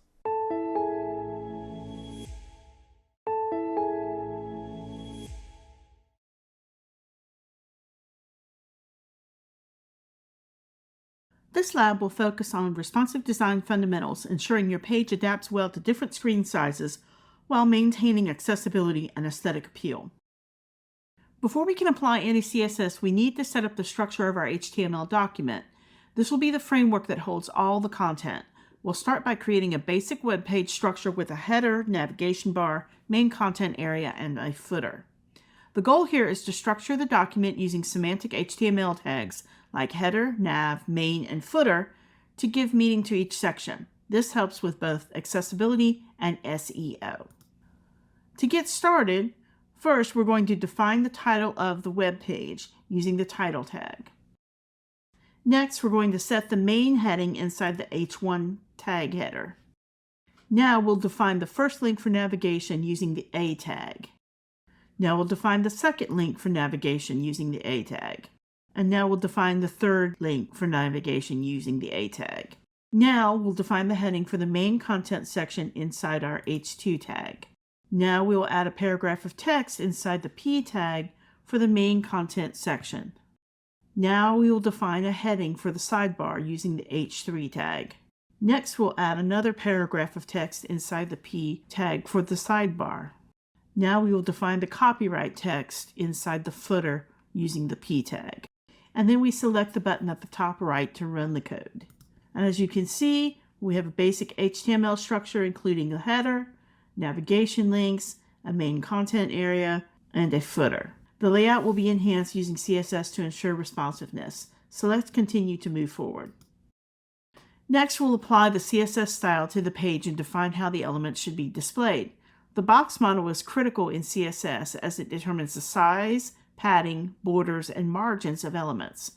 By applying the box sizing, Next, we'll apply CSS to style the page and define how elements should be displayed. The box model is critical in CSS as it determines the size, padding, borders, and margins of elements. By applying the box sizing border box property, we ensure that the padding and borders are included in the element's total height and width. We'll also style the header, navigation bar, main content, and footer for a more structured layout. First, let's apply the box sizing property to ensure that paddings and borders are included in the element's size. Next, we're going to set a font family for the entire page using the font family property. Now we're going to define the background color of the header using background color. We're going to set that to number 333. Now we will define the text color of the header using color. Now we'll define the padding inside the header using padding. Now we will align the navigation links horizontally using justify content. Now we will define the background color for the navigation bar. We're going to set that to 444. And then define the padding inside the navigation bar using the padding command. Now we will define the background color of the footer using the background color command. Again, we're going to set this to 333. We're going to set a contrast color of white. And then we will align the footer text to the center using text align. And set our padding for the footer to 10 pixels. And then we select the button at the top right to run the code. If this was actually running, as you can see here, we've got the header, navigation, footer, and there are different background colors. And the text is aligned with the main content to the left and the navigation centered. The page has a clean and structured appearance. A responsive web page adjusts based on the side of the screen is viewed on. We'll use media queries to apply different styles based on the screen size. For smaller screens, we'll stack the main content sidebar vertically and adjust the font sizes. Media queries allow us to set breakpoints like media to target smaller devices. This ensures that our page looks good on both mobile phones and larger screens. First, we're going to set the flex direction to adjust the layout for smaller screens. Now, we're going to set the width of the sidebar for smaller screens. You have to make sure that you get the % sign in there, or you'll get an error message like I did. Then we adjust the font size using the font size property. And then we select the button at the top right to run the code. On screens smaller than 768 pixels, such as tablets or mobile devices, the layout will adjust, stacking the main content and the sidebar vertically. The text will be resized to ensure readability on smaller screens. CSS transitions and animations help make your web page feel more dynamic and interactive. Transitions allow for smoother changes when elements are hovered over or clicked, such as a button changing color. Animations go a step further by defining multiple stages of a change, such as a button that expands and shrinks in a loop. We'll apply a transition to navigation links and an animation to the header and footer for CSS transitions and animations help make your web page feel more dynamic and interactive. Transitions allow for smooth changes when elements are hovered over or clicked, such as a button changing color. Animations go a step further by defining multiple stages of a change, such as a button that expands and shrinks in a loop. We'll apply a transition to the navigation links and an animation to the header for added interactivity. First, let's define the transition property for the navigation link. Next, set the animation name, duration, and easing function for the header. Now, we need to set the starting transform value for animation at 0%. And now we set the ending transform value for animation at 100%. And then we select the button at the top right to run the code. When you hover over the navigation links, if this was run live, the links would change color smoothly. The header will have a sliding effect, moving slightly to the right and back in a continuous loop. Great job completing this guided lab.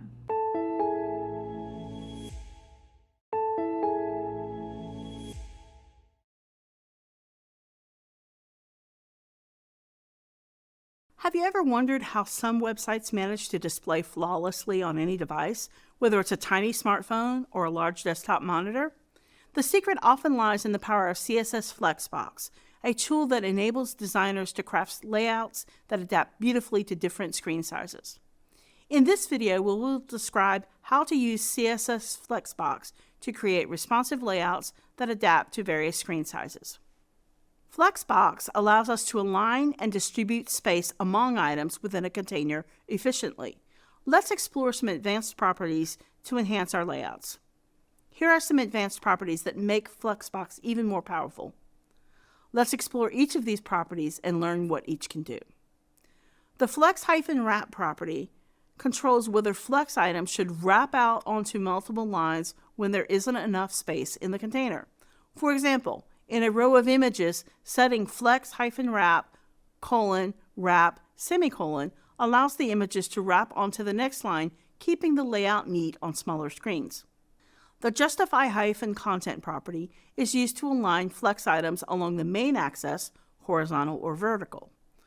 You can use options like center, space-between, or space-around to distribute the items within the container, ensuring balanced spacing and alignment on different devices. The align-items property aligns flex items along the cross-axis, the opposite axis of the main axis. For instance, setting align-items, such as center, vertically centers items within the flex container, is particularly useful for maintaining a balanced design across devices. Now that we've covered the basics, let's explore some of the practical applications of Flexbox. Flexbox is ideal for building responsive navigation bars. For instance, you can use justify-content, space-between, semicolon, to spread out navigation links evenly across the bar, ensuring they remain accessible and aesthetically pleasing on both large and small screens. Creating grids of cards is another practical application of Flexbox. By using flex-wrap, wrap, semicolon, you can ensure that the cards reflow to fit the screen size, stacking vertically on smaller devices and laying out in rows on larger screens. Flexbox also shines when creating flexible content areas that need to adapt to different screen sizes. For example, you can use a combination of flex-grow and flex-shrink properties to allow content areas to expand or contract based on available space, ensuring readability and usability. By using CSS Flexbox, you can create responsive layouts that appear great and provide a seamless user experience across a wide range of devices. Whether you're building navigation bars, grids of cards, or flexible content areas, Flexbox is an essential tool in modern web design.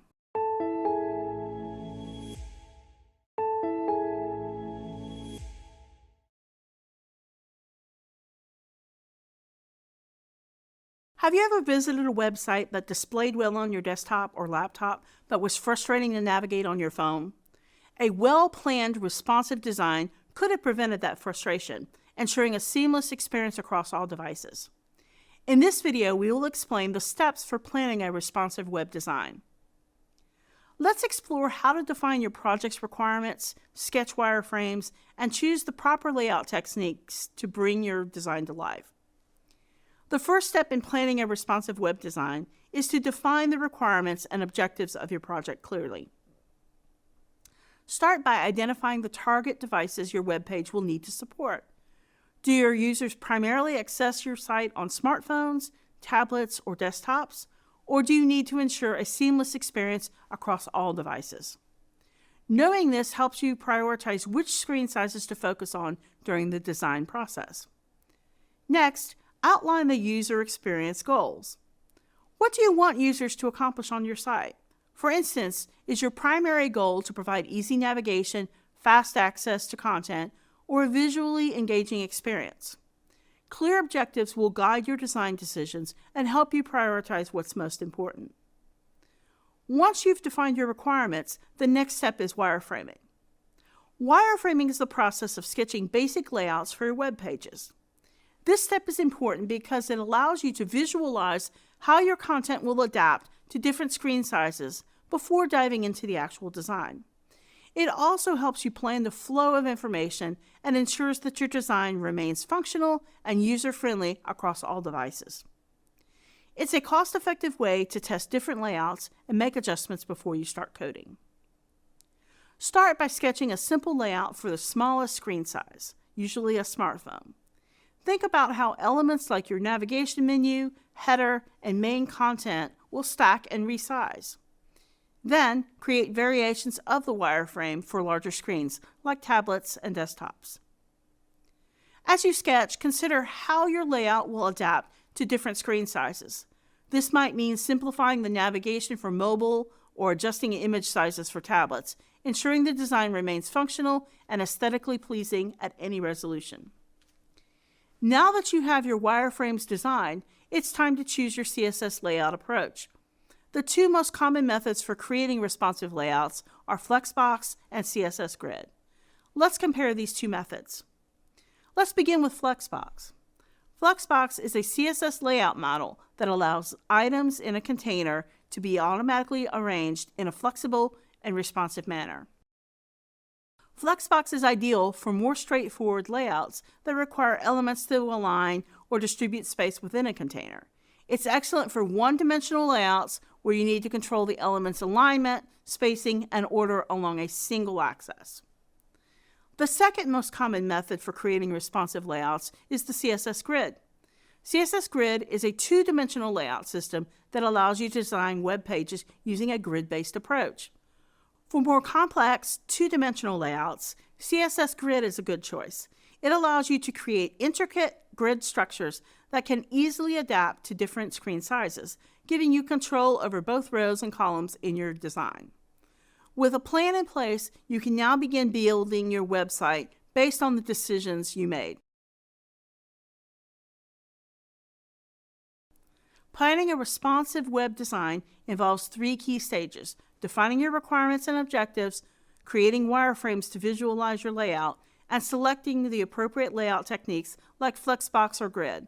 By following these steps, you'll be well equipped to design web pages that are accessible, engaging, and functional on any device.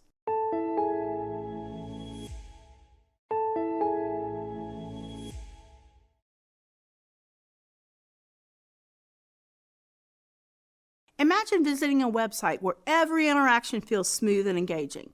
Subtle animations guide your attention, and transitions create a seamless experience as you navigate through the content.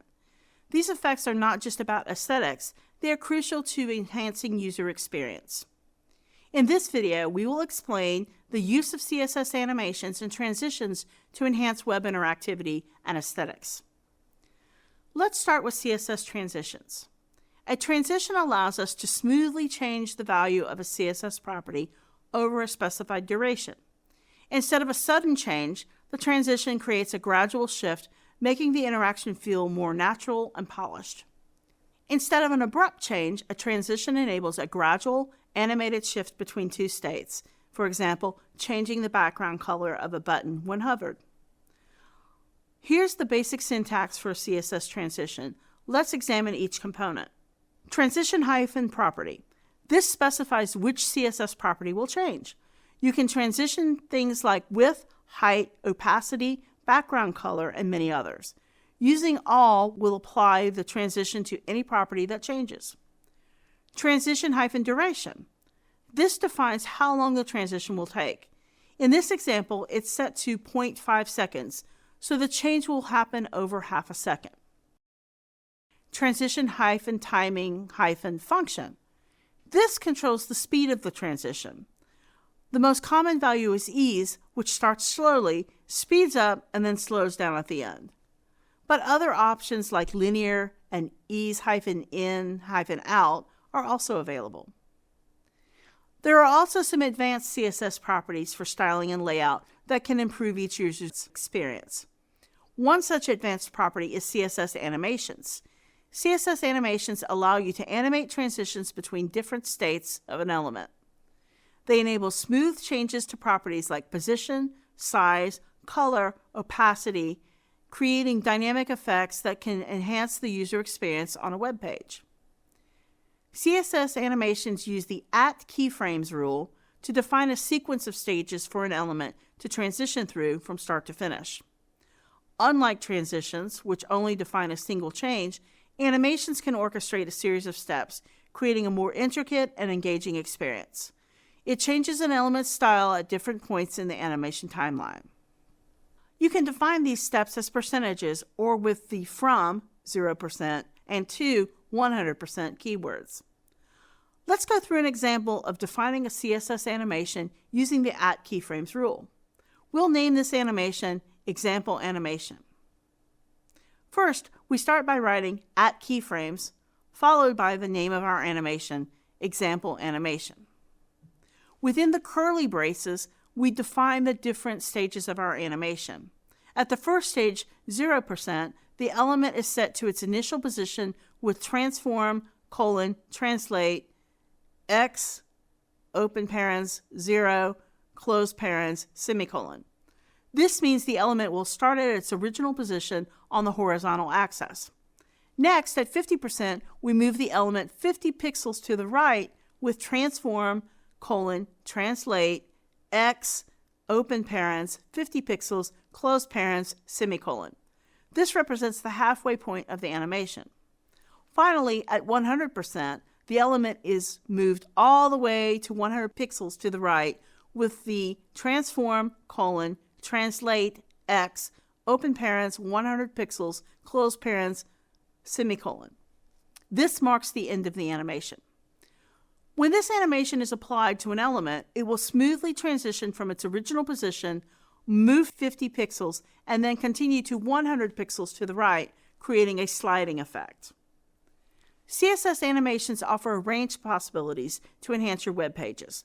Let's explore a few common use cases where animations can significantly improve user experience.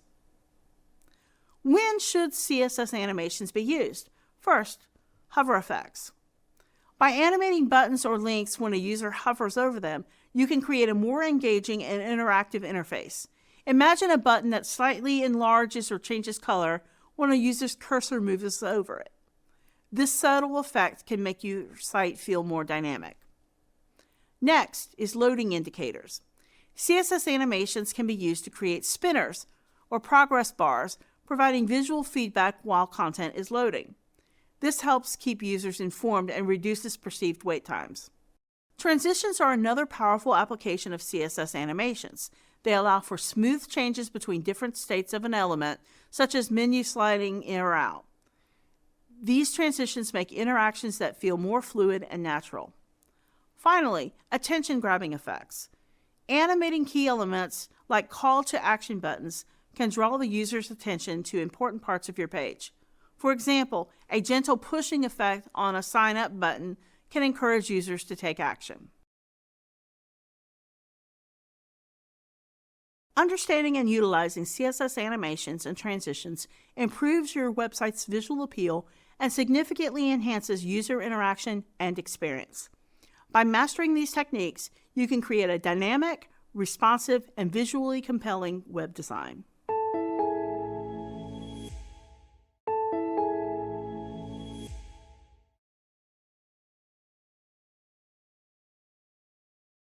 Welcome to Introduction to JavaScript for Interactivity. This module will equip you with the essential skills to create rich, engaging online experiences, preparing you to excel in the fast-paced field of web development. We'll begin by uncovering JavaScript's basic syntax and constructs, which are essential for crafting responsive and interactive web pages. Next, we will explore the process of mastering DOM manipulation, which enables you to dynamically alter the content and structure of web pages using JavaScript. Then, we'll investigate JavaScript's function and scope mechanisms, the key to writing clean and efficient code that maintains state and executes expected behaviors. Next, we will examine asynchronous programming techniques in JavaScript. These techniques enhance the responsiveness of the web applications by handling texts like API calls without freezing the user interface. After that, we will explore advanced JavaScript concepts further, equipping you with sophisticated techniques for complex problem solving and richer web functionalities. Lastly, you will learn to manage data effectively using JSON, focusing on how JavaScript interacts with data formats to store, retrieve, and exchange information across the web. By the end of this module, you will have a comprehensive understanding of JavaScript and feel ready to create interactive and dynamic web experiences. Let's dive into the world of JavaScript for interactivity and transform your ability to develop engaging online solutions.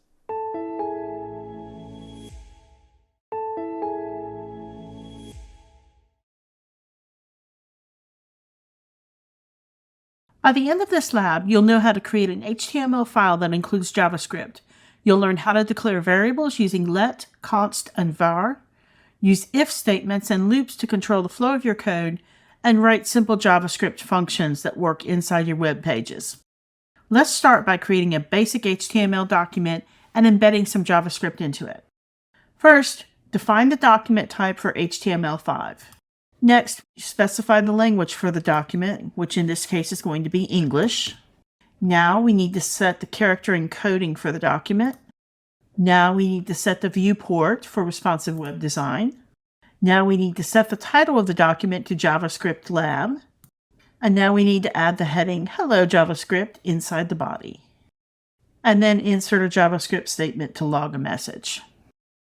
And then we click the button in the top right corner to render the code. And as you can see, we've got Hello JavaScript. Next, we're going to declare variables with let, const, and var.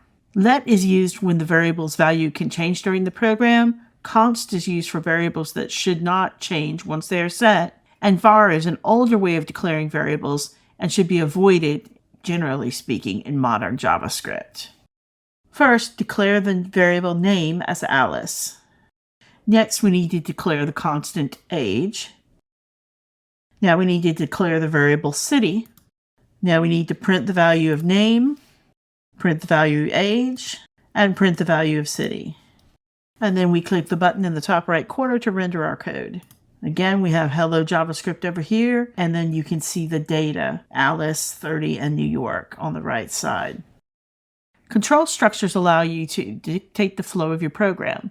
An if statement checks whether a condition is true or false and runs the corresponding code. In this step, we're going to use an if statement to check a condition.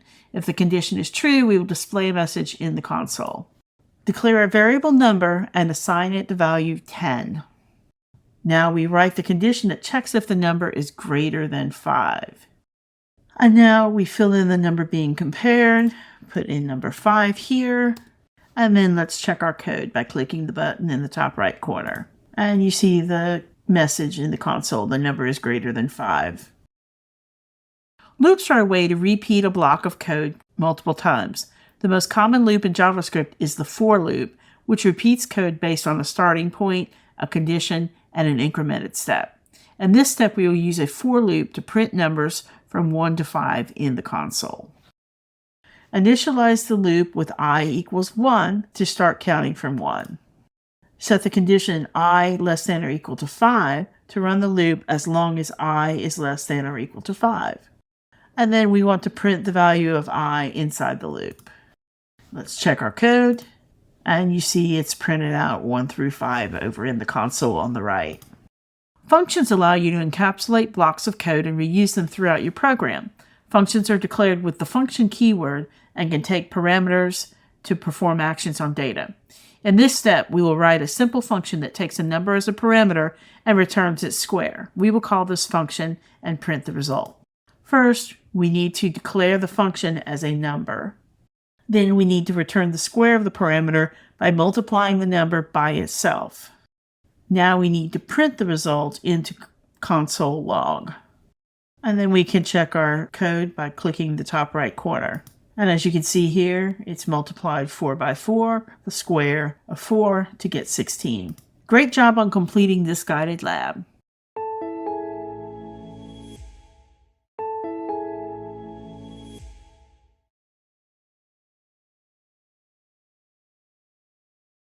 Have you ever wondered how websites become interactive? JavaScript is a common language that is used to make static pages come alive.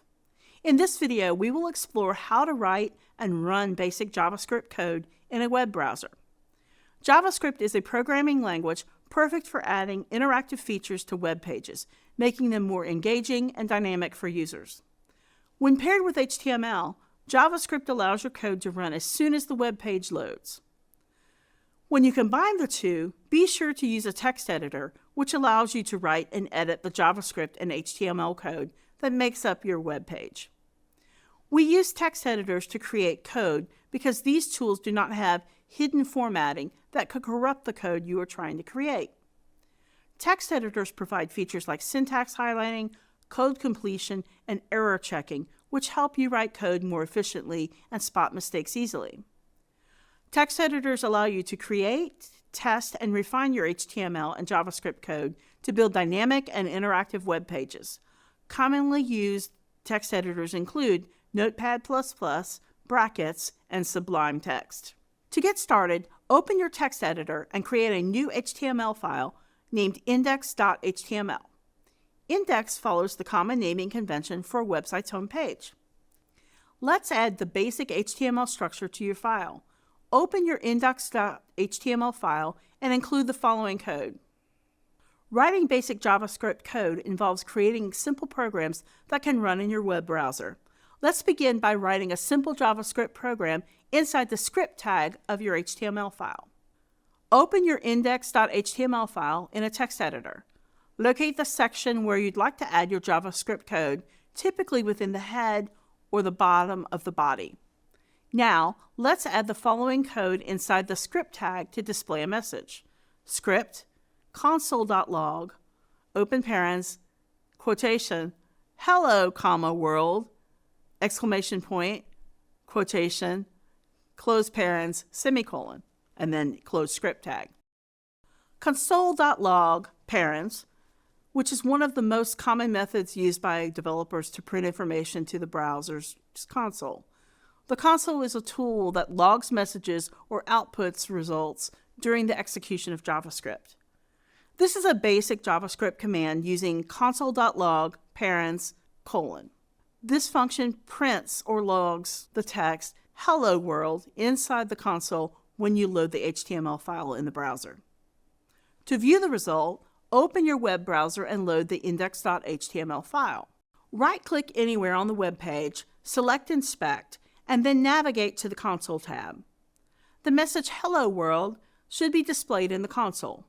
This confirms that your JavaScript code is running correctly. This method is extremely useful when testing and debugging JavaScript code, as it allows you to output values, check variable states, and view program behavior in real time. One of the best practices in web development is to use external JavaScript files. This approach allows you to keep your HTML clean and your JavaScript code organized. Let's go through the steps to achieve this. First, to create an external JavaScript file, start by opening your text editor and create a new file named script.js. This file will be used to store your JavaScript code. It allows you to separate functionality, JavaScript, from the structure, HTML, making your code easier to maintain. Next, add JavaScript code to script.js. In the script.js file, copy the following code that you previously wrote. Console.log, open parens, quotation, hello, comma, world, exclamation, quotation, close parens, semicolon. This code will log the message hello world to the browser's console when the web page is loaded. Now, open your index.html file and link the script.js file to it. To do this, add the following script tag just before closing the body tag in your HTML. Script source equals, quotation, script.js, close quotation, close bracket, close script tag. By doing this, you keep your HTML file clean and your JavaScript code organized and separate, making your project easier to manage. Running JavaScript in the browser's console is a quick way to test and debug your code. To do this, first, open your web browser and load the index.html file. Right-click anywhere on the page, select Inspect, and navigate to the console tag. The message Hello World is displayed in the console, indicating that your external JavaScript file is working correctly. Press Enter to run the code. The console should display Hello World. Writing and running JavaScript code in a web browser involves including JavaScript in HTML documents using script tags and testing code in the browser's console. By mastering these basics, you can start creating dynamic and interactive web pages and JavaScript.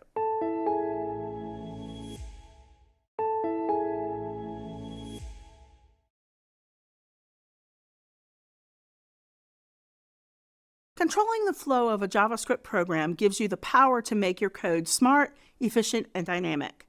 Whether you're deciding between different paths with if statements or looping through tasks with precision, mastering these control structures is key to building interactive and responsive web applications.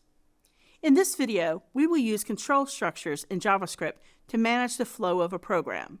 Whether you're new to coding or just brushing up on your skills, this video is designed to help you understand and use JavaScript effectively.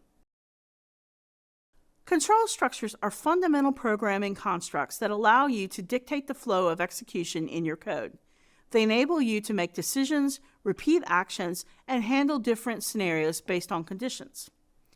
In JavaScript, common control structures include if statements for conditional execution, switch statements for choosing among multiple options, and loops for, while, do while, for repeating a block of code multiple times. By using control structures, you can write more flexible, efficient, and logical programs that respond dynamically to different inputs and situations. Let's examine each type of control structure. An if statement is a control structure used to execute specific blocks of code based on whether a condition is true or false. In JavaScript, you can combine if with else, if and else, to handle multiple conditions in a sequence, making your code more flexible and responsive. When using an if statement, the condition inside the parentheses is evaluated. If the condition is true, the code inside the curly braces following the if statement is executed. If the condition is false, the program moves on to check the next condition. If there's an else if statement, if none of the conditions are true, the code inside the else box is executed. In this example, the if statement checks if user age is less than 18. If true, it outputs minor. If the first condition is false, the else if checks if user age is between 18 and 64. If true, it outputs adult. If neither of the first two conditions is true, the else block runs and outputs senior. This structure allows your code to make decisions based on the input, ensuring that the correct block of code is executed based on the provided conditions, all within the black box of the control structure. A switch statement is a control structure that allows you to evaluate an expression and execute one of many possible code blocks based on the result of that expression. Use statements are particularly useful when you have multiple possible values for a single variable and want to execute different code for each value. This makes the switch statement a more organized and readable alternative to multiple if-else statements when dealing with several conditions. In a switch statement, the expression is evaluated once, and its value is compared against each case. Think of a switch statement as a black box for routing your code. You input a value, and the switch statement directs the flow of execution to the appropriate case without needing to manually check each condition. Let's look at an example of a switch statement. In this example, the switch statement evaluates the value of the day variable. If day is 0, the code will output Sunday and then stop because of the break statement. If the day is 1, it outputs Monday, and so on. If the day does not match any of the case values 0 through 6, the default block will run outputting invalid day. The switch statement acts as a control hub, directing the program's flow to the correct block of code based on the input's value, all within the black box of this control structure. It is important to note that the break at the end of case 0 and case 1 prevents the execution from continuing into the next case. Without break, the code would continue to execute subsequent cases regardless of whether they match, a behavior known as fall-through. A for loop is a control structure that repeatedly executes a block of code a specified number of times. For loops are particularly useful when you know in advance how many times you want to run the loop. The for loop consists of three main parts: the initialization, the condition, and the final expression, all of which control the flow of the loop. First, initialization is where you set up a counter variable to track the number of iterations. It runs once at the beginning of the loop. Then, before each iteration of the loop, the condition is checked. If the condition evaluates to true, the loop continues. If it evaluates to false, the loop stops. Lastly, the final expression is executed after each iteration of the loop. This is typically where you increment or decrement your counter variable. Here is an example of a for loop. In this example, the initialization is let I equal 0. It sets up a counter variable I starting at 0. I less than 5 is the condition that is checked before each loop iteration. The loop will run as long as I is less than 5. The final expression of I plus plus increments the value of I by 1 after each iteration. In this for loop, the code block console.log open parens I close parens semicolon is executed 5 times, once for each value of I from 0 to 4. The loop effectively handles repetition, allowing you to perform tasks multiple times without manually writing each step. A while loop is a control structure used to repeatedly execute a block of code as long as a specified condition remains true. A while loop continues to execute a set of instructions repeatedly as long as certain conditions hold true. You input a condition, and the loop handles the repetition until that condition no longer exists. The while loop begins by evaluating the condition. If the condition is true, the code inside the loop is executed. If the condition is false, the loop stops, and the program moves on to the next block of code. A code block gets executed each time the loop runs.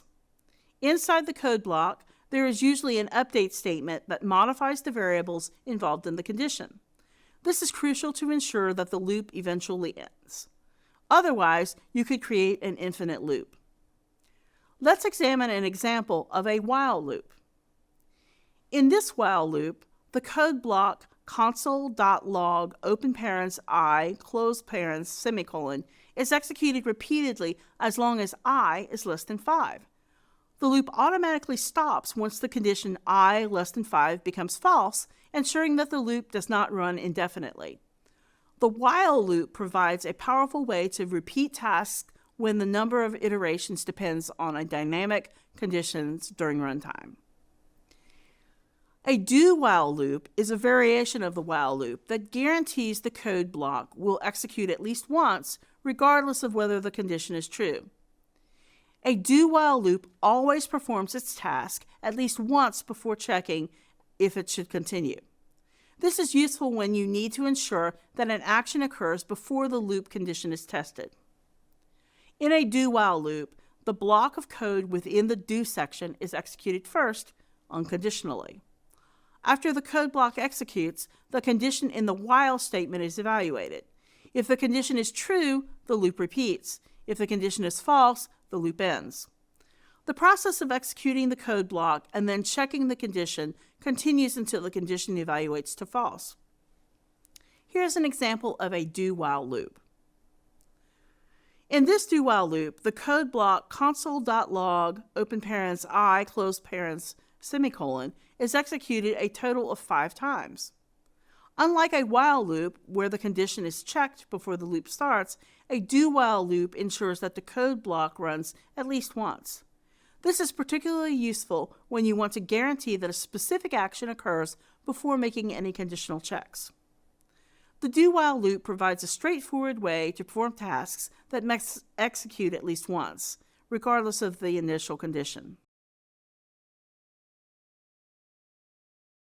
Understanding how control structures and logical operators can shape the flow of your JavaScript programs can make your code dynamic, efficient, and responsive to various scenarios.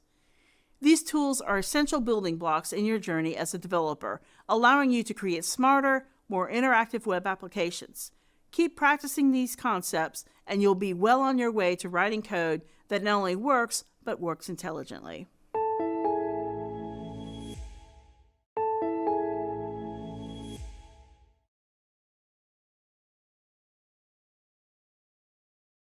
Mastering the basic syntax and constructs of JavaScript is the first step towards becoming a skilled developer. These core concepts are the building blocks for writing efficient, dynamic code, and understanding them will empower you to create robust web applications.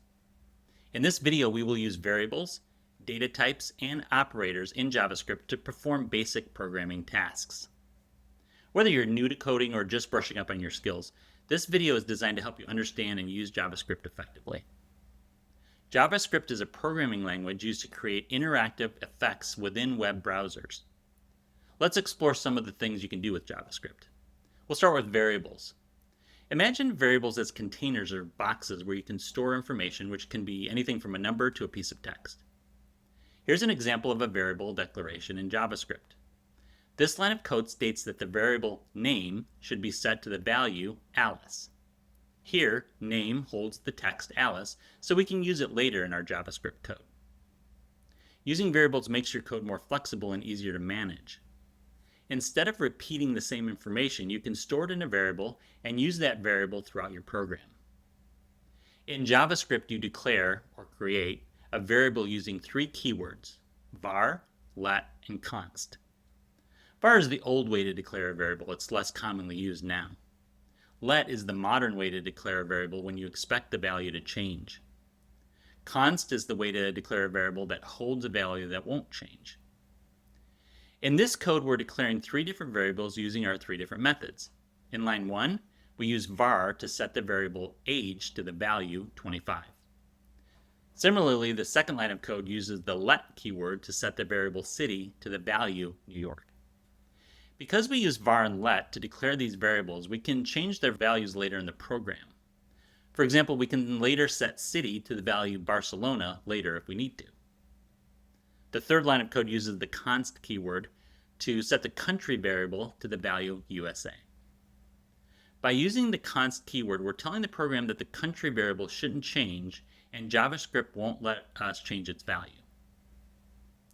Now that we've explored declaring variables, let's investigate what kind of data variables can hold.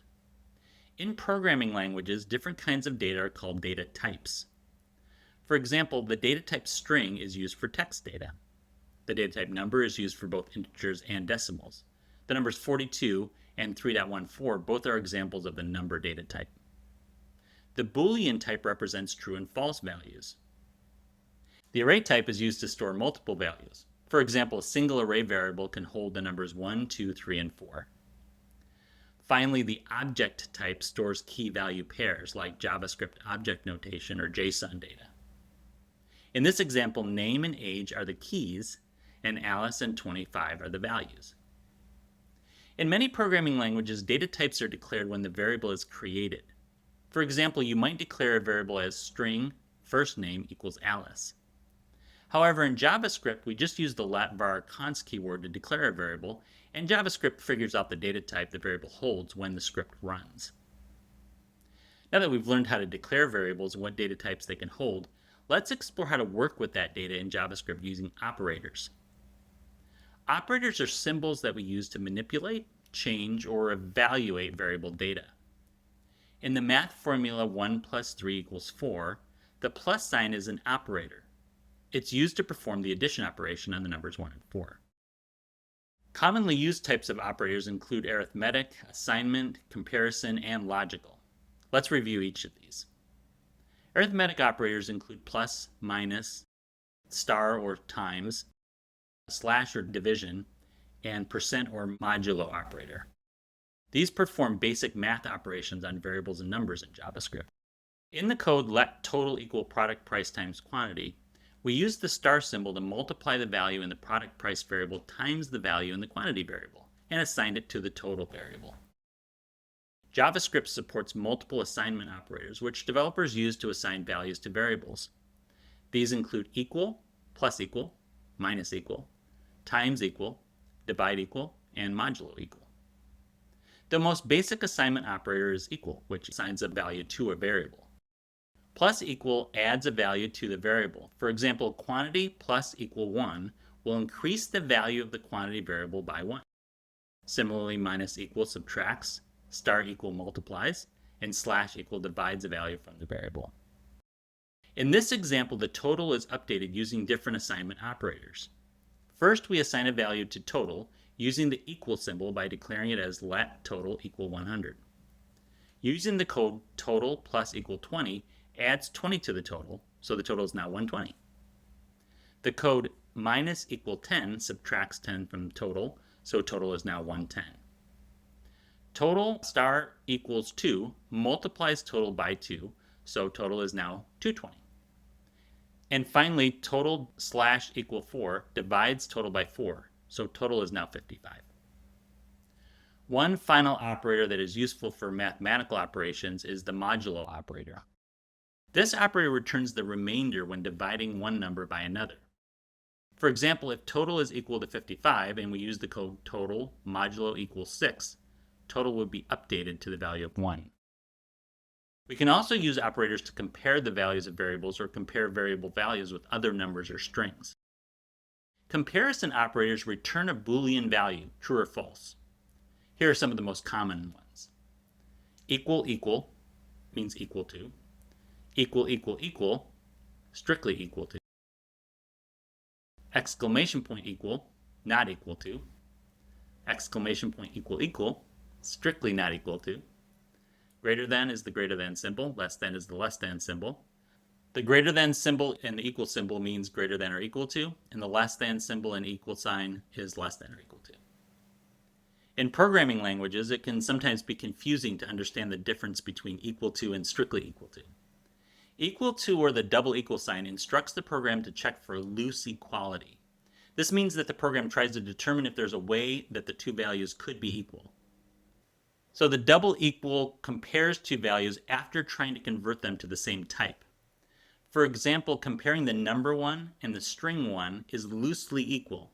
The double equal operator returns true because the JavaScript program converts the string to a number before doing the comparison. In contrast, strict equality checks both the value and the type. The operation returns false if either the value or the type is different between the two values. For example, the comparison of the number 1 and the string 1 would not be strictly equal. The triple equal operation will return false there. because while the values are the same, the types are different. Finally, we can compare values and variables using logical operators like and, or, and not. Logical operators allow a developer to combine multiple conditions and return true or false based on the combined conditions.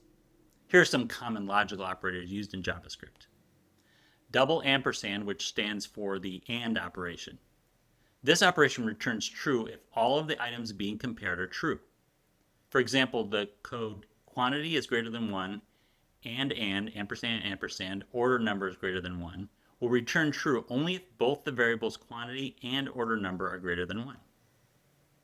The double pipe symbol stands for the OR operation. This operation returns true if any of the items being compared are true. For example, quantity greater than 1, double pipe, back order greater than 1, will return true if the value of quantity is greater than 1 or the variable back order is greater than 1. It also will return true if both are true. It returns false only when both are false. The exclamation point represents the not operator. It's used to reverse the truth value of a condition. If a condition is true, applying the exclamation point will make it false and vice versa. For example, exclamation point current customer will return true if the variable current customer is false, and false if the variable current customer is true. This operator doesn't change the actual value of the variable, it just evaluates its opposite in a logical expression.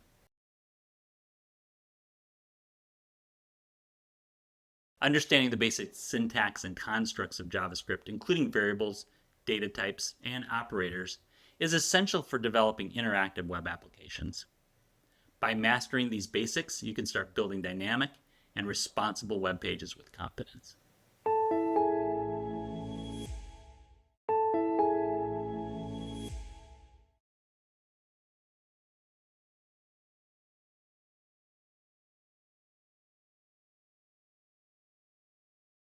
Before we can use JavaScript to manipulate elements on a web page, we need a basic HTML structure.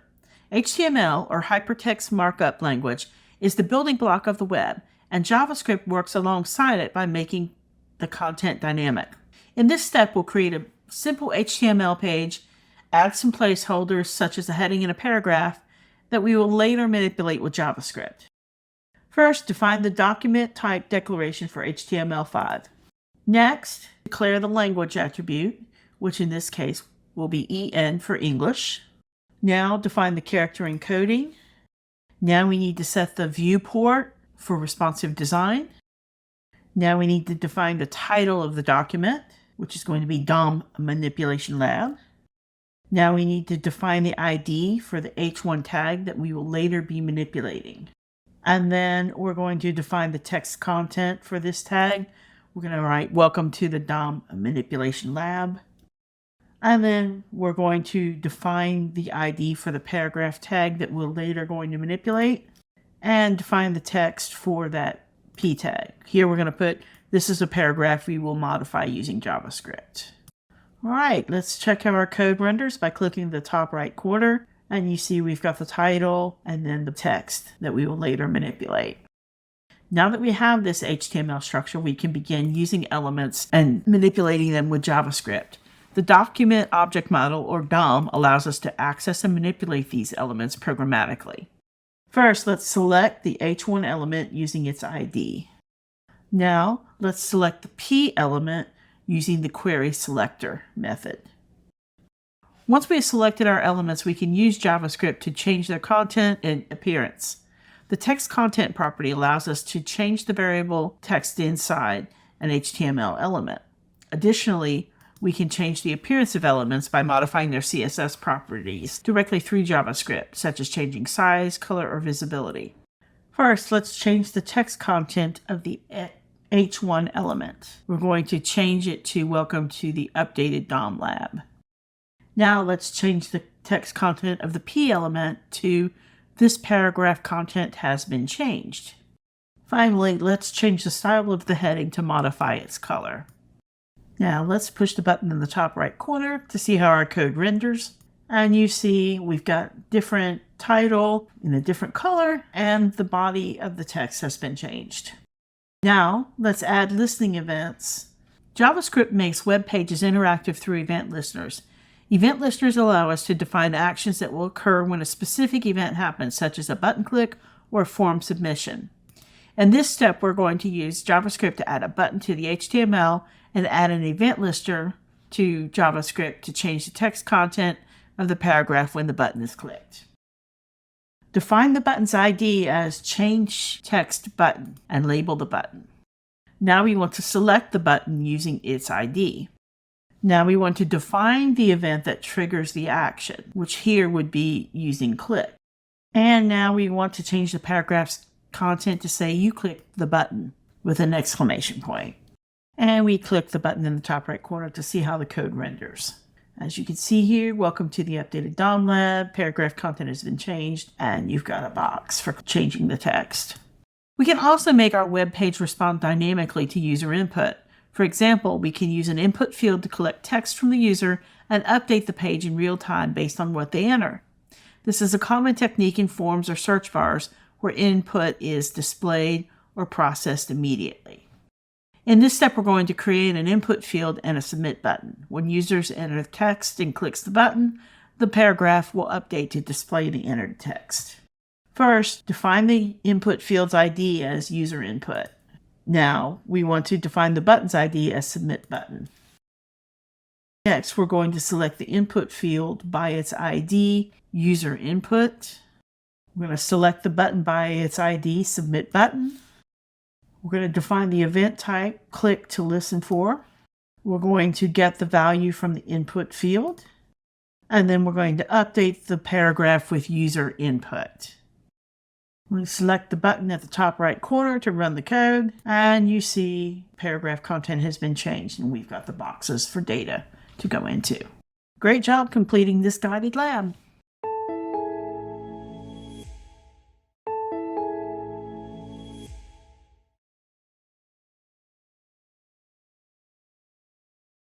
If you ever wondered how to write cleaner, more efficient code, the answer is functions. They help you organize your code into reusable blocks, making your programs more powerful and flexible. In this video, we will describe the concept of functions in JavaScript. A function is a reusable block of code designed to perform a specific task. By encapsulating logic into self-contained units, functions help organize code, making it more readable and maintainable. Functions are useful because they promote code reuse, improve readability, and make debugging easier. By breaking down complex problems into smaller, manageable pieces, functions help organize and maintain code efficiency. Let's examine how we can create a function. The first way to create a function is through a function declaration. A function declaration defines a named function using the function keyword. Here's the syntax for declaring a function. Function, greet, open and close parentheses, open and close curly brackets, console log hello world. In this example, greet is the function's name and console.log hello world is the function's body. To use this function, we simply call it by its name followed by parentheses. Next, let's examine function expressions. A function expression is a function that is assigned to a variable.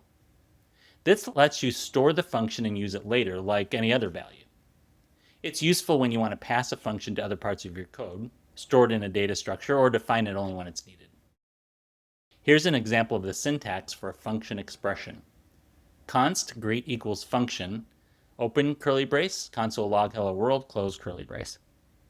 In this example, the variable greet holds the function that returns hello world to the console.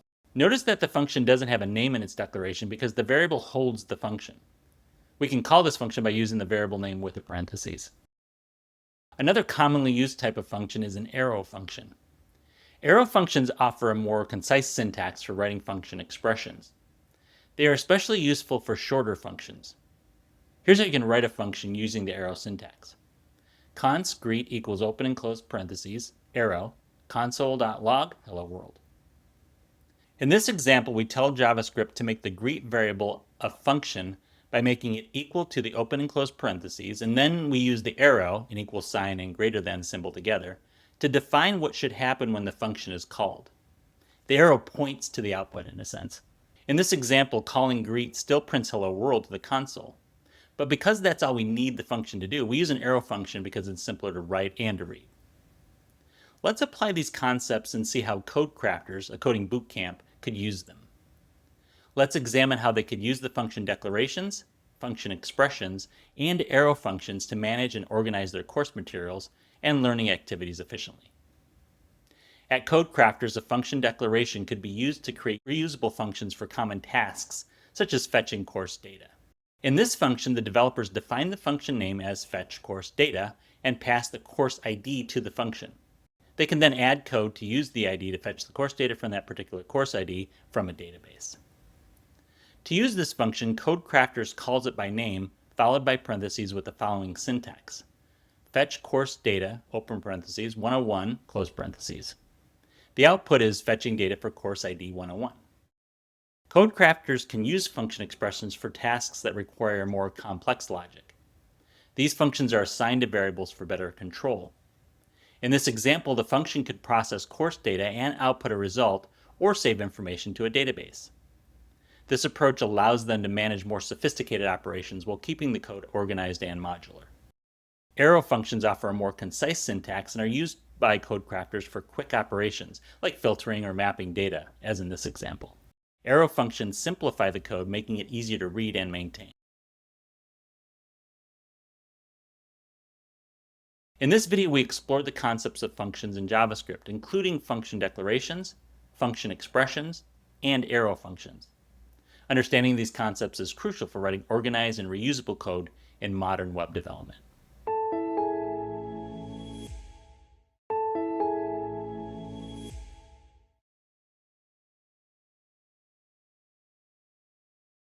Imagine the Document Object Model, or DOM, as the interactive blueprint of a web page.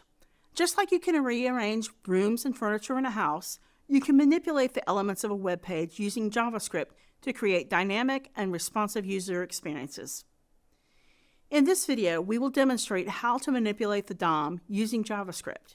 You will learn how to change, add, and remove content on a web page using JavaScript. Even if you've never done this before, don't worry, we'll walk through everything step by step. The Document Object Model, or DOM, is a representation of your web page that JavaScript can interact with. Think of the DOM as a tree of objects. Each element in your HTML becomes a node in this tree. For example, your paragraphs, headers, images, and even the document itself are all nodes. Manipulating the DOM is essential for creating interactive and dynamic web applications. It allows you to change the content, structure, and style of web pages in response to user actions and other events, enhancing the user experience. So how do we access the DOM using JavaScript? We use something called the document object. This object represents the entire HTML document. From here, we can access any element in the DOM. If there isn't an existing web page, you must first create a basic HTML structure with a header and a paragraph to serve as a starting point.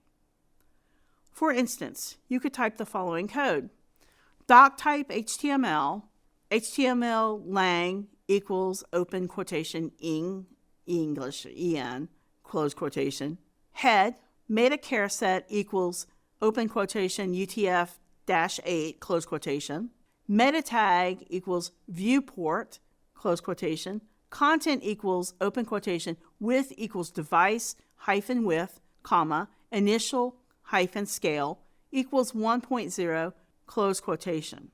Then title, accessing the DOM, close title, head, body, h1 ID equals header, original header, close h1 tag, PID equals intro, this is the introduction paragraphs, close paragraph, close body, close HTML. Following the paragraph and before the body end tag, you can add a script tag to precede any JavaScript that you wish to enter, followed by an end script tag as is shown on the screen. The script tag is generally added at the end of the body so elements are finished loading by the time the script runs. The first step in manipulating an existing DOM is to identify the specific parts of the web page that you would like to change. Let's get started with some simple and practical examples. Let's start with changing the content of an element. Suppose you have a paragraph with the ID intro and you want to change it to text. To manipulate the content, you would type document.getElementById, open parens, open quote, intro, close quote, close parents, dot text content equals, open quote, hello, comma, world, exclamation point, close quote, semicolon. Suppose you want to change the background color of a div with the ID container. You can do this by using the style property. Type document.getElementById, open parent, open quote, container, close quote, close parent, dot style, background color, equal, open quote, light blue, close quote, close parent, semicolon, as shown in the example. This code selects the div with the ID container and changes its background color to light blue. Another cool thing that you can do with JavaScript in the DOM is to automate a change to a web page when something happens, such as clicks, mouse overs, and key presses. This is called using event listeners. Suppose you have a button with the ID My Button, and you want to show an alert when it's clicked. Here's how you can do it. Type document.getElementById, open parent, open quote, My Button, close quote, close parent, dot, add event listener, open parent, open quote, click, close quote, comma, function, open parent, close parent, open curly bracket, alert, open parent, open quotation, button was clicked, exclamation point, close quotation, close parentheses, semicolon, close bracket, close parentheses, semicolon, as shown on the screen. This code adds an event listener to the button. When the button is clicked, the alert message, button was clicked, is shown. Sometimes you need to stop an element from responding to events. Here's how to remove event listeners. Type button.remove event listener, open parent, open quote, click, close quote, comma, handle, click, close parents, semicolon. Now, if you click the button, nothing will happen because the event listener has been removed. Note that you must use the same function, handle click, to add and remove users. Let's walk through a real-world scenario when Contoso is developing an interactive dashboard for their web application. Contoso wants to use DOM manipulation to update content dynamically. The first step is to access the elements that need to be updated, such as the header and information sections. Contoso uses document.getElementById to target these elements, as is shown on the screen. In this example, we access the header and information sections by their IDs, making it easy to update them later. Next, Contoso modifies these elements, text content, and attributes to display real-time data. This ensures the dashboard always shows the latest information. Here, as you can see in the example, the header text has been updated to Contoso Dashboard, and the information section now displays current data, 42 new alerts.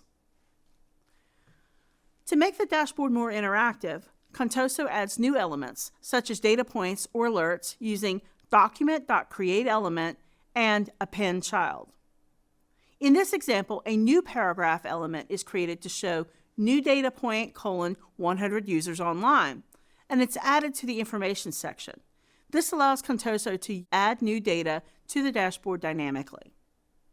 By following these steps, Contoso creates a dynamic and interactive dashboard that updates in real time based on user interactions and data changes. Manipulating the DOM using JavaScript involves selecting elements, changing their content and attributes, and responding to user events. By mastering these techniques, you can create dynamic and interactive web applications that enhance user experience.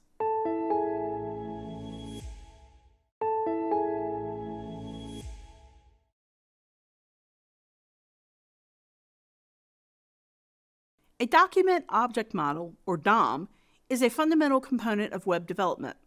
It represents the structure and elements of a web page. Understanding and working with the DOM using JavaScript is key to creating dynamic and interactive websites. In this video, we'll explain the basics of DOM manipulation and how to access and modify HTML elements easily. A document object model, often abbreviated as a DOM, is a programming interface for HTML and XML documents that represents the page so that programs can change the document structure, style, and content. The DOM is not actually part of HTML or JavaScript. It's a separate specification created by the World Wide Web Consortium, W3C. This means it can be used with many programming languages, but is most commonly used with JavaScript in web development. You can think of the DOM as a translator that helps your code interact with the content of a web page. It takes the HTML and XML that make up the page and turns them into something your JavaScript can interact with. This means you can use JavaScript to change a page's design and how it works, altering the structure, style, and content on the fly. Think of the DOM as the bridge that lets you bring your web pages to life. The DOM represents an HTML document as a hierarchical tree structure. Each element in the HTML document is a node in the tree. For example, in a simple HTML document, HTML, head, title, page title, close title tag, close head tag. Body, H1, hello world, exclamation point, close H1 tag, close body tag, close HTML tag. The HTML element is the root node, head and body are the child nodes, and so on. Let's explore some things we can do with a DOM. The DOM lets you use JavaScript to access and change parts of your web page. Each part, like a heading or a paragraph, is called a node. You can grab any node and tweak it to change your page's design or how an element behaves. For example, you can find a heading like an H1 element and change its text to something new. In this example, we've changed the text from Hello World to Welcome to our website. Accessing HTML elements is the first step in working with the DOM. It lets you select and interact with specific parts of your web page. Think of it like pointing to part of your house blueprint to make changes. Imagine you have a web page for a company called Contoso with a heading like this: H1 ID equals header. Welcome to Contoso, close H1. To access an element by its ID, you can use document.get element by ID. To grab this heading with JavaScript, you'd write let header equals document.get element by ID, open parens, open quote, header, close quote, close parens, semicolon. This line of code finds the document with the ID header and stores it in the variable header, making it easy for you to make changes to it. To access elements by their class name, use document.getElementsByClassName parens. Imagine you have two paragraphs like this: pClass equals info, some info, close paragraph. pClass equals info, more info, close paragraph. You can grab these paragraphs with JavaScript by writing let info elements equal document.getElementsByClassName, quotation, info, semicolon. This code finds all elements with the class name info and stores them in the variable info elements. Now you can easily work with these elements as a group. Complex selectors help you grab specific elements or groups of elements based on more detailed criteria, and the impact of using JavaScript is more powerful. To use more complex selectors, try document.query selector parens and document.query selector all parens. For example, if we use let first info equal document.query selector open parens, open quote, info, close parens, semicolon, we select the first element with the class info. Here's what's happening. Document.query selector parens searches the entire document and selects the first element that matches the given selector. In this case, .info is a CSS class selector, and the period before that indicates you are selecting elements with the class name info. So this line of code stores the first element with the class info in the first info variable for it to use later. Alternatively, if you would like to select all elements with the class info, use this code. Let all infos equal document.query selector all open parens, open quote, .info, close quote, close parens, semicolon. Let's break it down. Document.querySelector all parents searches the entire document and selects all elements that match the given selector. The .info is a CSS class selector, and the period before info means you are targeting elements with the class name info. Unlike document.querySelector parents, which only selects the first matching element, document.querySelector all parents returns a node list of all matching elements. In this case, it finds every element with the class info and stores them in the all infos variable. You can then use this list to access or manipulate each of these elements, for example, looping through them or changing their content. Modifying HTML elements means changing their content, attributes, or styles to update your web page on the fly. For instance, you can use JavaScript to change the text inside a paragraph, update an image's source, or tweak the colors and fonts of your elements. This makes your web page dynamic and interactive, responding to user actions or data changes. Let's explore a few common modifications. First, changing text content is easy with JavaScript. You can use element.textContent or element.innerHTML to update the text inside an element. For example, if you were building a page for the pretend company Contoso again, you could change a heading's text with this JavaScript code. Header.textContent equals welcome to Contoso, exclamation point, semicolon. This code finds the heading element and updates its text to say, welcome to Contoso.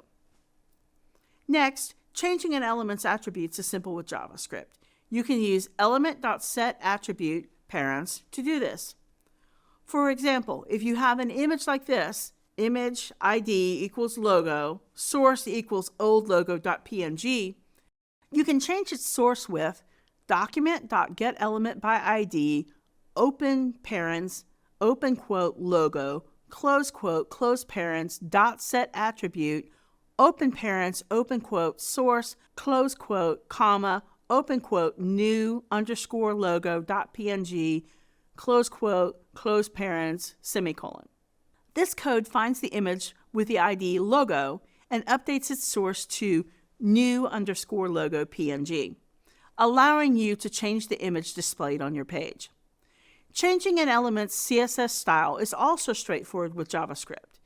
You can use element.style to do this. For example, if you want to change the color of a header, you can write header.style.color equals open quotation blue, close quotation, semicolon. This code finds the header element and changes its text color to blue, allowing you to style your page dynamically. Let's look at a few more examples of what you can do. To add a new paragraph to your web page, follow these steps. First, create a new paragraph element by typing let new paragraph equal document.createElement open parents open quote p close quote close parents semicolon. Next, set the text for your new paragraph by typing new paragraph.textContent equals open quote this is a new paragraph close quote semicolon. Finally, add it to the body of your document. Document.body.append child open parents new paragraph close parents semicolon. This code creates a new paragraph element, sets its text context, and appends it to the end of the document's body. You can also easily remove an element from your web page.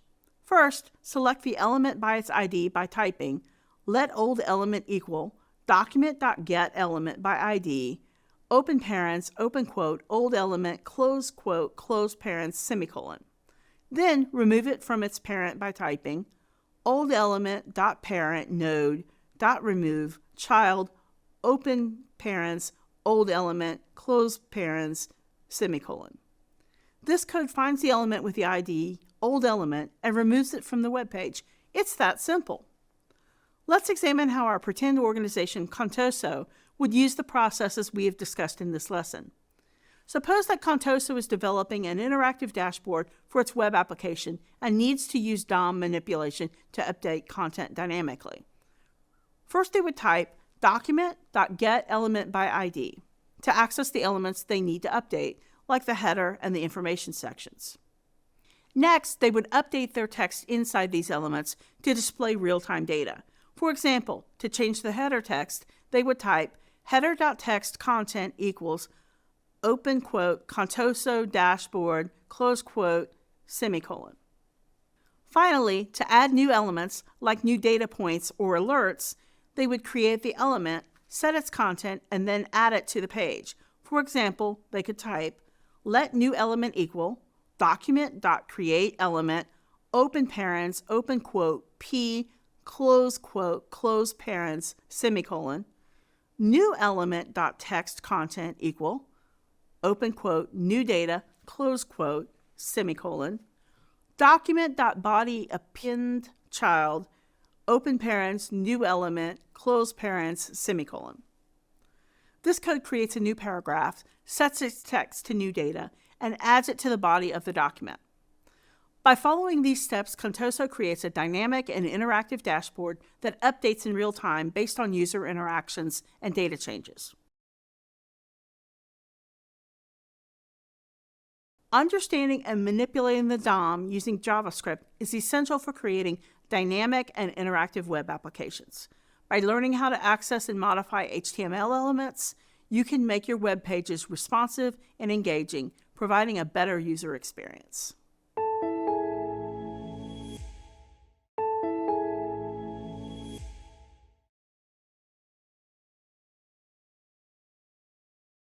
If you've ever wondered how JavaScript keeps track of where your variables live and why some seem to disappear when you need them most, it is helpful to understand scope. Scope is like a boundary wall that decides what parts of your code can see and use certain variables. In this video, we will describe the concepts of scope in JavaScript. Scope in JavaScript refers to the context in which variables are accessible. Scope determines where a variable can be used in your code and how long it remains available. Understanding scope helps you write efficient and error-free programs. There are three main types of scope in JavaScript: global scope, function scope, and block scope. Scope is significant because it helps prevent variable conflicts and reduces the chances of errors by controlling where variables can be accessed and modified. It is essential for maintaining clean and organized code. Let's examine the different types of scope and how each is used. First, a variable declared in the global scope is accessible from anywhere in your JavaScript code. These variables are typically declared outside of any function or block. Here's the syntax for an example of global scope. In this example, global variable is declared in the global scope, so it's accessible both inside and outside the show global variable function. Next, variables declared inside a function are in the function scope. They can only be accessed and modified within that function. This helps to avoid conflicts between variables and keeps the function's variables contained. Here's the syntax for an example of function scope. In this case, function variable is only accessible within the showFunctionScope function. Attempting to access it outside the function results in an error. Finally, block scope applies to variables declared within a pair of curly braces using let or const. These variables are only accessible within that block. Here's the syntax for an example of block scope. Here, block variable is only accessible within the block where it was declared. Trying to access it outside the block results in an error. Let's see how scope affects the behavior of functions and variables in JavaScript. In this example, the message variable is declared both globally and within the changeMessage function. The message inside the function is different from the global message, demonstrating how function scope creates a separate context for variables. Let's apply these concepts to Dev Masters, a coding boot camp. How could they use scope to manage variables in their learning platform efficiently? Shared variables, like user settings and themes, are stored in the global scope for easy access across different modules. Functions handling specific tasks, such as user authentication, use function scope to keep variables contained and prevent conflicts. Block scope is used within loops and conditionals to ensure variables are only accessible where needed, enhancing code readability and maintainability. In this video, we've explored the concepts of scope in JavaScript, including global scope, function scope, and block scope. Understanding scope helps in managing variable visibility and lifetime, ensuring clean and efficient code. Understanding scope is crucial for writing effective and error-free JavaScript code. By managing scope properly, you can avoid naming conflicts and unintended side effects in your programs.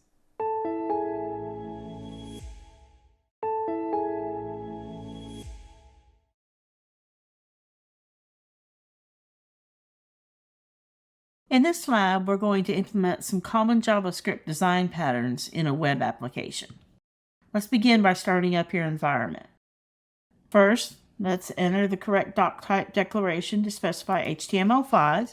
Then we want to set the language attribute. Now we want to add the character encoding. Now we need to set the viewport for responsive design. Now we want to enter the title for our web page. We're going to call this page JavaScript Design Patterns Lab.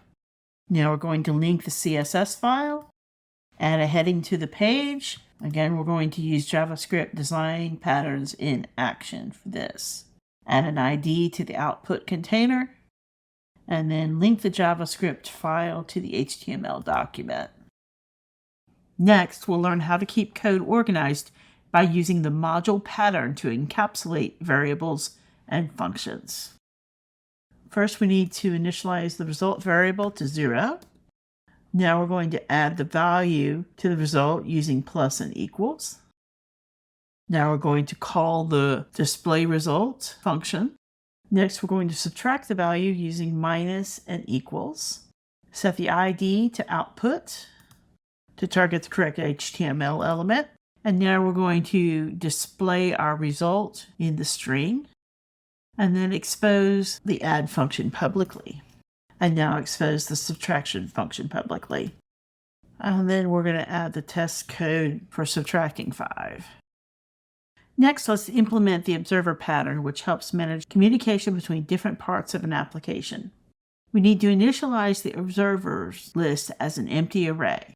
Now we need to use push to add an observer to the list. Now we need to identify the observer to unsubscribe. Now we need to call the update method on each observer. Now we need to store the name of the observer. Now we need to display the observer's name in the notification. Now we need to add the test code at the very bottom of this document. Now we've got more test code to add and another line of test code. Another line of test code on line 33. Followed by another line of test code, and one final line of test code. Now we're going to use the singleton pattern to guarantee that only one instance of a class exists at a time.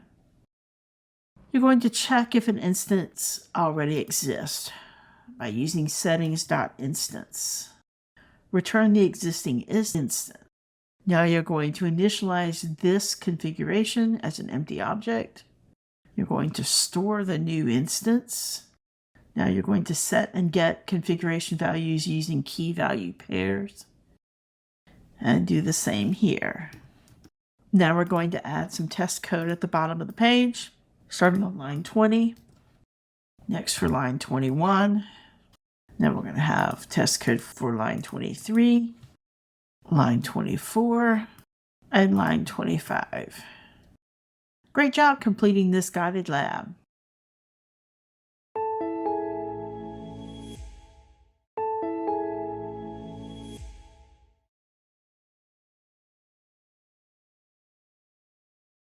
Imagine you're a chef in a bustling kitchen, juggling multiple orders at once.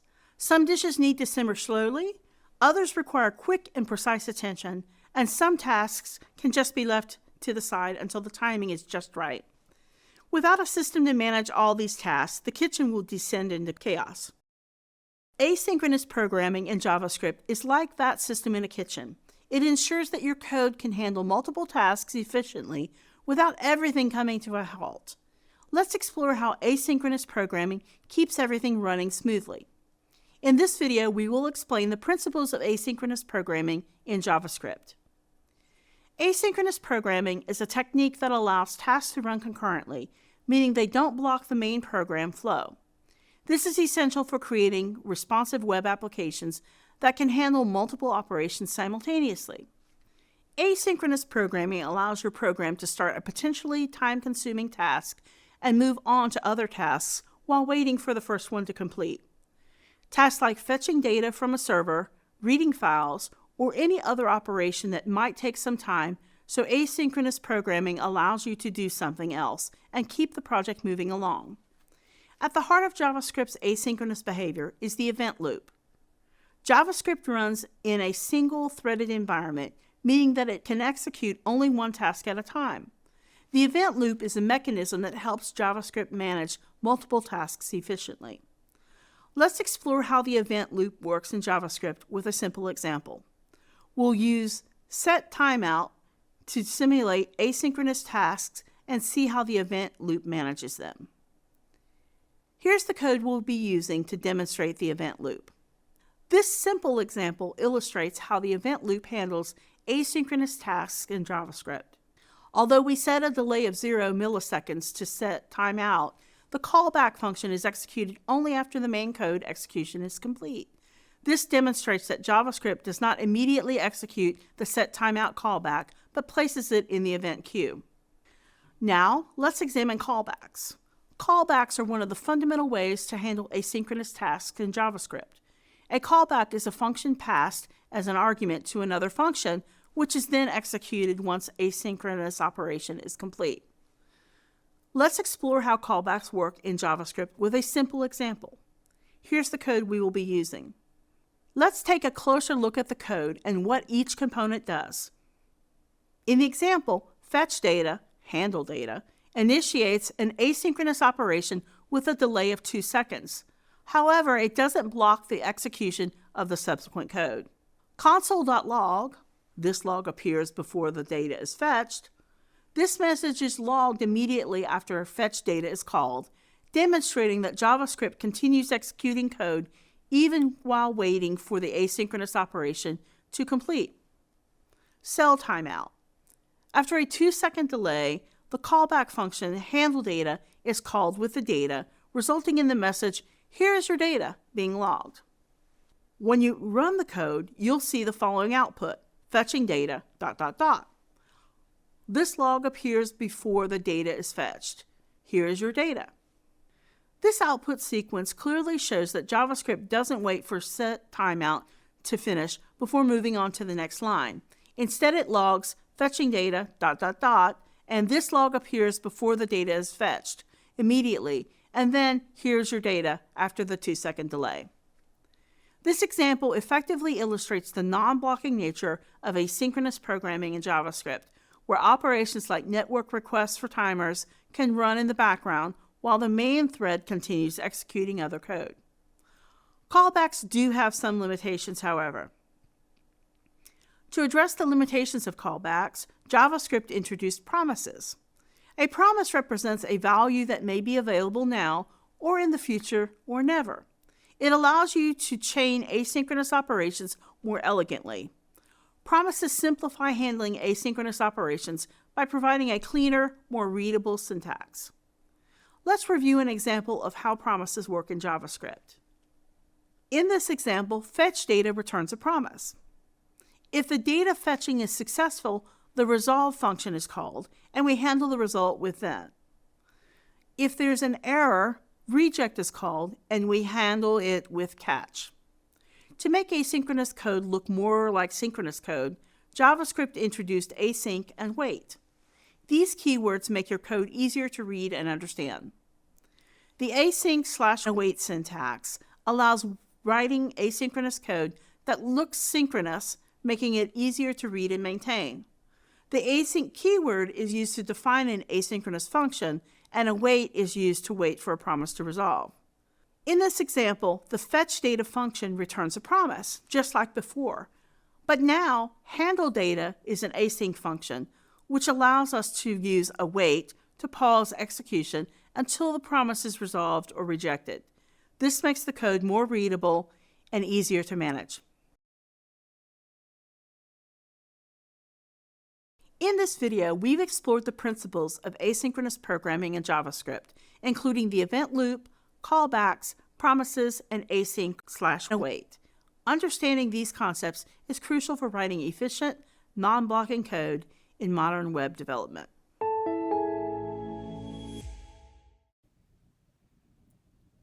In this lab, you'll write asynchronous JavaScript code to fetch data from an API and update the DOM dynamically.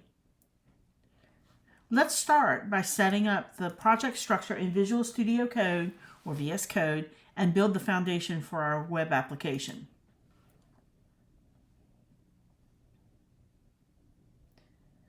Once you've created your project folder and files, let's go to projects.cs. You need to add the doc type declaration to specify HTML5.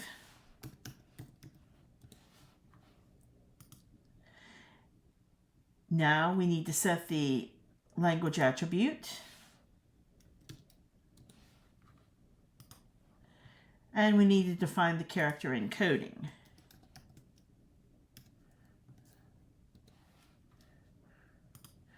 Now we need to set our viewport meta tag for responsive design.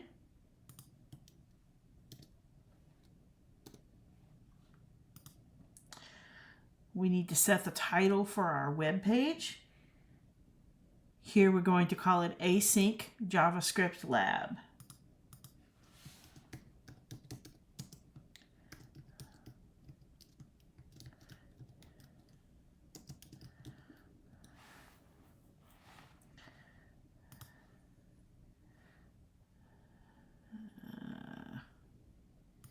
Correct the spelling error.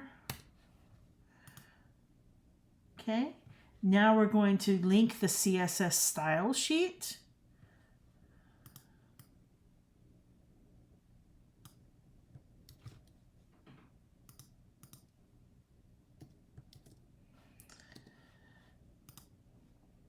Now we are going to add the main heading text, Async JavaScript Lab, as the heading.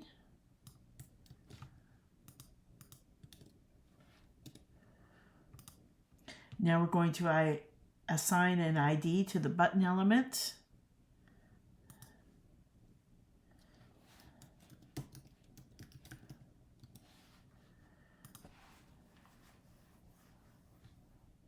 And then we need to label that button.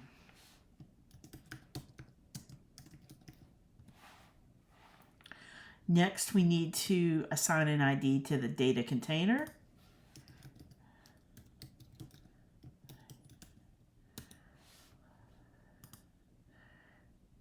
And now we need to link the JavaScript file.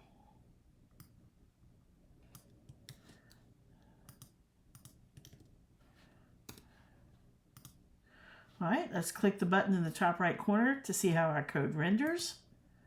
And you see we've got a title of Async JavaScript Lab and then the button to fetch data. In this step, we're going to write a callback function to fetch the data from the API. First, we need to define the callback parameter in the function.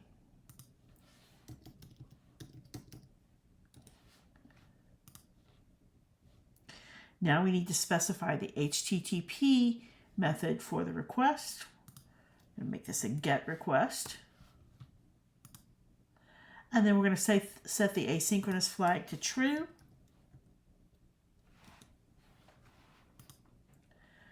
Now we're going to see if the status code indicates success.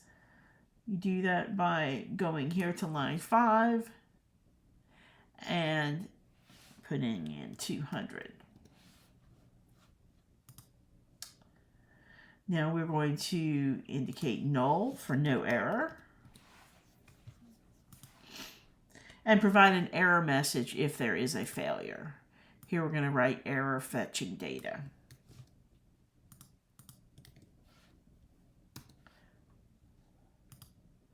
And make null as the data on failure.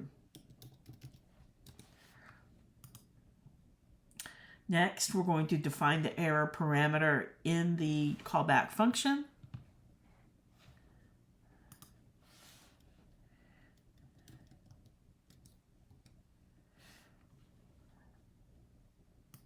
And now we're going to define the error parameter in the callback function. Data. Next, we're going to check if an error occurred by using an if statement.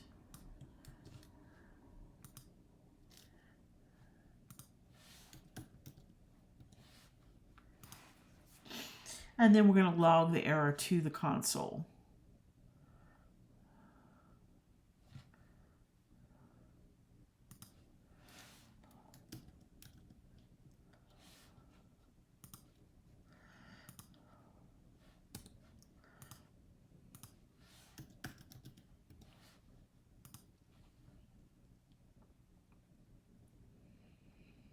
And log the data to the console. Oops.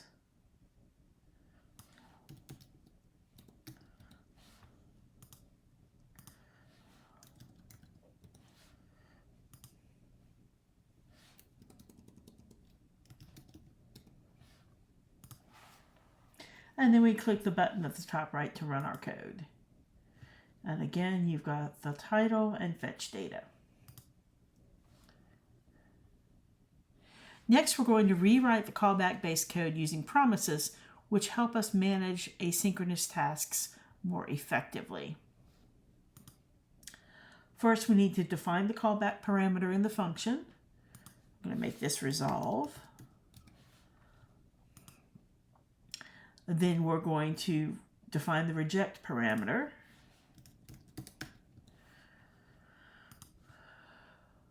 Now we need to specify the HTTP method for the request, which is get, and set the asynchronous flag to true.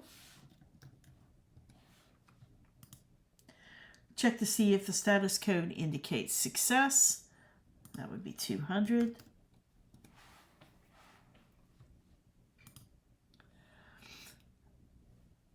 Now we're going to pass the parsed data to resolve.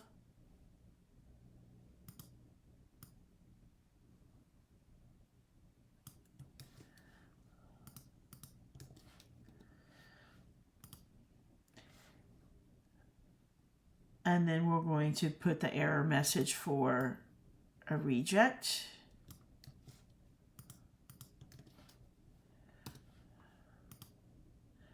And then print the data to the console.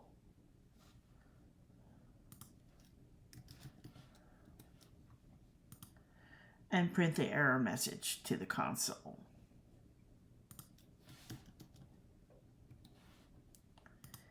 And here we go, run our code, fetch data, async message.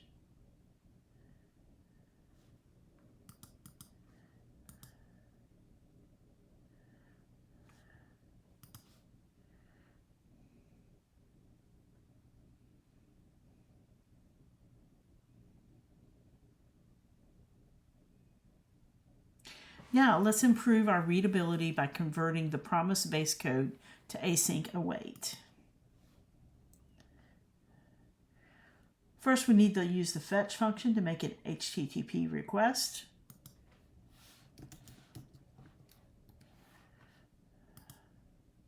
Now we need to use the URL of the API to fetch the data.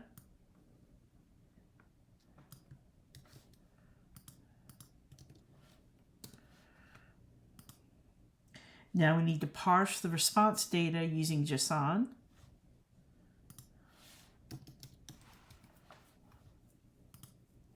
Now we need to log the data to the console.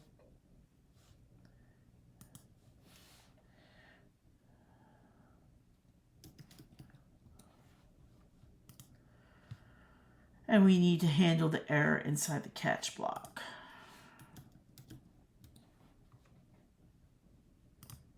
And log the error to the console. And then call the async function to test it with fetch data async.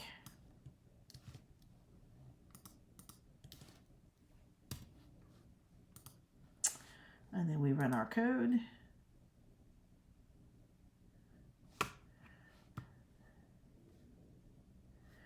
me check the console terminal to see if there's an error or something goes wrong.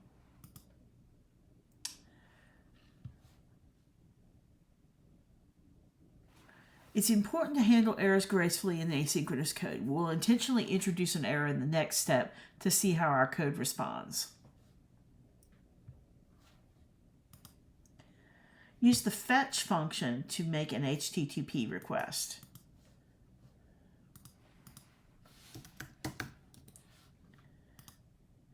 Provide the URL of the API to fetch the data.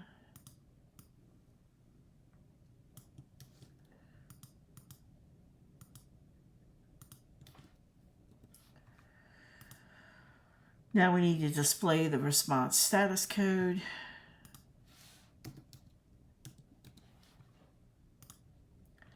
And then parse the response using the JSON method.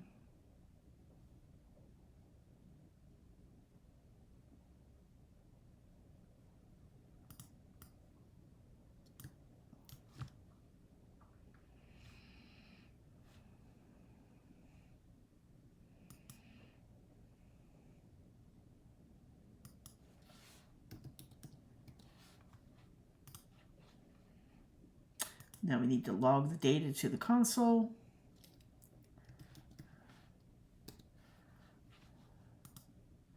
Handle the error inside the catch block. And log the error to the console.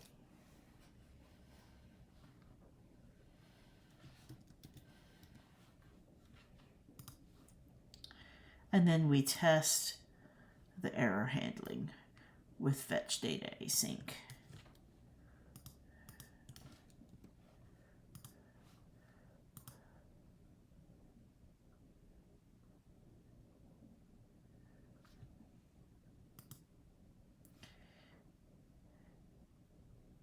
Finally, let's use the data we fetched from the API to update the content of our page. We're going to use the fetch function to retrieve data.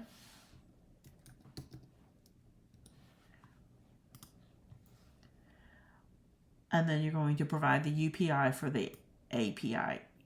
You're going to provide the URL for the API call.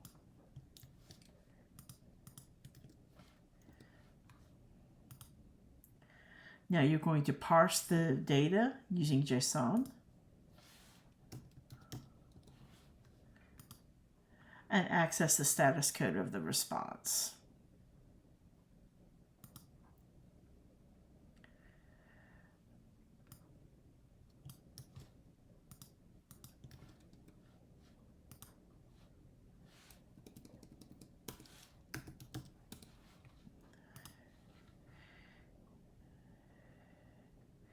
Now we're going to select the container element using getElementById.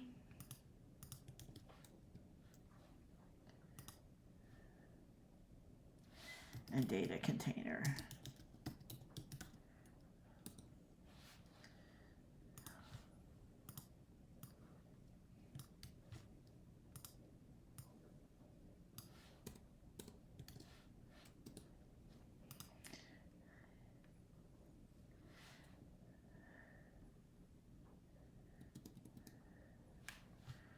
This is not quite working out the way it's supposed to here.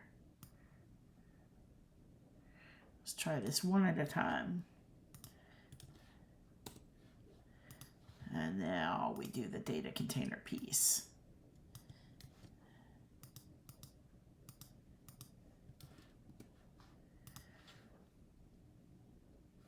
Now we select the inner HTML content of the container.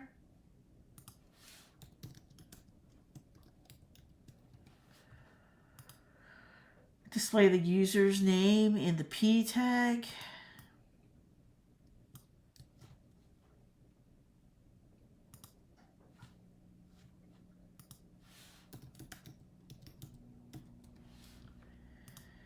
And display the user's email in this P tag.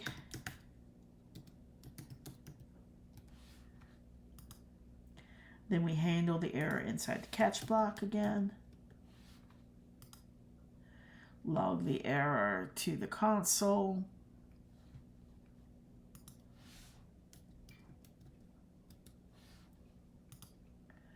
Select the button by its ID.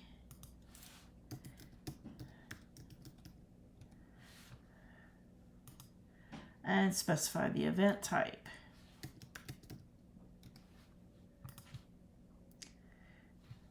And then call the fetch data async function when the button is clicked.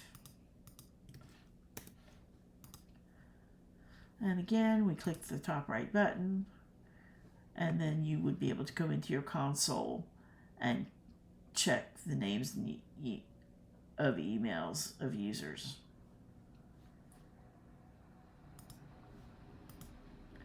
Great job completing this guided lab.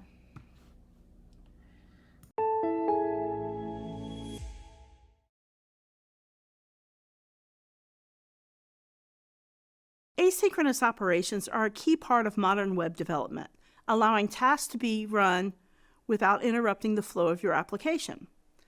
By using async/await in JavaScript, you can handle these operations with clean, readable code.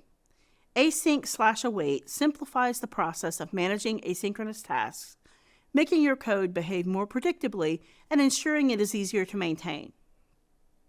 In this video, we will describe how to use async/await to handle asynchronous tasks in JavaScript. Asynchronous operations are tasks that do not block the execution of other operations while they complete. They allow other tasks to run simultaneously, which is crucial in web development for efficient performance and responsiveness.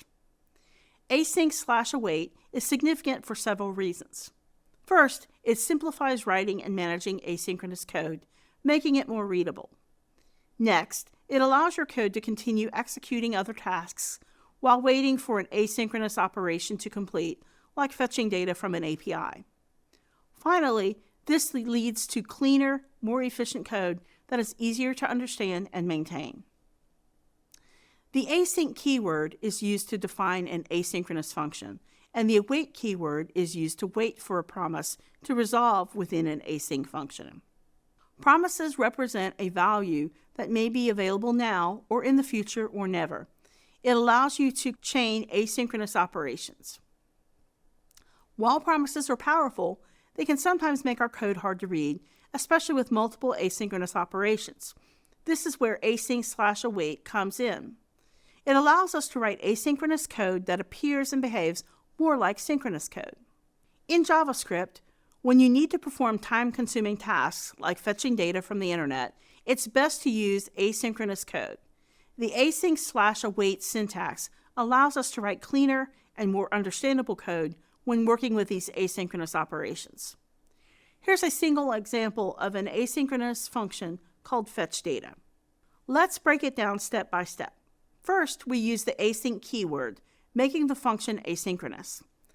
Next, we return a promise, a special object in JavaScript that represents a task that will complete in the future. Then we use setTimeout to simulate a 2-second delay, mimicking delay fetching. Finally, after the delay, we return a user object with the name John Doe using resolve. This is how we create a promise in JavaScript. Let's examine how await keywords work in JavaScript and why it's such a powerful tool when working with asynchronous code. Here, we're using the await keyword before calling the fetch data function. But what does this mean and why is it important? Pause and wait. The await keyword tells JavaScript to pause the execution of the getData function until the promise returned by fetchData open close parens is resolved. Synchronous-like behavior. This makes our asynchronous function behave as if it were synchronous. It allows us to write code that appears to be running in a straight line, making it much easier to read and understand. Simplified code. With await, you don't have to chain .then parents methods like in traditional promise-based code. This results in cleaner, more readable code. Now, let's convert a more complex promise-based example to use async/await. Imagine we have two asynchronous tasks, fetching user data and then fetching their posts. If we convert the promise to async await, the code reads as shown on the screen now. In the async/await version, our code is cleaner and easier to read. The display user and post functions handles both tasks in a straightforward manner. Using async/await makes handling errors easier. To do this, we can try catch blocks. If something goes wrong in our asynchronous code, the catch block fixes the error. This makes it simpler and more intuitive to manage errors. In this example, we're demonstrating how to handle errors using async/await. First, we define an async function called fetchDataWithError. This function returns a promise, which after a delay of 2 seconds will automatically fail with an error message, "Something went wrong." Next, we have another async function called getDataWithErrorHandling. Inside this function, we use a try catch block to handle potential errors. The try catch block attempts to await the result of fetchDataWithError. If everything works fine, it will log the result to the console. However, since the promise is designed to fail, the catch block is triggered, capturing the error and logging it to the console with the message, "Error, something went wrong." Finally, we call the getDataWithErrorHandling function. As a result, instead of the data, the error is caught and handled, making it clear how async/await can simplify error management. This explanation examines the code step by step, emphasizing how the error is caught and managed by using the try catch block with async/await. In this video, we've explored how to use async/await to handle asynchronous tasks in JavaScript, including converting promise-based code and handling errors. Understanding these techniques is crucial for writing efficient and readable asynchronous code in modern web development.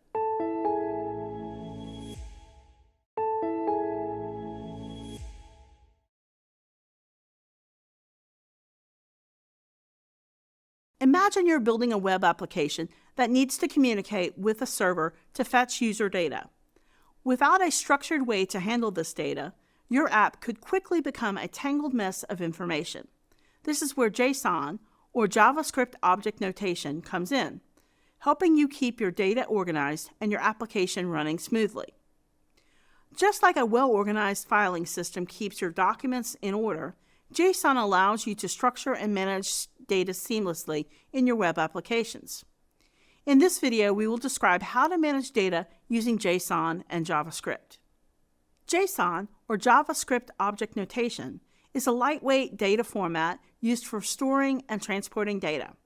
It is easy for humans to read and write, and easy for machines to parse and generate. JSON is often used in web development to transmit data between a server and a web application. JSON data is represented as key value pairs. Let's break down the basic syntax of JSON. JSON data is represented as key value pairs, and here's what that looks like in code.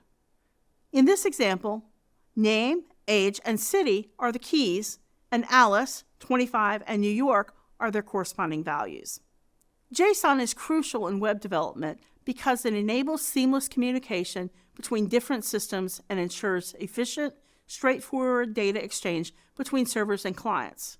This is essential for tasks such as fetching data from APIs and storing data locally, making JSON a very effective tool for creating dynamic and interactive web applications. Parsing JSON means converting JSON data into a JavaScript object, which you can then use in your application.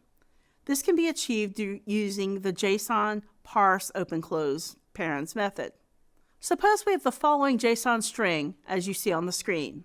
To parse this JSON string into a JavaScript object, we use the JSON parse open close parentheses method.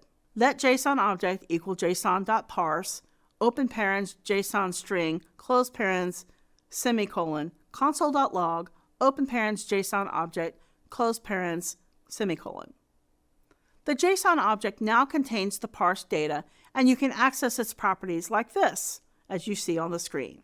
Just as we convert JSON data into JavaScript object using JSON parse, open close parentheses, we can also convert a JavaScript object into a JSON string using json.stringify, open close parentheses. Let's explore how this works. This is useful when you need to send data from a client to a server in JSON format.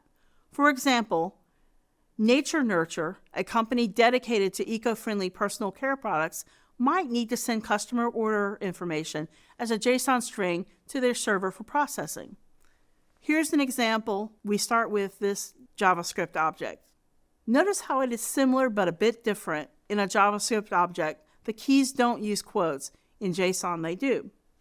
To convert this object to a JSON string, we use the json.stringify, open close parentheses method.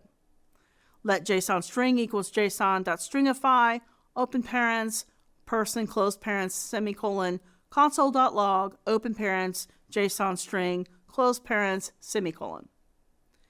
The JSON string now contains the JSON formatted data, as you see here on the screen. Name, Bob, age, 30, city, Chicago. See the quotes? Let's examine some of the most common scenarios where JSON plays a critical role in web development. These include fetching data from APIs, storing data locally, and managing configuration files, all of which are essential for creating dynamic and interactive web applications. Let's explore a real-world example to discover how these concepts come to life. Imagine Nature Nurture, a company dedicated to eco-friendly personal care products, uses JSON to manage its data. JSON is often used for fetching data from APIs. APIs frequently return data in JSON format, which can be parsed and used in JavaScript applications. Nature Nurture fetches product data from suppliers' APIs. This data is returned in JSON format and parsed into JavaScript objects for use on their website. Another task JSON is used for is storing data locally. JSON can be used to store data in local storage or database in a structured format. Nature Nurture stores customer preferences and order history in JSON format in the browser's local storage, allowing for quick access and updates. Finally, JSON is commonly used for configuration files due to its simplicity and readability. Nature Nurture stores website configuration settings, such as theme preferences and user settings, in JSON format for easy modification and readability. In this video, we've explored how to manage data using JSON and JavaScript, including parsing JSON strings into objects and converting objects to JSON strings. Understanding these techniques is crucial for effective data management in web development.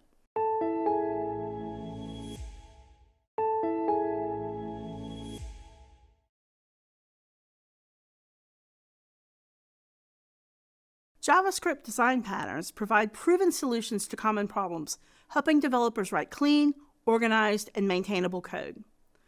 The module pattern, observer pattern, and singleton pattern are three popular patterns that streamline how you structure code, manage communication between components, and control instance creation in your applications. By mastering these patterns, you can write more efficient and scalable JavaScript. In this video, you will identify advanced JavaScript concepts and techniques related to common design patterns. A JavaScript design pattern is a reusable solution to a commonly occurring problem within the given context in software design. Design patterns are useful for several reasons. First, they offer proven solutions to common coding problems. Second, they improve code readability, making it easier for developers to understand and work with your code. Third, design patterns facilitate communication among developers by providing a common language. They also help you organize and structure your code. Finally, they ensure that your code remains maintainable and scalable as your project grows. JavaScript design patterns are reusable solutions to common problems in software design. They help in structuring your code in a way that is maintainable, scalable, and efficient. Today we'll explore three fundamental design patterns: the module pattern, the observer pattern, and the singleton pattern. The module pattern helps keep your code base clean by encapsulating private variables and functions, allowing you to reuse code efficiently across your application. Now that we've organized our code within modules, let's explore the observer pattern, which is essential for managing communication between different parts of your application. In this screen, we're going to explore the module pattern in JavaScript, a design pattern used to create encapsulated code. It helps keep certain data and functionality private while exposing only what's necessary. Let's break down the code.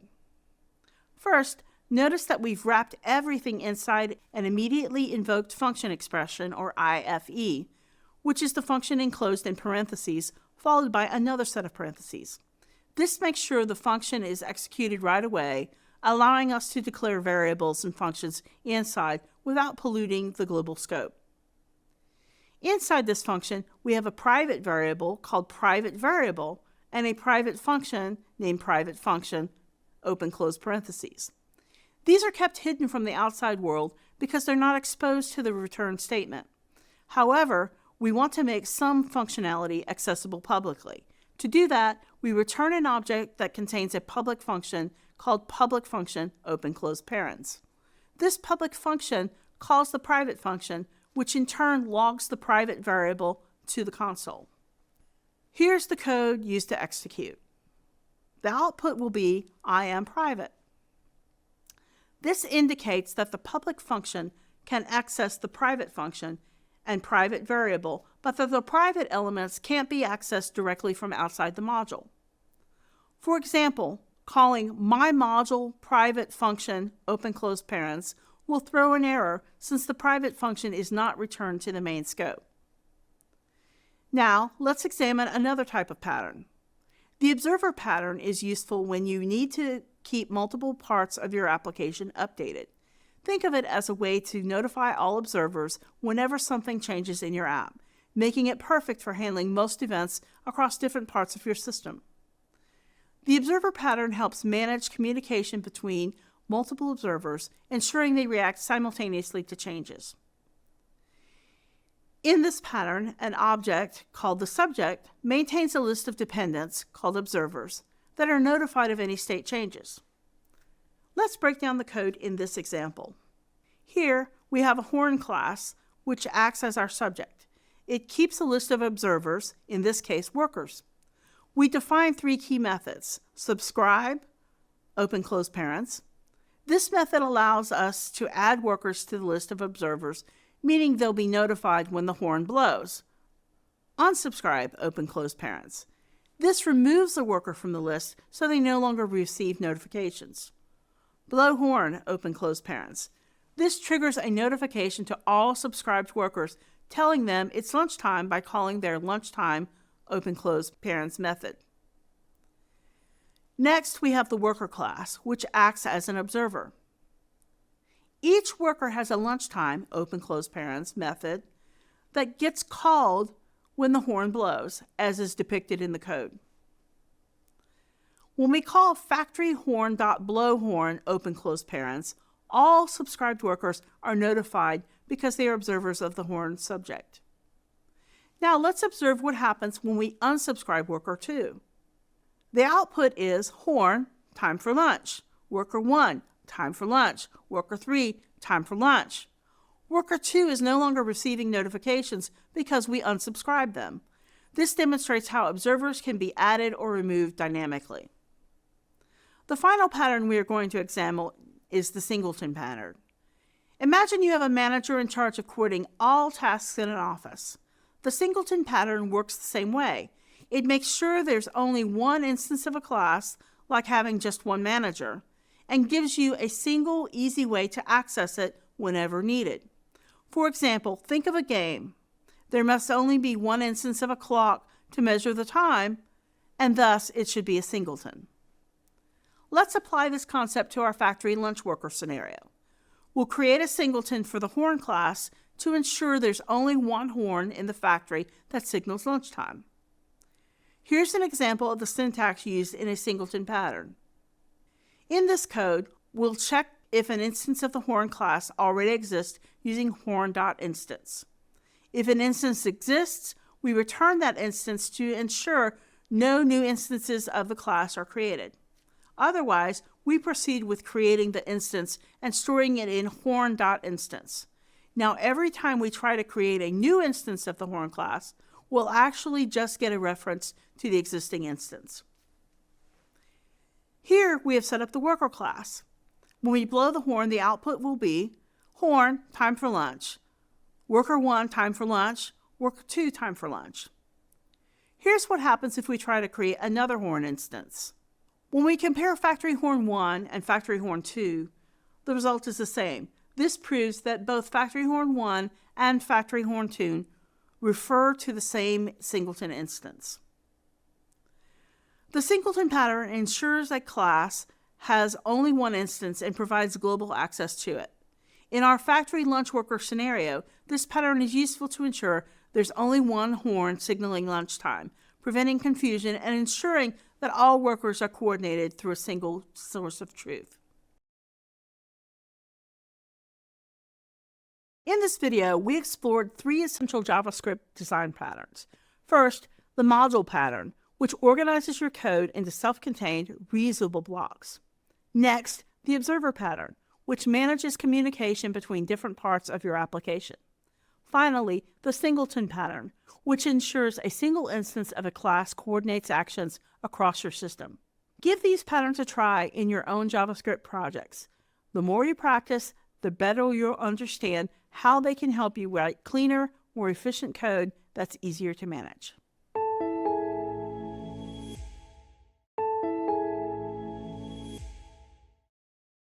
Imagine trying to read a book written in a different language and without any translation. JavaScript Object Notation, or JSON, helps us bridge that gap in web development, making data readable and usable. In this video, we will focus on how to manipulate JSON data using JavaScript to enhance your web development skills. We'll cover techniques like parsing JSON strings into objects and converting JavaScript objects to JSON strings, which are crucial skills for efficient data handling in web development. In this video, we will explore how to manipulate JSON data using JavaScript. JSON is used for storing and transporting data. It is easy for humans to read and write, and easy for machines to parse and generate. The format is commonly used in web development for data exchange between a server and a client. JavaScript provides 2 main methods for working with JSON, parse and stringify. Let's explore each method with practical examples. Begin by opening a text editor like Visual Studio Code, Atom, Sublime Text, or IDE like WebStorm. For this example, I will be using Visual Studio Code. Click New File and save it as json-example.js.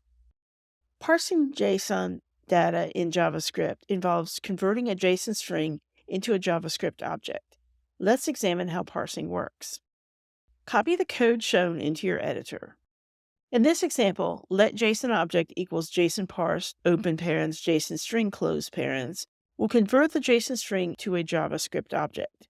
JSON parse, open parens, JSON string, converts the JSON string into a JavaScript object. Console log JSON object prints the converted object to the console, displaying its structure.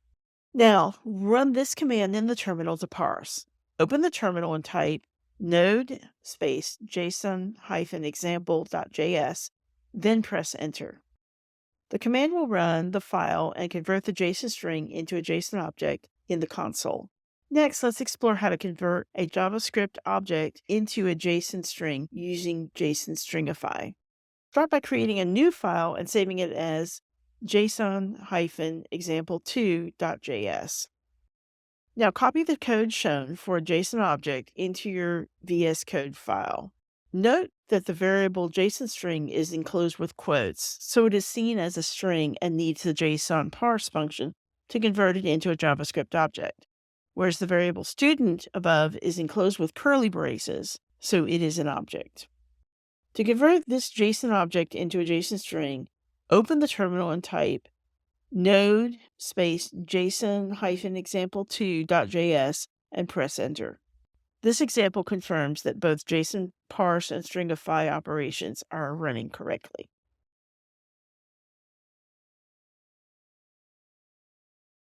In this video, we've explored how to manipulate JSON data using JavaScript, including parsing JSON strings into objects and converting objects to JSON strings. Understanding these techniques is crucial for efficient data handling in web development.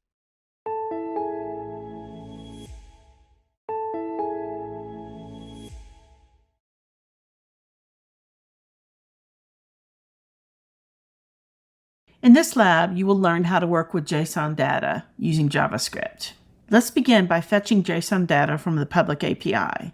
This is essential for building dynamic web applications that retrieve data from external services. So first, we start by specifying the document type to indicate HTML5. We set our language attribute to English. We add the character encoding. We set our viewport meta tag for responsiveness. We set the title of the page, and we're going to call this one Working with JSON. Now we're going to add a heading for the users list, and we'll simply call that users list. And then we're going to assign the ID users container to the div. And now we're going to link the JavaScript file to the HTML. For our next steps, we're going to add the API URL. Now we're going to use the method to convert JSON, the response to JSON. And then we're going to enter the command to log the fetch data in the console. And then we're going to log an error message if the request fails. Now we're going to select the button at the top right to click to run the code, and you get your users list, and the console will display the list of users returned from the API. When working with JSON data, it often comes as a string. So we're going to use the JSON parse method to convert it into a JavaScript object or array. First, we need to provide the name Alice for the first user here. We're going to assign the age of 25. And then we're going to set the name Bob for the second user and make Bob 30. Now we're going to use JSON parse to convert the string to a JavaScript object. And now we assign the user's first name to the JSON string, access the name property of the first user, access the second person in the array, and access the age property. Select the button at the top right to run the code, and in the console you will see how the data is converted into a JavaScript object. To send data to a server or store it locally, we have to convert JavaScript objects to JSON strings using stringify. So let's do that here. First, let's set the name to Charlie. Now we're going to set the age to 28, and we're going to set isActive to true. Then we're going to use the JSON stringify to convert the object. And then we're going to log the JSON string to the console. And then we select the button at the top right to run the code. And again, you get your information will show up in your terminal. Now we're going to dynamically update the web page using JSON data fetched from the API. This allows the content to change based on data received from external resources. First, we add the API endpoint URL. Now we're going to use the method to parse the response as JSON. Now we need to get the div element with the user's ID, user's container. Next, we're going to create a new P element. Now we're going to set the text content to display the user's name and email. So we got user's name, and then we're going to make user email.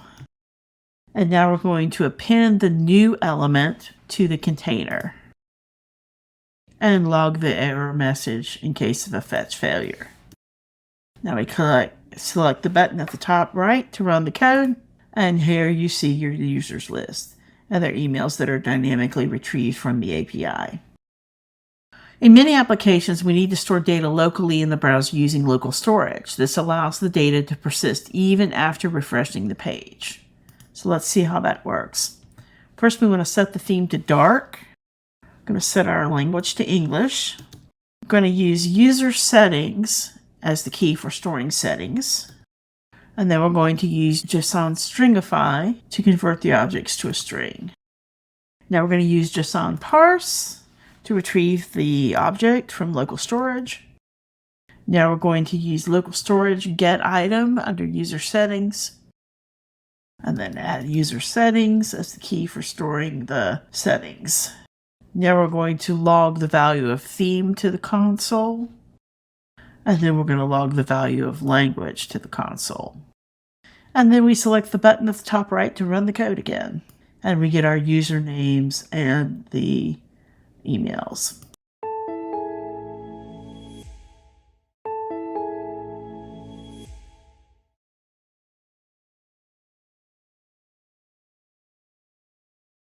As you've learned, mastering JavaScript is crucial for creating dynamic and responsive web applications. It ensures that you can deliver engaging user experiences and handle real-time data effectively. We began by exploring the foundational syntax and constructs of JavaScript, vital for developing responsive and interactive web pages. Then, we delved into mastering DOM manipulation, allowing you to dynamically modify the content and layout of web pages through JavaScript.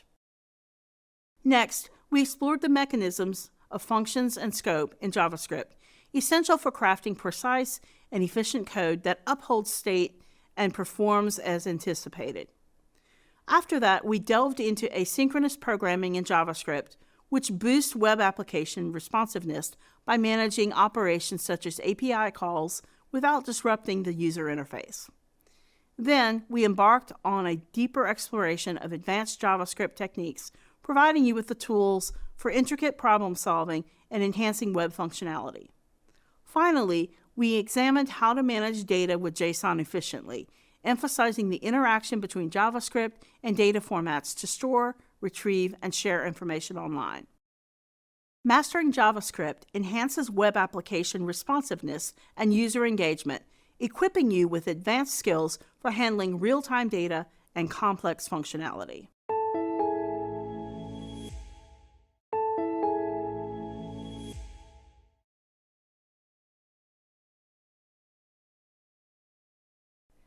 JSON, or JavaScript Object Notation, is a widely used data format for transmitting and storing information in web development. Its lightweight and language-independent nature make it an ideal choice for exchanging data between systems. In web applications, JSON is often used to communicate between servers and clients, especially in APIs, where it helps structure data in an organized and readable way. In this video, we will identify advanced JavaScript concepts and techniques related to JSON. JSON, or JavaScript Object Notation, is a lightweight data format for storing and transporting data. It is easy for humans to read and write and easy for machines to parse and generate. Despite its name, JSON is language independent, making it a popular choice for data exchange across different programming languages. JSON is widely used to transmit data between a server and a web application. It is especially prevalent in APIs, application programming interfaces, where it allows different systems to communicate by exchanging data in a structured format. JSON's simplicity and flexibility have made it a de facto standard for data exchange on the web. For example, a web server can have an API with a function to serve the students on a course. It can serve the students' data in a JSON document, which can be invoked from a JavaScript app or other programming languages. JSON data is structured as key value pairs. The two primary structures are objects and arrays. Before we get to the technical definition of what objects or arrays are, the difference between them is fairly simple. An object is a collection of key value pairs enclosed in curly braces. An array is an ordered list of values enclosed in square brackets. Now let's look at the technical definitions of each and learn how they are used. A JSON object is a collection of key/value pairs. Each key is a string enclosed in double quotes, followed by a colon and the corresponding value. The value can be a string, number, boolean, null, another JSON object, or an array. Here's an example of a JSON object on the screen. In this example, the keys are name, age, is student, and address. The values are John Doe, 30, false, and another JSON object representing the address. A JSON array is an ordered list of values. Values can be any type, including objects and other arrays. Each value can be a string, number, boolean, null, JSON object, or another array. Here's an example of a JSON array. As you see, open bracket with 3 types of fruit in quotation marks, apple, banana, cherry, close bracket. Arrays can also contain objects, creating complex data structures. On the screen is an example of an array of objects. This JSON array could represent a list of users with their age. The syntax of JSON includes curly braces for objects, square brackets for arrays, colons to separate keys and values, and commas to separate pairs and values. JSON values can be strings, such as hello world, numbers, such as 42, booleans, such as true or false, null, such as null, objects, such as key or value, or arrays, such as value 1, value 2. JSON can represent complex data structures by nesting objects and arrays within each other. Here's an example of how JSON could be used in a complex data structure. In this example, the outer object represents the university. It contains nested objects for location and departments. Each department is an object within an array, with its own nested objects for courses. Parsing JSON involves converting a JSON string into a data structure that your programming language can work with, such as an array or an object. It is common to parse JSON in different programming languages, such as JavaScript, Python, and Java. In JavaScript, you can use the JSON parse, open close parentheses method, to parse a JSON string into an object. Once parsed, the data could be filtered, processed, analyzed, or used to fill out forms or create dynamic HTML content, such as a personalized web page. Let's apply these concepts to GroovyCo, a startup focused on sustainable living products, and see how they could use JSON to manage their product data and customer information. GroovyCo needs to store information about each product, including the name, category, price, stock status, and product description. JSON allows them to structure this data in an organized and easily accessible way. When a customer views a product on GroovyCo's website, the application can parse the JSON data to display the product details. GroovyCo also needs to manage customer information, including names, contact details, and purchase history. JSON can help store this data in a structured way, enabling easy access and manipulation.